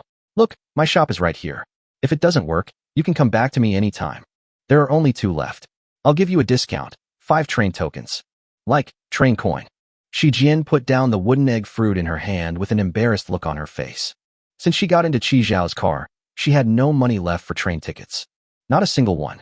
Back in the day, I was the kind of person who would wake up every day and immediately swipe my train coin on the train. Grass. Xiaomi found Li Huizi picking strawberries on the other side. "Wee, do you still have any train tokens? Can you lend me a few?" Li Huizi shook her head, indicating no. Shi Jian suddenly felt like a poor girl going out shopping, seeing something she liked but couldn't afford. "No, for my future, I need to go back and borrow some coins from Qi Xiao." Finding Qi Xiao and Lao Lu sitting by the roadside, Shi Jian stretched out her hand, looked at the shop next to her, and said, "Lend me 5 train tickets, I'll pay you back later." She didn't dare look Qi Xiao in the eye. People who borrow money are always guilty. This guy values train coins a lot. What if he doesn't give them to me? Yes, very likely. Give it to me now. Don't force me to kneel down and beg you. I have my pride too. Although only 3 seconds had passed, Shi Jian felt as if 3 hours had gone by, until she felt her hand become heavy. Qi Xiao placed the train coin in her hand. "Is 10 enough? The boss is so generous. Good things come to those who are kind. He even has twins." Qi Xiao waved his hand, signaling Shi Jian to stop flattering him. "Same as always, lend 10, give 7, and return 13. I knew it, you skinflint Shi." The shop owner took the 5 train tickets from Xiao, put the 2 wooden egg fruits into an exquisite gift box, and handed it to Xiao. "Little sister, I knew you had good taste. It's even more effective to eat it before bed. No need to peel it, just wash it and you can eat it." Shi Jian carefully put it away, then looked at Li Huizi. "Wee, is there anything you want to buy? I have 5 train tickets left." Li Huizi shook her head. She only bought some ordinary strawberries and grapes. "Let's go back then." Although she had already bought the wood egg fruit, Shi Jian didn't give up and bought another bag of papaya. Shortly after Shi Jian and the others left the fruit shop, a nun leading a succubus slowly walked out of the alley. "How about it?" The male succubus performed a butler's bow and said, "It's her, and the parasite is still there. It's much stronger than before, and it's recovering very quickly." The nun nodded. "I added her as a friend at the transfer station before, based on her profile picture, but she hasn't accepted my request yet. I never expected to run into you here before I left. It must be fate." The nun held the cross to her chest and said earnestly, "Exorcism. Now, I'm worried that when we meet again, she won't be the same person." The male succubus nodded, indicating that he understood. "But we can't make a move here. This is Piltover's protected area. We should still show some respect to the Piltover law enforcement officers. Go and follow her, and only make a move after you've made sure she's out of Piltover's territory." The nun loosened the collar around the male succubus's neck, and his figure gradually became transparent until he was completely invisible. Succubus, lesser invisibility. Chapter 117, Who Wants to See Your Cat Bug? Inside the shuttle. "Buying so many papayas? Are you trying to grow bigger again?" "None of your business." "It's okay, small ones are cute too." Li Huizi sat to the side, holding a small box, quietly listening to the 2 bickering. She learns very quickly and can already understand a few sentences occasionally. For example, this sentence is an insult. "Old 6 is still here, don't swear." "Team leader, it's alright." "Sister," she often talks like that when she's playing games. Shi Jian got up, patted Lao Lu's head, apologized, and promised not to swear anymore. After she sat back down, she looked at Qi Xiao beside her and became angrier and angrier, plotting how to return the favor. Suddenly, she had a great idea. She glanced at Qi Xiao's crotch with ill intent, a smirk playing on her lips. "Isn't yours small and cute too? Don't sleep tonight." "What's wrong? I'll show you the one-eyed dragon." Whispering sound. She ignored him and turned to play with Li Huizi. "Hey, wee, why is your face so red? Is it too hot in the car? I'll turn the temperature down." Li Huizi waved her hands repeatedly, indicating that she was all right. The main reason was that she understood the last few words the two of them said. She straightened her hair, looked at Qi Xiao, and asked, Chicken Xiao, when are we going back to you or egg? What? Are you worried about your older brother? Li Huizi nodded. Tomorrow. Qi Xiao looked at Li Huizi. We'll go back to Yuerdan tomorrow. I'll go back and trade metals to level up to level 20. Unlocking the repair module is a good opportunity to test whether the arrival reward module works when docked at Yuerdan and logged in as a guest in dual thread mode. Returning to where the train had initially stopped, Qi Xiao retrieved the train from the boundary bracelet. The main reason is that this place is quite remote. No strangers have appeared all day, so it's relatively safe. Quick, quick, Hui and I bought some fruit. Shi Jian urged Qi Xiao on, her face full of urgency. Qi Xiaojing took the 2 bags of papayas out of the bracelet, and Shi Jian quickly took them and turned to walk into the train. Bye-bye, going to bed now. Don't rush, come with me. What are you doing?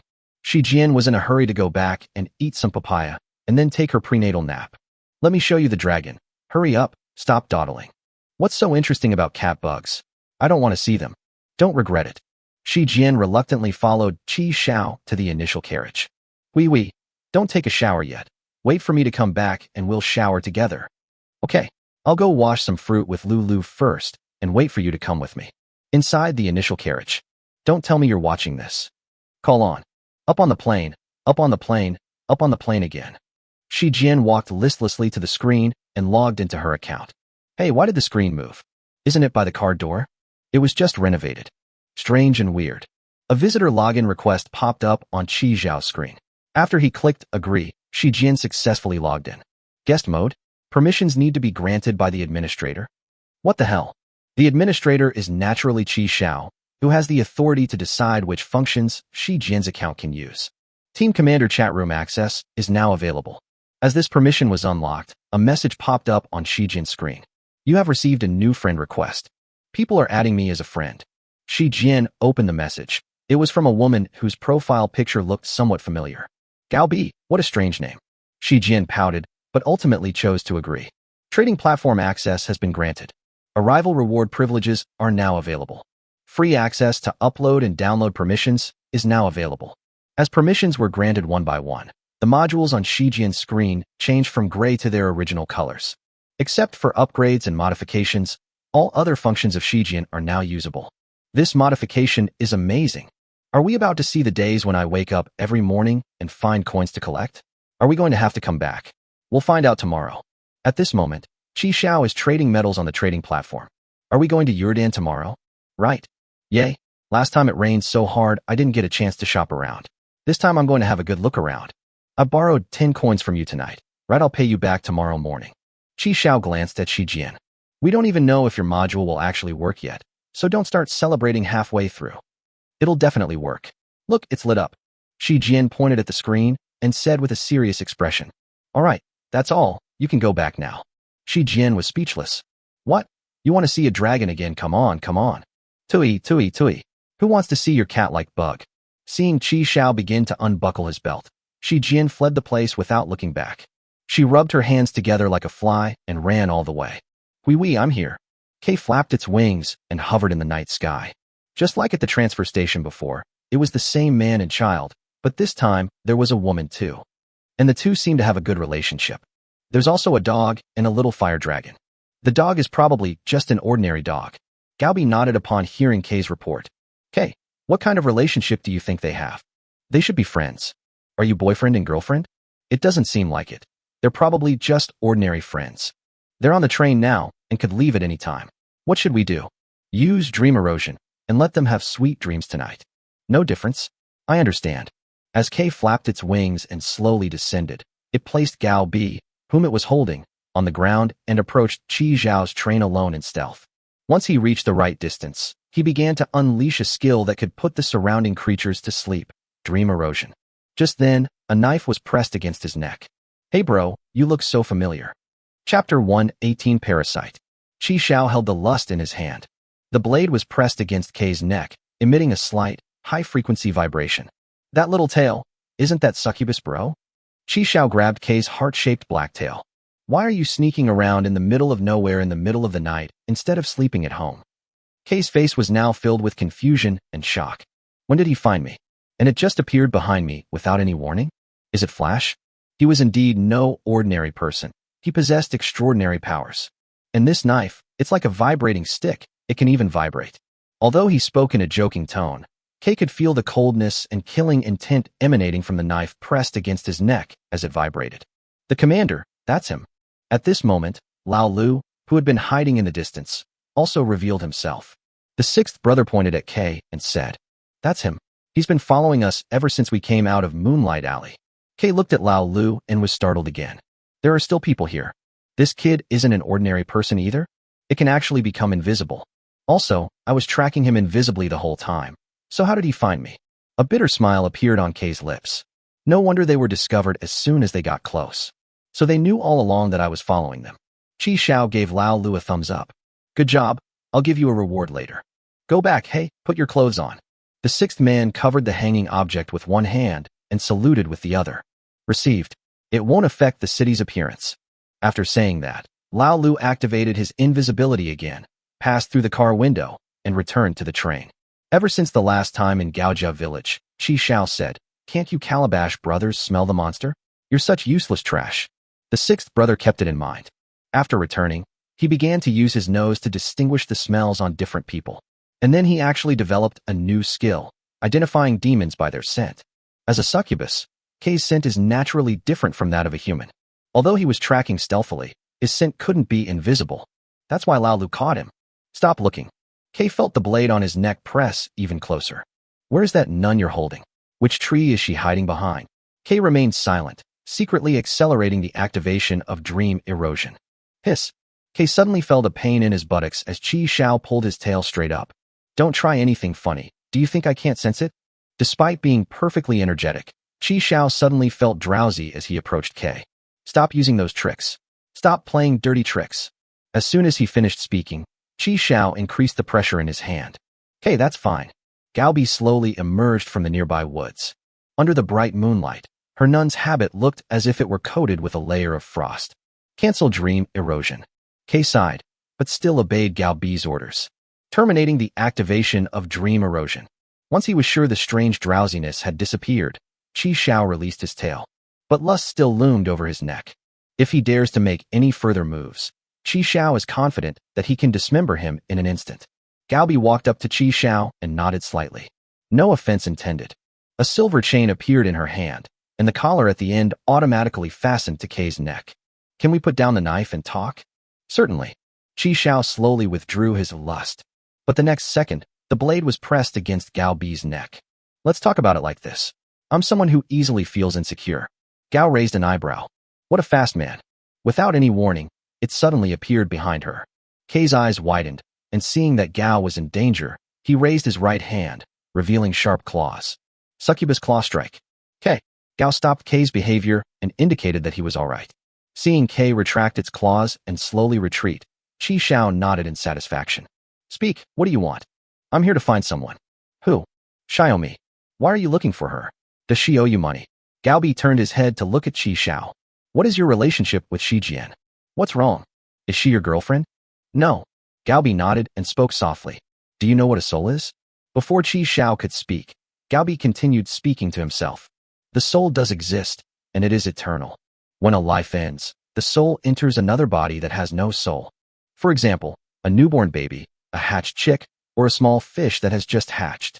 Previous memories will be sealed away, and a new journey will begin. Therefore, in a normal physical body, there can only be one soul. But some powerful souls can parasitize bodies that already have souls. I like to call them parasites. Chi Xiao was startled. He had a pretty good idea of what Gaobi meant by those words.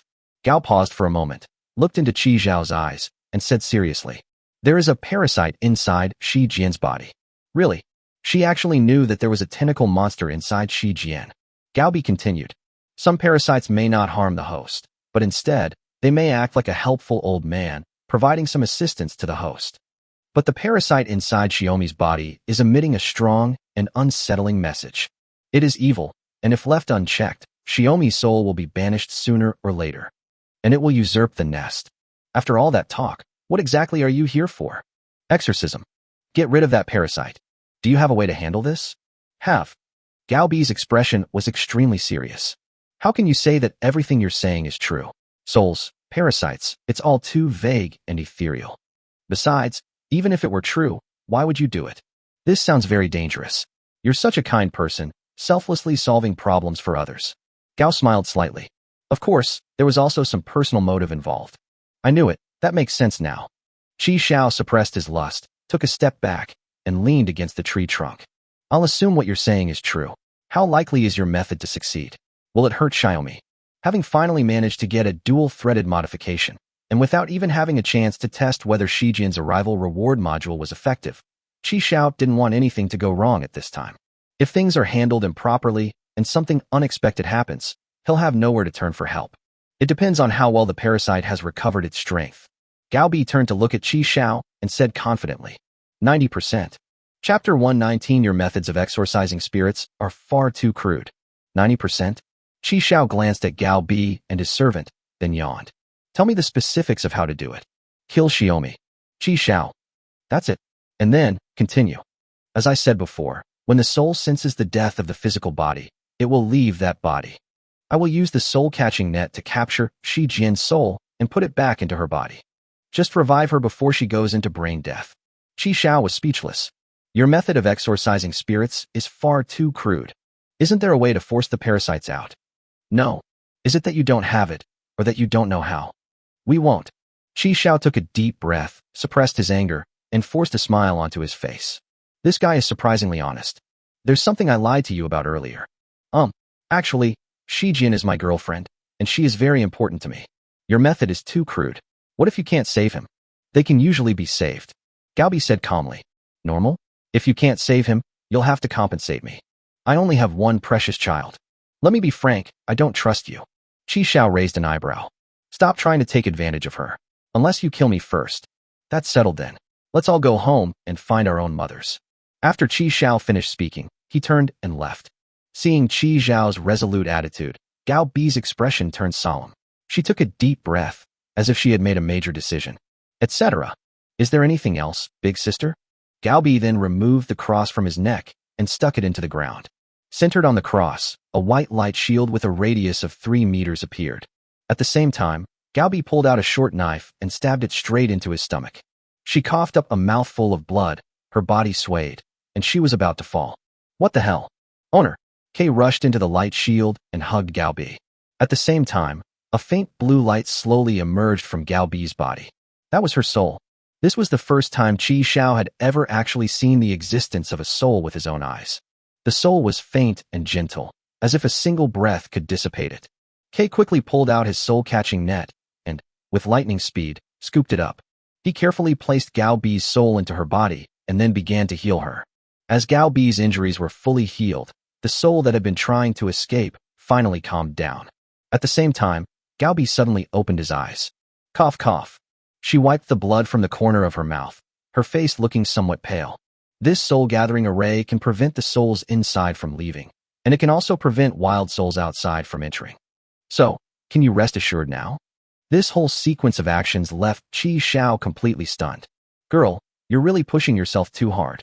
Gao Bi was silent for a moment before speaking. I want that soul. I want that soul. Okay, you've finally spoken your mind. Qi Xiao took a deep breath.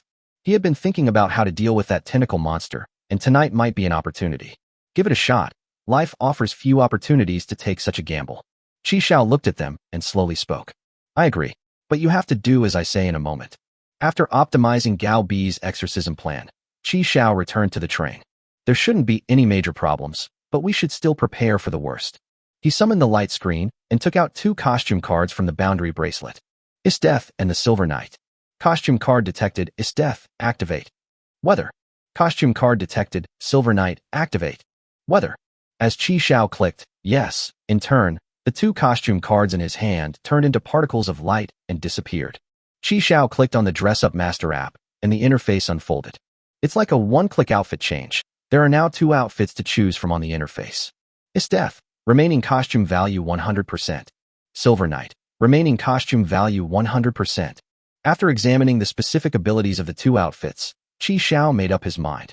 He turned off the light screen and prepared to go find Shijian. 6 brother, I have to go out for a bit, so I'll leave the car to you. No matter what noise you hear, don't go out. Stay in the car.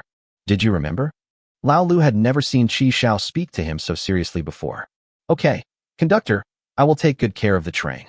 Qi Xiao patted Lao Lu's head and walked towards the back of the carriage. Where is Xiaomi? Qi Xiao pushed open the door and entered. Li Huizi was wearing a light blue nightgown and was hanging up her freshly washed stockings to dry. Li Huizi glanced back at the corner, and Qi Xiao followed her gaze. Because of the skillful renovation of the house, Qi Xiao moved an empty bathroom into Shi Jian's bedroom. What now? At this moment, Xiaomi was wearing the same pink pajamas as Li Huizi and washing something in the sink. Qi Xiao came to Shi Jian's side and reached out to take a fruit that Shi Jian had just washed and placed on the table. What is this? A jujube? It's so big. Qi Xiao took a big bite and ate more than half of it. Not sweet, not tasty. You son of a bitch, ah. Shi Jian immediately reacted like a little lion with its fur standing on end, grabbing Qi Xiao's neck with both hands and shaking him violently. They tried to shake the wooden egg fruit out of Qi Xiao's mouth. My wood egg fruit. Cough, cough, cough. Shi Jian let go of Qi Xiao's hand and snatched the bitten wooden egg fruit from his hand. Looking at the fruit that had been bitten in more than half, Shi Jian couldn't help but tremble with anger. The shop owner didn't say what would happen if I ate half of it. What if only one of them gets bigger? Wouldn't that be asymmetrical? After hesitating for a long time, Shi Jian returned the remaining half of the wooden egg fruit to Qi Xiao. Here you go. Take it. I don't need it. She took a deep breath and comforted herself. Never mind. At least there's one left. Qi Xiao didn't stand on ceremony and took it, popping it into his mouth. He swallowed the fruit in his mouth and pointed to the box next to him. There's still some left. Let's wash it again. Fuck your mother. What are you doing? You promised not to swear. Why did you reveal your true colors when Lao Lu wasn't around? These fruits were bought with train coins. One fruit cost 5 coins. So you want train tokens just to buy this? What kind of lousy fruit costs 5 train coins? Does it grant immortality? It's for secondary development. Shi Jian shouted, her face flushed. Qi Xiao. I don't care. You ate it, so consider the coins as a refund. You didn't make a profit off me, did you? No. Look me in the eyes, really not. Shi Jian and Qi Xiao stared at each other for 3 seconds. Then Shi Jian turned her head away and snorted. If I say no, then no. I'll trust you this once. The carriage door opened, and Qi Xiao stepped out. Let's go. I need to talk to you about something. Let's finish this quickly and come back soon. Why can't we talk about this here? Event. Qi Xiao turned around. It's a matter of utmost importance. Seeing Qi Xiao walk away, Shi Jian reluctantly wiped her hands clean and followed him. Hui, you go to sleep first. I'll be back in a bit. Close the car door. Because she had the necessary permissions, Shi Jian was able to close the train doors using voice control after exiting the train. In the dim woods, she hurried to keep up with Qi Xiao's pace. Chapter 120 Madam, it's time to wake up. As night fell, the forest was gradually shrouded in a mysterious black veil. Moonlight pierced through the sparse clouds, dappling the dense canopy of trees. The silvery light intertwined with the darkness, creating a quiet and mysterious atmosphere. The ground was covered with a thick carpet of fallen leaves, which made a soft crunching sound when stepped on. Seeing that she had been following Qi Xiao for a while, she finally couldn't help but ask, what exactly happened? Shi Jian, do you miss home? What's wrong? Do you have a way to get back? Qi Xiao shook his head. Then why are you asking this?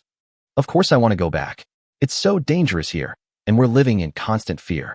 I still have a bunch of shows to binge watch. Plus, I can have takeout delivered to my door while I'm at home, so I don't have to worry about starving. Takeout. Traditional Chinese-style packaging. Bud, connected chopsticks with a black liquid spoon. A translucent single-layer mouth wipe with a mysterious little sweet drink for a penny. A 1-cent discount on grilled sausage plus a $1 frozen fried egg. Go to hell. What kind of good person eats this every day? Shi Jian rolled her eyes at Qi Xiao. However, there are advantages to being here too. What are the benefits? I don't have to go to work. Qi Xiao. That's true. So what exactly do you want from me? It's not just for casual conversation, is it? Qi Xiao stopped and turned to look at Shi Jian. Shi Jian, are you afraid of dying? Xiaomi was silent for 3 seconds. Are you crazy? Qi Xiao silently walked up to Shi Jian, lifted her hair, and put a cross pendant around her neck. What is this? She picked up the pendant and glanced at it. Qi Xiao's sudden action startled Shi Jian, especially when he touched her hair. Although this guy is a bit cheeky, he's still pretty good looking. Qi Xiao took a step back and looked into Shi Jian's eyes. Madam, it's time to wake up. Shi Jian looked puzzled and disdainful. Madam? What madam? What are you doing? Are you confessing your feelings to me? Shi Jian tucked her hair back. At least be more formal. You didn't even bring a bouquet of flowers. Qi Xiao was speechless. He took out a silver pistol from the boundary bracelet and aimed it at Shi Jian. What? You're threatening me because I won't agree. Bang. Just as the bullet was about to hit Xiaomi, her eyes suddenly flashed with a bewitching pink light.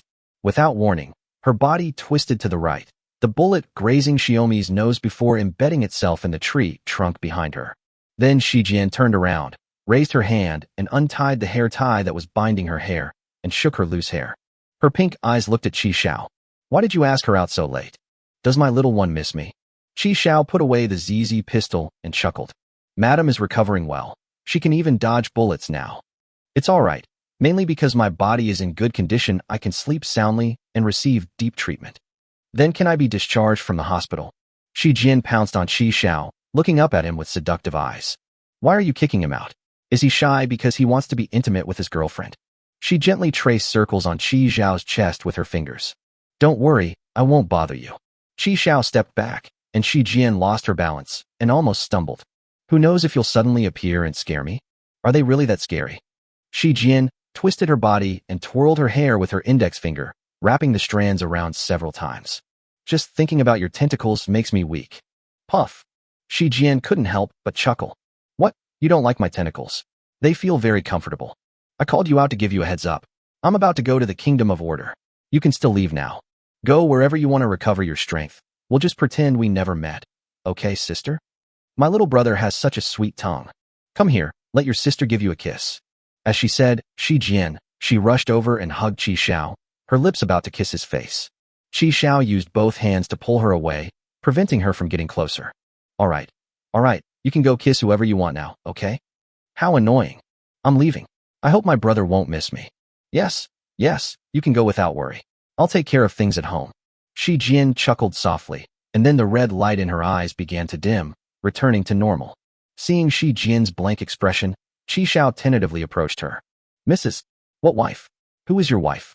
Shi Jian looked at Qi Xiao with an expression that said, Look at me like I'm an idiot. What's wrong with you? You keep calling me madam. Have you become a spokesperson for Tai Tai Lo, a popular Chinese beverage brand? Is he really gone? So easy? No way. Qi Xiao then pulled out his ZZ pistol and aimed it at Shi Jian. This is so boring. You brat, why are you like this? A red light flashed in Shi Jian's eyes again. Sure enough, I knew it wouldn't be that easy. Qi Xiao holstered his pistol and looked coldly at Shi Jian. Why aren't you leaving? Are you reluctant to part with me? Shi Jian slowly walked over, raised her hand to hook Qi Xiao's chin, and whispered, I love your eyes, like a wild dog waiting to be tamed. Come with me once, and I'll leave once I'm satisfied. Qi Xiao pushed him away again. He could tell that this guy was clearly trying to cling to him. Didn't you despise the human body? Shi Jian covered her mouth and chuckled softly. Indeed, the human body is indeed weak. But its potential is amazing. She spun around in place and performed a back kick, a move often seen in ballet. And I love this body. Young, beautiful, pure, and vibrant. It's just that her breasts are a little small. As she spoke, Xiaomi's chest began to swell, transforming from a flat plain into a hill. This looks much better. Shi Jian touched her full breasts and nodded. It seems like something's still missing. As she finished speaking, a pink tentacle emerged from her belly button, swaying like a small hand. Oh shit. Qi Xiao raised his gun and fired. Plan B. With a roar from Qi Xiao, Gao Bi and Kei, who had been waiting for a long time, canceled their invisibility and jumped down from the tree. Chapter 121, The Familiar Scent. Hua, it's time to sleep. Li Huizi was hand-washing her underwear when little fire dragon appeared behind her, its two claws scratching at her calves. It's so late. What could Ji Xiao possibly want to do outside? What was that sound? Gunshot? Li Huizi pricked up her ears and listened carefully. Yes, it was gunshots. Oh no. Qi Xiao and Shi Jian are in danger. She pulled down her underwear, drew the sword Qi Xiao had given her, pressed the door open button, and prepared to leave. At that moment, Lao Lu appeared in front of her, spreading his arms to block her. This was another thing Qi Xiao had told him, not to let Xiaoyinghua leave the train. Qi Xiao's plan A. Call your wife out and try to persuade her to leave. Then Gao Bi used a spirit-catching net to capture it. Of course, whether or not Qi Xiao can catch him is none of his business. Once it is confirmed that Madame has left Shi Jian's body, Qi Xiao will activate the word of power, time0, take Shi Jian back to the train, and set off immediately. He then stopped caring about what happened next. Whether he gets caught or not is none of his business. Of course, things certainly didn't go that smoothly. Then let's execute Gao Bi's plan. Try to kill Xiaomi. Just as Qi Zhao's bullet was about to hit Shi Jian's inner thigh, a tentacle extending from her navel swiftly and precisely grabbed it. Those tentacles are so fast. It can even catch bullets. Fire Cloud Evil God was right after all.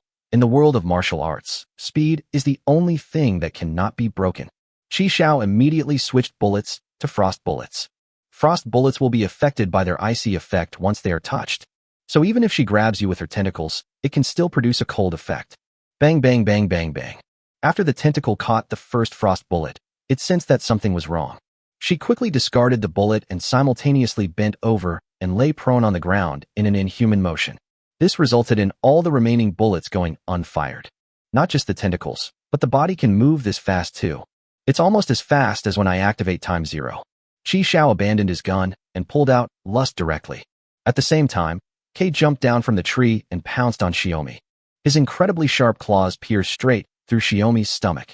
As instructed by Qi Zhao, he deliberately avoided vital areas to prevent the person from being beyond saving. Shi Jian gave a soft snort, and countless fine, rope-like tentacles immediately grew from the wound, wrapping around Kei's claws. Kei tried to pull its claws back, but it was too late. Those tentacles, like ropes, tightly bound his claws. Just then, Xiaomi, who was being pinned down by Kei, turned her head 180 degrees and looked at Kei. Oh my god, it's a succubus? A male succubus? That's rare. After saying that, Xiaomi stuck out her long tongue and was about to lick Kei's cheek. The tongue was about 50 centimeters long and covered with tiny suckers, resembling an octopus's tentacles, which was extremely creepy. Kei frowned and hurriedly got up. The claws that were trapped inside Xiaomi pulled her up as well. With his other hand, he grabbed Xiaomi's long tongue, and at the same time, green light flashed in his eyes as he shot it at Xiaomi. After being hit by the green light, Shi Jian froze on the spot. Charm. The sucker-like tongue drooped limply, and the thin rope tentacles that had been wrapped around Kei slowly loosened. Kei was then able to pull out his claws. All right, it's under control. All of this happened very quickly. Only 3 seconds had passed since Qi Zhao fired the shot. Qi Zhao walked over, holding the lust token. That's why control is the most important thing when playing games. Qi Zhao clicked his tongue. It's completely upside down. Can it still be saved? Turn your head back. As Kei gave the command, Xiaomi's head slowly turned back to the correct direction. Hey, you're turning the wrong way. Qi Zhao corrected him from the side. Kei had to issue another command, and Shi Jian's head turned around once before returning to its original state. You can order her around, but you can't just tell that guy to come out on his own? Qi Zhao asked, puzzled. Kei shook his head. My current charm spells are not enough to make the charmed person do anything to harm themselves. Otherwise, the charm will immediately lose its effect. It's even more impossible for the soul to voluntarily leave. Qi Zhao nodded. All right, you still need to practice. At the same time, the cross around Xiaomi's neck began to vibrate. A white sphere of light appeared, enveloping the area. Gao Bi activated the soul-gathering array. She nodded at Qi Zhao. All right, let's get started. Qi Zhao didn't trust them, so he had to kill Shi Jian himself. If they are too rude and only care about the soul, and Shi Jian can't be saved, even killing them won't help. Although Xiaomi had a large hole ripped out of her stomach, she did not die, because there is no sign that the soul has departed. The lust in Qi Zhao's hand began to vibrate. I'm sorry, Xiaomi. I will definitely bring you back, so go in peace. Just as he was about to strike, Shi Jian chuckled softly. She picked up the cross pendant from her neck, roughly ripped it off, and handed it to the tentacle protruding from her navel. The tentacle took the cross and quickly retracted. The soul-gathering array that had just been set up vanished just like that. No, I haven't even done anything yet, and the control has already ended? Such a short time? Seeing that things were going badly, Qi Zhao stabbed Shi Jian in the abdomen with a knife, the white knife going in and the red knife coming out. Shi Jian smiled calmly, and the wounds on her body healed at a speed visible to the naked eye. Qi Zhao's slash just now felt more like a tickle to her. Holy crap, what kind of self-healing ability is this? Should I stuff a bomb into her belly? Ordinary physical damage has absolutely no effect on her. Previously, Qi Zhao dared not attack vital areas, fearing that if he couldn't be saved, he would be finished. Looking back now, it seems he was completely overthinking things. Qi Zhao raised his knife again and pierced Shi Jian's heart. The frantic, clamoring, and vibrating lust shattered his heart. But the next second, countless tiny tentacles intertwined and coalesced on the shattered chest, and a new heart grew back. Little brother, do you really want to send him away? Shi Jian frowned slightly as she looked at Qi Xiao, appearing pitiful. They are really heartbroken. Kay was startled. His charm spell would have an effect on the target for at least 5 minutes. But in less than 20 seconds, she regained consciousness. How could that be? Although the charm might not work for a short period of time, Kay didn't care. He used his charm spell on Xiaomi again. But this time, Xiaomi was clearly unmoved. Surprised, little succubus. Such a low-level seduction. Are you playing house? You should be satisfied that you managed to seduce me just once. At the same time, she exhaled a large cloud of pink mist. A peculiar fragrance also spread at the same time. Upon smelling the familiar, exotic fragrance, Qi Xiao's brain went into overdrive. Not good. Don't breathe. It's no use even if you close your mouth. What about your pores? In just 1 second, Qi Xiao and Kay felt their bodies getting hot and their cheeks turning red. Even Gao Bi, who was a woman, was no exception. Her breathing became rapid, and her chest heaved. Even the beetles on the trees skipped their mating season. It found a female insect, climbed onto it, and became entangled with it.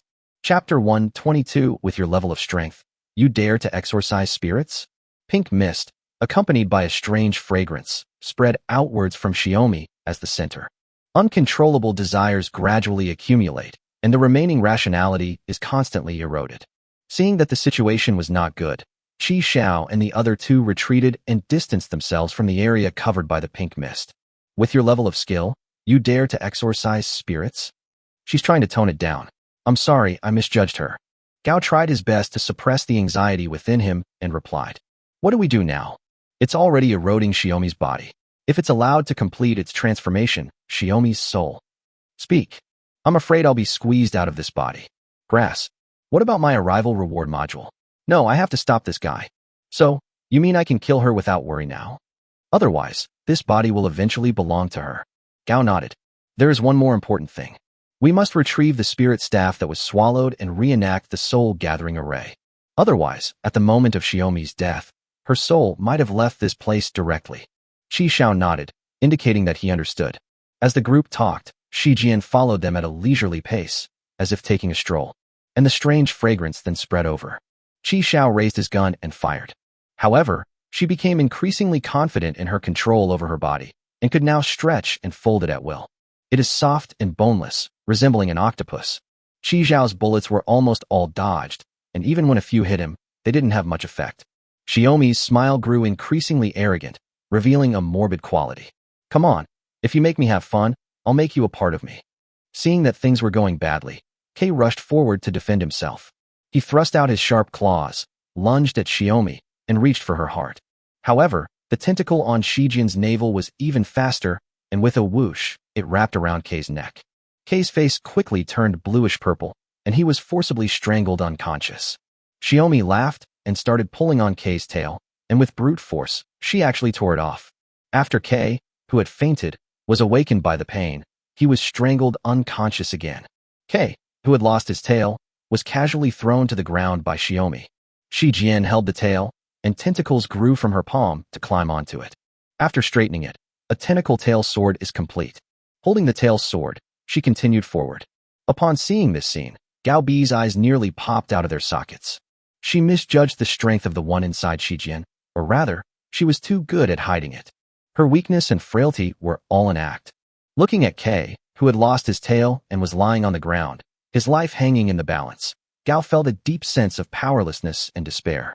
Coupled with increasingly uncontrollable desires, she knelt on the ground, her legs weak, unable to control her body at all. Just then, she felt a lightness in her body, and then she saw Shi Jian getting further and further away from her. It's Qi Xiao. At this moment, she was being carried on Qi Xiao's shoulder, quickly moving away from Shi Jian. We can't get any closer. The fragrance wasn't poisonous, so the antidote was ineffective. The passion aroused by fragrance must either fade with time or be released. Kay can die, but Gao Bi cannot, because only she can activate that cross. Qi Xiao made a decision quickly. Ignoring his body's reaction, he hoisted Gao Bi onto his back and distanced himself from him once again. Upon reaching a safe area, Qi Xiao put Gao Bi down on the ground and took out Old Master Ren and the Crimson Dice. The most difficult thing to deal with is the fragrance. It can trigger a reaction in just 1 second. If it goes on any longer, I'm afraid I'll lose the will to fight, my mind will be filled with those things. But Grandpa Run is a zombie, and now he's a cyber zombie, devoid of desire. The Crimson Beast summoned by the Crimson Dice should also be fine.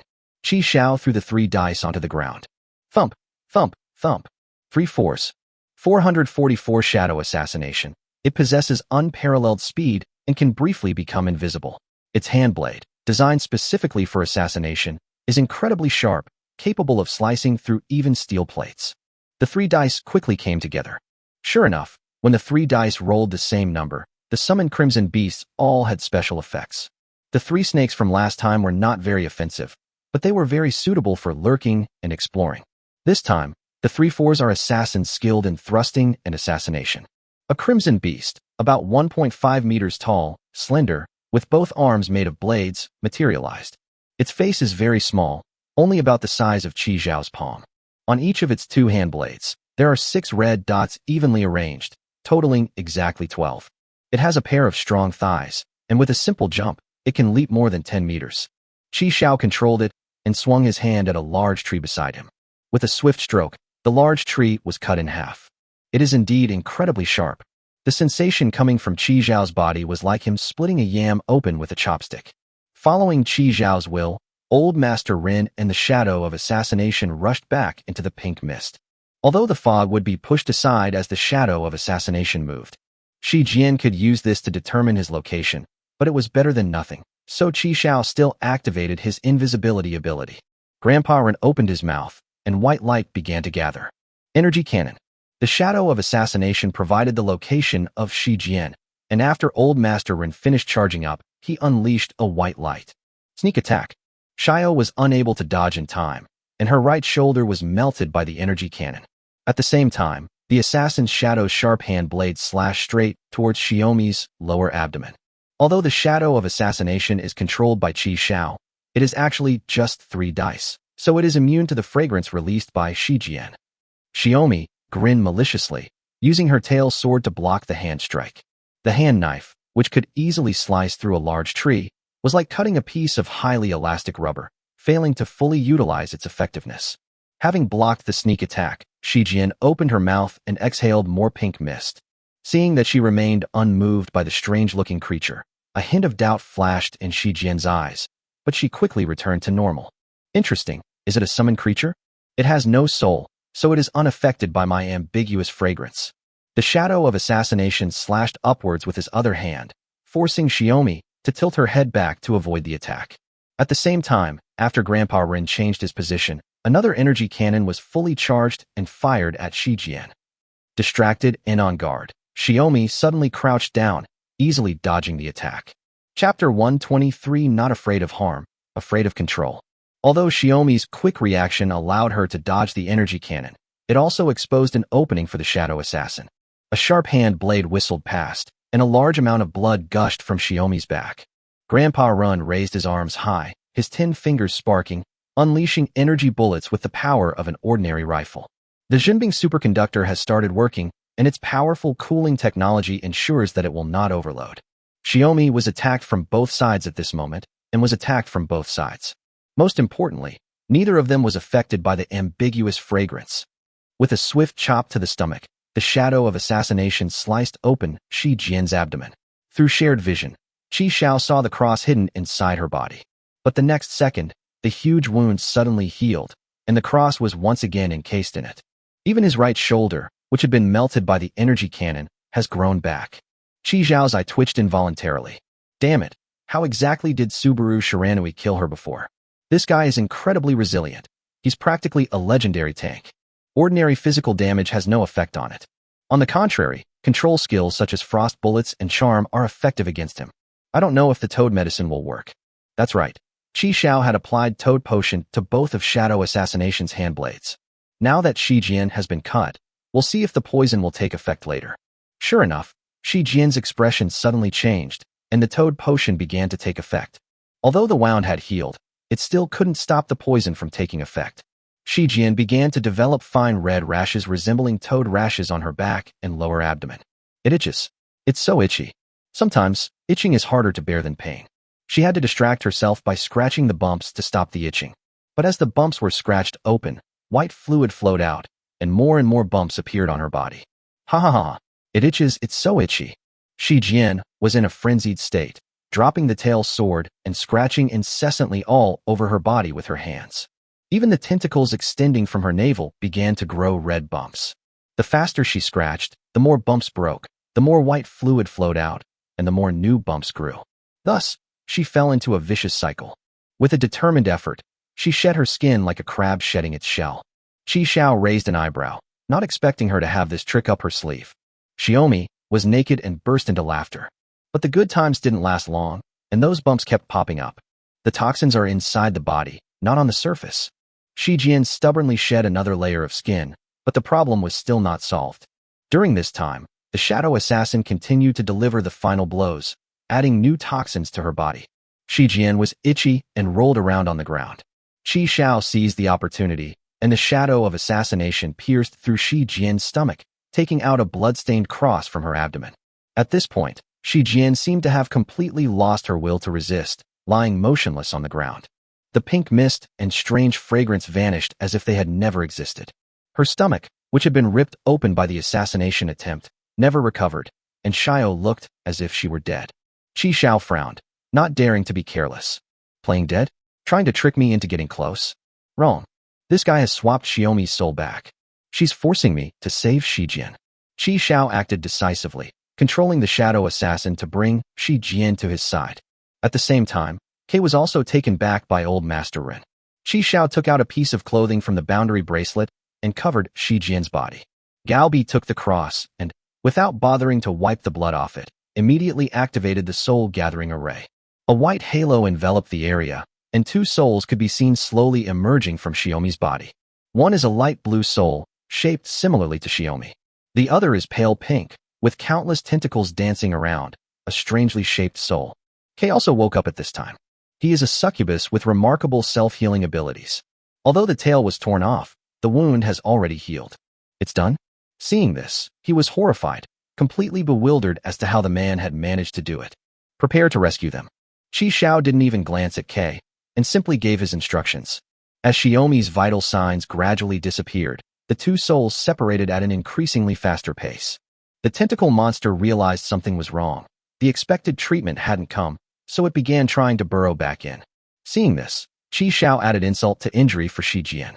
At this point, both souls were completely separated from Xiaomi's body. Holding the spirit-catching net, Qi Xiao swiftly caught the tentacle monster. The tentacle monster struggled and rolled in the spirit-catching net, but couldn't escape.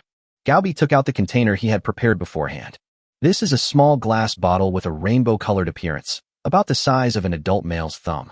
Galbi opened the bottle cap and approached the spirit-catching net. The tentacle monster was sucked into the glass bottle by a suction force, and Galbi immediately sealed the bottle opening. Shi Jian's soul had already flown very high, but because of the soul-gathering array, she was only protected by a white light shield and could not leave from here. After sealing the tentacle monster, Qi Xiao jumped up again and caught Shi Jian's soul. It's a very peculiar experience. The soul seems light as a feather, but when caught in the net of souls, it still has some weight. The tentacle monster weighs about the weight of an apple. Shi Jian's soul was slightly lighter, weighing only 2 or 3 grapes. Inside the spirit-catching net, Shi Jian didn't struggle. She simply kept her eyes open, staring blankly at Qi Xiao. It seemed as if it was scrutinizing or observing. Kei was already treating Shi Jian's injuries. Seeing that Qi Xiao was too slow, he took out a bottle of intermediate-level healing potion and a bottle of intermediate-level antidote and poured them directly into Shi Jian's mouth. At the transfer station, Kong gave Qi Xiao a total of 4 bottles of basic healing potion, 2 bottles of intermediate healing potion, and 1 bottle of intermediate antidote. Last time, he used up a bottle of intermediate-level healing potion to save Li Huizi, and this time he used up the remaining bottle to save Shi Jian. Qi Xiao only has basic-level healing potions left. I need to go back and get some from the trading platform. Qi Xiao sighed. Medical supplies were essential. With the 2 medications and Kei's healing technique, Shi Jian's body was quickly healed. The red rashes disappeared after being washed away by the intermediate-level antidote. At this moment, Qi Xiao carefully brought Shi Jian's soul close to her body. Seeing the soul easily slip inside, Qi Xiao breathed a sigh of relief. At the same time, Xiaomi seemed to turn on a computer, and her heartbeat and breathing returned to normal. It went well, better than expected. The problem was solved without even using any costume cards. This tentacle monster is already this troublesome even before it's fully recovered. It might not be so easy to deal with it in a while. Killing Xiaomi is actually very simple. The difficulty lies in striking the right balance. How to ensure that Xiaomi dies while also being able to be saved is inherently difficult. Furthermore, the unparalleled regenerative abilities granted by the tentacle monster make this balance even more difficult to control. But to my surprise, a toad potion easily solved the problem. This tentacle monster isn't afraid of direct damage. What it fears are negative buffs. With this hidden danger eliminated, Qi Xiao felt much more at ease. Kei and Gaobi breathed a sigh of relief when Shi Jian slowly opened her eyes. If Shi Jian couldn't be saved, they knew their fate wouldn't be much better. The combat power that Qi Xiao had previously displayed, as well as the various strange props, were beyond what the two of them could handle. Gaobi canceled the soul-gathering array, said goodbye to Qi Xiao, and left with Kei. Kei flapped its wings, holding Gaobi, and flew through the night sky. Your tail. It's all right. As long as you take this medicine, another one will grow back. Yes, this spirit's restorative power and ability to modify the physical body are indeed very strong. Gaobi pulled a glass bottle from his pocket, looked at the tentacle monster inside, and his face was full of joy. Without him, it really wouldn't have been so easy to get it. Qi Xiao. Chapter 124, A Blessing in Disguise. The train traveled through the boundless darkness. Qi Xiao drank his cola, looked at the starlight outside the window, and took a brief breath. That night was incredibly busy. First, he ran into Kong Yu on the train and was stopped for inspection. Then Gaobi performed a late-night exorcism. Fortunately, the problems have all been resolved. Just then, Qi Xiao saw a yellow train flash by and disappear. A train passed him by. Qi Xiao had wondered where he would end up if he broke the car window and jumped out. He had mentioned this question to Xia Yuan in a casual conversation, and Xia Yuan's answer was, to drift in the void and wait for death. If you're lucky, you might be randomly teleported to the nearest station. That's right, the train is traveling in the void. And those tiny dots of light are the stations where they stop. They are essentially small worlds. Qi Xiao has reached level 20 and unlocked the Repair and Dress Up Master module. However, there is a problem. Although the Repair module can choose to dock at a public station, the starting point cannot be a public station. This means that if you want to transfer between public stations, you must first make a random stop. Qi Xiao is currently on his way to the next stop. This stop, Yao Yao's open-air gymnasium, a multi-train station with 8 other trains stopping there. The latest departure time from this station is 6 hours after the stop. This station is a sports arena. Yao Yao will randomly select competitions, and the winner will receive a prized carriage from Yao Yao. The loser will have a carriage taken away by Yao Yao. Tomorrow's competition content, track and field. Yao Yao's gymnasium. It seems that as the level increases, the information provided by the platform announcements becomes more detailed. Even the randomly selected competition content can be previewed. There were 8 trains stopping at the station. It was the first time I'd ever seen so many people. There must be many veteran players among them. The reward and punishment were actually in a train carriage. This was the first time I'd ever encountered such a thing. Track and field. Qi Xiao waved to close the light screen and went to the kitchen. There were originally 2 plates of fruit on the table. A plate of strawberries, a plate of grapes. This was something Li Huizi had washed and left for Qi Xiao, but Qi Xiao hadn't had a chance to eat it yet. Now it's all gone to Xiaomi. Not long after Qi Xiao brought her back, she started complaining of hunger and wanted to eat. As for what happened in the forest just now, she didn't seem to have any memory of it. She only remembered Qi Xiao inexplicably calling her wife, and had no recollection of what happened after that. Qi Xiao frowned as he watched Shi Jian wolf down her food.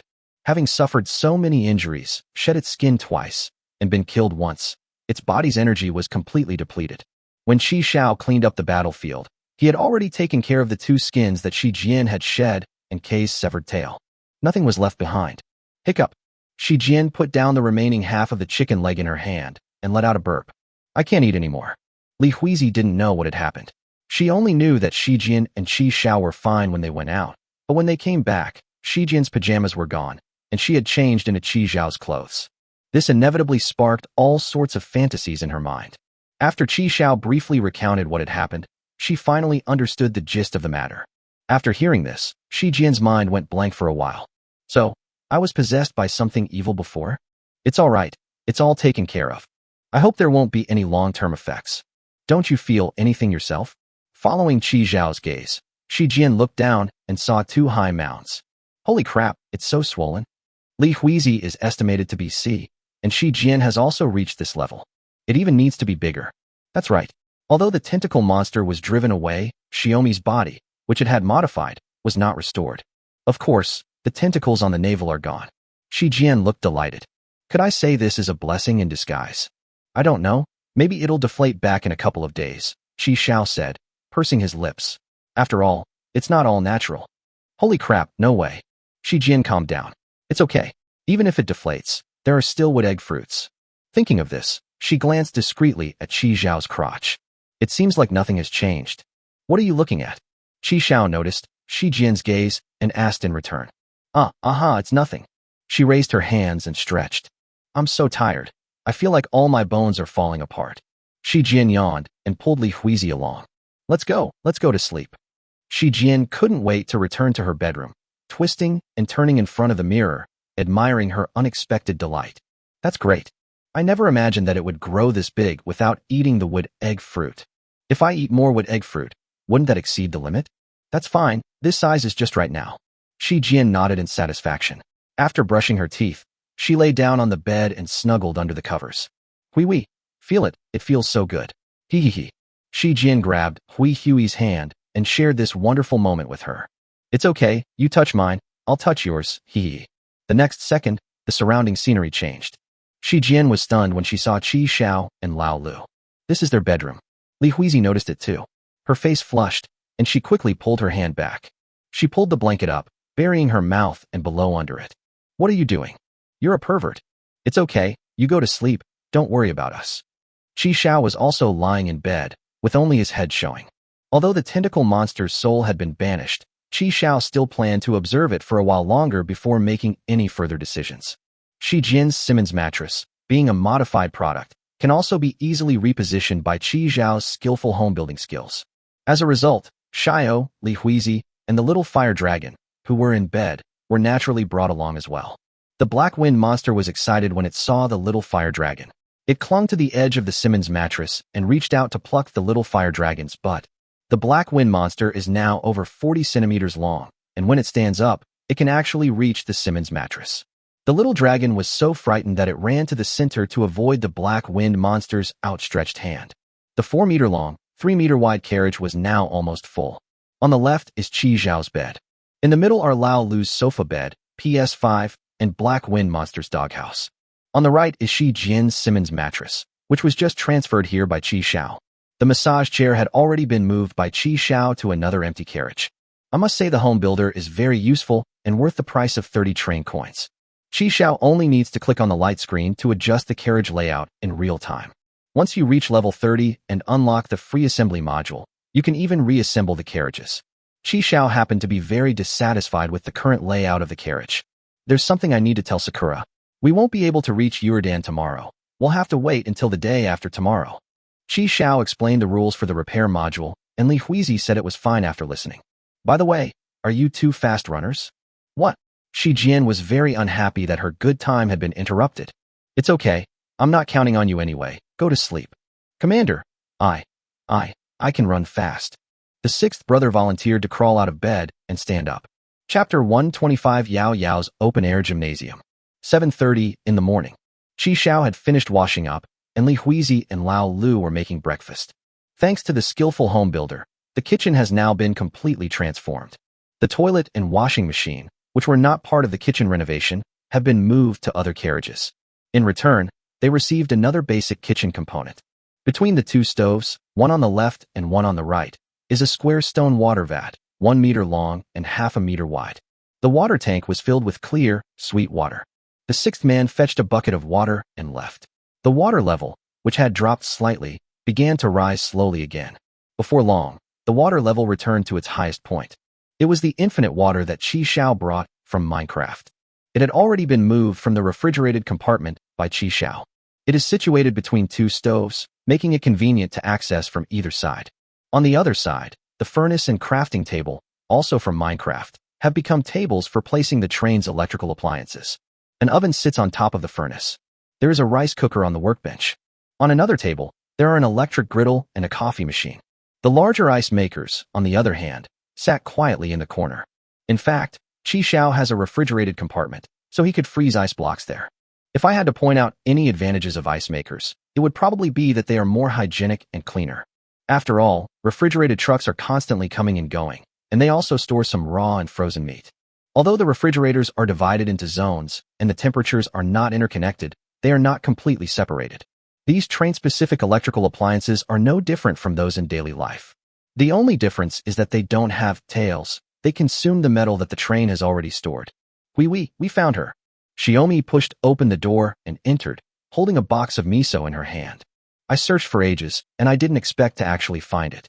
Previously, Qi Xiao and Lao Lu emptied out a supermarket.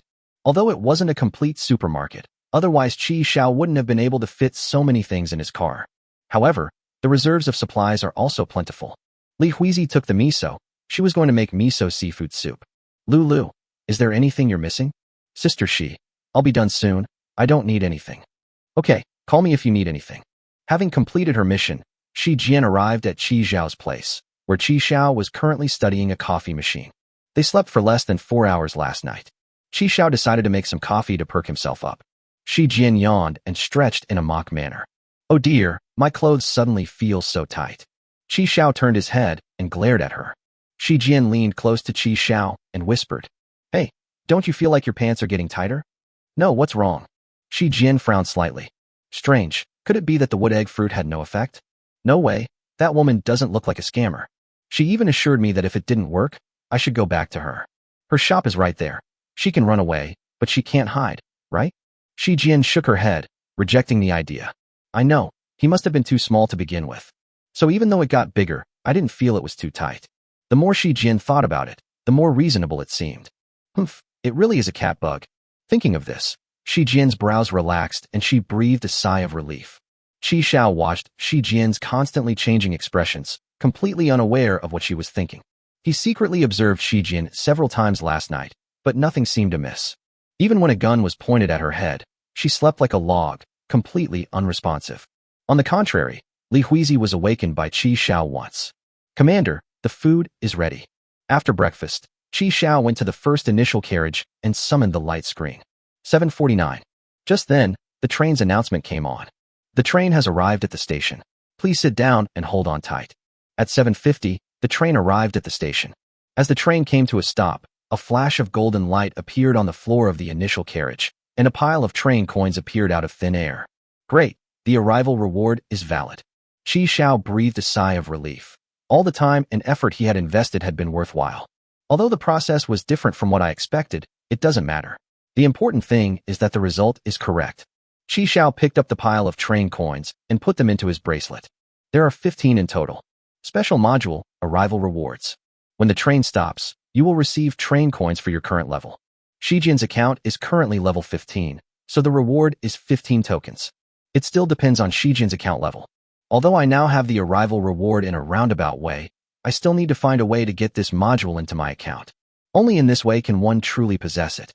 To get more train coins, you need to upgrade your Shi Jian account. But that would greatly slow down my upgrade progress. Qi Xiao did some calculations and decided to first upgrade Shi Jian's account to level 20. That means you'll be promoted 5 more levels. In this way, you will receive 20 train coins each time you arrive at a station. After reaching level 20, the resources and train coins required for each upgrade doubled.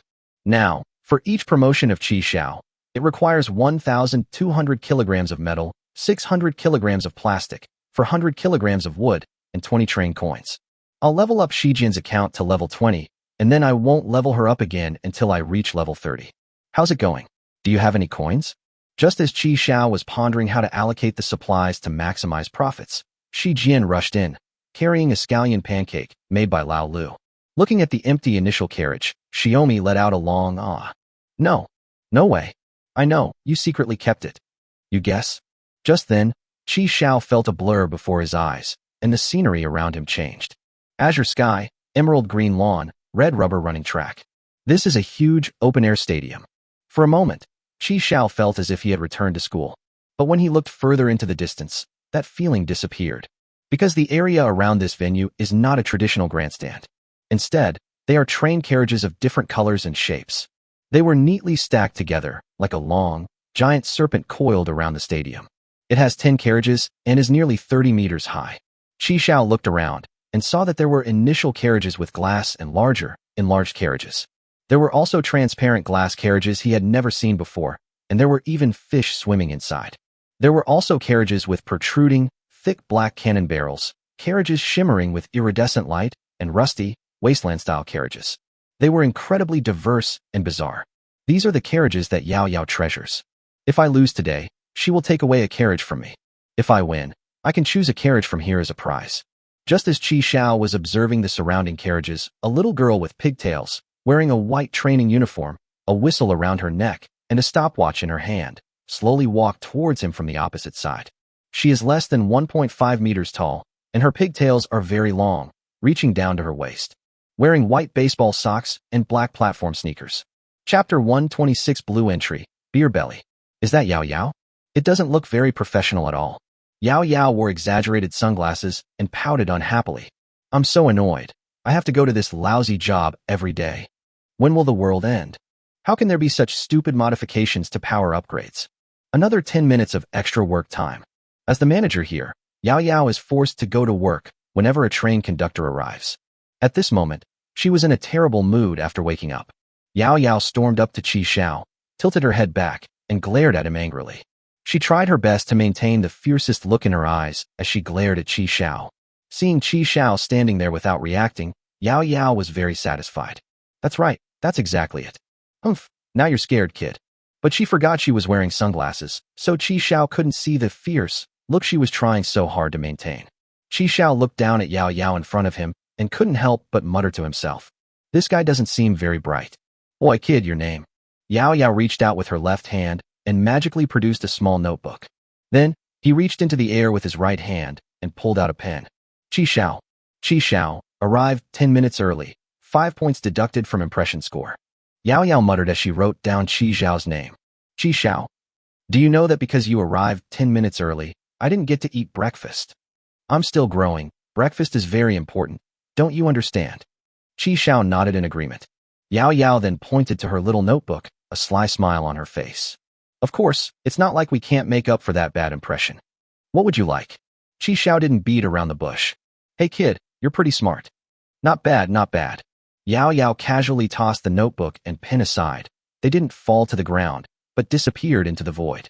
I want milk, and remember, it has to be chocolate flavored. I'd like more toast, plus an egg and 3 slices of cheese. Spread chocolate sauce and peanut butter, but no vegetables. I also want fruit. What kind of fruit? Let me think. Strawberry. Qi Xiao spoke up, because there was a plate of strawberries on the dining table in his train. Strawberry. Yes, I'll have strawberry. I have all of those things you mentioned, but... Qi Xiao shrugged, and Yao Yao immediately understood what he was thinking. She extended her index finger and pointed at Qi Xiao. You only have 3 minutes. Go on, kid. The next second, Qi Xiao was back on the train. But the train was empty. Shi Jian, Lao Lu, and Li Huizi were all gone. Only the black wind monster and the little fire dragon remained in the kitchen.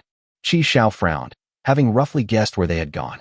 He quickly used the word of power, ×0, to prepare what Yao Yao wanted. As for that little notebook and impression points, Qi Xiao thought they were utterly useless, only good for entertaining children.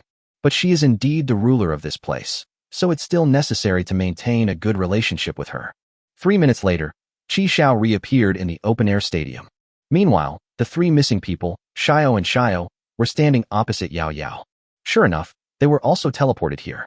Yao Yao held a small notebook in her hand and muttered, 6th brother, that's a good name. I like it. I'll add 5 points to the impression score. 6th brother, call her Sister Yao. Yao, Sister Yao. So good. Yao Yao raised her hand and patted the 6th child's head. Very well behaved. I like it. I'll give you another 10 points for impression. Qi Xiao shook his head. It really was something to coax a child. Yao Yao was very happy after receiving her breakfast and sat down to eat. As she sat down, a seemingly transparent, non-existent stool appeared beneath her, firmly supporting her. The fried eggs are pretty good. Qi Xiao smiled. He didn't have time to fry eggs. Lao Lu had fried them that morning. The leftovers were not finished.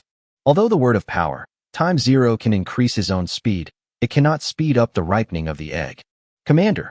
Lao Lu was initially quite flustered, but he calmed down after seeing Qi Xiao. Shi Jian leaned closer to Qi Xiao and whispered, What the hell? Where's this place? It's all right. It's not dangerous here. Qi Xiao glanced at Yao Yao again, then added, "Just be careful not to provoke her." Shi Jian nodded and translated simultaneously for Li Huizi. "Look, this whole circle is made up of train carriages. How much would that cost?" Indeed, seeing this scene at any time will always be astonishing. Qi Xiao roughly calculated that there were at least 10,000 carriages here. It looks magnificent, but upon closer inspection, it's actually a tomb made up of train carriages. It was 8 o'clock, and Yao Yao was still eating toast and drinking milk. And then, as if by magic, a group of people appeared before her. Qi Xiao glanced around briefly. There were 8 trains, carrying more than 30 people. One woman wasn't even dressed yet, and her man quickly pulled her into his arms. As soon as they appeared, they cautiously separated. At the same time, when people who know each other get together, they can easily identify each other's groups. "Brother Jia, I'm scared." "Don't be afraid, don't be afraid. Come on, quickly put your clothes on." Wang Jia took off his clothes and gave them to his girlfriend to wear. "What's going on? Look, these are all train carriages around us. Holy crap, gun train carriages, Star 9 carriages, and even treatment carriages. What's the name of this station again?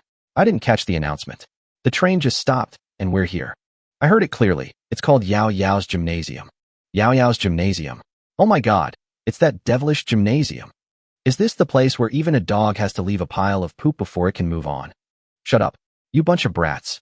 Yao Yao let out a burp, casually tossed aside the empty milk bottle, and stood up. As soon as she spoke, the chaotic crowd immediately turned their attention to her. He's not very tall, but he has a loud voice. A fat man with a beer belly, black-rimmed glasses, and greasy hair said lewdly, "My name is Yao Yao. You can call me Sister Yao. Here, I am this." Yao Yao gave herself a thumbs up. "And you?" She pointed to a group of people in the audience, then held up her little finger. "Are all like this? Holy crap, this little girl is amazing. She's barely even grown any hair yet. You obviously don't know how powerful a beer belly can be. Today, I'll show you what it means to have a beer belly that can cure twin-tailed lolis." This fat guy is called Feng Zixi. Like Qi Xiao, he is a 5th-generation player. He once obtained an entry in a world of entries in the beginner village. Blue entry, Beer Belly. Chapter 1, 27 Great. We've got this in the bag. Beer Belly increases damage dealt to Lolis by 50%. It can also reduce the damage caused to him by the little girl by 50%. Not only that, he can also increase his critical hit rate and attack speed when facing little girls. He also has an active skill, the Art of Control. By simply grabbing the little girl's twin tails, you can completely control her. Since he acquired this entry, he has become a veritable lowly killer. In his eyes, Yao Yao is now just a little girl. Feng Zixi adjusted his glasses, chuckled, and stepped forward. "Little sister, don't be angry." "Brother, I have some candy, want a piece?" "Little sister, your hair smells so good." As he spoke, he reached out to grab Yao Yao's pigtails. 3 seconds later, Feng Zixi lay on the ground, his glasses shattered. He had his tongue hanging out like a dead dog. "Idiot," Yao Yao said in a cold voice. At the same time, a yellow train appeared. This is Feng Zixi's train, which has 9 carriages. Yao Yao stretched out her hand and seemingly casually flicked it, sending the 8 carriages behind her flying. Then she pointed, and the 8 carriages automatically flew to the end of the long snake of carriages and connected with it. Yao Yao's collection of train carriages has grown by 8 more. Then she kicked Feng Zixi back into his train, clapped her hands, and the train, now with only 1 original carriage remaining, disappeared. Everyone gasped in shock. She's right. Here, she is the supreme being.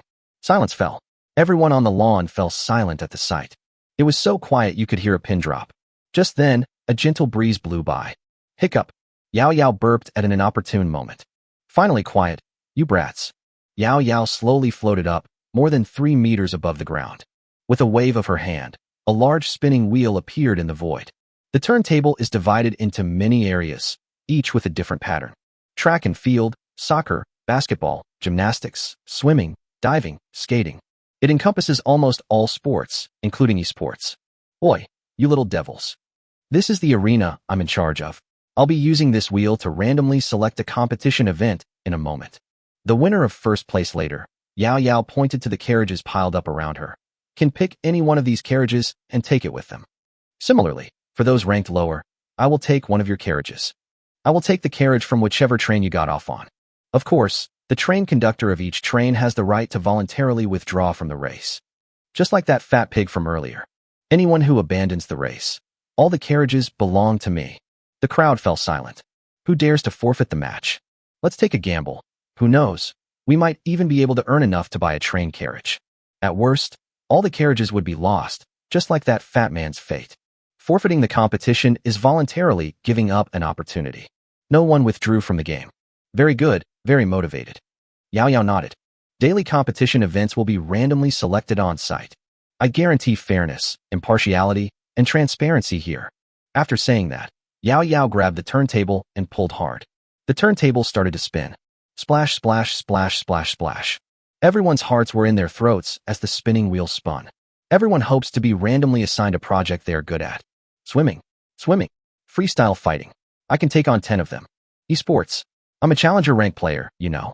Although Qi Xiao was also looking at the spinning wheel, he was unconvinced. Because he already knew what project it was. The turntable slowed down more and more until it finally came to a stop. The area pointed to by the pointer is a little figure dancing with colorful ropes. What is this? Cheerleaders? Dancers? Stupid, you can't even tell from gymnastics. Gymnastics? Me, a grown man, competing in gymnastics? I can do it. I've trained in pole dancing. Yes. Qi Xiao frowned slowly. It wasn't track and field after all. No, the station announcements shouldn't be wrong. It should be said that the station announcements have never been wrong. It may not provide detailed information, but it is absolutely correct. Sure enough, just as the turntable stopped, it inexplicably started to spin a little bit again. Just this little bit. The pointer swept across the gymnastics area and finally stopped on a pattern of a running little person. This is the track and field area. Track and field includes more than 40 individual events such as men's and women's race walking, running, jumping, and throwing, as well as combined events that combine some of these events. Race walking and running events where results are calculated based on time are called track events. Jumping and throwing events that use height and distance as the basis for performance are called field events. Track and field is the collective term for track events, field events, and combined events. Seeing the final outcome change, some were happy while others were sad. Track and field. Ha ha ha, I run faster than a dog. I'm sure to win this time. No problem, I'm wearing the wind traveler's robe. It gives me a 50% speed boost with the wind, and a 10% speed boost even against the wind. This is a sure win. Great. My second stage goo worm, Kunkin Goo, can increase my running and jumping abilities. We're guaranteed to win now. Thank goodness it's not gymnastics. If it were track and field, I'd still have a chance. I'm sure to win this time. It's all over. All my pole dancing practice was for nothing. Qi Xiao stared at the little figures running on the turntable, lost in thought. If it's a track and field event, based on my training results in the gravity carriage, it should be a piece of cake. But if it's a field event, I might be at a disadvantage. Qi Xiao's eyelids twitched. Failure will result in the loss of a train carriage. The key point is that the carriage was taken over, and the things inside were also taken away. So those seemingly ordinary carriages around the perimeter might be storing some incredible supplies. For example, there is a peach tree planted in Qi Xiao's planting truck. If Yao Yao takes it away, it'll be useless. But conversely, if I win, I can pick one of these tens of thousands of carriages to take home. We absolutely cannot lose. Track and field. Yao Yao pouted. What a boring project. It would be fun if it were gymnastics. How come the turntable moved a tiny bit even though it was clearly stopped at gymnastics? Yao Yao shook her head. Never mind. The selection of the competition events was indeed completely random and not something she could control. The project decision was made, and the turntable disappeared. With a flick of her little finger, Yao Yao transformed everyone's clothes into professional sportswear. People from the same train all wore the same color tracksuit. After the clothes were changed, these 9 groups of people became easier to distinguish. Qi Xiao and the other 3 were all dressed in red. The others are yellow, blue, green, or other colors. The largest team was the yellow team, with a total of 13 people, mostly men. The team with the fewest members was the purple team, consisting of only one person, an old man with a white beard. Because he was the only one on the team, he stood out. Chapter 128, I only recognize biological sex. Other teams, such as the blue team, green team, and black team, usually have 3 or 4 members. Both men and women can participate. Damn it, where's my travel clothes? Wait, where did my equipment go? My dear father. Why can't I use my Kunkin Goo? Wait, why can't I even sense the voids anymore? Facing the panicked and helpless crowd, Yao Yao smiled slightly and said, let me tell you, this is the pure arena. None of your abilities and tools are usable here. Here, you will challenge the limits of your own body. Upon hearing Yao Yao's words, Qi Xiao realized that although his boundary bracelet was still there, It was indeed unusable. The items in the bracelet that can increase movement speed, such as the running shoes, the luminous stockings, and the toad potion, are now unusable. However, he wasn't the only one. Everyone was like that. That's fair enough. Qi Xiao secretly tried to activate the word of power, but failed again. TSK. Okay. It really is a pure contest of physical abilities. This is a good opportunity to test the results of my training in the gravity chamber. The panic didn't last long because it wasn't directed at any individual. It's not that Yao Yao is targeting everyone. Come on, everyone, listen to my command. Now let's start warming up. 10 kilometers for boys, 5 kilometers for girls. Yao Yao flew in midair, arms crossed over her chest, looking down at the crowd. No one dared to complain, and they all obediently stepped onto the track. But people are all different. Some people started running as fast as they could, some ran at a normal pace, and some strolled around as if they were just walking down the street. Why do the women only have to run 5 kilometers? That's not fair. Stop talking nonsense. I'll add another 5 kilometers for you later. Damn it. If she tells me to run, I'll run. I'll just walk slowly. What can she do to me? That's right. The competition hasn't even started yet, so don't rush. I didn't have breakfast. I'm so hungry. I can't run.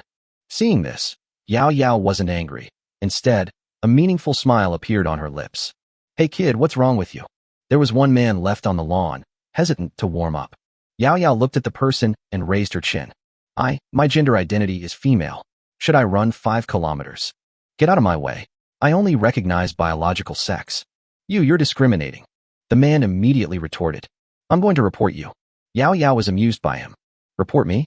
I'm the boss here. You think you can report me? After saying that, Yao Yao pointed with her little hand. The man's Adam's apple rapidly deflated, his chest began to swell, and his hair grew longer. He realized the changes happening to his body and quickly reached for his crotch. My little weapon. My little weapon is gone. My little weapon. All right, you're definitely a girl now. You can run only 5 kilometers now. Yao Yao chuckled, revealing a sly smile. He originally just wanted to cheat and run 5 kilometers less. Who would have thought that he would ruin his manhood? Hurry up and go. She suddenly knelt down. I was wrong. Sister Yao, your psychological gender is female, right? I've satisfied all your needs. Sister Yao, I beg you, Sister Yao. I really know I was wrong. Yao Yao was whistling, pretending not to hear. How about this? If you win the match later, I'll consider turning you back. That's great. Thank you, Sister Yao. I will work hard. After saying that, she kowtowed twice more. When she arrived on the track, her teammates surrounded her. Bro, you smell so good. Roll. Her voice became high-pitched, and when she scolded her companions, it sounded like a girl whining. I never expected you to do this for me. Don't worry, I'll take responsibility for you. Get the hell out of here. The venue was very comfortable, with no wind. On the outermost track, Qi Xiao was leading the way, followed by Lao Lu, Li Huizi, and Shi Jian in turn. He maintained a normal pace, roughly in the middle to front of the group. I can't take it anymore. Damn, it's been years since I last went for a run. And this thing is so heavy. What was once a pleasant surprise for Shi Jian has now become a burden for her. Time ticked by, and just then, Yao Yao in the air suddenly shouted. Run faster, everyone. The last 5 boys who finished the 10 kilometers race and the last 3 girls who finished the 5 kilometers race will each have 1 carriage confiscated. Yao Yao was like a demon, floating in midair, constantly putting pressure on everyone. Hearing that those who ranked low would have their carriages confiscated, those who were originally lazy and lagging behind were suddenly shocked. Damn it, why didn't you say so earlier? This girl did it on purpose. She just wanted our carriage. That little beast. Stop talking nonsense and run. Look at those guys on the red team. They've already run more than halfway there. Damn it. How can that kid run so fast with such short legs? Each of them had a number on their clothes. It shows how many kilometers have been completed. Qi Xiao is 5th, along with Lao Lu. Most of the boys are still in grades 3 and 4, while some have just entered grade 2. Li Huizi's clothes have 3 on them, while Shi Jian's have 2. Most of them are still second-rate. At this moment, someone looked at Yao Yao and chuckled. Sister Yao, are there any rewards for the first 5 people to finish? I'll reward you, you bastard. You're such a weakling who can't even run as fast as a girl. You still have the nerve to ask me for a reward? I'll reward you with a pile of dog shit. Upon learning that falling behind would result in their carriages being confiscated, everyone raced against each other, fearing they would be among the last few. Some people even took the opportunity to sabotage the project. However, Qi Xiao and Lao Lu were on the outermost circle and were not affected. How does it feel, sixth brother? Commander, I feel great. Chi Xiao nodded. Although his special abilities were disabled, the sixth Calabash brother's physique was still intact, far surpassing that of ordinary people. Just as Chi Xiao reached the 7-kilometer mark, Li Huizi became the first girl in the group to complete the 5-kilometer run. She didn't stop after running 5 kilometers. She continued to run alongside Shijian. Shijian, good luck. Remember the train coins you owe me. What? I've already run. Can I not return it? Sure, but you can't be in the bottom 3. Damn it. You said it. Let's go for it. After eating the flatbread, Shijian suddenly felt full of energy. The speed also increased by 1 step. There were 11 girls in total, including the one who had just been gender-swapped by Yao Yao. Finally, she finished by the line, ranking 4th from the bottom in the girls' group. Hey hee. Shijian slumped on the lawn, laughing happily. At the same time, Chi Xiao and Lao Lu also completed 10 kilometers. There were 21 boys in total, with Chi Xiao and Lao Lu ranking 12th and 13th respectively. Chapter 129. Our team is called Team 6. At this moment, the people in front of Chi Xiao and the others whispered among themselves. TCH, I thought he was something special. So it turns out they ran like crazy from the start and ran out of steam later. I knew it. How could a little kid possibly outrun us? But that old man from the purple team, I didn't expect him to push hard in the second half and actually finish the 10 kilometers first. This guy is definitely worth watching. I didn't expect this old man to be so formidable. Chi Xiao led Lao Lu and Shi Jian in doing post-run stretches, while waiting for the rest of the group to finish their warm-up. Commander, why do we need to slow down later? Chi Xiao patted the sixth son's head. I'm afraid you'll get tired. But I'm not tired. Commander, I don't feel tired at all. Then you should run as fast as you can and leave them all behind. Yes, Commander. I promise. Chi Xiao smiled. Anyway, there's no reward for ranking high, so why bother working so hard? The real competition hasn't even started yet, so there's no need to show off. Being targeted now brings no benefit. Just like that old man in purple, some people are already on guard against him. I can't do it anymore. Let me rest for a while. Shi Jian complained repeatedly, and after stretching a few times, she sat down on the lawn, unwilling to get up. If you don't stretch after running, your calves will get thicker. Oh, then I'll pull it. But Chi Xiao still managed to attract attention, mainly because of the 2 women beside him. Xiaomi and Li Huizi were the youngest and most beautiful women present. Many men's eyes were fixed on the 2 of them. Look at that kid. His face is so pale. He looks like he has kidney deficiency. And he still has 2 girls in the car. Yes, especially the one with the ponytail. She's so slender, yet has such a perfect figure. No way, that kind of thing looks like high-tech. I like the one with the Heim cut. She looks completely natural. She's my dream girl. It's really infuriating to compare yourself to others. I really don't know what these women are thinking. Why do they all like these pretty boys? That pretty boy is really getting off easy, Shaw. If I encountered this anywhere else, I'd just use a lust-inducing curse on him. What a pity, we can't use any abilities or items in this godforsaken place. It's such a ripoff. Although they were jealous, since they had all been downgraded to ordinary people, they only dared to complain from afar. If they do something that angers the one in heaven, the consequences will be beyond their ability to bear. Finally, the last few people finished their warm-up. Yao Yao kept her word. She took away a carriage from the last 5 boys and the last 3 girls. At the same time, Chi Xiao and his team also discovered a pattern. Yao Yao will at least reserve 1 initial carriage for the train. Some people only have 1 initial carriage on the train, so Yao Yao will choose another carriage. If she has more than 1 initial carriage, she will take priority to capture that carriage. Therefore, Yao Yao's priority in taking over the carriages is the initial carriage, the modified special carriage, and finally the ordinary carriage. There were higher rules binding her, requiring her to leave at least 1 initial carriage for each train. Indeed, losing the last initial carriage is no different from losing the entire train. In this initial carriage, the locomotive was more like a decoration, its only function being to start the train. My beloved Ikuan carriage, how can I live without you? You old hag, can't you run a little faster? You made me lose a carriage, damn it. Thank goodness, it's just an ordinary carriage. Brother, that carriage looks like your bedroom? Holy crap, my dolls are still inside. Those whose carriages were taken away all cried out in distress. If you can't even warm up properly, you don't deserve to participate in the next competition. After saying that, Yao Yao pointed her little hand, and the sportswear on the 8 people disappeared, replaced by their original clothes. With their eligibility for the competition revoked, these people were all sent back to their respective trains by her. At this point, there were 16 boys remaining. There are 8 girls left, one of whom is a gender-swapped guy. Everyone realized that they were facing a capricious little devil. Are there still so many people left? Yao Yao yawned, looking listless. Honestly, I get sleepy as soon as I'm full. Today's competition events are so boring, I wish they would end soon. Thinking of this, her eyes lit up. Ahem, focus. Look at me. Now that the warm-up is over, let's begin the official match. Well, our first event is the 1,600-meter relay. I'm giving you 3 minutes to form teams. If you haven't formed a team by then, you've forfeited. Let's begin. After saying that, Yao Yao sat down in midair again, crossing her legs, looking quite comfortable. Everyone was taken aback. The competition was completely different from what they had expected. It started with a team battle. There were 24 people present, which was just enough to form 6 teams. The problem is that some people will inevitably have to team up with people from other trains. Because there weren't 4 people in their original car. Qi Xiao, of course, didn't have this problem. The 4 of them formed a team. Pure Red Team.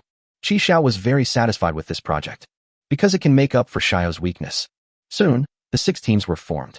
Even if someone doesn't want to team up with others, there's nothing that can be done. Not forming a team is considered a forfeit, and forfeiters will have all their carriages taken away. Even if the team loses, it's better than forfeiting. Great. Come on, tell me loudly what your team's name is. Huh? We need a team name too. What? Didn't I just say? Without a team name, how can you show your unity? How can you demonstrate your enthusiasm? So, the teams quickly started coming up with team names. Commander, what's our team's name? The 6th brother turned to look at Qi Xiao. Let's use your name as the team name. Qi Xiao patted Lao Lu on the shoulder. Good luck later. The train commander used my name as the team name.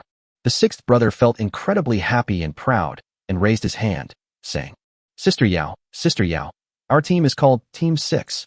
As Lao Lu proudly shouted out the team name, everyone turned to look. There was a hint of disdain in their eyes. Lao Lu was clearly unaware of this, still pleased that Qi Xiao had used his name as the team name. Besides Qi Xiao's pure-blooded red team, there are also 2 pure-blooded yellow teams. One team is called the Heavenly Tyrant team, and the other is called the Earthly Tyrant team. Especially the Tianba team, who are the 4 fastest players in their yellow tracksuits. During the warm-up session just now, all 4 of them were ranked ahead of Qi Xiao Lao Lu. Their captain, who is also the train conductor of their yellow team, is even ranked 2nd.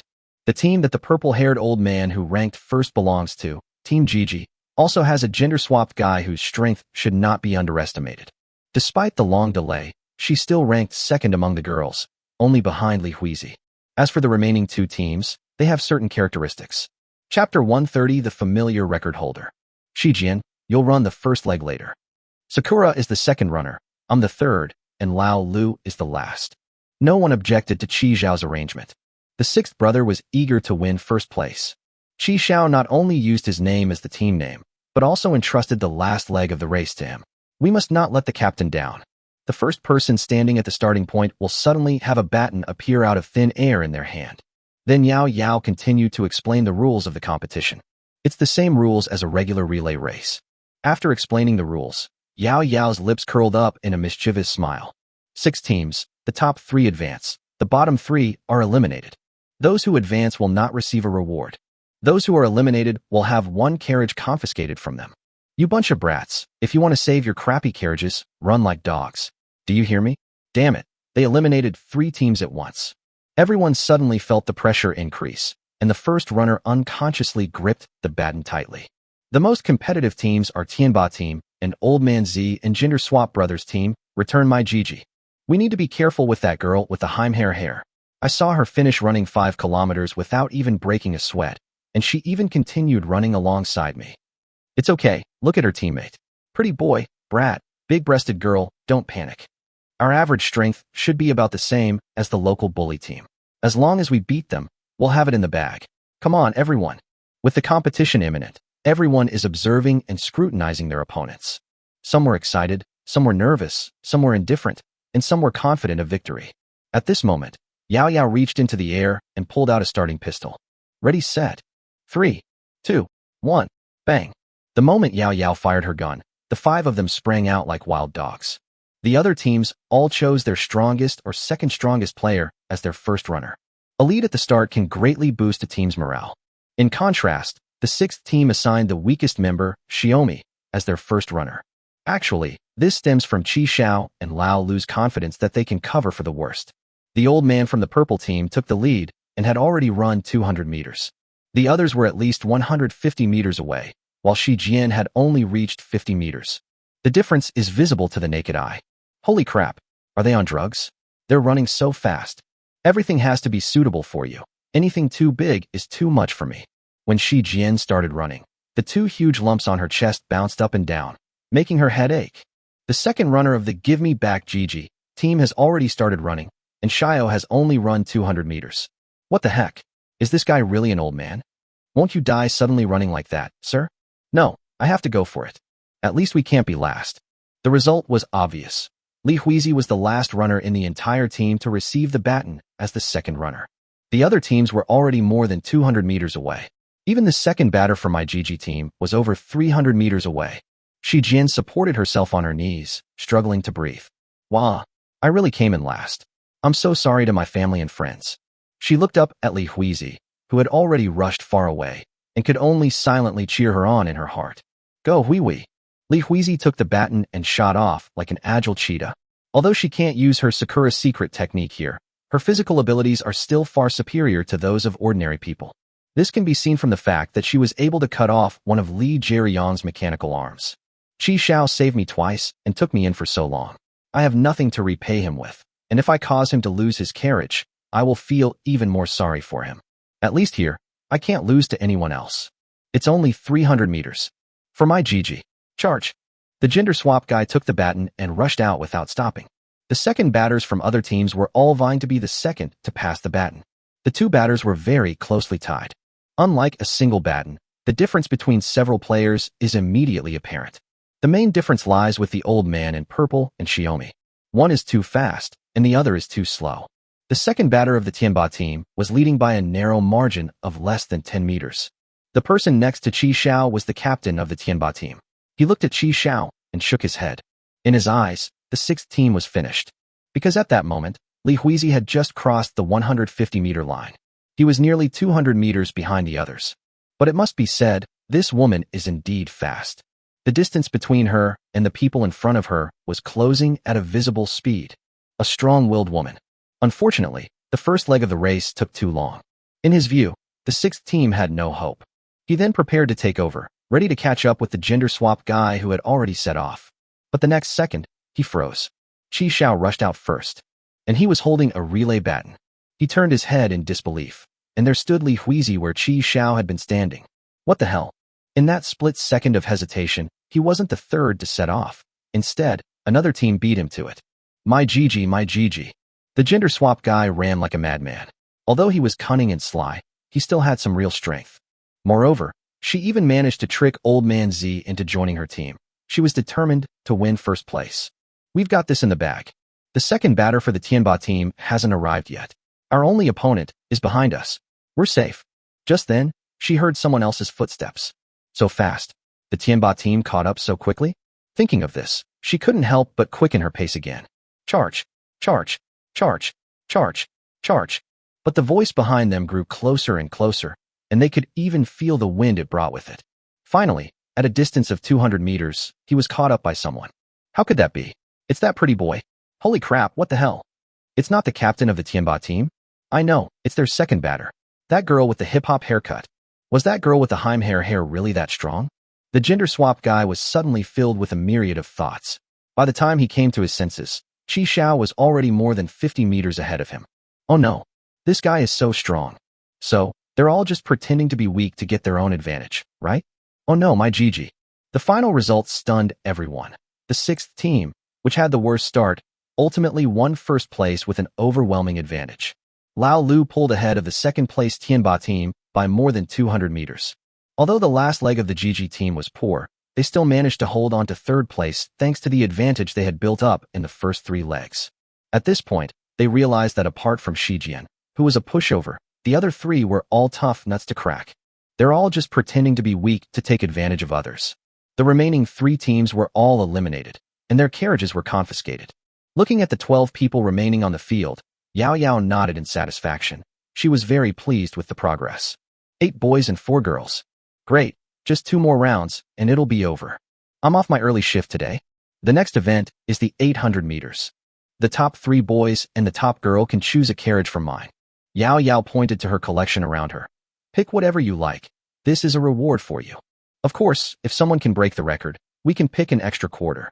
After saying that, Yao Yao waved her hand, and a record sheet appeared in the sky. Men's 800-meter record holder, Wang Lin, 1 minute 14 seconds. Women's 800-meter record holder, Kong Yu, 1 minute 23 seconds. Qi Xiao raised an eyebrow when he saw that familiar name. Chapter 131. Youthful days are gone forever. Kong Yu is an uncommon name. Given this record, it's highly likely to be her. I didn't expect that she had been to this stop before. Look at the record holder for women. It's Kong Yu. Kong Yu. Is it Kong Yu from the Free Organization? This name is not common, and she also has an unbroken record here. Who else could it be but her? The Kingdom of Order increased her bounty again a couple of days ago, and now it's a top-tier bounty. I never expected she'd been to this station before. By the way, I heard she has a platform travel module, so she can come whenever she wants. Damn. Thank goodness she didn't come today, otherwise I wouldn't have had any chance at all. Listening to their discussion, Qi Xiao couldn't help but smile. It makes it seem like Kong has a lot of free time, running around here all the time. What was it about the surrounding carriages that attracted her?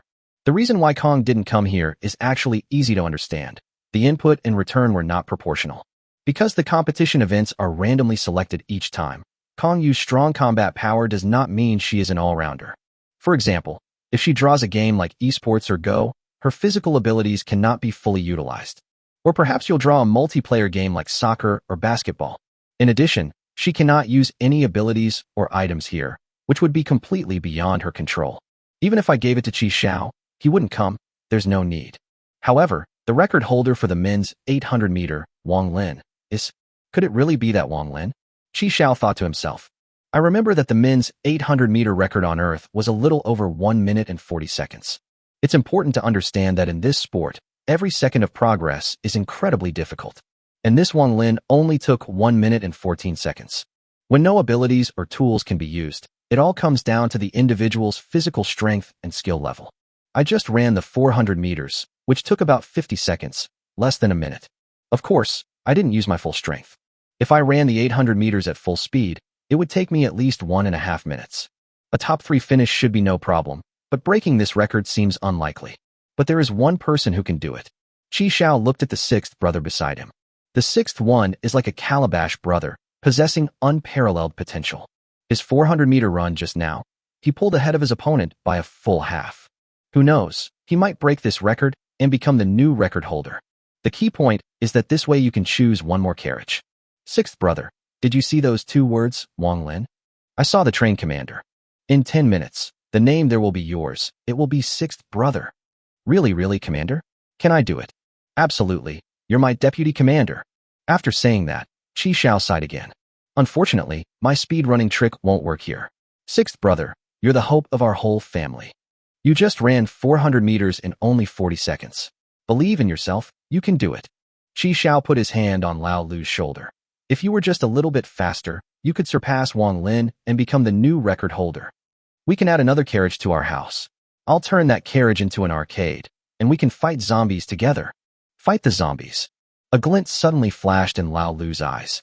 Train commander, I will work hard for our home. The 6th brother raised his fist and said firmly. He looked at the record sheet in the sky and thought to himself. Wang Lin, I'll break your record. Shi Jian looked at Qi Xiao, who was making grand promises to Lao Lu, and was speechless. Just then, Yao Yao waved her hand, and the 4 girls present were teleported onto the track. Come on, girls first. Li Huizi, runway 1. Gender-swapped guy 3, curly-haired girl 5, and Xiaomi 7. There is a running track in between. This eliminates any possibility of someone trying to sabotage or disrupt the competition. The gender-swapped guy rubbed his hands together, twisted his neck, and rotated his ankles. Her gaze was fixed on Li Huizi, because the other 2 posed no threat. The curly-haired girl is just average, and Xiaomi is even below average. She's my only rival. If I beat her, I can get my Gigi back. I'm still that upright, true man.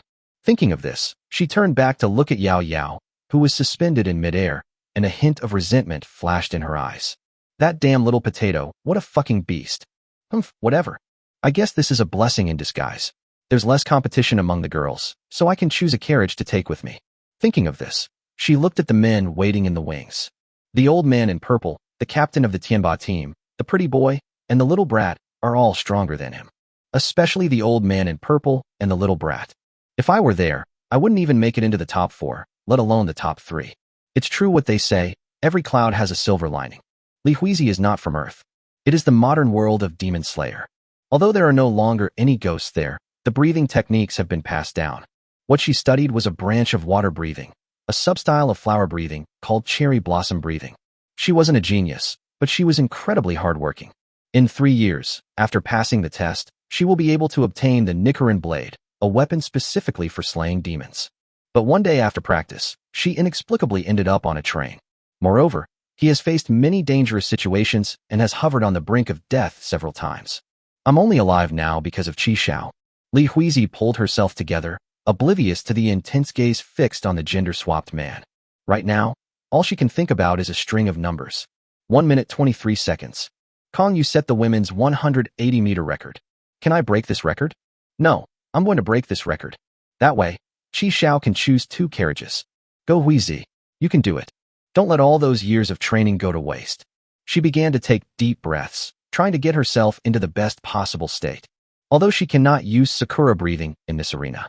However, more than 10 years of rigorous training is something that ordinary people cannot match. I'm going to break this record. They secured 2 carriages for Qi Xiao to repay his life-saving grace. As expected, Li Huizi easily won first place. He fell more than 100 meters behind the gender-swapped guy, because she set her goals higher. Sometimes that's how it is. If you set your goals high, even if you don't achieve them, you're more likely to reap greater rewards than if you set your goals low. Li Huizi's goal is to break the record, while the gender-swap guy only wants to beat Li Huizi. So sometimes, it's good to be bold and set your goals higher. However, Li Huizi, who won first place, was not happy because she did not break the record set by Kong Yu. Her time was 1 minute 23.97 seconds. It was only 1 second slower than the whole. Seeing Li Huizi, who won first place but wasn't happy, the gender-swapped guy was furious. My GG. I have a reason I have to win, you bastard. But that's life. Sometimes, even if you give it your all, things still don't go as planned. As Li Huizi pushed her further and further away, her youthful days were destined to be gone forever. Chapter 132, Choosing a Carriage. Oh no, this is worse than being on the boys' team. Is this woman here to fry fish? She almost broke Kong Yu's record. No, I still have a chance. Fatty is on my team. If he gets into the top 3, he might not have to give up his carriage and beg Yao Yao to turn me back into a man. Thinking of this, the gender-swapped guy quickly found the fat guy. She punched the fat man in the chest. Fatty, you fucking have to do it. My dick is all in your hands. Bro, are you asking me to compete with them for a top 3 finish? The fat man pointed to Lao Lu, the old man in purple, and the captain of the Tianba team. Bro, if all else fails, how about we go to Zon and get surgery, put a mechanical one in? Go to hell. I want the original, you know what I mean. Don't you know that the original is always the best? I will try my best. You have to fight for your life, bro. Then give me a kiss. The fat man shyly tapped his cheek. Kiss here. Fuck you. Just as everyone was marveling at how Li Huizi almost broke the women's 800-meter record, Yao Yao waved her hand, and the remaining boys were also teleported onto the track. Their match is about to begin. Qi Xiao and his team will win, right? Shi Jian stood beside Li Huizi and asked. In the previous competition, she unsurprisingly secured 4th place. Yes, those born in the year of the rooster are very hard-working. Although Li Huizi had only been on the train for a short time, she had seen Qi Xiao training in the gravity carriage until very late on many occasions. A person who works hard will not be let down by the results. As the starting gun fired, the 8 men suddenly rushed out. The 2 who have taken the lead by a wide margin are an older person and a younger person. Naturally, it was Old Man Z and Old Six. Following closely behind were Qi Xiao and the captain of the Tianba team. Fight zombies. Fight zombies. The conductor will take me with him to fight zombies. The 6th brother's eyes shone brightly, and he pressed on without hesitation. Instantly, his speed increased dramatically, as fast as lightning. He gradually surpassed Old Man Z and is currently ranked 1st. Although the old man was surprised, he did not disrupt his own rhythm. He was also gradually increasing his speed. Running under normal gravity is actually so simple. For the past 2 weeks, Qi Xiao has been training in a gravity-enhanced training car under double gravity. I feel completely relaxed now. Unfortunately, it lacks explosive power. He could never catch up with Lao Lu and Zi Laodu. Quick, I can be even faster. Qi Xiao exhausted all his strength and secretly increased his speed. The most alarming person was the captain of the Tianba team, who was to Qi Xiao's left. Holy crap, what the hell is this kid? Are you some kind of calabash brother? Why are you running so fast, in such a hurry to save your grandpa? And that old man, he's really still going strong for his age. I really want to rip off his beard and see if it's just pasted on. And this pretty boy, I clearly started after him during the relay and still managed to catch up with him. So how come I can't pull away now? At this moment, Qi Xiao was like a leech, sticking to him relentlessly. Has this guy been hiding his true abilities all along? No, I absolutely have to get third place. I can't let her take away so many of my carriages for nothing. His train had the most passengers, and so far, 9 of his carriages have been taken away. Moreover, most of them are carriages that have been modified for special functions, including 2 original carriages. His heart was bleeding. He's a veteran player from the 4th edition, and it's only after years of hard work that he's achieved these results. As a result, in this strange place, everything was taken by Yao Yao. The key issue is that he doesn't have a solution yet. All his props and abilities are useless here. At that moment, he felt as if he had just entered the train, with nothing but his own 2 hands and 2 legs. No, we have to get that carriage back at least. I can't lose. Third place is mine. However, even halfway through the competition, he still couldn't shake off Qi Xiao. No, if this continues, things might get complicated. He planned to trip him up, pretending to lose his balance and using the opportunity to push Qi Xiao, disrupting his rhythm. There were 8 boys, but unlike the girls, they didn't walk in separate aisles. 300 meters, 200 meters, 100 meters. It's too late. The old man and the little kid are about to cross the finish line. Just as he made up his mind to do so, he discovered that Qi Xiao had unknowingly surpassed him. Although it was only a short distance of 2 or 3 meters, he just couldn't catch up with him within those 2 or 3 meters. Not good. Moreover, Qi Xiao is getting faster and faster, even surpassing Old Man Zi. How is that possible? Is this guy a slow starter? How could there be such a person? Distracted, he twisted his ankle and fell. The result was beyond everyone's expectations. Even the captain of the Tianba team didn't make it into the top 3. On the contrary, it was that pretty boy who actually surpassed the old man in purple and won 2nd place. The key point is that Lao Lu broke the men's 800-meter record.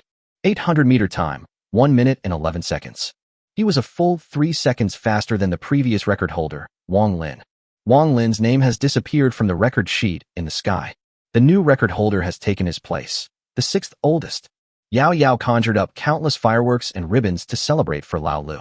Meanwhile, apart from Lao Lu, Zi Laotu, Qi Xiao, and Li Huizi, everyone else on the field was teleported back to their respective trains by Yao Yao. These people were not taken away from the train carriage. Qi Xiao breathed a sigh of relief, just as he had expected, because when Yao Yao explained the final competition rules, she did not mention that the losers would be punished. Yao Yao looked at the remaining 4 people on the field and nodded. I'll give each of you 10 minutes to choose a carriage. Li Huizi, you go first. The 6th brother can choose 2 sections, and he can choose 1 section. Li Huizi is first in the girls' group, so she can also choose 1 session. It was a very fruitful experience. Li Huizi walked up to Qi Xiao. Chicken Zodiac, you come and jump 8. It's okay, you won it, you can choose for yourself. In the end, Li Huizi chose a red initial carriage. Qi Xiao smiled, but didn't say anything. Commander, which one should I choose? Qi Xiao had already set his sights on his goal. Although there are many carriages here, most of them are ordinary carriages. Those special carriages are easily identifiable. For example, the initial carriage with windows. The carriages have been enlarged and modified to be larger in size. Some modified carriages with different shapes and unclear specific functions. They account for approximately 5% of the total. The carriages that Yao Yao had taken from these people were all connected to the very end of the snake tail, in order. Based on this, the items at the very bottom are most likely those of the first batch of players. The higher you go, the closer you get to the players from the most recent generations. Which train carriage, the old one or the new one, is more likely to contain something good? This is like the container blind boxes in short videos. Some containers may be empty when opened, while others may contain hidden treasures. Unfortunately, if my level were higher, the station forecast module would have given me more information. Who knows, it might give me a hint about which carriage has some good stuff hidden inside. Qi Xiao sighed. Level is indeed very important. Then it was Lao Lu's turn to choose. He picked a large red carriage and a carriage with a black cannon protruding from it. It was Qi Xiao's turn. I want that section. Chi Xiao pointed to the end of the giant snake, the fourth carriage from the bottom. The carriage looked ordinary and had no special features.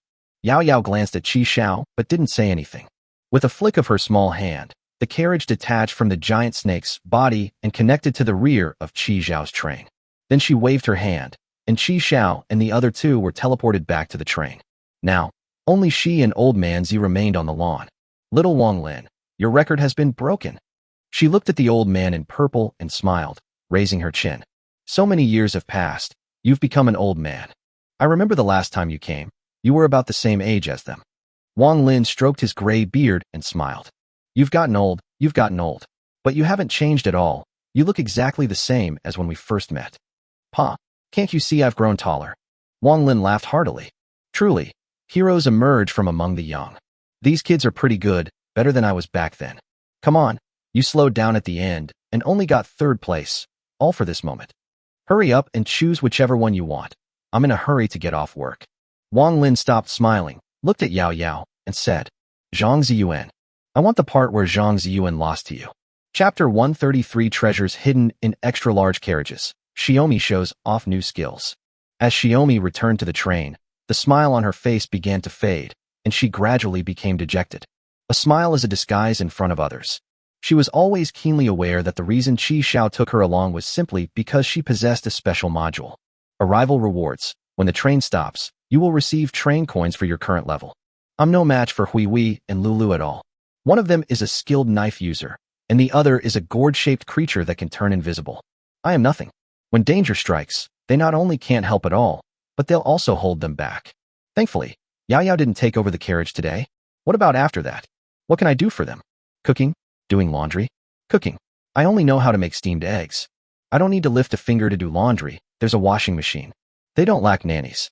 The arrival bonus is useless. I'm completely superfluous on this train. Oh, and there's a reward for arriving at the destination. She hadn't received a clear answer from Chi Xiao this morning when Yao Yao teleported her away. Shi Jian quickly opened the screen and saw that she had received 15 more train coins than when she returned last time. It works. That guy Chi Xiao. He really did put it away. In his eyes, money was more important than his life. Overwhelmed with excitement, Shi Jian breathed a sigh of relief. Thankfully, it worked. This might be my only purpose. How can we maximize its effectiveness? Yes, upgrade. Just then, Chi Xiao and his two companions appeared on the train. Xiaomi gathered her scattered thoughts and smiled. You're back. Chi Xiao raised an eyebrow when he saw the lit screen behind Shi Jian. Then, he leaned close to Shi Jian's ear and whispered, You weren't last during the warm-up, so I keep my word. You don't need to pay back the coins you borrowed from me. Shi Jian gave him the middle finger, speechless. Chi Xiao laughed heartily. Let's go see what we've got. Sister Shi, we've managed to get 4 train carriages. 4. The sixth brother excitedly high-fived Xiao to celebrate. Lu is awesome. Yay. The group walked and talked, laughing and chatting. Shi Jian felt less pressured. You didn't see the expressions on those people's faces when Lu broke the record. Hui Wei is amazing. She almost broke the record. Li Huizi smiled sheepishly. Chi Xiao originally had 25 carriages, but after this race, the number increased to 29. The 4 of them quickly arrived at the 26th carriage. This is the initial carriage that Li Huizi chose. This carriage was not only red, but even the windows were square, just like Chi Xiao's. Glass windows come in several shapes, including square, round, and oval. The shape that looks like a hole is round. The number also varies, with some having 3 panels on one side and others having 4 panels on one side. The carriage that Li Huizi chose was exactly the same as the one Chi Xiao had chosen as his initial carriage. This carriage is located on the middle level and is likely occupied by the 3rd batch of train conductors. Chi Xiao opened the car door, but there was no dust as he had expected. This carriage looked brand new, completely empty. But at least it's an initial carriage that can't be disassembled, which alone puts it far ahead of ordinary carriages. But Li Huizi was clearly somewhat disappointed. She originally wanted to break the record and get 2 carriages back for Chi Xiao, but unfortunately, she was just a little short. The carriage was still empty, which made her feel even more guilty. If we break the record, we can get another identical carriage. Who knows, there might be something there. Thinking about this, Li Huizi felt even more guilty. Chi Xiao noticed Li Huizi's expression, then quickened his pace and headed to the next carriage without lingering. The 27th section was the extra-large red carriage that Lao Lu had chosen, following Chi Xiao's instructions. Chi Xiao chose this one because his current bedroom was too small. His bed, Lao Lu's sofa bed, Shi Jian's Simmons mattress, and the Black Wind Monster's doghouse. With 3 beds in one room and a PS5, there's barely any room to step in the bedroom anymore. The enlarged carriages that Qi Xiao modified earlier consisted of 2 initial carriages, 1 refrigerated carriage, 1 planting carriage, and 1 gravity carriage. None of them can be used as bedrooms. In order to keep a closer eye on Shi Jian, Qi Xiao chose an enlarged ordinary carriage. The large standard carriage is 7 meters long, 4 meters wide, and 3.5 meters high. Moving the bedroom here makes it more spacious. As soon as Qi Xiao opened the door, the others unconsciously wrinkled their noses. What does it taste like? It's diesel. The carriage door opened completely, and upon closer inspection, the group discovered that there was actually a car parked inside. The car is dark green overall and has a huge capacity. The imposing open-top convertible is paired with sexy black wheels and a steering wheel that's almost worn smooth. Holy crap, a 3-wheeled vehicle? Xiao exclaimed in surprise. Li Huizi looked completely bewildered. What was a 3-wheeled vehicle? There was actually a diesel tricycle parked inside the carriage. Qi Xiao reached out and touched the car. This is not a prop. It's just an ordinary diesel tricycle. It must have been brought out from some other world by the owner of this carriage. This tricycle is quite large. The cargo box alone is 2 meters long and 1.5 meters wide. There was more than enough room for Qi, Xiao, and the other 3 to sit. It could be used to haul goods. How do I start it? Although Qi Xiao has a driver's license, he has never driven a tricycle before. At this moment, Xiao excitedly pounced on the driver's seat. Have you driven this before? Yeah, when I was in school, I drove the car back to my hometown during summer vacation. Qi Xiao looked on incredulously. It's been a long time since I opened it. Let me reminisce. Shi Jian touched the steering wheel, looking somewhat excited. I didn't realize you had so many skills. Qi Xiao smiled. They even know how to open such obscure shops. He thought about it again and realized that it made sense. A translator, after all, would know how to drive a 3-wheeled vehicle. Absolutely. I know a lot more than that. Shi Jian said proudly. She found the key under the seat, and as she inserted and turned it, the tricycle was instantly overjoyed, letting out a series of low growls. At the same time, the exhaust pipe at the rear of the 3-wheeled vehicle began to spew out black smoke. This truck is great. It even has a hydraulic tipping bucket, so it can unload cargo automatically. After saying that, Shi Jian demonstrated it for everyone. Okay, as long as it's not broken. Stop it now.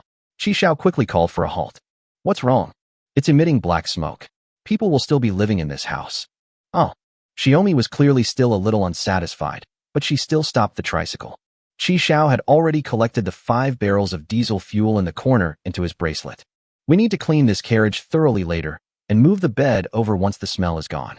After confirming that there was nothing else, they entered the 3rd carriage. Shi Jian then jumped off the tricycle and quickly followed. The 28th carriage is the only one with a unique design among the 4 carriages. From the outside, this carriage has 3 thick, black cannon barrels on each of its left and right sides.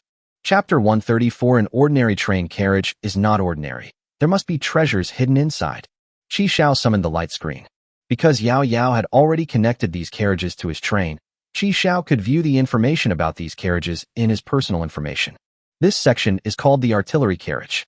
Inside the artillery vehicle, a central control panel resembling a lectern stands upright in the middle. Qi Xiao tapped the center console panel, which displayed the status of this carriage.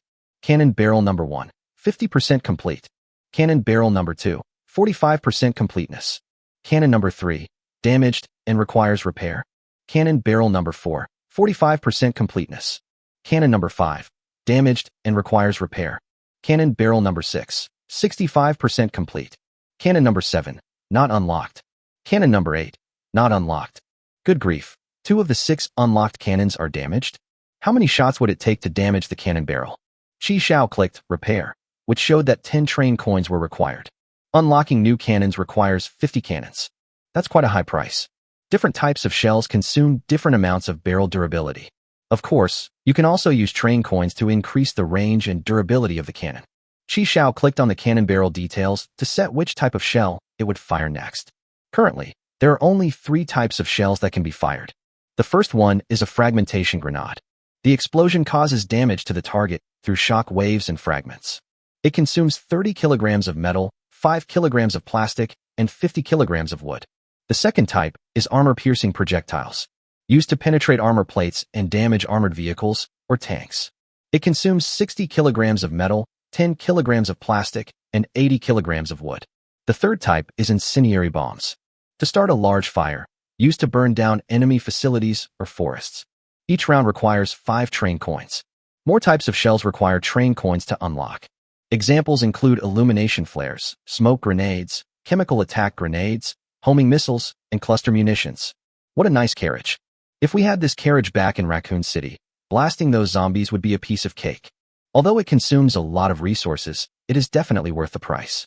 The central control panel can control the firing angle of these cannons and the type of shells fired.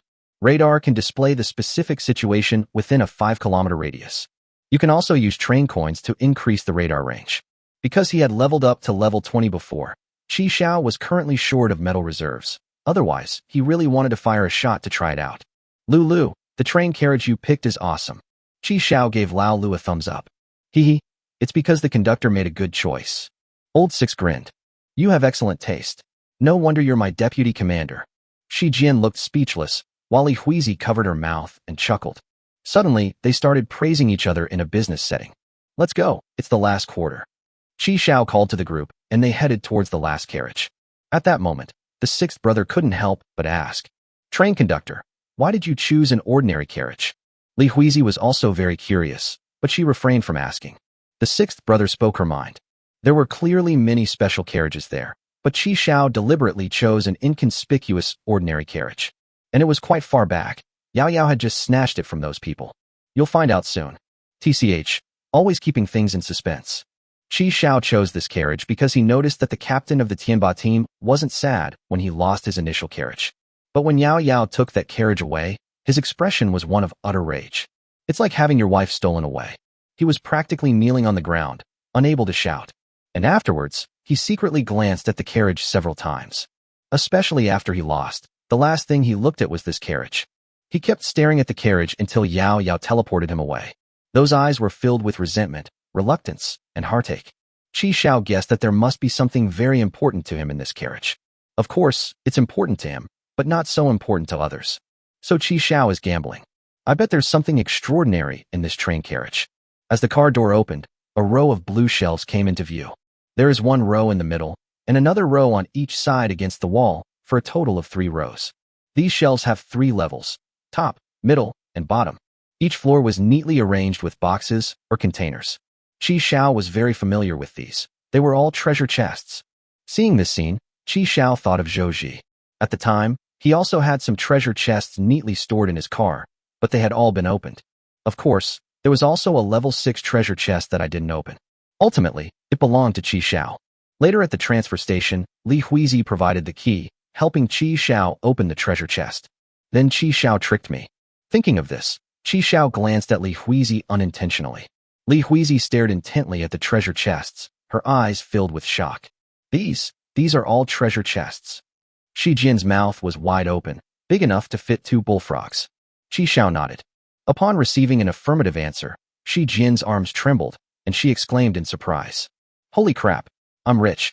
As expected of the train conductor, I knew he had his reasons for choosing this carriage. Long live the commander. Although Li Huizi didn't speak, she was also alarmed. This number is truly astonishing. But Chi Xiao just smiled and wasn't as excited as they were. Making a fortune is probably not that simple. He casually lifted the lid of a wooden box. As he expected, it was empty. Then he lifted the other one, which was also empty. She saw them gather around, and upon seeing this scene, she deflated like a punctured balloon. Huh? Why is it empty? Why is this empty too? They're not all empty, are they? Is this guy a collector? The treasure chest has been opened, but these containers are still there. Moreover, they were neatly categorized and placed separately. Collecting is a strange thing, most people have it. Moreover, the things they collect are incredibly diverse, encompassing all sorts of things. For example, some people like to collect milk tea cups, toys from the same series, cards from instant noodle packets, or socks that other people have worn. Xiao also opened a box, which was still empty. Is this guy crazy? Why is he keeping so many empty boxes? Is he offering them as tribute? Is he really just a collector? That shouldn't be the case. Come on, let's flip them together. Sixth brother, you flip the bottom layer, and we'll each take a row of the rest. After saying that, the 4 of them started to open the treasure chests one by one. Soon, Xiao shouted from there. Yes. Come quick, There's an unopened treasure chest here. Level 6. Qi Xiao put down the empty box in his hand and came to Shi Jian's place. Shi Jian handed over a card collection album, which Qi Xiao readily accepted. Level 6 treasure chest requires a level 6 key to unlock. Great. I knew it wouldn't be that simple. But a level 6 treasure chest shouldn't make him feel this bad. Keep flipping, there's definitely more. A moment later, the sixth brother excitedly shouted, holding a snow-white seashell the size of a saucer in his hand. Commander, treasure chest. Qi Xiao took the seashell, which was even bigger than Shi Jian and Li Huizi's faces. Level 6 treasure chest requires a level 6 key to unlock. Ha ha ha, I made the right bet. Flip it, keep flipping it. Chapter 135 opening 3 level 6 treasure chests in a row.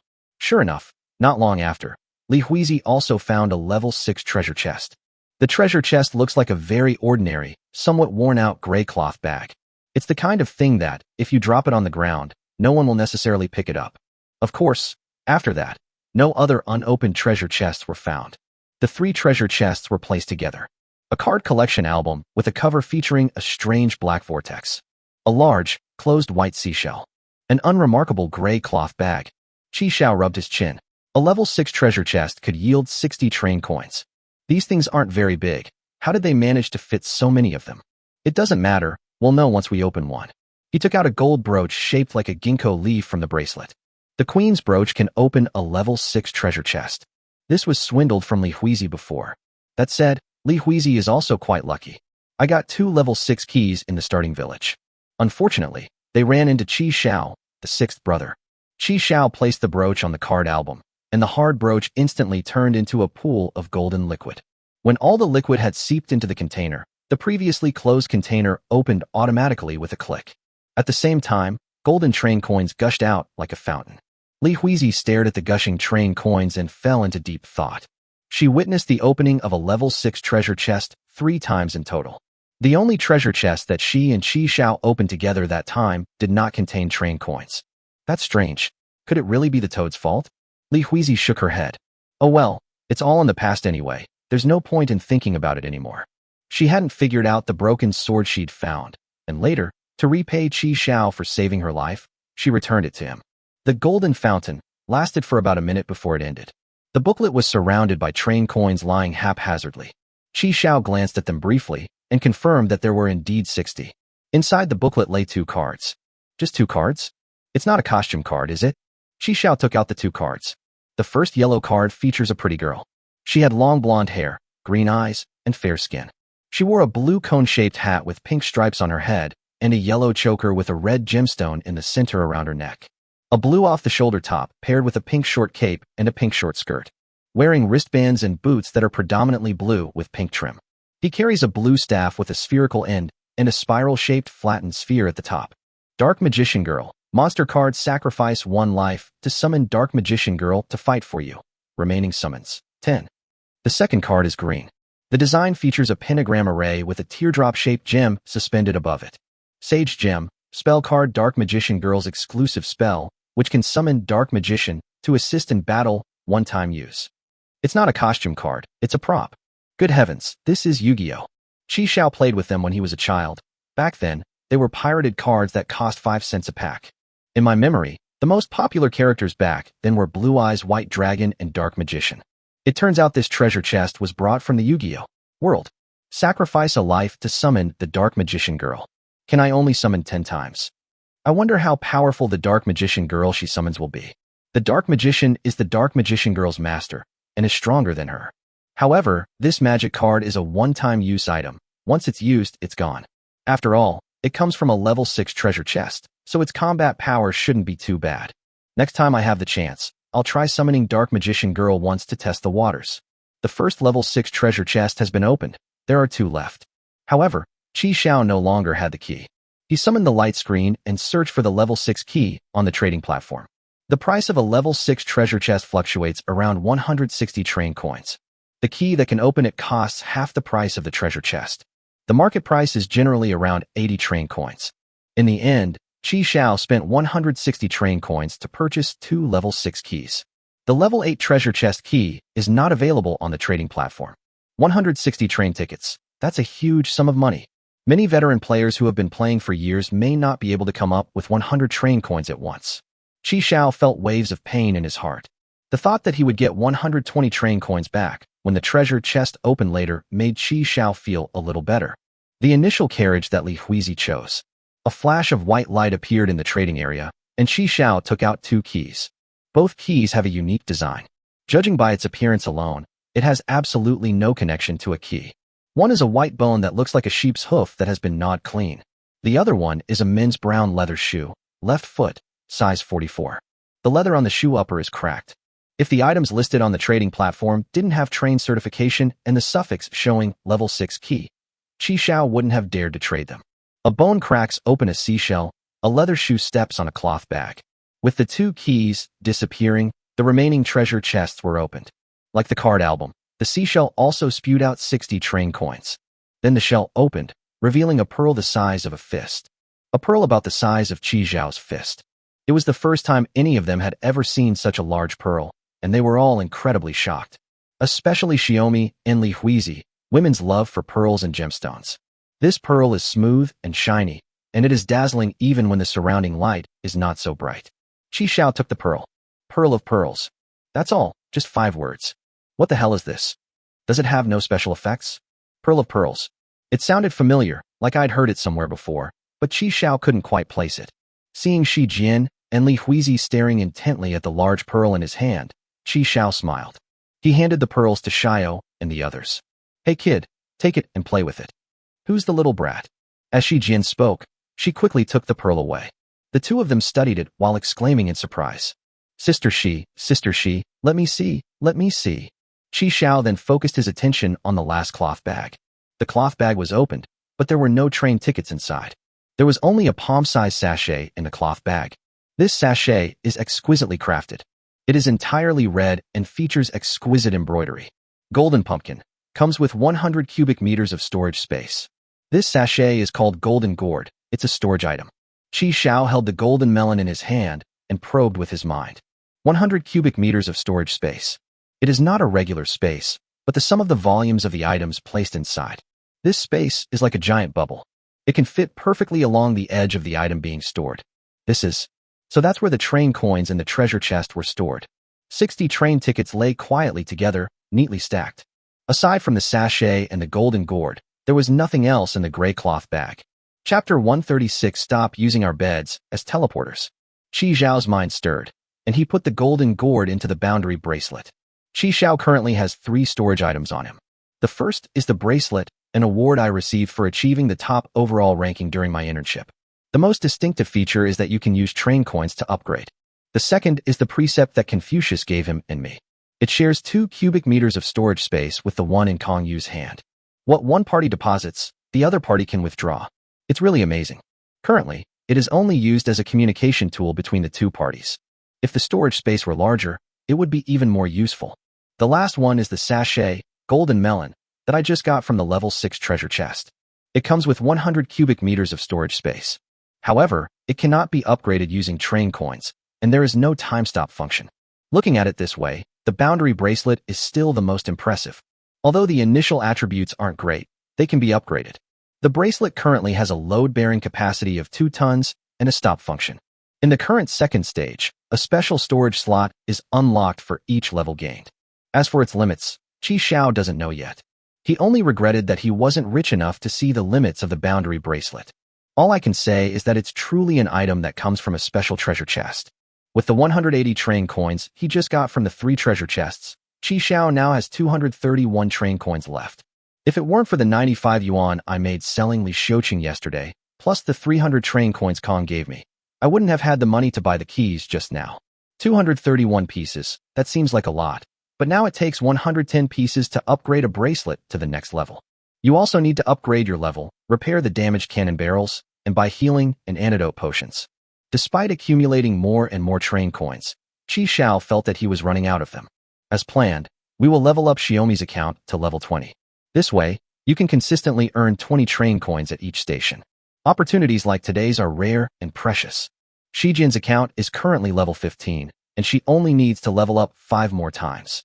Another 50 train coins need to be inserted. Not enough, not nearly enough.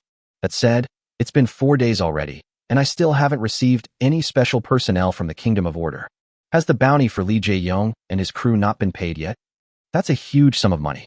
The combined bounty for Li Jae-yong, Yu Hyo-young, and Yoon Kim-tae is 210 train tickets. The train has started moving, and its destination is naturally the public station, Erden. Inside the red, enlarged standard carriage, Lao Lu was mopping the floor, while Shi Jian and Li Huizi were wiping the car body. The three-wheeled vehicle had already been moved by Qi Xiao to another empty carriage using the boundary bracelet. Qi Xiao took a deep sniff. Okay, it doesn't taste like anything anymore. After confirming that the carriage was completely renovated, Qi Xiao began to move the bedroom over. Not long after Qi Xiao left, she saw a blur before their eyes. A Simmons mattress suddenly appeared here, and Qi Xiao was lying on it. Shi Jian looked exasperated. No, this is my and Hui's bed. It's not the tool you used to teleport us. Qi Xiao got off the Simmons mattress nonchalantly and then started rummaging through things. His own bed, Lao Lu's sofa bed, Black Wind Monster's doghouse, PS5. Everything was quickly put in place. Qi Xiao looked at the newly decorated bedroom and nodded in satisfaction. Yes, it's much more spacious now. There was no place to put your feet before. Let's cook lunch. Shi Jian frowned. But that's such a hassle. Going to the kitchen is so far away. There are more than 20 carriages between us. Why don't you move the kitchen over here too? What's the trouble? After saying that, Qi Xiao sat down on the Simmons mattress. Come on, all of you, come up here. Stop using our beds as teleportation devices. Xiaomi roared. Can't you just buy one yourself on a trading platform?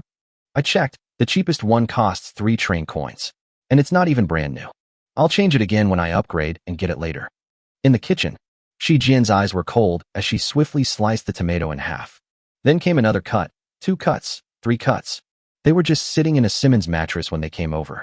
Her bed has become a temporary form of public transportation. Shi Jian, come here. Qi Xiao opened the car door and leaned out. What now? Shi Jian, carrying a knife, stormed off after them. Sister Shi, my knife. In the first initial carriage. Your arrival reward module is useful. Oh, as for us, the alliance treaty remains in effect. We'll still split the train tickets 50/50ths each time. Real? Shi Jian's eyes immediately lit up. But, Shi Jian curled her lip and said, TCH, you're getting excited too soon. Look, I've leveled your account up to level 15. 50 train coins were used. 3,000 kilograms of metal, 1,500 kilograms of plastic, and... Stop. Shi Jian raised her hand to interrupt. Just tell me directly, how will I pay you back? What are you saying? We're allies, staunch allies. Why would allies talk about these things? Okay, I'll gather the supplies and level up your account to level 20 in a bit. Once I get 300 train coins, we'll continue to split them equally. Qi Xiao patted his chest and said confidently, So is it worth it? I'll just take a small loss. After all, we're good allies. Xiaomi. Okay, whatever you say. I'm going back to cook. No need. The two of them, Lao Lu and Lao Liang, are enough. Qi Xiao summoned the light screen to check the remaining quantity. 2 kilograms of metal, 700 kilograms of plastic, 8,050 kilograms of wood. Quickly trade some metals and plastics to level up your character to level 20 as soon as possible. Use both numbers together and be quick. Shi Jian pouted. Qi Xiao opened his personal information and stroked his chin as he looked at the information for each carriage. He has too many carriages now. The 20th grade train had 29 carriages. Many of the carriages were empty. Qi Xiao had already planned to dismantle some of the carriages, especially the last one. Not red, that would be too eye-catching. As Qi and Xiao were throwing the broken electric scooter into the material feeding area, Lao Lu rushed over, still holding a spatula in his hand. Commander, we're out of water again. Qi Xiao. Let's use the water in the pool for now. We'll arrive in Yulden tomorrow. Since the automatic vegetable washing machine was installed, along with 3 automatic compost bins, the fertilizer supply for these peach saplings has been barely kept up. However, the water supply has consistently lagged behind. The growth of this peach sapling seems to be in stages. It needs to drink after it has eaten its fill. After you've had your fill of water, you need to eat. Only when you are well fed and watered can you grow to the next stage. Headache. Yulden, harbor, training ground of the Order of Heaven's detective squad. The sun was shining brightly, and a sea breeze was blowing. A slender man, dressed in a white training uniform. The training uniform has the exclusive emblem of the Kingdom of Order embroidered on the chest. A small figure holding a book stands beneath the gates of the Kingdom of Order. His eyes were like lightning, and he held a wooden sword, constantly turning and hacking at the dummy in front of him. Xiaoli, take a break. You've only just recovered. Don't push yourself so hard. Li Jianxing wiped his sweat and smiled brightly. Okay, Brother Zhou. Chapter 137 The Talkative Ghost, The Living Yama. Li Jianxing put the wooden knife back on the knife rack and went to the rest area. Zhou Ming patted Li Jianxing on the shoulder, his eyes full of admiration. By the way, I just passed by headquarters and heard some good news. Li Jianxing unscrewed the bottle of mineral water and took a sip. What good news, Brother Zhou? The wanted criminal who robbed your train, Li Jianyong, is dead. Not a single one of them survived. Especially when I injured your rooster-like head. When you were brought here, only your head was left. Li Jianxing held the bottled water, his face filled with shock. After leaving the inner realm, his second stop was Yulden. At that time, Umamiya was attacked, and riots broke out in many places. Li Jianyong and his gang, who were fighting against the order, happened to run into Li Jianxing's train on their way out and robbed it. Although Li Jianxing killed several of them, he was ultimately no match for 4 opponents. He had a deep impression of Li Jianyong, who had undergone a complete makeover.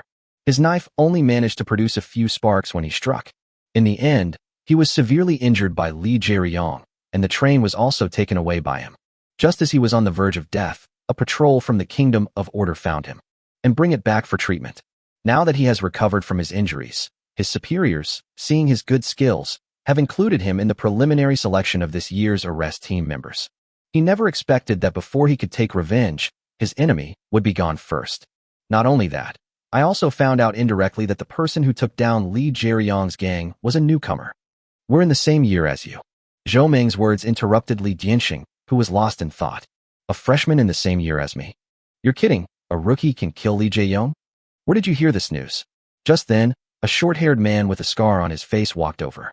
He took the water from Li Jianxing's hand and drank it without any hesitation.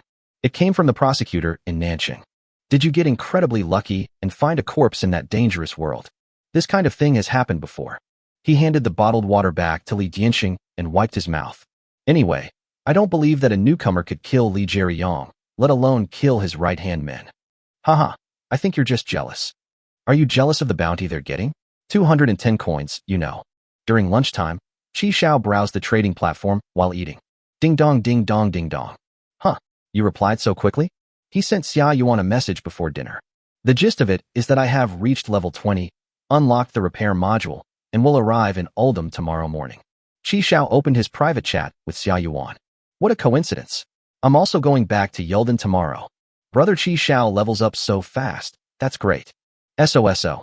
Qi Xiao exchanged a few pleasantries. Are you still in the newbie village? Yeah. Their legs are about to break. They're exhausted. But I'll be back tomorrow. Hee hee. See you tomorrow. Oh, about the bounty on Li Jianyong. The bounty has been paid. However, because you are not in the chat group for the Uerden region, the relevant staff cannot add you as a friend through the group chat. I've already told her that once you arrive in Uerdan tomorrow, she'll add you as a priority. So that's how it is. I thought the Kingdom of Order was just slow at doing things. Qi Xiao replied with a thank you. Hee hee, it was nothing. Oh right, there's one more thing. Something happened at the park again these past 2 days. The higher-ups are in a real bind, so the new employee meeting has been temporarily cancelled. Everything will proceed according to the rules of previous years. Brother Qi Xiao, you need to report to the Dream Palace headquarters tomorrow. I'll be waiting for you in the Dream Palace. Qi Xiao replied, okay, and then closed the private chat. Paradise? What kind of place is that? In Xia Yuan's carriage, she looked at the light screen and stretched. Unfortunately, the mark on him has been removed. Otherwise, once you're outside the inner realm, you can simply switch places. I never imagined that the Freedom Gang's trickery in obtaining the special recruitment badge, infiltrating Ulden, and attacking Dream Palace were just a smokescreen. Their real goal was actually paradise. That's incredibly audacious. I heard that the main force attacking the amusement park this time is the Fire Thief Society, and they have actually allied with the Free People. Pirates of Fire Society. Sigh, I guess my mother will be targeted by that idiot Jiangnan again because of this. This guy just loves to bring up old stories. Xia Yuan sighed and reached out to close the light screen when a long string of messages arrived. Xiaowan, I'm off. Are you still in the inner world? When are you coming back? Another day of missing you. I was thinking about you so much that I only ate half a roast chicken for lunch today. I feel like I've lost weight from starvation. Ugh. Xiaowan, remember to eat well. Make sure you have a good breakfast and a full lunch. Eat a good dinner and a hearty late-night snack. By the way, do you want some roast chicken? I still have half left. Xia Yuan was speechless. She wanted to ignore it, but she suppressed her anger and replied, I'll be back tomorrow. What? Why didn't you tell me? I'll go back tomorrow too. Why are you still at level 15, just like before you left? How will you respond if you don't reach level 20 to unlock the repair module? Are you missing something? I don't need it. Oh, I was so busy stockpiling materials that I forgot to upgrade. Promotion coming soon. Watching Wei Chu's avatar's level change from 15 to 16, then to 17, and finally settle at 20. How's it going? Is it fast or not? I still have some coke here. I'll take it with me. No, it seems like all the air has dissipated. A flat coke isn't fit for Xiaowan. I'll buy her a new one. Wei Chu was instantly captivated by Xia Yuan at first sight and fell completely in love with her. Then he began a crazy pursuit of Xia Yuan, becoming a complete simp. This guy was a bit of a naive fool, but because of that, his special recruitment badge wasn't stolen. Wei Chu and Qi Xiao were the only two specially recruited newcomers in this cohort who retained their badges. Moreover, both of these people were recruited by Xia Yu in the late period, while all the other specially recruited officials were wiped out. This also elevates Xia Yuan's status in the Kingdom of Order to another level. Xia Yuan looked helpless. He really brought a living devil upon himself. He's also a chatterbox and a living devil. That would be truly a terrible mistake. Oh well, what can you do when he has a special module? Wasn't that why he was given the special recruitment badge in the first place? I'm not eating or drinking. I'm going to sleep. Please don't message me anymore. Chapter 138, Returning to Ulden. After lunch, Qi Xiao and Shi Jian continued to buy metals and plastics on the trading platform. Meanwhile, Lao Lu and Li Huizi took the empty treasure chests out of the last carriage and threw them into the material feeding area planned by Qi Xiao. These treasure chests are made of metal, plastic, and wood, and can all be used as upgrade materials. Items that could not be accepted by the material feeding area, such as seashells, cloth bags, and burlap sacks, were all collected by Qi Xiao into the golden gourd. The way to use this sachet golden gourd is slightly different from that of the boundary bracelet. A boundary bracelet is something that, when worn on the wrist, will be absorbed into an object upon contact with the hand, according to the wearer's intention. Jinghua, on the other hand, opens the bag and aims it at the item to be collected. A few seconds later, items smaller than the remaining storage space of the golden gourd will be sucked into it. The methods of retrieval are also different. The bracelet allows users to retrieve stored items simply by expressing their will. It can appear in your hand or in a designated open space nearby. Before taking anything out of the bag, you should first open the bag. Then insert a finger inside. Only in this way can you sense what's stored inside the golden gourd. Then point the bag at an empty space, and the selected item will be spit out. Compared to a bracelet, it's very inconvenient. The more Qi Xiao used it, the more he felt that this bracelet was truly a divine artifact. This magical artifact requires a large number of train coins to truly appreciate its wonders. Qi Xiao clapped his hands as he watched Lao Lu throw a suitcase-sized box into the feeding area. Take a break. Lao Lu took the soda Qi Xiao tossed to him, pulled the tab, and took a big sip. Hiccup. Commander, why do we need to get rid of these boxes? It's worthless. Before the treasure chest is opened, it is bound by rules, so it cannot be destroyed. Qi Xiao had used the level 8 treasure chests he obtained from Monkey King on several occasions to defend against fatal attacks from enemies in battle. However, once the treasure chests are opened, they will revert to ordinary containers. For example, that seashell, before the restriction was lifted, couldn't be destroyed even by cannon fire.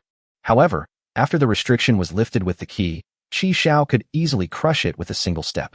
During lunch, Qi Xiao was browsing the trading platform, checking the market prices of these empty treasure chests. There are some people asking for it on trading platforms, but the prices offered are not high. Moreover, the transaction rate is very low. There's absolutely no need to waste that time. Crucially, Qi Xiao also discovered a locator hidden in a treasure chest. The locator was about the size of a soybean, made of black material, and placed in an extremely discreet location. Who knows how many of these locators are left? After we finish dealing with the boxes, we'll have to dismantle the shelves too, leaving nothing behind. The discovery of the locator further solidified Qi Xiao's determination to dismantle the carriage. As soon as we stop at Yuerdan tomorrow morning, we'll dismantle this entire carriage. The main theme is that no remains of the deceased have been found. The Tianba team had a car full of people, men, women, young and old, more than a dozen in total. The fact that they still have so many opened empty treasure chests, as well as 3 level 6 treasure chests, shows just how strong they are. It was in that stadium, with Yao Yao there, that all abilities and props became unusable, and everyone turned back into ordinary people. Once these people leave that place, they will become extremely dangerous after they can use their abilities and items. If it weren't for the fact that the train carriages couldn't be disassembled while it was in motion, Qi Xiao would have disassembled it right now. Anyway, I've already got the treasure chest. It's just a train carriage. After working until the afternoon, all the materials were collected, and Shi Jian's account successfully reached level 20. Qi Xiao's train will have 5 more carriages added. During this period, Qi Xiao selectively modified some of the modifications that Shi Jian's account received. The most delightful transformation for Shi Jian was the creation of a must-have for lazy people who follow the account. Price: 10 train coins. The screen can be transformed into a light curtain that can be summoned at will. A must-have for lazy people. Not only was Shi Jian satisfied, but Qi Xiao was also very satisfied. This greatly reduces the risk of Xiaomi exposing special modules. After all, a screen facing the opposite direction is quite conspicuous. The other train's display screens are all on the right side of the carriage door. The extra display screen created by multi-threaded modification is on the opposite side. Another thing is Simmons mattresses. Shi Jian's account and Simmons mattresses are truly destined to be connected. 2 appeared in a row. Qi Xiao has been completely transformed. Simmons mattresses, combined with skillful home builder's touch, can be transformed into a simple transmission device inside a train. Qi Xiao was happy, and so was Shi Jian. Her bed would no longer be ruined by Qi Xiao. The train ride was very smooth. It was so smooth, it felt like walking on flat ground, without the slightest vibration. At night, in the bedroom, Old Six was concentrating on fighting zombies. Qi Xiao gave him a train coin, which was the reward he had been promised earlier. Lao Lu used this train coin to unlock a new game. The famous tower defense game, Plants vs. Zombies. He is currently working hard to pass the level. Meanwhile, Shi Jian and Li Huizi had already gone to bed early. Hui, we'll arrive in Yuerdan tomorrow morning. You'll see your brother soon. Didn't Qi Xiao say he'd met your brother before, and even fought zombies together? Since your brother's car is gone anyway, why don't we get Qi Xiao to trick your brother into coming along? You're so good with a knife, your brother must be really good with a knife too, right? By the way, what does your brother look like? How tall is he? Is he over 1.8 meters? Li Huizi secretly glanced at Qi Xiao's bed. The bed was empty, no one was on it. Qi Xiao was still training in the gravity carriage at this time. 58, 59, 60. Under double gravity, Qi Xiao is doing squat training. To achieve high explosive power and longer endurance, leg training is essential. Call. Qi Xiao sat down on the puppet and wiped his sweat. 5 kilometers, 2 sets of squats completed. Take a 10-minute break, then proceed with the sparring training. Qi Xiao smiled. He hadn't even tried this hard on Earth. Life or death crises truly drive progress. Although Qi Xiao has station forecasts, which provide general information about the next station's platform and potential dangers, allowing him to avoid many risks. However, some dangers cannot be avoided simply by knowing them in advance. You need to be strong yourself to survive in this dangerous world. The next morning at 7:50, the Qi Xiao train stopped at Yuerdan. It's still in the south of the city, but not in the same spot as last time. The moment the train stopped, Qi Xiao simply waved his hand and dismantled the black carriage. It's the section where I won it from Yao Yao, and it's filled with empty treasure chests. After this carriage is disassembled, the subsequent carriages can be seamlessly connected to the carriages in front. Not long after Qi Xiao stopped, the familiar prosecutor came over. Zhang Lin. Captain Zhang. Qi Xiao took the initiative to open the car door and stepped forward to shake hands and greet him. Although Zhang Lin had a smile on his face, Qi Xiao could tell that he wasn't in a good mood. After exchanging a few pleasantries, Zhang Lin installed the inspection lights on Qi Xiao's car and left. Just like last time, the car didn't even get in. What's wrong? Why are you running so fast? Are you afraid I'll make him pull the water pipe? Qi Xiao watched Zhang Lin's retreating figure and shook his head. As originally planned, Lao Lu and Black Wind Monster stayed in the car to guard the house. Shi Jian accompanied Li Huizi to see her brother. Qi Xiao went to the Dream Palace alone. Ulden's technological level is far inferior to that of Zahn's Piltover. Qi Xiao felt that this place was like Earth in the 20th century. It's even worse than some other things. There aren't many towering buildings on the street, nor are there many dazzling electronic billboards. Chapter 139. Why is that old man allowed to dye his hair? The most common mode of transportation on the road is still the car. It feels like I've gone back 10 years. Qi Xiao sighed, hailed a taxi, and headed to the headquarters of the Order of Heaven, Dream Palace. The driver was a middle-aged woman with curly hair who looked like the landlady from the movie Kung Fu Hustle. Upon hearing that Qi Xiao was going to the Dream Palace, she immediately started talking. Hey handsome, I could tell from a distance that you're not from around here. You're a train conductor too, right? Hey train conductor, train conductors make money fast. You wouldn't believe it, but I'm actually a train conductor too. The female driver held up 3 fingers. According to them, I was in the 3rd cohort. Back then, I was just a young girl. I was working the night shift at the factory when suddenly, I found myself on that train. I almost died several times in the starting village. So as soon as I left the starting village, I sold the train. I can't go on like this anymore. I'm scared. Later I realized I really couldn't go home, so I accepted reality. Now my daughter is 18. Wow, 20 years have passed in the blink of an eye. The female driver kept talking, and Chi Xiao replied with only a few words here and there. From her, Chi Xiao roughly understood the current situation of Yurdan. First of all, just like Earth, Yurdan has 365 days a year and 24 hours a day. The seasons are also 4 seasons. It's early autumn now, and the air is still a bit muggy. However, because Chi Xiao was wearing the Galaxy Combat suit, which maintained a constant temperature and humidity, he did not feel uncomfortable. As for the level of technology, it was the same as what Chi Xiao had seen, similar to Earth in the 20th century. According to the female driver, this has developed very quickly. When he arrived in Yuldan, this area was just ordinary farmland. The indigenous people were all farmers who toiled in the fields. It was the infrastructure and trade departments of the Kingdom of Order that, through extensive trade with Piltover, achieved this level of development within 20 years. It can be said that the development has been rapid. The entire Yuldan is divided into 5 major regions. Within the Boundary Mountain area, it belongs to Zone 1. Because on the Boundary Mountain is the headquarters of the Kingdom of Order, the Dream Palace. This is also the place Chi Xiao is about to go. Chi Xiao's location in the southern city belongs to the 3rd district. The driver was a 3rd-term participant, and I was a 5th-term participant. It is now the 40th year of the Gregorian calendar. Chi Xiao sighed silently. In other people's novels, all survivors start from the same point. Well, he's part of the 5th wave. This is the 1st wave of meat eating, the 2nd wave of soup drinking, the 3rd wave of eating bones, the 4th wave of licking the bottom of the pot. They're in the 5th wave. They can't even catch the shit while it's still hot. The players who arrived early even created this so-called official organization, which has accumulated an unknown amount of resources and has a huge advantage. Later trained conductors were either absorbed into their ranks and became one of them. You can choose to be a free agent, but if you do that, you'll definitely be exploited when you stop at Ulden to rest and recuperate. Those who were unwilling to join and unwilling to be exploited became so-called wanted criminals. The free organization is just one of countless small organizations that rebel against the Kingdom of Order. Young man, we've arrived. Chi Xiao was momentarily distracted when the car stopped at the foot of Jishan Mountain. We can't let you in inside. This is the only way. Chi Xiao paid the fare, got out of the car, and started hiking up the mountain. Good morning, Uncle Lu. Good morning, Xiaowan. Brother Lu is back. How did the mission go? Absolutely, we'll take it easily. Is Sister Zhang going on another mission? Good luck. Xiaowan is such a good girl. I'll bring you milk tea when I come back. Hee, Sister Zhang is the best.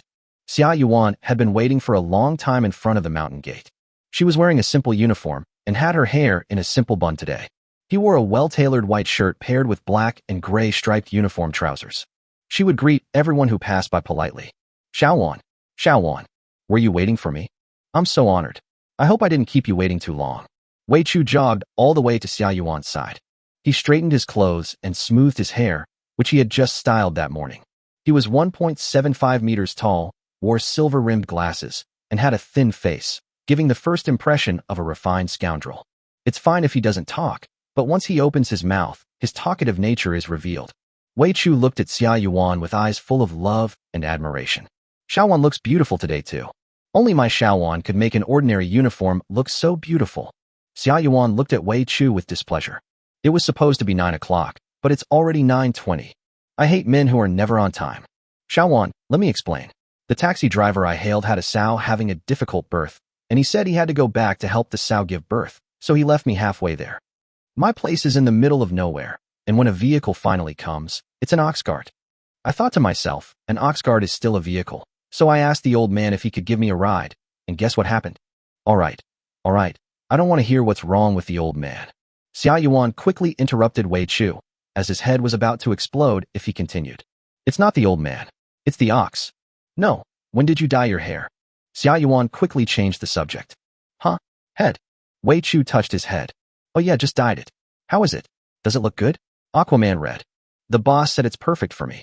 The owner was really nice. He even gave me a 50% discount and only charged me 5 train coins. Xia Yuan raised her hand again to interrupt Wei Chu's speech. I don't care what shade of red you are. We don't allow dyed hair. Go dye it back right now, or we'll shave it all off.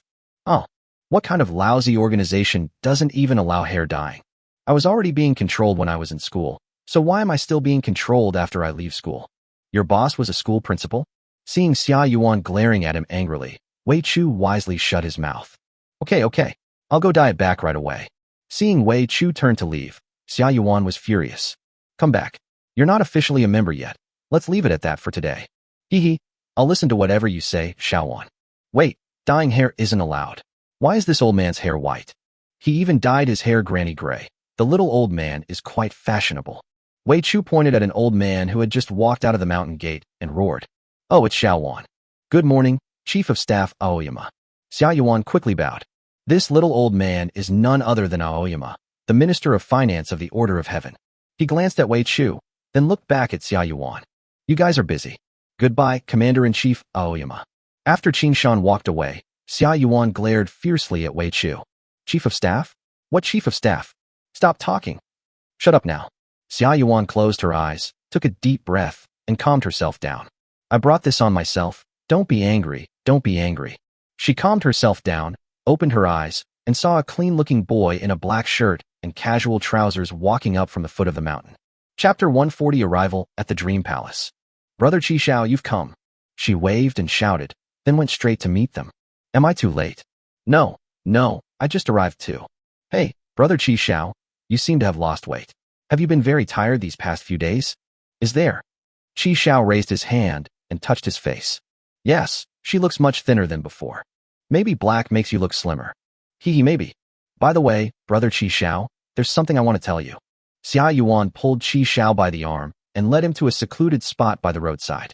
When we go in later, you might. After listening, Qi Xiao nodded, seeing Xia Yuan's pleading expression. Okay, I understand. I'm not stupid. This isn't a good thing. After Qi Xiao finished speaking, the two looked at each other and laughed.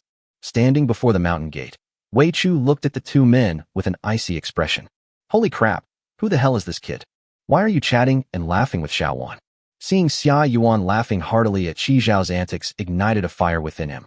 Let's go, Brother Qi Xiao, we'll be there soon.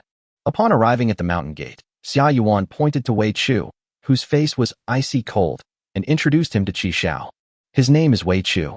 Like you, he is also a specially recruited person in this year's recruitment. Qi Xiao nodded. Qi Xiao? Wei Chu then looked Qi Xiao up and down with his eyes. Not as handsome as me. Not as trendy as me. Ordinary hairstyle. But he's actually taller than me. Wei Chu lowered his eyes and looked at Qi Xiao's shoes. It's just a regular shoe. The sole isn't even as thick as his shoes. This.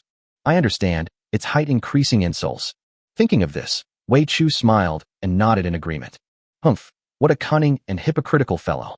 Wei Chu's expression shifted from wariness and provocation to shock and disbelief, then to sudden realization, and finally back to his original confidence. I need to act generously and not embarrass Xiaowan. Hello, Wei Chu. Possessing special modules, mission accomplished. He extended his hand, a confident smile on his face. Qi Xiao. Summer snipe evening. With Xia Yuan present, the three of them successfully passed the gatekeeper and entered Jishan. Within the boundary mountain area, there are designated vehicles available for use. Xia Yuan unlocked a private car and took Qi Xiao and the other person to the Dream Palace. The two sat in the back seat. Since they were all boys, they quickly became acquainted. What? You weren't tricked out of your badge either. You're pretty good, kid. You're just as smart as me. Tell me, how did you see through their conspiracy? Qi Xiao smiled. I go to bed early last night and didn't see the messages in the group. He made up some excuse to brush it off. To everyone's surprise, Wei Chu's eyes widened upon hearing this, and he immediately leaned closer, putting his arm around Qi Xiao's shoulder and whispering, Damn, so you're just like me. I was fast asleep and didn't see it. We can talk about this amongst ourselves, but we can't say it to the higher-ups. You know what I mean. Qi Xiao nodded, indicating his understanding. Good brother, I've thought it all out. Let's say that when the time comes. Xia Yuan was driving and listening to the two of them talking in secret in the back, and couldn't help but roll her eyes. By the way, I heard you say earlier that you have a special module? Wei Chu raised his head and said arrogantly, Umph. My special module is called Mission Accomplished. Qi Xiao smiled. Mission Accomplished sounds like a food delivery person. He had previously learned from Kong Yu that there were 12 types of these special modules. Each one has amazing functions, and they are all rare. Qi Xiao currently only knows 5 of them. 1. Station announcement. Each time a train departs, the detailed information of the stations it stops at will be refreshed. 2nd. Arrival rewards. When the train stops, you will receive train coins for your current level. 3rd. Anchor point backtracking. Set a sole anchor point on the train. No matter where you are, you can ignore any current world rules and return directly to the anchor point. 4th. Platform travel. Record the stations you've visited. You can use train coins to revisit them. When carrying passengers, each passenger consumes 10 times the number of train coins compared to the train conductor. 5th. The transformation maniac. The specific function is unknown, but Li Xiuqing said at the time that it could be refreshed and upgraded by spending train coins. The 5 known modules are all incredibly unique and powerful. Qi Xiao, thanks to the train station announcement, developed far beyond his peers. So, have you heard about it? Qi Xiao shook his head. Then guess what the purpose of this module is? Wei Chu said proudly. Mission accomplished. Sounds like a food delivery driver. Qi Xiao continued rambling, opening up Wei Chu's mouth. Haha, that's right. It's the one that says mission accomplished. However, I'm not the one delivering food. Someone else is delivering food to me. Wei Chu raised his hand, giving himself a thumbs up, looking proud. I am a customer, not a rider. Every day I can choose one of 3 randomly refreshed items, and then someone will deliver it to my door. So, you mean ordering takeout online? Brother, you've got a good mind. You understood it right away. Wei Chu nodded. But the first thing I order each day is free. If I want more, I have to use train coins. What kinds of things will be included? Food, drinks, daily necessities, clothing, props, weapons, train coins, underwear, socks, thick cotton padded coats, all sorts of strange things, you name it. Oh right, I even got a level 3 treasure chest once. Hey, wait a minute. Xiaowan, can I tell you? I remember you told me before not to tell others that I have a special module. Xia Yuan was speechless. You've already said everything. Why are you still asking me? It's all right, we're all on the same side. Qi Xiao joked. Yeah, we're good brothers. If I couldn't tell, Xiaowan would have stopped me long ago. Am I right, my bro? My good bro. The two had a pleasant conversation, and Qi Xiao learned more details about the mission to be accomplished. Before we knew it, the car had stopped in front of a typical ancient Greek building. The building is entirely white, giving it a pure and sacred feel. Those tall and upright Roman columns, arranged in perfect symmetry, seem to be the guardians of this building. We've arrived, get off the bus. This is the Ares Palace. You all go in first. I need to go to the Gemini Palace to submit a report. I'll be back in a bit. Ares Palace is the palace closest to the foot of the mountain. It was also one of the 3 palaces that was destroyed by the Free Organization last time. Chapter 141 Ares Palace. But it has now been rebuilt. That's why it looks so new. The Dream Palace consists of 13 buildings, named after the 12 constellations from bottom to top. The one at the very top is called the Hall of Order. Ares Palace? I didn't expect the leader of the order to like watching Saint Seiya. As he spoke, Wei Chu assumed a punching stance. Take this. Pegasus Meteor Fist. Da-da-da-da-da-da-da-da. Xia Yuan looked helpless. Stay close to brother Qi Xiao, and don't say anything out of line inside. Remember what I told you. I know. It's just registering your identity information, listening to some history of the founding of the church, and finally getting a uniform. That's it. Wait, Qi Xiao, brother? Wei Chu raised an eyebrow. You call him brother? All right, stop making such a fuss. Go on. Xia Yuan gave Wei Chu a special instruction. Also, don't brag to everyone you meet about having a special module. Watch your mouth. As she spoke, Xia Yuan pointed her finger menacingly at Wei Chu's mouth. You'd better not say a word until I get back. Wei Chu pinched his index finger and thumb together, ran them across his mouth, and made a zipping motion to indicate that he understood. Seeing this, Xia Yuan nodded. After the two got out of the car, she drove away, heading towards higher parts of the mountain. Xiaowan, slow down. Make sure you distinguish between the accelerator and the brake. Don't step on the wrong one. Remember to use your turn signal when you turn. Wei Chu shouted and waved wildly as he saw them off until the car disappeared from their sight. Let's go in. Wei Chu turned to look at Qi Xiao, his face serious. Your surname is Qi, and Xiaowan's surname is Xia. Could it be that your mother-in-law's surname is Qi? Are you Xiaowan's cousin? No, that's not it. So she calls you brother? What does that mean? Wait, how old are you? 28. Anyway, I don't have an ID card, Qi Xiao casually replied. 28. Wei Chu looked surprised. because Qi Xiao looked younger than him. He didn't look like a 28-year-old at all. Sure, you look pretty young, bro. I didn't realize you've gotten so old. Pa. I meant, it's already this big. Oh, no wonder Xiaowan calls him brother. Xiaowan is such a kind and beautiful girl who respects the elderly and loves the young. Wei Chu stroked his chin and nodded in affirmation. As expected of the person I like. I just turned 18 this year. Since Xiaowan calls you brother, then I'll call you brother too. Brother Qi Xiao, let's go. No need to be so polite. We're all good brothers. Qi Xiao smiled. Just call me by my name. It sounds weird to be called brother by a man. The two men showed their badges, and after the guards checked and confirmed that they were correct, they made way for them. As soon as I entered the Ares Palace, the temperature around me dropped immediately. A door shuts out the sweltering heat from outside. The first thing that catches the eye is the circular passageway that resembles a white snake. The passageway floor is entirely paved with pristine white marble slabs, so smooth as to reflect the depths of one's soul. Each marble slab undergoes meticulous grinding and polishing, giving them a stunning sheen. Walking on such a passage, the slight coolness underfoot is refreshing, as if you are in a pure and flawless world.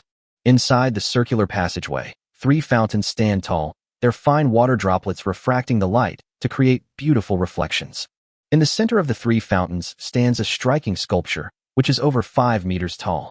The sculpture is a majestic white sheep treading on a mountain. It stands tall and proud, with a lithe and agile posture, as if it could take off at any moment. The most striking feature is the pair of enormous ram horns, which resemble 2 crescent moons, spiraling downwards from both sides of the ram's head. The ram's horn has smooth, natural lines and a mirror-like surface that subtly shimmers with a mysterious light.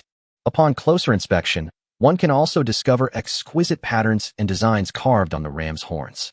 So extravagant. Wei Chu looked at these things, rubbing his chin and shaking his head. Instead of doing all this useless work, we should help pig farmers and solve the problem of sows having dystocia. Qi Xiao glanced sideways. What do you mean? What does this have to do with a sow's dystocia? That's a long story, but I'll try to keep it short. The incident started this morning when I took a taxi. Look how hard life is for the people here. They drive taxis during the day and then go home to feed their sows at night. When a sow has a difficult birth, I have to go back and help her deliver the baby myself. It's so difficult, it's just too difficult. After hearing the reason, Qi Xiao nodded. That does sound really tough. At this moment, the receptionist noticed that Qi and Xiao had been lingering there for a long time, so he came over and asked, "Hello, who are you two?" Upon seeing the female specialist with a curvaceous figure, wearing black high heels and a uniform skirt, Wei Chu was immediately aroused. "Hello, miss. My name is Wei Chu, and I possess." Qi Xiao quickly covered Wei Chu's mouth and smiled at her. "We are the 2 specially recruited personnel of this year, and we are here to report for duty today." The female staff member breathed a sigh of relief upon hearing this. "Oh, so you're a specially recruited person. This way, please." Qi Xiao looked at Wei Chu and made a shushing gesture. "You can talk about other things, but don't mention that you have any special modules. You wouldn't want to see Xia Yuan angry, would you?" Wei Chu's eyes widened in surprise, and he nodded repeatedly. Only then did Qi Xiao release his hand.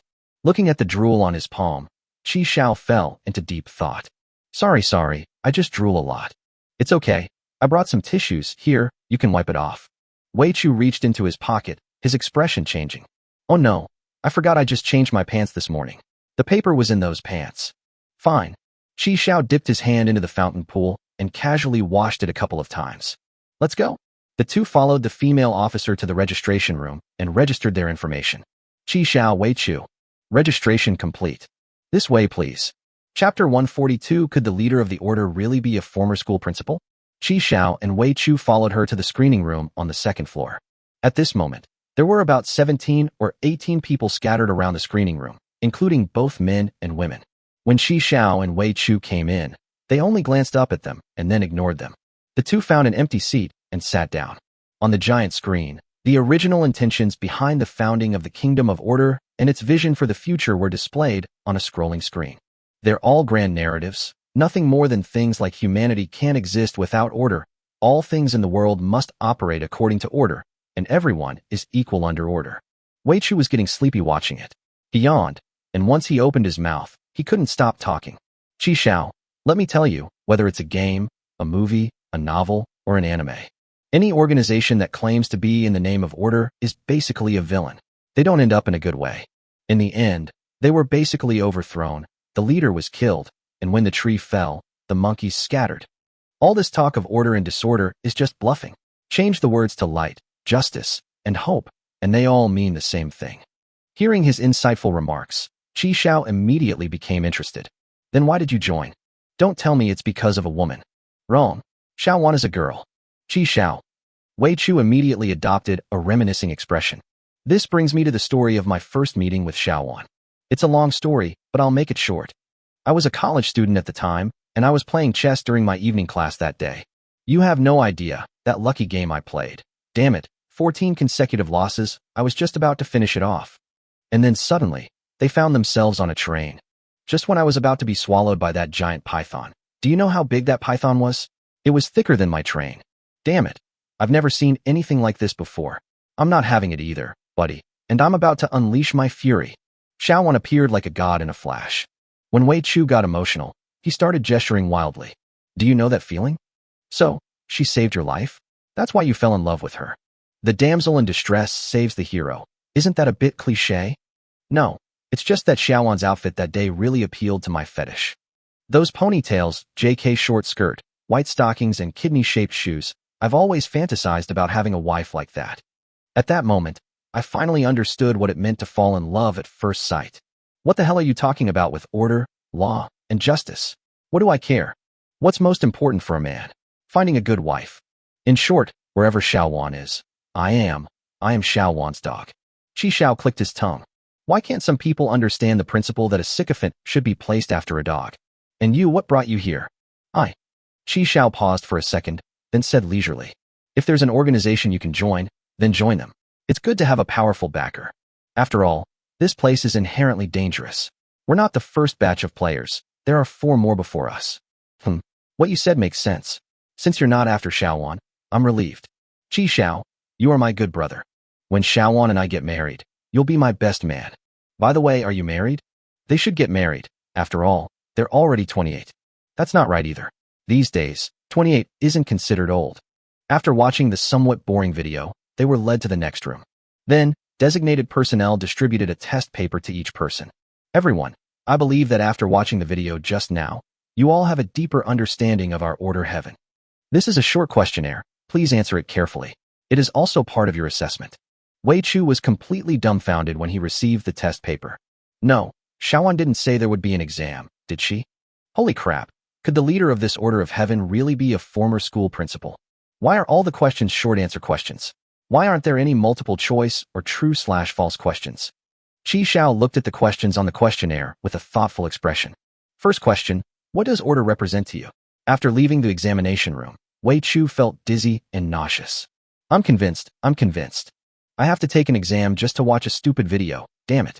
Then, they were led to a computer room. This place is like a school computer lab, with rows of computers neatly arranged, like soldiers fully equipped and ready to go. Your personal information has already been logged in. You can log in to any of the computers here using your fingerprint.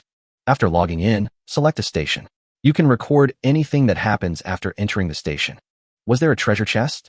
Where was it found? What was inside the treasure chest? What dangers are there on the platform, and how are they dealt with? What resources are available for extraction, and are they worth further exploration?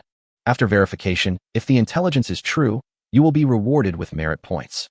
Merit points can be exchanged for train coins, treasure chests, intelligence, items, etc. at the Virgo Palace. Of course, if you can't remember, don't fill it in randomly. If you are found to have maliciously fabricated information, your credit score will be deducted. If your credit score falls below a certain level. The man paused for a few seconds and smiled. I think none of you here will go that far. Wei Chu sat next to Qi Xiao, looking speechless. Are you crazy? Holy crap, who remembers so many things? It stopped at so many stations already. Do you remember what you ate for breakfast a month ago? Upon hearing this, the man was not angry, but smiled and said, then you can focus on writing about what happens after arriving in a new world. There should be fewer stops in that section. That's 5 stops, who remembers? Wei Chu flicked his hand and said, that's bad, you've spoiled me. Qi Xiao gave a cold laugh. This order of heaven is truly a brilliant scheme to get something for nothing. Their massive database of train stations was built for this purpose. In trading platforms, there's one thing that's always a bestseller, intelligence. For train conductors, the importance of platform information is self-evident. Knowing information about the station in advance, what dangers are there, whether there are treasure chests, and where to find them, is crucial.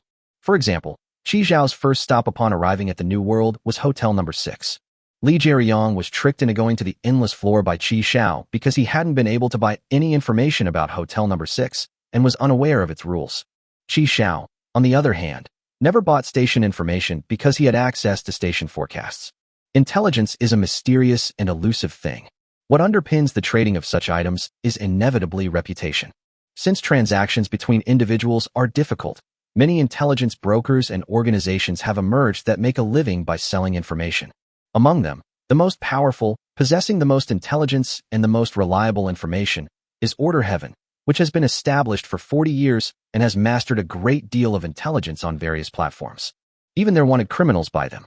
They created an intelligence lock for storing station information, with different prices for different stations.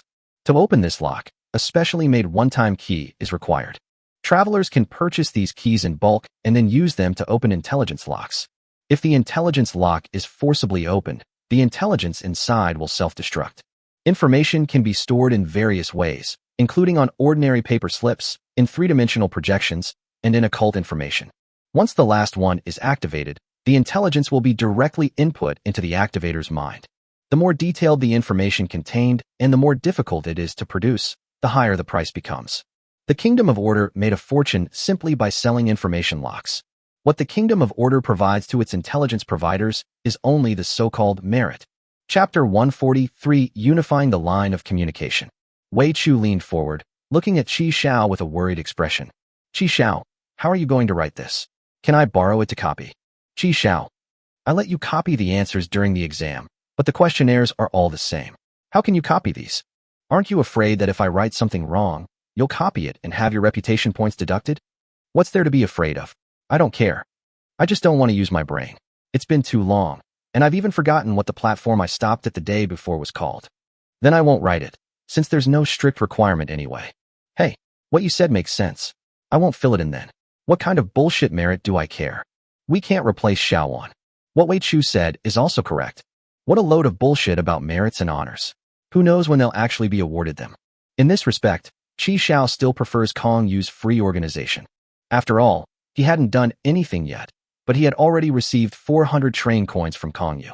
Aside from losing an Ada Wong costume card, Qi Zhao originally just wanted to write something casually to get by, but after checking, he found that among the things that merit points could be exchanged for were level 8 treasure chests and keys. This thing is extremely rare and unavailable outside. Although a lot of merits are required, Qi Zhao knows that this is equivalent to the grand prize in the prize pool. With these big prizes available, players are willing to participate in the lottery. Similarly, the people of the Kingdom of Order are willing to be constantly exploited for the fruits of their labor in exchange for this so-called merit. Now Qi Zhao had no choice but to fill it out carefully. For the level 8 treasure chest key, he still has an 8th level treasure chest that he got from Monkey King, which he hasn't opened yet. The gym has many fitness equipment, and you can collect metal, plastic, etc. There's also a vending machine with 40 bottles of water inside. A mechanical watch can be found in the 3rd row of lockers in the men's changing room. In the desert, there are cactus fruits, but the danger lies in vipers. Saijia Village has zombie chickens. Qi Zhao concealed the fact that a treasure chest could be found at the village chief's house, since only Kong Yu knew that he had opened a treasure chest in Saijia Village. Dawn City, Zombie King, 3 stages.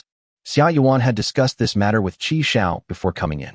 They also concealed the fact that they had encountered Kong Yu in the inner realm. Qi Zhao naturally wanted to go along too. Otherwise, something terrible will happen. As the second in command of the Freedom Organization, Kong Yu, a Class A wanted criminal in Order Heaven, has actually been in contact with people who have been specially recruited into Order Heaven. If this gets out, Xia Yuan's career will be over. Qi Zhao is finished too. He'll probably be immediately imprisoned and interrogated.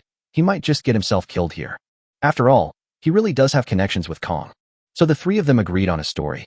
They did not encounter Kong Yu in Dawn City. The problem is, Qi Zhao met Kong Yu a total of 4 times in the beginner village. The first time was at Qinghu Station. The key point is that many people witnessed Kong Yu's contact with her that time. They later discussed this matter in a group chat. However, now that we've left the newbie village, that group is gone too, and there's no evidence. It's too late to prove anything. But the fear is that among those who witnessed this firsthand, Some might have already left the beginner's village. However, the probability of this happening is low, because in the end, only about 30 people or vehicles remained in Qizhao's area. The second mushroom farm was alright, just a single-person station. During the third Dawn City raid, Xia Yuan and Shirinui Subaru both revised their reports, erasing the fact that Kong had reappeared. Li Jianxing was also knocked unconscious at the time and never saw Kong Yu. Everyone else is dead, so it's fine. The fourth time was at the transfer station before leaving the inner city. That late-night meeting was also very secretive, and Kong Yu had changed his appearance. Since the people in the newbie village didn't recognize Kong Yu, he probably didn't attract anyone's attention. Of course, Xia Yuan and the others only knew about the incident in Dawn City. The most problematic part is actually the first time. Qi Xiao hesitated for a long time when writing about Qinghu Station. Meanwhile, inside the twin uterus, Elsa wore a black lace eye mask, and her beautiful eyebrows could be seen through the slightly see-through mask. She took off her lace gloves and personally boiled water to make tea.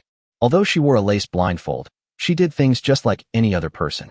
Elsa poured a cup of Jishan de Hong Pao tea for Donghai Zue, who had just arrived, and handed it to him. The king summoned me to paradise, but by the time I arrived, they had already succeeded. Donghai Zue still wore her signature fishtail braid and a black cheongsam with a slit. The golden dragon embroidered on the cheongsam is powerful, majestic, and lifelike.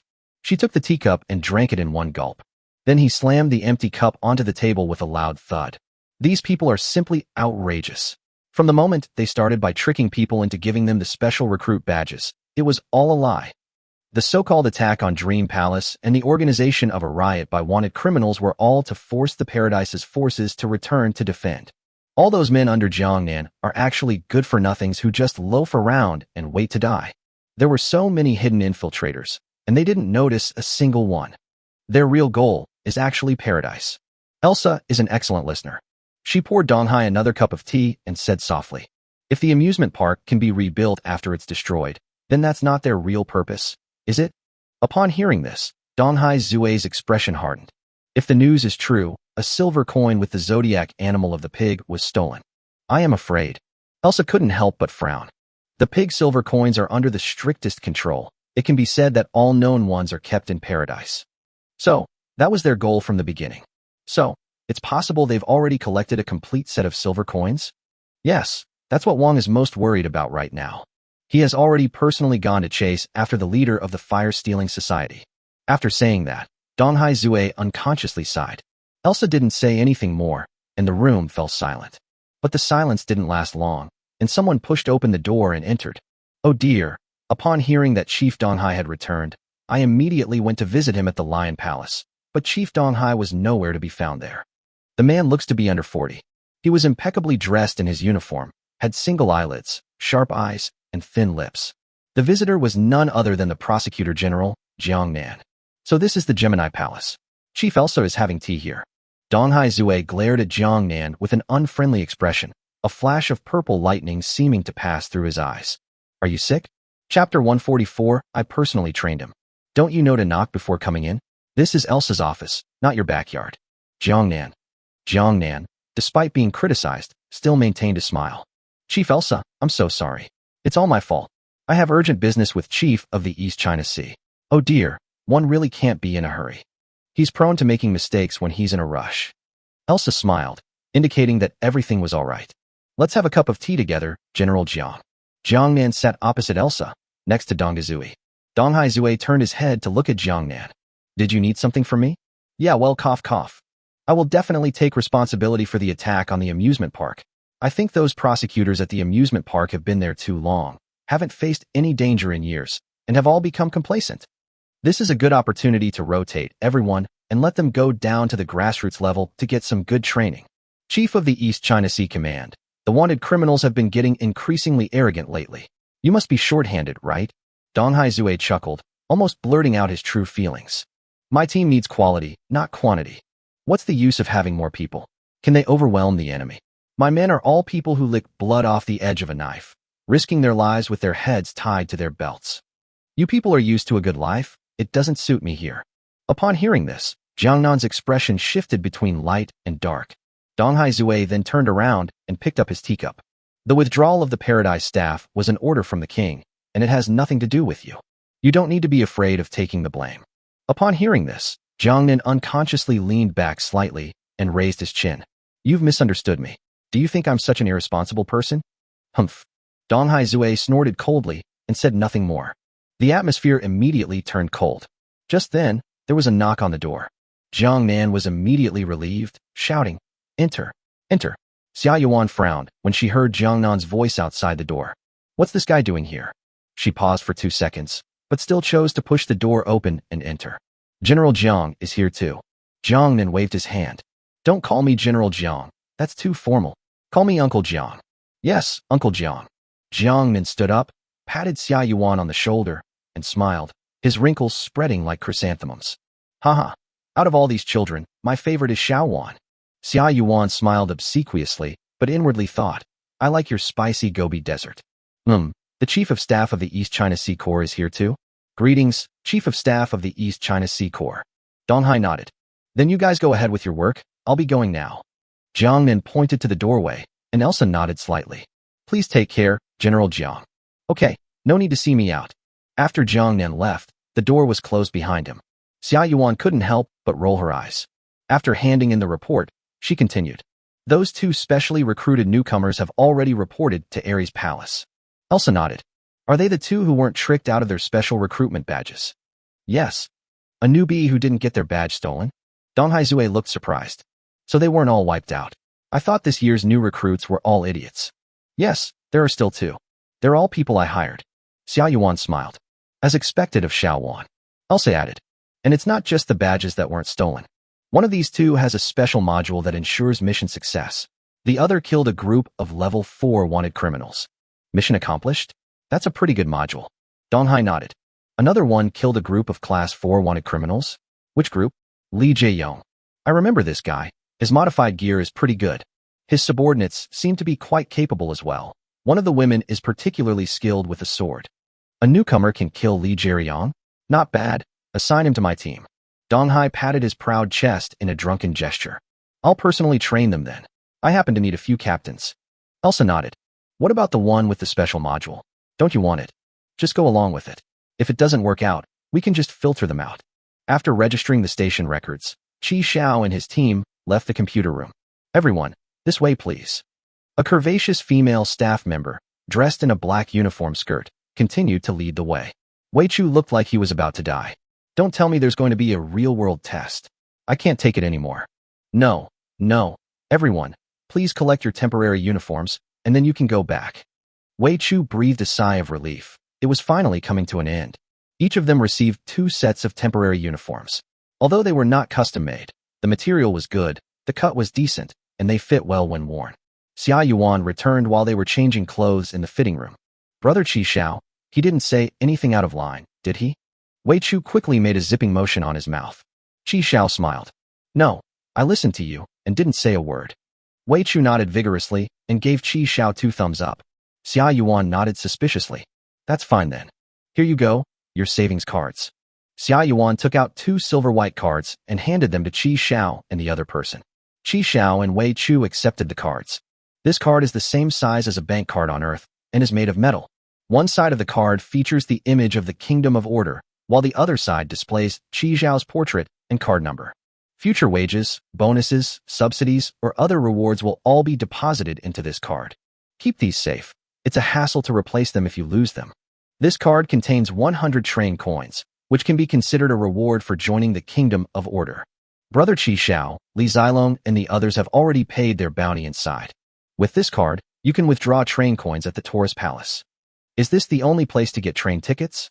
It can be done online, but it might be slow. You can also pick it up offline in Zon, right on the Herb Street in Piltover. Qi Xiao had been to that place before. The Utopia offline platform he visited was on that street. After giving the 2 their bank cards, Xia Yuan looked at Wei Chu with a strange expression. Were the train doors closed before you came here today? What's wrong? I was in Gemini just now when I heard their patrol officers report that a green train was found in Zone 2 with its doors open. Your car is green, and it's parked in Zone 2. How could that be? It definitely wasn't me. Wei Chu shook his head in denial. Who would leave their door unlocked when they go out? That's just stupid. Xia Yuan rolled her eyes at Wei Chu. Shortly after, more news arrived. A fugitive entered the car with the door open, started the train, and escaped from Yulden. Wei Chu suddenly realized. So it was a wanted criminal's car. This Yurdan area is no peaceful place either. Why are there wanted criminals everywhere? Where did they all come from? Stop talking so much. Xiao Yuan glared at Wei Chu. Does the clothing fit? It fits perfectly. It fits perfectly. I'm so annoyed by it. Why didn't you tell me there would be an exam? Mainly because Xiao Wan isn't around. Xiao Wan, do I look handsome in my uniform? Xiao Yuan looked helpless. Oh no. Oh no. Hurry up and go back and dye your red hair back. By the way, you two have been assigned to the Criminal Investigation Department. You'll have to work hard together then. Chapter 145. No, buddy, where's my car? The Criminal Investigation Department? The two spoke in unison. Wei Chu clapped his hands and said with a happy face. So Xiao Wan's department is called the Criminal Investigation Department. Xiao Yuan rolled her eyes at him. What? I'm from the HR department, not the same department as you. The Criminal Investigation Department is responsible for handling wanted criminals. Upon hearing this, Wei Chu immediately expressed his opinion. What? Not one department. Wherever you are in the department, I will be in the department. I swore a solemn oath that I would follow you to the death. Xiao Wan, you're my boss. Xiao Yuan was speechless. When did I make that solemn oath? I had no idea. A true man should gallop across the battlefield, his ambition reaching far and wide. That's a department that only the most capable can get into. This is recognition of your abilities. Then she looked around, and after making sure no one was there, she whispered, Besides, you have a special module. What kind of job would it be if you stayed with me in logistics? Brother Qi Xiao, don't you think so? Qi Xiao smiled, but didn't say anything. They talk a good game, but they're really just using them as expendable henchmen. Hunting down wanted criminals is the most dangerous department in Order Heaven. I never expected to be assigned here directly. If, as Kong Yu said, I were to be helped to climb the ranks, then the position I would eventually hold would be that of the Director General of the Arrest Department. Good heavens, the head of the Criminal Investigation Department is actually a spy trained by a wanted criminal. This has truly become a spy thriller. However, this department is also quite good, as it has close ties with Kong Yu and his group. Any new information can be directly sold to Kong Yu. Xiao Yuan also realized that the vague and illusory chicken blood was meaningless, so she quickly began to talk about the practical benefits. The Criminal Investigation Department is indeed dangerous, but it is also the highest paid department. Rewards, bonuses, performance bonuses, benefits, subsidies, everything is top-notch. Moreover, the Criminal Investigation Department is the department that accumulates merits the fastest. When you catch or execute the wanted criminals, you will not only receive a bounty, but also a merit award. Upon hearing this, Qi Zhao's eyes lit up. I'm having a hard time figuring out how to accumulate merit points. Great news. There's hope for an 8th level key. Thinking about this, Qi Xiao felt that the Criminal Investigation Department wasn't bad either. Even if he were to encounter real danger, Qi Xiao wouldn't be afraid, since he had plenty of ways to escape. As for regular tasks or work with others, just go through the motions. By the way, the head of your apprehension department is named Donghai Zue. She's a tall, beautiful woman. What long-legged beauty. Xiao Wan, have you just abandoned me like this? Wait, what did you just say? Long legs, stunning beauty. Wei Chu immediately adopted a dreamy expression. Upon hearing the name Donghai Zue, Qi Xiao immediately pictured the golden dragon Chongsam in his mind. Donghai drunk. Her name was Donghai Zue. Qi Xiao had met her once before in Zhuan, and this woman had left a deep impression on him. First, there's her entrance, where she leaps from an airship high in the sky. Then there's his decisive and efficient work style, and the astonishing aura he exudes. He's clearly not someone to mess with. Between her and Kong Yu, who has the higher combat strength, the three walked and talked, and soon left the Ares palace. Just then, a bolt of purple lightning shot down from the mountain. The lightning struck in front of the Ares palace and revealed a human form. It turned out to be a woman with a heroic face, long fishtail braids, and a black slit Chongsam. Commander-in-Chief of the East China Sea. Commander-in-Chief of the East China Sea. The guards at the gate all saluted. Qi Zhao's gaze froze. She had actually come. Donghai Zue nodded slightly to the guards, then looked at Qi Xiao and the other two. Is it the two of them? Before Xiao Yuan could introduce them, Donghai Zue looked at Wei Chu. You are Qi Xiao? Huh? No, my name is Wei Chu. Oh. Donghai Zue looked to the right again. You are Qi Xiao? You're the one who killed Li Jieyong? Qi Xiao nodded. Donghai Zue looked at Qi Xiao carefully and nodded. The little guy is doing quite well. Go to Zhuan and bring back a few people. I will have someone send you specific information about them. This is your first mission after joining the Criminal Investigation Department. I have other things to do. You guys should set off now. Donghai Zue patted Qi Xiao and Wei Chu on the shoulders. This position will be yours sooner or later. Keep striving, young people. After saying that, she transformed into a purple lightning bolt and shot away. Goodbye, Chief of the East China Sea Corps. Xia Yuan shook her head with a wry smile. The Chief of the East China Sea Corps is still as decisive and efficient as ever. Is this my head? What's she doing here? It's just empty promises. What else can it do? Qi Xiao thought to himself. He looked in the direction Donghai Zue had left, not expecting the mission to arrive so soon. After the three left, the guards began to whisper among themselves. What's going on? The East China Sea Chief of Staff actually came to see the two of them in person? Wait, aren't these the two specially recruited newcomers with badges from earlier? Even though they changed uniforms, I still remember that red-haired guy. Almost all the badges for this year's specially recruited newcomers were swindled by the free organization. Compared to these two, their future prospects are incredibly bright. No wonder the chief of the East China Sea personally came to pick them up. Good candidates are given priority to the Criminal Investigation Department. I'm so envious. The Criminal Investigation Department is far superior to us mere sentries. In the end, I'm just a security guard. It doesn't matter, I used to be a security guard. That's good too. It saves us from taking many detours. All right, everyone, stand at your posts and stop gossiping. On the bus going down the mountain, Xia Yuan was still driving, with Qi Xiao and Wei Chu sitting in the back. Xiao Wan. Explain. I have a small question. The train stops at random stations. If those wanted criminals aren't in Zan or Yulden, how are we supposed to catch them? Upon hearing this, Xia Yuan explained. Once you enter the arrest department, you can access information on all wanted criminals of Order Heaven. You might run into some of them while you're out there. If you encounter this, report it. You can request reinforcements, such as items or personnel. Of course, if you are confident, you can also make the arrest on your own or kill him directly. Damn, catching people is all about luck. That's how it is outside. Or you could stay at public transportation hubs like Ulden and Zan, waiting for them to come to you. Especially in Zuan, where wanted criminals are rampant. But how long we have to hold out depends on luck. Train Survival World is about letting train conductors go on adventures in an infinite number of worlds. The establishment of the Kingdom of Order actually contradicts this core rule at its core. This unique mechanism puts the pursuers at a natural disadvantage. Qi Xiao didn't care.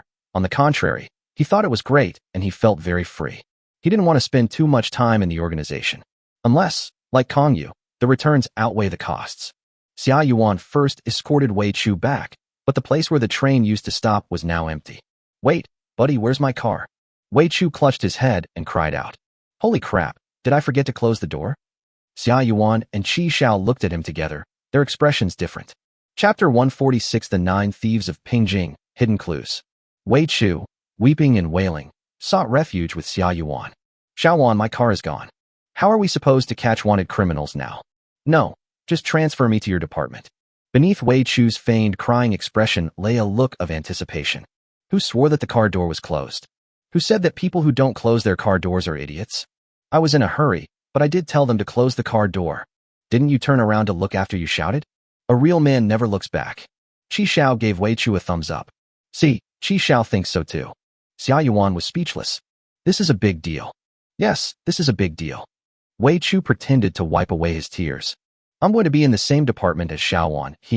Your special module has been exposed, and you're still laughing. Wei Chu, special modules are very rare. Those who have these modules are not an exaggeration to say they are chosen by heaven. Chosen ones are often envied. Don't you understand? Wei Chu was scolded and dared not speak, and Qi Xiao remained silent as well. Yes, this is a big deal. The fact that the person could control Wei Chu's chariot to start the journey means that Wei Chu had not modified the essential tool for lazy people, and the screen had not been transformed into a light curtain. The screen is there, and anyone can use it. The mission must be accomplished. They've definitely been exposed. However, it's not a big problem because the module follows the account. It's just that the train is probably irretrievable. Xia Yuan returned to her car and contacted the law enforcement officer who had been in charge of the area. Hey, brotherly. Oh yeah, it's me, Xiaowan. Have you found out the identity of the person who robbed the green train and ran away? 3 of us chased after them, but only one of our brothers escaped. Then the train started moving. The brother who escaped also lost an arm. According to him, he only felt that he saw a line. Given the clean cut of his wound, we suspect it is. The man paused for a few seconds. It's a hidden line. Hidden line? The Nine Thieves of Pingjing. Yes, it's one of the Nine Thieves of Pingjing, the hidden line. He must have sneaked in with that group of wanted criminals last time, but he was only discovered today when he was stealing someone's underwear. Thank you, brotherly, I understand. Xia Yuan ended the call late, looking very upset. Damn it, what a coincidence. What's wrong, Hua? What's wrong? Your special module might be gone. Xia Yu stepped on the gas at night, and the car started spinning out of control. At this moment, Wei Chu still thought that only the carriage was gone, completely unaware that something more serious was about to happen. 9 bandits in Pingjing. 9 bandits in Pingjing. Qi Xiao kept recalling those 4 words, frantically searching for them in his mind. That sounds familiar. Where have I heard it before? 9 bandits in Pingjing. I remember now, Li Xiuqing mentioned it briefly before. The 9 Thieves of Pingjing is an organization that specializes in hunting down special modules. Their organization must possess module extraction cards and module copying cards. Wei and Chu's special module is in danger. Yin Xian was tall and slender, dressed in a gray cloth shirt and loafers, with a pink pair of underwear over her head, adorned with 2 bows. He had 3 white eyes, a hooked nose, sunken cheeks, and a sallow complexion, looking like someone who had indulged in excessive sexual activity. Behind him, 5 law enforcement officers from the Kingdom of Order were giving chase. Don't run, you old pervert. Damn it, guns are useless against him. How bizarre, the bullets just go right through his body. Damn, how come this old man's legs are so strong? Hearing the person behind him call him an old man, Yin Xian got angry. You old man, your whole family are old men. Brother, I'm only 28. What kind of look is that? Hidden Line turned around and cursed back. Hey, are there people who don't even close the train doors? The Hidden Line immediately changed direction and rushed into the green train. The 3 law enforcement officers who followed them onto the train had a thin line slit across their necks. 2 heads flew off in a flash. The last person running was so frightened that he turned around and ran, but his right arm was still cut off. The 2 headless bodies lay limply on the ground. Yin Xian licked the blood off the retracted silk thread, his expression terrifying. You really think your brother can't handle you? I just don't want to play with you guys. He stopped chasing the Hidden Line and closed the car door behind him. Forget it, we can't complete that mission anyway. Yordan, you old dog of order, get the hell out of here. He traveled through the train to the initial carriage, manipulated the screen, and was about to log out of this account and log into his own. Holy crap, a special module? Mission accomplished? Yin Xian's heart started racing. His eyes darted around, and he immediately decided to start the car. The 9 Thieves of Pingjing were one of the more well-known organizations in the New World. Although there are only 9 of them, each of them is exceptionally capable, and they all have their own unique kleptomania. For example, Hidden Wires are most fond of stealing women's intimate clothing. Their common target was those 12 special modules that could not be obtained through normal upgrades. Although they were called 9 Thieves, only 5 remain now. Of the other 4, 3 were killed and 1 was captured. It was their boss who got arrested. As one of the remaining 5, Yin Xian ranks last in overall strength. Haha, I didn't expect there would be such an unexpected bonus. Thank God, this trip was worthwhile. Wei Chu, so he's a newcomer this year. Is he still in the car? Yin Xian narrowed his eyes and immediately began checking the train. Once he confirmed that he was the only person on board, he felt relieved. He quickly opened the train commander's chat room and began looking for a springboard to contact his brothers. Finally, after using 3 stepping stones, he made contact with the foreigners in the same organization. Quickly, get me a module extraction card. What's wrong? Did you find some special module? Stop talking nonsense and hurry up. He'll log out of the account in a bit. I want your stealth suit. The Hidden Line's hidden cloak was an item obtained from a level 7 treasure chest. Wearing it can conceal one's figure. It can also transform into a stealthy state, becoming immune to any physical attack for a short period of time. Only strange props can harm him. But those kinds of props are even rarer. It can be said that the stealth suit is one of the core pieces of equipment for the stealth line. Therefore, during the chase, the officer's firearms had no effect on him, because the bullet will pass right through it. You have such a huge appetite. Aren't you afraid of choking to death? Okay, then tell me, what module did you find? Chapter 147, A Man's Dilemma at 30. That damn foreigner. He's still so cunning. Hidden Lines are in a dilemma. Mission accomplished. As your level increases, the daily rewards will become better and better. You absolutely must not tell him the truth, otherwise this guy will definitely raise the price again at the last minute. Although they are from the same organization, they are not united internally. They were originally a disorganized group, only bound together by shared interests. Especially after the leader who brought them together was arrested, the remaining members became even more scattered. Only they themselves knew that although the 9 bandits of Pingjing had a great reputation, they were actually dead in name only. Arrival reward. Hidden Line replied, "You're this excited about the arrival reward? You're definitely kidding me. Let me guess, is it a station announcement? Or a platform tour? If I were sick, why would I lie to you? Hidden Cloak it is. Hurry up and get it done." "No, I still want your ghost step shoes." "Damn it, I knew it." The loafers on Ancient's feet were no ordinary items either. They were also items obtained from a level 7 treasure chest. It can increase movement speed by 40% and occasionally trigger the ghost step state. While in ghost step state, you not only gain an additional 10% movement speed, but you are also immune to any magic damage. It can be said that when ghost step is triggered, combined with the concealed cloak, Hidden Line can achieve temporary invincibility. Impossible, get out. The ghost step shoes are my core item. Without them, how can I collect all the rare items in the world? Then there's nothing to discuss. Anyway, I don't care. Damn it. He secretly removed the underwear from his head, covered his nose, and took a deep sniff. That foreigner is a real pain in the ass. It looks like he's got me cornered. I'm currently level 42, and I'm only 8 levels away from reaching level 50. After reaching level 50, the mission accomplished event has a chance to drop level 7 treasure chests among the daily refreshed items. At that time, level 7 items will be a piece of cake. Thinking of this, Inxian reluctantly took off his hidden cloak and ghost step shoes. At the same time, he pulled a pair of black lace panties from the inner pocket of his concealment suit, and a blue bra, and a pair of flesh-colored stockings from the outer pocket. He carefully put away these treasures before listing the concealing cloak and ghost step shoes for sale. Finally, a flash of white light appeared, and he picked up a black card from the ground. Module extraction card. Inxian returned to the screen with the card, his heart pounding and his hands trembling. Mission accomplished. I'll gladly accept this. A stealth outfit and a pair of ghost walking shoes. It's a good deal.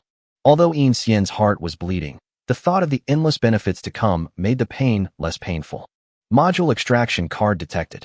Please select the module you wish to extract. Extractable module. Mission accomplished. Click the hidden line quickly, afraid that if you hesitated even a second, you would miss it. Selected extraction module. Mission accomplished. Confirm withdrawal. Whether. The moment he clicked yes, the screen flickered, and then a message popped up.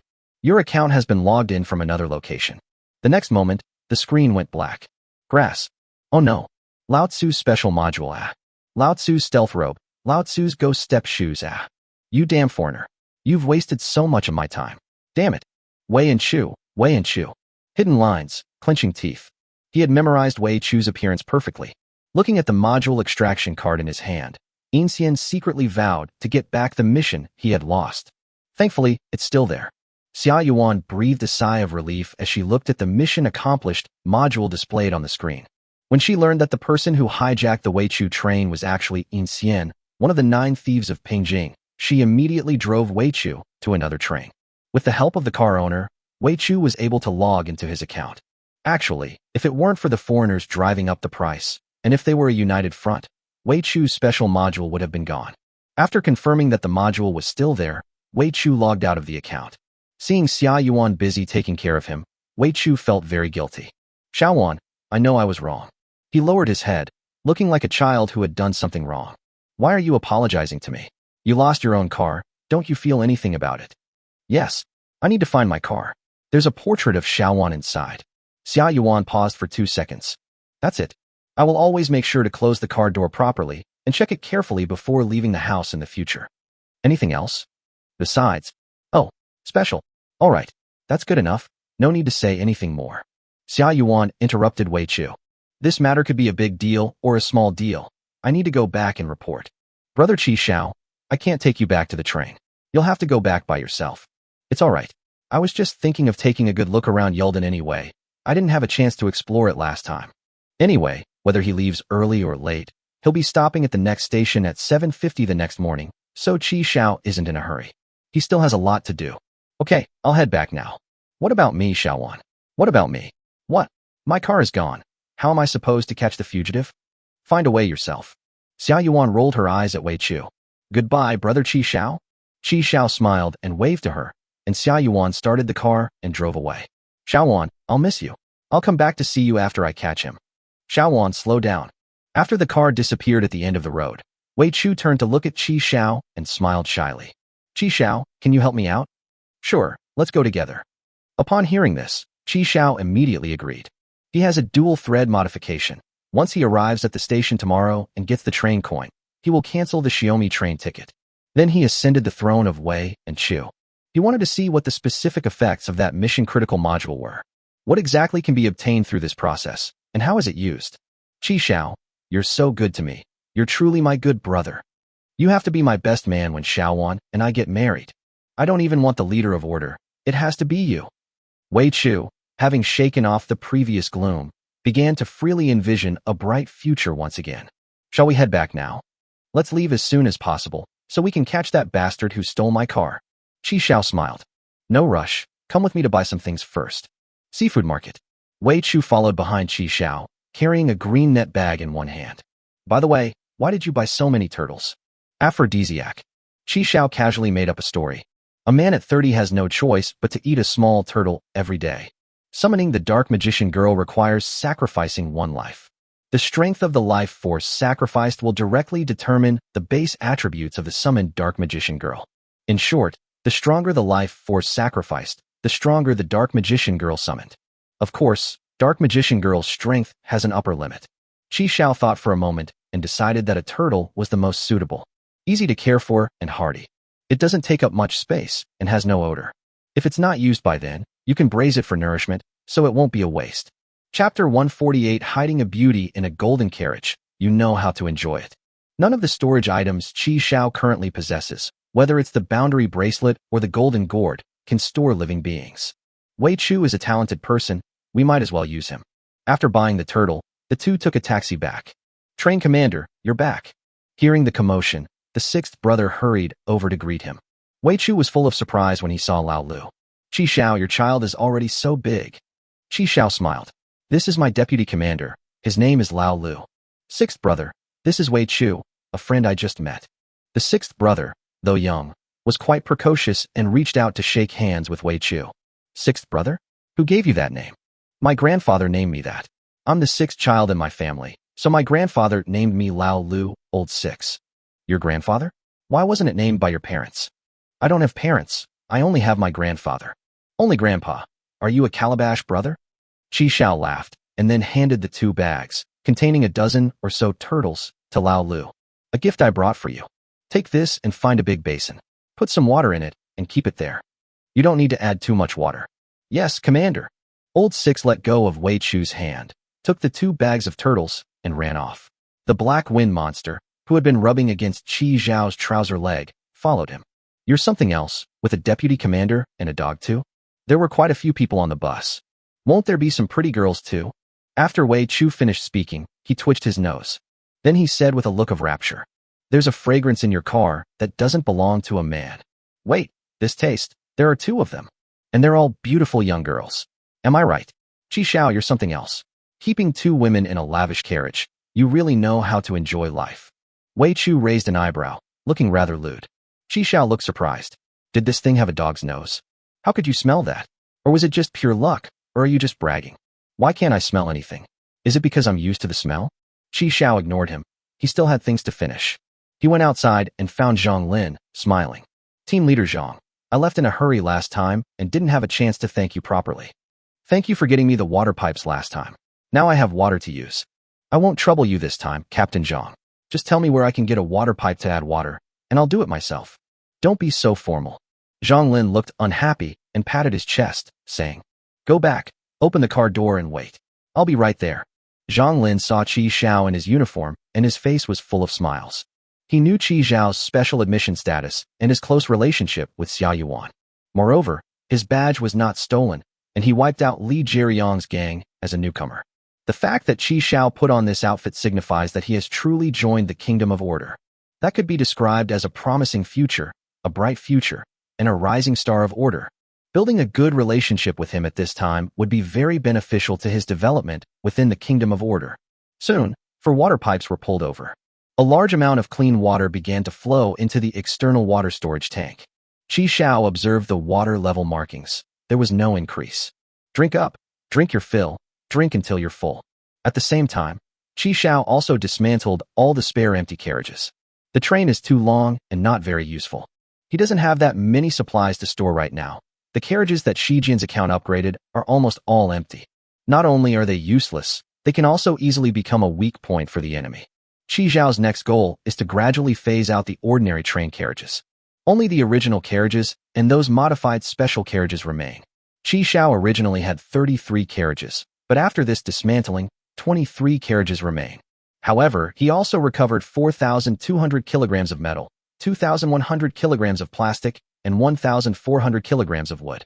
These are all things I invested in upgrading Shi Jian's account before. After disassembly, 70% of these consumables were recycled. But those 100 train tickets are definitely gone. Shi Jian's account is currently level 20, and it needs to stop at 5 platforms to break even. Shi Jian and the others didn't return until 4 o'clock in the afternoon.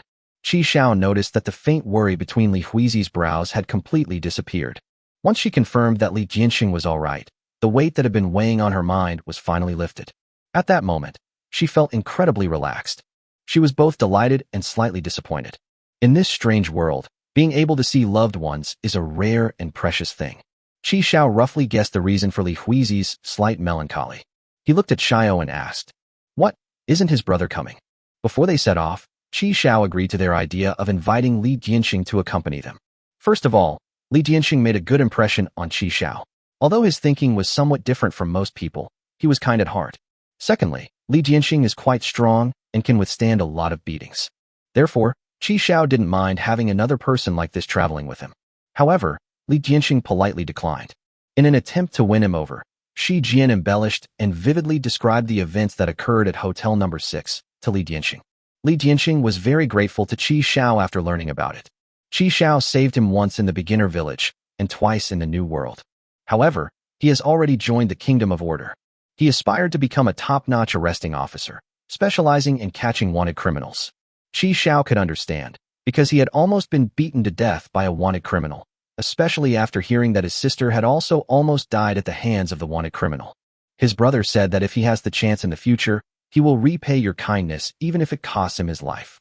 If I need him to risk his life, then I'll be in real danger. Qi Zhao joked. Where's Sakura? Is she going with her brother? How could that be? Of course Hui wants to come with me. After saying that, Shi Jian put her arm around Li Huizi's arm to assert her ownership. Rooster Zodiac, I want to continue traveling with you. At the same time, Li Huizi also expressed her attitude. Qi Zhao nodded. It's nothing more than adding a few more bowls and chopsticks. The reward is a decent henchman. Moreover, Qi Zhao can continue to learn more about knife handling experience, techniques, and insights. Just then, Wei Chu pushed open the door and entered. Qi Zhao, I've made the bed. When are we leaving? I can't wait any longer. When he saw Shi Jian and Li Huizi beside Qi Zhao, his eyes lit up. Today, Xiao was wearing a simple black tank top, lace denim shorts, and sneakers. Her body, modified by the tentacle monster, allows her to seamlessly blend youthful and mature styles in her outfits. Li Huizi, on the other hand, wore a clean white shirt paired with a navy blue JK uniform. Her Heim-style hair and long eyelashes perfectly accentuated her cherry blossom-like girlish charm. If Wei Chu looked at it again, his eyes would start to glaze over. No, Wei Chu, you must be loyal to Xiao Wan. How could you do this? Didn't you already swear an oath? Your heart, your liver, your kidneys, your intestines, everything about you belongs to Xiao Wan. Thinking of this, Wei Chu raised his hand and slapped himself hard across the face. Chapter 149 Departure, Walking to Fish Beach. Snap. The slap sent Wei Chu's face instantly turning bright red. Then he raised his face, forced a smile, and looked at the two of them again. My two sisters-in-law are back. Xiaomi. Li Huizi. Qi Zhao looked embarrassed. Go check the water level gauge. Once it's full, we'll set off. No problem. Goodbye, sisters-in-law. Wei Chu made a swift entrance and then a swift exit, leaving Shi Jian and Li Huizi completely bewildered. No, who is he? His name is Wei Chu. He's my colleague, and he's in the same year as us. Qi Zhao explained. His car was stolen by a wanted criminal. We were both going to Zwan anyway, so we gave him a ride. Qi Zhao had carefully reviewed the information about the wanted criminal after returning. That was an organization called Yellow, Green, and Red, whose main business was reselling weapons from the lower cities of Zwan. Some of the weapons that were used in the attack on Yumamiya came from them.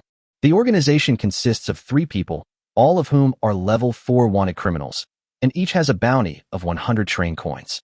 That was the practice target that Donghai Zue found for them. Are we going back to Zon again? These days are so busy. Hui and I are even planning to go shopping tonight. Jordan has now imposed a curfew. Your plans are ruined. If you want to go shopping, let's go to Zuin first. Due to the consecutive attacks on Yulden and Paradise, a curfew has now been imposed at both public transportation stations. After 8 a.m., you are not allowed to go out. Shi Jin was speechless upon hearing the news. What the hell? Life seems to be going backwards. The water tank wasn't filled until 11 p.m.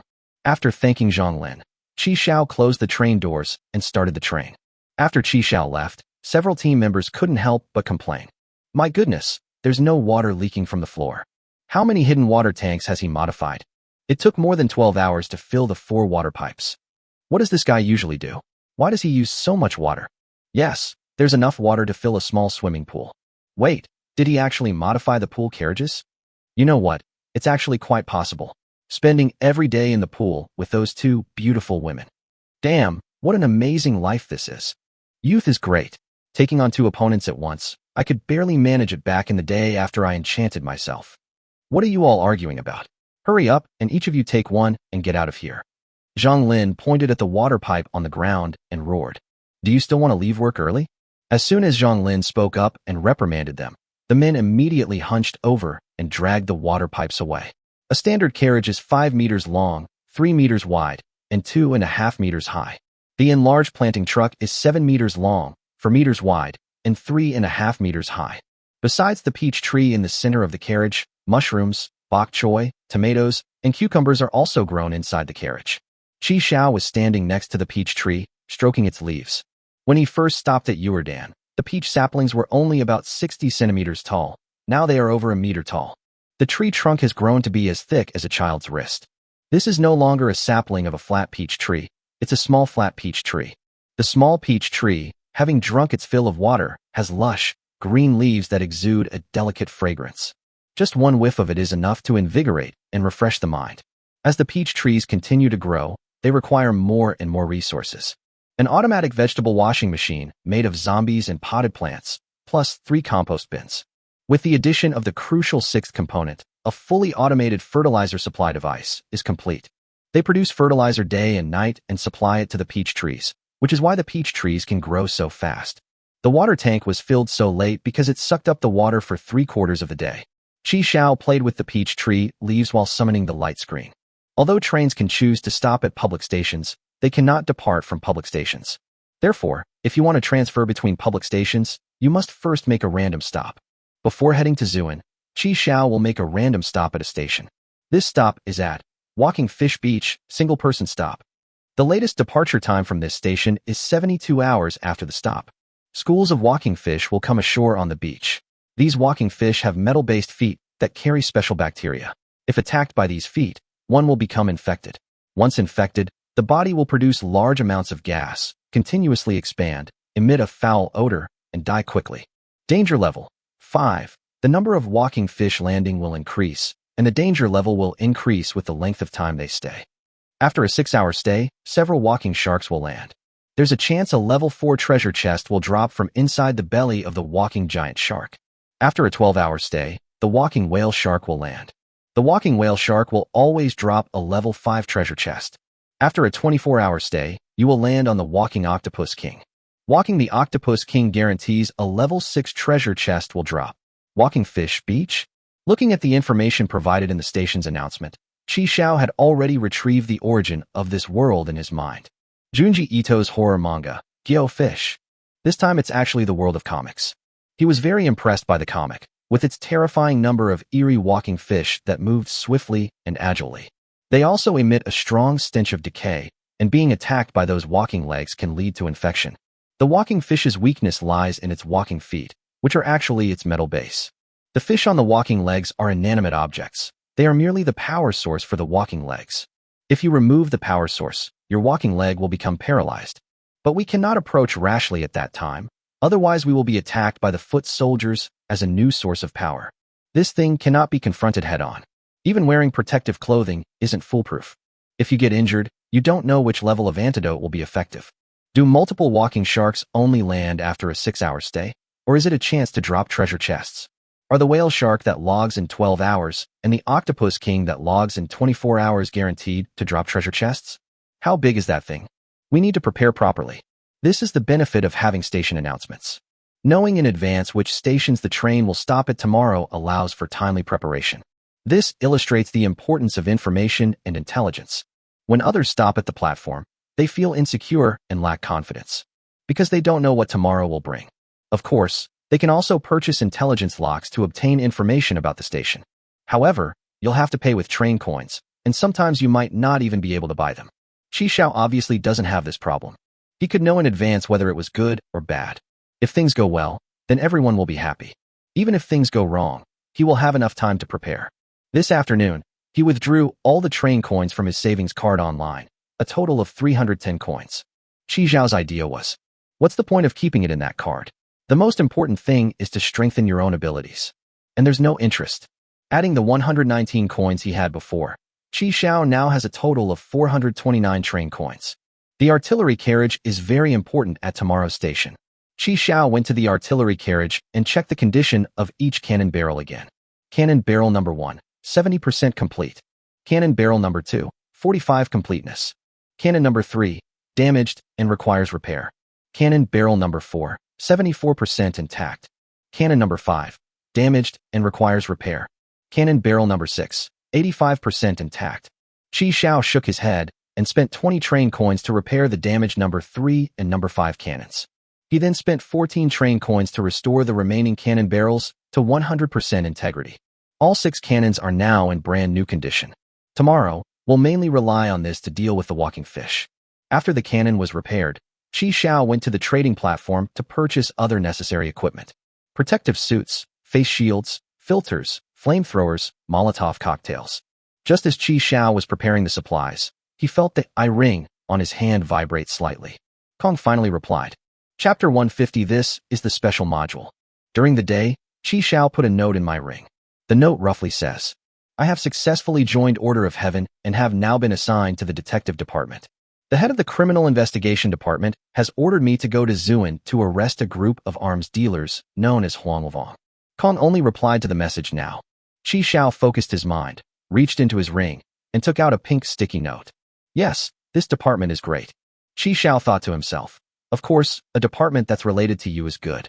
Then another sticky note arrived. I'll help you gather information on Huang, LV, and Hong. If necessary, I can even kill them for you. What else do you need? Tell me. Hee, I don't really need anything special. Oh, right. I haven't had a chance to thank Sister Yu for those healing potions she gave me last time. If it weren't for those healing and antidote potions, I probably would have already started a second playthrough. I'm not saying this to ask you for anything. I bought some myself. I just didn't expect the potion to be so expensive. Sister Yu is still too good to me. Last time she gave me so much at once. Before long, 5 bottles of basic healing potions and 2 bottles of intermediate healing potions appeared in my ring. There are also 5 bottles of basic antidote and 2 bottles of intermediate antidote. Hey, Sister Yu, did you put your things in the wrong place? Wow, so many potions. It's not for me, is it? I'd feel so bad. Qi Xiao chuckled, took out all the potions, and stored them in his boundary bracelet. After killing Shi Jian last time, Qi Xiao ran out of healing potions. He bought some on the trading platform that night. You don't know how expensive something is until you buy it. Basic healing potion, 5 train coins per bottle.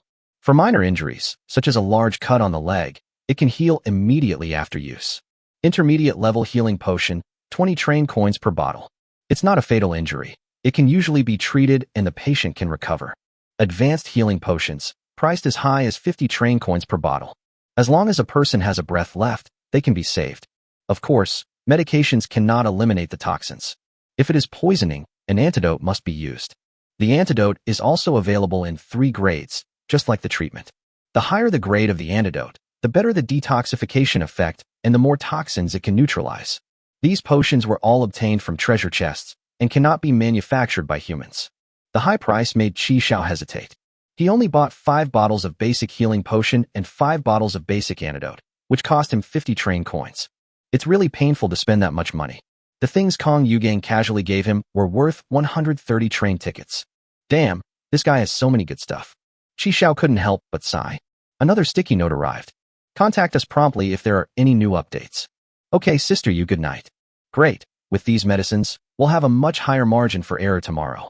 After Qi Xiao finished trading the other items, he returned to his bedroom.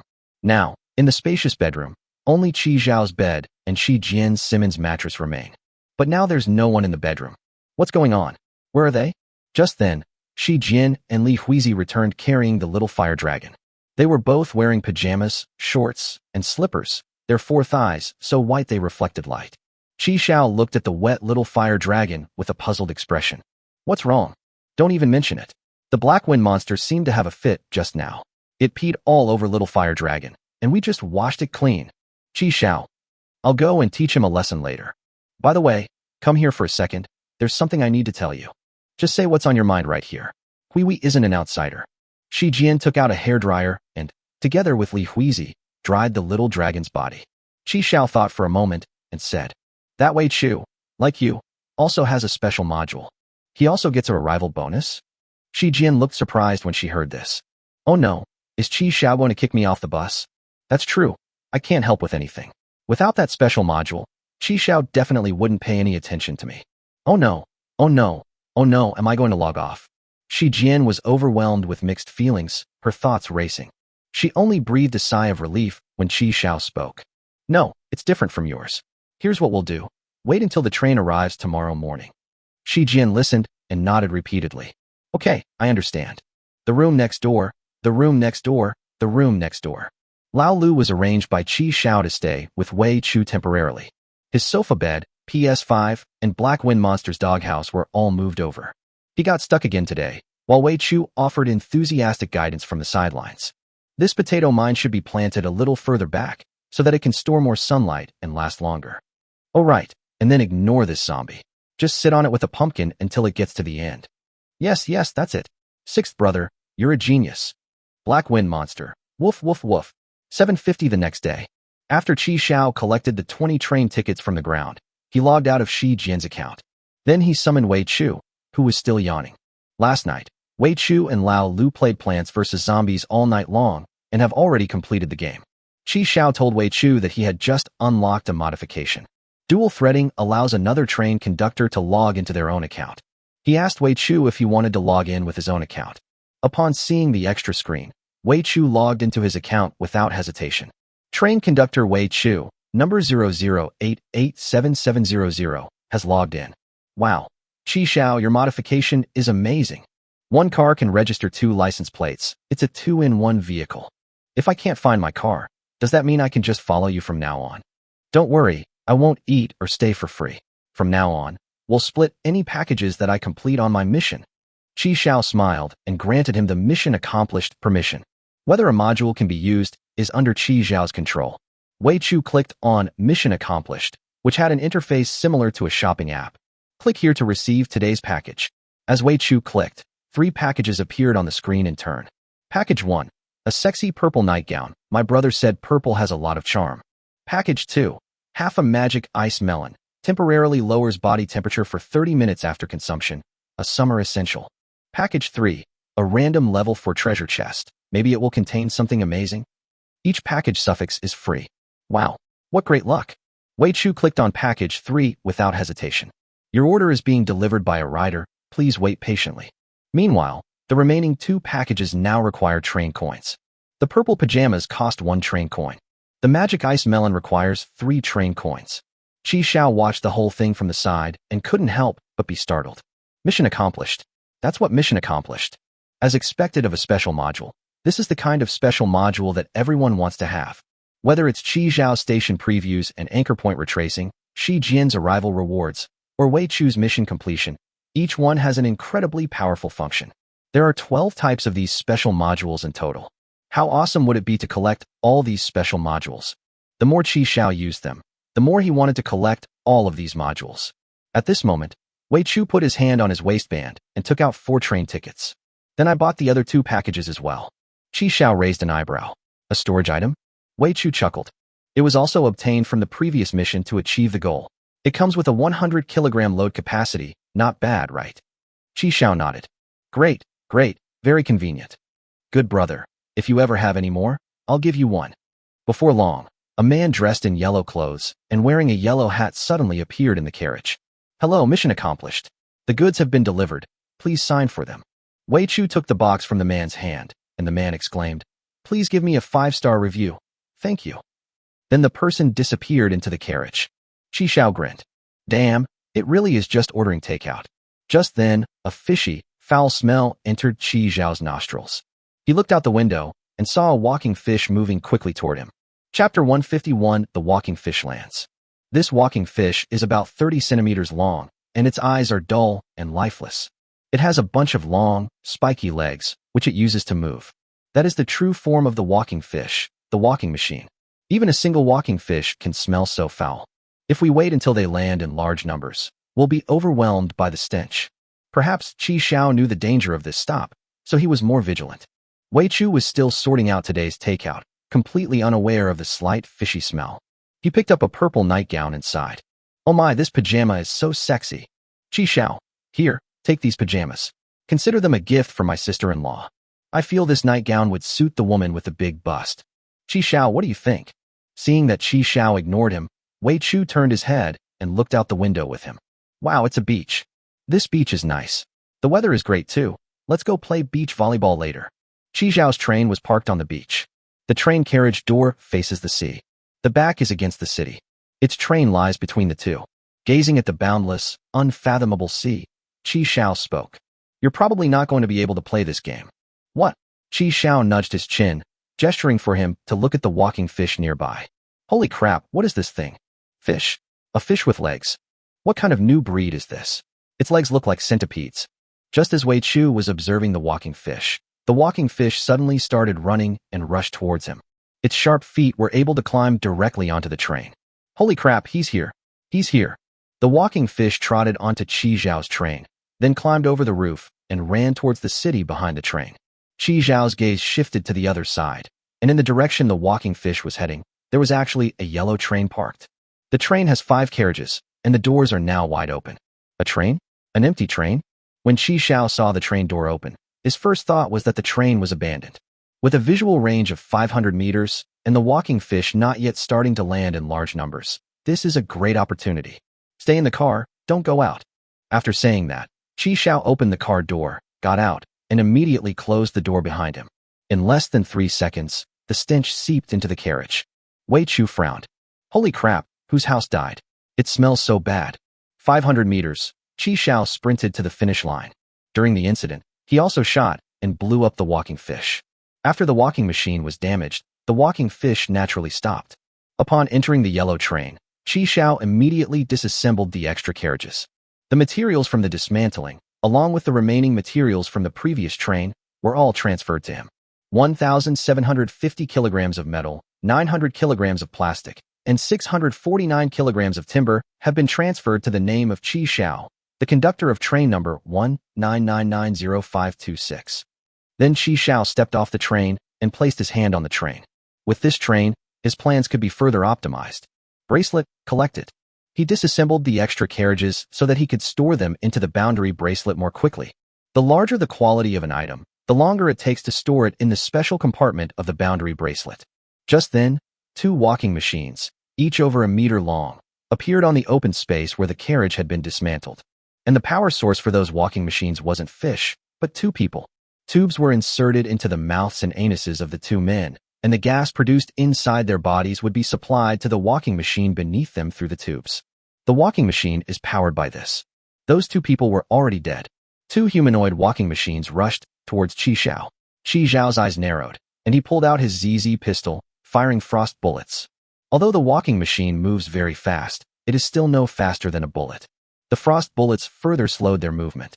After the 2 humanoid walking machines were slowed down, Qi Xiao switched to armor-piercing rounds. Bang bang bang bang bang. When an armor-piercing projectile hits a walking machine, it's like poking tofu with chopsticks. It creates a hole with each strike. The internal structure of the walker was damaged, and it came to a complete stop. If given to someone unaware of the situation, they might even attack the people on the walking machine. After all, no matter how you look at it, those platforms connected by several pairs of feet don't seem to be the monster's true form. It seems these 2 must be the owners of this train. Qi Xiao's hands never left the train the entire time.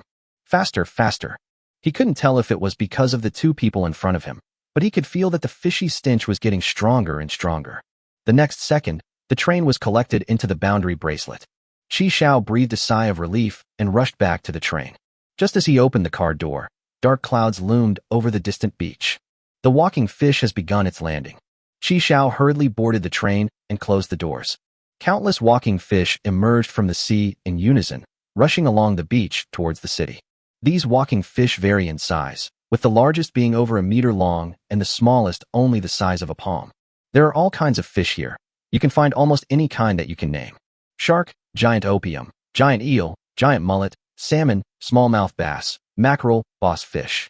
The stench rose high as they surged forward, seemingly coalescing into a visible wave of foul odor.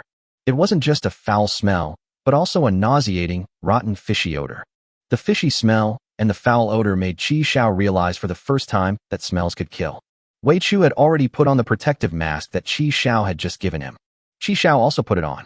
This is an internal filter mask that Qi Xiao bought at a high price. It was produced by Zhuan Leather City. With the mask on, the pungent, nauseating stench was finally largely blocked out. Yes, it's worth the price. Qi Xiao, what's going on? What are these things? How can fish run on the shore? Can fish grow legs? Has nuclear wastewater caused mutations? Are they going to take over the land? Qi Xiao couldn't help but marvel at Wei Chu's wild imagination. These walking fish weren't aiming for Qi Xiao's train, but rather for the city behind them. As long as Qi Xiao and the others stay on the train, apart from the stench, there is actually not much danger. Most of the walking fish passed by their train, but a small number of them attacked it. The sharp, long legs struck the train, and a series of clattering echoes resounded throughout the train. That sounds annoying. Damn it, this can't go on. Qi Xiao, open the door and let me out. I'm going to deal with these strange fish. After saying that, Wei Chu put his hand on his waistband and pulled out 2 golden desert eagles. No need. I'm afraid you'll be suffocated by the stench if you go outside. What can we do then? Just let them wreak havoc on your train. No, I can't stand it. Today, I'll show them what a double-gun Li Xiangyang really is. Qi Xiao patted Wei Chu on the shoulder and made a shushing gesture. He was signaled to quiet down and listen carefully. Sure enough, the clicking sound began to decrease. Outside the train, a humanoid monster, about 2 meters tall, with a hunched back and mantis-like arms, was clearing away the walking fish that were attacking the train. Its mantis-like arms sliced through the walking fish's body, easily cleaving it in two. It was the crimson beast that Qi Xiao left outside. Chapter 152, I will use 2 turtles as sacrifices to summon the dark magician girl. This crimson beast has 10 dots on its face, indicating it has considerable combat strength and a sharp blade. And then there's Grandpa Run, whose pair of laser claws, about 40 centimeters long, are even more powerful than the crimson beast's bladed arms. He was dressed in full body armor, and although he was a zombie, he was no longer afraid of sunlight. Beneath the armor lies the ultra-crystal-cooled superconductor, ensuring it will never overload. It was the Cyber Master Rin that Qi Xiao had previously commissioned to modify in Zon. With the combined efforts of the two, they cleared out the walking fish that were attacking the train, and then throw it far away. The first wave of fish has passed. The train fell silent. Wei Chu looked puzzled. What's going on? Did they realize they couldn't break through and retreat? These fish are quite clever. Qi Xiao looked at the city behind him, his brows furrowing involuntarily. If I'm not mistaken, there are probably people living in this city. But he couldn't care less about that. It was obviously impossible to kill so many walking fish. He can't be a savior. Qi Xiao's main targets are the walking shark that stays for 6 hours, the walking whale shark that stays for 12 hours, and the walking octopus king that stays for 24 hours. Because only they drop treasure chests. Walking giant sharks have a chance to drop level 4 treasure chests. Walking whale sharks will always drop a level 5 treasure chest. Walking on the octopus king will guarantee the drop of a level 6 treasure chest. Now we just have to wait until they land. She saw that they had also rushed over. It stinks. I'm going to faint from the smell. Qi Xiao took out the protective masks he had prepared beforehand from the bracelet and distributed them to them. Their expressions relaxed after they put on the masks. Wow, this mask is amazing. It made me smell better instantly. Where did you get it? Just bought it. Qi Xiao said casually. Speaking of which, what exactly is going on here? Fish have grown legs. Have you read Junji Ito's Fish, a horror manga? Li Huizi nodded, indicating that she understood. Shi Jian looked completely bewildered. What manga? What Junji? What fish? We live in a world with this kind of background now. Let's go. Everyone to the artillery carriages. Commander, all gun barrels are loaded. Please give further instructions. Despite staying up all night, Lao Lu was still full of energy, truly living up to his nickname, Calabash Brother. Stay put. Yes. Today, Lao Lu was assigned by Qi Xiao to be the gunner. Qi Xiao told it that these things were zombie fish, and that it should follow his command and bombard them fiercely. The sixth brother had been itching to get started for a long time and couldn't wait. Come here, everyone. I just managed to get a train. The plans have changed. Listen to me. 3 hours later, another wave of walking fish landed. Just like last time, they flooded into the city behind Qi Xiao. The few that remained to attack the train were easily wiped out by Grandpa Ren and Crimson Beast. Around 2 p.m., another wave of walking fish landed. Qi Xiao's spirits lifted. They've arrived. Among this wave of walking fish, there will be walking giant sharks that have a chance to drop level 4 treasure chests. The walking giant shark is 6 meters long. Once it comes ashore, it stands out like a crane among chickens, extremely conspicuous. 1, 2, 3, 4, 10. These giant sharks were longer than Qi Xiao's ordinary carriage and looked extremely large. Their main bodies, the walking machines, are also enormous in size. On the train roof, Grandpa Ron, who had been accumulating energy for a long time, unleashed an energy cannon. The giant walking shark that charged at the front was pierced and fell to the ground unwillingly. This is the same energy cannon that Li Jaeyong uses. It can melt walls. Sensing the attack, the walking fish turned around and rushed towards Qi Xiao. 7 walking giant sharks launched an attack on this place. Large numbers of small walking fish died under their feet. As they entered the cannon's firing range, Qi Xiao roared, "Fire! Fire!" Upon receiving the order to fire, Lao Lu snapped the fire button. Cannons number 1, number 3, and number 5 fired simultaneously. 3 high explosive grenades exploded among the fish. Fragmentation grenades damaged targets through the shockwave and fragmentation generated by the explosion. The 2 giant walking sharks that charged at the front took the grenade face first and crashed to the ground. Lao Lu immediately loaded the cannon, and another round of shells was fired. Under 5 rounds of cannon fire, none of the charging walking fish survived. As the smoke cleared outside, the stench of corpses and fish lingered, and now there was another stench, the stench of burnt food. The other 2 walking giant sharks that didn't rush over were also killed by Grandpa Ren and Crimson Beast, who chased after them. They used their sharp claws and bladed arms to rip open the giant shark's belly. Ultimately, 3 level 4 treasure chests were found inside the bodies of these dead giant sharks. Qi Xiao took the treasure chests and opened them immediately. Each treasure chest contains 24 train coins, for a total of 72. There are 3 more props. One is a mask that allows you to breathe underwater. A bottle of basic antidote. There is also a fishbone sword, which injects a small amount of paralyzing toxin into the target upon attack.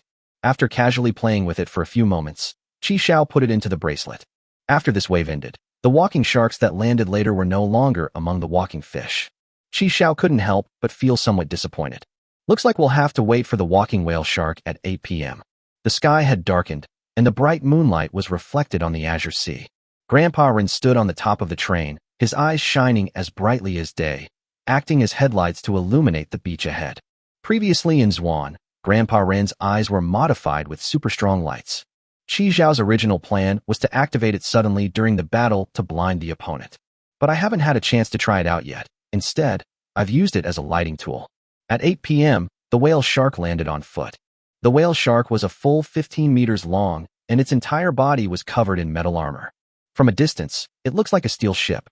Grandpa Ren's energy cannon had been charging for a long time, and he fired it at the walking whale shark. Surprisingly, the whale shark, despite its enormous size, was incredibly agile. It turned its body to the side and easily dodged the energy cannon. This surprised Qi Xiao. How could such a huge thing be made? What's even more shocking about that whale shark is that, unlike giant sharks that rush towards it when attacked, it instead flees into the distance, leaving Qi Xiao's attack range. Its target is the city. Why does this guy seem intelligent? Qi Xiao frowned. This was not good news. His gun carriages have limited firing angles for their cannons. Wei Chu, go and get 2 turtles. Okay. Soon, the 2 turtles were placed on the ground in front of Qi Xiao. I will offer 2 turtles as sacrifices to summon the Dark Magician Girl. Qi Xiao raised the Dark Magician Girl monster card high and shouted. The 2 turtles instantly transformed into specks of starlight, which were then injected into the card. The card emitted a dazzling white light, and a girl with long yellow hair, green eyes, and fair skin appeared on the train. She wore a blue cone-shaped hat, a blue off-the-shoulder top, and a pink miniskirt. He held a blue staff in his hand. Dark Magician Girl. Master, is there anything you need me to do? Qi Shao pointed out the window to the walking whale shark, which had already deviated from the firing angle of the cannon. Kill it. Yes, Master. The Dark Magician Girl floated upwards, her body passing through the train. She raised her staff high, and energy gathered on it. She shouted, Dark Magician. A beam of black energy pierced through the void and struck the walking whale shark. The whale shark reacted quickly, sensing the danger, and immediately dodged to the side. However, the black energy took an unscientific detour and still managed to pierce through its body, including its main body, the walking machine. This is the power of magic. With a single, decisive blow, the Dark Magician Girl smiled and transformed back into her original card, returning to Qi Zhao's hand. 9 summons remain. Chapter 153. Who cooked this fish? Thankfully, there was Dark Magician Girl. Otherwise, even if I caught up with her, it would have been quite a struggle. They also faced the risk of being besieged. Qi Shao looked at the cards in his hand and smiled unconsciously. It worked surprisingly well. The items obtained from a level 6 treasure chest are indeed a significant improvement over those from a level 5 chest. 2 turtles are this strong? Next time, try with more. Qi Shao, you're lying to me. They said they were buying turtles for health benefits, but it turns out they were just for sacrificial offerings. What is this thing? It's so magical. 2 turtles can summon a beautiful girl. Yu-Gi-Oh! Cards, never played them before. Wei Chu shook his head, indicating that he had never played it. Then you didn't have a childhood? If I don't know, then there's nothing I can do. Wei Chu watched longingly as Qi Shao put the cards away. Grandpa Ren's laser blade easily pierced the whale shark's armor, retrieved the level 5 treasure chest inside its body, and handed it over to Qi Shao. The level 5 treasure chest contains 36 train coins and 1 item. Whale horn. When played, it attracts fish from the surrounding area. Huh, a fishing net gadget? It is a milky white horn shaped like a spiral whale horn. Qi Shao tried blowing it, and the horn made a hoo-hoo-hoo sound, not very loud. I'll try it sometime when I have the chance. Up until now, Qi Shao has escaped unscathed. The biggest threat is the pervasive stench. However, after smelling it all day, and with the protective masks on, Qi Shao and the others got used to it. Now only the Walking Octopus King event at 8 a.m. tomorrow remains. It can drop level 6 treasure chests. However, other trains may land at 8 a.m. tomorrow, and we'll have to wait and see what happens then.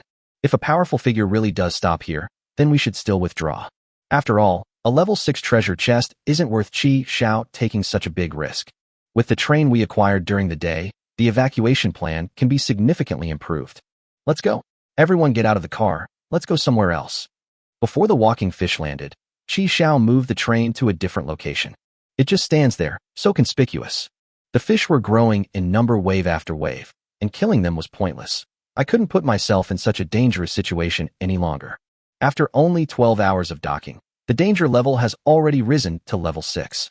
Qi Shao moved the train to the border between the beach and the city. Even if the walking fish were to land again, it would not step over his train. Dinner time. Man is made of iron. Food is made of steel. You'll get hungry if you skip a meal. Even though it smells terrible, you still have to eat. Looking at the dishes on the table, Qi Shao was completely dumbfounded. Who cooked this fish? I burned it. Wei Chu raised his hand to claim credit. I figured I hadn't really helped you much, so I went to the trading platform and bought 2 fish. They just killed it. It's incredibly fresh.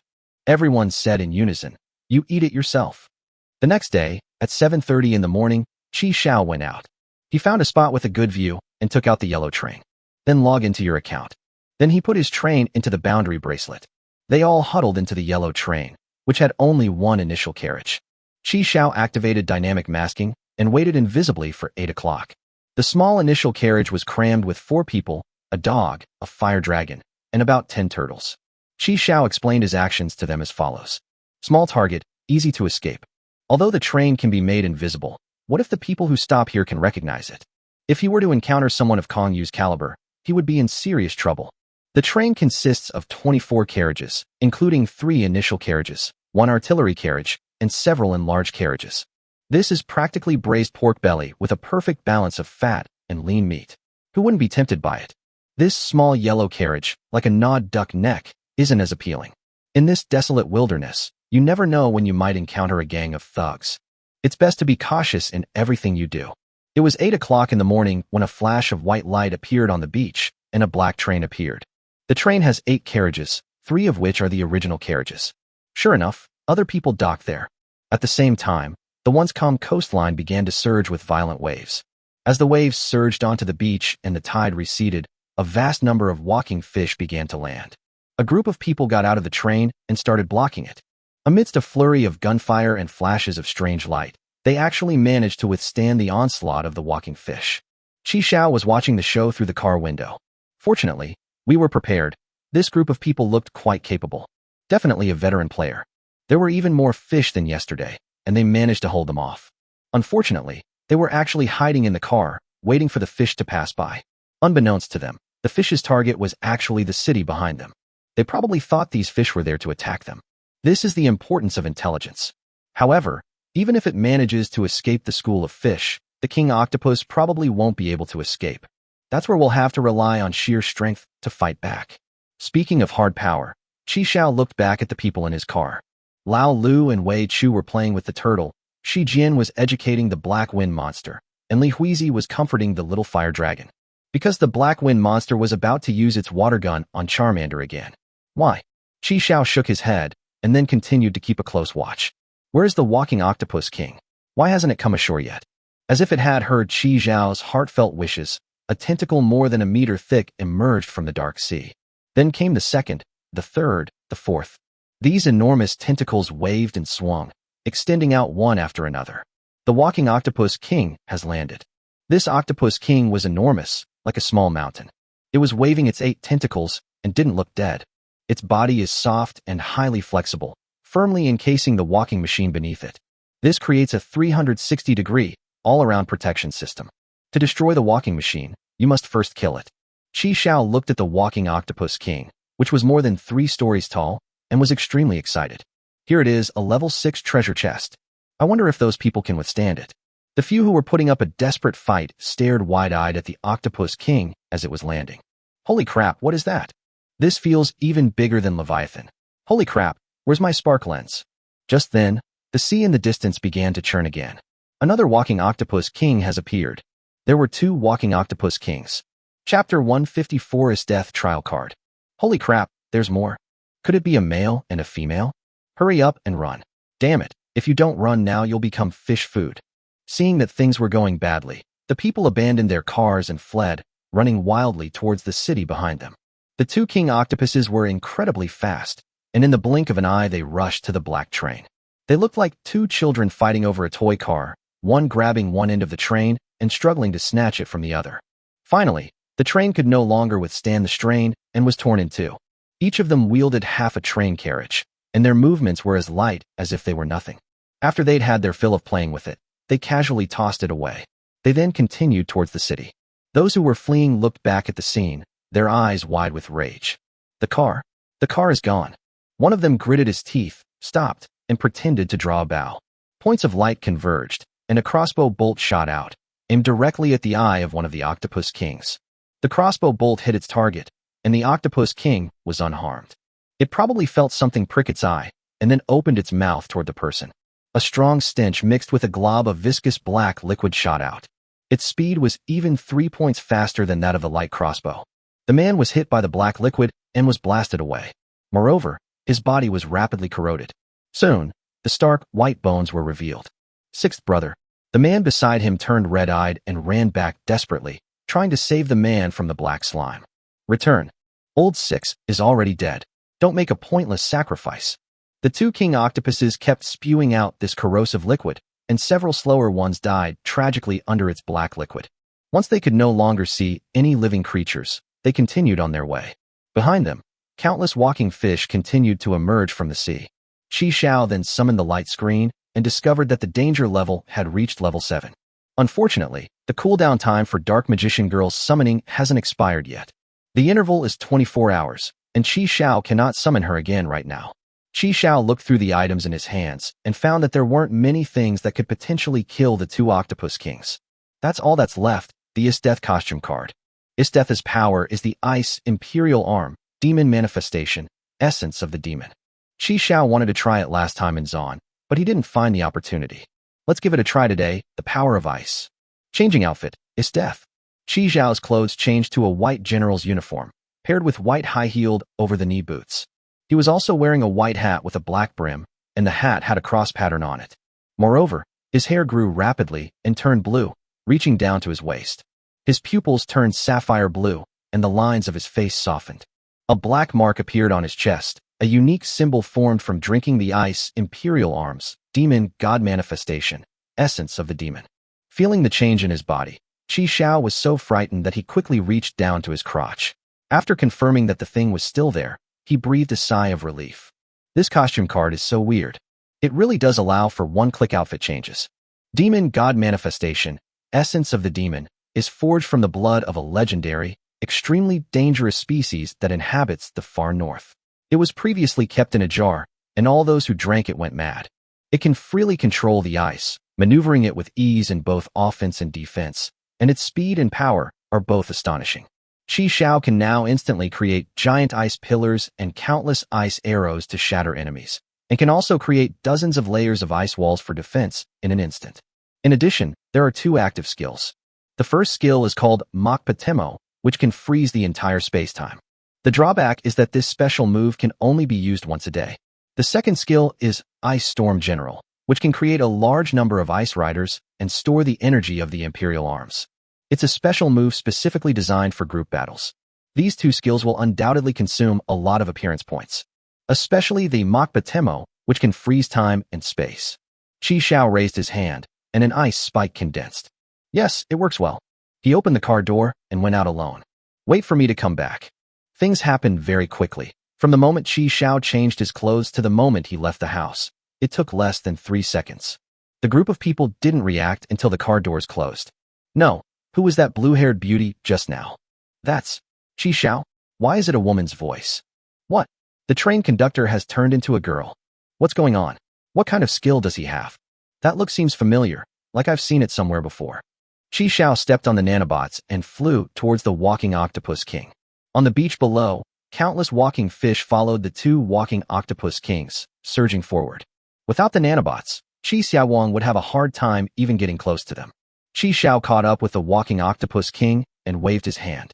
Rise! A massive ice pillar shot up from the ground, its sharp edges piercing through the walking octopus king from bottom to top. Now, it's like an octopus strung on a skewer. After struggling a few times, it stops moving.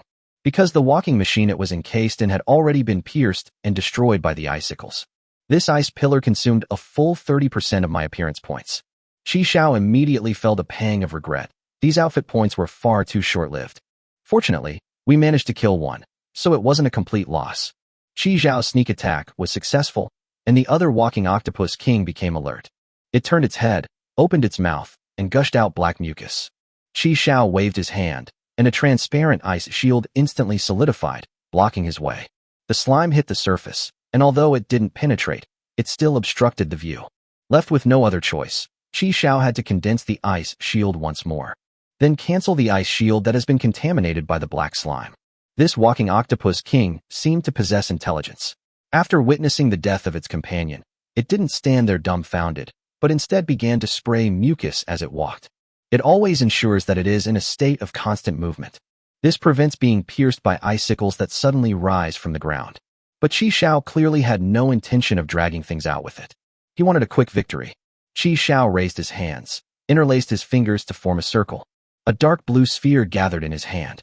Qi Xiao murmured. Before me, everything in the world freezes. Mopperma.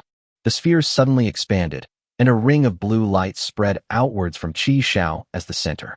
At that moment, everything fell silent. All the walking fish stopped. Even the slime sprayed out by the walking octopus king stopped. The world seemed to have been put on pause. In this world that has been put on hold, the only one who can still move is Qi Xiao. This attack consumes 50% of your appearance points. Qi Xiao raised his hand, and another huge ice spike rose from the ground, piercing through the octopus king that was frozen in place. With less than 20% of my outfit points remaining, they've now been completely used up. Qi Xiao's hair quickly shrank back, and his clothes returned to their original state. His death trial card, used up. Damn, it automatically shouts out lines when it unleashes a special attack? That's so damn cringy. Qi Xiao thought to himself. He landed on the head of the dead octopus king, took out Old Master Rin, and began to use lasers to break open its body in search of the level 6 treasure chest. Chapter 155 Learning Skills, Deleting Clothes. This octopus was enormous. Grandpa Ren broke open its body and slowly crawled inside. At the same time, Qi Xiao threw out the crimson dice, which had just cooled down after its usage period. And so, the corpse and the human began to work together, burrowing into the octopus king's body to search for the treasure chest. Although both walking octopus kings were dead, Qi Xiao did not let his guard down.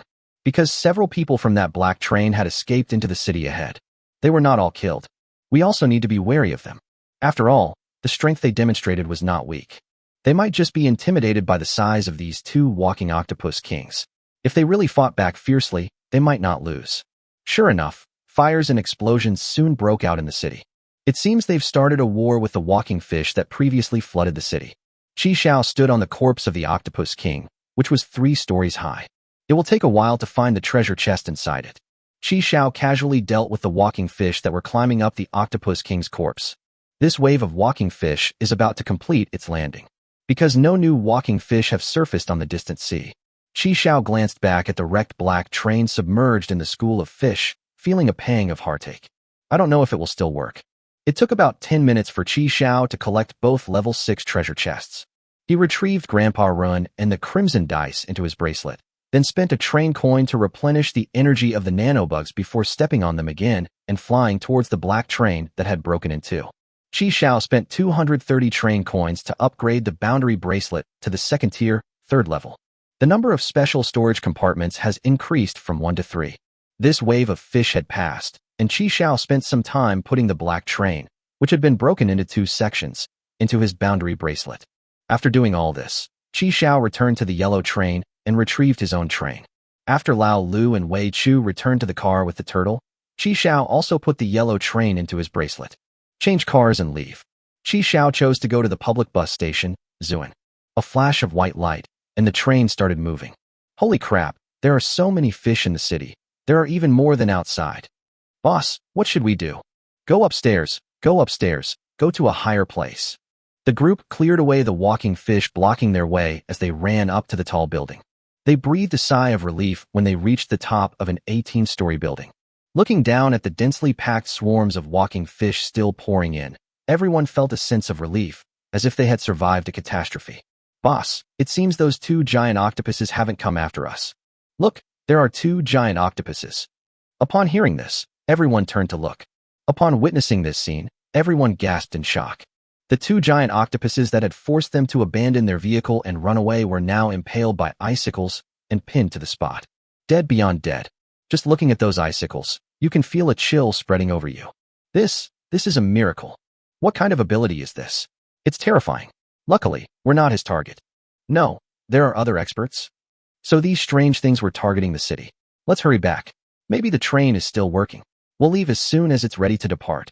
After resting for a while and regaining their strength, they used the healing medicine, packed up, and went downstairs back to the beach.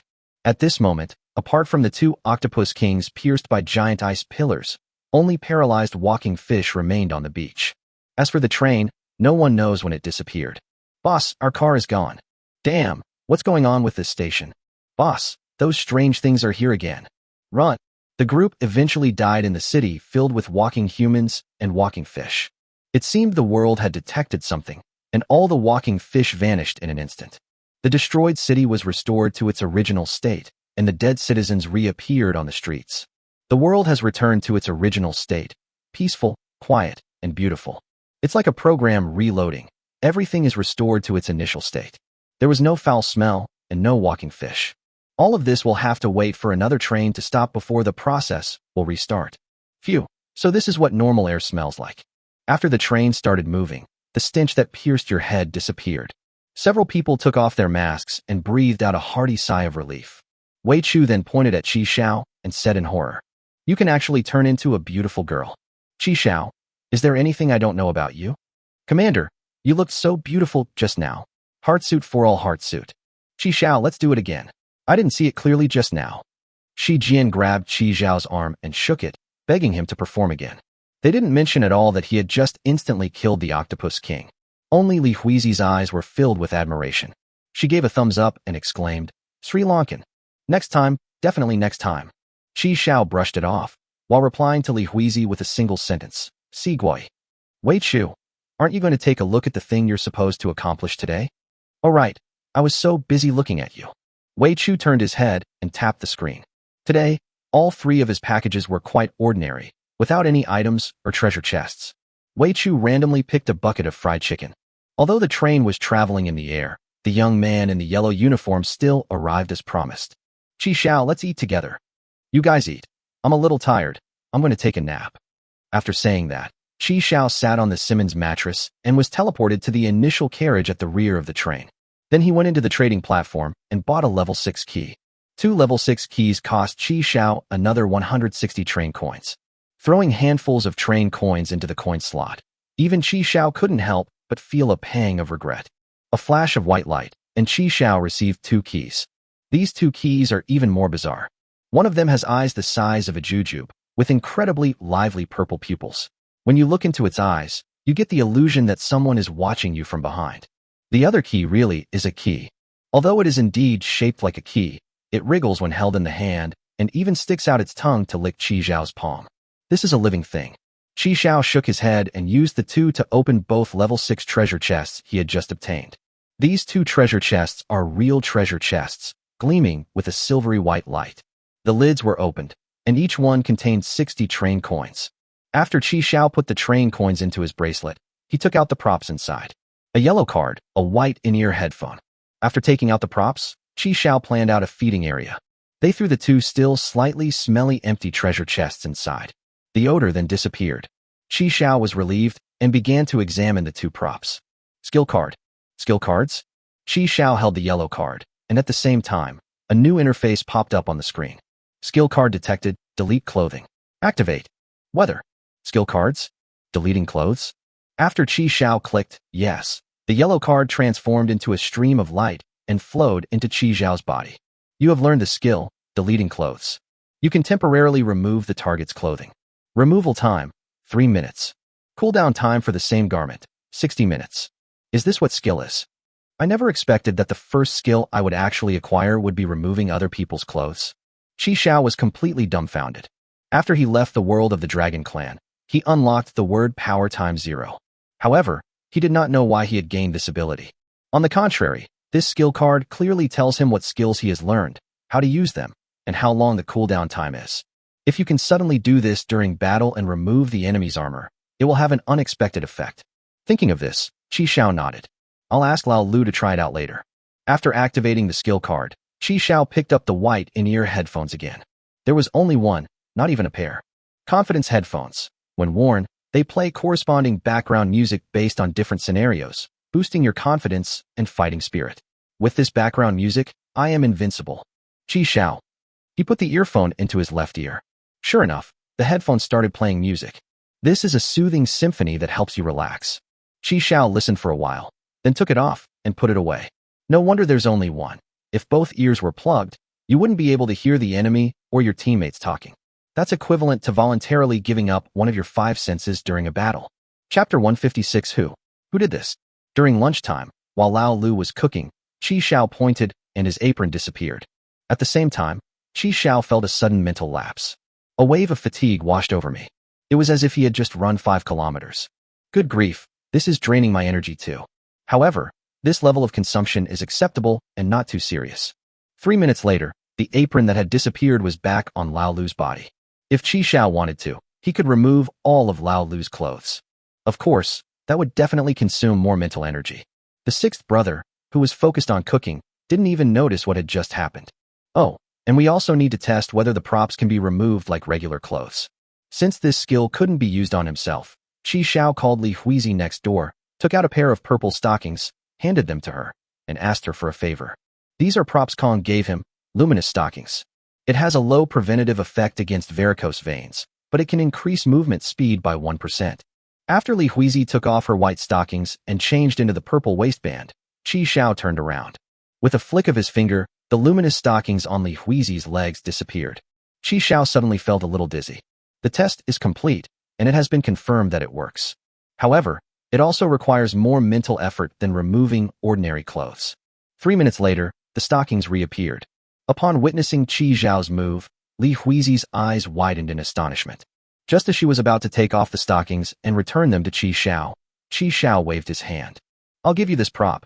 I don't need it. Li Huizi was flattered and overwhelmed. She knew the wonder of these stockings. They weren't ordinary stockings, but items that could increase movement speed. Aside from the color being a bit, Li Huizi doesn't mind wearing white, black, or flesh-colored clothes all the time. Rooster Zodiac, thank you. Qi Xiao waved his hand and returned to the kitchen.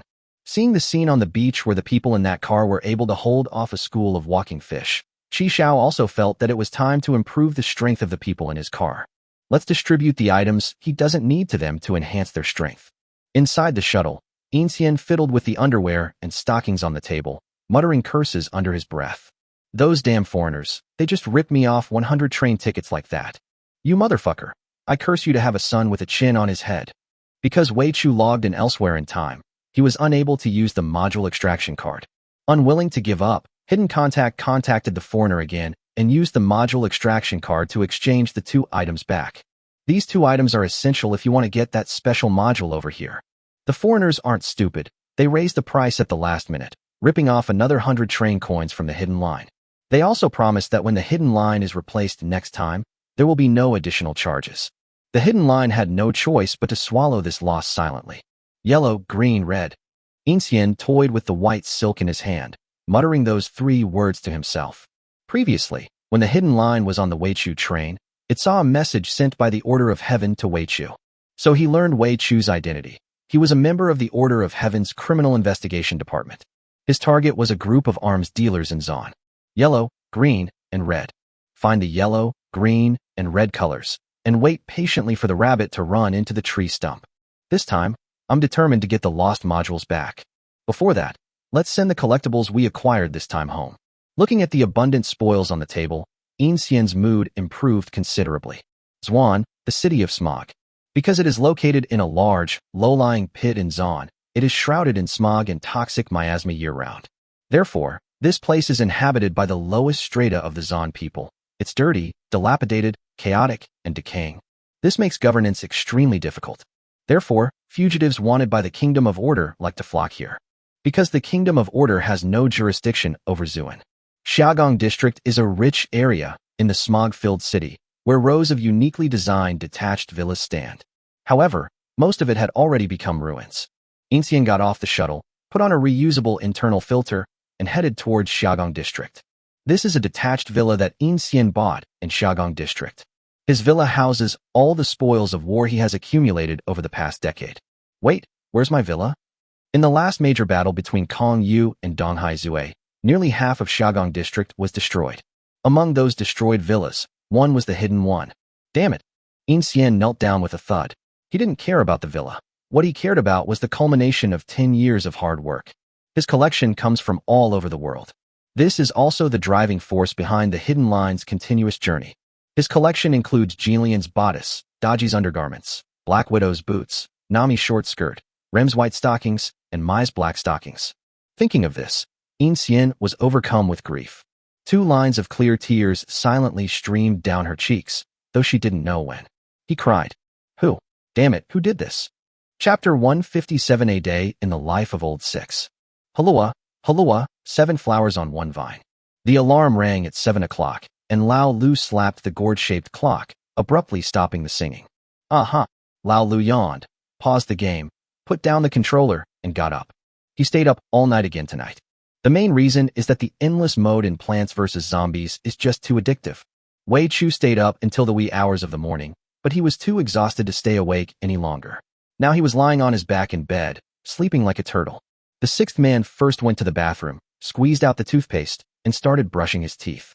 The conductor said that you have to brush your teeth for 3 minutes, and you also have to brush your tongue. Ugh, vomit. After washing up, Lao Lu headed to the zombie room. Inside the zombie house, the plants were still working diligently. This is the pea shooter, this is the corn pitcher, this is the cabbage pitcher, this is the watermelon pitcher. After playing Plants vs. Zombies, Lao Lu also learned that these things were brought out by Qi Xiao from that world. I wish the train conductor would bring back a pot of each kind of plant someday. Good morning, Sister Jean. The 6th brother called the blonde, big-breasted zombie Sister Jean, and I would greet him every time. However, Qi Xiao had gagged Sister Jean, so she could only make muffled noises in response to Lao Lu. Several potted plants produce peas, corn, cabbage, and watermelons day and night. These projectiles were fired at the zombies, but were blocked by the transparent acrylic sheet and fell into the automatic compost bins below. Lao Lu pulled the full bucket aside, then closed the lid and pressed the start button. Automatic compost bins have begun producing amazing multi-purpose fertilizer. Then Lao Lu brought over an empty automatic compost bin, placed it in front of the zombie, opened the lid, and continued to collect the vegetables. The sixth man picked up some vegetables that had fallen on the ground and casually tossed them into the compost bin. Not a single pea is wasted. Then he transported a bucket of the newly produced multi-purpose fertilizer to the planting truck and sprinkled it evenly around the peach trees. Above the peach tree hung a ball of light the size of a fist. It was the ever-bright night light that Qi Xiao brought from the 6th station. A perpetually lit night light can accelerate plant growth, allowing them to thrive even at night. The peach tree's rapid growth is also largely due to its own efforts. Besides the peach tree in the center of the carriage, other vegetables were planted in the 4 corners of the carriage. In the upper left corner, there is a patch of gray mushrooms. These mushrooms are delicious and have a smooth, tender texture. Whether it's stir-frying or making soup, it's all superb. In the lower left corner, there is a row of cilantro, a row of scallions, and 2 rows of chives. In the upper right corner, there is a large patch of lush green bok choy. This vegetable is the easiest to grow. Just scatter the seeds that the driver bought, add a handful of this amazing multi-purpose fertilizer, and it will sprout the next day. In the lower right corner, there are 2 rows of wooden frames. Cucumber vines climbed the wooden frame, with thorny cucumbers bearing small yellow flowers on top. Next to the cucumbers, 4 tomatoes were planted. The tomatoes are growing very well, each one the size of a fist, and they are very fragrant. The train commander is really amazing. He grew all of these himself. The 6th brother went to fetch the 2nd bucket of multi-purpose fertilizer, spread it out, and then went to the kitchen to boil water. Fry an egg, fry the egg first. Lao Lu went to the shelf in the refrigerated compartment and brought out half a dozen eggs. Hey, conductor, you're awake too? Qi Xiao turned on the coffee machine and made himself a cup of iced coffee. Staying up all night again? Hee. Old 6 scratched his head sheepishly. Commander, how did you know? I just touched my PS5, and it's warm. I'll go to bed early tonight. By the way, conductor, what would you like for breakfast? Please cook some egg noodles, and give me 2 fried eggs. Okay. The train conductor is eating egg noodles, so I'm eating egg noodles too. Qi Xiao left with the coffee, and a moment later, Shi Jian also came in muttering to herself. Sister Shi, we're having egg noodles for breakfast today. Egg noodles? Sure, your sister Hui is here on her period. I'll come help you out in a bit. Shi Jian patted Lao Lu's head and went to the front carriage to find Qi Xiao. Old Lu carried the vegetable basin back to the planting truck. He picked a handful of tender bok choy and plucked some scallions. After you get back, wash them clean, then cut the scallions into sections and the ginger into shreds. After preparing the ingredients, Lao Lu started frying the eggs. His egg frying skills have become increasingly proficient, and he can now beat eggs with one hand. When the eggs are put into the pan and come into contact with the hot oil, they immediately make a crackling sound. Then it releases an enticing aroma. When the edges of the fried egg curled up slightly and the surface began to turn golden brown, Lao Lu flipped it over with a spatula. The heat control was just right. The train conductor likes it a little burnt, while Sister Shi and Sister Huizi like it sweet. Wait, Chu, whatever. The 6th brother remembered everyone's preferences and placed the fried eggs separately. He had already heated another pot of water and started cooking the noodles. Once the water boils, Lao Lu adds a spoonful of cold water. After the water boils again, Lao Lu scoops out the noodles, rinses them with cold boiled water, and sets them aside. In a separate pot, the 6th brother heated oil and added a spoonful of lard. Heat the oil, then add the chopped scallion whites and ginger shreds, sauté until fragrant, then return the fried egg to the pan. He poured some balsamic vinegar and light soy sauce along the edge of the pot to release their aroma, then poured in boiling water. Then add salt, chicken bouillon, and pepper to taste. Then Lao Lu took a suitable amount of freshly prepared noodles and put them into the pot. Before the pot boiled, he grabbed a handful of bok choy, threw it in, sprinkled some scallions on top, and then it was ready to serve. This is the conductor's. The next thing is to cook Sister Shi's food. Lao Lu insists on cooking each pot separately to ensure personal taste. Besides egg noodles, Lao Lu also cut some pig ears, braised beef shank, and pickled vegetable dumplings. Breakfast time. 6th brother, it's perfect, the saltiness is just right. Hee, it's all thanks to the conductor's excellent teaching. The 6th brother, who had received praise from everyone, scratched his head shyly. Sixth brother, you stay here and watch the house later. Keep a close eye on General Blackwind, and remember, whatever you do, don't let it pee all over Little Fire Dragon again. Yes, Commander. Mission accomplished. It's okay. Huey's relatives came today, and she's home too. Oh, okay then. After breakfast, the train stopped in Zuan. This is also a forest, but it's different from the one I visited last time. After Qi Xiao, Shi Jian, and Wei Chu left, Lao Lu began to clear away the dishes. Sister Huizi, you go and rest, I'll take care of it. After washing the dishes, Lao Lu pressed the door open button and took Black Wind Monster out to use the toilet.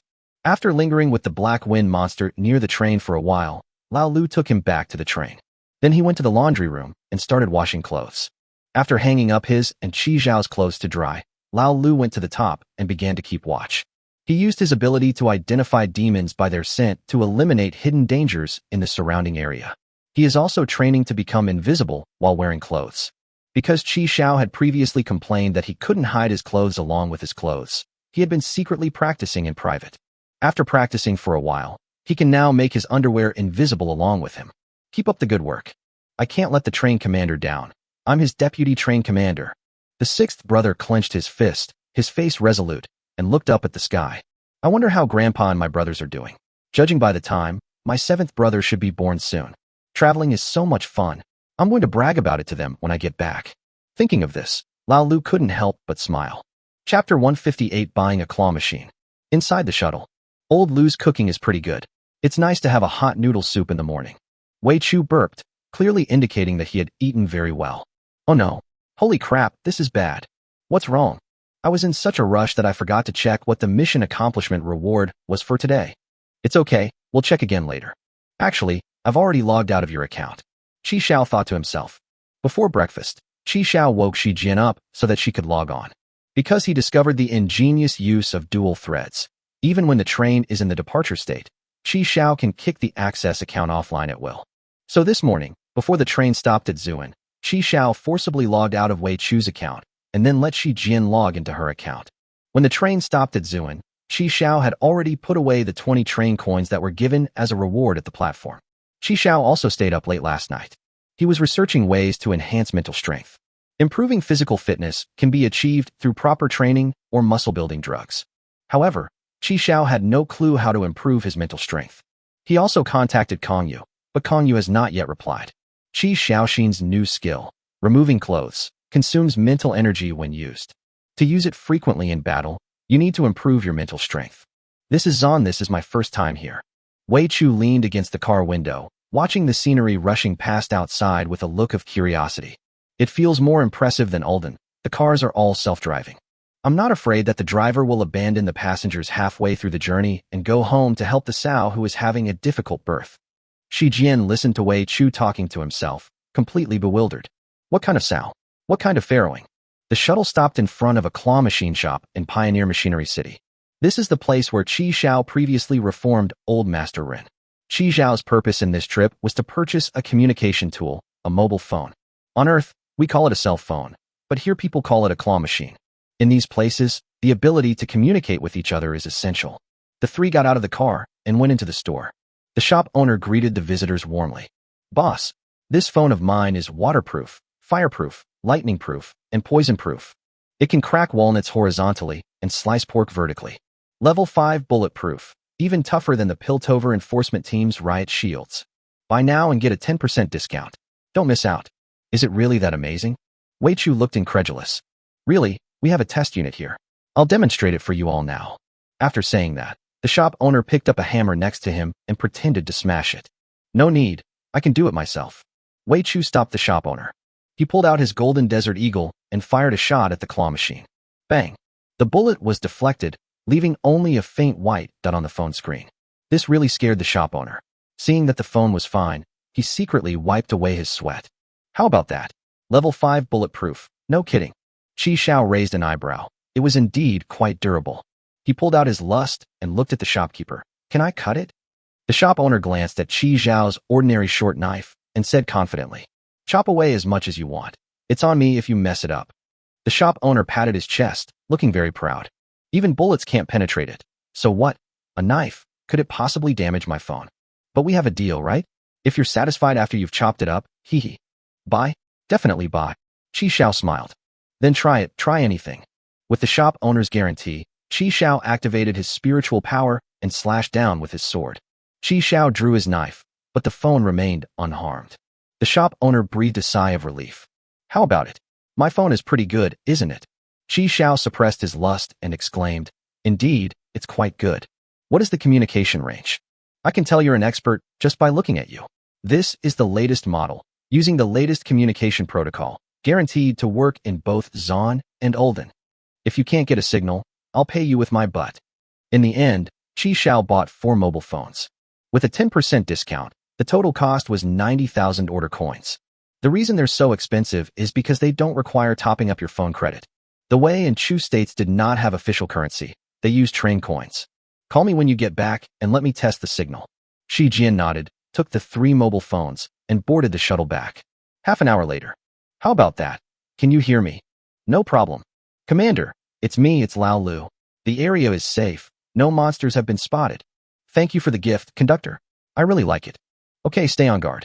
Call me immediately if there's any danger, and I'll come back right away. Receive. The call ended, and another call came in. Moshi Moshi, Rooster Xiaojun. Qi Xiao. Li Huizi's accent is completely fixed and can't be changed. After confirming that all the phones could communicate normally, Qi Xiao and Wei Chu left the phone store.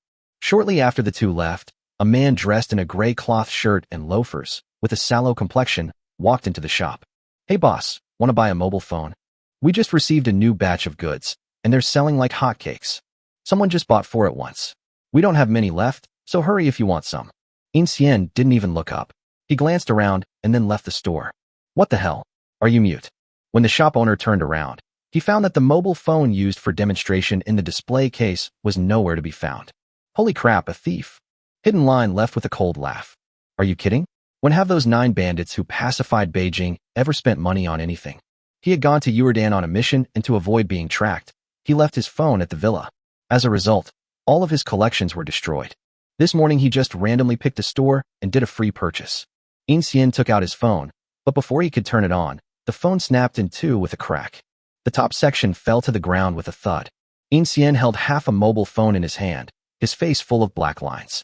No way, what the hell is the quality of this? What kind of year is this? How can they dare to put out and sell such shoddy goods? Chapter 159 Train Exchange. Qi Xiao and Wei Chu left the mobile phone store and walked through Pioneer Machinery City. A team of security personnel whizzed past them. 2 more mobile phone stores in Zone C have reported being burglarized. We're on our way. Receive. Receive. The few people who flashed by did not attract Qi Xiao and his group's attention. As Wei Chu walked, his hands kept fidgeting, tugging at the leaves of trees on the roadside. Qi Xiao, what do we do next? He plucked a piece, threw it away casually, and then plucked another piece. Are we going to catch that yellow-green-red thing? Along the way, Wei Chu was surrounded by leaves he had discarded. Weren't you going to find your car? Huh? Where am I supposed to find that? I was just bragging to Xiaowan. Wei Chu plucked a large handful of leaves and threw them away in frustration. He sighed deeply and said helplessly, Who knows where that person took my car? Maybe it's gone by now. No, it doesn't matter if the car is gone, but there's a drawing I made for Xiaowan in it. We have to find that. Just draw it again, won't you? No, that painting contains all my love for Xiaowan. My love cannot be lost. The car is gone, and the painting is probably gone too.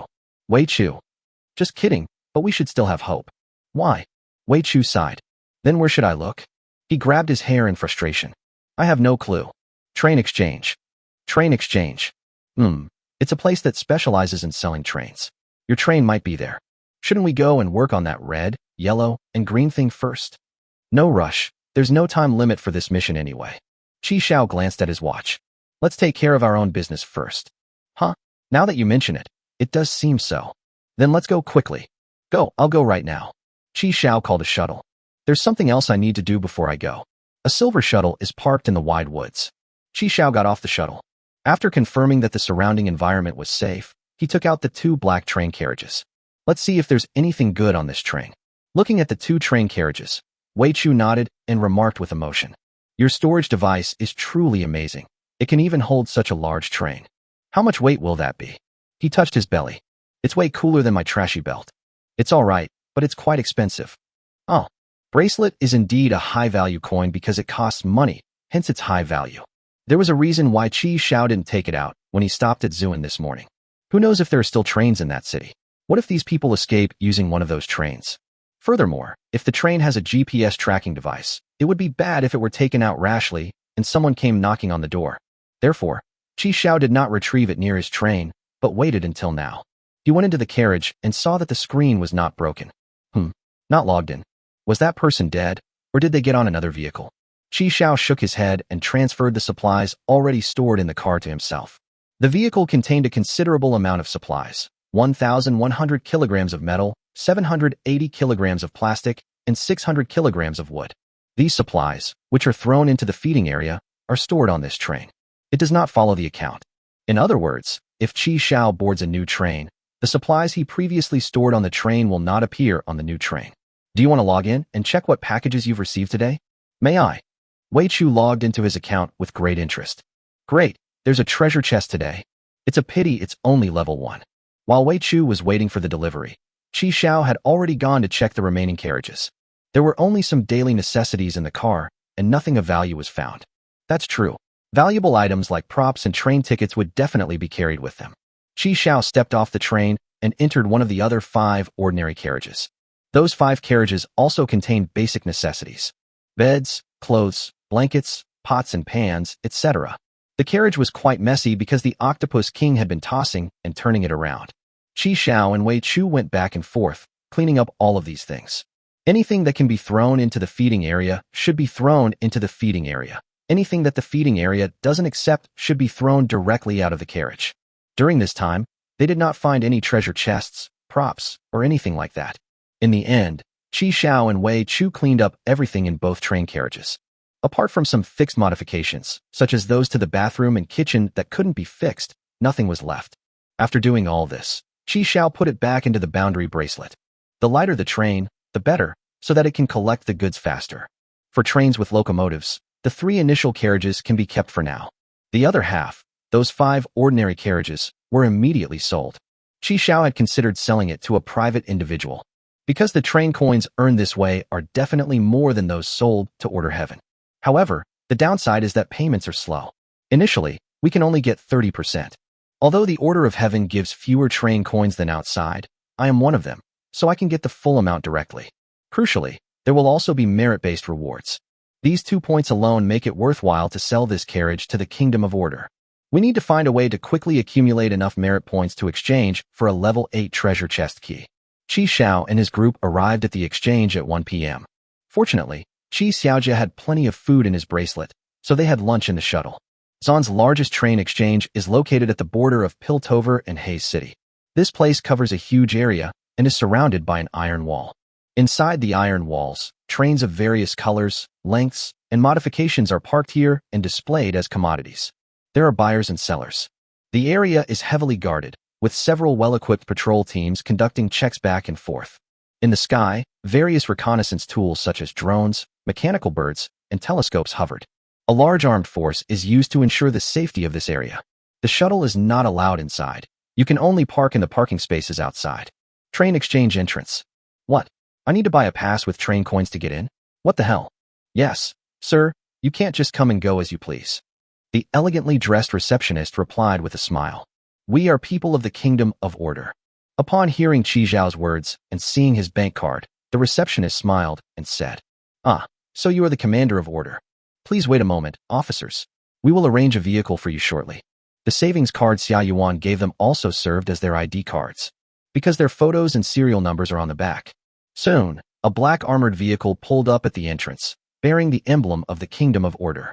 Qi Xiao and Wei Chu were taken inside. The car was also self-driving. Qi Xiao swiped his debit card to open the car door and got in.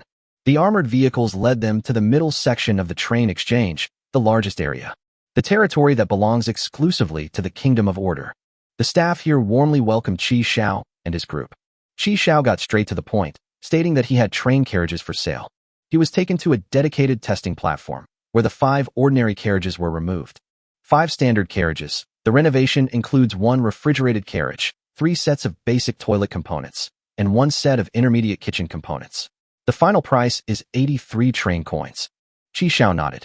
more than he expected. Because the carriages themselves aren't worth much, unless they were upgraded by a big spender and can be broken down into a lot of upgrade materials. The other party handed over Qi Zhao's bank card with both hands. The money has been transferred to your card. Oh right, there's one more thing. Check for me if anyone has just sold a green train in the last 2 days. Chapter 160. Use it or lose it. Are you looking to buy a train? I can recommend one for you too. No need, just find out for me. Okay. After obtaining information on which stores were selling green train tickets in the past 2 days, Qi Xiao and his team prepared to visit each store one by one. According to Wei Chu himself, the fewer people who know about the stolen car, the better, because it's just too embarrassing. There aren't many of these green trains, only 9 in total. If you're quick, you can see them all before dinner. All right, let's go. The two of them each took a free bottle of mineral water and left. After Qi Xiao left, some of the female sales representatives who had gathered around him remarked with emotion. I just transferred money to him and saw his personal information. You know what? He's actually a new player this year, just joined the police force. Right? He looks so young. He's a handsome young man. As expected of the arresting officers, they got 5 carriages right after joining. The criminal investigation department is dangerous and demanding, a high-risk, high-reward department. You don't need to be envious. These 5 train carriages are worth half a year's salary for me. How can I not be envious? Then why don't you just close a few more deals? Everyone's base salary is this low. Whoever set the base salary is an idiot. If I could latch onto my little brother's coattails, I wouldn't even need this lousy class. Hey, do you think this little brother prefers black stockings or flesh-colored stockings? Give me a break. They didn't even glance at you just now. You talk as if you've seen me, humph. That redhead kept staring at us. He was so lewd. The two went to the train exchange one by one, following the addresses they had obtained. This train was specially designed for people who love gardening. It has a total of 18 carriages, all of which have been enlarged and modified. Includes a planting carriage, rose garden, pasture, and chicken coop, meeting all your planting needs. Only 998 train coins. This is a single-person luxury train. The simple 3 carriages contain all your living facilities, including a mid-range bathroom, kitchen, central air conditioning, game console, ice maker, massage chair, custom-made dolls. Now on special offer, only 188 train coins. This is a bunker designed for adventurers.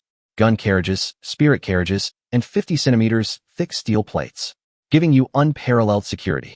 The black and red color scheme is simple yet sophisticated, understated yet elegant. This is a man's paradise. The train has been transformed with a huge waterbed, Simmons mattress, steel pipes, a swimming pool, and comes with a succubus and an elf as a bonus. Buy now and get a free train color change service. First come, first served. Succubus? Elf? Where? I want to see. Brother, you have good taste. Please come in. Wei Chu completely forgot why he came here, and he followed the salesman inside. Inside the train, the succubus wore black stockings, while the elf wore white stockings. They lay on the soft waterbed, playing and frolicking. Hey bro, do you know what this train's name is? The salesman shouted. Ultimate Pleasure, Black and White Duo Edition. Great car, great name. Wei Chu clapped his hands in praise. Qi Xiao, look, it's the Black and White Duo. He turned around and found that there was no one behind him. Huh? Where's Qi Xiao? Your friend? He just went to the bathroom. It's okay, let's continue watching. In the restroom of this store. After Qi Xiao entered an empty pit, he locked the door behind him. I just got a response from the device, and Kong finally replied. He took out a sticky note from my ring. Here's the location of the 3 people, Huang, LV, and Hong.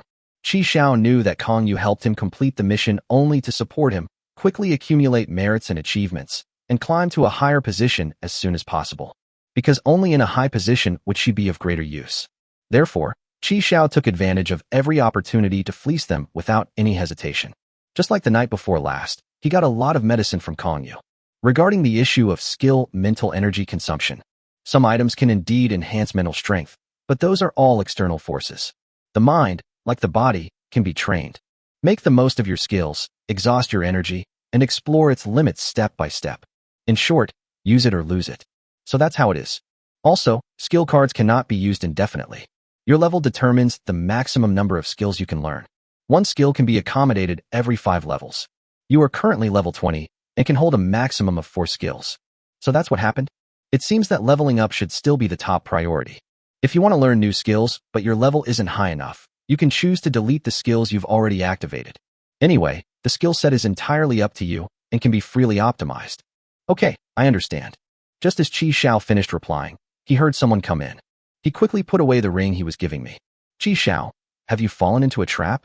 Upon hearing Wei Chu's voice, Qi Xiao pressed the flush button and came out of the stall. So, is this the one? With his back to Qi Xiao, Wei Chu opened the sluice gates and released the water. No, not exactly. This is the last one. No, neither. Wei Chu shook himself, pulled up his pants, and fastened his belt. What do we do next? Let's get to work. I just received intelligence from an informant that they've apparently discovered a hideout for the Yellow-Green-Red organization. Huh? You have informants? Wei Chu turned around, his face full of amazement, and said, Qi Xiao, are we even in the same year? In a noodle shop in a smog-filled city, Yin Xian added 3 spoonfuls of chili to the spicy snakeskin noodles that the boss had just brought over, then picked up his chopsticks and started mixing. Just then, his phone rang. He took out his phone, which he had bought for free at another store, and checked his messages. A young man came to inquire about the green train. I sent you the photos. Upon seeing the red-haired Wei Chu in the photo, Yin Xian felt a surge of excitement. It's here. Even though this guy has dyed red hair, you can still recognize his face even if it turns to ashes. It's a mission-assured module. Yin Xian grabbed 2 more cloves of garlic, served the noodles, and rushed out of the noodle shop. Ugh, I haven't paid yet. What kind of people are these? If you're not going to pay, then don't pay. At least leave me the bowl of noodles. Hidden Line let out a cold laugh. Are you kidding? When have those 9 thieves from Pingjing ever spent money eating out? Chapter 161 Searching for Yellow, Green, and Red in the Landfill. The Yellow-Green-Red organization's main business is reselling weapons from Zon. They sourced cheap weapons from Zon and sold them to various train conductors. Some of the high-explosive bombs and suicide robots that were attacked in the past were sold to them. Since the Kingdom of Order couldn't catch the attackers, it could only punish their allies. The full names of the 3 people are Huang, Liu, and Hongdi, respectively. The yellow and green ones are the 4th train conductors, and the red one is a local from Zuan. They are all level 4 wanted criminals in Order Heaven, and the bounty for each of them is 100 train coins. Based on the information provided by Kong Yu, Qi Xiao took a shuttle to the open-air garbage dump of Smog City. Garbage trucks come and go, dumping countless amounts of household waste, industrial waste, and toxic waste without any sorting. On those enormous mountains of garbage, countless scavengers swarmed up and down like cockroaches. Sometimes they would even wrestle over half a steak until a winner was determined. This place is not only filled with toxic smog and miasma, but also reeks of rotting garbage. Without a filter, a person cannot breathe at all here. After emptying themselves, the garbage trucks that had arrived fully loaded departed in a grand procession. In just a quarter of an hour, a new mountain of garbage was formed. Upon seeing this, nearby scavengers rushed towards the new mountain of garbage like madmen. During one of the climbs, he was accidentally buried by trash falling from above. He desperately stretched out one hand and shook it repeatedly, trying to call for help. But the scavengers around didn't see him at all, and even if they did, no one came to help him. If we were any slower, all the good stuff in this mountain of garbage would be picked clean by others. The hand was waving slower and slower until it finally stopped. Just then, a hand reached out, grabbed his arm, and pulled him out of the garbage heap. After being rescued, the man ripped off his mask and gasped for breath. Compared to that damn suffocating feeling I just felt, the toxic, foul-smelling gases here suddenly seem almost endearing. He didn't even say thank you before turning around and scrambling with the scavengers for the newly arrived trash. Hey buddy, I saved your life and you're not even going to say thank you. A generous gift of crabs? How rude. Wei Chu turned to look at Qi Xiao. Why are these people all standing by and watching someone die? Wei Chu frowned, looking puzzled. He was wearing a filter mask, and his voice sounded muffled. If you were like them, having to scavenge for garbage every day to make a living, I think you probably wouldn't save them either. Impossible. So confident. I mean, I could never end up scavenging for a living. Qi Xiao. Isn't this a junkyard? What are those yellow, green, and red things? Are those arms dealers hiding here? Your informant is impressive. How did he find such a well-hidden place? There is a sequence to learning, and each profession has its own expertise. However, this landfill is too big. Isn't there a more precise location? No. Their base is mobile. It changes location every day. Huh? How do I find it? Wait. Waiting for the garbage truck. Qi Xiao looked in the direction the garbage truck had left and said, they would use garbage trucks to transport weapons. Normally, a garbage truck would just dump its garbage and leave. Just follow whichever garbage truck you see acting suspiciously. I see, then okay. They waited until nightfall. The temperature here is extremely low at night, and there is no lighting, so most scavengers leave before sunset. Of course, there are still a small number of scavengers who wear headlamps and work the night shift. Holy crap, it's so cold. Wei Chu trembled uncontrollably, shaking like a leaf. Chi Xiao, you aren't you cold? Ah, Chu, I'm not cold. Do you have kidney deficiency? What? How is that possible? My kidneys are perfectly fine. Chi Xiao was wearing the Galaxy combat suit, which maintained a constant temperature and humidity, so of course, he wasn't cold. You're not cold, and neither am I. The two stayed up until late at night, and Wei Chu's snot was freezing. There were still some scavengers around in the first half of the night, but there was no one at all in the second half. The entire landfill was eerily quiet, the only sounds being the crawling of cockroaches and the squeaking of rats. Damn it, I regret it. This police department is inhuman. Shouldn't we just get the information, grab our guns and armored vehicles, and go straight for those wanted criminals? Why do we need to stake out the place first? How many armed forces would the Kingdom of Order need to accomplish your method? It's already quite an achievement to be able to completely control the Ulden public station. Not to mention Zon, which is not under the jurisdiction of the Order and is even bigger than Ulden. On a larger scale, there are countless stations that stop randomly, and catching people outside depends entirely on luck. If you're not strong enough, you also have to be careful not to get recognized, or you might get killed.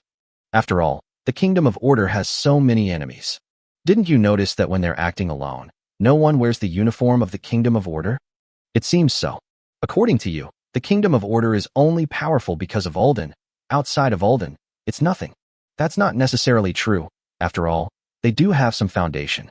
Hey, a car's coming. 5 more garbage trucks arrived at the landfill late at night.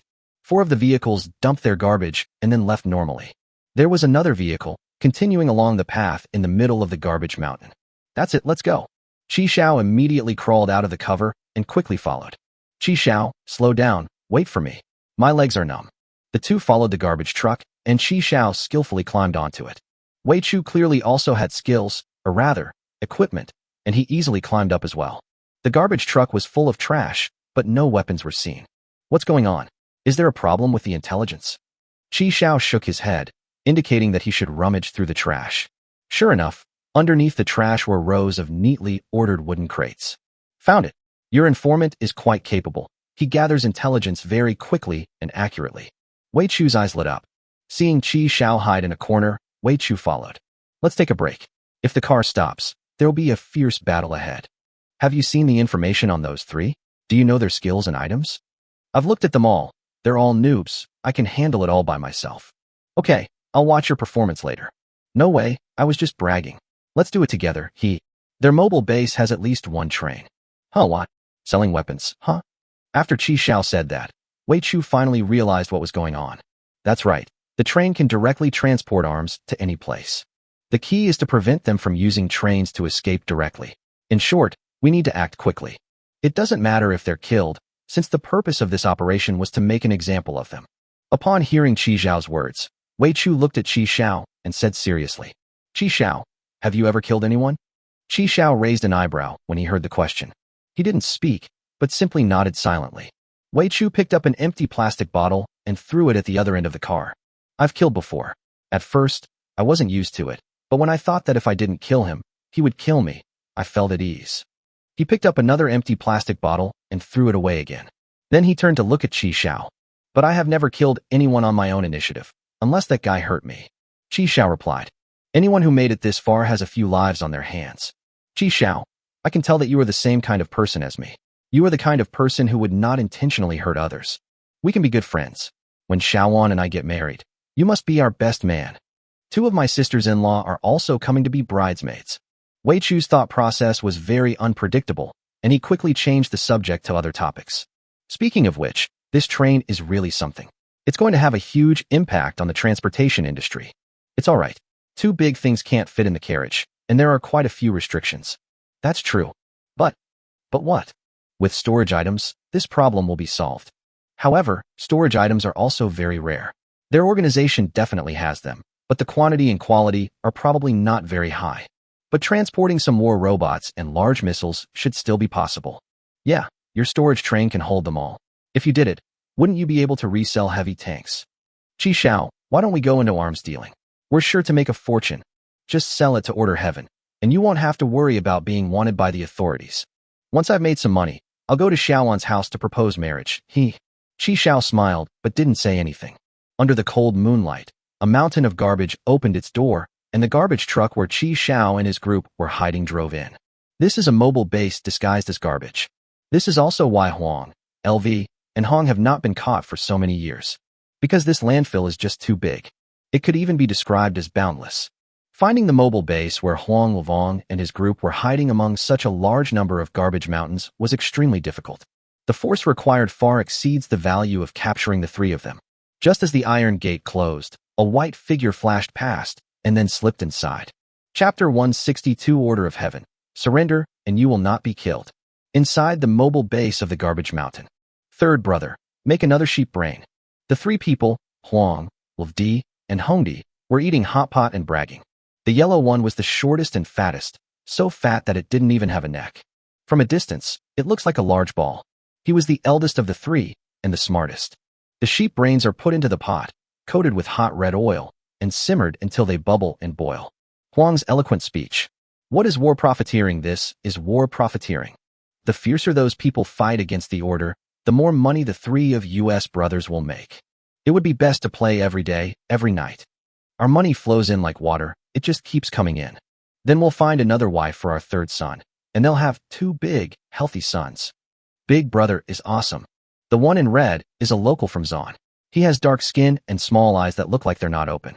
Both of his arms were modified mechanical arms, with a cold, metallic silver casing. Big brother, what about me? Green scooped the cooked sheep brains into Yellow's bowl and chuckled. You fucking love playing with robots, huh? What, you want to try playing with real ones now? No, women will betray me, robots won't. Green is tall and burly, but unfortunately, he has been cheated on by 3 women and suffers from a fear of marriage. Then why are you even asking? Piltover recently released a new enforcer robot.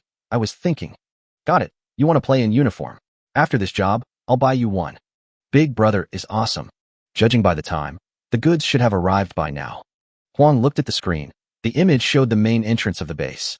He had just finished speaking when a garbage truck slowly drove into the frame. Seeing this, Green picked up his wine glass and drank the wine in one gulp. We're here. We're at the door. I'll go get the goods right away. He wiped his mouth and greeted Hongdi. Third brother, let's go together. After the garbage truck drove in, the base gate slowly closed. Huang followed, rolling up his sleeves. How can we let only our 2 younger brothers do it? Come on, let's do it together. Send it to the clients as soon as possible, they can't wait. Just then, the alarm in the base suddenly went off. The red alarm sirens flashed and wailed. Alarm, alarm, unauthorized intruder detected. Alarm, alarm, unauthorized intruder detected. The red light shone on the 3 people's faces, and they were filled with shock. Holy crap, there's a tag-along. Huang reacted the fastest, immediately activating his energy defense shield to envelop himself. Green's eyes turned red, and his skin began to turn gray, centered on his navel. That's his skill, petrified skin. The petrified skin is incredibly hard, capable of withstanding swords and even ordinary bullets. At the same time, the pair of modified mechanical arms on the red ground also extended laser blades and assumed an attack stance. But the next second, a line of blood appeared on Green's neck. He was instantly killed, his throat sealed shut. His burly body crashed to the ground with a loud thud. The gray, petrified skin faded, revealing its original color. Green is obtained, death. Huang didn't even see a shadow of anyone before his second brother died. Having succeeded in his attack, Qi Xiao disappeared into the shadows. Qi Xiao was clearly one step ahead of Qi Xiao in activating the petrified skin. Before the petrified skin could spread to his entire body, Qi Xiao precisely killed him with a single slash. This is the advantage that comes from the combination of speed, initiative, and intelligence. The initiative in battle. Qi and Zhao's plan was to kill Huang and Lu first. Because these 2 were train conductors, they could have escaped by starting the train. Red can decide whether to keep him alive depending on the situation. After all, he's a local from Zon, so he can't escape by train. Qi Xiao originally wanted to kill their leader, Huang, first. Who would have thought this guy would react so quickly, setting up an energy shield in an instant? Moreover, he was even fatter than described in the file. He was so fat that he had no neck. They're obviously living a very comfortable life. Wei Chu stood on the garbage truck, firing 2 golden desert eagles in quick succession, forcing Huang to retreat repeatedly. The bullets struck the energy shield surrounding his body and were all stopped. Wei Chu fired his gun while shouting, "Order of heaven! Everyone, put your hands behind your heads and prostrate yourselves. Those who surrender will not be killed." Chapter 163 Flame Dragon Armor, Combined. Upon hearing Wei Chu shout this, Huang was the first to lose his composure. "Damn it! My damn second brother was killed by a dog. You Kingdom of Order are nothing but a pack of dogs. Dogs!" he shouted as he retreated, ripples spreading around his body, and bullets blocked by the energy shield fell to the ground with a clatter. Hongdi held two laser blades horizontally in front of him, their blades widening to form a light shield to block Wei Chu's shots. When a bullet hits the light shield, it only creates a ripple. Piltover technology, terrifyingly powerful. Just then, a head popped out from the garbage truck next to Wei Chu. This was Grandpa Run, who had finished accumulating energy. Maximum power energy cannon, fire.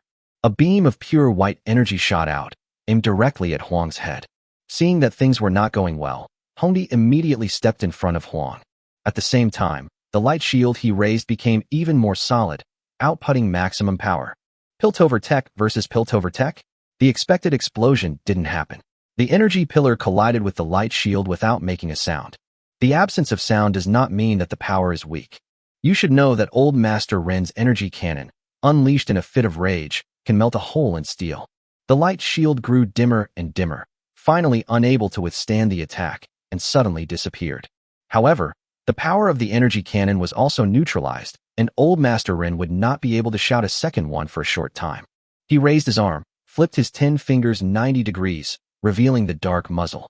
Tiny white specks of light shot out towards the yellow light.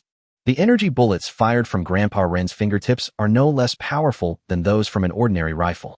Wei Chu's two Golden Desert Eagles were not ordinary pistols, as can be seen from the fact that they did not require reloading. The two shooters, perched atop the garbage truck, unleashed a barrage of firepower. The red shield has been broken, and it has lost its defensive capabilities. "Third brother, come in." The energy shield surrounding Huang's body suddenly expanded, enveloping Hongdi. These three people really have a very good relationship. They are truly brothers. "You bunch of sons of bitches. Drink tui." Huang spat out a mouthful of phlegm, expressing his indignation.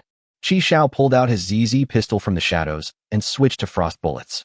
He fired a few shots, and after finding that they were all blocked by the energy shield, he stopped wasting energy.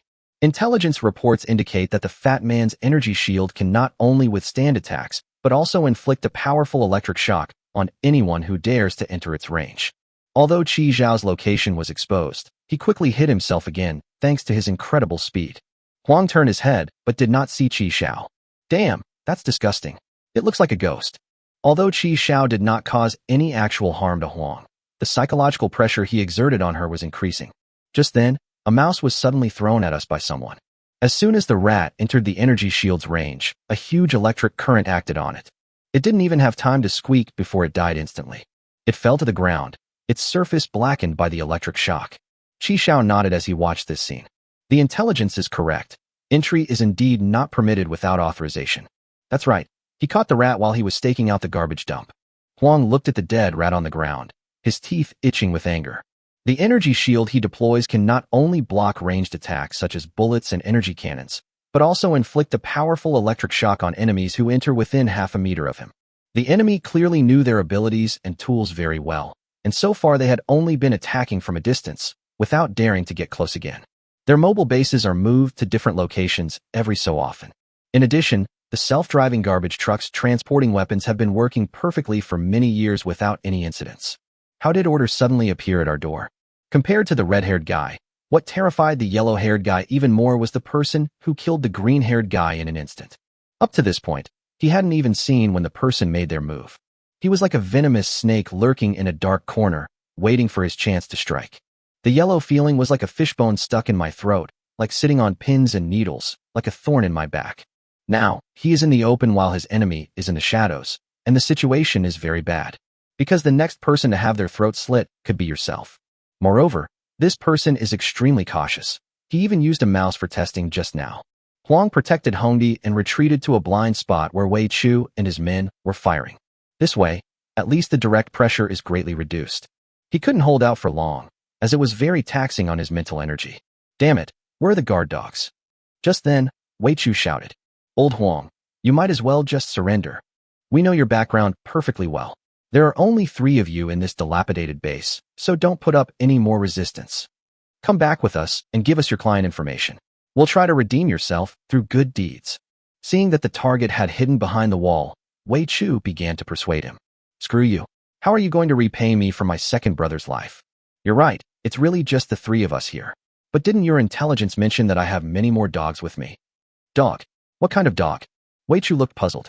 His doubts were quickly resolved. One after another, jet black, swiftly moving mechanical dogs rushed out from the rear of the base. These robotic dogs are incredibly agile, whether running or jumping. Although there are only 3 living people in this base, yellow, green, and red, there are quite a few war robots serving as the defensive force. There are 30 war machine dogs alone. Besides these mechanical dogs, 3 more women emerged from the depths of the base. They are about 1.65 meters tall and have different appearances. Some are sweet, some are innocent, and some are alluring. They were wearing various uniforms, including nurses in white stockings, teachers in black stockings, and flight attendants in flesh-colored stockings. That's right, they are not people, but companion robots invented specifically for men. Their owner was none other than Green. But now that Green is dead, they have activated their revenge program. These 3 robots, along with the 30 robot dogs, launched a siege against Wei Chu. Yes, brothers and sisters. Go. Kill them. Huang spoke passionately, pointing at Wei Chu and Old Master Rin on the garbage truck. Kill them. Avenge my second brother. Wei Chu grinned as he watched the war machines rushing towards him. Holy crap. What's going on? The intelligence report didn't mention they had this many robots. Why are there 3 more women? My sisters-in-law. Damn, he really knows how to enjoy life. His wife is so beautiful. The armor of these mechanical dogs was very sturdy. When Wei Chu and his men's bullets hit them, they only produced some sparks. They cannot be harmed at all. This mechanical dog has an outstanding jumping ability. It leaped onto the garbage truck in one powerful bound. Grandpa Ren extended his laser claws from both arms and swung them at him on the head.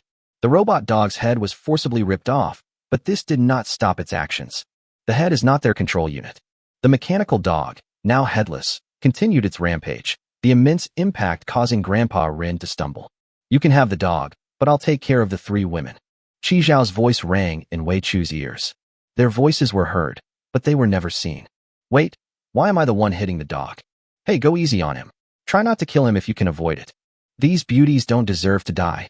Before Wei Chu could finish speaking, the incredibly fast dogs all swarmed around and jumped onto the garbage truck. I can't take it anymore. Are you forcing me to use my ultimate move? Wei Chu put away his twin guns, placed his hand on his waistband, and took out a red, uniquely shaped bracelet. He placed the bracelet on his left arm. The bracelet then automatically popped out a wristband, securing itself firmly to Wei Chu's wrist. Then Wei Chu took out a red round card and inserted it into the bracelet. Then Wei Chu raised his arm high and shouted, Flame Dragon Armor, combine. Chapter 164 Summoning the Dark Magician Girl Again. Woman? Qi Xiao chuckled softly. Female robot, right? Although they look exactly like humans, their eyes betray them. There was no emotion in the eyes of these 3 people. Qi Xiao pulled out lust, and in a flash, the head of the white-stockinged nurse flew into the air. Sparks flickered at the broken point, confirming Qi Zhao's suspicions.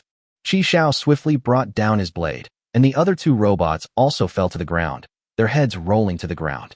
Decisive and efficient. Huang couldn't help but twitch his eyebrows. It all happened so fast. From the moment those 3 robots appeared until they were sliced off, it was only 10 seconds. Boss, I'm going to fight him to the death. Red-faced, eyes widened in horror. I will avenge my second brother and his 3 wives. They're bullying us. Hongdi, tears streaming down his face, held up 2 laser knives and was about to rush out. You saved me back then. Without you, I would have starved to death on the streets long ago. Brother, let me go. Yellow slapped Red hard across the face. Calm down. Go away. Where are you going? The one in the car has been held back by the pack of dogs, and we haven't even seen a trace of the person who killed the second brother. If you go out from inside the shield, you're just handing yourself a free kill. He hasn't come after us because he's afraid of my protective shield. They know us too well. We have no chance of winning. Yellow grabbed Red's arm. Let's go. Let's get back to the train and escape. Second brother, what should we do? Red looked at Green lying on the ground in the distance, who had just died not long ago, and tears welled up in his eyes. No, I want to bring my second brother along. Are you even going to listen to your older brother anymore? Seeing Huang pulling Hong Di to retreat, Qi Xiao couldn't wait any longer. Because the crimson beasts he released still haven't found where their train is. That's right, Qi Xiao was multitasking all the time. Actually, this is very mentally taxing. But undoubtedly, this is also a good form of training, a training of mental strength. At this moment, Qi Xiao was like operating 3 computers at the same time, with the perspectives of the Crimson Beast and Old Master Ren constantly switching in his mind.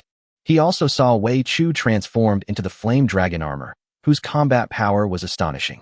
At this moment, Wei Chu, clad in the Flaming Dragon armor and wielding the blazing blade, was fighting against the mechanical dogs. He was stepping on several broken mechanical dogs. But those mechanical dogs were fearless and continued to charge forward. They fought alongside Wei and Chu. As expected of someone who always gets things done, it seems they've been scouring for a lot of good stuff these past few days. Of course, it's not necessarily a package that was swiped to be delivered. But this module is undoubtedly very powerful. Qi Xiao sighed softly. He hadn't wanted to waste it. He then took out 2 more rats and held them in his hands, and then took out a monster card with a beautiful girl printed on it. I will offer 2 rats as sacrifices to summon the Dark Magician Girl. The 2 mice transformed into specks of starlight, which were then injected into the card. The card suddenly emitted a dazzling white light. Dark Magician Girl reappears. She floated in midair, winking playfully at Qi Xiao. Master, is there anything you need me to do? Qi Xiao pointed to Huang's back. Kill him. Yes, master. The Dark Magician Girl raises her staff high, and energy gathers on the staff. Dark Magician. A beam of black energy shot out and struck Huang's energy shield. That seemingly impenetrable protective shield, however, melted away rapidly, like ice and snow meeting warmth. Ultimately, the Dark Magician broke through the energy shield, but failed to kill Huang. Dark Magician Girl pouted, looking aggrieved. I'm sorry, master. I failed to complete your mission. After saying that, the Dark Magician Girl transformed into a card and returned to Qi Xiao's hand. 8 summons remain. It seems that the Dark Magician Girl summoned by sacrificing 2 rats wasn't strong enough. No problem. Once the most troublesome shield is broken, the rest will be easy. Qi Xiao put away the cards, took out the fishbone sword, activated the word of power, ×0, and chased after them. Huang slumped to the ground, supporting himself with his hands, his face filled with disbelief. His energy shield was actually broken. That black power was so strong that he felt like his head was being rubbed against the ground. When a regular bullet hits the energy shield, it puts a mental strain on him, like being slapped by a child. It doesn't hurt or itch, and it can last a long time. The mental burden this black energy placed on him was like being punched hard by a boxing champion. I can't handle it at all. His current mental strength is completely unable to resist. With the energy shield broken, Red Earth fought back to the death, resolutely turning back and charging forward. Big brother, run. I'll cover you. The next second, Hongdi collapsed to the ground with a thud. He was trembling uncontrollably and foaming at the mouth. Big brother, tell my mother, I'm not a coward. Chapter 165, Who turned you into this? Huang was initially confused, then realized what was happening. I told you to watch less TV dramas, but you just wouldn't listen. I've never even seen your mother. Damn it. Qi Xiao. He raised the pure white sword in his hand, about 50 centimeters long, and nodded approvingly. The fishbone sword injects a small amount of paralyzing toxin into the target upon attack. It works quite well. That's true, since it's an item obtained from a level 5 treasure chest, just like Lust. But compared to that, Lust is undoubtedly stronger. After all, there are conditions for its use, dragon blood. Qi Xiao merely made a few light strokes on the red ground, and he became paralyzed, foaming at the mouth, and unable to move. If you apply toad medicine on top of that, the numbness and itching will probably drive your opponent crazy, right? Unfortunately, there's only a tiny bit of toad potion left at the bottom of the bottle. It's almost gone. Hongdi was poisoned and paralyzed, but did not die. Huang was unaware of the situation, and he knew he couldn't escape. The mechanical dogs over there haven't returned to provide support yet. They've probably all been taken care of. He quickly knelt down and kowtowed twice to Qi Xiaoquangquang. I surrender. I surrender. Please let Hongdi go. He doesn't know anything. He's just a worker for us. Qi Xiao was surprised. He hadn't expected Huang to be so loyal. His lips curled up behind the filter covering his face. It's okay. Even if you didn't say anything, I wasn't planning on killing the Red Land anyway. Qi Xiao silently walked up to Huang, and the fishbone sword sliced through Huang's limbs one by one, injecting paralyzing toxins. Huang felt a sharp pain, and then his body gradually lost sensation. Like Hongdi, he was foaming at the mouth and his whole body was paralyzed. After all, The bounty for capturing someone alive is higher, and the merit points awarded are also greater. But those who are green must die. Because someone has to die eventually, this will disrupt the enemy's morale. From Grandpa Ren's perspective, Chi Xiao knew that the battle on Wei Chu's side was almost over. The 30 mechanical dogs were now all reduced to scrap metal. With the danger over, he felt relieved. Chi Xiao removed the filter mask and tore off the cloak. This mobile base comes with its own air filtration system and oxygen generator, so there's no need to wear a filter here anymore. Before Huang fainted, he saw that fair and slightly delicate face and was shocked. In his eyes, Chi Xiao was a cold-blooded, perverted demon who killed without blinking an eye. It should look extremely ferocious, with 3 white eyes and possibly a scar on its face. When it laughs, it reveals terrifying sharp teeth. But at first glance, he looks like a college graduate who hasn't been out of school for long. Is she a newcomer? Are all the newcomers this good now? That's incredible. Huang fainted in frustration. Chi Xiao touched the 2 of them, but didn't find anything valuable. Just then, the Crimson Beast also found their train. The train is entirely purple and has 4 carriages. The first 2 carriages are the initial carriages, and the last 2 carriages are regular carriages. The car door opened, and Crimson Beast was already waiting inside. Chi Xiao entered the carriage and opened his personal information. The account that logged into this train was Huang's, level 30. Chi Xiao glanced at it casually and then logged out of his account. Then he transferred the supplies already stored in the train to himself. By doing this, no records of the transfer of supplies can be found. The first 2 carriages were completely empty. It's obviously for moving weapons. There's nothing superfluous in it. The 2 ordinary carriages at the back have been converted into living necessities such as toilets, beds, and refrigerators. The 3 of them lived on the train, clearly prepared to flee at any moment. In the last carriage, there was still a hot pot on the dining table, the broth still hot. The truth is, Huang and his group were eating hot pot and singing when they were intercepted by 2 bandits. Wei Chu destroyed the last mechanical dog, and the time for the flame dragon armor to combine was just right. His cool, red-orange armor turned into particles of light and disappeared. Wei Chu plopped down, panting heavily. Damn, I'm exhausted. Alright, I also need to help Chi Xiao. After retrieving the summoner, Wei Chu, without taking a break, quickly climbed off the garbage truck. Outside, 3 headless female corpses were still playing music. They were like 3 headless flies, running around aimlessly in the base. The only difference is that flies buzz, while they make sounds like ah. Wei Chu was completely stunned when he saw this scene. A headless female corpse, screaming and running wildly? Holy crap, it's a robot? Wei Chu even poked the white-stocking nurse's chest. Awesome, the feel of this is just like the real thing. Unexpectedly, his poke led the white-stocking nurse to her target. He was held tightly by the other person. Hey, what's wrong with your robot? Don't cause me any more trouble. The other 2 also surrounded him, and the 3 of them completely surrounded Wei Chu. I don't hit women, you all better get out of the way. No, not there. Damn it, who turned you guys up like this? The state of Wei and Chu was caught in the greatest crisis for men. Their desire for comfort led them to forget their homeland. No, I'm going to support Chi Xiao. Chi Xiao, wait for me. I'm coming right now. Wei Chu pushed the others aside and caught up with Chi Xiao. As he entered the corridor, he could see the yellow and red figures lying on the ground from afar. Hiss. Kill them all.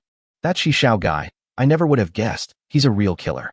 Wei Chu squatted down and saw the 2 men with their eyes open and foaming at the mouth. He sighed. So pitiful. He died with his eyes wide open in disbelief. He raised his hand to close their eyelids, muttering to himself. Every wrong has its perpetrator, and every debt its debtor. If you're looking for someone tonight, go find Chi Xiao, don't come looking for me. Dude, I'm a coward. I've been afraid of ghosts since I was a kid. At that moment, Chi Xiao emerged from around the corner. Chi Xiao, are you alright? I just finished my work and came to help you. So many dogs have been dealt with. Sure. Upon receiving Chi Xiao's praise, Wei Chu immediately raised his head proudly and said, Absolutely. Let's go. The person should be here by now. Before entering, Chi Xiao and his group had already contacted the Order of Heaven's bounty squad stationed in Zon. Once they arrive, we'll hand the people over to them, and then we can leave. They're all dead. What's the point of handing them over? Everyone says they're all dead. Chi Xiao kicked the yellow thing on the ground. These 2 are still alive. Wei Chu, huh? Wei Chu looked down and saw that Huang's eyelids, which he had just closed, had opened again at some point. Chapter 166. This person is definitely a master. Inside a cardboard box more than a meter tall at the entrance of the mobile base. The hidden thread was tucked inside, and the person was half squatting. Damn, He slipped in right after the camera detected him. In his panic, he saw a cardboard box nearby and instinctively put it on. Simple disguises are often the most effective. As it turned out, nothing happened to him, but Huang LV Hong and Hong Mao suddenly started fighting. Hidden in the cardboard box, he cut a small hole and spied on the chaotic battle outside. I never expected that they would find Huang LV Hong's hiding place so quickly. The intelligence organization of the Kingdom of Order is indeed not to be underestimated. Speaking of which, who is this man with little red hair? They instantly killed that big guy. Fast, too fast. It's so fast that it's impossible to see with the naked eye. I didn't see when he made his move at all. Is it teleportation? That would be tricky. Wow, these three girls have amazing figures. Huh, where's the head? How could his head have disappeared so suddenly? Was he instantly killed by that person again? When did they make their move? Wait, it's just a robot. How boring. This person is no good either. The energy shield problem is still unresolved. What's that? A beautiful girl floating in the air. Wow, how can he summon thugs? It's broken open? Who is this guy? I've never heard of such a person in the Kingdom of Order. Newcomer? No, that's impossible. How could there be such a strong newcomer? Could it be some big shot in the Criminal Investigation Department? The hidden line seems to have figured out the correct answer. That's right, this person must be a hidden mastermind in the Criminal Investigation Department. This little red-haired guy is always ready to accomplish his mission. Someone from above will definitely be assigned to lead and protect him. I just don't know how many more tricks this guy has up his sleeve. However, judging from how quickly he killed that big guy, this guy definitely has a lot of tricks up his sleeve and is very troublesome. Skills similar to teleportation, summoning girls who can emit strange energy, conjuring up various items out of thin air. Damn it, what a perfect piece of meat. And now there's a tiger guarding it. No, we can't rush it. Be cautious and don't act rashly before you've figured out the man's background. We must proceed gradually. Inside the yellow, green, and red mobile base, the alarms had been turned off by Qi Xiao. Qi Xiao took back the old man, and just then, he suddenly pulled out a ZZ pistol and fired 2 shots at the cardboard box at the door. The cardboard box was pierced, and the bullet hit the iron gate behind it. Holy crap, that scared me. Wei Chu exclaimed in surprise. What's wrong? What happened? I felt that the cardboard box moved a little just now. Really? I'll go check it out. Need not. The next second, a monster with mantis-like arms suddenly appeared and cut the cardboard box in half. The cardboard box was empty. Qi Xiao turned his head and put away the ZZ pistol. You might be seeing things. Wei Chu said calmly. It might be rats. Sigh, there are so many rats in this place. Qi Xiao nodded. After all, it's a garbage dump. Judging by the time, they should be arriving soon. Qi Xiao opened the base gate, and shortly after, 3 black armored vehicles stopped outside the mobile base. The armored vehicles were decorated with the symbols of their Kingdom of Order. It was the arrest team stationed in Zhuan. They had just turned off their car when 2 more law enforcement vehicles stopped. Not only did the Order of Heaven's arrest team arrive, but the law enforcement team from Smog City also came. Both groups of people got off the vehicle. In Order of Heaven, everyone wears black uniforms, peaked caps, and boots. The law enforcement team wore gray-blue uniforms and law enforcement hats. The captain of the arrest team, Aoyagi, and the captain of the enforcement team both stepped forward and shook hands with each other. This is an arms organization. For their own selfish interests, they sell dangerous weapons, causing countless ordinary people to lose their lives. We will escort him back to Yulden and put him before the court of order. Let order decide their fate. The enforcement team leader nodded and responded. Okay, I understand what you're saying. Of course you can take the person away, but... He pointed to the mobile base disguised as garbage. These are assets belonging to Zhuan.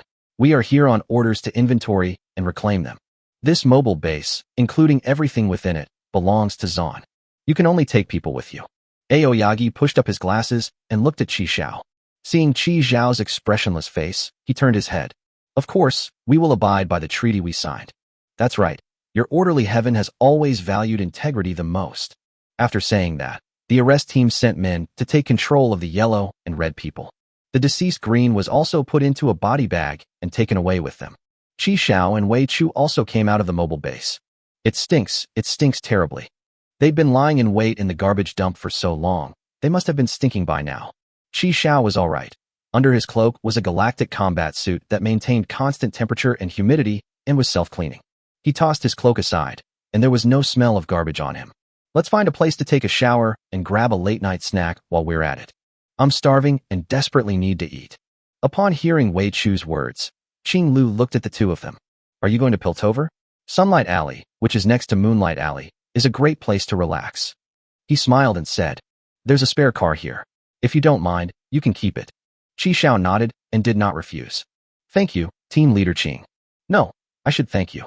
Catching these arms dealers can save many innocent lives. You are the heroes of order. Qing Lu saluted Qi Xiao and led his team away. Let's go too. Qi Xiao swiped his debit card to open the car door. The car was also self-driving. After setting the destination, Sunlight Lane, they left. Seeing that the people from Order of Heaven had left, the law enforcement team from Smog City moved into the mobile base and began to inventory the supplies. Inside the garbage truck, only a pile of trash and fragments of the mechanical dog remained. And the most crucial train has also disappeared. The captain of the enforcement team looked very unhappy. In the vast base, not a single valuable item remained. Damn it, those dogs of order. Under the miasma-shrouded night, the hidden line, like a gray rat, swiftly fled the junkyard. I just broke out in a cold sweat on my forehead. How did he find me? This person is indeed a master. Qi Xiao suddenly drew his gun and fired. If he hadn't used his stealth suit in time, he would have been riddled with bullets. Luckily, I reacted quickly. Damn. No, I have to find out exactly where this guy comes from. Making a hasty move will definitely result in a huge loss. Go back and find out more about this person before making any further plans. It just so happens that the man in question used to be a high-ranking official in the police force. He should know something about this person. Why would he quit his position as the deputy chief of the Order of Heaven's arrest department and go off to associate with a free organization? What was he after? Chapter 167 Sunlight Alley. We left the garbage dump and the smog-filled city. Without the miasma that blotted out the sky, the stars and the moon could be seen. The hidden path leads back to a grove of yellow-leaved trees. A door suddenly opened in the woods. After the hidden line went in, the car door closed. It is dynamic occlusion. The car belonged to Wei and Chu, and the license plate number was the same as the one used by Yin Xian. Yin Xian plopped down onto Wei Chu's bed. He raised his hand to summon the light screen, clicked on the chat room friend list, and sent a message to Shirenui Yunxing. Exist. After sending the message, Yin Xian began to feel that each day was an eternity. Even though only a minute had passed, it felt like a month had gone by. Why haven't they replied yet? Are they not home? Yin Xian raised his hand and sent another message. Exist. Exist. What's going on? Could it be because I didn't handle that matter well last time? Yin Xian scratched his head, looking annoyed. Are you there? In your mother's eyes. I replied. Yin Xian flinched and sat up on the bed. Rat, have you forgotten what I told you? What do I hate the most? Brother Sheng hates it when people ask if he's there. As Brother Sheng said, just say what you need to say directly, don't ask if I'm there. Don't be angry, Xingji. I'm not worried about bothering you so late at night. What if you're sleeping? That wouldn't be good, hee. Spit it out if you have something to say. Call. Yin Xian let out a long breath. Could you please pass on a message to Sister Yu for me? I know I was wrong about what happened back then. Since I'm now free to work, could you please be lenient and let me off the hook? Go and say it yourself. But Sister Yu won't add me as a friend.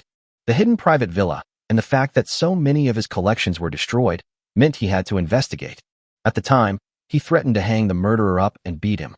But when he discovered that the culprits were none other than Donghai Zue, the chief of the Order Heaven's arrest department, and Kong Yushi, the second-in-command of the free organization, Yin Xian was dumbfounded. Now he just talks a few empty words at most. If you really asked him to seek revenge on those two, he wouldn't dare even if you gave him 100 lives. Either of those two could easily beat him to a pulp. Don't tell me that's all you have to say. If there's nothing else, just close this window, duh. No, Brother Sheng. Something's wrong. I want to ask you about someone. You didn't even do your job well last time, and now you're asking me for information. Rat, aren't you getting a little too cocky? Brother, Yinsheng. That really wasn't my fault. You have no idea, the capital had returned. How could I dare stay in the dream palace any longer? I don't care. I heard the boss is very angry, and the consequences will be severe. He said, with your performance, you think you can get Old Zhu out? Dream on. Old Zhu was the head of the hidden network and the leader of the 9 bandits of Pingjing. He was captured by the Kingdom of Order, and his fate is unknown. Find out who it is, quickly. Brother Sheng is the most loyal. Yin Xian sent his mobile phone number. There are photos of Qi Xiao that he secretly took there. Did you see this person when you were still in the Public Order and Criminal Investigation Department? After the other party returned the phone, Yin Xian discovered that the photo had been deleted. If you want to live a few more days, don't have any ideas about him. When Yin Xian saw this message, his heart skipped a beat. Sure enough, That person was a big shot. It was the right decision not to act rashly at the time. Okay, Brother Sheng. Thank you, I understand. Seeing that Shiranui Yunxing wasn't replying to his messages, he sent a message in the hidden line saying, "Good night, Brother Sheng," and then closed the private chat. He was grabbing his hair, looking irritated. He really was sent to protect that redhead. What should I do? If Shiranui Kumo said that, this person must be very strong. But the two of them are inseparable. I won't be able to get the mission accomplishment module unless I deal with this person. What to do? What to do? What to do? Should we give up? No, that module must belong to me. Inxian suddenly stood up. Mission accomplished, it must be mine. It seems I have no choice but to go find him. This guy still owes me a favor from back then. With him around, things will be simple. This guy is nicknamed the King of Curses because he can curse people to death without them even realizing it. As long as we kill him, that little red-haired guy is no threat. With that in mind, Inxian started searching for another person in his friend list. Woo-woo. Found it. Huh. He's in Zone 2. What a coincidence. This is truly a stroke of luck. This is destiny. This mission to be accomplished is my destiny. Inxian nodded and sent a message to that person. Exist. Sunlight Alley is even more famous than Moonlight Alley because this area is full of leisure and entertainment venues. Elf bathhouses, succubus massage parlors, slime spas. The streets are full of handsome men and beautiful women, many of whom are not human. Elves and succubi are not uncommon. Medusa Bath Paradise, front desk. Chi Xiao, you've always paid for the taxis before, so I have to pay for this one. Wei Chu patted his chest, then looked at the beautiful receptionist and held up 2 fingers. 2 people, taking a shower. How much? Make it to our store's highest standards. The beautiful receptionist replied very politely. Hello, handsome. We just launched a set meal for 2. Our package includes a luxury private room, a full body massage, ear cleaning and pedicure, deep cleaning, as well as fruit and snacks and unlimited drinks. The second floor rest area offers a variety of entertainment options, including a fully buffet-style meal with over 1,600 different dishes, as well as a special snake blood wine for you two to sample. Many young men come specifically for our specially supplied snake blood wine. The lady who serves the handsome men is a snake woman with Medusa blood. As she spoke, a woman wearing a lace dress and with long, flowing hair came down from upstairs. This woman had a curvaceous figure and a pair of red eyes. She smiled gently at Wei Chu, revealing 2 adorable snake teeth at the corners of her mouth, giving her a unique, exotic charm. That's the snake woman who's here to serve us. This is it. Wei Chu slammed his hand on the table and was about to take out his money. How much? Special offer now. Only 88 train coins required. Seeing the beautiful receptionist smile, Wei Chu stopped taking out his money. Seize the young. 88 train coins. Wei Chu. Never mind, we'll just wash it ourselves. We don't need that snake woman back scrub. Let's scrub each other's backs. Let's skip the second floor. We're in a bit of a hurry. A quick wash will do. After removing a bunch of services, including the snake woman, Wei Chu finally paid 10 train tickets. Chapter 168 Technology and Ruthless Work. Inside the private room. This private room has a circular pool, and next to the pool are 2 Medusa statues. Warm spring water flowed slowly from the snake mouths on Medusa's head. Wei Chu leaped and plunged into the pool. That feels so good. I never knew taking a bath in the summer could be so refreshing. Damn, Chi Xiao, I never would have guessed. You're the type who looks slim in clothes, but has a muscular build when you take them off. Looking at Chi Xiao's fair skin, thin muscles, broad shoulders, and narrow waist, Wei Chu couldn't help but admire him. I didn't notice when I changed into my uniform at Ares Palace last time. Tell your brother how you trained to look like one of those Imperial guards. There are also 2 larger Medusa heads on the wall. Those are shower heads. Chi Xiao walked to the water spout shaped like Medusa, and warm spring water automatically spewed from Medusa's mouth, sprinkling on him. It is incredibly comfortable. Chi Xiao wiped the water off his face and swept his hair back. It's not practiced, it's all about technology and grueling skills. Wei Chu tilted his head. Oh, what? Technology and grueling work. Chi Xiao told Wei Chu that his muscles were actually grown using muscle-building drugs. Holy crap, there's this amazing stuff. This isn't Earth. Yeah, sigh, I'm still stuck in my old ways of thinking. My first thought when I see muscles is that they're the result of hard work. No, I need to get 2 shots too. With 8-pack abs, won't Xiao one be completely smitten? So yours is so big, is that from muscle-building injections? Seeing Wei Chu pointing to his lower body, Chi Xiao looked down. This isn't it, there's no muscle here. Damn, so he's a natural talent. Why do you look so disappointed? No. That said, the melon that Xiaomi bought with 5 train tickets was completely useless. What's secondary development? That's pure hoax. Qi Xiaochong cleaned himself up and went to the pool to take a bath. I never expected that the yellow, green, and red tasks would be completed so easily. Thanks to the information provided by your informant. It was alright. The trip was pretty fruitful. Yes, so much weaponry. It must be worth a lot of money. By the way, how much weight does your storage device actually carry? How did you manage to pack all those crates of weapons?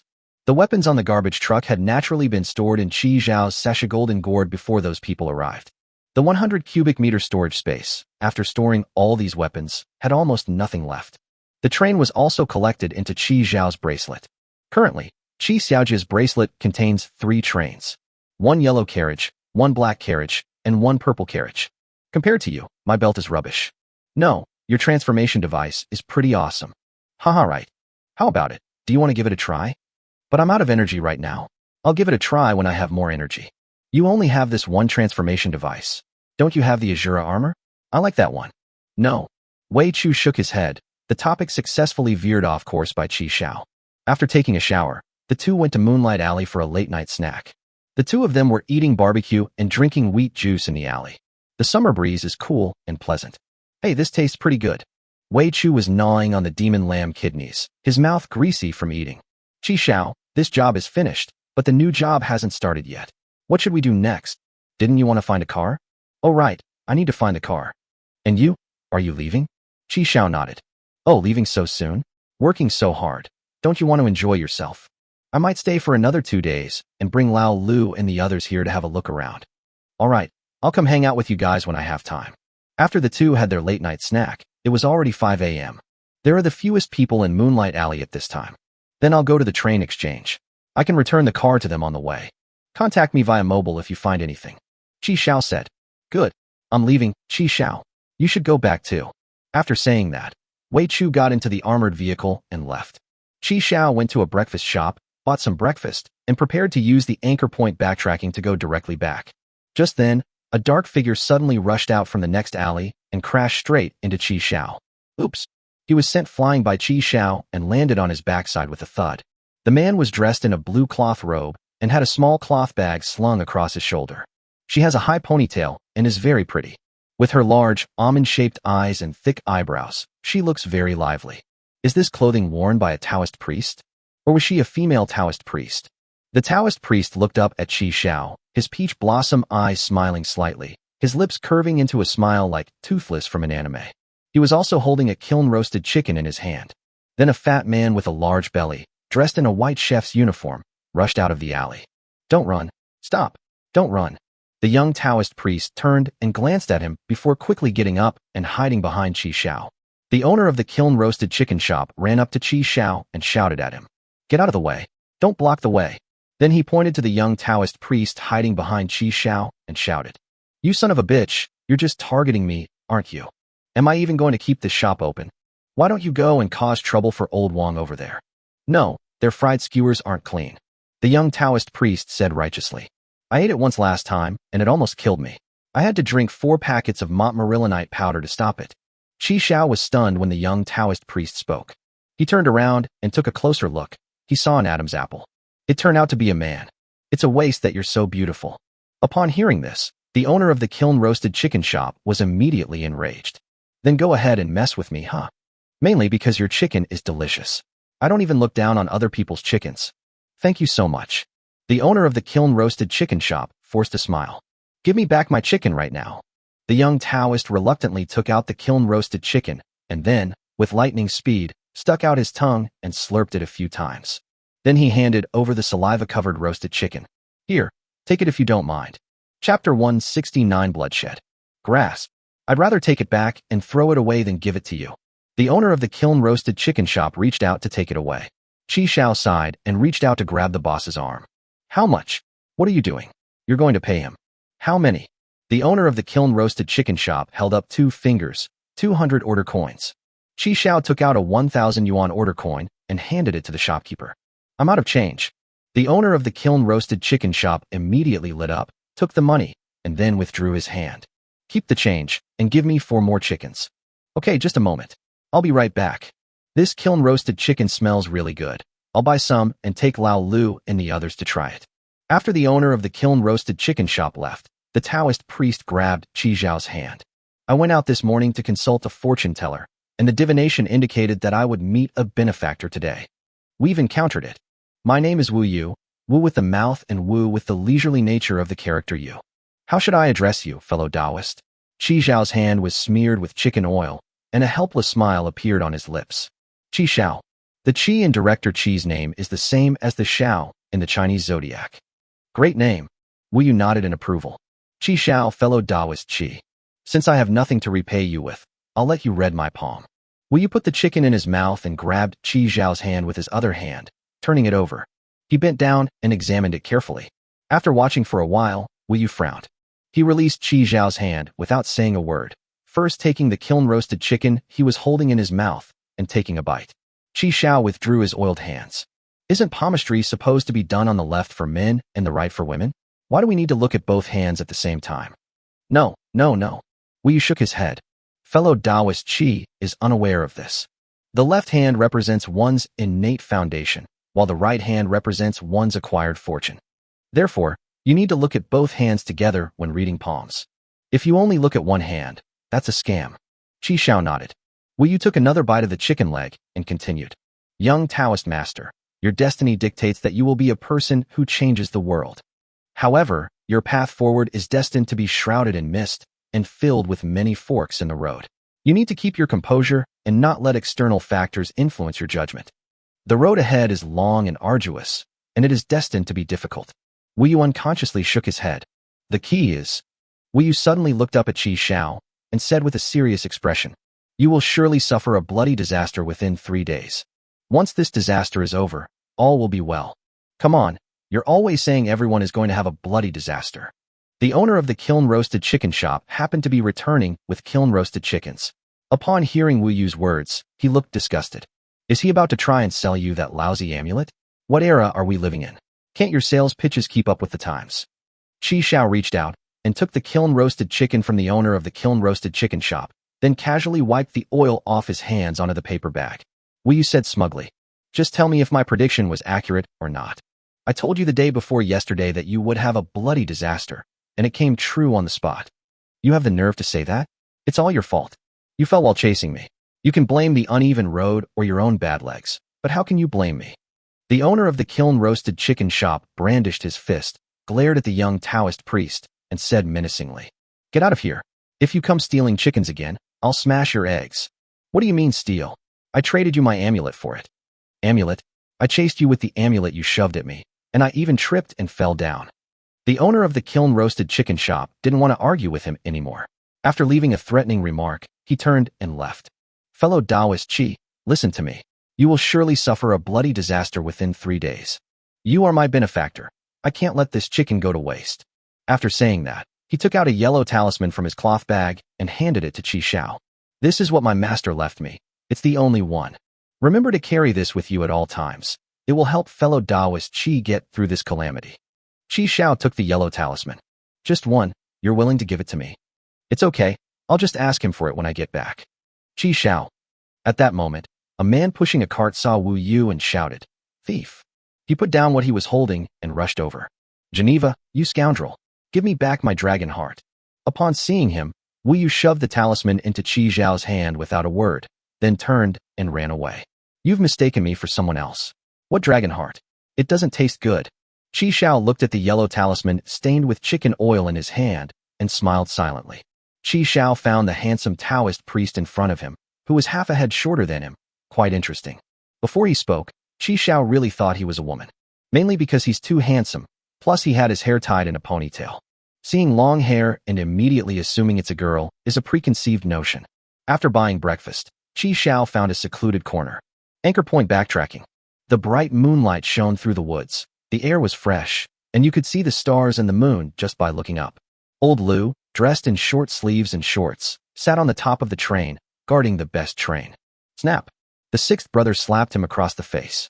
Looking at his palm again, he saw that a dead mosquito had splattered Old Lu's hand, leaving it covered in blood. This mosquito is huge. Old Six muttered. Yawn. The sixth brother opened his mouth wide, yawned, and squeezed out a few tears from the corner of his eye. In the distance, golden light rose. Dawn had broken. The night passed peacefully. The sun is about to rise. Why hasn't the train conductor returned yet? Sixth brother. It's the train commander. The train conductor is back. The sixth brother jumped off the train. Train commander, you're back. Chi Xiao patted the sixth child's head. It was round. Why aren't you asleep? Not sleepy, hee. The sixth brother scratched his head. What happened to your face? Oh. The sixth man touched his face and discovered that several red bumps had appeared on it. It must be from mosquito bites. There are quite a lot of mosquitoes here, hee. Chi Xiao shook his head. What kind of mosquitoes are so poisonous? Even the Calabash brothers have been bitten all over their faces. He took out a bottle of basic antidote and fed it to Lao Lu. After the antidote was taken, the red bumps on Lao Lu's face quickly dried up and disappeared. I brought you breakfast. Eat it, and then go to sleep. Chi Xiao patted the old man's head and gave him some instructions. Yes, Commander.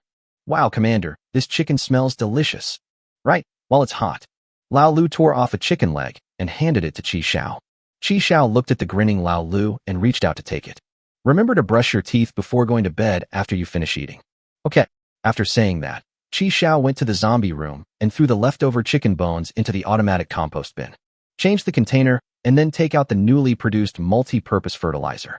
After fertilizing the peach trees, Chi Xiao sat down on the bench. This bench was naturally brought here by Lao Lu because he knew Chi Xiao liked to stay here. Chi Xiao summoned the light screen to check the material transfer records. After confirming that the supplies had arrived, he entered the train conductor's chat room. Chapter 170. Within 6 months, he ascended to the position of chief of the arrest and capture department. Chi Xiao rarely visits chat rooms now. It's mostly Shi Jian who's paying attention.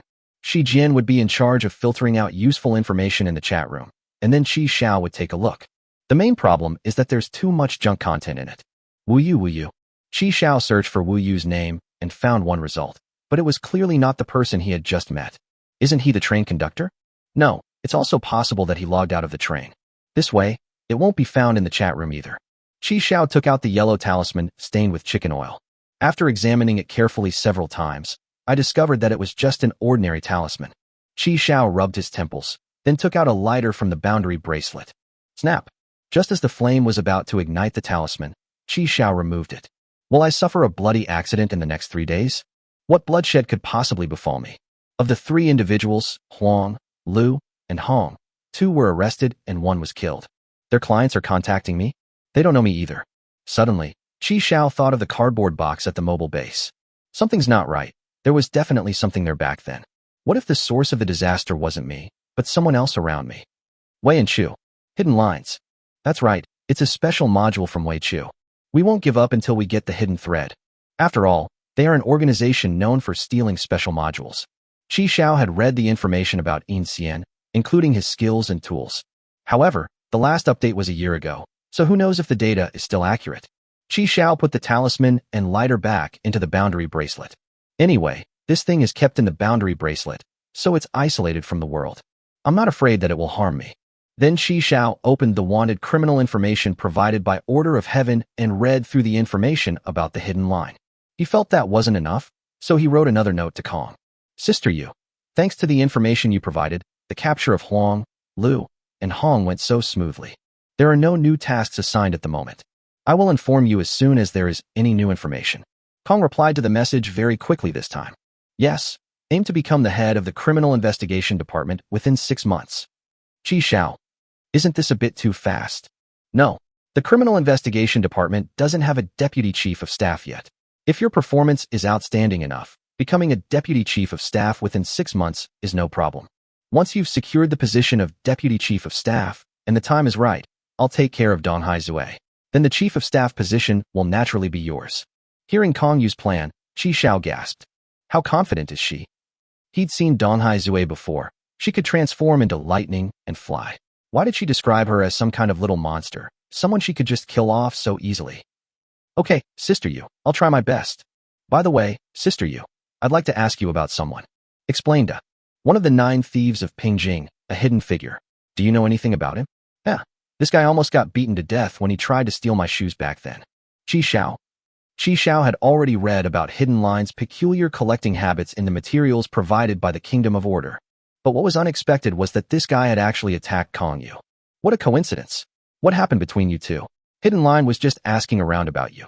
A hidden clue, he's asking about me? What does he want to know about me? How would I know? You'd have to ask you. Flies don't land on eggs without cracks. Do you have some special feature that he's targeting? I know. It wasn't me, it was my colleague. Qi Xiao briefly recounted to Kong how Wei Chu had a special module, and how the train was stolen by a hidden line because the doors weren't closed.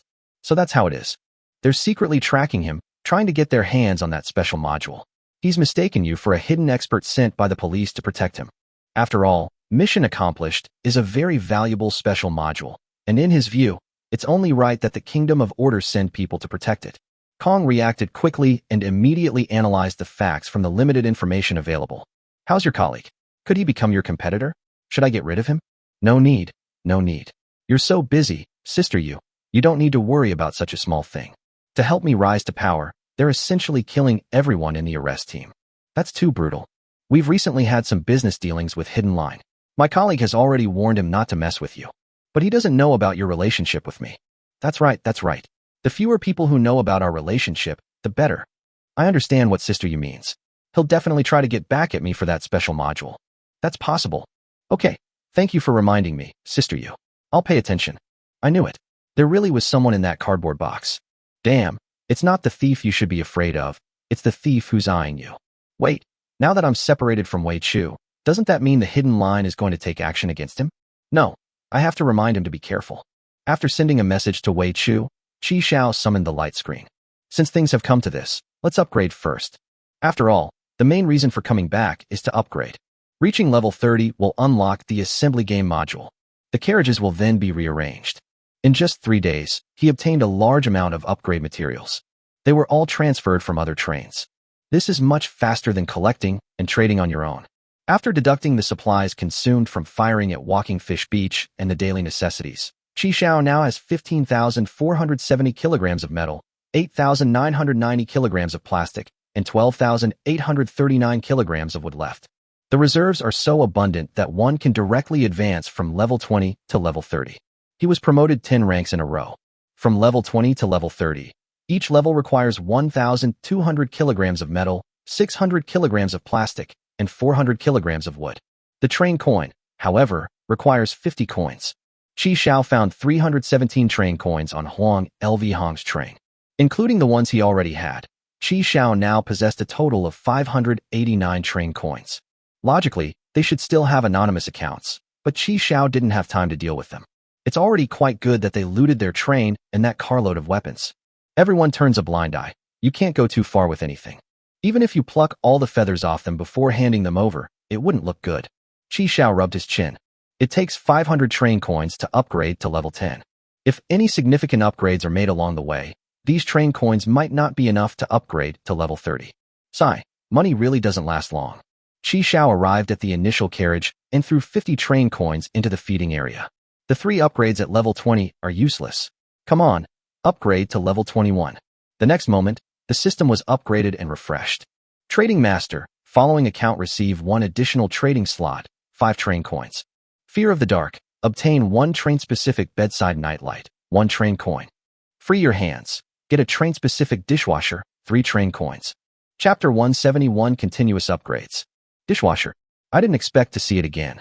If we didn't modify it last time, let's modify 1 this time. Old Lu works hard washing dishes every day. Qi Xiao inserted 3 train coins, and the light screen displayed his choice of which location to change. He went to the kitchen and moved the unlimited water tank away. The dishwasher is the perfect size to fit between the 2 stovetops. Sure, that way the 6th brother will have an easier time too. Then Qi Xiao spent another 6 train coins to upgrade the Trading Master and the night light. Following the account's modifications is a given. If there are any changes, they will be made. As for that bedside nightlight, you could make at least a train coin or 2 by reselling it. That's right, these train-specific electrical appliances and items can actually be listed for sale on trading platforms. There will always be someone who needs it. Qi Xiao opened the trading platform, hung up the nightlight, and priced it at 3 train coins. Because the Trading Master was recently revamped, the number of trading tabs in his account increased from 10 to 11. The nightlight was sold within a minute of being hung up.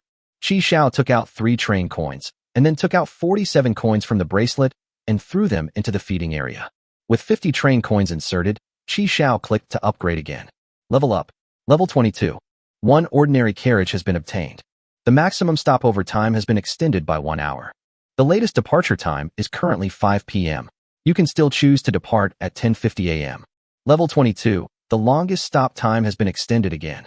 The last time the stop was extended was when it was level 18. The current pattern is that for every 4 levels, the maximum stop time increases by 1 hour. At the same time, the renovation was also carried out. Stealth mode in chat room. Follows account. You can set yourself to stealth mode in the train conductor's chat room. Others will not be able to see your level information or add you as a friend. 5 train coins. Electromagnetic protection. Account follower. The train deploys an electromagnetic protection net to block projectile attacks. 10 minutes of free use per day. Additional time can be increased using train coins. 30 train coins. Extra large capacity. Receive a special double-door refrigerator for trains. 3 train coins. 3 consecutive outputs following the account modification? Sure. It doesn't drop when you want it. If the probability had been this high before, it wouldn't have taken so long to reach level 20. Of course it's worth it. After Qi Xiao used the dress-up master module once, he knew just how amazing it was. With enough good costume cards, it's practically a god-tier module. Unfortunately, the hidden conditions for activation are extremely difficult. Before reaching level 20, you need to have at least 10 follower accounts modified. Hidden in the water? Screen peeping isn't very meaningful. The key point is that without logging out of your account, others can't be sure if you're in that region. Anyway, just follow the account and change it. Electromagnetic protection is a low-level version of Huang's energy shield. It can only block projectiles, meaning bullets, shells, and any physical attacks. It's a good upgrade, and the key is that it follows the account. Although it costs 30 train coins, it's a must-upgrade item.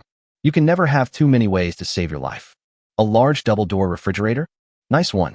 Although the refrigerated compartment is like a giant refrigerator, it's still quite cold every time you go in to get something. That's a large cold storage facility. In comparison, a refrigerator is definitely more convenient.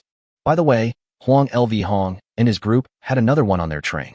After the upgrade is complete, we'll take the train out. Move what needs to be moved, discard what needs to be discarded, and sell what needs to be sold. The pile of weapons in the golden gourd can also be stored in the newly added carriage. Qi Xiao put in 38 train coins and got all 3 modifications. Upon entering the train conductor's chat room, Qi Xiao set his status to invisible. Sure enough, his avatar disappeared from the online list. No such person found. Continue upgrade. Level 23, upgrade and refresh. Treasure Hunter 2.0. Follow account upgrades Treasure Hunter to version 2.0. Increases the probability of visiting stations with treasure chests again, 200 train coins. Intermediate bathroom components. Obtain a train-specific shower head, bathroom heater, thermostatic bathtub, wash basin, toilet, and concealed external water tank, 10 train coins. Ivory white. The carriage color will be changed to ivory white, 1 train coin. Wow, Treasure Hunter 2.0? Brother, seriously? Can't you just say how much the probability increases? This time, we have no choice but to change it. I got a silver coin right after the last renovation. I hope I can get one this time too. It took half a day just to throw 210 train coins into the coin slot. The intermediate level bathroom fixtures, compared to the basic level, include a bathroom heater and a thermostatic bathtub, and the price has doubled. Let's modify one, just for the sake of a water tank. Oh no, I thought I had enough coins to level up to level 30. I've only reached level 23, and I only have 184 coins left. Continue upgrading. With the upgrade to level 26, the latest departure time for trains has been extended by 1 hour, and now the latest departure time is 6 p.m. It stops at 7:50 and departs at 7 o'clock. The exploration time has been extended to more than 10 hours and 10 minutes. However, there's a problem. Qi Xiao is out of coins. He was promoted 3 ranks and had 3 carriages enlarged and renovated, spending a total of 180 train coins. Qi Xiao had previously modified 5 larger carriages. These consist of 2 initial carriages, a refrigerated carriage, a planting carriage, and a gravity carriage. This time, he further expanded and renovated the gun train carriage, the initial carriage that Li Huizi won, and the current kitchen. Qi Xiao now only has 4 train coins left. There are still 83 train coins in my savings card, earned from selling train carriages. No, these train tickets are definitely not enough. The account needs to be upgraded, and the bracelet also needs to be upgraded. Now, upgrading a bracelet requires 130 train coins. Go sell the car. I currently have 3 trains. I'll sell the black one first. I originally wanted to keep them. After all, they were 3 initial carriages, which were quite valuable. First, take the weapons out of the golden gourd, and put them in the newly added carriage at the back. Then they cleaned out the things in Huang Lv Hong's train and went to sell the train.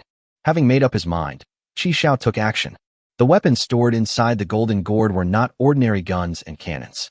Qi Xiao pried open one box on the garbage truck for inspection and found it full of suicide foot mines. It looks like a typical small household robot vacuum cleaner, about 10 centimeters in diameter and only 3 centimeters thick. From a distance, it looks like a thick silver plate. But this is a high-tech weapon that incorporates Piltover technology, capable of automatically identifying and approaching targets at extremely high speeds. Then bong. After unloading the weapons, Qi Xiao went outside the car, took out the purple train, and began to clean up Huang Lv Hong's relics. He first moved the refrigerator to the kitchen. The kitchen is much more spacious now that it's bigger. Otherwise, with so many appliances, there wouldn't be enough space on the dining table. Chapter 172, truly worthy of being a big shot. He's so careful in everything he does. Zwan, the train exchange. In the men's restroom, the icy water splashed on his face, causing Wei Chu to shiver involuntarily. Phew, that feels good. After arriving at the train exchange this morning, Wei Chu only rested for a few hours before continuing his search for his green train. Young boss, what do you think of the car? Do you like it? The salesperson followed Wei Chu closely, thoughtfully handing him a face towel.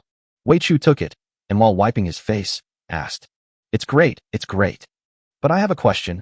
Why is the green car so much more expensive than the other one, even though they have identical features? Wei Chu pointed to a green train and a black train and said, he thought to himself, if he really can't find one, he'll just buy another one. Who knew that, with the same configuration, the green one was a quarter more expensive than the black one? Friend, the configurations are indeed the same, but... Seeing the salesperson's hesitant manner, Wei Chu threw the face towel into the trash can. What is it? It's not the green one that's expensive, it's the black one, and it's hard to sell. Wei Chu, what are you doing? Do trains discriminate based on color? No, that's not it. I see. You're a new student this year, right? How did you know? No wonder you didn't know. Well then, I'll have to explain it to you properly. In this new world, there is a notorious wanted criminal. She's a psychopath. She kills anyone who rides the black train on sight. We're doing all right now. At the worst point, we couldn't even sell any black trains. Wei Chu was startled upon hearing this. Holy crap, is that true? Is this guy really that powerful? Can he disrupt the market all by himself? Why don't you just change the train's color? Can't you unlock color-changing modification options when you upgrade? Oh dear, it's no use. As soon as I heard you say that, I knew you definitely hadn't changed the color of the train. Hey, how did you know? Because only the color of the carriage is changed. The color of the front of the train will never change. Oh, no wonder. Wei Chu nodded. He had indeed not altered the train's color. What's the point of changing the color? Wait, why don't you just repaint it yourselves? But no matter how much you try to change it later, people can still tell the difference at a glance. Okay, never mind. So, do you want this green one? If you buy it now, we'll also give you a free double-door refrigerator for trains, worth 10 train coins. I'm not buying, I'm just browsing. Salesperson. After saying this, Wei Chu left the shop. Just kidding, I need money to buy it. At the same time, he took out a piece of paper from his pocket, on which were printed the names and addresses of several stores.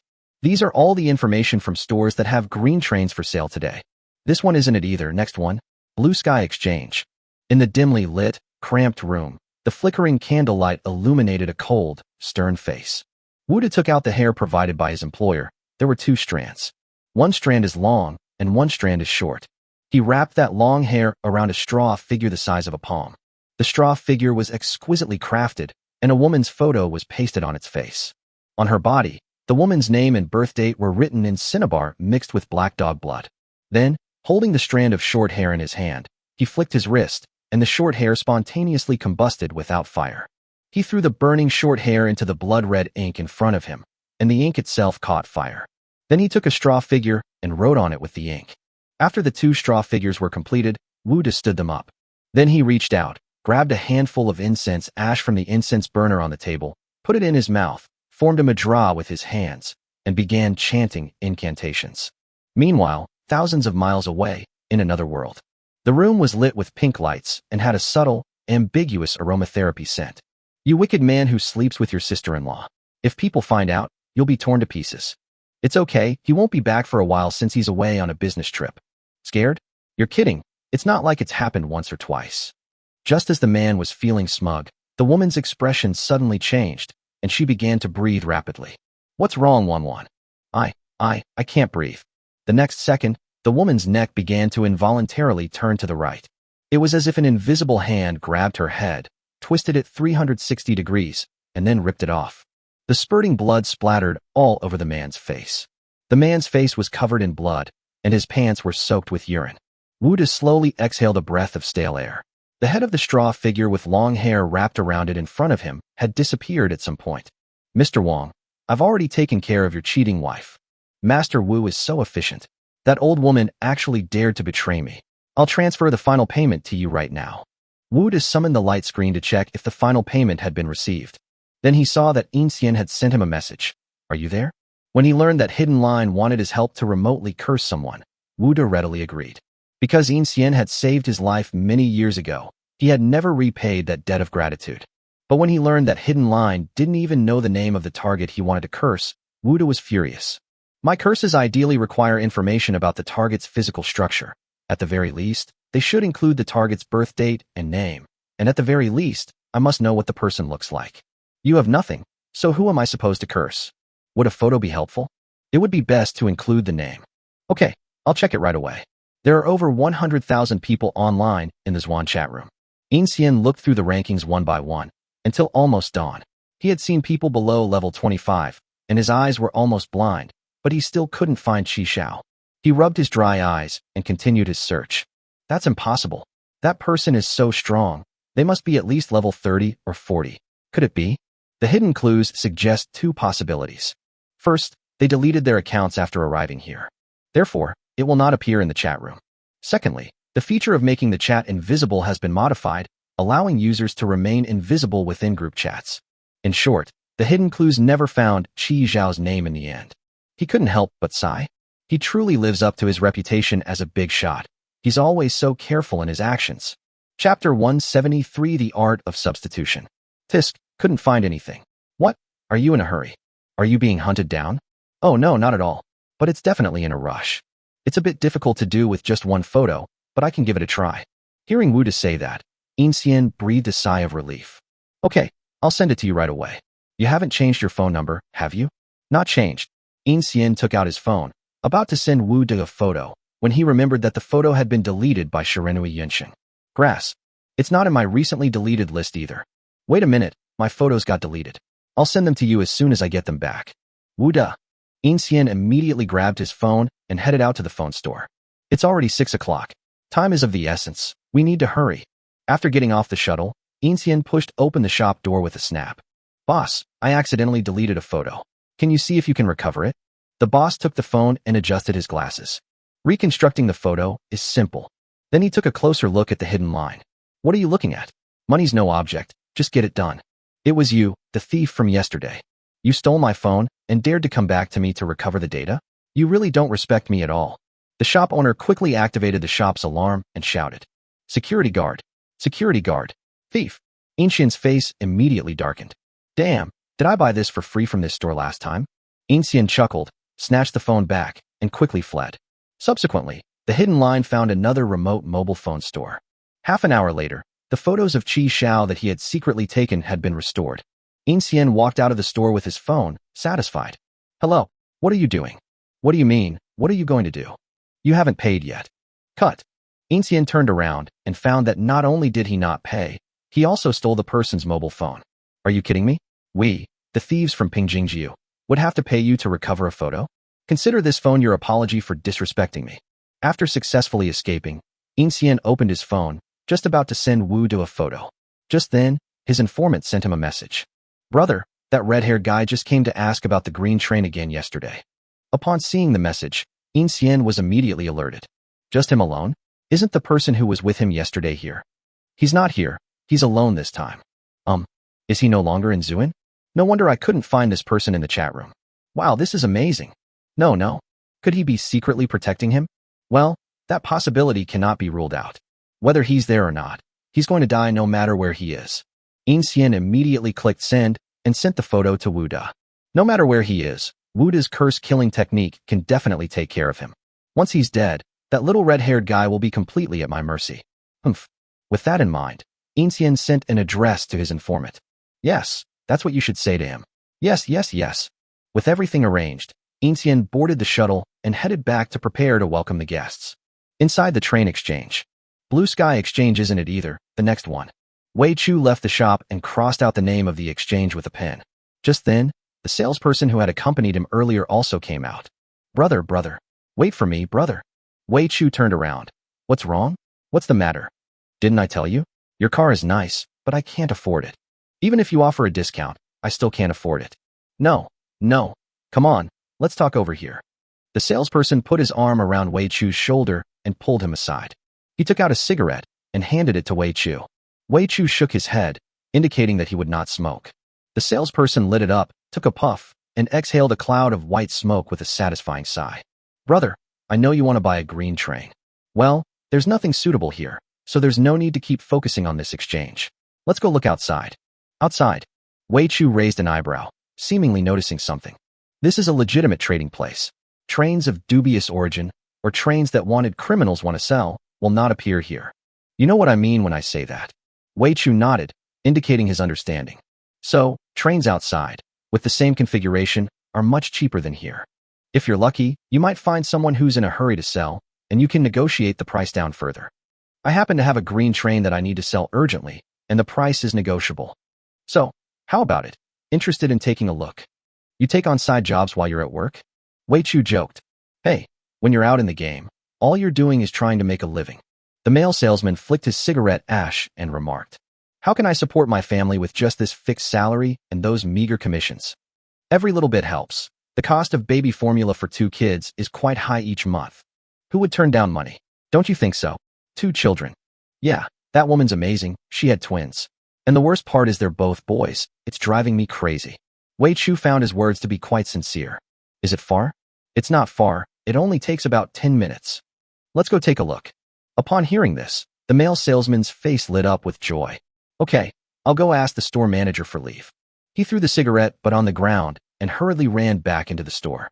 Wei Chu frowned and stepped on the still-burning cigarette, but flattening it. Then he took out his phone, found Qi Xiao, and edited a message. Wait, should I tell him? What if this car isn't mine? Wouldn't that mean he made a wasted trip? Never mind, I'd better not bother him. After all, he hadn't rested all night either. I'll go check it out myself first. At that moment, the male salesman ran out. All right, let's go. Wei Chu deleted the edited message, put away his phone, and nodded. Walk. In the dimly lit room, Wu De sat cross-legged on a straw mat, closing his eyes to rest. Casting curses on others is very taxing on one's mental energy. Especially when the opponent's mental strength is equally strong, casting a curse on them consumes even more mental energy. Among all curses, the curse killing is the most difficult. Ding dong. Wu De picked up the mobile phone on the table. It's a hidden line. The photos have arrived. Looking at the handsome young man in the photo, Wu De couldn't help but feel a hint of doubt in his eyes. Why would the hidden line want to kill someone so young? He immediately put the idea out of his mind. It doesn't matter who he is, he's going to be dead soon anyway. Wu De rested his phone against the incense burner, then took out a thin, pink face mask from a box under the table and stuck it on his face. This is a prop similar to the 1,000 Faces, except that you need to sculpt it yourself. Unlike Qi Xiao's, which can be adjusted at will, it's not so intelligent. Then Wu De took out a mirror, and by the flickering candlelight, he sculpted his face into Qi Xiao's likeness in front of the photograph. After repeated adjustments, refinements, and modifications, Wu De's face is now indistinguishable from the man in the photograph. He nodded in satisfaction and put away his phone, mirror, and other items unrelated to spellcasting. If Wu De wanted to curse someone who didn't have any physical body parts, or even a name or birth date, he only knew one kind of curse technique, the substitute curse technique. The art of self-inflicted curses is to curse oneself to death and deceive the heavens. Then the damage received is transferred to the target. Of course, the closer the connection between the spell and the recipient, the better the effect. If you can obtain the other person's fingernails, hair, flesh, and know their name and birth date, then the synchronous damage they suffer will be even greater. If all the conditions are met, it's even possible to achieve 80% damage simultaneously. However, if you only know the other person's face, the cursed person will only suffer a maximum of 20% damage. The technique of substitution inflicts damage simultaneously, but healing is asynchronous. Therefore, as long as Wu De keeps hurting himself and then uses healing potions to cure himself, He can wear down his opponent to death. The only problem is that if the other party reacts quickly and starts treating you, it will become a war of attrition. Therefore, once you start casting a curse, you must catch your opponent off guard. Wuda took a deep breath and began the ritual. He stuffed 2 handfuls of incense ash into his mouth, stood up, and began to dance a bizarre dance while chanting incantations.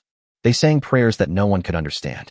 He sang and danced, and as he danced, his eyes suddenly turned pure white, and his eyeballs disappeared. Connection successful. The next moment, Wuda pulled out a sharp boning knife and stabbed it into his stomach. Chapter 174. The chicken is delicious, but the debt of gratitude is hard to repay. Qi Xiao, who was tidying up the yellow, green, and red train, suddenly felt a sharp pain in his lower abdomen. It felt like being stabbed in the back suddenly. He froze, and the next moment, his intestines began to cramp. Qi Xiao lifted his clothes. The pain he had just felt was not an illusion. His stomach inexplicably opened up, and his intestines seemed to be pulled out by an invisible hand and mercilessly kneaded. At this moment, Qi Xiao was covered in cold sweat. He lay on the ground, curled up like a boiled shrimp. Despite the excruciating pain, Qi Xiao pushed the small section of intestine back in. Then he took out a bottle of basic healing potion and drank it in one gulp.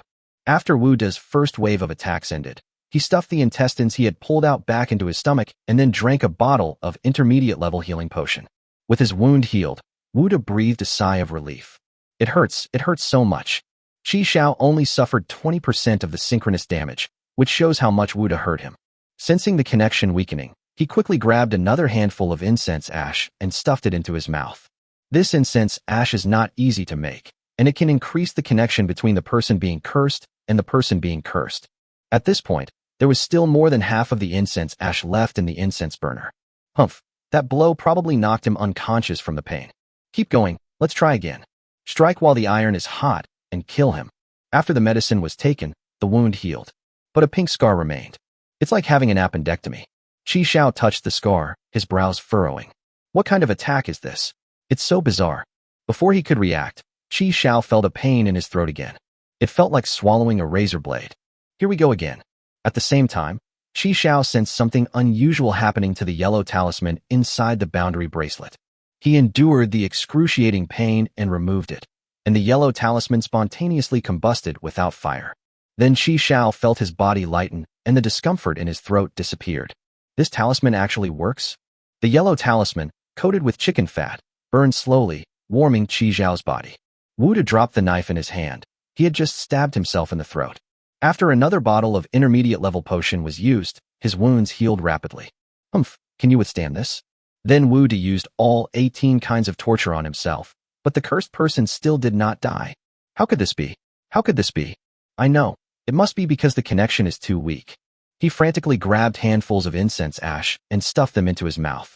In the end, he even picked up the incense ash burner and poured it directly into his mouth.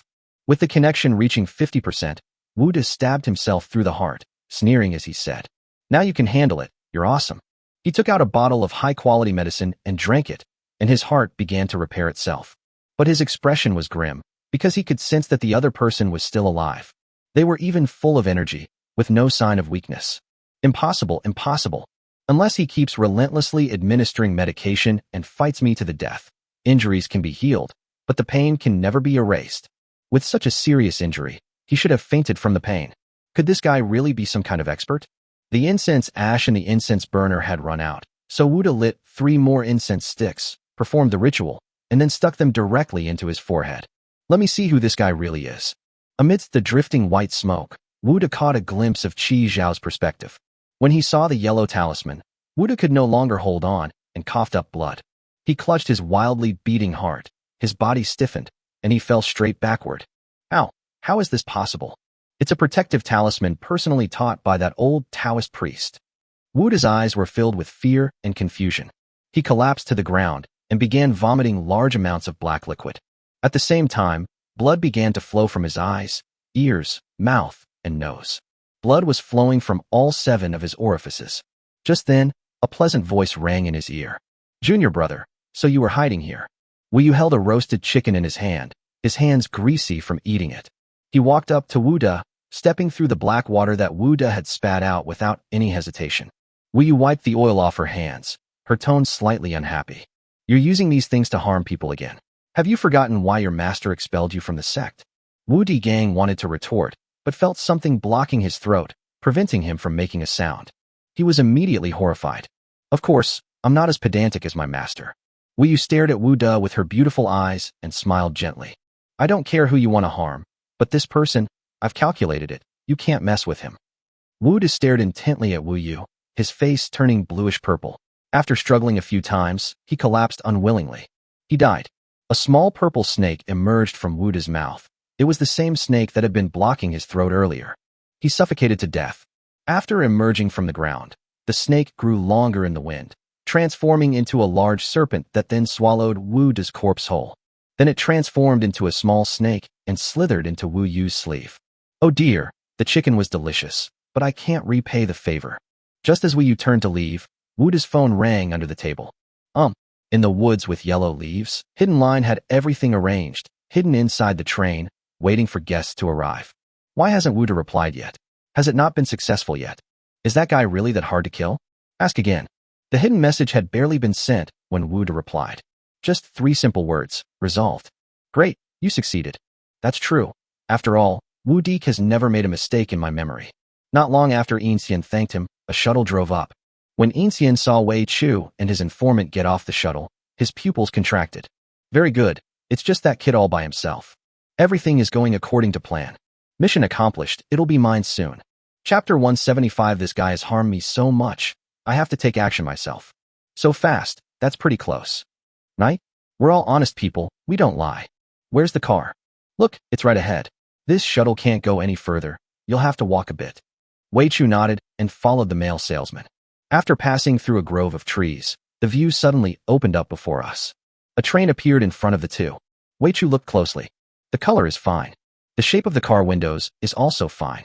20 carriages, the number of carriages is not a problem. That's right, isn't this my poor beloved car that was kidnapped by bad guys? Damn, I finally found it. How about we go inside and take a look? Is it just the two of us? The car salesman didn't come. He's busy, so he's leaving it to me to sell. Once you're satisfied with your choice, after you pay, he'll register you in another car, and once this car becomes available, it's yours. The person wasn't there, but the car door was open. This trick of luring someone into a trap is so fake. The transaction records that guy used my account are still there. Does he really think I wouldn't check them? Inxian hadn't had time to delete the chat logs and transaction records between those stepping stones before Wei Chu took over his account. Therefore, Qi Xiao and Wei Chu knew that Inxian had a module extraction card. It's okay. Qi Xiao told me that as long as I don't log in, he won't be able to withdraw the money even if he wants to. So I don't need to register. There shouldn't be any danger. If Hidden Line were here, I'd let him taste my flame dragon armor. Thinking of this, Wei Chu nodded. Since you want to put on an act, I'll play along. We have to go in and see. Let's go. The yellow talisman in Qi Xiao's hand burned completely, leaving not a trace of ash. He was not injured again afterward. Who is it? Is it a Hidden Line? He attacked me so quickly. What a bizarre attack. The intelligence reports didn't mention any abilities or items like that. Did he obtain it later? Or perhaps someone else? Hidden partners? Qi Xiao felt a wave of relief. Thankfully, he hadn't burned the talisman, which had been a great help. Wu Yu. Wu Yu. After Qi Xiao was cursed to death, he immediately contacted Kong Yu. Sister Yu, help. Someone's trying to kill me. That was terrifying. I was perfectly fine in the car, and suddenly my stomach was slashed open for no apparent reason. Then they pulled my intestines out and gave me a good massage. If it weren't for the healing medicine Sister Yu gave me, by this time next year, there might be kids dancing on my grave. The crucial thing is, I failed to complete the task Sister Yu assigned me, and I died just like that after taking the position of head of the Criminal Investigation Department. Sister Yu was so good to me. I feel so ashamed to die. Sob, sob, sob. Qi Xiao embellished the story and related to Kong Yu. It is a curse-based killing technique, a substitute curse. You said you suspected a hidden agent, but he doesn't have the capability. He most likely hired someone else. I'm glad you're all right. I've had someone take care of the hidden guy over there. Is Kong going to step in again to help me solve the hidden wire problem? No, I have to handle this myself. Firstly, I must avenge this grudge myself. Not only the hidden agents, but also the accomplice he found. None of them will escape. Secondly, the bounty for the Hidden Line is not low. He is a level 3 wanted criminal by order heaven. The reward is a whopping 1,100 train coins. Qi Xiao is currently short of train coins. If someone else were to kill you, you might not necessarily keep the body. Without a body, how can we collect the bounty? Thirdly, and most importantly, this guy has a module extraction card, which is exactly what I need. Chi Xiao quickly replied. Sister Yu, this guy has done so much harm to me. I have to take action myself. Those props he's wearing are pretty tricky. Can you handle them? This definitely requires a little help from Sister Yu. Explained. I need items that can increase my mental strength. According to intelligence, the Hidden Line's hidden cloak and ghost step shoes are items obtained from level 7 treasure chests. Chi Xiao's skill to remove clothes can be used on them, but without a doubt, it consumes a massive amount of mental energy. It's possible that removing even one item could drain his mental energy. It seems that he dodged the bullets by using the stealth suit to transform into a ghost. However, the transaction records show that he simply exchanged the concealment cloak, ghost step shoes, and 100 train coins for a module extraction card. Does he have more than one of these props? Or perhaps he didn't use the withdrawal card and exchanged it back with someone else. Whatever the reason, none of that matters anymore. Kong did not ask Chi Xiao the reason. You can borrow this. Soon, a silver pendant and a bottle of high-grade healing potion appeared in my ring. Advanced medical supplies can save a person as long as they have a breath left. Moved, Chi Xiao took them all out. The pendant of the goddess of wisdom enhances mental strength, accelerates mental recovery, increases intelligence, and occasionally brings unexpected inspiration. This is a silver pendant, with an oval blue gemstone set in the hand of a kind-faced goddess. Just one glance at it makes you feel incredibly relaxed. After thanking Kong Yu, Chi Xiao put on the pendant and went to Li Huizi to have it tested. With a flick of his finger, the luminous stockings on Li Huizi's body disappeared. Previously, if those stockings had disappeared, Chi Xiao would have felt a little dizzy. But he doesn't feel any discomfort right now. Wow, this pendant is amazing. This is great stuff. Kong's latest offerings were all top-quality items. Great. With this, dealing with hidden lines will be much easier. By the way, the hidden agent sent someone to attack me, and I guess something must have happened to Wei Chu too. He immediately took out his phone and sent a message to Wei Chu. Wei Chu followed the male salesman into the carriage, his first thought being to see whose account was logged in on the train. No screen? So it's the same as Chi Xiao. The screen is gone, replaced by a light curtain that can be summoned at will. Damn it. Why didn't I get to access such a convenient modification? If I had made those modifications, my car wouldn't have been stolen. Just then, Wei Chu's phone vibrated in his pocket. He took out his phone. It was a message from Chi Xiao. I've been attacked. Where are you? Chi Xiao was attacked? What the heck? Could it be a hidden thread? Is he really not here? I'm fine. What the heck? Are you alright? I'm looking at cars outside. It's most likely mine. If you turn on location sharing, I'll come find you. Good. Shall we go check out the back carriages? There's nothing in these initial carriages, nothing to see. Walk. Wei and Chu had the same idea. The third carriage is his bedroom. Whether it's his train or not, you can tell at a glance. Wei Chu chuckled and put his phone away. He had just followed the male salesman into the second carriage when he felt a sharp pain in his neck. It felt like I'd been pricked by something. The next moment, his eyes became unfocused and his gaze lost its focus. The hidden figure appeared behind him, clapped his hands, and said to the male salesman, Well done. There's nothing for you here. Go back now. Okay, brother. Having completed his sales target, the man nodded and left, returning to the shuttle and departing. The insect that just pierced Wei Chu's neck was a mind-altering cicada that Yin Xian had purchased at a high price. The mind-controlling cicada, when inserted into the neck, can control the mind for up to half an hour. Chapter 176, Trying to Escape? Where can you run to? Wei Chu was like a walking corpse at this moment, following the hidden path back to the initial carriage. Hidden Line summoned a light screen, and under Hidden Line's control, Wei Chu logged into his account. Let's first confirm whether this kid's special module is still there. When Yin Xian saw the mission accomplished module again, his heart rate involuntarily soared. This reminded him of the first time he secretly watched Yang Guifei serve the emperor, and his heart was beating just as fast. Great, this module is rightfully mine. Wait a minute, this cunning guy actually deleted all my stepping stones? It didn't matter. Yin Xian immediately logged out of Wei Chu's account and logged back into his own. He contacted the foreigner and immediately brought up the matter of exchanging the module extraction card. Oh wow, you got it again so quickly? Hidden Wire, you're really something, lucky you. Brother, I'm really envious. Why don't I have such good luck? No, I'm so jealous, what should I do? Yin Xian replied through gritted teeth. 100. That's all. I knew that foreigner would definitely try to extort me again. Without further ado, Yin Xian immediately offered a price. 200. I'll transfer it to you right away if you agree. You foreigner, you've gone too far. What? Looks like you're not in a hurry this time. You even have time to haggle with me. Fine, forget it. I'm going to find the Anal King. You're not the only one with a withdrawal card, so don't regret it. Please go ahead. Gang King was also one of the 9 thieves of Pingjing, whose hobby was collecting other people's body tissues. For example, clipped toenails, shaved hair, removed appendix. Since their leader was arrested, Anal King has also disappeared without a trace. He's been gone for so long, it's not something you can just contact whenever you want. So the foreigners aren't in a hurry. Seeing the foreigner's attitude, I'm furious. Grass. That foreigner is truly despicable. I'm so angry. You deserve to have a son with a pesky head. 2 long ones. When Qi Xiao learned that Wei Chu was outside looking at cars, he immediately asked him to share his location. Looking at the red dot on the screen, at this distance, the nanobots are moving at full speed, faster than the shuttle. Without pausing, Qi Xiao immediately stepped on the nanobots and flew towards Wei Chu. Low-altitude airspace is under control here. Unauthorized flight is prohibited. A team of law enforcement officers suddenly appeared and blocked Qi Xiao's path. Qi Xiao was speechless. Low-altitude air traffic control? How could this happen? Please show me your identification. I don't have any documents. The only thing on his body that could be considered an identification card was the one from Order of Heaven. Qi Xiao put his hand in his pocket and took out his ID card.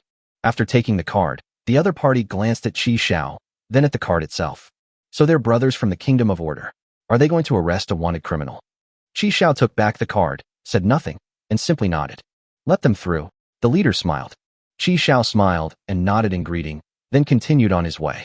Watching Qi Xiao walk away, the captain seemed to sense his teammates' confusion and took the initiative to explain. This person is from the Criminal Investigation Department. He's got plenty of skills and tools. Now is a critical time for establishing diplomatic relations with the Kingdom of Order, and the flying gates built between the 2 places are also in the experimental stage. If it's within my ability, I'll do my part if I can. The group nodded and continued their patrol. No, the location is clearly right here. Qi Xiao stepped on the nanobots and fell directly down. But he didn't land on the ground. Instead, he was suspended in midair. Feeling the texture beneath my feet, this is the top of the train. It turns out it was dynamic occlusion. Qi Xiao, who also possessed dynamic occlusion, instantly had the answer in his mind. As expected, something bad happened to Wei and Chu. Qi Xiao took a deep breath, and veins on his forehead bulged slightly. Word of power, times 0. Damn it, is Anal King dead? Since Lao Zhu was arrested, this guy has been silent. He doesn't reply to any messages. The hidden line has been posted more than a dozen times. It's almost flooding the screen. Damn it, that damn foreigner. We can't dawdle any longer. The bewitching cicada time is almost halfway over. He reconnected with the foreigner. 200 it is. Hurry up and get it done. Oh dear, why didn't you say so sooner? Someone just contacted me saying they want the withdrawal card, and they offered a really high price. You gave it to me? I didn't want it either, but he insisted. Grass. You'd give it to him just because he wants it? Look how flustered you are. How could I bear to give it to someone else? We're best buddies. Okay, 300. I'll transfer it to you right away. I'll fuck you, you damn foreign bastard. In Xinchi waved his hand to shut down the light screen. He felt his blood pressure rise, and he was so angry that he could hardly breathe. Damn it, damn it, damn it. He pulled out a pair of stockings he had just gotten yesterday, covered his mouth and nose, and began to take deep breaths. Calm down, stay calm. Suddenly, he felt a cold wind blow by. Who? He suddenly turned around, only to find nothing behind him. Just as he breathed a sigh of relief and was about to have a proper talk with the foreigner, a slap landed on his face. Hidden lines, you've got some skills. In Xian looked up in horror and saw Qi Xiao's face, which made him take a few steps back in fright. It's him. How could that be? He's still alive. Didn't Wu to say it was already resolved? Wait a minute. Did this guy curse the wrong person? Damn it. The situation took a sharp turn for the worse, and In Xian suddenly felt an immense headache coming on. Things were clearly out of his control. Qi Xiao smiled slightly and took a step closer. What? Feeling guilty? Do you know what you've done? He walked up to In Xian and looked at him with a smile. I want to kill you. You're already dead, understand? In Xian looked at the blood on the stockings and realized that he hadn't even noticed the blood flowing from his forehead in his terror. That's right, that's the ability. They can suddenly appear in front of others, just like they teleport. If he had wanted to kill me, I'd probably be dead by now. Just like that big guy, he was instantly killed in one look. In Xian unconsciously swallowed, his eyes filled with terror. Damn it all. What do we do now? Retreat. In Xian suddenly felt a desire to back out and started to back down. Skills like teleportation either have distance limitations or time limitations. I have ghost shoes and a stealth suit.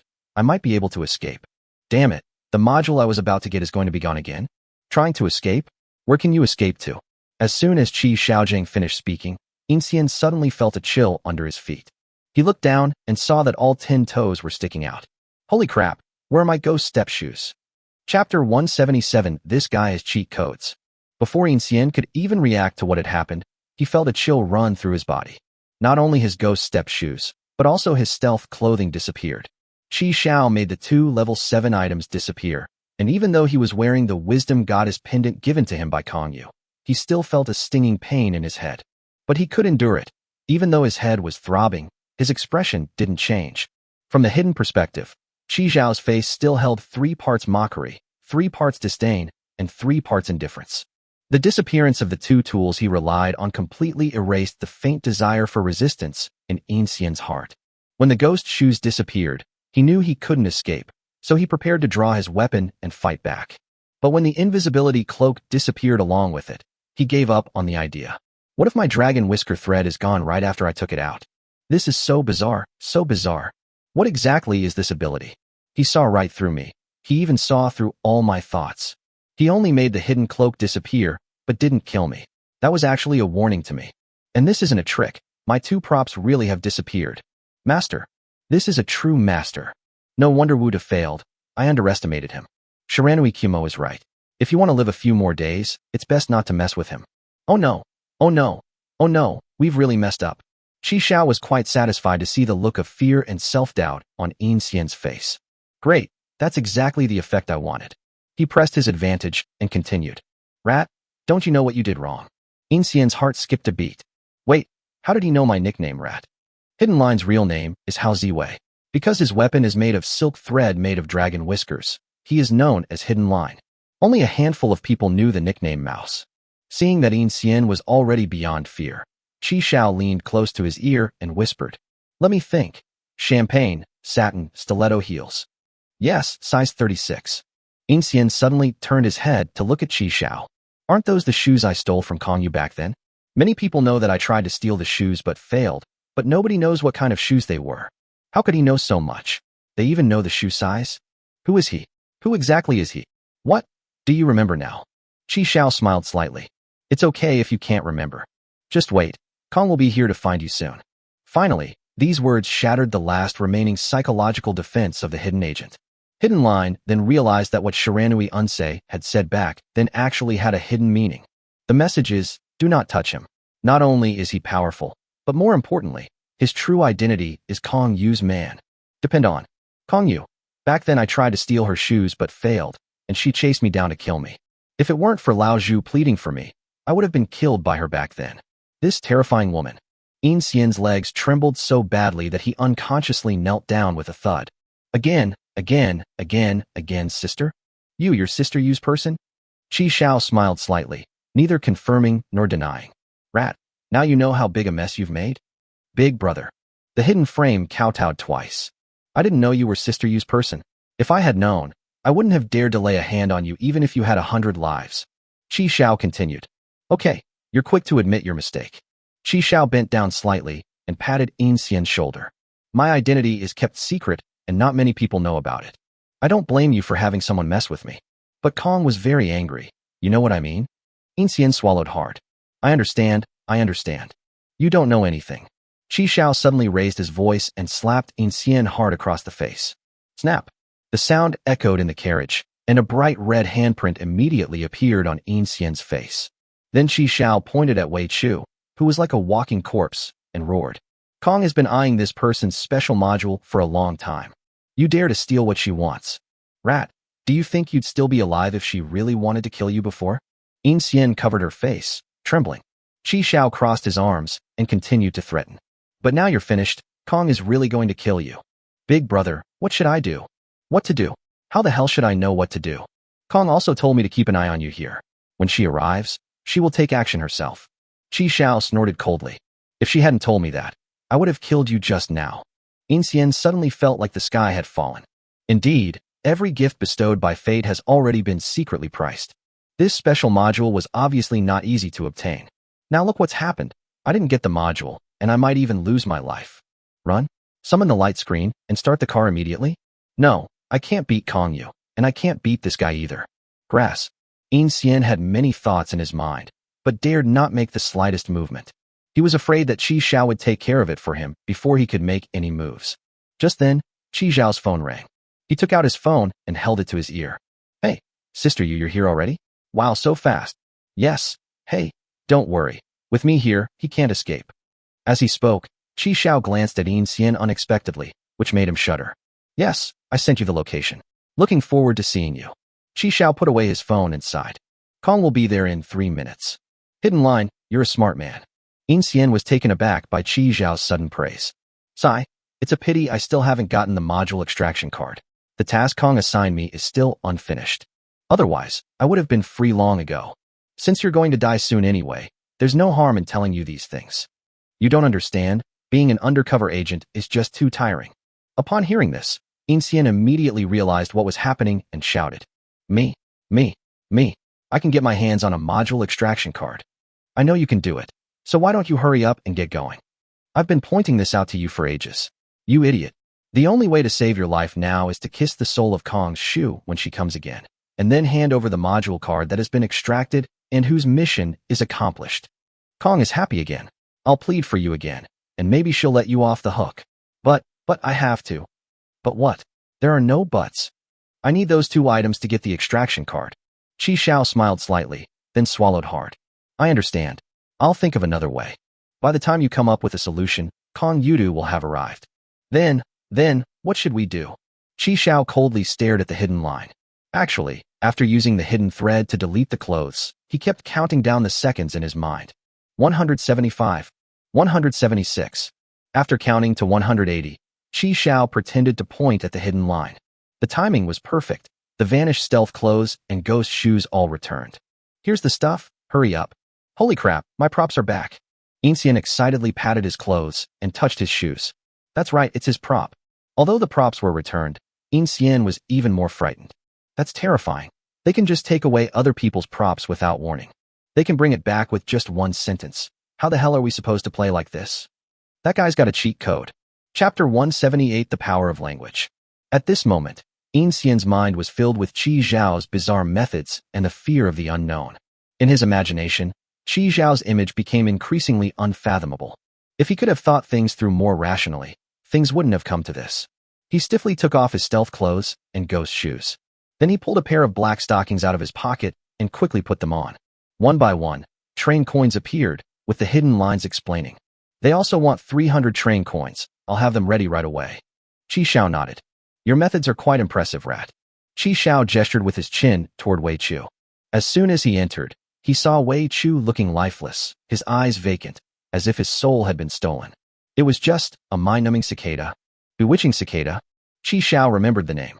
After secretly withdrawing 300 train coins, he contacted the foreigner and exchanged them for a module extraction card. Oh, I thought you'd try to bargain, but you're surprisingly quick to agree. Sure. I knew you stingy thing like you still had money. If you don't need it this time, feel free to exchange it back. I promise you won't need my train coins again next time. In Xian had absolutely no interest in responding to the foreigner's jokes. Normally, I would scold him a couple of times. Qi Xiao saw all of In Xian's actions, including the pattern on his screen that Qi Xiao had never seen before. It's a special module. Qi Xiao raised an eyebrow. Just then, Qi Xiao spoke up. Kong Yu's matter is resolved, but what about my matter? Upon hearing Qi Xiao's words, In Xian's movements slowed down by half a beat. Fine, here's what we'll do. Tell me who you're looking for, and I'll handle it myself. Hearing Qi Xiao's words, In Xian breathed a sigh of relief. He turned around, a forced smile on his face, and said, His name is Wu De, and he's in Zuan. I can go with you later, brother, and I'll show you the way. Qi Xiao nodded, signaling him to continue. With a flash of light, In Xian took out the module card and presented it with both hands. Big brother. In Xian only felt a blur before his eyes, and the next second, gushing blood sprayed onto the roof of the car. The hidden head separated from the body, and his head fell to the ground and rolled twice. As the head with the hidden thread fell, he first saw his own bare belly. Then came his legs, and finally his bare toes that were sticking out. Then In Xian widened her eyes and tried to look up.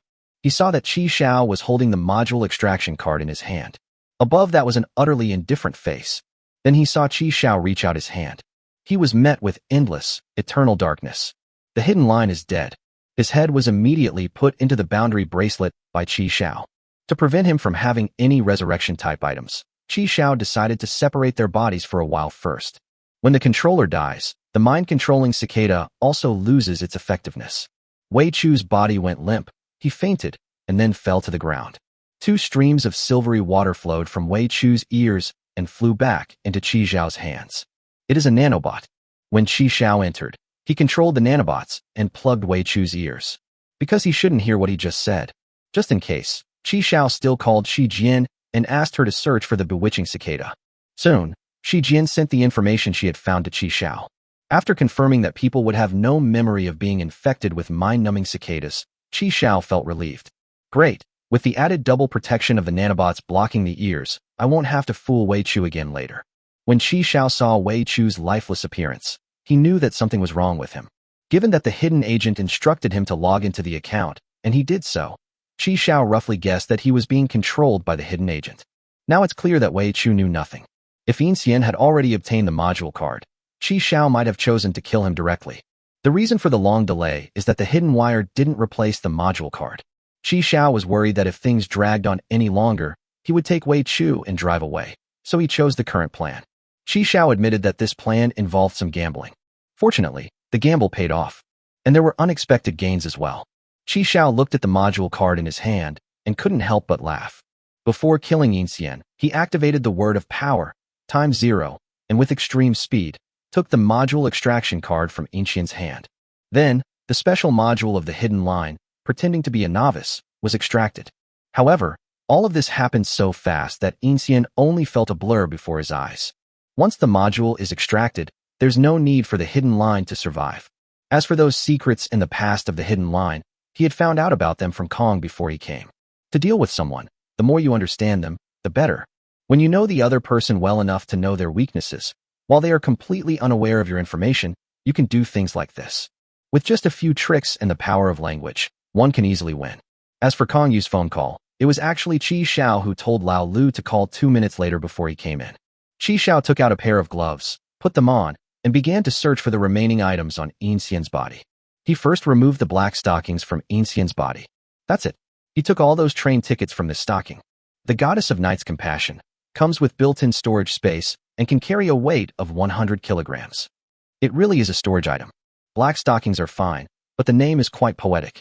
Qi Xiao reached into his stockings, and on a whim, searched for his stored items. Inside the stockings, there were even more stockings. Black, white, purple, blue, pink. Fishing net suspenders, one-piece open crotch.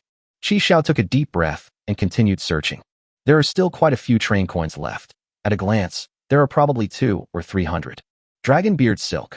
Woven from real dragon whiskers, it is unbreakable by fire, impervious to water, and will last forever. Yes, this is another famous item used by Hidden Line. It's said to have been obtained from a level 6 treasure chest. This thread is incredibly tough. If the user is fast and strong enough, it can even cut through steel. Besides the dragon's beard silk, there were also 7 or 8 bottles of miscellaneous potions. In addition to the common treatment and detoxification medications, there were also 2 bottles of shinkabo, a traditional Chinese medicine for kidney health. Kidney Qi Tonic. 1 bottle refreshes the mind, 2 bottles eliminate fatigue, 3 bottles promote longevity. Qi Xiao. There is reason to suspect that this product involves false advertising.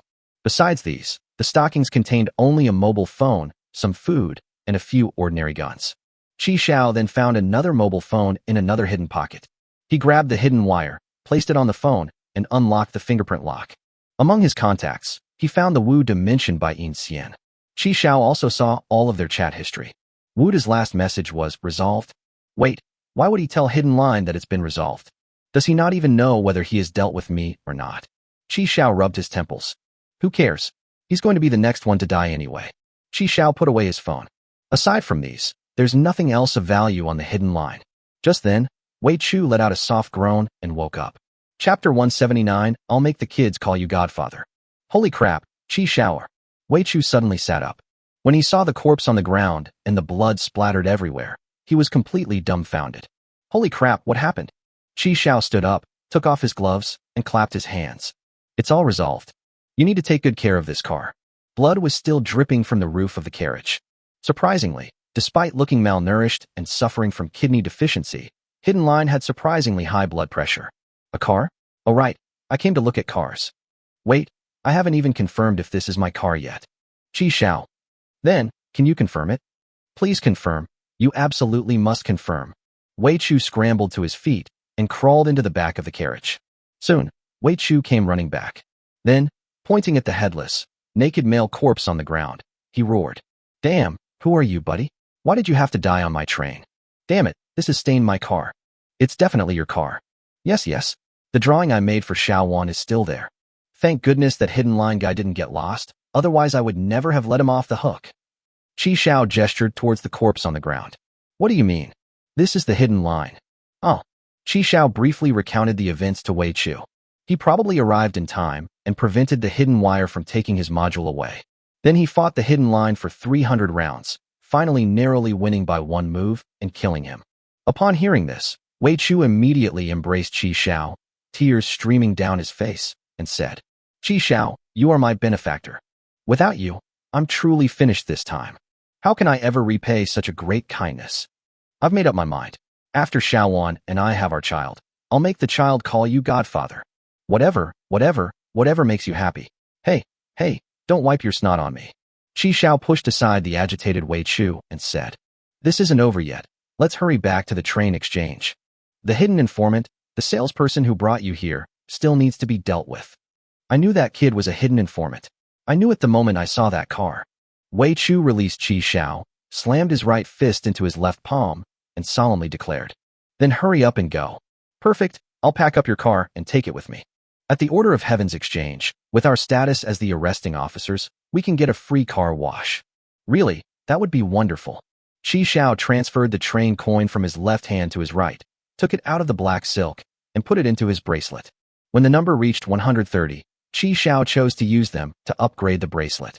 The boundary bracelet is upgraded to Tier 2, Level 4, unlocking the 4th special storage slot. Chi Xiao didn't take out the remaining train coins from the black stockings, mainly because it was too much trouble to take them out one by one. Unlike the boundary bracelet, which can be automatically retrieved with a thought. You have to reach inside and pull out those black stockings yourself. Of course, you can take it out whenever you want, but you have to wear it on your leg first. Different storage items have different uses and storage methods. Chi Xiao put the hidden corpse and Wei Chu's train into the boundary bracelet, and the two then headed to the train exchange. After watching the police take the male salesman away, Chi Xiao and his group arrived at the Order Heaven exchange. As soon as Chi Xiao took out Wei Chu's train ticket, a beautiful saleswoman approached him with a smile. Hello, are you selling a train? I'm not selling, this is mine. Wei Chu immediately corrected himself. So what are you doing here? I need to wash my car. After saying that, Wei Chu opened the car door, and a strong smell of blood wafted out. She seemed unfazed, not particularly surprised. Yes, sir, we'll arrange a car wash for you right away. Chi Xiao smiled, and then pulled out a black train. The train has 3 initial carriages, which were found earlier at Walking Fish Beach. Hello, sir, does this car also need washing? No, I'll sell this. Wow, 3 initial carriages. This is a very rare train. Sir, are you really going to sell this train? Chi Xiao nodded, neither agreeing nor disagreeing. Okay, I'll go ask the manager to set a price for you. One advantage of Order of Heaven is that the recycling price of a black train with the same configuration is the same as that of other colored trains. The Kingdom of Order will not discriminate or lower the recycling price just because Kong is one person. Otherwise, rumors would circulate that the Kingdom of Order is also afraid of Kong Yu, or that the Kingdom of Order agrees with Kong Yu's theory of color personality. Therefore, their recycling price cannot be low. Of course, there is another very important point, which is that Chi Xiao will also receive a merit reward for selling to the Order Kingdom. Level 8 treasure chest keys require a lot of merit points. When the manager arrived, he was also quite moved when he saw the train. Who would be willing to sell a train that's all initial carriages? Such a precious train would surely be kept for personal use by others, but Chi Xiao decided to sell it. That's real skill. At the very beginning of the game, a train with the most basic configuration, consisting of a locomotive and an initial carriage, typically costs between 50 and 60 train coins. The buyback price is 80% of its selling price. Chi Xiao's train, which has 3 initial carriages, can fetch several times the price. The reason is simple. The initial carriages are very rare. For example, Qi Xiao has only seen the modification of the carriage into the initial carriage once so far. Ultimately, the manager quoted 210 train tickets. Qi Xiao nodded. It was about what he had expected. He was short of money right now, so after setting the price, Qi Xiao handed over his bank card, which the other party accepted with both hands. After the manager took the card to make the payment, all the remaining female saleswomen glanced at Qi Xiao. In their eyes, Qi Xiao is young, handsome, and most importantly, very rich. He was practically their perfect match. They were all secretly eager, hoping that Qi Xiao would notice them. Someone brought Qi Xiao water, and someone else brought him a fruit platter. Another girl walked past Qi Xiao, pretending to fall accidentally, hoping that Qi Xiao would help her up. Qi Xiao's visit yesterday to sell those 5 ordinary carriages had already left a deep impression on them. Today, Qi Xiao came again and sold an even rarer initial carriage. In just 2 days, I received 293 train tickets. You should know that these ordinary sales staff only receive a basic monthly salary of 15 train coins. If they don't place any orders, these 293 train tickets are equivalent to their salary for a year and a half. 1 train coin can be exchanged for 1,000 order coins. The purchasing power of order coin is roughly the same as that of Dragon Kingdom coin. Their monthly salary is already very high compared to others. After all, he was a salesman for the Kingdom of Order. Salespeople at other car dealerships typically earn between 5 and 8 train tickets per month. However, for Qi Xiao, 293 train coins were only enough to upgrade the bracelet by 2 levels. Of course, Qi Xiao and these employees are no longer on the same level. In the world of train adventure, only through adventure can one reap rewards. Choosing stability means choosing ordinariness. The manager returned the card with a smile. Qi Xiao put it away, leaving Wei Chu to wash the car while he rushed off to the next location. Go to the Zon branch of the Order of Heaven's Detective Department, hand over the Hidden Line's corpse, and exchange it for train coins. Chapter 180, the third special module, pretending to be a newbie. It was already 3 p.m. when Qi Xiao came out of the Zon branch of the Order of Heaven's Detective Department. Qi Xiao presented the hidden body and gave a brief report. One good thing about the Criminal Investigation Department is that as long as you complete your mission, the report is not important. Donghai Zue's philosophy is that as long as the work is done well, reports are meaningless and dispensable. Focusing only on the result, ignoring the process. Instead of spending time writing reports, we should catch more wanted criminals.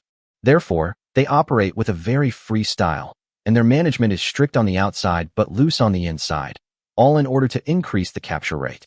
At the entrance of the branch office, Captain Aoyagi personally saw them off. I understand your needs. I will expedite the process and try to close the case as soon as possible. As for not canceling the hidden bounty for the time being, I need to consult with my superiors, but it shouldn't be a big problem. Qi Xiao still needs to find Wu De. Before dealing with him, it's best not to reveal that Yin Xian died. Thank you, Team Leader Qing. Hey, it's no trouble at all. As for you, you just took down a group of arms dealers last night. And today you took care of a hidden agent for one of the notorious 9 bandits of Pingjing. Qinglu looked at Qi Xiao with admiration. Young people these days are really something else. Qi Xiao smiled and said, everything for the sake of order. Haha, you're right. Everything is for the sake of order. After saying goodbye to Qinglu, Qi Xiao left. I've got the pretend newbie module card and the train coins. Time to hurry back. I've got a lot to do.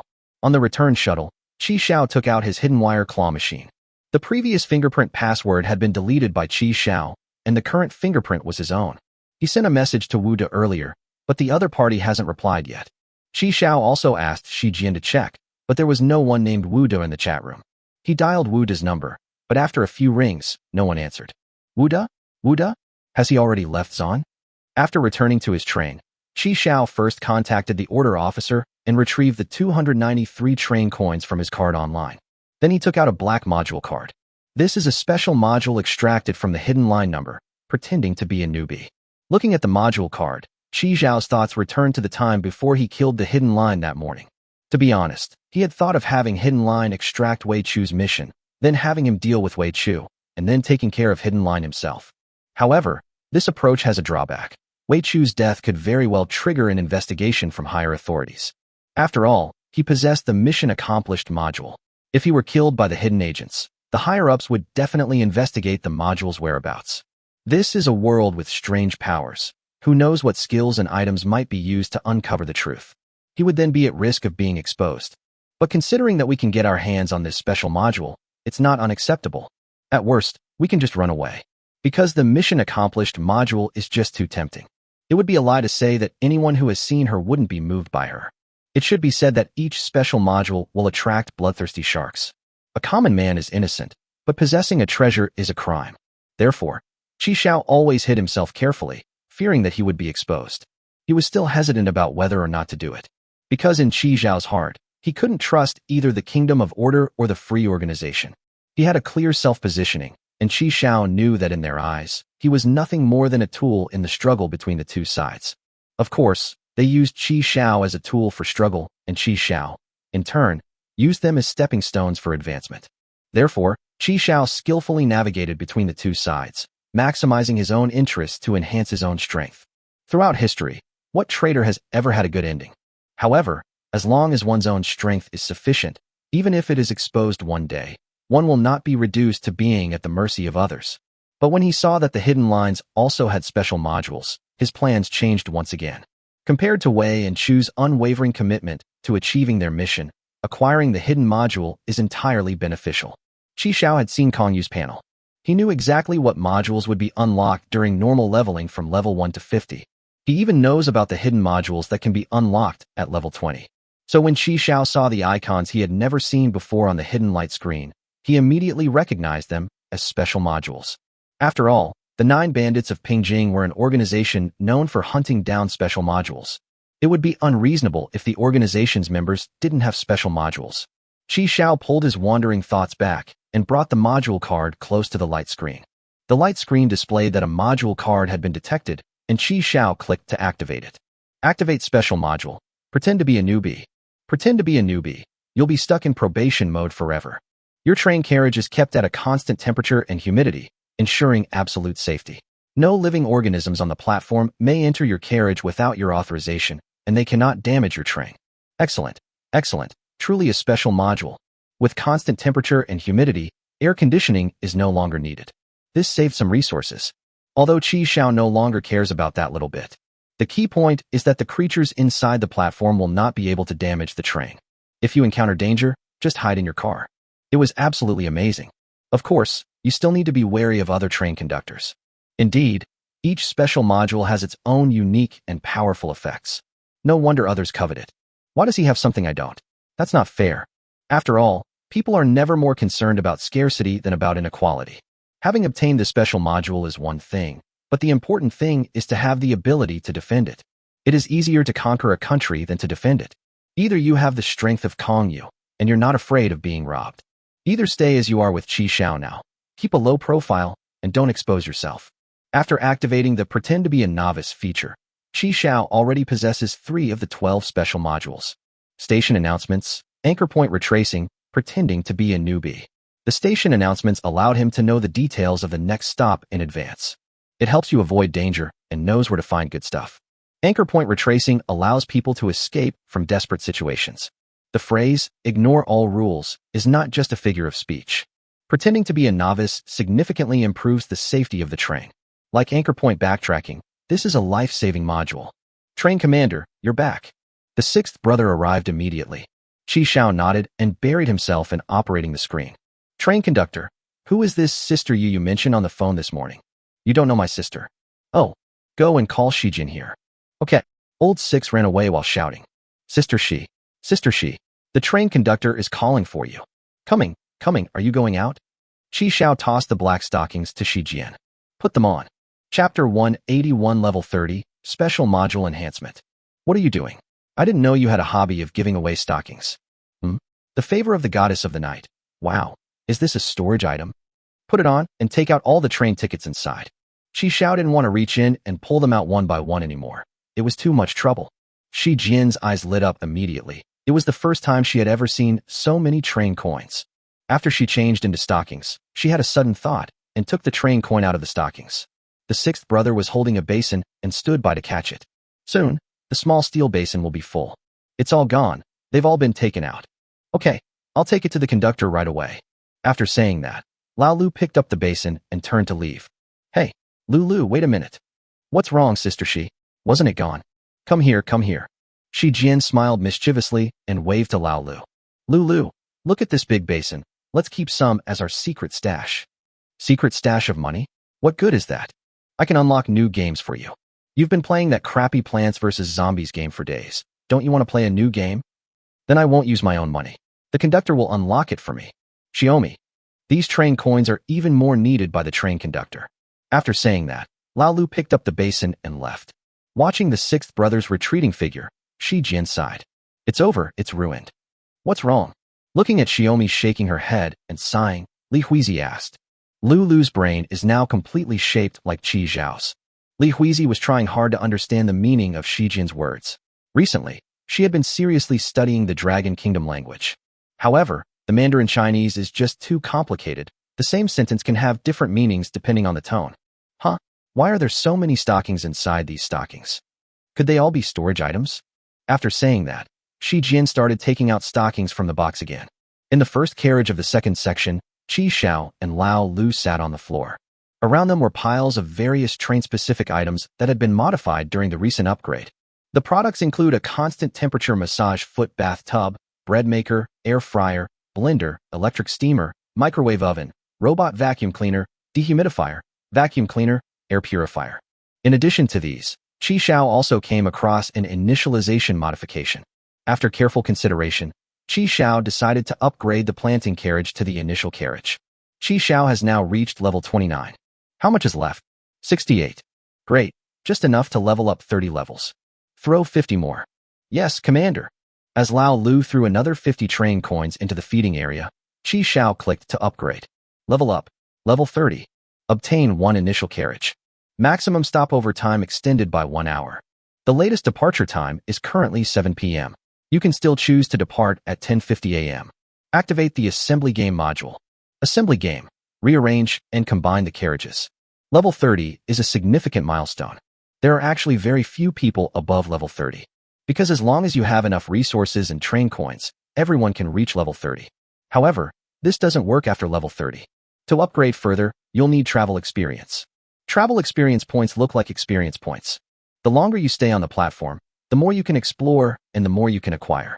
In addition to normal resources, you can only continue to upgrade after you have reached a certain level of travel experience. The additional train cars at level 30 are not ordinary train cars, but initial train cars that cannot be disassembled. There was another reason why Qi Xiao was in such a hurry to reach level 30. Previously, Shi Jian had been browsing chat rooms every day and had discovered some information. That is, special modules will receive a boost at level 30. Furthermore, it will be strengthened again every 10 levels thereafter. In other words, the strength of special modules is different at the 3 level nodes of level 30, level 40, and level 50. Sure enough, a new message popped up on the screen. Station announcement upgraded. More detailed station information will be available. The station announcement clearly indicates that more station information will be provided. The more intelligence you have, the better. Anchor point backtracking upgrade. Increased distance allows for cross-world travel back in time. Anchor point retracing is about setting a spiritual anchor point on the train. Regardless of where you are, you can ignore any current world rules and return directly to your anchor point. Previous anchor point backtracking could only be done within the current world. The enhanced anchor point backtracking can now be done across the globe. Because the anchor point is a sole anchor point, Qi Xiao cannot take others with him on the retracing process. He had already tested this with Lao Lu before. He was holding Lao Lu and using the anchor point backtracking method, but he was the only one who returned to the train. The sixth brother was left behind. I wonder if future upgrades will allow players to rewind time. Pretend to be a newbie and level up. Internship bonuses will be awarded based on performance every 90 days. Moreover, they can receive internship rewards every 90 days, truly befitting a pretending newbie. It's worth noting that Qi Xiao had the best overall performance during his internship and received a special treasure chest. The bracelet was obtained from a special treasure chest. I just don't know if this module will offer any special treasure chests as rewards. I don't know when Inxian got this module. If it's been a long time, it's highly unlikely. Because the hidden line doesn't actually have many good things. No, that's not right. He's already exchanged his 2 best items for module extraction cards. Qi Xiao shook his head. It doesn't matter. We'll know in 3 months whether it exists or not. Unfortunately, all we know is that it gets a boost every 10 levels. But we don't know the specifics of the boost. After all, these special modules are very rare, so it's already quite good to be able to find out this kind of information. Shi Jian is amazing. She was able to sift through the messages in the group chat and find this useful information. Chosen water group player.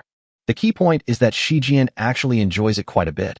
In her words, it's like scrolling through Weibo. Qi Xiao didn't have time to watch it. He was simply too busy. Looking at it this way, I'm suddenly looking forward to seeing what new features Shijian will get when her arrival reward reaches level 30. It's a pity. It would be great if there were also module extraction cards. Just transfer it to my account and activate it. This module extraction card is quite rare. It doesn't even have hidden lines, and you have to trade so many other things for it. I wonder when I'll be able to get another one. Such items are extremely rare and hard to come by. But the level 8 treasure chest key is. The level 8 treasure chest in my hand contains not only 3 life-saving hairs, but also a module card. I just don't know which special module this module card will be. Thinking of this, Qi Xiao nodded unconsciously. Accumulate merit points to exchange for a level 8 key. You'll find out when you open it. Then Qi Xiao clicked on the new module unlocked at level 30, the assembly game. The assembly game allows you to rearrange and combine train carriages. Finally, we can reorganize these carriages. Now that the train is long, the carriages are arranged in an extremely chaotic manner. The initial carriages, special carriages, and enlarged carriages are interspersed with ordinary carriages. Qi Xiao opened the assembly game, and a 3D model of the train appeared on the light screen. As Qi Xiao clicked, he could see what modifications had been made to each carriage and what was stored inside. Furthermore, he can drag these carriages around and change their positions at will. Qi Xiao first dragged the last 2 initial carriages to the front and connected them with the first 2. Then he dragged all the enlarged carriages to the front. Then he moved all the empty carriages to the back. After adjusting the carriage order, Qi Xiao clicked Confirm. Finally, it's no longer a series of irregular sizes, like big and small, small and small, big and small. It's big in the front and small in the back. Qi Xiao nodded, looking much more comfortable now. Just then, Wei Chu called. Chapter 182 Mugen Train. Hey, Qi Xiao, I've finished washing my car. Yes, I'll be waiting for you in Moonlight Alley. I'll treat you to dinner. Yes, everyone come on over. Bring the Black Wind monster along too. After hanging up the phone and storing the train in the bracelet, Qi Xiao called a shuttle, and the group arrived at Moonlight Alley. The group gathered together and started choosing a restaurant. Kaja Cuisine? The decor is quite interesting.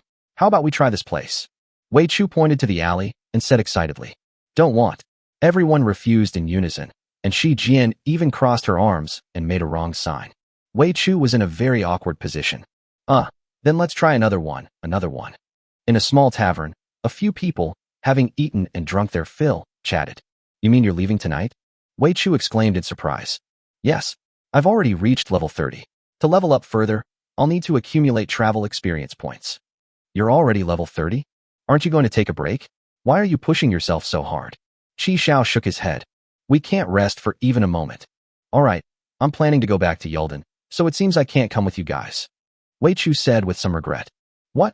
Are you going back to tell Xia Yuan the good news the train was found so quickly? It's already been reported. Haha. Wei Chu scratched his head and laughed loudly. Oh right, there's one more thing. What's up?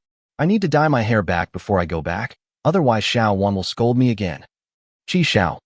After dinner, Qi Xiao and his friends strolled around Moonlight Alley for a while, buying a lot of local specialties. Xiaomi was wearing black stockings and had a hot figure. Li Huizi wore white stockings and looked pure and lovely. The two walking together attracted the attention of passers-by. Qi Xiao went to the Kiln Chicken shop alone to inquire about Wu Yu from the owner. Oh, it's you. What did you say? Have you seen that young Taoist priest? The owner of the Kiln Roasted Chicken shop was wiping oil onto his apron with the back of his hand. Hey, you know what? That kid didn't come today. That's really strange. Could it be that he really went and messed with someone else's house? Ha ha ha. He used to come here often, right? Yes, he comes every day. You have no idea how many chickens he's stolen from me. Qi Xiao took out 2,000 order coins and handed them to the shopkeeper. What do you mean, 2,000 yuan for a chicken? No, I need the boss's help. If you ever see him, please give this to him for me. Qi Xiao left his phone number with the boss and then left. Qi Xiao was not surprised that he could not find Wu Yu. Just who is this guy? They left Moonlight Alley and came to the wilderness, where Qi Xiao took out the train. After taking one last look at the starry sky, Qi Xiao closed the car door. Let's set off and continue our journey. The train is starting. Please sit tight and hold on. Qi Xiao immediately summoned the light screen to check the information on the stations to be served tomorrow. This stop is at Mugen Train, single-person station. The latest departure time from this station is 24 hours after the stop. After entering this world, the rear of your train will connect with the rear of the infinite train. As night falls, the lower moon one, nightmare, pulls all passengers into a dream. If they cannot escape the dream in time, they will fall into a deep sleep and be devoured by it. After nightmare dies, Akaza will arrive at the battlefield. Danger level 7. Defeating nightmare will reward you with a level 7 treasure chest. It contains 70 train coins and a nightmare pendant. If no passengers are injured, a level 7 key will be awarded. If Kyojuro Rengoku survives, he will obtain the skill card, Flame Breathing. Attached materials: Nichiren Blade, forged from Crimson Gorilla Sand Iron and Crimson Gorilla Ore. It possesses the unique ability to limit the regenerative abilities of demons and is the only tool capable of harming them. Nightmare, the lower moon of the 12 demon moons. Treacherous and cunning, she takes pleasure in the suffering of others. She uses blood demon magic capable of creating dreams. Akaza, the upper moon 3 of the 12 demon moons. Respects the strong, despises the weak, and never harms women. Capable of wielding powerful fighting techniques using blood demon arts. The amount of information seems to have increased considerably. Previously, there was only danger where there were treasure chests and what could be found inside them. Now they also tell you that you can get more rewards if you complete a certain task. There is also some information on risk factors. Mugen Train, Kojiro Rengoku, Demon Slayer. Li Huizi, isn't she from the world of Demon Slayer? Yes, to us it's just a comic book, but to them it's history. What effect will the Nightmare Pendant have? If no passengers are injured, they will also receive a level 7 key. It seems we also need to protect these ordinary passengers. If Kyojuro Rengoku survives, he will also receive a skill card. Flame Breathing. Looks like I'll have to catch up on manga again tonight. 7:30, usual breakfast time. Although the kitchen was renovated and enlarged, it now feels cramped again with the addition of a bunch of new appliances. Qi Xiao drank his soy milk and looked at Qi Jian. Did you manage to buy the Nichiren sword? We couldn't negotiate the price. They wanted 300 train tickets, but you only budgeted 10. Qi Xiao. Yesterday he reached level 30, and he only had 18 train coins left. No, why does he charge such a high price? Qi Jian scratched the corner of her mouth and recalled. He said it was the crimson blade used by Yoriichi Tsujikuni, and that there was only one of its kind. Even the Demon King was afraid of it, which is why it was so expensive. Damn, I'll just buy a regular one then. Even the regular ones cost 30 train tickets. Too expensive. What kind of broken knife is so expensive? Qi Xiao frowned. Seeing Qi Xiao frown, Qi Jian said, then I'll go and talk about the price again. After saying that, she summoned the light screen, found the person, and continued to haggle. Remember, it must be a Nichiren blade from the Demon Slayer world. Don't buy the wrong one. I know, it can't be wrong. Why? Use the train coins that appear as a reward when we arrive at the station to buy a knife. What about the rest? Whatever price you get, it's yours. Real? Hearing this, Qi Jian became even more enthusiastic about bargaining. Qi Xiao sighed. The station's announcement specifically states that only the Nichiren blade can harm demons. The station wouldn't just casually mention something like that for no reason, so Qi Xiao had to take it seriously. Be prepared that other methods will be ineffective against ghosts. The train arrived at the station at 7:50. The sky was clear and the weather was lovely. When the train stopped, Qi Xiao got off to check. Just as the station announcement predicted, the rear of his train was connected to the Mugen train. They looked like a pair of dogs mating. Chapter 183 Dream Tea. It's a real ghost. Does it have to be but to butt? If I'm leaving soon, could you take it with you? Qi Xiao shook his head, pulling his wandering thoughts back. Tisk, it's only 7:50. The ghost will only appear at night. This is all thanks to Lei Ji, whose latest departure time is not fixed. Otherwise, the bus would have already left before nightfall. Of course, it's also possible to not operate the bus if it's during the windy season without accepting coins. Or perhaps, like Qi Xiao, one has a tool to retract the train. They can all manage to leave on time. My ring vibrated slightly. Kong had replied to my message again. Last night, Qi Xiao briefly told Kong Yu about how he killed the Hidden Thread member, mainly to thank her for providing the pendant and the information about the Hidden Thread member. He said that if it weren't for these things, he probably wouldn't have been able to kill the hidden agent so easily. Ultimately, it's just a short essay sycophantic. It mainly expresses gratitude to Kong Yu. Wuda, I understand. I'll keep an eye out for you. Hee. Thanks, Sister Yu. Seeing that Kong hadn't put him back in the ring and taken the Wisdom Goddess pendant, Qi Xiao deliberately asked, why didn't you take the pendant back, Sister Yu? I wiped it with an alcohol swab. It's clean. Put it inside. I'll let you know if I need it. Upon seeing the message, Chi Xiao leaned back slightly and replied, "Okay, Sister Yu. Can I use it if I need it?" I need it right away, Sister Yu. I'll take it and use it first." Chi Xiao smiled, took out the pendant, and put it back around her neck. "Does that mean it's mine?" Kong was quite subtle. He could have just told me directly that he wanted it. There's still so much daylight left. Let's go make some preparations. Chi Xiao entered the last carriage and found that there was an extra door connecting it to the infinite train carriage. He opened the wooden door and saw neatly arranged chairs with backrests, brown wooden floors, and dim tungsten lamps overhead. It turns out I can go directly from my train to the Mugen train. That's true, since their butts are practically connected. Since it's morning, there are no passengers in the carriage yet. Chi Xiao took a look around and then went back. Back in the bedroom, Chi Xiaojin and Shi Jian were still haggling with someone. "How did it go? Did you manage to buy it?" "No, I'm still chopping them down. Hui Hui said she wants one too. I'll try to buy 2 for 20 each." After Li Huizi learned that this was actually the world of her ancestors, she felt she had to contribute to it.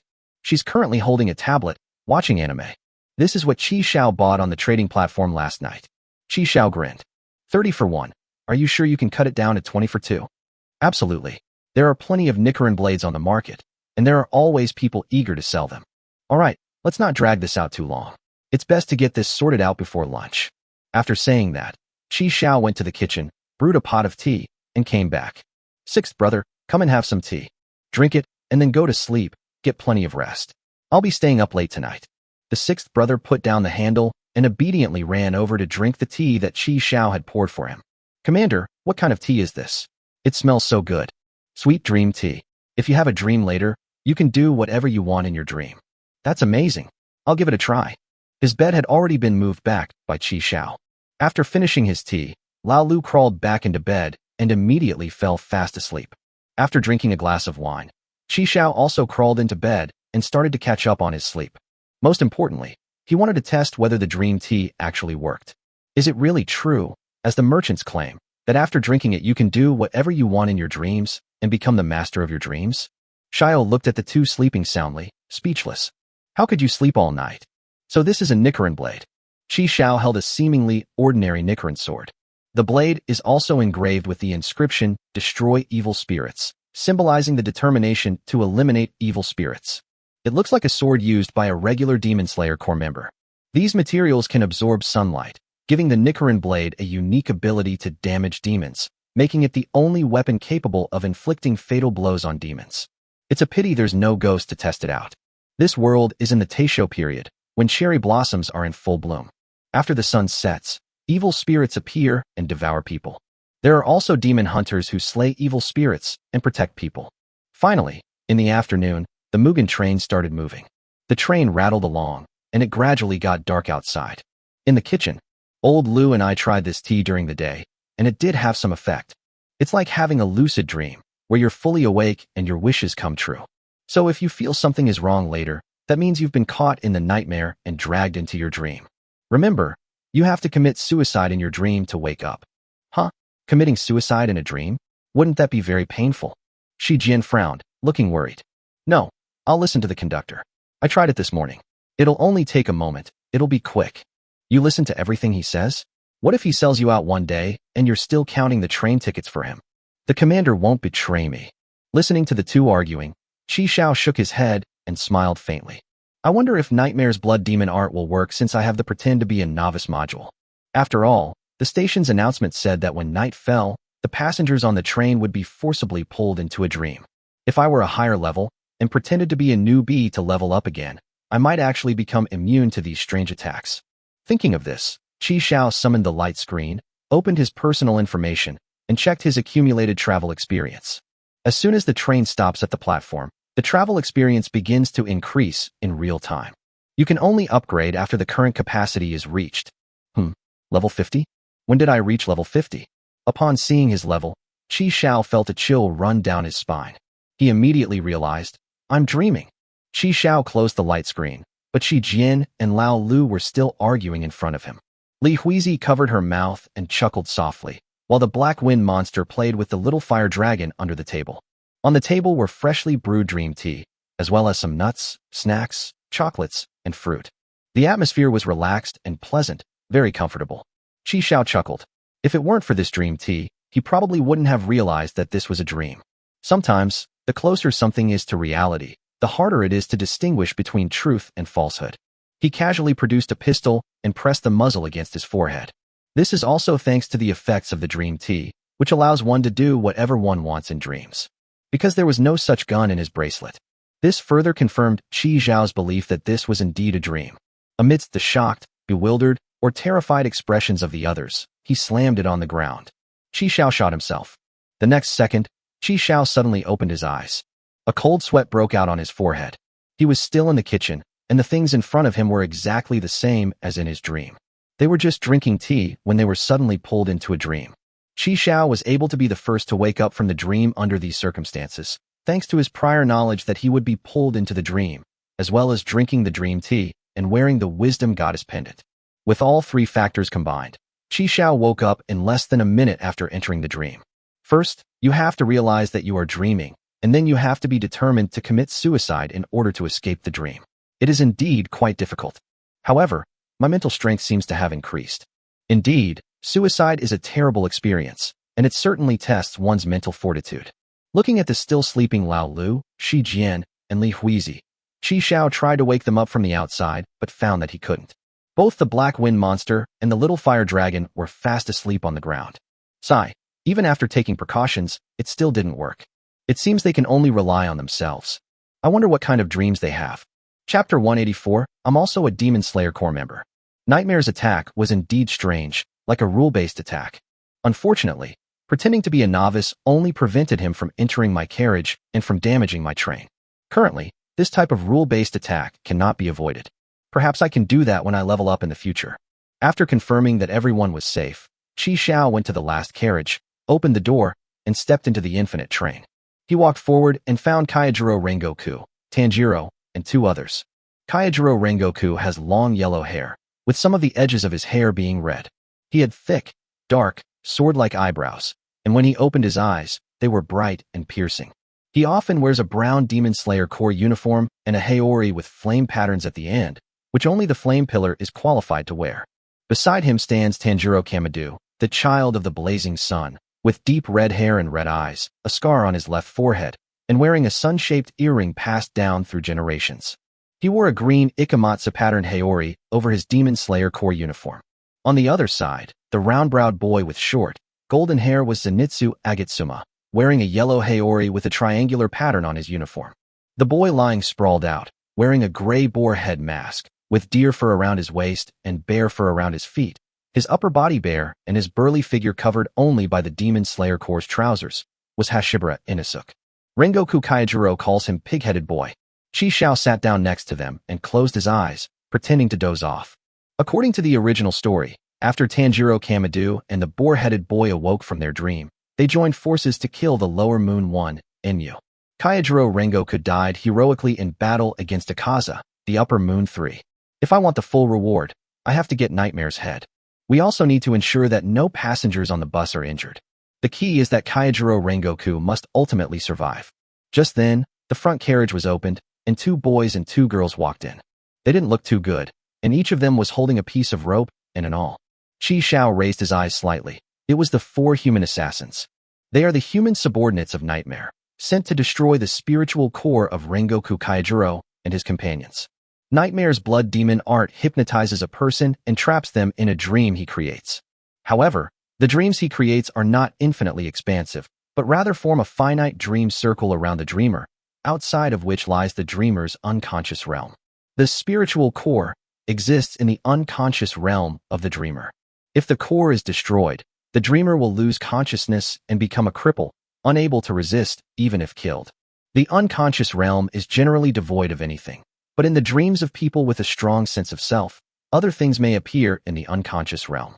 Nightmares generally do not actively enter other people's dreams, because if the dreamer has a strong sense of self, the nightmare may resonate with them and be influenced by them in turn.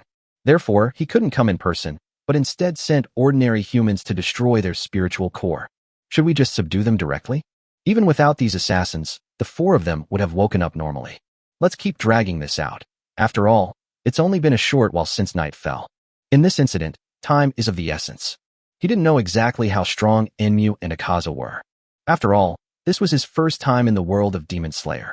If we rashly intervene and help them decipher the dream and resolve the nightmare ahead of time, then the next boss, Akaza, will arrive. Without a doubt, Akaza is definitely stronger. After all, he is Upper Moon 3. Therefore, it's important to control the timing and not let Akaza arrive too quickly. Let the plot unfold as it is in the original work.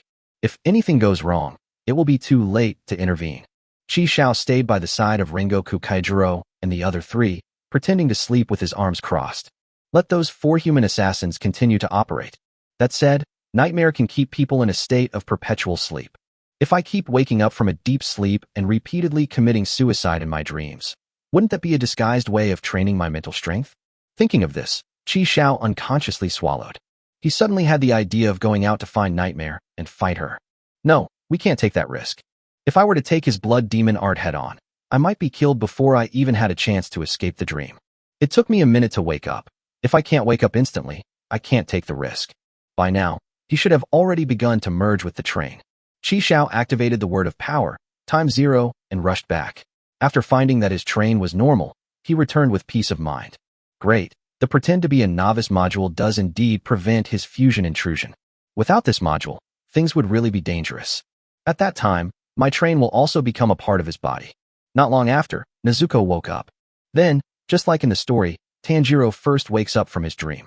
Next, just like in the anime, Nezuko uses her blood demon art to burn through the ropes. Then, because the 2 girls failed their mission and couldn't receive the dream reward, they picked up awls and stabbed Tanjiro. Tanjiro then delivered 3 swift and decisive hand chops, knocking the 3 unconscious. Then, carrying his Nichiren sword, he climbed out of the train window and onto the roof. Chi Xiao smiled slightly, got up and followed. It's here right now?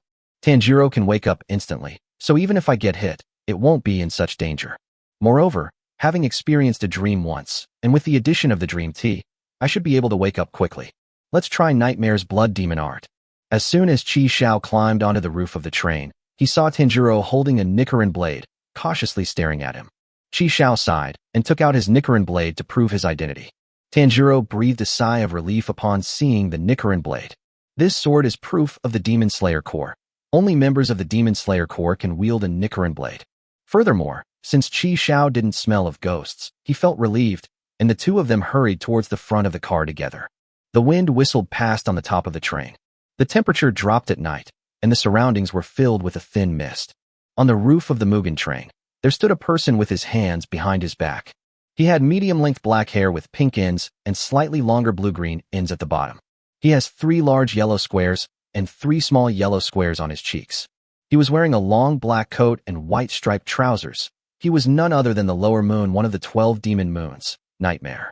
Chapter 185, 3 People's Different Dreams. 6th brother, well done. Chi Xiao, holding a machine gun, turned around and roared. Lao Lu carried a shotgun and stood back to back with Chi Xiao. The zombie corpses at their feet had piled up into a small mountain, and foul-smelling blood was spreading on the ground. The commander is awesome. It's all thanks to the unlimited ammo shotgun the commander gave me. As Lao Lu spoke, he fired a shot that sent a zombie flying, sending bits of flesh flying everywhere. Watch out on the right. Chi Xiao suddenly pulled the trigger, and bullets rained down, tearing the horde of zombies surging from the right into pieces. Here we go again.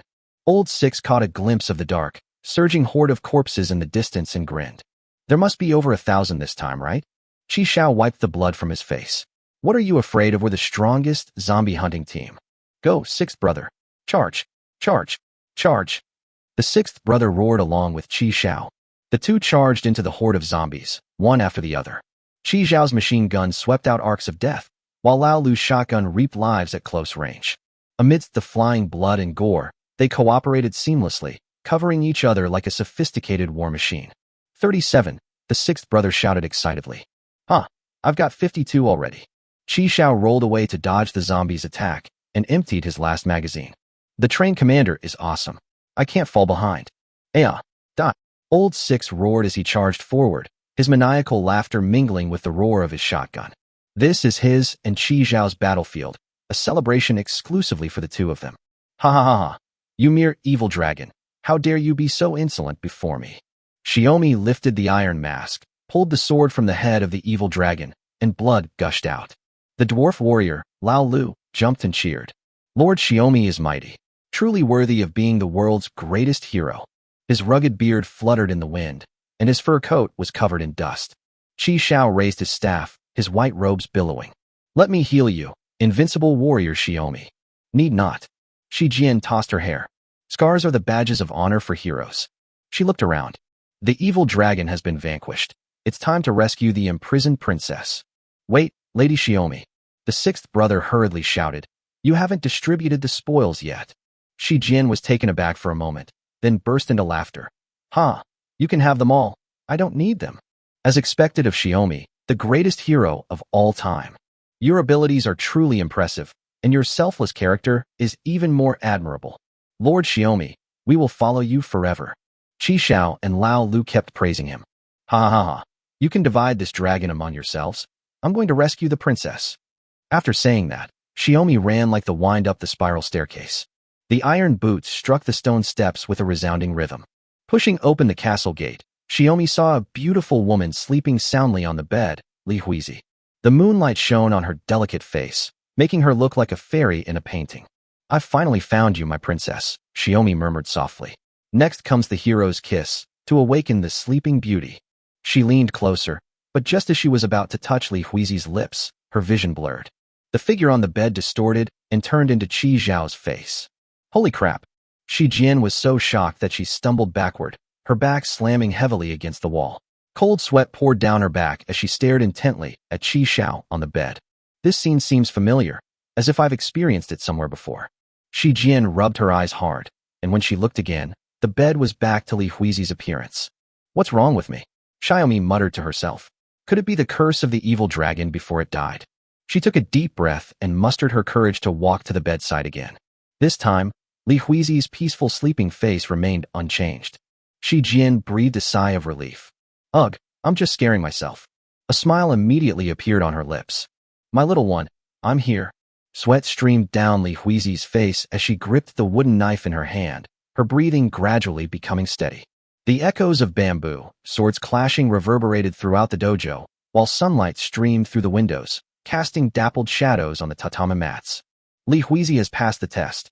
The examiner handed over a brand new Nichiren sword, the scabbard of which was engraved with delicate cherry blossom patterns. This knife is a sign of my approval of you. Li Huizi bowed deeply and accepted the Nichiren sword with both hands. Great, finally. After the assessment, she pushed open the door of the dojo, and a familiar figure came into view. His parents and older brother, Li Jianxing, were anxiously looking around. Hui. Li Jianxing rushed forward and ruffled his sister's hair. I told you could do it. With tears in her eyes, her mother hugged her tightly, while her father coughed twice, feigning seriousness, and turned away to wipe his eyes. The images from those nightmares gradually faded away, my parents' arguments, my brother's departure overseas, and those sleepless nights. Let's go eat Kobe beef. The father waved his hand generously. It's on me today. Hey, didn't we agree to split the bill? My mother joked. Dad, can your wallet handle this? Li Jianxing grinned mischievously. What? Are you trying to rebel? The family chatted and laughed as they walked toward the parking lot. Li Huizi looked at them, and tears inexplicably streamed down her face. It felt like I had a really long dream. She lagged behind, watching the happy figures ahead, a gentle smile curving her lips. Li Huizi gently stroked the Nichiren blade at her waist, feeling a slightly cool sensation from the blade. Seeing that Li Huizi hadn't followed, the three of them turned around. Come on, Huizi, what's wrong? The mother walked over and asked gently. Don't want beef? Sashimi is fine too. The father laughed heartily. We'll eat whatever Huizi wants to eat today. Li Huizi hugged her parents and brother in turn, and under their questioning gazes, she drew the Nichiren blade that she had just received after passing the test. The blade gleamed coldly in the sunlight, reflecting her calm face. Li Huizi closed her eyes, and the blade gently pressed against her neck. I'm sorry, Mom and Dad. I have more important things to do. The next moment, she calmly extended her neck and committed suicide. In the kitchen, Li Huizi suddenly opened her eyes. Her temples were damp with sweat, just like in her dream. The thought of suicide was truly unbearable. Even in a dream, Li Huizi stood up. Shi Jian and Lao Lu were still fast asleep. She tried to shake them, but they didn't wake up. So external forces really can't wake me up. Where's Qi Xiao? When did he wake up? Just then, she saw the phone on the table, where Qi Xiao had left a message for the three of them. After you wake up, do as I told you during the day. Qi Zhao's task for her was to protect the passengers on the infinite train. With that thought in mind, she immediately grabbed her Nichiren blade and went through the last carriage to the Mugen train. At this moment, several purplish-red tentacles spread out from the ceiling and floor of the infinite train, searching for the sleeping passengers. Upon seeing this, she couldn't help but frown. Is this the ghost our ancestors faced every day? Is this the era they lived in? I want to contribute to them, even if that contribution is small and insignificant. Li Huizi took a deep breath and calmed herself down. With each breath, a vortex appeared around her body, and occasionally a few white cherry blossoms could be seen. At the same time, the Nichiren blade in her hand was no longer of ordinary color, but slowly transformed into a cherry blossom pink blade with a white tinge of pink. Cherry blossom breathing, falling cherry blossoms, light dance of flowers. Chapter 186, She's Not a Ghost? A thin mist swept across Nightmare's smiling face as he merged with the train beneath his feet. Once he successfully merges with the train, he can devour the humans in the carriages at any time. Those humans not only replenished his own energy, but were also the key he used to threaten Kaijiro Rengoku. But he quickly looked surprised. Wait, why is this train so long? There should only be 8 carriages, so why are there so many more carriages at the back? Where did all these things come from? Moreover, why can't I assimilate these carriages? Just as Yin-Ming was looking on in surprise, he sensed 2 uninvited guests rushing toward him. Honestly, humans are just useless. When Enmu saw Qi Xiao and Tanjiro charging towards him with their swords drawn, a smile appeared on his lips. He always had a smile on his lips. He would smile when he saw others in pain, when he saw others in distress, and when he tormented others. Even though the assassination mission failed, he was still smiling. With a smile, Yin-Ming extended her right hand and whispered to Qi and Xiao. Sleep now. Here it comes. The opportunity to train your mental fortitude has arrived. Qi Xiao was not afraid, but rather pleased. Blood demon art. Whispers of forced sleep and hypnosis. Nightmare creates a mouth on the back of the hand, and when this mouth utters the word sleep, it forces the opponent into a forced sleep. Trapped in a dream created by nightmares, one cannot wake up unless one commits suicide within the dream. An invisible ripple spread out, striking Qi Xiao and Tanjiro. Tanjiro, due to his strong will, was repeatedly hit but quickly regained his senses. On the other side, Qi Xiao is even better than Tanjiro. He knows he has been tricked if he can conjure something out of thin air that he doesn't actually own. He then attempted suicide and woke up. Qi Xiao fell victim to the trap time and time again, then woke up from a dream of suicide. He could feel his mental energy becoming increasingly solid and resilient. Damn it, what the hell are these two? He committed suicide like that, and he didn't even break down mentally? What on earth are they doing? Especially that guy in the back. Who is he? Is there such a person in the Demon Slayer Corps? Moreover, he had already woken up, so why did he pretend to be infected? Every time Tanjiro wakes up, he continues to charge forward with his sword. Every time Qi Xiao wakes up, he stays in the same spot, pretending that he is still dreaming. A sense of unease welled up in Nightmare's heart. What on earth is this guy doing? Just as Qi Xiao was escaping from his dream for the 5th time through suicide, Tanjiro rushed to Nightmare's side. Tanjiro, go easy on him. Tanjiro couldn't understand Qi Xiao's words. Emu's neck was severed with a single stroke, and he flew away. Qi Xiao sighed as he watched this scene. So, we're already starting Nightmare Phase 2? Tanjiro also noticed something was wrong. A normal demon would die once its head was cut off. But the smell of nightmares, the smell of ghosts, did not disappear. It actually got a few pounds heavier. The next moment, a cluster of purplish-red fleshy tentacles shot out from the train. The tip of that tentacle was Nightmare's head. He laughed heartily and said, "Useless Tanjiro. My body merged with this train long ago while you were asleep. All the passengers in the carriage are now inside my stomach. Ha ha ha." The next second, his head flew into the air again. Qi Xiao landed coldly. He had just made his move. With incredible speed, he severed his condensed head. It feels like solid wood, and it's very hard. However, Qi Xiao still severed it. But this did not kill Nightmare. As he said, his body had already merged with the train beneath his feet. Tanjiro gaped. Qi Xiao's attack was too fast. He didn't even see when Qi Xiao made his move. Don't just stand there, this guy isn't dead yet. After Qi Xiao finished speaking, he turned around and went back into the car. Although Tanjiro couldn't understand, he quickly followed. The two returned to the car, where purplish-red tentacles, resembling giant earthworms, spread all around the interior. This inevitably reminded Qi Xiao of an old friend. She also possesses such terrifying resilience and elasticity. Tanjiro continuously slashes at these tentacles to protect the passengers. However, the train has 8 carriages, and the 2 of them alone cannot take care of it all. Tanjiro didn't have time to think about anything else. After he dealt with all the tentacles in this carriage, he immediately rushed to the next carriage. He opened the car door and saw a girl he had never seen before, wielding a pink and white Nichiren blade, slashing at tentacles. All the passengers in this carriage were unharmed. The rooster. When did you wake up? Just woke up. Chi Xiao nodded, his eyes filled with affirmation. Tanjiro's mouth dropped open. How come there's another sister from the Demon Slayer Corps? Moreover, the 2 of them clearly knew each other. Meanwhile, the pig-headed boy also woke up and began to slay the tentacles to protect the passengers. Although Zenitsu Agatsuma was still unconscious, his instincts compelled him to protect Nezuko and also to slash at the tentacles. Just then, a burst of fire shot from head to tail, and Rengoku Kaijiro woke up. He cleared out the tentacles from all 8 carriages with just one move. Moreover, the regeneration rate of these tentacles has slowed down considerably. Chi Xiao nodded, as expected of the flame pillar. He sheathed his knife and explained the next task to the group. He was to hold the last 5 carriages by himself, and then let Tanjiro and the others go and kill Enmu. At this moment, Chi Xiao spoke up. No need, the passengers will be fine. The rear carriages were not compromised. They are safe there. We can move all the passengers to the back.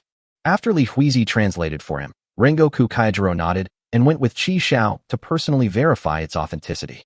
He was relieved when he saw that the tentacles had not invaded the carriages behind.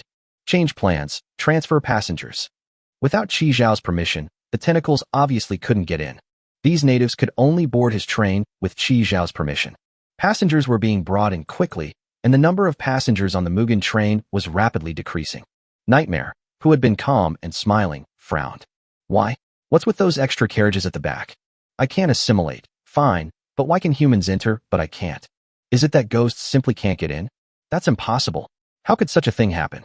Wait, why was that ghost with the bamboo in its mouth able to get in? On what grounds? Isn't she a ghost? If they keep cutting down the tentacles, Nightmare has no fear at all, because it can regenerate continuously, exhausting them until they perish. Furthermore, he can replenish his energy by eating humans, and those humans will also be a hindrance to them, making them hesitant to launch a full-scale attack. However, Chi Xiao's move of cutting off his own resources completely destroyed his advantage. My food. The hostage I used to threaten Rengoku Kaijiro. No, no, no. Chapter 187. Third brother arrives carrying a speaker. This is the last one. Tanjiro carried a middle-aged man on his back, shouting as he ran. Nightmare sprouted tentacles to stop it, but Chi Xiao severed them with a single stroke. Tanjiro gave Chi Xiao a thumbs up. Eventually, all passengers were transferred, and the front carriages were completely empty. 200 of them, not one missing, they're all here. Rengoku Kaijiro breathed a sigh of relief as he watched the tentacles waving outside the door, but unable to get in. That's good, as long as passenger safety is guaranteed. Next, it's time to slay the evil spirits. He turned to look at Chi Xiao and his group. Young men, you stay here, I'll go and kill that ghost. Chi Xiao hurriedly spoke up to stop him. Brother Purgatory, you can't make a move. Although these tentacles can't get in for now, it would be troublesome if they rushed in later. With such a high density of passengers here, we need you to keep them safe. As for that ghost, we can leave it to you. You agree, Tanjiro? Tanjiro nodded firmly and said, That's right, Brother Purgatory. With so many passengers here, they really need your protection. Upon hearing this, Rengoku Kaijiro looked at the passengers scattered on the ground and slowly nodded. All right, I'll guard this place, and you can keep the ghost. Chi Xiao nodded. Just kidding. If you went, you could easily kill Nightmare. Not only will I lose my rewards, but the second phase boss Akaza will also appear ahead of schedule. Anyone can go, just don't let Rengoku Kaijiro go. Before setting off, Chi Xiao looked at Li Huizi. Li Huizi, go check if Lao Lu Shijian has woken up yet. Li Huizi nodded and hurried to the kitchen. Tanjiro has a keen sense of smell, and despite the headwind, he quickly located Enmu's true form. Of course, Chi Xiao knew the location of Nightmare's true form directly, but he didn't say it. Everything is just to buy time. It's only a little before 2 a.m., and there's still a long way to go before sunrise. Tanjiro was clearly having a headache dealing with the main body hidden beneath the steel plate. He couldn't cut the steel plate. In the original story, it was the pig-headed boy who cut through the steel plate. Tanjiro spent a long time chopping at the steel plate, but apart from leaving some marks, nothing changed. Enraged, he unleashed a torrent of curses, attempting to force out the Nightmare. Qi Xiao felt it was about time and took out Old Master Ren's weapon. Tanjiro was utterly shocked by the sudden appearance of Old Master Ren. What is this? A silver-haired human. Wow, so cool. At the same time, Grandpa Ren popped out a pair of laser claws. The iron plate was easily pierced, revealing the hard white bone underneath. Nightmare's neck was well protected by these bones. Grandpa Ren's laser claws could not harm him. Qi Xiao curled his lip and put it back into the boundary bracelet. We still need to use a Nichiren sword. When the knife struck, the impact not only made the person's hand numb, but it also didn't leave a mark. Nightmare sensed danger, and a lump of rotten flesh quickly grew from the front of the car. Dozens of eyeballs, each the size of a human head, opened up from within this mass of rotting flesh. Within those blue pupils, there was also the traditional Chinese character for dream. Make eye contact with any of these eyeballs, and you will be trapped in a dream. Blood Demon Art. For sleep. This is the Blood Demon Art released by Nightmare after merging with the train.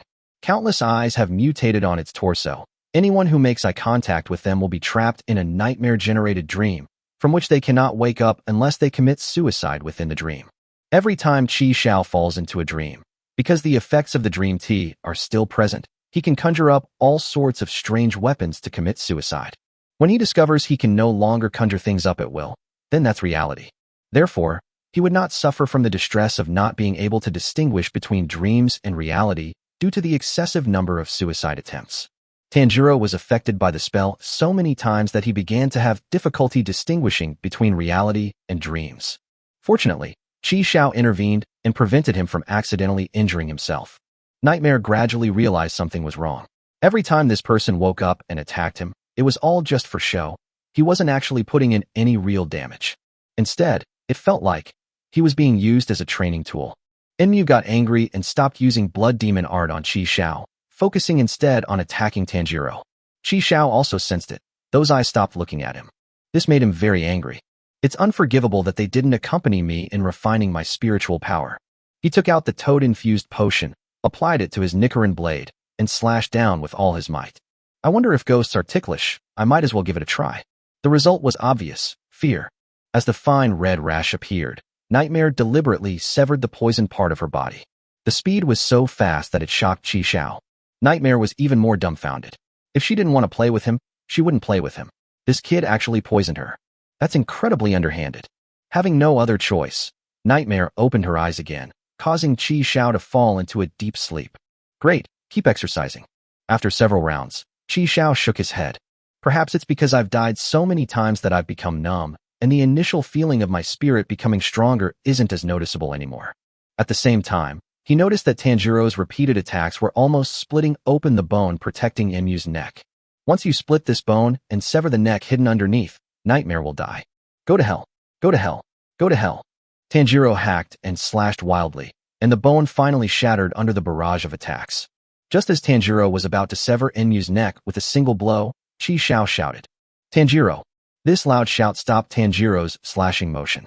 Qi Xiao raised his hand and patted Tanjiro on the shoulder. "You did a great job. You've already worked so hard. Leave the rest to me." Tanjiro didn't understand and looked completely bewildered. Qi Xiao pointed at Nightmare, then tapped himself with his thumb, and then made a slashing motion with both hands holding a knife. Tanjiro then understood what Qi Xiao meant. He stepped aside, took a deep breath, and prepared for battle. Qi Xiao nodded in satisfaction. He took a deep breath, gripped his Nichiren blade, and began to search for the feeling of slashing. Qi Xiao closed his eyes slightly, remaining motionless in place, and a peculiar aura emanated from him. The next moment, he suddenly sprang up and slashed at Nightmare's neck with his sword. There's no way around it. The station announcement said you have to kill Nightmare to get the treasure chest. Sorry, Tanjiro, but you can have this head. Bang. Even without the protection of bones, Nightmare's neck remained incredibly hard. After all, it is one of the lower moons, and its strength should not be underestimated. Cut it open.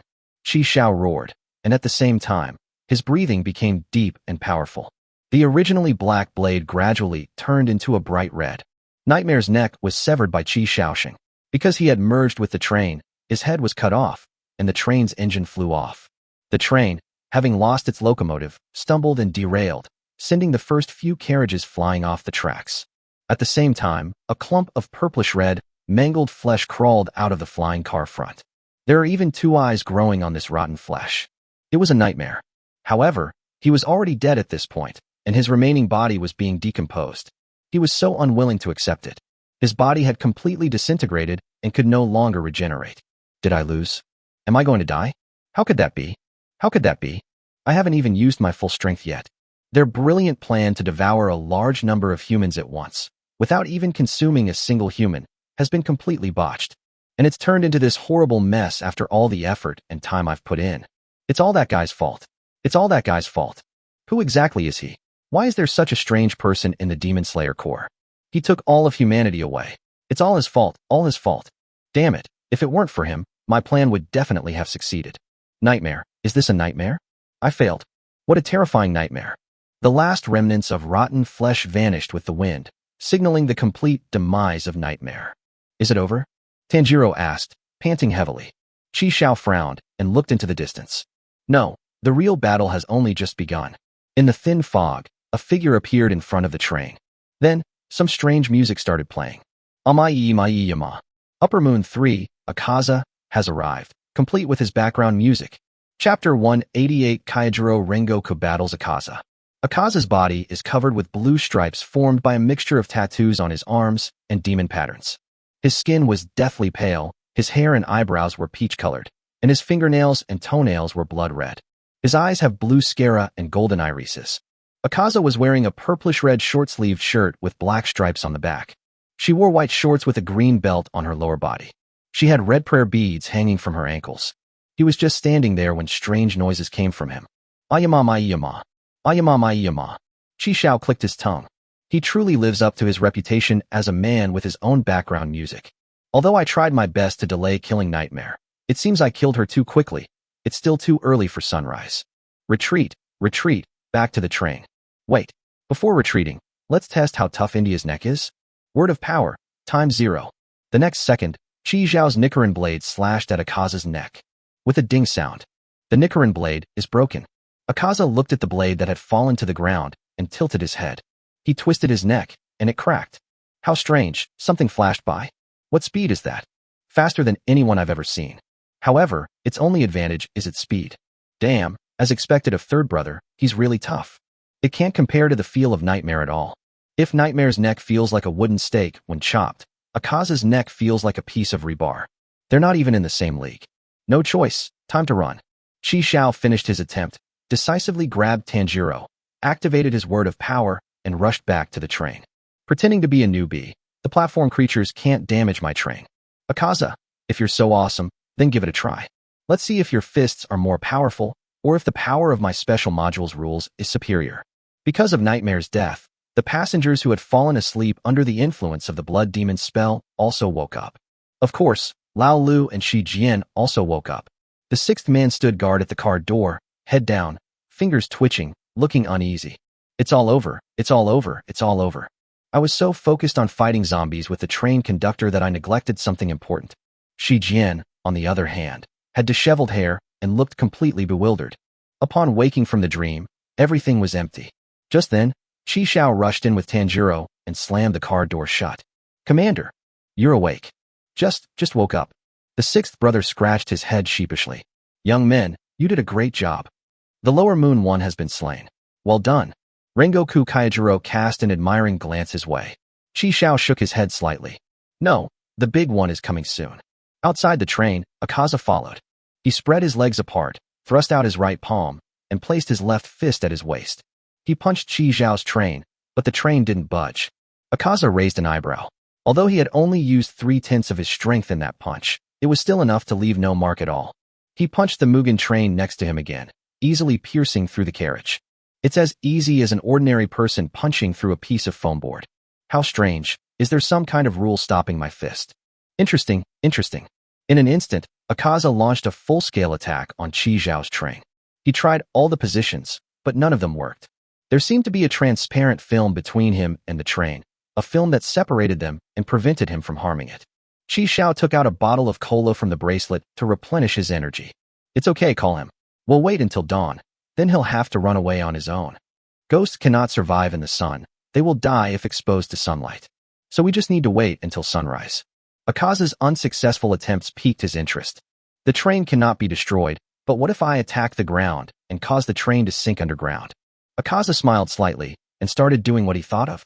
As he attacked the ground beneath his feet, cracks appeared in the earth. The ground suddenly cracked open, and the train sank as well. This trick worked. Although the Qishao train cannot be destroyed by the creatures on the platform, it cannot withstand attacks from this kind of terrain. A drawback has emerged. Qishao frowned, not expecting Akaza to find a way to break the deadlock so quickly. As expected of Upper Moon 3, a demon who has lived for hundreds of years.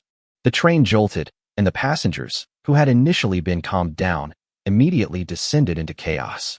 They ran around shouting, and the carriage quickly descended into chaos. Seeing this, Rengoku Kaijiro resolutely stepped out of the carriage. It's still early before sunrise. If we let it continue its attack, the train will eventually sink into the ground. Protecting ordinary people is my responsibility. Seeing that Tanjiro and the others wanted to follow, Kaijiro Rengoku raised his hand to stop them. You stay here and take good care of the passengers. Brother Purgatory. Brother Purgatory. The train doors closed, and Rengoku Kaijiro stood in front of Akaza. Akaza stopped attacking the ground and smiled slightly. You are different from them. You are not a coward. As a strong person, you are born to protect the weak. Akaza and Kaijiro Rengoku stood facing each other, a tense atmosphere filling the air. The two powerful figures' gazes met, as if invisible sparks were colliding. Without further ado, Akaza charged forward like lightning. His fist, carrying a violent surge of air, aimed straight for Kaijiro's face. Kaijiro swiftly drew his sword. Flame breathing, first form, Shiranui. Spell deployment, destruction kill, compass needle. The scorching blade flashed through the sky and collided with Akaza's fist. With a deafening roar, shockwaves spread outwards. Both men took a few steps back, somewhat surprised by the other's strength. Kaijiro swung his sword again. Flame breathing second form, rising flame. The blazing flames roared and pounced fiercely towards Akaza. Akaza advanced instead of retreating, his body slightly contorted as if trying to merge himself into the air. In the next instant, he had already flashed behind Kaijiro and delivered a vicious elbow strike. Kaijiro reacted quickly, but was still grazed on the ribs. He gritted his teeth and endured the pain, then turned and stabbed. The two exchanged blows, and the battle grew increasingly fierce. Akaza's martial arts skills are superb, and every move he makes contains astonishing power. Kaijiro's swordsmanship is gorgeous and fierce, and his flame-breathing techniques are endless. The two were evenly matched when Rengoku Kaijiro suddenly accelerated, his blade flashing across the night sky like a meteor. Flame-breathing fifth form, Flame Tiger. Akaza tried his best to dodge, but still got his arm cut. That's interesting. His muscles suddenly swelled, and his whole body exuded a terrifying aura. The real contest has only just begun. Chapter 189, Don't They Understand What I'm Saying? Because the ground was blasted open by Akaza, a huge crack appeared, and the second third of the Qishao train sank underground. It must be said, Akaza is indeed powerful. As expected of Upper Moon 3, his physical strength was incredibly formidable. The vehicle, the commander. The sixth brother seemed uneasy, constantly looking down and picking at his fingers. What's wrong? Apologize? There's no need. Qishao patted the sixth son's head. That must have been a beautiful dream. It's normal that you can't wake up from it. Your sister, she didn't wake up either, so don't blame yourself. Wow, that wasn't a dream. Don't talk nonsense. What? You had a nightmare. Didn't you wake up from it? Shi Jian scratched the corner of her mouth and laughed. Well, not entirely. By the way, how did Hui Hui realize she was dreaming? Shi Jian subtly changed the subject. Li Huizi, as if recalling something, said softly. Because it's so beautiful. Too wonderful. Yes, things in dreams are too beautiful things. Aren't they just dreams? Qishao nodded in agreement. In fact, compared to the three of them, Qishao's dream is the hardest to awaken from. Because the scenes in his dream seamlessly connect with those before he fell asleep. Most people wouldn't realize they're in a dream. Qishao moved to the back of the initial carriage and observed the battlefield outside through the window. Dust billowed as the two fought. All the people could hear were booming sounds. They couldn't see the two fighting at all. Besides the dust obscuring their vision, there's another reason. They're just too fast. His sword strikes and punches were all as fast as lightning. The last time Qishao saw people fighting so closely was back in the newbie village. Kong beat Shiranui Subaru again. Of course, the two men in front of us were fighting much more fiercely. The clash of swords and the shadows of fists complemented each other. Qishao planned out a feeding area and threw the empty Coke cans in his hand into it. Then, he took out a gray sphere the size of an orange. This sphere has 7 eyes with blue pupils. Qi Xiao played with it for a while, then put it back into the boundary bracelet. It was none other than the level 7 treasure chest that dropped after defeating Nightmare. The level 7 treasure chest guarantees to contain 70 train coins. The item in this treasure chest is called the Nightmare Pendant. Of course, opening it requires a level 7 key. This time, we don't need to buy keys. We just need to ensure that none of the passengers get hurt. Qi Shaoxing reached level 30, and the station announcements were also strengthened accordingly. The station information provided has become more comprehensive than before. If it weren't for the upgrades, they probably wouldn't have informed us that there were still level 7 keys available. There will definitely be other hidden information, such as killing a Kaza here, which may also bring some kind of reward. After all, this also changed the timeline. There is a reward for Kaijiro Rengoku surviving, because this also changed the timeline. In the original story, he died here in battle. Flame-breathing skill card. Skill cards are not available on trading platforms. Because they are rare, they are not in circulation. I used up everything I had myself. Qi Xiao stared intently at the 2 people on the battlefield, his eyes gleaming. His second skill is about to be revealed. Just then, Tanjiro walked in. When he saw the fierce battle between a man and a ghost outside the car window, he could no longer contain himself. He braced his hands on the car window and shouted, "No, I have to go support Brother Purgatory." Qi Xiao frowned. "Have you forgotten what Brother Rengoku told you, Tanjiro? Your mission is to protect the passengers in the vehicle. Look at their fight. How can you possibly get involved? If you rush out like this, you'll only distract Brother Purgatory." Aye, but. No buts. Now everyone is under my command. Qi Xiao's eyes were firm as he waved his hand and said, "Reassure the passengers and tell them that they are safe as long as they stay in the car. It's almost dawn. After dawn, the ghosts won't be able to move, and then we can go out. Don't let them make any more noise." There was almost a stampede just now. Go and organize them. Leave only 40 people in each carriage. Reducing the number of people in each carriage makes management easier and allows for better guidance and reassurance. After giving his instructions, Qi Xiao calmed Tanjiro and the others down.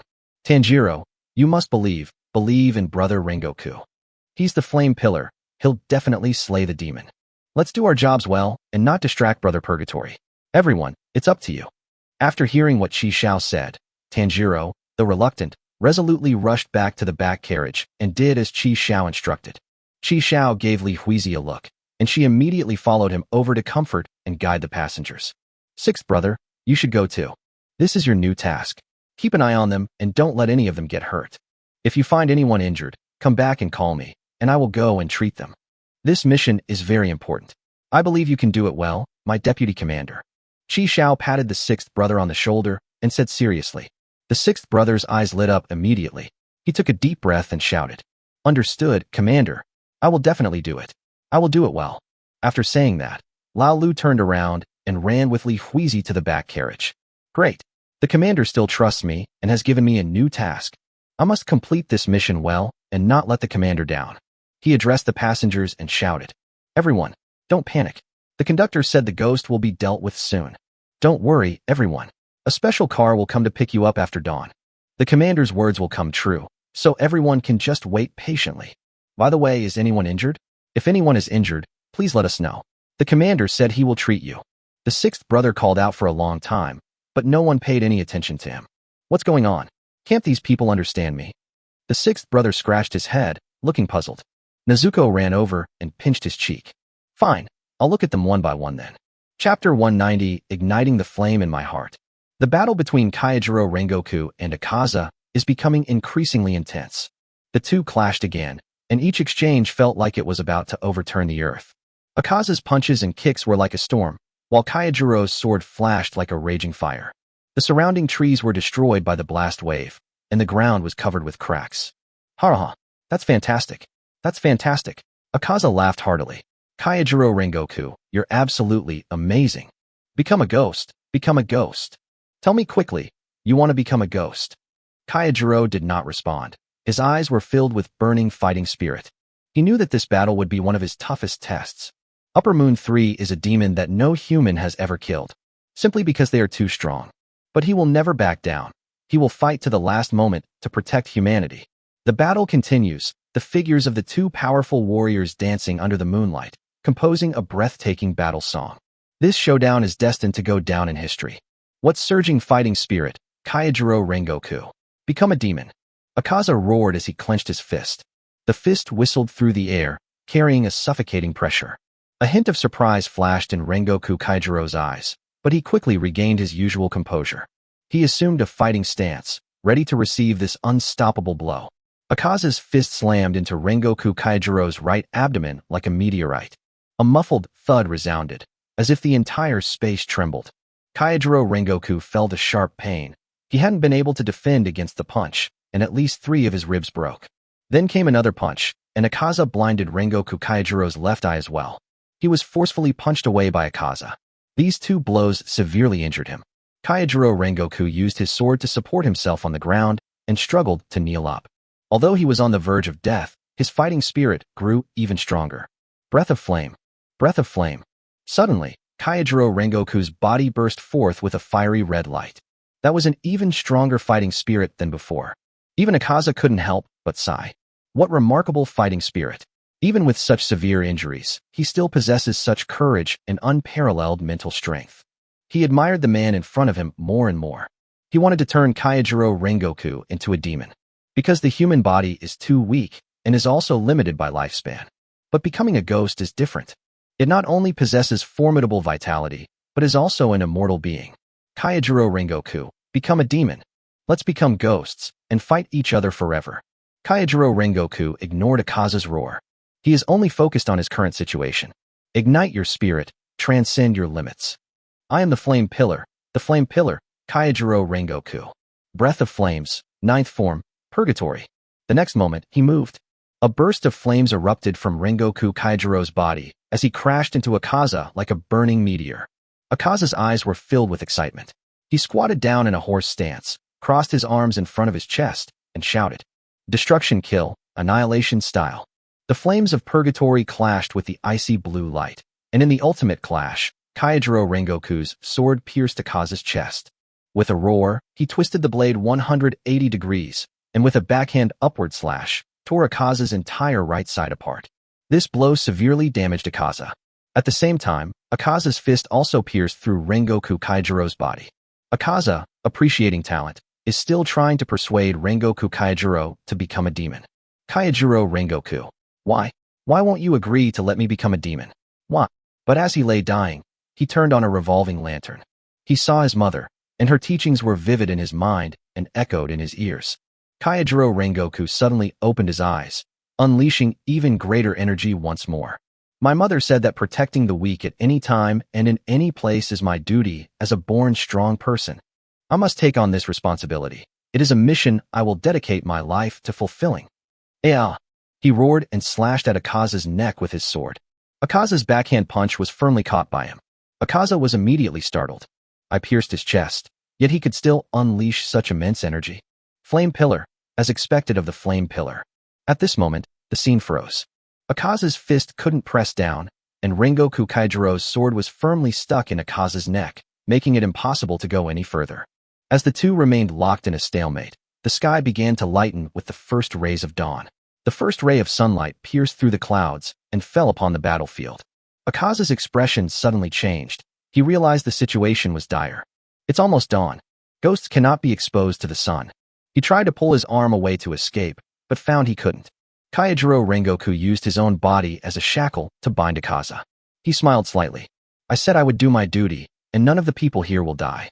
And you, don't even think about escaping. Akaza frowned upon hearing Kaijiro Rengoku's roar. His arm remained firmly stuck inside Rengoku Kaijiro's body. Damn it, Akaza growled. As the sun shone brightly, Akaza's body began to turn into black smoke.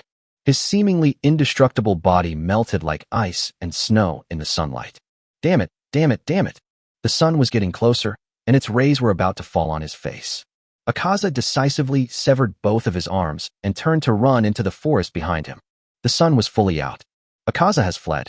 The arm stuck in Kaijiro Rengoku's chest turns into black smoke and disappears when it comes into contact with the sun. Without Akaza's arm to stop him, his abdominal wound began to bleed profusely. Blood flowed down his waist, pooling on the ground in a crimson stain. Brother Purgatory! Brother Purgatory!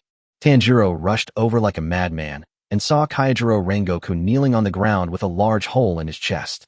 His left eye was also blinded, and he was covered in blood. Brother Purgatory. Brother Purgatory. Ah! Sensing his life force rapidly dissipating, Rengoku Kaijiro smiled slightly. Young man, stand tall and live on. No matter how many times you are struck down by your own weakness and incompetence, ignite the fire in your heart, grit your teeth, and move forward. If you stand still, time will not wait for you. Don't worry about me dying here. I am a pillar. Of course I must protect you. I believe in you. Everyone rushed over and surrounded Rengoku Kaijiro. They burst into tears, unwilling to accept this reality. Li Huizi was crying uncontrollably. Was this the world of their ancestors? Was this the ghost they had to face every day? What a brutal battle. People are sacrificing themselves every day, but the ghosts seem endless, and no matter what, they can't be killed off. After saying so much, Rengoku Kaijiro was nearing the end of his life. In a daze, he saw his mother. Mother, have I done my job well? What should be done? What should be fulfilled? Did I finish it properly? You did a great job, child. Hearing his mother's affirmative reply, Rengoku Kaijiro smiled and lowered his head. Just as Rengoku Kaijiro was about to stop breathing, Qi Xiao walked over. In his hand, he held a bottle of green, crystal-clear medicine. Advanced healing potion, worth up to 50 train coins. Chapter 191 Learning the Skill, Flame Breathing. Qi Xiao removed the stopper from the advanced healing bottle, lifted Rengoku Kaijiro's chin, and poured the liquid into his mouth. After taking the medicine, the deep, bone-revealing wounds on Rengoku Kaijiro's body began to heal rapidly.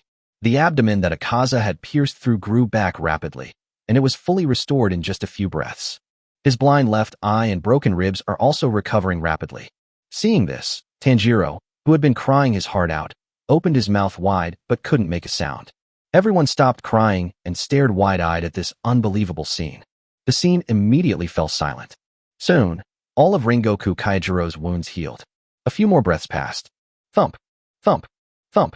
His heartbeat and breathing, which had stopped, returned. As always, it was heavy and powerful. As expected of a high-level healing potion, it's truly amazing. It's a little heartbreaking. After all, he only had this one bottle. It was given to him by Kong just the day before yesterday. After all, he didn't even have the money to buy it himself. But when he thought about getting a flame breath skill card later, Qi Xiao didn't feel so bad.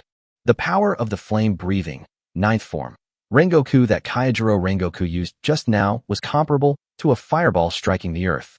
Qi Xiao saw it with his own eyes. This further confirms his mission to ensure that Kaijiro Rengoku does not die. Sure enough, when Rengoku Kaijiro regained his breathing, a card that only Qi Xiao could see appeared above his head. The card is fiery red, sincere, and passionate. Qi Xiao reached out and took it. Flame Breath skill card obtained. Qi Xiao is currently level 30 and can hold one skill card every 5 levels. He can learn 6 skills, and Flame Breath will be his second skill. Of course, including the inexplicable acquisition of the Word of Power, times 0, strictly speaking, Qi Xiao now has 3 skills. After Qi Xiao took the skill card, Rengoku Kaijiro's eyelids twitched a few times, and he slightly opened his eyes. His eyes, like the rising sun in the distance, remained warm and fiery.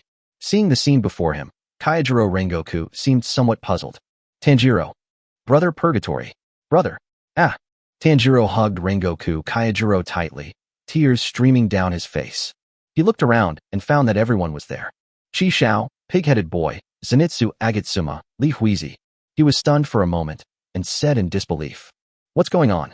Wasn't I dead? Why are you all here? Could it be that you also died in battle? Did I fail?"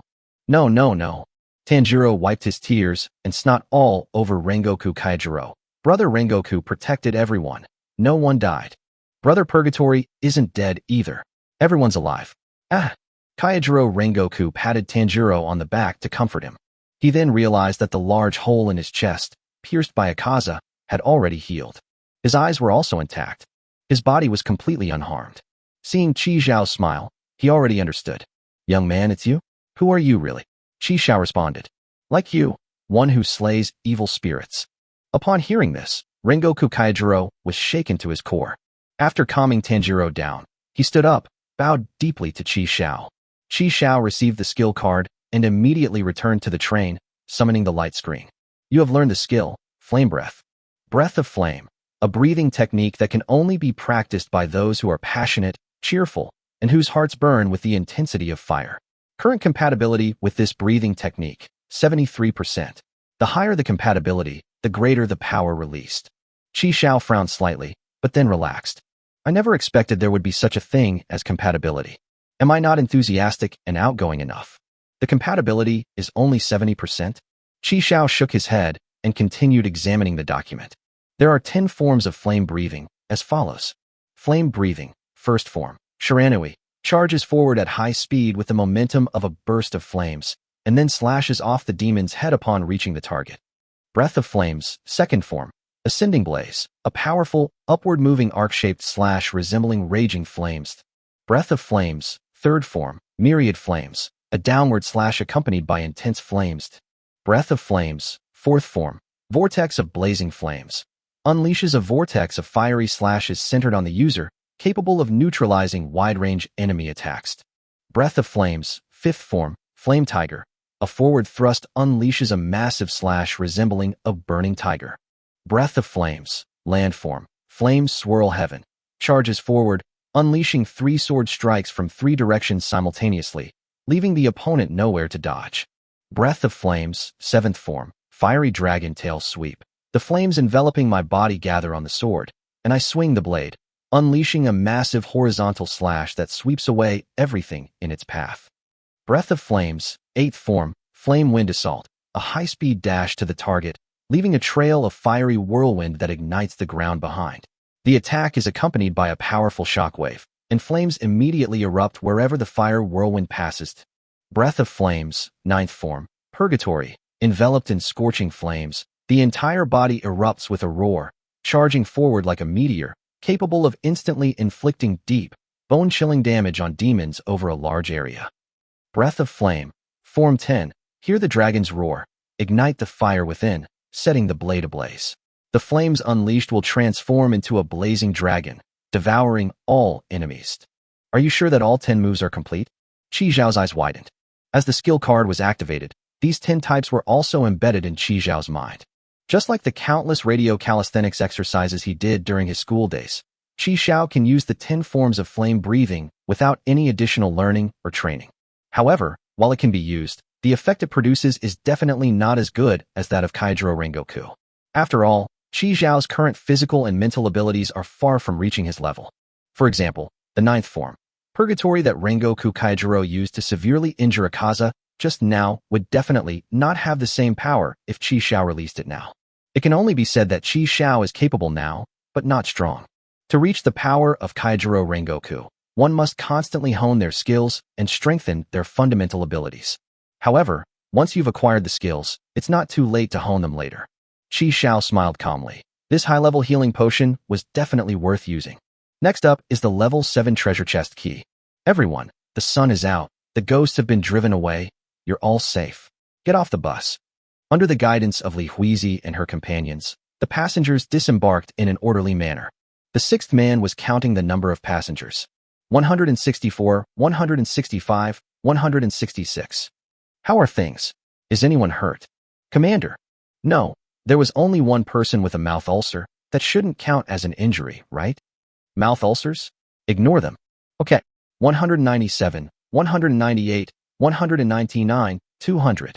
The last 4 to be carried out were human assassins under Nightmare's command. They were tied up and gagged with burlap. Brother Purgatory, these people are in your hands now. Don't worry, young man, I'll teach them a lesson. Ha ha ha. Rengoku Kaijiro put his hands on his hips and burst into loud laughter. Just then, a little girl with her hair in a bun ran over and handed Rengoku Kaijiro a piece of malt candy. Big brother, thank you. Mom said it was you who protected us. Rengoku Kaijiro bent down and gently stroked the girl's head, saying softly, It wasn't me, it was that big brother who protected you. He pointed at Qi Xiao and smiled. Give this to that older brother. The little girl obediently ran up to Qi Xiao and held up the malt candy in her hand. Seeing this, Qi Xiao did not refuse and bent down to take it. He raised an eyebrow. Gratitude-filled malt candy can open a level 7 treasure chest. So that's how you get the key. Chapter 192 Paradise Island. The train is starting. Please sit tight and hold on. After obtaining the key, Qi Xiao did not linger and immediately set off. The last departure time is fast approaching. In the bedroom, Qi Xiao took out the level 7 treasure chest that had dropped after killing Nightmare. The Maltose melted instantly upon touching the gray sphere, covering the 7 eyes on it. When the last eye was sealed shut, the gray sphere split into 4 pieces. 70 train tickets tumbled out, along with a gold pendant. It is indeed the Nightmare pendant. Although it's called a Nightmare pendant, it's surprisingly beautiful. This pendant is made of pure gold, including the chain. The pendant is almost identical in size and shape to the train coin. Both sides are decorated with ghost face reliefs, and the workmanship is exquisite. One side is a male ghost, and the other side is a female ghost. Nightmare pendant increases the wearer's spirit and resistance to various negative effects on the spirit. Give you my dream. Actively released, upon hitting a target, it can drag the wearer into the wearer's last dream. The dream needs to be saved again after each use before it can be used again. What a peculiar active skill. Will it pull the other person into the dream I had last time? Does that mean the scarier my dreams are, the better the effect? This trip not only yielded a Nightmare pendant and 70 train coins, but also taught me a new skill, flame breathing. Moreover, after undergoing the nightmare-like suicide training, Qi Xiao clearly felt that his mental strength had improved. He called Li Huizi and Shijin to help him with the test. Now, making the luminous stockings disappear is as easy for him as removing ordinary clothes. If you wear the Wisdom Goddess pendant, you can use this skill without any pressure. In comparison, giving Shijin that black stocking required more mental energy. After all, it's a storage item. Qi Xiao tossed the Nichiren blade that had broken off when he slashed Akaza to Shiomi. He retrieved it later. Bro, is this Nichiren blade fake? Did you get scammed and buy a counterfeit? How is that possible? How come Huey's gun was fine? It's still okay, but the color has faded. The Nichiren blade in Li Huizi's hand was white and powdered. On the blade, you can still faintly see the pattern of cherry blossom petals. Shiomi, just say you want to mess with me. There's no need to beat around the bush like this. Try to return it, or have that person replace it with a new one. I knew you were up to no good. Otherwise what? 10 train tickets. They're so cheap, yet they're so expensive. They have to offer after-sales service. All right, I'll go find him. Shijin immediately summoned the light screen, found the person, and engaged in a verbal battle with him. Seeing this, Qi Xiao gave instructions from the side. Tell him I'm from the Order of Heaven's Criminal Investigation Department. He's suspected of selling substandard knives without after-sales service, so investigate him. Shijin looked at Qi Xiao speechlessly. Will it work? Yes, definitely. Qi Xiao took out his savings card and handed it to Shijin. Put it on the trade list. If he doesn't believe it, let him see it. Shijin did as Qi Xiao said, and in the end, the man actually agreed to replace Qi Xiao's weapon. It must be said that sometimes the name of the Kingdom of Order is quite useful. Qi Xiao received the new Nichiren blade, swung it a few times, and nodded in satisfaction. Then he closed his eyes and took a deep breath. Breath of flame. The next moment, the blade of the Nichiren blade in his hand began to turn red. Flame-like patterns appeared on the blade. Upon seeing this, Li Huizi's eyes gleamed with an unusual light. She could sense that Qi Xiao's breathing pattern had changed.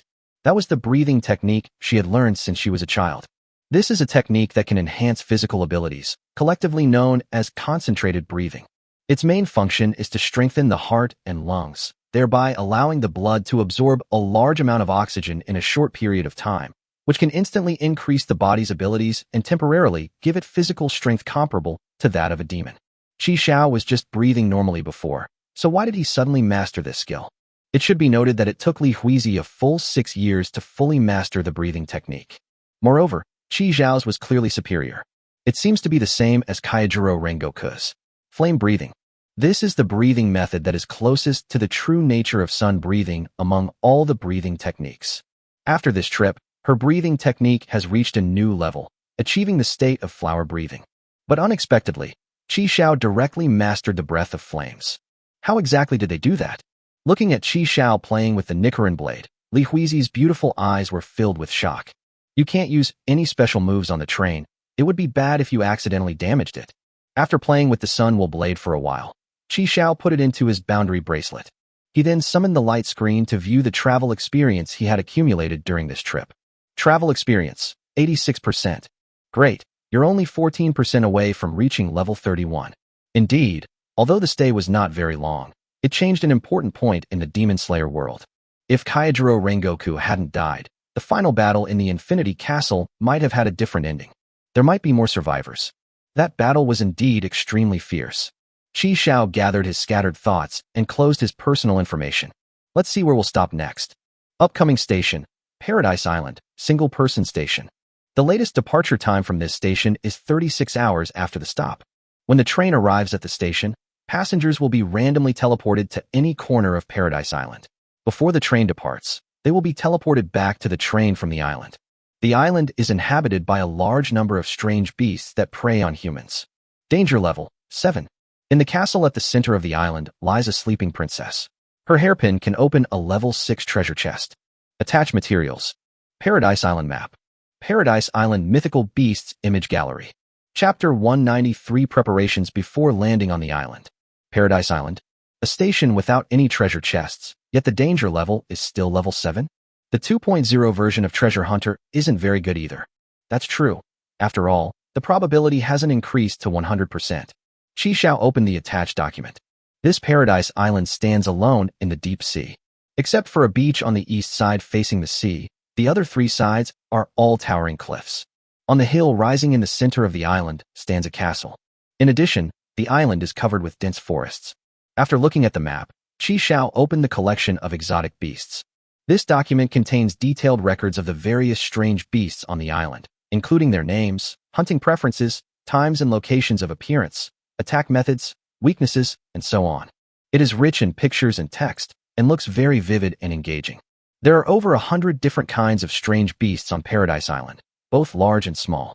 From giant octopuses and elephants to carrion ants, they come in all shapes and sizes. Inside the castle, there are the strongest humanoid beasts, and they even have a formation system. They will use tactical coordinated attacks, just like humans. Moreover, after nightfall on Paradise Island, a large number of strange beasts appear and prey on the island's humans. Qi Xiao gasped in shock. No wonder the danger level is 7. He wasn't afraid, but the station announced that passengers would be randomly teleported to any corner of Paradise Island. In other words, they will most likely split up. This is a big problem. Li Huizi and Lao Lu are doing well. One is capable of protecting itself, and the other can become invisible and run fast. The most troublesome one is Xiaomi. She was just an ordinary person, completely defenseless against the strange beasts. Crucially, it also features an arrival reward module. He was an indispensable and great help to Qi Xiao. Therefore, she absolutely cannot get into trouble. It's time to make some preparations before landing on the island. Fortunately, it's only 6 o'clock now, and there's still more than a day before we can land on the island.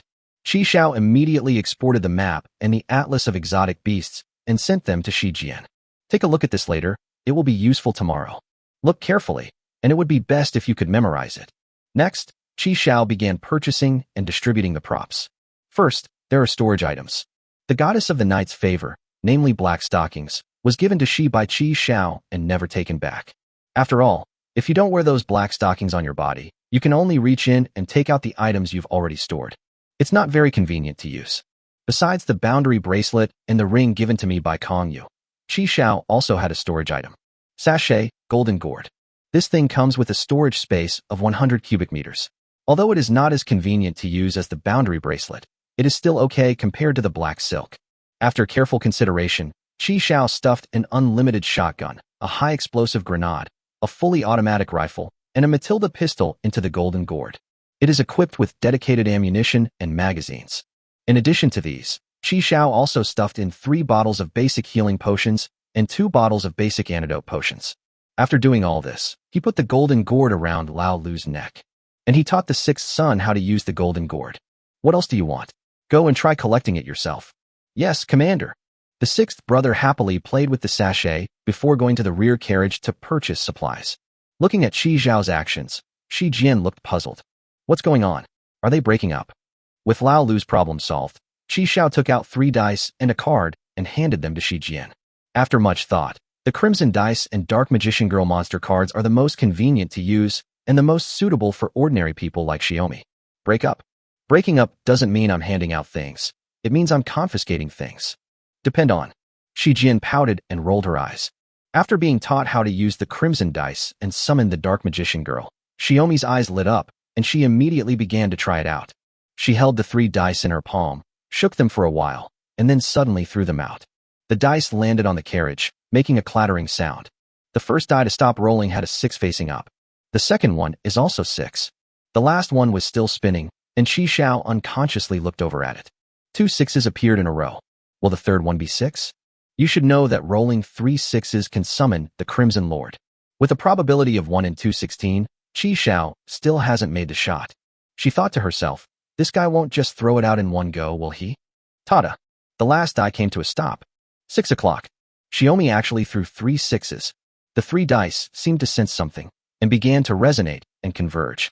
In an instant, a figure appeared before everyone. The Crimson Lord's physique is no different from that of an ordinary person. He has no hair on his head and a neutral face, making it impossible to tell whether he is male or female. Although its body is naked, it also lacks sexual characteristics. It simply has excellent proportions. Its most striking feature is its eyes. In each of its eyes are 3 yin-yang fish, slowly rotating. It's so beautiful that just one glance at it can make you dizzy and disoriented. How about that? Aren't I awesome? Xiao stood with her hands on her hips, looking incredibly smug. It's just 3. The next second, Shi Jian's vision went black and she fainted. Xiao felt dizzy, and the Crimson Lord instantly vanished, turning back into dice. Qi Xiao quickly helped him up. Li Huizi also helped Qi Xiao hold Shi Jian back. She's fine, she just fainted.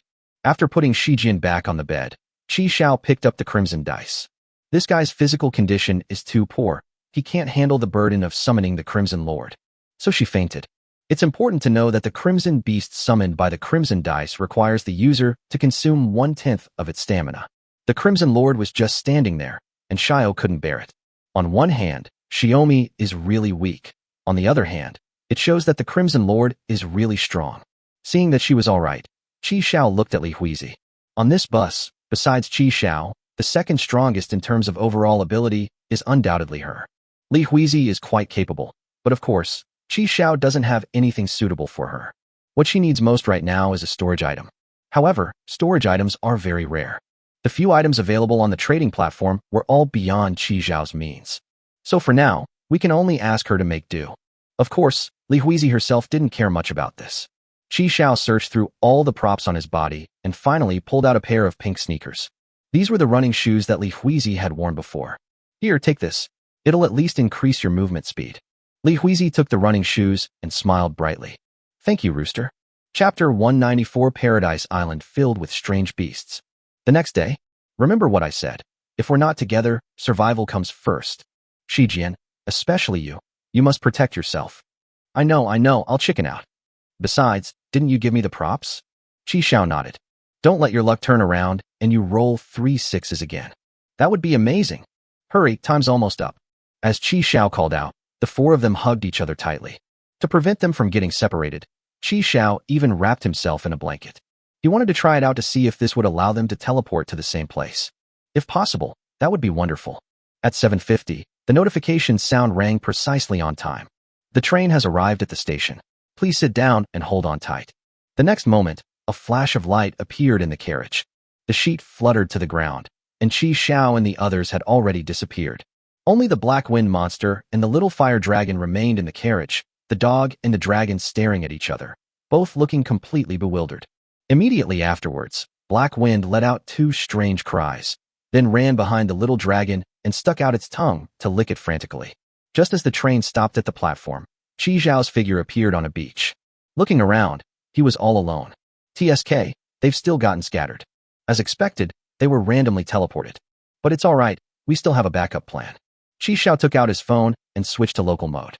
This mobile phone can only be used normally in Yurdan and Zwan, where signal base stations have been laid. And it's not a cross-industry collaboration. In other words, it's impossible to contact Ulden and Zon. In other places, there is no signal at all. However, it has another communication mode, which is the local mode. Simple communication can be achieved as long as the 2 mobile phones are within 3 kilometers of each other. This is Qi Xiao, on the beach on the east side of the coast. Please reply upon receipt. This is Qi Xiao, on the beach on the east side of the coast. Please reply upon receipt. This is Qi Xiao, on the beach on the east side of the coast. Please reply upon receipt. Qi Xiao called out 3 times, but no one answered. It seems I'm the only person within a 3-kilometer radius. Qi Xiao put away his phone and walked along the beach toward the island. Proceed as planned, heading to the center of the island. As long as everyone heads towards the castle in the center of the island, they will meet sooner or later. Qi Xiao walked for about 10 minutes before being blocked by a sheer cliff. This is a cliff face. It is over 300 meters high, making it impossible for ordinary people to climb. If it were someone else, they would probably have given up and looked for other paths. But Qi Xiao is different. He doesn't need to take a detour. Qi Xiao took out a jar from the boundary bracelet. The LCD screen on the jar showed that the remaining energy was 60%. He took out another train coin and dropped it into the coin slot. After fully replenishing the nanobot's energy, a silver torrent flowed out with Qi Xiao's will and gathered at his feet. The cliffs that others could not conquer and that inspired despair were nothing to Qi Xiao. It's fortunate that he was randomly teleported here. Anyone else on the bus probably wouldn't have been able to escape. After nightfall, large numbers of man-eating crabs will come ashore here, which could be dangerous. Qi Xiao stepped on the nanobots and rose at a steady speed. He wasn't moving fast, because a dozen or so seagulls were circling in the sky not far away. The mysterious gull is one of the strange beasts of Paradise Island. They are entirely black, their color resembling that of ink-stained crows. Its head was a bright red, and it had 4 eyes. Their calls are quite unpleasant, like those of a hoarse-old dog, and they are also very disturbing. Their beaks are shaped like steel needles, extremely sharp. They can easily pierce a person's skull, allowing them to suck out the brain marrow. If humans are discovered by them, they will be surrounded and intercepted. Not only that, they also call on their friends and attract all the nearby gulls. Therefore, being spotted by one gull is equivalent to being spotted by a flock of gulls, which is extremely dangerous. Qi Xiao flew slowly, holding a ZZ pistol in his hand. If things go wrong, shoot him immediately. Although the gunshots might attract more gulls, there's nothing that can be done about it. About 3 minutes later, Qi Xiao reached the top of the cliff without any major incident. As soon as he climbed the cliff, Qi Xiao saw the towering hill in the center of the island, and the dark, cold castle on the hill. The station announces that a sleeping princess lives in this castle. Her hairpin can open a level 6 treasure chest. The hills and the black castle are striking. No matter where you are on the island, you can see it by looking up. Of course, the beach that Qi Xiao initially set out on is no longer visible. Therefore, there is no such thing as going in the wrong direction. Qi Xiao originally wanted to continue flying, because this would provide a wider field of vision and make it easier to find Lao Lu and the others.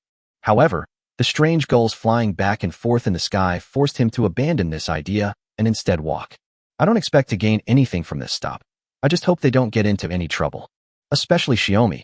That guy is just an ordinary person. Although we prepared some props for her, we couldn't guarantee that nothing would go wrong. She can't get hurt. I haven't even gotten my reward yet. Sunlight filters through the dense forest, casting dappled shadows. Old Lu held his phone high, frantically searching for a signal. He had already switched his phone to local mode as Qi Xiao had instructed. I'm Lao Lu. I'm Lao Lu. Is anyone there? Please reply if you receive this. I'm Lao Lu. I'm Lao Lu. Is anyone there? Please reply if you receive this. No one answered. Old Lu fiddled with his phone in frustration, frowning and scratching his head. What's going on? I followed the steps the conductor taught me. Why is no one replying? Is there something I haven't set up correctly? Or am I the only person around here? Lao Lu took a deep breath. Never mind. The conductor said to head towards the center of the island. Let's set off first. He tucked his phone into his waistband, and just then, a strange creature blocked Lao Lu's path. He had the body of a wild boar, but a head that looked like a fly. Those fist-sized compound eyes moved nimbly, scrutinizing the sixth brother in front of him. The key issue is that his body was covered in red pustules. The abscess undulated slightly, like a volcano about to erupt at any moment. It's a pustular fly pig. It's in the picture album provided by the train commander. Ugh, seeing it with my own eyes is even more disgusting than in the photo gallery. The pus oozing from the sores on its body can completely corrode a person, turning them into a pool of liquid for the animal to feed on. If a person gets into contact with this pus, they will eventually be reduced to nothing but bones. The sores-covered pig raised its head, then took a deep breath, its belly swelling up. The next second, all the pustules on its body burst open, spraying out yellow and white pus. Oh no, run. Seeing this, the sixth brother didn't even turn his head and ran away. Don't chase after me. Li Huizi let out a long breath, sheathed her knife, and stood still. At her feet lay a headless chicken carcass. As for the other one, it was naturally cut off by Li Huizi. This chicken is huge, standing over a meter tall. The 2 chicken legs were thick and strong. When it runs, it's like a whirlwind. He leaped up, easily lifting himself 8 feet off the ground. And those chicken feet were incredibly sharp.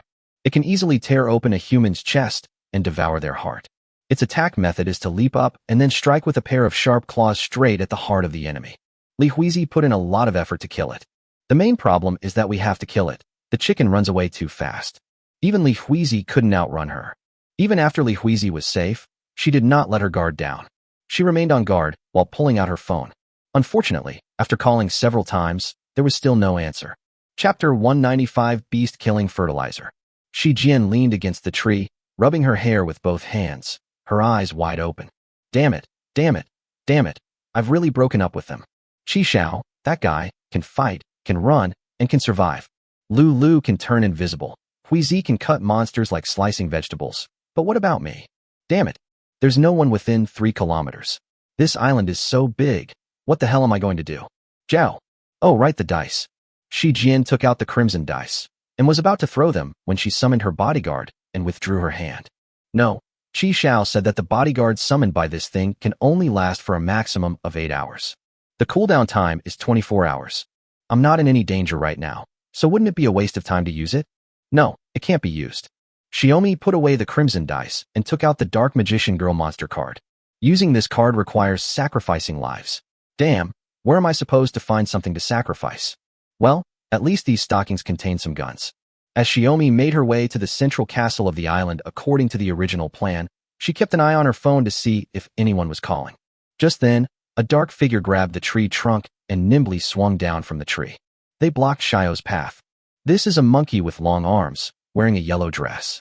Shi Jian's exceptional memorization skills allowed her to memorize the collection of exotic beast illustrations sent by Qi Xiao throughout the night. With just one glance, Shi Jian recognized the strange beast in front of her, the stripping monkey. The stripped monkey has a pink face, glazed eyes, and always has a lewd expression. It is about 80 centimeters long, with long arms that drag on the ground. The stripper monkey is the most difficult monster to deal with on this island, besides the humanoid creatures in the castle. They are agile and possess intelligence that rivals that of humans. Anyone targeted by the stripper monkey will have at least one piece of clothing stolen from them. The simplest way to deal with it is to proactively throw it a piece of clothing. Once the clothes are taken, the stripper will leave on its own. Otherwise, we'll use sheer force to kill them. However, if the person is naked, it will trigger their second form, the skinning monkey. At this point, its size will swell to several times its original size. A muscular physique, fiercely ruthless, specializing in skinning people alive. The skin-peeling monkey will not rest until it has completely stripped its target of their human skin. They like to burrow into the human skin they've peeled off and pretend to be human. Shi Jian swallowed hard. Fortunately, it was a stripper monkey, a strange beast with rules. Encountering strange beasts like the pustica fly pig or the vegetable-eating chicken would be even more dangerous. The stripper monkey in front of me was wearing a yellow dress that didn't fit it at all. I wonder which kind person was harmed by it. The stripper stared at Shi Jian's black stockings, his eyes shining. Take it off, take it off, take it off. It kept repeating the word, take away, before rushing towards Shi Jian. Just as it raised its hand to pull off the black stockings on Shi Jian's legs, Shi Jian threw a pair of yellow pantyhose at it. These yellow pantyhose are one of Inxian's many collections. Originally, Shi Jian had already taken all these things out, intending to dispose of them together. But when she saw the stripper monkey last night, she immediately put it all away. Surprisingly, it actually came in handy. After getting the yellow pantyhose, the stripper monkey stopped attacking Xiao. It skillfully put on the pantyhose, even though its legs weren't very long. Xiaomi put her hands on her hips and laughed loudly. How about that? Your older sister treats you well, right? I specially picked out a yellow dress that matches yours. Ha ha ha. All right, you can play by yourself now. I'm leaving. Xiao walked past the stripper monkey in front of her and moved forward. But from the forest ahead, a pair of dark figures leaped out, shouting, take it off, take it off, take it off, depend on. While frantically pulling out stockings and throwing them outside, Xiaomi ran towards the center of the island. Inside the yellow train, Qi Xiao tossed the slanted-eyed rabbit he had just killed into the automatic compost bin. The slanted-eyed rabbit is also a mythical creature on Paradise Island. Their eyes bulge outwards, and their rabbit teeth can even bite through steel plates. They are also good at digging holes and usually hide underground. If it senses humans passing by on the ground, it will burst out of the earth and leap across, biting through their necks. But this one has already died tragically under Qi Xiao's sword. Even if it's fast, can it be faster than Word of Power, times 0? The more diverse, rarer, and larger the quantity of kitchen waste thrown into the automatic compost bin, the more amazing multi-purpose fertilizer it will produce. The conversion rate of a whole bucket of vegetables and 1/5 of a bucket of regular meat is roughly the same. This one strange beast actually produced more meat than a whole barrel of ordinary meat. As expected of a mythical beast, after the slanted-eyed rabbit was transformed, only a pair of sharp rabbit teeth remained in the bucket. Qi Xiao retrieved the automatic compost bin into his bracelet and continued on his way. His bracelet is now at the second tier, level 4. It has 4 special storage compartments. It contains 2 trains. The 2 automatic compost bins in this yellow train were specially brought by Qi Xiao. This car belongs to Li Huizi. Qi Xiao allowed her to board it back in Zuan. Qi Xiao also transferred some basic supplies into the vehicle to power the automatic compost bins. If it weren't for the fear of them encountering danger, hunting strange beasts here and turning them into magical multi-purpose fertilizer would be a wonderful thing. The peach trees have slowed down recently. As the peach trees grow larger, they require more and more fertilizer, causing the automatic vegetable washing machine to become less efficient. We need to find a way to get more of this amazing multi-purpose fertilizer. Along the way, Qi Xiao killed many strange beasts that attacked him, including but not limited to the 3-headed serpent, the ghost-faced lynx, and the slanish. Of course, Qi Xiao threw them all into the compost bin and turned them into fertilizer. Until Qi Xiao encountered a blood-skinned tiger. The blood-skinned tiger has no hair on its body, and its skin is as smooth as a loach.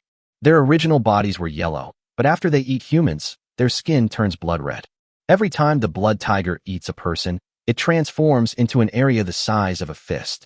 On the side blocking Qi Xiao's path, 99% of the skin had turned blood red. This indicates that it once consumed a large number of humans. The more areas it transforms, the stronger the blood tiger becomes. If it were to fully transform, it wouldn't be the blood-skinned tiger, but the blood tiger emperor. The blood tiger king has extremely strong vitality and a first-class recovery speed, making it impossible to kill with ordinary attacks. Even if your hands and feet are cut off, new ones will grow back quickly. It was truly terrifying. The one in front of me only needs to eat one more person to upgrade to the blood tiger king. Its body was as strong as an ox, and its 2 tiger eyes were majestic and terrifying. Most people would be terrified if they faced him, even before the fight started. Snoring. After scrutinizing Qi Xiao for 3 seconds, it charged at him without hesitation. Qi Xiao did not dodge. The next moment, hundreds of bloodlines burst forth from the blood-skinned tiger's body. With tiger blood gushing out and feeling the pain in its body, it became even faster. They are not afraid of being injured or bleeding. The more serious the injury, the stronger their fighting power and the faster their speed. But just 3 steps away from pouncing on Qi Xiao, it fell to the ground with a thud. It's a fishbone sword. The attack will inject a small amount of paralyzing toxin into the target. In just 2 seconds, Bloodskin Tiger was slashed over 100 times by Qi Xiao. Yes, although Bloodskin Tigers are not afraid of injury and have extremely strong recovery abilities, they are afraid of poison. They lack the ability to detoxify. This is the advantage of station announcements. You can know your opponent's strengths and weaknesses in advance. At this point, you just need to target the opponent's weaknesses. Facing the blood-skinned tiger lying on the ground, unable to move, Qi Xiao drew his sun wheel blade. He held the knife high, his eyes bloodshot. Flame-breathing, third form, all-encompassing flame. Qi Xiao wielded his sword and slashed downwards, the blade accompanied by flames. Whoosh! The head and body of the blood-skinned tiger were split in 2. Chapter 196. There really isn't a single item left. This blood-skinned tiger was much larger than the previous strange beasts, which were all small. Since this transformation would take too long, Qi Xiao had no choice but to store it in his bracelet first. His most pressing matter now is to find Lao Lu and the others. Qi Xiao took out his phone and made a call as usual. This is Qi Xiao. Please respond if you hear me. This is Qi Xiao. Please respond if you hear me. Still no reply. I've walked at least 10 kilometers and haven't met a single person yet. Are they too far apart, or did something happen to them? Qi Xiao gritted his teeth, took out the nanobots, and flew into the sky. After taking flight, the travel speed increased significantly. He maintained low altitude and changed his galactic combat suit to green, blending into the forest and becoming even harder to spot. Soon, Qi Xiao saw a stripper monkey wearing a yellow dress and yellow tights. He frowned. So ugly. Then he saw more stripper monkeys. These stripped monkeys all wore a pair of stockings. There was someone wearing a black tank top. There were people wearing pink fishnets. There were people wearing white open crotch. Dozens of strippers dressed in stockings of various colors and styles gathered together, making Qi Xiao click his tongue in amazement. Some of them were even competing with each other, and the onlookers of the stripper monkeys would occasionally burst into sharp monkey cries. Just then, Chi Zhao's phone rang. "It's me, Xiaomi. Help! Help me!" Xiaomi rode on the crimson beast, which carried her away. This time, she rolled a total of 7 out of 3 dice. The summoned crimson beast was weaker than the many stripper monkeys, so it could only run away. "Stop chasing us, you perverted monkeys!"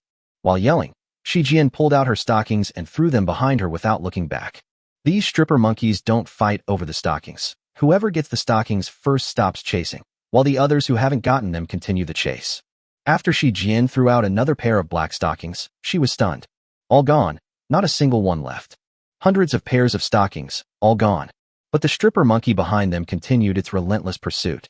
"Damn it, can't a few of you monkeys play together on one of these?" "Grass. Help. I'm going to be ripped off by a monkey. Help."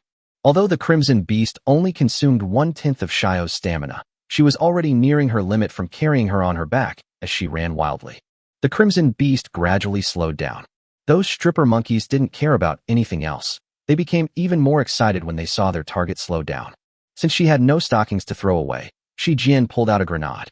She had sparred with Qi Xiao about how to use this thing last night. It was one of her methods of self-preservation.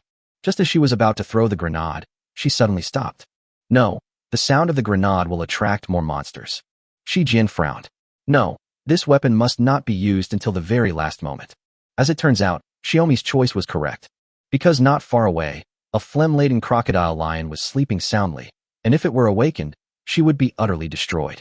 Shi Jian pulled out her phone and continued to shout for help, hoping for a miracle. Finally, due to exhaustion, Shi Jian fainted.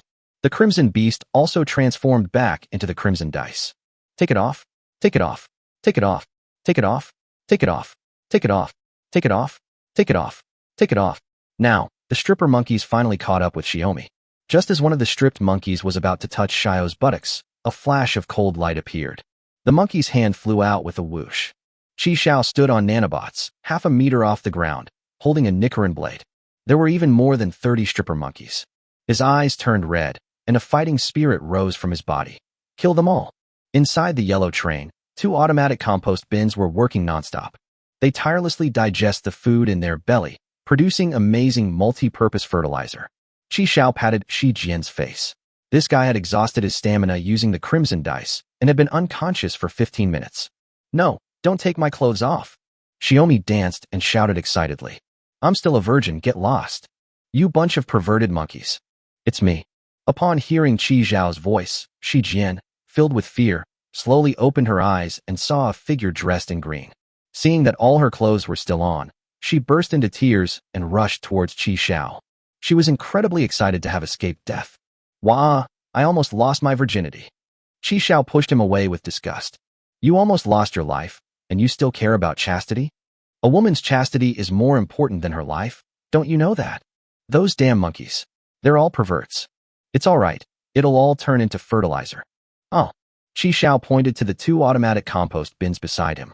"Those 2 buckets are their final resting place." After a short rest, Qi Xiao packed up the train and continued on his journey with Shi Jian. Upon receiving the package, Qi Xiao finally felt relieved. He wasn't worried about Lao Lu and Li Huizi. One of them was fast, and the other was strong.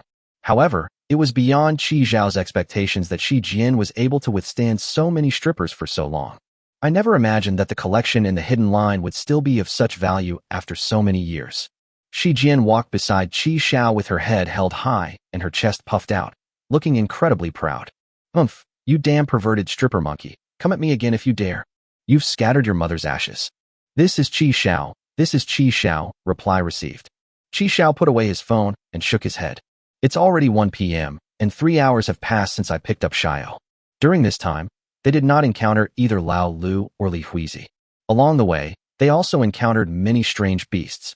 Fortunately, there was Qi Xiao, who always acted swiftly and decisively, slaying the strange beasts. The closer you get to the castle, the more numerous and terrifying the monsters become. Hui Hui and the others, they should be alright, right? Shi Jian couldn't help but start to worry. Just then, Shi Jian and Qi Zhao's phones rang at the same time. Moshi Moshi. Chapter 197 Station Announcement. Something wrong? Qi Xiao found Li Huizi 5 minutes later. "Hui Hui, I missed you so much." Shi Jian tackled Li Huizi to the ground, her eyes brimming with tears. You have no idea. I was almost humiliated by a bunch of monkeys. Wah? Those are a bunch of perverts who like to strip people naked, perverted monkeys. Li Huizi patted Shi Jian on the back, gently comforting her. Shi Jian wiped away her tears and took a step back. Wee, how did your stockings get torn? The purple stockings on Li Huizi's legs, the same ones Qi Xiao had given her, were riddled with tears and continuous snags. I encountered a bunch of steel claw chickens, and I couldn't beat them. It got torn while running. It's because the props that Chicken Xiaojun gave me got broken. Li Huizi bowed to Qi Xiao and sincerely apologized. I'm sorry, Rooster Zodiac. It's good that no one is hurt. It's just a pair of stockings. Then, Qi Xiao took out a bottle of basic healing potion and handed it to Li Huizi. With her stockings torn like this, Li Huizi must have been injured. The medication I gave her before must have already been used up. Li Huizi did not refuse. She took the medicine and carefully put it away. Thank you, Rooster Xiao. Oh, right. I saw what looks like a treasure chest in their chicken coop. Treasure chest? Qi Xiao was taken aback. How could that be? The information the captain gave in the preview didn't mention any treasure chests on this island. Shi Jian immediately said indignantly. Qi Xiao, let's go kill those chickens. Let's avenge Hui, and we can also get a treasure chest. Let's forget about revenge. Those steel-claw chickens are too ferocious. No, this revenge must be taken. Qi Xiao immediately said in a stern voice. What treasure chest? They're just a bunch of chickens. How dare they bully us? I think they've already found their way to their doom. Let's go, let's wipe them all out. Yay! Xiaomi shouted. The Rooster Zodiac sign. Li Huizi's eyes were filled with gratitude. There's a treasure chest in the chicken coop. Humph, I'll see if there's something wrong with the station announcements. The steel-claw chicken is the most ferocious chicken-like beast on the island. Their chicken feet, though not made of steel, are better than steel. Moreover, their body feathers are also incredibly tough. A knife cut leaves no mark, a gunshot leaves no scar. The scariest thing is that these chickens also live in groups. A flock of steel-claw chickens flapped their wings, creating a chaotic and terrifying scene. Li Huizi's ability to escape from their claws demonstrates her formidable strength. Their weakness is that they become very timid when using the toilet. They are greatly frightened by the slightest disturbance in their surroundings. If the steel-clawed rooster is startled, it will die from anal blockage. So when steel-claw chicken uses the toilet, the other chickens will gather around it, surrounding it, and protecting it. Having thought of this, Qi Xiao had already figured out a way to deal with the flock of chickens. He immediately pulled out the yellow train and searched for laxatives on the trading platform.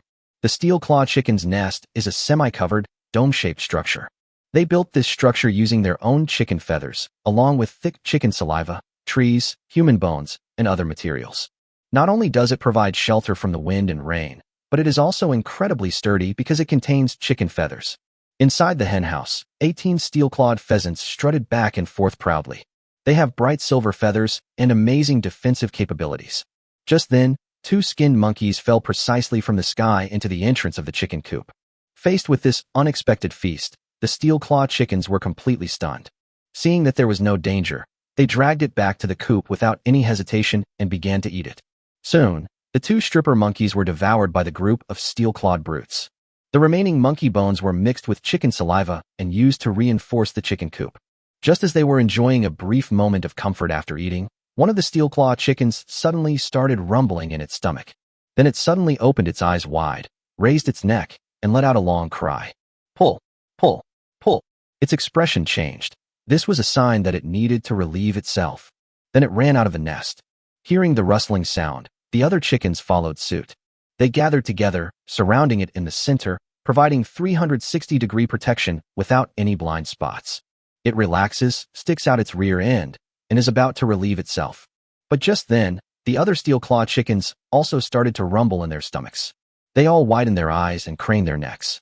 Pull, pull, pull. The scene immediately descended into chaos, with the entire group of steel-claw chickens entering a toilet-like state. But there were no other chickens to line up and protect them, because at this moment, they all need to poop. Qi Xiao and his companions watched this scene from the shadows. Xiao was overjoyed and said, He pooped. Look, he pooped. This laxative is amazing, it really works fast. When we were applying laxatives to the stripper monkey, Shi Jian was the most enthusiastic. Qi Xiao couldn't help but click his tongue. 10 packets of laxatives, that's enough to make 100 adults have rectal prolapse. But it doesn't work quickly, does it? Ha ha ha, let them poop. It would be best if they pooped themselves to death. Who told them to bully Hui? After seeing that all the steel-clawed chickens had started to use the toilet, Chi Xiao took out old Master Ren and threw him in. The steel-clawed brute that peeks out when it's using the toilet is as fragile as Rupert's Tear's tail. A silver humanoid creature, brandishing steel claws, charged into the flock of chickens, instantly turning the place upside down. All the steel-clawed pheasants tightened their anuses, shuddered, and collapsed to the ground. They were all terrified. After confirming that all the steel-clawed chickens had died, Chi Xiao emerged from the bushes. He took out his knife and tried to chop it. With a ding, only a mark was left on the steel-clawed chicken. Hard. It's definitely tough. The steel-clawed chicken's feather defense is too strong. If we were to launch a direct, forceful attack, it would definitely require a great deal of effort. This is the benefit of having information in advance. When you know your opponent's weaknesses, you have the opportunity to easily defeat them. Deep inside the chicken coop, there was indeed a treasure chest. This treasure chest is quite large, measuring 1 meter in length and half a meter in height. Chi Xiao frowned. Is it really a treasure chest? There was no announcement in the station notice? How could that be? This has never happened before. And this is a level 30 station preview, an enhanced version. Chi Xiao did not rush forward, but instead manipulated old Master Ren to jump into the chicken coop. He lifted the lid of the treasure chest with both hands. It was completely empty inside. Although the treasure chest was empty, Chi Xiao breathed a sigh of relief. The station announcement was correct. Chi Xiao would only feel disheartened if there was something in this treasure chest. More than hoping to find a treasure chest, Chi Xiao hoped the station announcement was correct. However, this box is indeed a treasure chest, but it was opened and taken away a long time ago. What, empty? Shi Jian and Li Huizi were incredulous. I'm sorry to have made everyone come all this way for nothing, Li Huizi said with shame. No, it wasn't a wasted trip. Chi Xiao smiled and said, didn't this kill a bunch of chickens? Chi Xiao's main purpose for this trip was to find out if there was any error in the station's announcement. They loaded all the steel-clawed grouse into the train and continued their journey. I still need to find Lao Lu. It's getting dark soon. After nightfall, even more strange beasts appeared. There are also some strange beasts that only appear at night, and they are even more dangerous. Hurry, we must find Lao Lu before sunset. Chapter 198. No, where's my tripe? Stop chasing. Stop chasing. Stop chasing. The child can't run anymore. Although Lao Lu was shouting that he couldn't go on, his foot speed didn't seem to slow down. Behind him, a group of strange beasts chased after him, some running and some flying. The first pustular fly pig, having chased for the longest time, became exhausted and ended up at the very back. It eventually couldn't run anymore and had to give up. Why are there so many more strange beasts? Along the way, the herd of strange beasts chasing Lao Lu grew larger and larger, with many more beasts joining in. Oh right, I can become invisible. Invisible, invisible, invisible. Previously in Zon, Lao Lu could only hide along with his underwear. After practicing for several days, he can now become invisible, even with his shoes and shorts on. The sixth brother took off his shirt and put it into the golden gourd. Then his figure disappeared. After losing sight of their target, a group of strange beasts that were being tracked by the naked eye continued to chase for a while before having to give up. However, some of the strange beasts that had other means of tracking continued to relentlessly pursue Lao Lu. For example, there are blue-skinned corpse dogs that rely on their sense of smell, large-winged bloodbats that rely on high-frequency ultrasound, and two-headed snakes that rely on infrared thermal sensing. Still chasing me? Do you really think I, the sixth brother, am easy to bully? Seeing that the pursuers had decreased, Lao Lu was no longer just running away. He pulled a grenade from the golden melon, pulled the pin, and threw it behind him with all his might. Instead of dodging, a green-skinned corpse dog leaped up and bit it. Bong! The grenade exploded in the dog's mouth, knocking out all its teeth a long way. Hee hee, isn't it delicious, you stinky dog? You're incredibly ugly compared to General Blackwind. Then Lao Lu pulled out an unlimited shotgun and fired a shot at the giant winged bloodbat that was pouncing on his head. The great winged bloodbat took a shot to the front, its wing was blasted off, and it fell helplessly to the ground. Lao Lu fought and retreated, firing a shot or throwing a grenade before moving to a different spot. Soon, he dealt with all of these strange beasts with special tracking abilities one by one. Humph, now you know how powerful I am. The sixth brother wiped his nose and said proudly. Just then, a howl came from afar. Then came the sound of an earthquake. Oh no, something big is here. Old Lu inwardly groaned. The grenades and shotgun blasts he had used had been too loud, attracting new monsters. It's a weevil. The earthworm elephant is twice the size of a normal elephant. Their trunks are not elephant trunks, but earthworms as thick as an adult's arm. And it's not just one, there are dozens. The countless earthworm noses wriggled and twisted, which was extremely disgusting. Ugh, that's disgusting. The sixth brother ran off without looking back, rushing towards the castle in the center of the island. If you look down on the island from God's perspective, Lao Lu would have been transported to the far west. That is, the place that is furthest from Qi Shao in a straight line. Just as the sun was about to set, the sixth brother finally reached the castle. Huff, huff, huff. He huddled in the corner and pulled out his phone. I'm the sixth one. I've arrived at the castle. Is anyone there? Train commander? Sister Shi? Sister Huizi. Old Lu held his phone, eagerly awaiting the train conductor's voice from it. Haven't the train conductor and the others arrived yet? Phew, there aren't any strange beasts here. But the commander said to just wait outside the castle and not go in. Because the castle is home to the most terrifying humanoid monsters. GUH. I'm hungry. The sixth brother took out the toast he had prepared in advance and started eating it. Between 3 slices of toast, a thick layer of chocolate sauce and peanut butter is spread. With one bite, Lao Lu felt extremely satisfied. He had been running around all day and hadn't even had lunch, so he was really hungry. The sixth brother ate his toast in big bites, not caring at all about the peanut butter stuck to the corners of his mouth. I wonder if the train conductor and the others have had dinner yet. He finished his dinner quickly, but his stomach was still growling. I'm not full. The sixth brother wiped the peanut butter from the corner of his mouth and licked his fingers. I should have brought more food. So hungry. Is this all we're going to eat? Hearing the sound, Lao Lu looked up. Qi Shao was standing in front of him, looking at him with a smile. You're a little slow, sixth brother. The vehicle, the commander. Lao Lu threw himself into Qi Zhao's arms and hugged Qi Zhao's stomach tightly. Wow, commander, I've finally found you. I haven't seen the train commander all day. Qi Zhao patted Lao Lu's head, put his arm around his waist, stepped on the nanobots, and flew up to the top of the castle. A purple train lies across the top of the castle. Open the door. After Qi Zhao finished speaking, the car door opened. After he and Lao Lu flew inside, he closed the car door behind him. Qi Zhao and his group traveled frantically throughout the afternoon and finally arrived at the castle before nightfall. As night fell, with the dangers in the forest increasing, Qi Zhao took out the purple train he had seized from Huangwang. The top of the castle is actually the least dangerous place. With the initial carriage lights turned off, the purple train became even harder to spot in the thick of the night. Even some seagulls flying by didn't notice this suddenly appearing behemoth. Qi Zhao just infiltrated the castle in search of the sleeping princess. Just as he obtained the princess hairpin that could open a level 6 treasure chest, his phone rang. The sixth one is here. Qi Zhao immediately left the castle, found Lao Lu, and brought him back. Sister Shi. Sister Huizi. Inside the carriage, a pot of hot pot was steaming, and they were eating it. Lulu, come quick. The pot's just boiling. These things were all brought by Xiaomi. Qi Zhao never expected that this guy would actually bring a hot pot.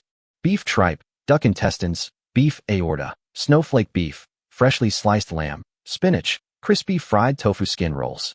A wide variety of hot pot ingredients are neatly arranged, offering a rich selection and generous portions. Lao Lu unconsciously swallowed, and tears involuntarily streamed down his face. The group ate hot pot and sang songs on this dangerous and treacherous paradise island. Once everyone was there, Qi Zhao finally felt completely relieved. Fortunately, it was a close call and everyone was safe. Now, they just need to wait until the last train departs, and they will be teleported back to their original train. Of course, the remaining time should not be wasted. Tonight I'll go out and try to hunt some strange beasts and bring them back to use as fertilizer. Before that, let's eat our fill. Thinking of this, Qi Zhao picked up a slice of tripe from the pot and ate it with gusto. Shi Jian was chatting happily with Lao Lu, Li Huizi, when she reached for some food and suddenly froze. No, where's my tripe? Chapter 199, Amazing Multi-Purpose Fertilizer Harvest. In the next carriage, 2 automatic compost bins were still working hard. They tirelessly transformed those stripper monkeys, steel-clawed raging chickens, and blood-skin tigers into magical multi-purpose fertilizer. However, there are also many parts that cannot be converted in compost bins. For example, monkey hair, chicken feathers, chicken feet, tiger teeth, etc. These things were piled up at the bottom of the bucket. After Xiaojian cleaned it out, she threw in 3 more stripper monkeys. She closed the lid, pressed the processing button, and clapped her hands. Humph, you think you can just chase after me like that? I'm not someone you can just chase after whenever you want. Now you're satisfied. All that's left is the skin. After dinner, Qi Zhao, Lao Lu, and Li Huizi went out to hunt. Only Shio was left to watch the car and deal with the strange beast. Yes, these tiger teeth and chicken feet can also be listed for trade, although they are not very valuable. After Shi Jian put these items up for sale, someone named Huang Fong replied to her message. I said, it's 20 train tickets per unit, negotiable. You're going to cut me in half right in the middle? Dude, that's not how you bargain. Before leaving, Qi Xiao instructed Shi Jian to buy a few more automatic compost bins. There were 2 mini monster corpses, and the 2 compost bins were clearly not enough to handle them. Peach saplings require a lot of fertilizer, so buying processing tools is cheaper than buying multi-purpose fertilizer directly. The main focus is on self-production and self-sales. So the task of purchasing was assigned to Xiaomi. Brother, this isn't brand new. Who knows how long you've used it? Are there any bumps or scratches? Is the fertilizer processing speed as fast as new fertilizer? How is it usually maintained? Are there any scratches on the screen? Huang Fong was overwhelmed by Shi Jian's barrage of questions. Transactions with women are just troublesome. I know. You're not here to buy anything. You're here to cause trouble. No, brother.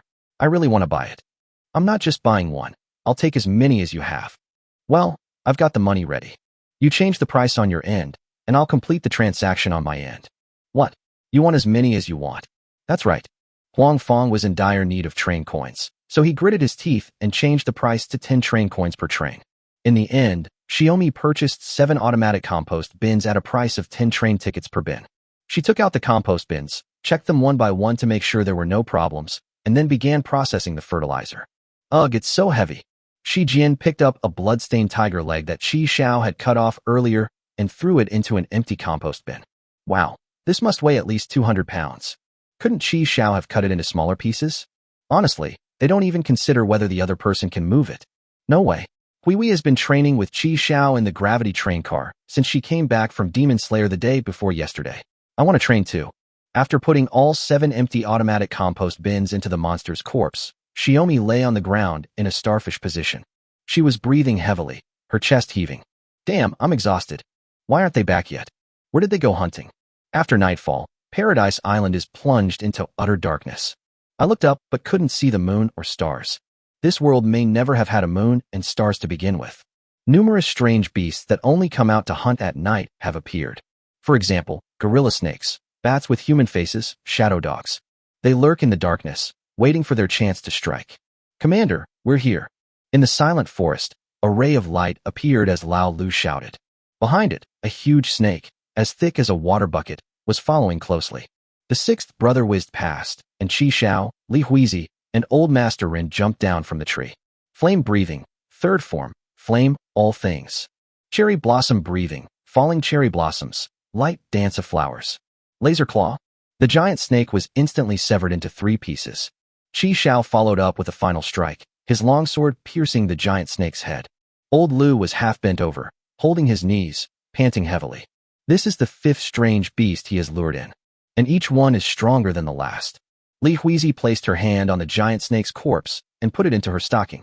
The black stockings that Shi Jian wore were now being worn by Li Huizi. Okay, I'll go back first. All the storage items are full. You guys stay hidden, I'll be back soon.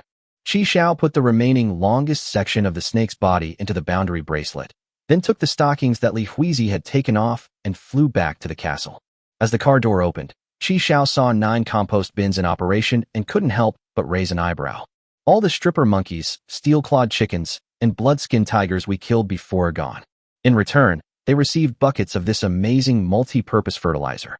Shi Jian, exhausted, fell asleep on the floor. All right, judging from the looks of it, this guy hasn't been idle since we left. Qi Xiao took a blanket and covered Shi Jian with it.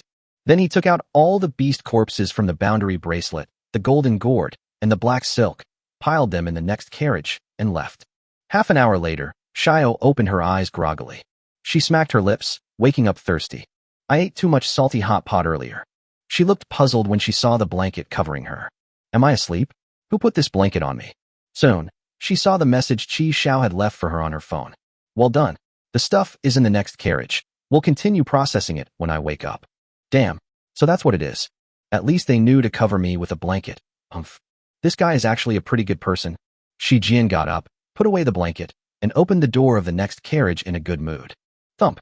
A huge snake head rolled off the mountain of strange beast corpses, and Shio was completely stunned. Dry? That night, Both trains were piled high with the corpses of strange beasts, including Shi Jian's 10 trading slots, Li Huizi's 10 trading slots, and the trading slots for items transferred after the two of them established a special trade relationship with Qi Xiao. A total of 30 trading slots were filled with the corpses of strange beasts. The same applies to the bracelet, the golden gourd, and the black silk. 9 automatic compost bins are running nonstop and still can't keep up with the demand. Most of the monster corpses were traded away by Shi Jian.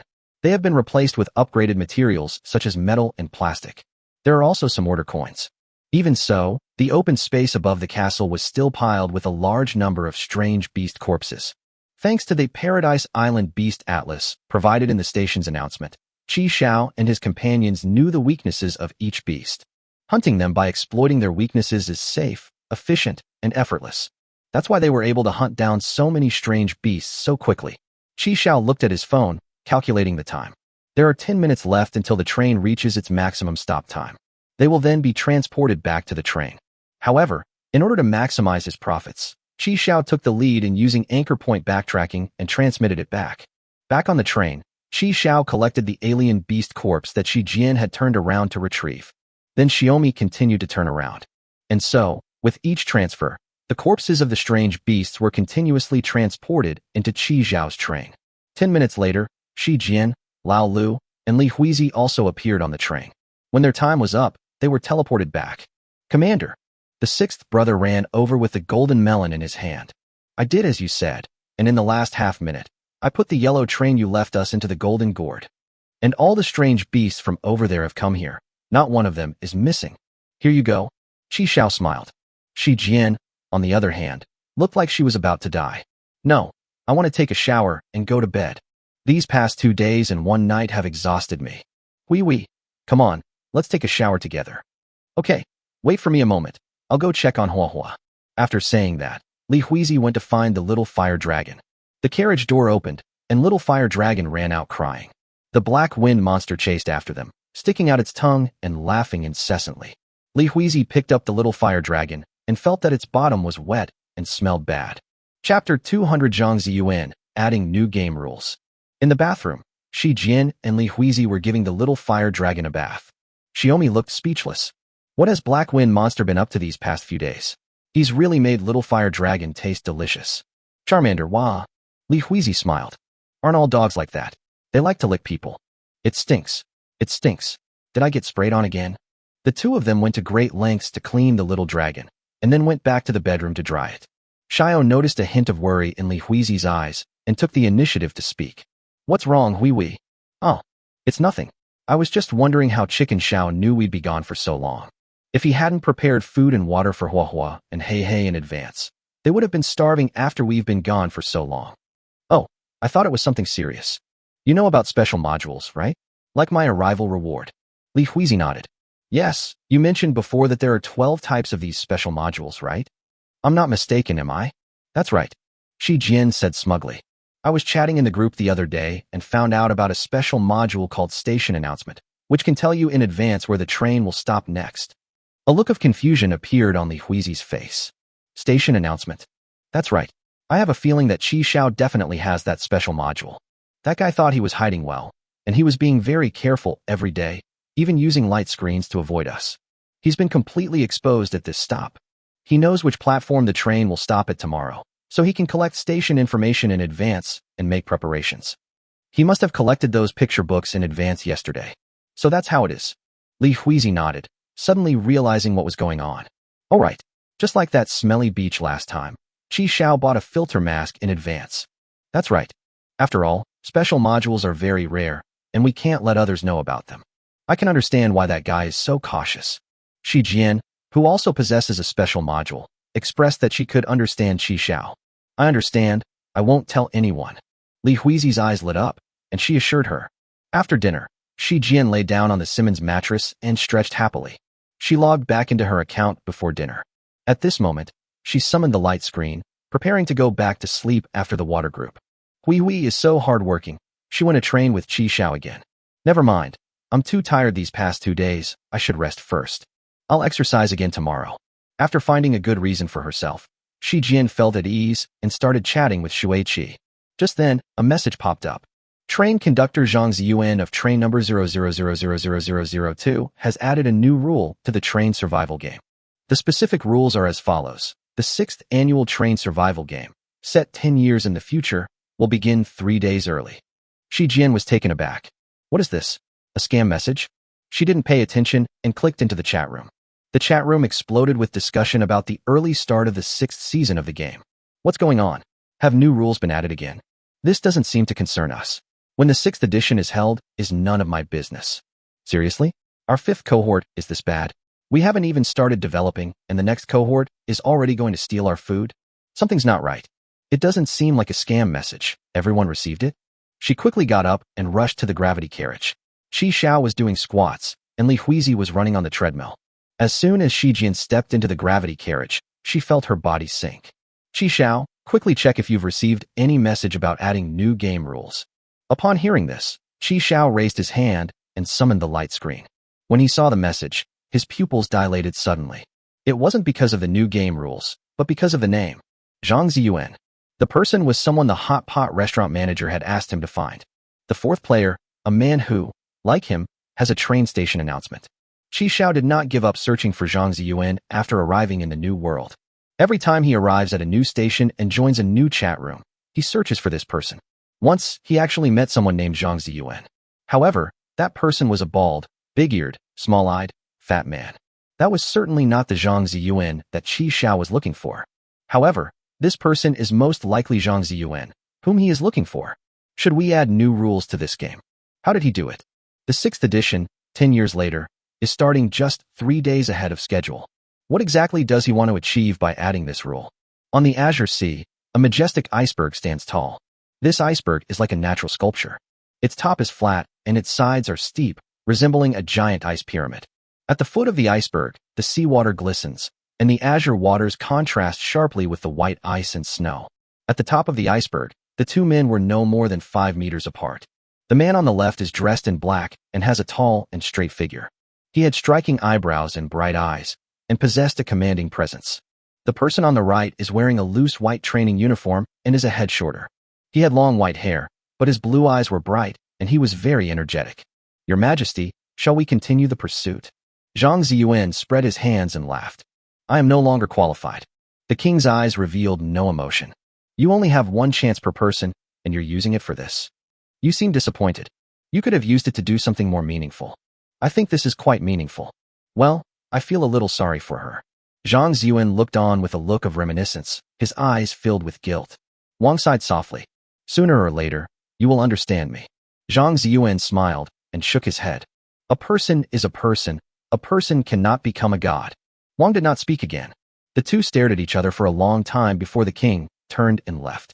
Zhang Ziyuan smiled and turned to leave as well. The two walked away from each other, each step taken with unwavering determination. They didn't look back.